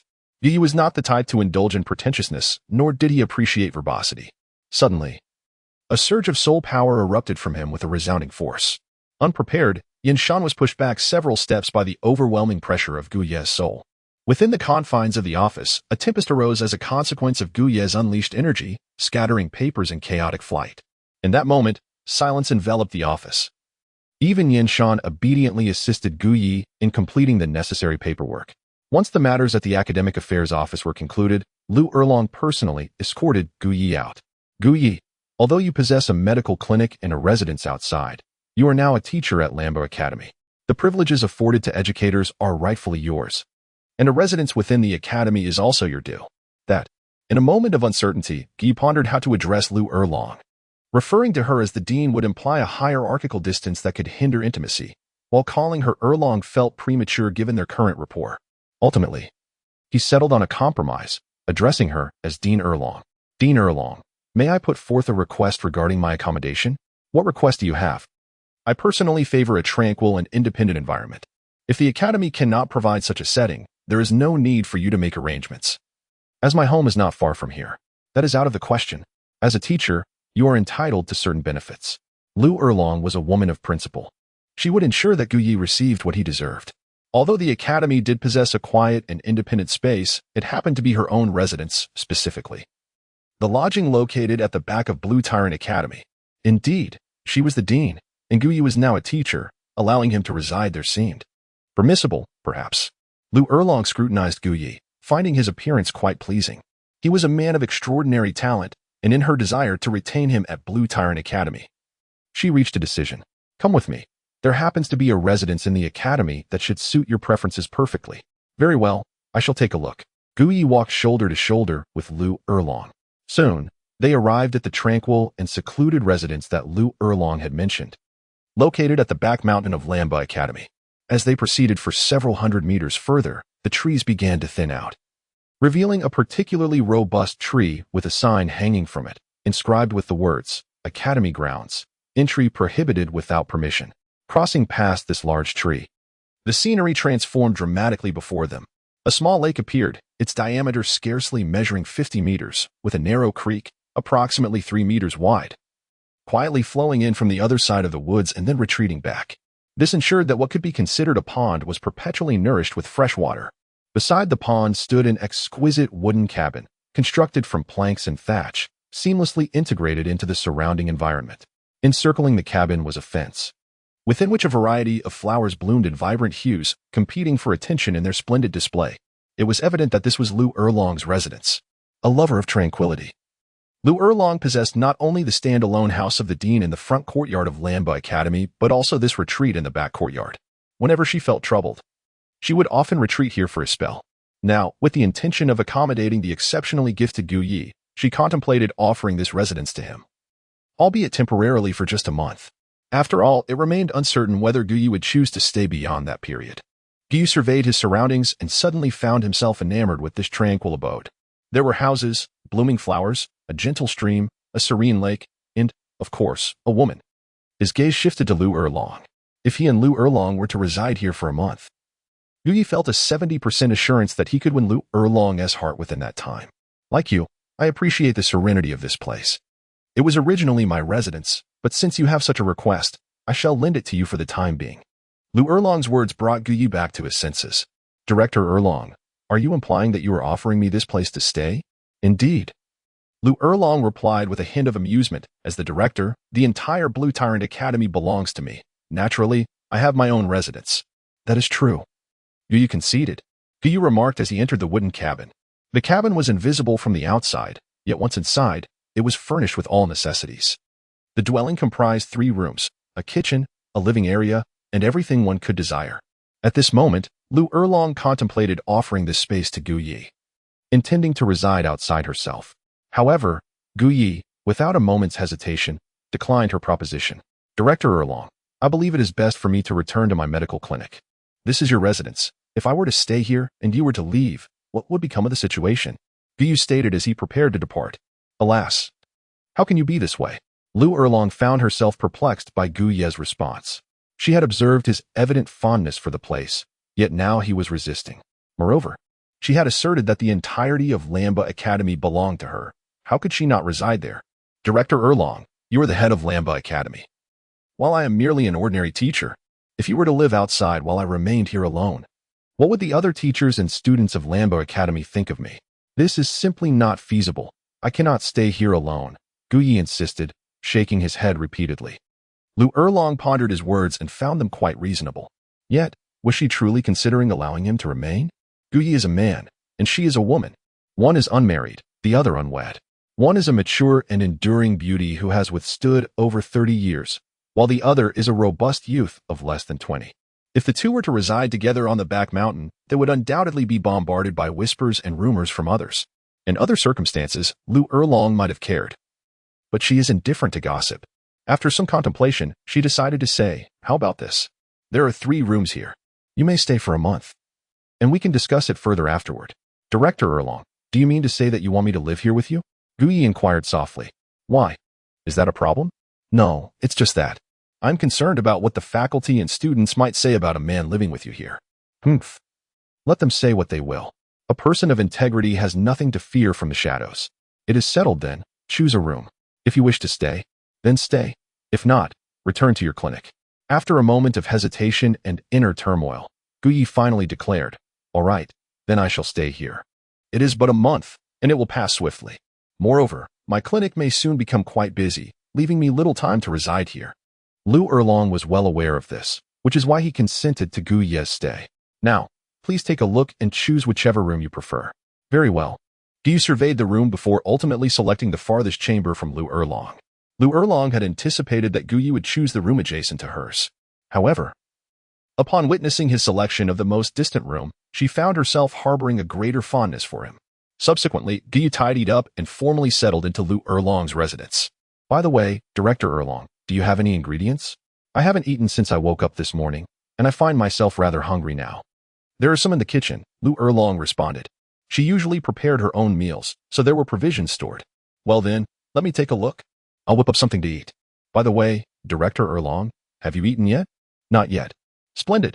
Soon you shall have the pleasure of tasting my culinary skills. With that, Guy made his way to the kitchen. After familiarizing himself with the layout, he began preparing breakfast.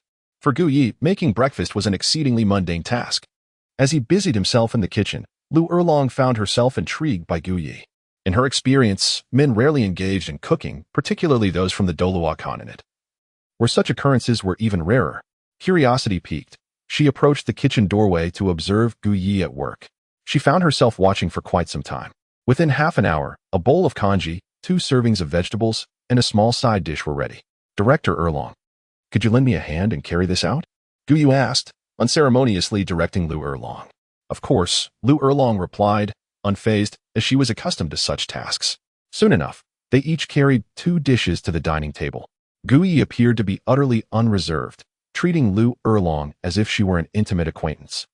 As he ladled out the porridge and began to indulge in it with evident hunger. Director Erlong, please partake as well, he reminded her while savoring his meal. All right. Lu Erlong replied with a smile, finding this experience rather unique. After all these years, sharing breakfast alone with a man, especially one who had prepared the meal, evoked an inexplicable sensation within her. Gu Yi was genuinely famished. After hastily consuming his meal, he turned his gaze towards Lu Erlong. He now had a month ahead of him. There was no need to rush, and he must proceed with patience. Dean Erlong, I shall return to the medical hall for now, as I have other matters to attend to. Should you require assistance in instructing the students, please have someone inform me, and I will come at that time. Very well, then I shall take my leave. Gu Yi uttered a few words, casting several lingering glances at Lu Erlong before departing from the back mountain. After Gu Yi departed, Lu Erlong set down his chopsticks and gazed at the spot where Gu Yi had just been seated, momentarily lost in thought. Upon leaving the Blue Bar Academy, Gu Yi returned to his medical clinic to commence his practice. The sign outside piqued the curiosity of passers-by, some of whom ventured inside. Enticed by the promise of no fees for unsuccessful treatments, a most alluring offer. Within minutes, every patron who entered murmured in awe, exclaiming, "He is truly a miraculous healer. His skills are remarkable." The initial praise predominantly came from men, while the latter remarks were voiced by women. In just a few hours, the clinic's reputation as a place of miraculous healing spread like wildfire, particularly due to the enticing promise of no charges for ineffective treatment, drawing many impoverished citizens. By the end of the day, word had spread throughout the Xi district and even into the outer city, where the clinic known as the Divine Hand had become widely recognized, with whispers of its handsome healer circulating among young women. As night fell, Gu Yi closed the clinic for the day, having treated an uncountable number of patients. The rewards, however, were substantial, with thousands of surgical points accumulated. If this pace continued, he would soon be able to procure some soul serum and other special resources to enhance his strength. He contemplated whether to stay at Lu Erlong's place for the night. In the quiet of the clinic's backroom, he deliberated, deciding against it for the first day, feeling it would be more appropriate to wait a few days before visiting. The day's earnings and the prospect of residing with Lu Erlong near the Blue Bar Academy left Gu Yi in high spirits. After dining, he resumed his training. Meanwhile, in the woods behind the Blue Bar Academy, Lu Erlong awaited his return, having anticipated he would choose to stay the night. She lit a lamp and returned to her room, though a twinge of concern crept into her heart. Being alone with a man in the stillness of the forest could lead to unconventional thoughts. As time passed, her brow furrowed in worry. Perhaps he would not come after all. After a long day, it seemed likely he chose to remain at the clinic, which had been bustling with patients. The proximity of the Blue Bar Academy to Gu Yi's clinic allowed news of his skills to reach Lu Erlong, prompting her to visit. Upon witnessing his remarkable healing abilities, she realized her discerning eye had not failed her. Moreover, her admiration for Gu Yi grew swiftly, particularly due to his modest fees for treating ordinary citizens, with some patients receiving care free of charge. Such noble character is rare among individuals. Over the next 2 days, the reputation of the Divine Hand Clinic continued to spread throughout the Tiando city. Simultaneously, Yi Lingling received word from Gu Yi. He has come. I knew he would. Filled with joy, she hurried to ask Qin Ming for leave. Similarly, De Guyen followed suit. One returned home to inform her grandfather, De Gabo, while the other shared the news with her aunt before making their way to the XC district. In the XC district, Guyu tirelessly continued to treat the ailing citizens, steadily increasing his soul power and accumulating surgical points. At this rate, he felt confident that within 5 days, he would reach level 55. Just then, a figure rushed into the clinic, calling out, "Guyi," in a clear, melodious voice. Guyu turned towards the sound, and a somewhat slender and delicate young woman came into his view. Was she the nurse he had scheduled? Yi Lingling? Lingling. Upon seeing Yi Lingling, Guyu halted and hurried towards her. "At long last, you have arrived. I have been eagerly awaiting your presence." Yi Lingling approached Guyi, her face lighting up with joy as she gazed at him. Guyi and Yi Lingling had just exchanged a few words when a woman appeared beside Yi Lingling. The woman appeared to be in her 30s and bore a resemblance to Yi Lingling, yet she exuded a greater sense of maturity and grace. She was none other than Yi Lingling's aunt, Zhu Zhuqing. Guyi assessed the suddenly appearing Zhu Zhuqing, who in turn was scrutinizing him with equal intensity. Yi Lingling, linking arms with her aunt, introduced, "Guyi, this is my aunt. She insisted on coming to meet you. Isn't that so, aunt?" "Guyi, I have often heard Lingling speak of you." Zhu Zhuqing smiled warmly at Guyi. Guyi smiled slightly and said, "Lingling, I still have some patients awaiting my treatment. You may rest for a while. Then allow me to assist you," Yi Lingling replied. "That would be acceptable." Guyi did not refuse. Was this not the very effect he desired? He was a physician, while Yi Lingling served as a nurse. Subsequently, Guyi returned to his seat, resuming his treatment of the patients. Meanwhile, Yi Lingling's aunt observed Guyi's methods of treatment from the side. Guyi's therapeutic methods are diverse. He employs pharmacological treatments, surgical interventions with precise instruments, and even his unique therapeutic white light. As Zhu Zhuqing observed, she found herself perplexed by Guyi's techniques. Particularly upon witnessing Guyi wielding a scalpel, she recalled the words spoken to her by Yi Lingling. Guyi's martial soul is truly remarkable. Yi Lingling, as Guyi's assistant, currently plays the role of a nurse, naturally aiding him in his healing endeavors. When the workload becomes overwhelming, Yi Lingling also employs her own martial soul to assist in the treatment. The healing capabilities of her 9 Hearts Begonia martial soul are quite potent, yet they come at a significant cost. For Yi Lingling, it requires considerable time to recuperate after just a few uses. This is one of the drawbacks of being a healing soul master. The limited energy and prolonged cooldowns can be quite taxing. In contrast, Guyi's medicinal treatments do not suffer from such limitations, and his innate strength allows him to utilize his abilities with minimal exhaustion. Quite impressive indeed. Yi Lingling's aunt observed the harmonious collaboration between Guyi and Yi Lingling as they tended to the patients, suddenly realizing how well suited they were for each other. The thought crossed her mind that if Guyi were to be with Yi Lingling, it might be truly wonderful. Once this notion took root in her mind, it became persistent. She resolved to assess Guyi's capabilities thoroughly before considering the prospect of a relationship between him and Yi Lingling. Well, that will be all for today. You may all return home now. As noon approached, Guyi needed to arrange accommodation and other matters for his nurse, Yi Lingling, and thus asked the patients to leave. Shortly thereafter, the clinic was left with only Guyi, Yi Lingling, and her aunt. "Lingling, come with me. I will arrange a room for you, where you can stay whenever you visit." "Okay." Yi Lingling took her aunt's arm and followed Guyi to the backyard. There were 4 rooms in total, 1 for himself, 1 reserved for Zhu Zhuqing, and the remaining one as a spare, while Guyi was making arrangements for Yi Lingling at the same time. In the residence of Duguyen. "Grandfather, where have you gone?" Duguyen had returned long ago but could not find her grandfather, and this left her in a state of distress. Could it be that he had left? She recalled that her grandfather often departed at intervals, leading her to suspect that this was yet another instance. "No, I must search again." After searching for a while longer without success, Duguyen decided to venture out on her own. Since Guyi had come to Tiando City, it was unlikely that he would leave again. Yi Lingling was her close friend and had gone to find Guyi. She had faith that he would assist her. With a clever smile, Duguyen made her way swiftly to Guyi's clinic, arriving shortly thereafter. She surveyed the area and confirmed her location before entering. Lingling. Upon hearing her name, Yi Lingling turned to see Duguyen. "Yinjia, what took you so long to arrive? Weren't you looking for your grandfather?"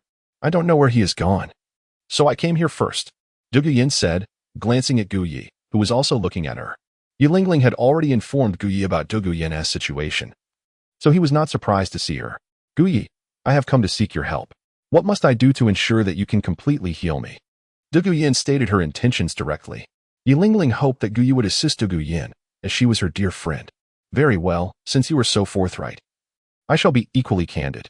The item I require can only be obtained from your grandfather, Douluo.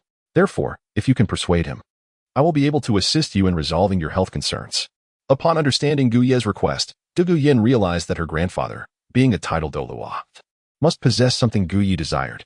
However, her grandfather was currently away, and she had no idea when he would return. In the end, Zhu Zhuqing could only urgently blink at Yilingling, seeking her help. Chapter 122. Cohabitation with Lu Erlong, a breakthrough in realm. Yilingling understood her best friend's intentions, yet Gu Ye had made it clear that her grandfather's presence was essential for the treatment. Gu Ye is a principled man. How could Yilingling possibly put a man of such integrity in a difficult position? Consequently, she could only offer Gu Yin a subtle refusal through her gaze. Aware that seeking Gu Ye's assistance for treatment was futile at this moment, Gu Yin chose not to linger any longer. After exchanging a brief word with Gu Ye, Yilingling intended to return to the academy. Sister Yin, wait a moment. After halting Gu Yin, she turned to Gu Ye and said, Gu Ye, I will accompany Sister Yin back to the academy now.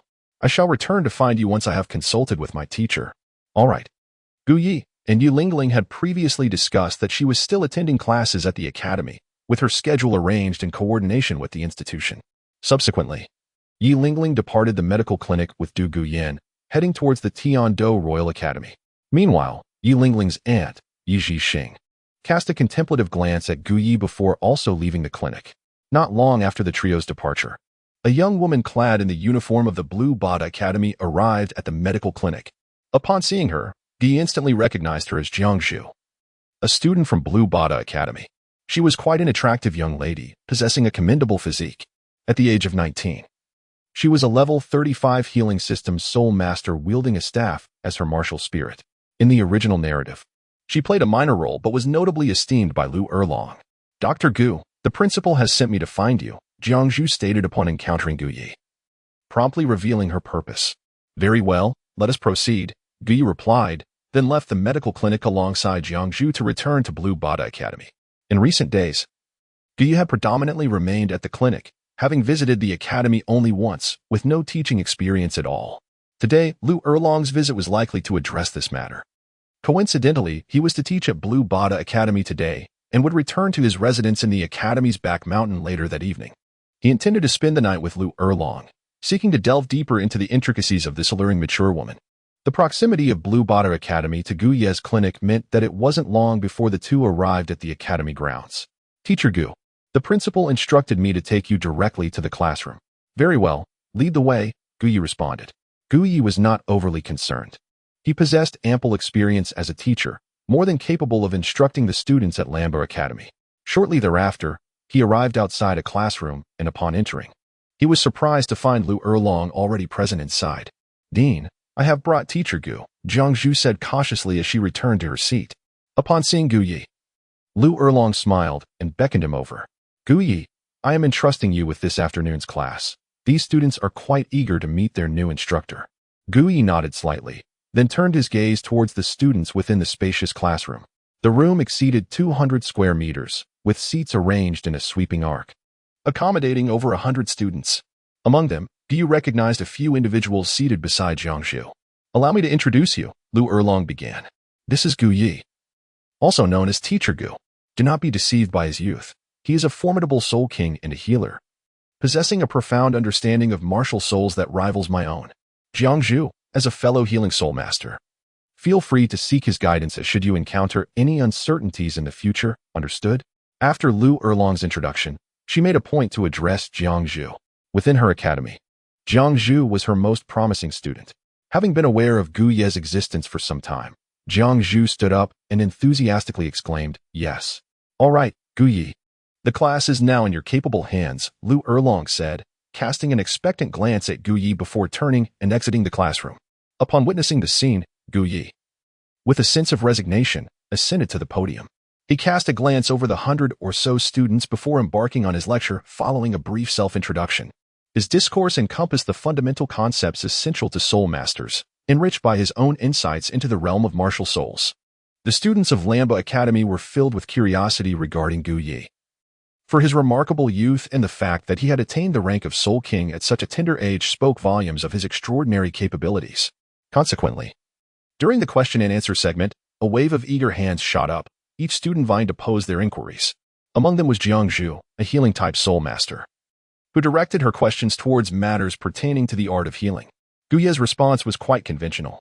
In the end, he told Jiang Zhu that if she wished to delve deeper, she could only find him at the medical hall. The afternoon swiftly passed, and by 5 o'clock, Guye had completed his teaching duties for the day. As he left the classroom, he did not return to the medical hall but made his way directly to the back mountain of Lamba Academy. At that moment, Lu Erlong was also on the back mountain, tending to the flowers as she usually did, watering them with a watering can in hand. Perhaps sensing the sound of footsteps, her gaze instinctively drifted toward the source, and upon seeing Guye, she paused her watering and smiled, saying, "You're back. How was today's teaching?" It was satisfactory. The first lesson wasn't particularly significant, just some fundamental knowledge. However, the students here are quite well-mannered, especially Jiang Zhu, Guye praised, flattered by Guye's compliment. Lu Erlong beamed, "Of course. Just look at whose academy this is." "However, Director Erlong, I have something I wish to ask you," Guye said, fixing a serious expression on Lu Erlong. Could he have discovered? Lu Erlong's heart skipped a beat, yet she maintained her composure. "Speak. What is it?" "I heard Jiang Zhu mention that today's class was supposedly yours.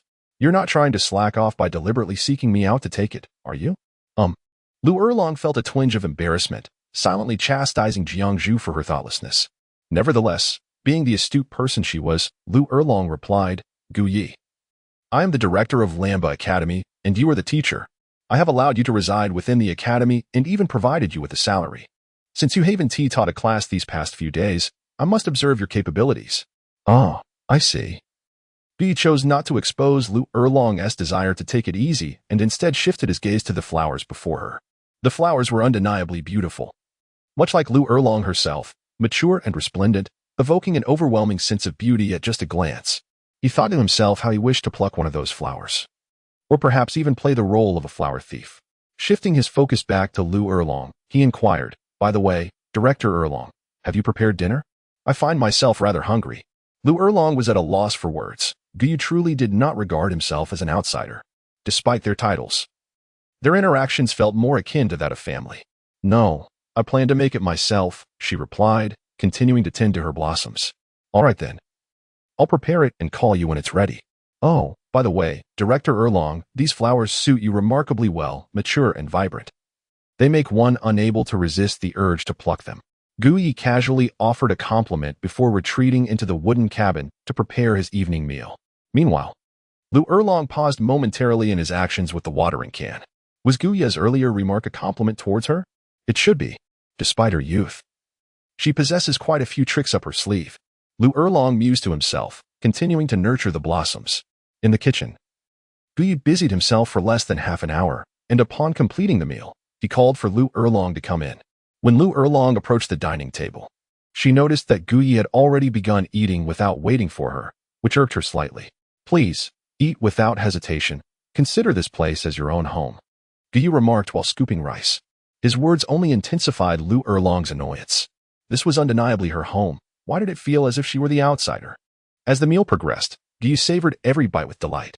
"Well, I am full now. Since I prepared the meal, I shall leave the tidying up to you. I will retire to my room to cultivate," he announced. "Wait," Lu Erlong called out. "What is it?" Guye paused, turning back to look at Lu Erlong with confusion. "Are you staying here tonight?" "Of course, you've given me the room. Would I rather stay in your room instead?" Guye casually remarked and then retreated to his room to engage in cultivation. Lu Erlong, witnessing this, felt a surge of irritation as she began to tidy up the dishes. Although she was accustomed to such occurrences, today she found herself particularly vexed by the task. Ultimately, she could only attribute her frustration to Guye. Guye was unaware of Lu Erlong's petty nature. Upon returning to his room, he became wholly engrossed in his cultivation, shutting out the world beyond his window. Having treated numerous commoners over the past few days, his soul power had reached its zenith at level 54. Coupled with his diligent efforts, he was now poised for a breakthrough. An hour passed, and Guye remained absorbed in his practice. Meanwhile, Lu Erlong sat in her room, deep in thought, lost in a daydream. Normally, she would be occupied with her own affairs at this hour, either honing her skills or managing the matters of Lamba Academy. However, With a man now in her vicinity, she found herself unable to focus, even struggling to maintain her usual tranquility during cultivation. This fellow was quite the nuisance. Yet, unexpectedly, Lu Erlong discovered that she did not entirely despise this feeling. In fact, she found herself rather fond of it. The presence of another seemed to amplify her emotions. At that moment, a loud thud resonated from Gu Ye's room, followed by an overwhelming surge of soul power emanating forth. Could it be a breakthrough? Lu Erlong felt a mix of astonishment and disbelief. Without a second thought, she left her room and made her way to Gu Ye's, eager to ascertain the truth. After all, this breakthrough meant he had reached level 55. How young he was. Upon arriving outside his door, Lu Erlong boldly swung it open and walked in. Upon seeing Gu Yu seated on his bed, she gazed at him in amazement and inquired, "You've broken through?" "Indeed," Gu Yu nodded. However, Lu Erlong's sudden intrusion into his room made him ponder whether it implied he could similarly intrude into hers. Would this mutual exchange not be a commendable trait? After receiving Gu Yu's affirmation, Lu Erlong approached him, scrutinizing him with incredulity. "What's the matter? Can't believe it. Or have you never encountered a genius like me?" Gu Yu boasted, a playful smile gracing his lips as he looked at Lu Erlong. "You are indeed a genius. Among all I have met, perhaps none surpass you in brilliance. Then, shall I offer my genius to provide you with a comprehensive and thorough treatment for your martial soul?" Gu Yu gazed at Lu Erlong with profound significance. Chapter 123, Lu Erlong's in-depth treatment. Gu Yu's words brought Lu Erlong back to her senses. Could there be any advantages to providing her martial soul with comprehensive and in-depth treatment? Gu Yu glanced at the somewhat intrigued Lu Erlong and continued, "Director Erlong, as my strength grows, my ability to assist others with their martial souls will deepen as well. Your martial soul, the Flame Dragon, has mutated from the blue electric Tyrannosaurus Rex martial soul, possessing fire attributes, yet it has lost its lightning attributes. However, once my healing reaches a certain level, I will be able to help restore the lightning attributes to your martial soul. This means that once I enter your body, your martial soul will be able to manifest in two forms." "Are you truly serious?" Lu Erlong asked, gazing at Gu Yu with a hint of disbelief. Gu Yu nodded in affirmation, revealing that he was not jesting. The variation in martial souls was merely a transformation of the primordial energy. For instance, Lu Erlong's martial soul, the Flame Dragon, evolved from the Blue Lightning Tyrant Dragon martial soul, yet it still retained the essence of the Blue Lightning Tyrant Dragon, albeit in a diminished form. Gu Yu's surgical space had the capacity to amplify this primordial ability, thus enabling Lu Erlong's martial soul to embody both the attributes of lightning and fire. However, there was one misrepresentation Gu Yu made to Lu Erlong. He was currently incapable of fully granting her both elemental forms. At most, he could assist her in reawakening the lightning attribute. To achieve complete possession of both forms, his level would need to surpass 60. Gu Yu's intention to present this notion was, of course, to foster a deeper connection with Lu Erlong, gradually maneuvering to win her over. "You are likely aware of the fundamental capabilities of my martial soul, Director Erlong, yet there exists a deeper aspect unbeknownst to you: surgery on martial souls." The concept of martial soul surgery indeed piqued Lu Erlong's interest. This was the first time she had encountered such a notion. "Director Erlong, this pertains to the mysteries of martial souls, and my decision to share this with you stems from the trust one places in you, not regarding you as an outsider. Additionally, the subject encompasses numerous esoteric principles, and elucidating them will require some time. How about this? Come sit on the bed, and I shall explain it to you in detail." Driven by an insatiable curiosity, Lu Erlong paid no heed to the implications. Making her way to the bed and sitting down, her gaze fixed eagerly on Gu Yu. She was eager to comprehend what it meant to perform surgery on a martial soul, and whether Gu Yu could indeed enable her mutated martial soul to manifest the lightning attribute. Gu Yu scrutinized Lu Erlong, who was seated gracefully by the edge of the bed. After a light cough, he proclaimed, "The martial soul is undoubtedly one of the most wondrous phenomena of the Douluo continent. As the esteemed principal of the Blue Tyrant Academy, you must be well aware of this, correct?" "Indeed," Lu Erlong replied, her insights reflecting her esteemed position. "However, do you comprehend the intricate processes through which martial souls are formed and passed down? Why is it that some individuals inherit them while others do not? What accounts for the mutations in certain martial souls while others remain unchanged?" The series of questions posed by Gu Yu prompted Lu Erlong to ponder deeply, and she subsequently shook her head. "Director Erlong, I can unequivocally assure you that if there is anyone in this world who possesses knowledge of such matters, it is undoubtedly I. As for the so-called theoretical master of the Soul Master realm, Yu Xiaojing, when it comes to understanding martial souls, he is merely a student in my presence. Upon hearing Gu Yi belittle Yu Xiaojing once more, Lu Erlong initially intended to retort, yet the words remained unspoken. Perhaps, in this regard, Gu Yi held some truth. Even Yu Xiaojing could not possibly comprehend the origins of martial souls, their mutations, or their inheritance. Gu Yi, do not keep me in suspense, just speak plainly. Very well, I shall do so. However, before I begin, Director Erlong, please release your martial soul so that I may elucidate the matter more effectively. It was merely a matter of releasing her martial soul. And Lu Erlong gave it little thought. Yet, the moment she unleashed her martial soul, Gu Yu swiftly grasped it, playfully manipulating it in his hands. Lu Erlong wished to intervene, but after a moment of contemplation, she refrained from voicing her objections. Upon witnessing this, Gu Yu remarked, the martial soul is, in essence, a primordial energy. This primordial energy can be inherited through one's genetic lineage, which accounts for the increased likelihood of a pair of soul masters awakening their martial souls. Gu Yi was aware that Lu Erlong had little understanding of what genes were, yet he remained unconcerned, continuing to expound upon the knowledge of martial souls before her. This discourse lasted for the better part of half an hour. During this time, Gu Yi playfully explored Lu Erlong's martial soul, and a faint, pleasurable sensation coursed through her entire being. Were it not for her rapt attention to Gu Ye's narration and his intention to use her martial soul as an example, she would have urged him to cease his actions long ago. Little did she know how profoundly unsettling it was to be touched all over by a man with such a peculiar force. As Gu Yi noticed a flush coloring Lu Erlong's cheeks, he paused momentarily before continuing. My martial soul possesses the ability to assist in surgical procedures on others' martial souls, thereby repairing those that have inherited anomalies or mutations. Furthermore, I can restore your martial soul, Director Erlong, to its rightful state, as it harbors the primordial energy of the blue lightning tyrant dragon martial soul. So, do you understand now, Director Erlong? At this moment, Gu Yi had positioned himself quite close to Lu Erlong, his hand silently resting on her shoulder, gazing intently at her. Lu Erlong pondered Gu Yi's earlier words, which had seemingly altered her perception. It was almost unbelievable, so much so that she was now hardly aware of his intimate proximity with his hand upon her shoulder.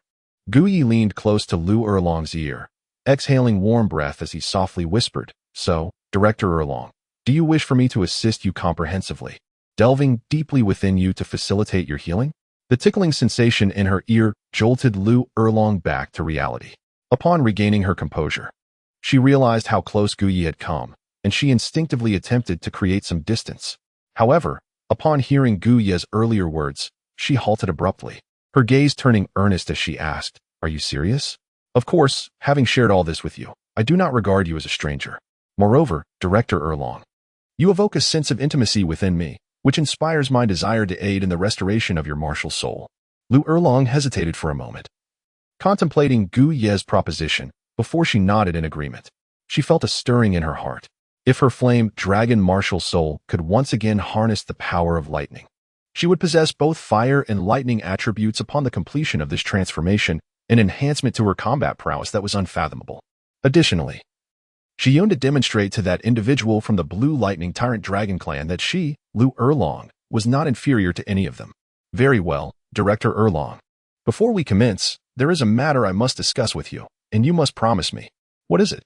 I share this with you tonight because I consider you a confidant. Therefore, this matter must remain between us and cannot be disclosed to others without my consent. Can you uphold this?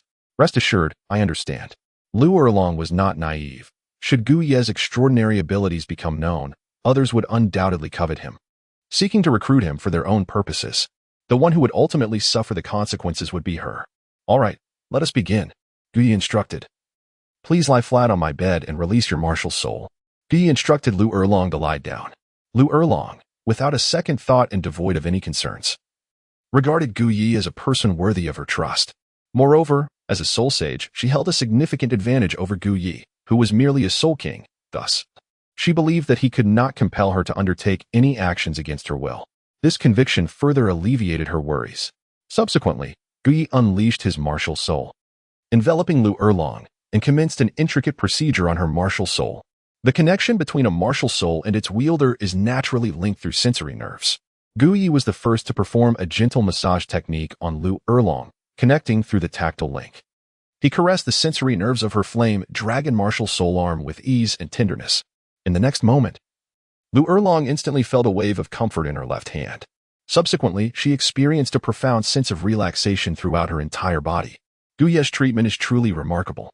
After a short while, Lu Erlong unexpectedly began to emit sounds reminiscent of a dreamlike state. Upon hearing this alluring sound, Gu Yi paused and turned his gaze towards Lu Erlong. The latter soon realized his own peculiar behavior, his face flushed with embarrassment. Director Erlong, does this sensation not bring you immense comfort? Gu Yi inquired with a casual tone. Although Lu Erlong felt somewhat embarrassed, he still nodded in acknowledgement. This is entirely natural, and as I delve deeper, you will find it even more pleasant. Such procedures concerning martial spirits are indeed remarkably enjoyable and can evoke a sense of comfort. After Gu Yi finished speaking, he continued to assist Lu Erlong with her soul martial arts surgery. Through the surgical space, he was able to swiftly locate the fundamental energy of her soul martial arts. He identified the source energy belonging to the lightning attribute. However, at that moment, the lightning attribute source energy was feeble, overshadowed by Lu Erlong's fire attribute source energy. To stimulate this lightning attribute source energy and allow it to thrive, a certain level of strength was required. Gu Yi is now capable of stimulation. But in order to achieve a growth of the lightning attribute comparable to that of the fire attribute, he must reach above level 60. Nonetheless, a bit of stimulation is certainly feasible. He then turned to Director Lu Erlong, speaking with gravity. Director Erlong, I am about to assist you in awakening the source energy of the lightning attribute. You will likely experience some pain and a peculiar tingling sensation, akin to being shocked by electricity. You must endure it. Do you understand? I understand. Lu Erlong gritted her teeth, bracing herself for the impending discomfort. In the next moment, Gu Yi wielded a scalpel to make contact with the residual source energy of the lightning attribute within Lu Erlong's martial soul. A crackling sound echoed as arcs of electricity sprang forth. Lu Erlong was taken aback by the sudden emergence of lightning from the fiery dragon. However, in the following instant, her expression froze.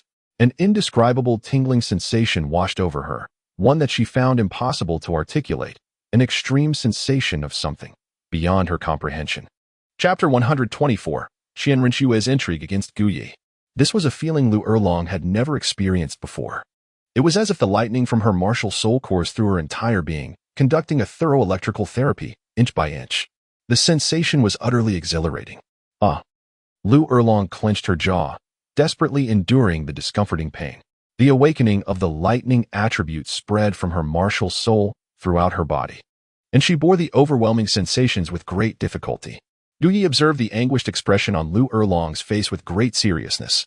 At that moment, her cheeks were flushed with a vivid red, indicating her profound discomfort, as if she were experiencing a peculiar blend of pleasure and pain.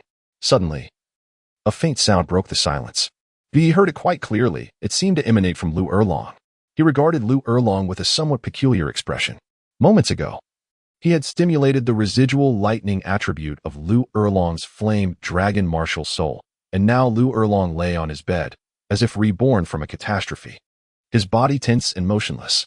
After a brief moment, Lu Erlong sat up and looked at Gu Yi, speaking with a sense of urgency. You have restored my martial soul. Shall we not proceed further? We are only halfway through, and if you assist me in continuing the procedure, we could achieve our goal more effectively. No, not this time. Please restore my martial soul quickly. Lu Erlong appeared exceedingly anxious, as if wishing to escape from this place. Very well. Gu Yi did not refuse. He could continue to assist Lu Erlong with the operation on her martial soul, provided that she did not resist. At present, Lu Erlong was incapable of speech, so he had no choice but to comply with her wishes to aid in her recovery.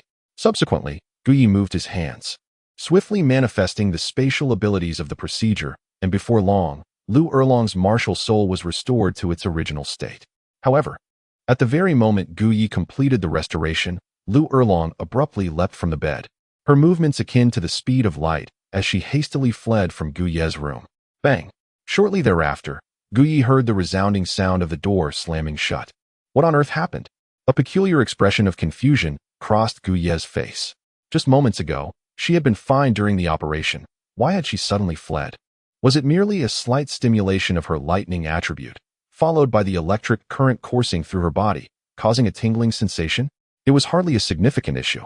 Given Lu Erlong's soul saint physique, she should not have been unable to endure it. Furthermore, with her constitution, she ought to have found it quite pleasant. Why then? Did she refuse to continue? Could it be that the initial discomfort had caused her pain? Never mind, never mind. It was best to let it go and focus on resting. Tomorrow, he would need to return to the medicine hall. Guyu would not force Lu Erlong against her will. After dismissing the thoughts, Guyu climbed into bed to rest. Since Lu Erlong had recently lain there, he could still feel some warmth and traces of her feminine essence. However, less than a minute after lying down, Guyu sprang upright in surprise. He felt his back and discovered that his clothing was slightly damp. How strange. Why was my shirt wet? Could it be perspiration? Surely. It was just Lu Erlong's sweat from enduring the immense pressure and pain, nothing more. Guyu nodded affirmatively and resumed his slumber, to prevent his clothes from becoming damp. He nestled deeper into the bedding. Thus, he was able to enjoy a restful sleep, albeit the visage of Lu Erlong frequently intruded upon his thoughts. Meanwhile, in Lu Erlong's chamber, she lay on her bed, gazing vacantly at the ceiling. Suddenly, a thought crossed her mind, causing her cheeks to flush a deep crimson. Hastily, she covered her face, embodying the very essence of bashfulness. Surely, Guyu would not misconstrue her feelings, would he? Surely not. He certainly wouldn't. After reassuring herself, she buried her face in her hands and attempted to rest, yet images of Guyu tending to her during her treatment persisted in her mind. At the break of dawn the following day, Guyu rose to prepare for his departure back to the clinic. Habitually, he entered the kitchen to prepare breakfast, intending to rouse Lu Erlong to join him. However, recalling the events of the previous night, when Lu Erlong had fled after his surgical assistance, he ultimately refrained from calling her. Wishing to avoid any awkwardness, he resolved to wait a few days before returning to stay. After finishing his meal, Guyu approached Lu Erlong's door and knocked gently. "Director Erlong, I have prepared breakfast for you. If you are hungry, please rise and have a bite. I shall take my leave now." With that, he departed. Shortly thereafter, Lu Erlong opened her door, peering out to confirm Guyu had indeed left before rising. She swiftly made her way to Guyu's room, taking up his blanket to wash it.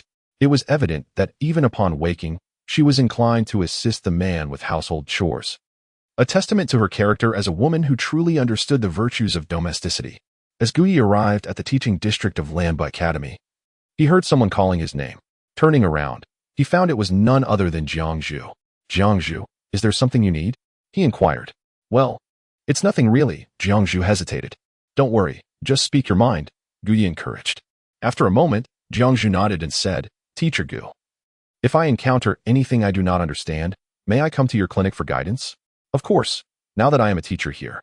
You are more than welcome to approach me with any queries. Furthermore, you can also come to my clinic to assist in treating the common people. As a healer-type soul master, this will greatly aid in enhancing your own abilities."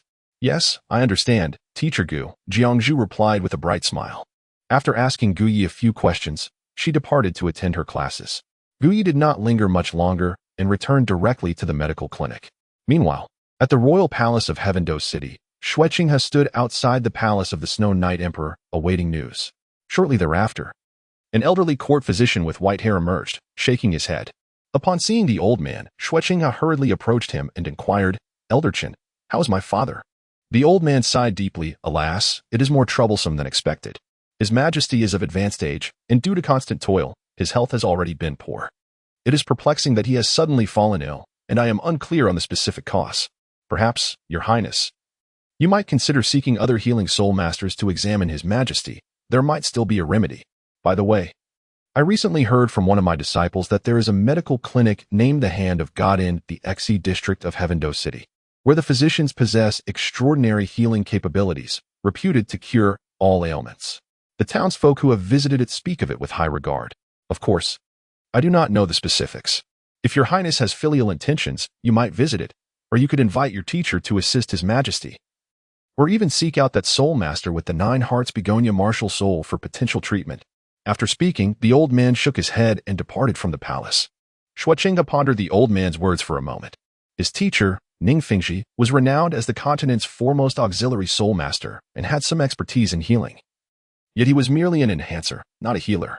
It seemed improbable that he could cure his father, Snow Knight's ailment. The possibility of consulting that 9 hearts begonia soul master remained, yet it was unlikely he could extend an invitation for assistance. He resolved to visit the western city. Perhaps he would indeed find someone capable of treating his father. After briefly informing his father, Snow Knight, of his departure, Xue Qinghe left the palace in search of a physician. But was he truly seeking a physician? Was his filial piety genuine? The Snow Knight Emperor's illness was not recent. And given the strength of the Heaven Do Empire, it was perplexing that no healing soul master had been summoned. The fact that Snow Knight's condition remained unchanged spoke volumes. Was Xue Qinghe truly so devoted and considerate of his father? Before long, a carriage arrived at the Xi district, stopping in front of Gu Ye's clinic. Inside the carriage, Xue Qinghe lifted the curtain and, upon seeing the clinic, was inexplicably reminded of a certain individual outside Soto City. She faintly recalled that the clinic he operated was also named the Hand of God. Moreover, her memories of their encounter in the Star Do Forest lingered vividly, making it difficult to forget Gu Ye. Could it truly be him? With curiosity piqued, Xue Qinghe alighted from the carriage and approached the clinic. Upon entering, she was greeted by a face so familiar it seemed imprinted in her mind. It was indeed him, Gu Ye. As Xue Qinghe stepped inside, Gu Ye appeared to sense something and looked out, surprised to see her. Memories of their encounter in the Star Do Forest flooded back to him. The sight of Qian Renxue in distress, the moments spent healing her, all vividly replaying in his mind. "Your Highness," exclaimed several patients in the clinic, bowing in respect upon recognizing Xue Qinghe. "No need for formalities. You may all leave for now. I have matters to discuss with Dr. Gu," she replied, prompting the ordinary folk to disperse. They were merely afflicted with minor ailments and were not in a hurry for treatment. Soon, only Gu Ye and Xue Qinghe remained in the hall of the clinic. "Your Highness graces my humble clinic. May I ask the purpose of your visit?" Gu Ye inquired with a smile, not expecting to see her again so soon. "Gu Ye, I mentioned in Soto City that if you ever came to Heaven Do City, you must seek me out. Look at you. Have you forgotten my words?" Xue Qinghe chided playfully, though her gaze held a hint of something deeper. For Gu Ye, memories of their time in the Star Do Forest returned as well, particularly the moments that had left an indelible mark on his heart. "Your Highness, you flatter me. I am but a humble physician. How could I dare approach the royal palace? I would likely be turned away by the guards before even reaching the entrance," he replied, acknowledging her point. "Ah, indeed. I neglected that aspect," Xue Qinghe admitted with a sheepish smile. "Gu Ye, I have come specifically to find you. So please do not brush me off as you did last time." "To seek me? Is there something of importance?" Gu Ye asked, intrigued. "Indeed. My father fell some time ago, and despite consulting numerous healing soul masters, none have been able to cure him. I heard that there is a physician of remarkable skill here, so I hurried over, only to fortuitously find you." Gu Ye regarded Xue Qinghe with skepticism. To seek an outsider to treat the Snow Knight Emperor, did she genuinely wish to assist her father? Nevertheless, Xue Qinghe's visit undoubtedly had ulterior motives. Should he refuse or acquiesce? Gu Ye understood that Xue Qinghe would undoubtedly refuse any assistance in curing Xue Ye's ailment, which might not even be a genuine illness. The thought of seeking him out felt akin to dragging him into a quagmire. Nevertheless, since Xue Qinghe did not come to him, he resolved to pay him a visit. For he had matters concerning Cadden that necessitated a transaction with Xue Qinghe. The kingdom of Balak must belong to Cadden. With a smile, Gu Ye responded, "Your Highness, please command me. I shall assist to the best of my ability." Xue Qinghe expressed a desire for Gu Ye to examine his father in the palace, assuring him that regardless of the circumstances, he would ensure a safe departure for him. However, Xue Qinghe's promise held little significance for Gu Ye. Still, he nodded in agreement. Entering the palace, though fraught with peril, did not deter Gu Ye, who possessed confidence in his ability to exit unharmed. After exchanging pleasantries, Xue Qinghe invited Gu Ye into the carriage, and they set off towards the imperial palace of Tiando City. Inside the carriage, Xue Qinghe engaged Gu Ye in conversation, inquiring about his arrival in Tiando City and his intentions, clearly aiming to draw Gu Ye into his fold. Following their exit from the Starry Forest, Qian Renxue had developed a certain fondness for Gu Ye, as he was the first man with whom she had shared an intimate connection, not to mention his life-saving intervention. Additionally, Gu Ye's appearance was quite fitting for her standards. It was not that Qian Renxue had fallen in love with Gu Ye, but rather that she held a deep admiration for him. "Your Highness, I find great fulfillment in running this clinic, healing the sick. Each day, witnessing the recovery of the people from their ailments brings me a sense of accomplishment. Moreover, I currently hold the position of a teacher with disciples in need of guidance. Those who catch your eye as a disciple must possess commendable talent," Xue Qinghe remarked, a hint of curiosity in his tone.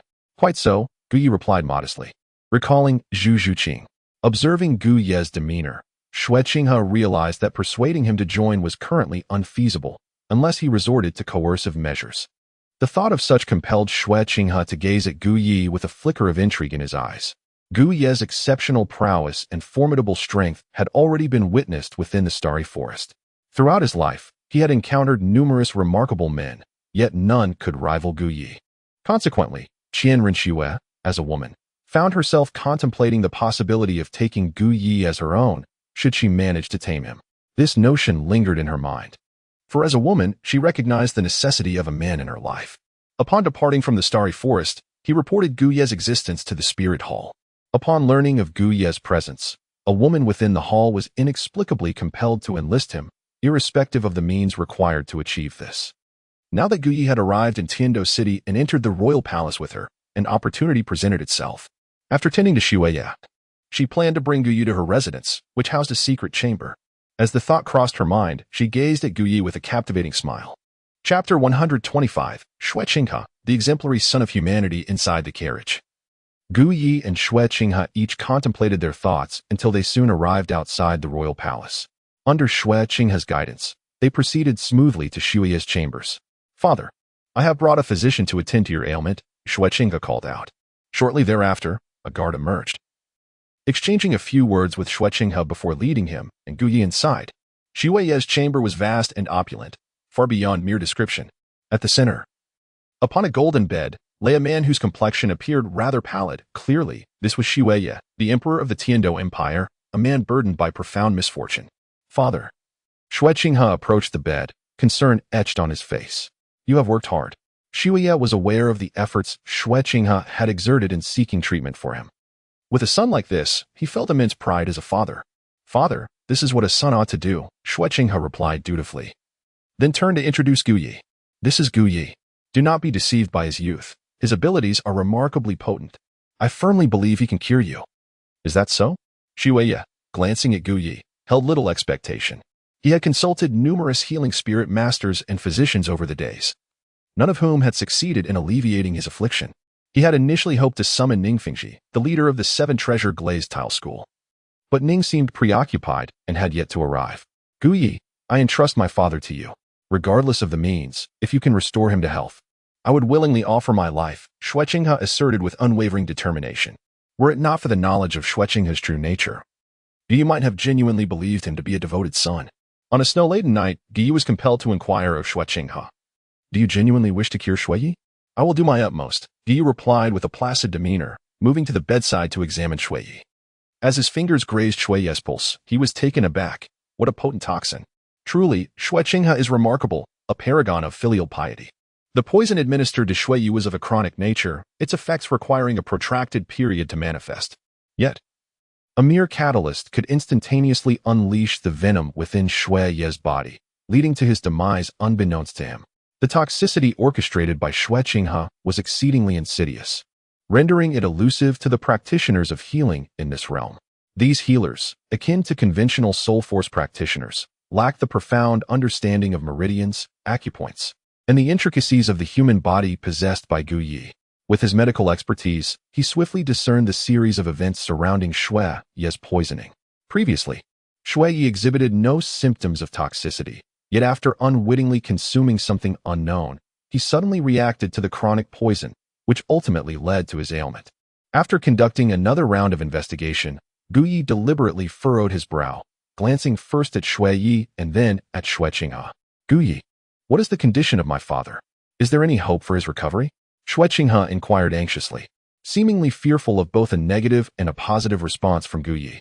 Meanwhile, Xue Yi, reclining on the bed, looked at Gu Yi with a hint of hopeful anticipation. Gu Yi let out a long sigh. Seeing Gu Yi's despondent demeanor, Xue Qinghe grew anxious. "What is the situation?" "It can be treated, yet it may not be cured," Gu Yi replied with a candid remark. "What do you mean?" Xue Qinghe inquired, gazing at Gu Yi in confusion. "It means that I have a method to stabilize His Majesty's current condition and provide temporary relief, but I cannot guarantee a complete cure." Gu Yi's words instantly stirred excitement in both Xue Yi and Xue Qinghe. One was exhilarated by the glimmer of hope, while the other feigned enthusiasm. One could only imagine the immense effort Qian Renxue had invested to poison Xue Yi. If Gu Yi were to cure him, all her endeavors would be rendered futile. Yet, in her current state, she could not allow her true feelings to surface. Gazing at Gu Yi, Xue Qinghe suddenly felt a pang of regret for having brought him along.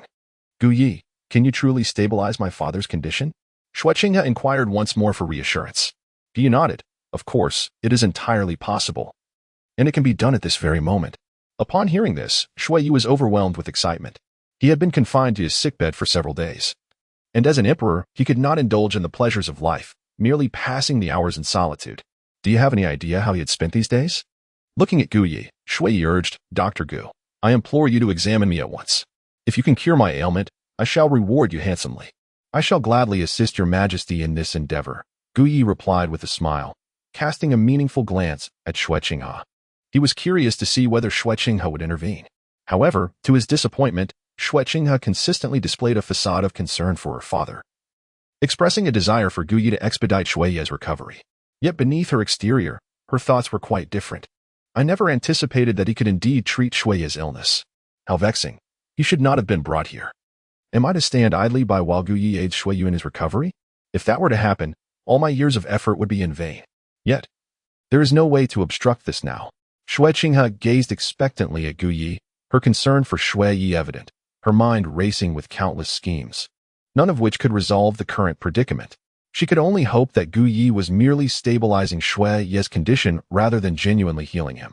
Furthermore, Gu Yi's ability to treat the ailment indicated that he had discerned the nature of Xue Yi's poisoning, yet he had not voiced this revelation.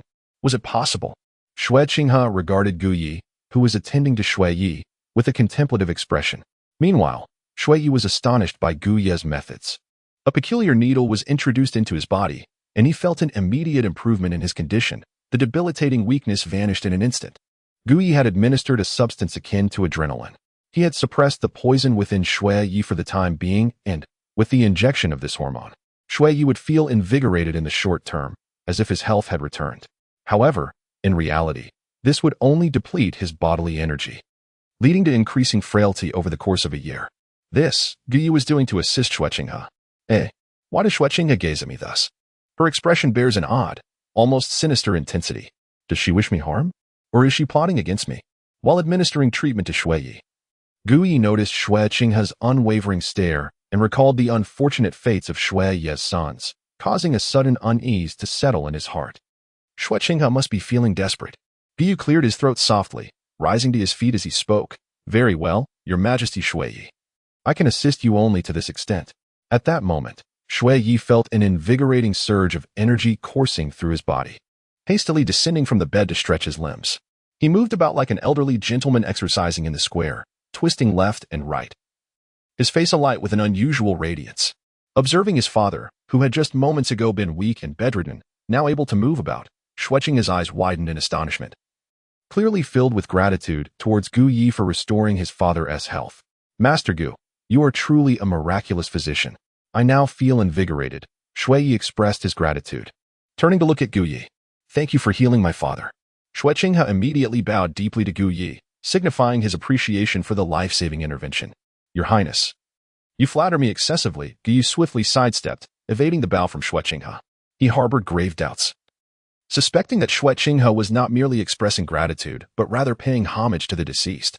Such reverence was beyond what he could bear. Master Gu, I previously mentioned that should you succeed in restoring my health, I shall reward you handsomely. Xue Yi contemplated how best to express his gratitude towards Gu Yi. Your Majesty, there is no need for rewards. It is my honor to relieve you of your ailments, and any accolade should rightfully belong to His Highness, Gu Yi replied humbly. Gu Yi's words prompted Xue Yi to glance at Xue Qinghe. Indeed, Qinghe, father should reward you handsomely. If it weren't for your efforts in finding the ancient physician, father would not know when he might recover. Father, it is but my duty, Xue Qinghe replied dutifully, though his gaze drifted towards Gu Yi. He truly wished to express his gratitude to Gu Yi sincerely. Your Majesty Xue Yi, for now, your ailment will not relapse. I have no further business here, and there are matters at my clinic that require my attention, so I shall take my leave. Gu Yi, unwilling to linger any longer, glanced at Xue Qinghe, silently requesting her to escort him away. Xue Qinghe, too, had matters of importance to discuss with Gu Yi. After exchanging a few words with Xue Yi, she led Gu Yi out of the palace. However, as they exited, Xue Qinghe did not direct Gu Yi back to his medical clinic. Instead, She intended to take him to her own palace. Upon their arrival, she naturally sought to usher Gu Yi into a private chamber to engage in a more profound conversation. Noticing the deviation from their initial route, Gu Yi promptly cautioned, "Your Highness, you are heading in the wrong direction. My clinic is not this way." To which Xue Qinghe replied with a smile, "I wish to take you to my palace to discuss certain matters. Why not accompany me there first?" Upon encountering the smile of Xue Qinghe, Gu Yi felt a sudden jolt in his heart. He could not help but imagine being taken back to the palace, only to be led into a secret chamber by his stepmother. The mere thought of such a scene sent a shiver down his spine, prompting him to hastily decline.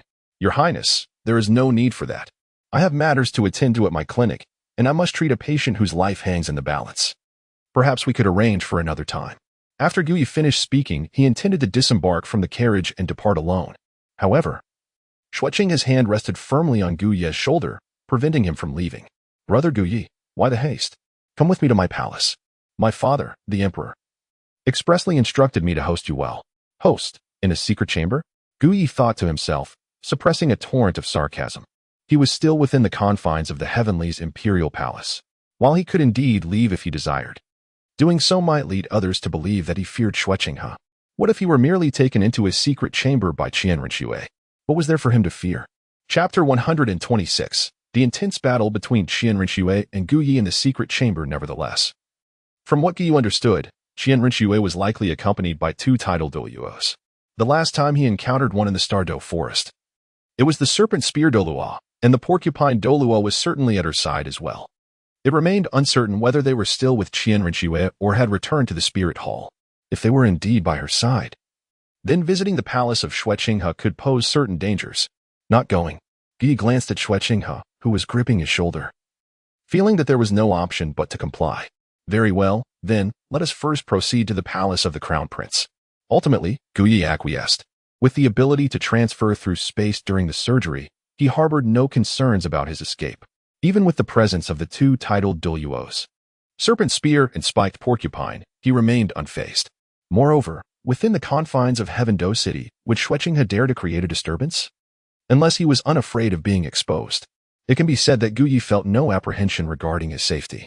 His greatest concern was that Qian Renxue would inherit her father's legacy and lead him to a secret chamber. Wasn't that just splendid? Upon seeing Gu Yi's agreement, Xue Qinghe gazed at him with satisfaction, releasing her grip on him, and smiling. "Brother Gu Yi, rest assured that once we reach my room, I will treat you exceptionally well." "That is quite unnecessary," Gu Yi internally declined, yet a smile graced his face as he returned to his seat. Clop, clop. The carriage proceeded towards the palace of Xue Qinghe.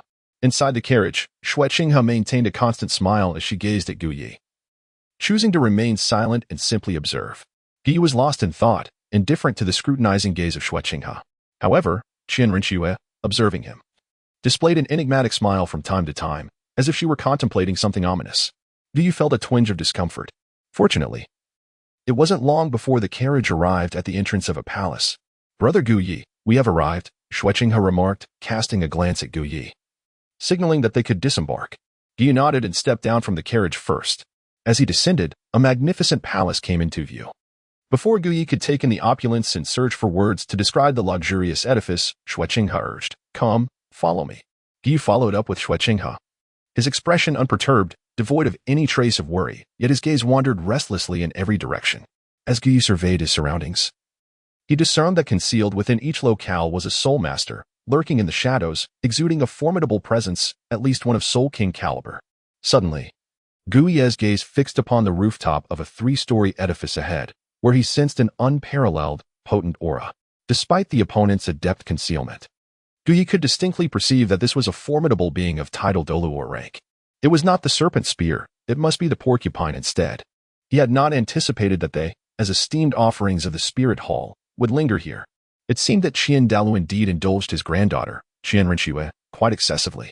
"What troubles you, brother Gu Yi?" inquired Xue Qinghe, noticing Gu Yi's pause, her gaze following his own. She was well aware of who resided there, and her knowledge sparked a flicker of doubt. Had Gu Yi uncovered the presence of the porcupine? Nothing much, merely reflecting on how truly opulent His Highness's palace is. Gu Yi remarked with a hint of admiration. "If brother Gu Yi finds it to his liking, you may consider staying for a spell. It would not be unwelcome." Xue Qinghe replied with a warm smile. As an ordinary soul master, I hardly possess the fortune to dwell within such a palace. I must decline, Gu Yi responded politely. Xue Qinghe smiled in silence, and then she led Gu Yi into a lavishly adorned 4-story residence. Upon entering, she did not pause, but continued to guide Gu Yi toward a particular chamber. Upon witnessing this, Gu Yi displayed no concern whatsoever and strolled alongside Xue Qinghe by the riverbank, engaged in light-hearted conversation, exuding an air of joviality. Upon reaching a study, Xue Qinghe turned back with a smile directed at Gu Yi, yet refrained from uttering a word. She reached out to press a book on the shelf, which subsequently triggered a concealed door to slowly open. She stepped through, and as she reached the threshold, she glanced back at Gu Yi and beckoned him with a wave, saying, "Come along, my brother." Very well. Gu Yi's expression remained indifferent, yet within his heart, a tempest raged akin to 1,000 galloping alpacas. The secret chamber. Xue Qinghe. No, Qian Renxue intends to lead him into the hidden sanctum? What could her motives possibly be? Is she merely following in her father's footsteps? Strangely, Gu Yi felt a flicker of excitement, or perhaps it was apprehension. The passageway led downward, clearly indicating that Xue Qinghe's secret chamber lay beneath her quarters. Tap, tap. In the stillness of the corridor, rhythmic footsteps echoed. Xue Qinghe walked ahead, and after a short while remarked, "Gu Yi, do you not wish to know where I am taking you? At this juncture, does it truly matter whether one knows or not?" Indeed. From the moment he entered the imperial palace, he had already lost his autonomy. Xue Qinghe chuckled softly, continuing onward, exuding an air of confidence as if she had Gu Yi firmly in her grasp. Gu Yi cast a silent glare at the snow-clad Qinghe ahead of him. If he wished to leave, not even the title of Douluo could halt him, let alone Snow Qinghe. His pursuit was motivated not only by a desire to avoid escalating the situation, but also by an intention to unveil the true identity of Qian Renxue. Furthermore, he was curious about the purpose of her bringing him to this secret chamber. Was it to silence him? If so, he would not hesitate to display his ruthless side. He was now completely certain that a certain Douluo awaited outside. What transpired between him and Qian Renxue within the chamber remained a mystery to the outside world. Unfettered, he kept pace with Snow Qinghe, walking shoulder to shoulder. This secret chamber is quite well constructed, boasting excellent soundproofing, Gu Yi remarked with admiration. Indeed, the soundproofing is impressive. Not only does it muffle sound, but even the noise from a scuffle would remain contained. Thus far, I am the only one privy to this chamber's existence. Snow Qinghe replied. Is that so? Then I feel reassured. Gu Yi breathed a sigh of relief. Reassured, you say? Snow Qinghe smiled, casting a sidelong glance at Gu Yi. Shouldn't you be more concerned?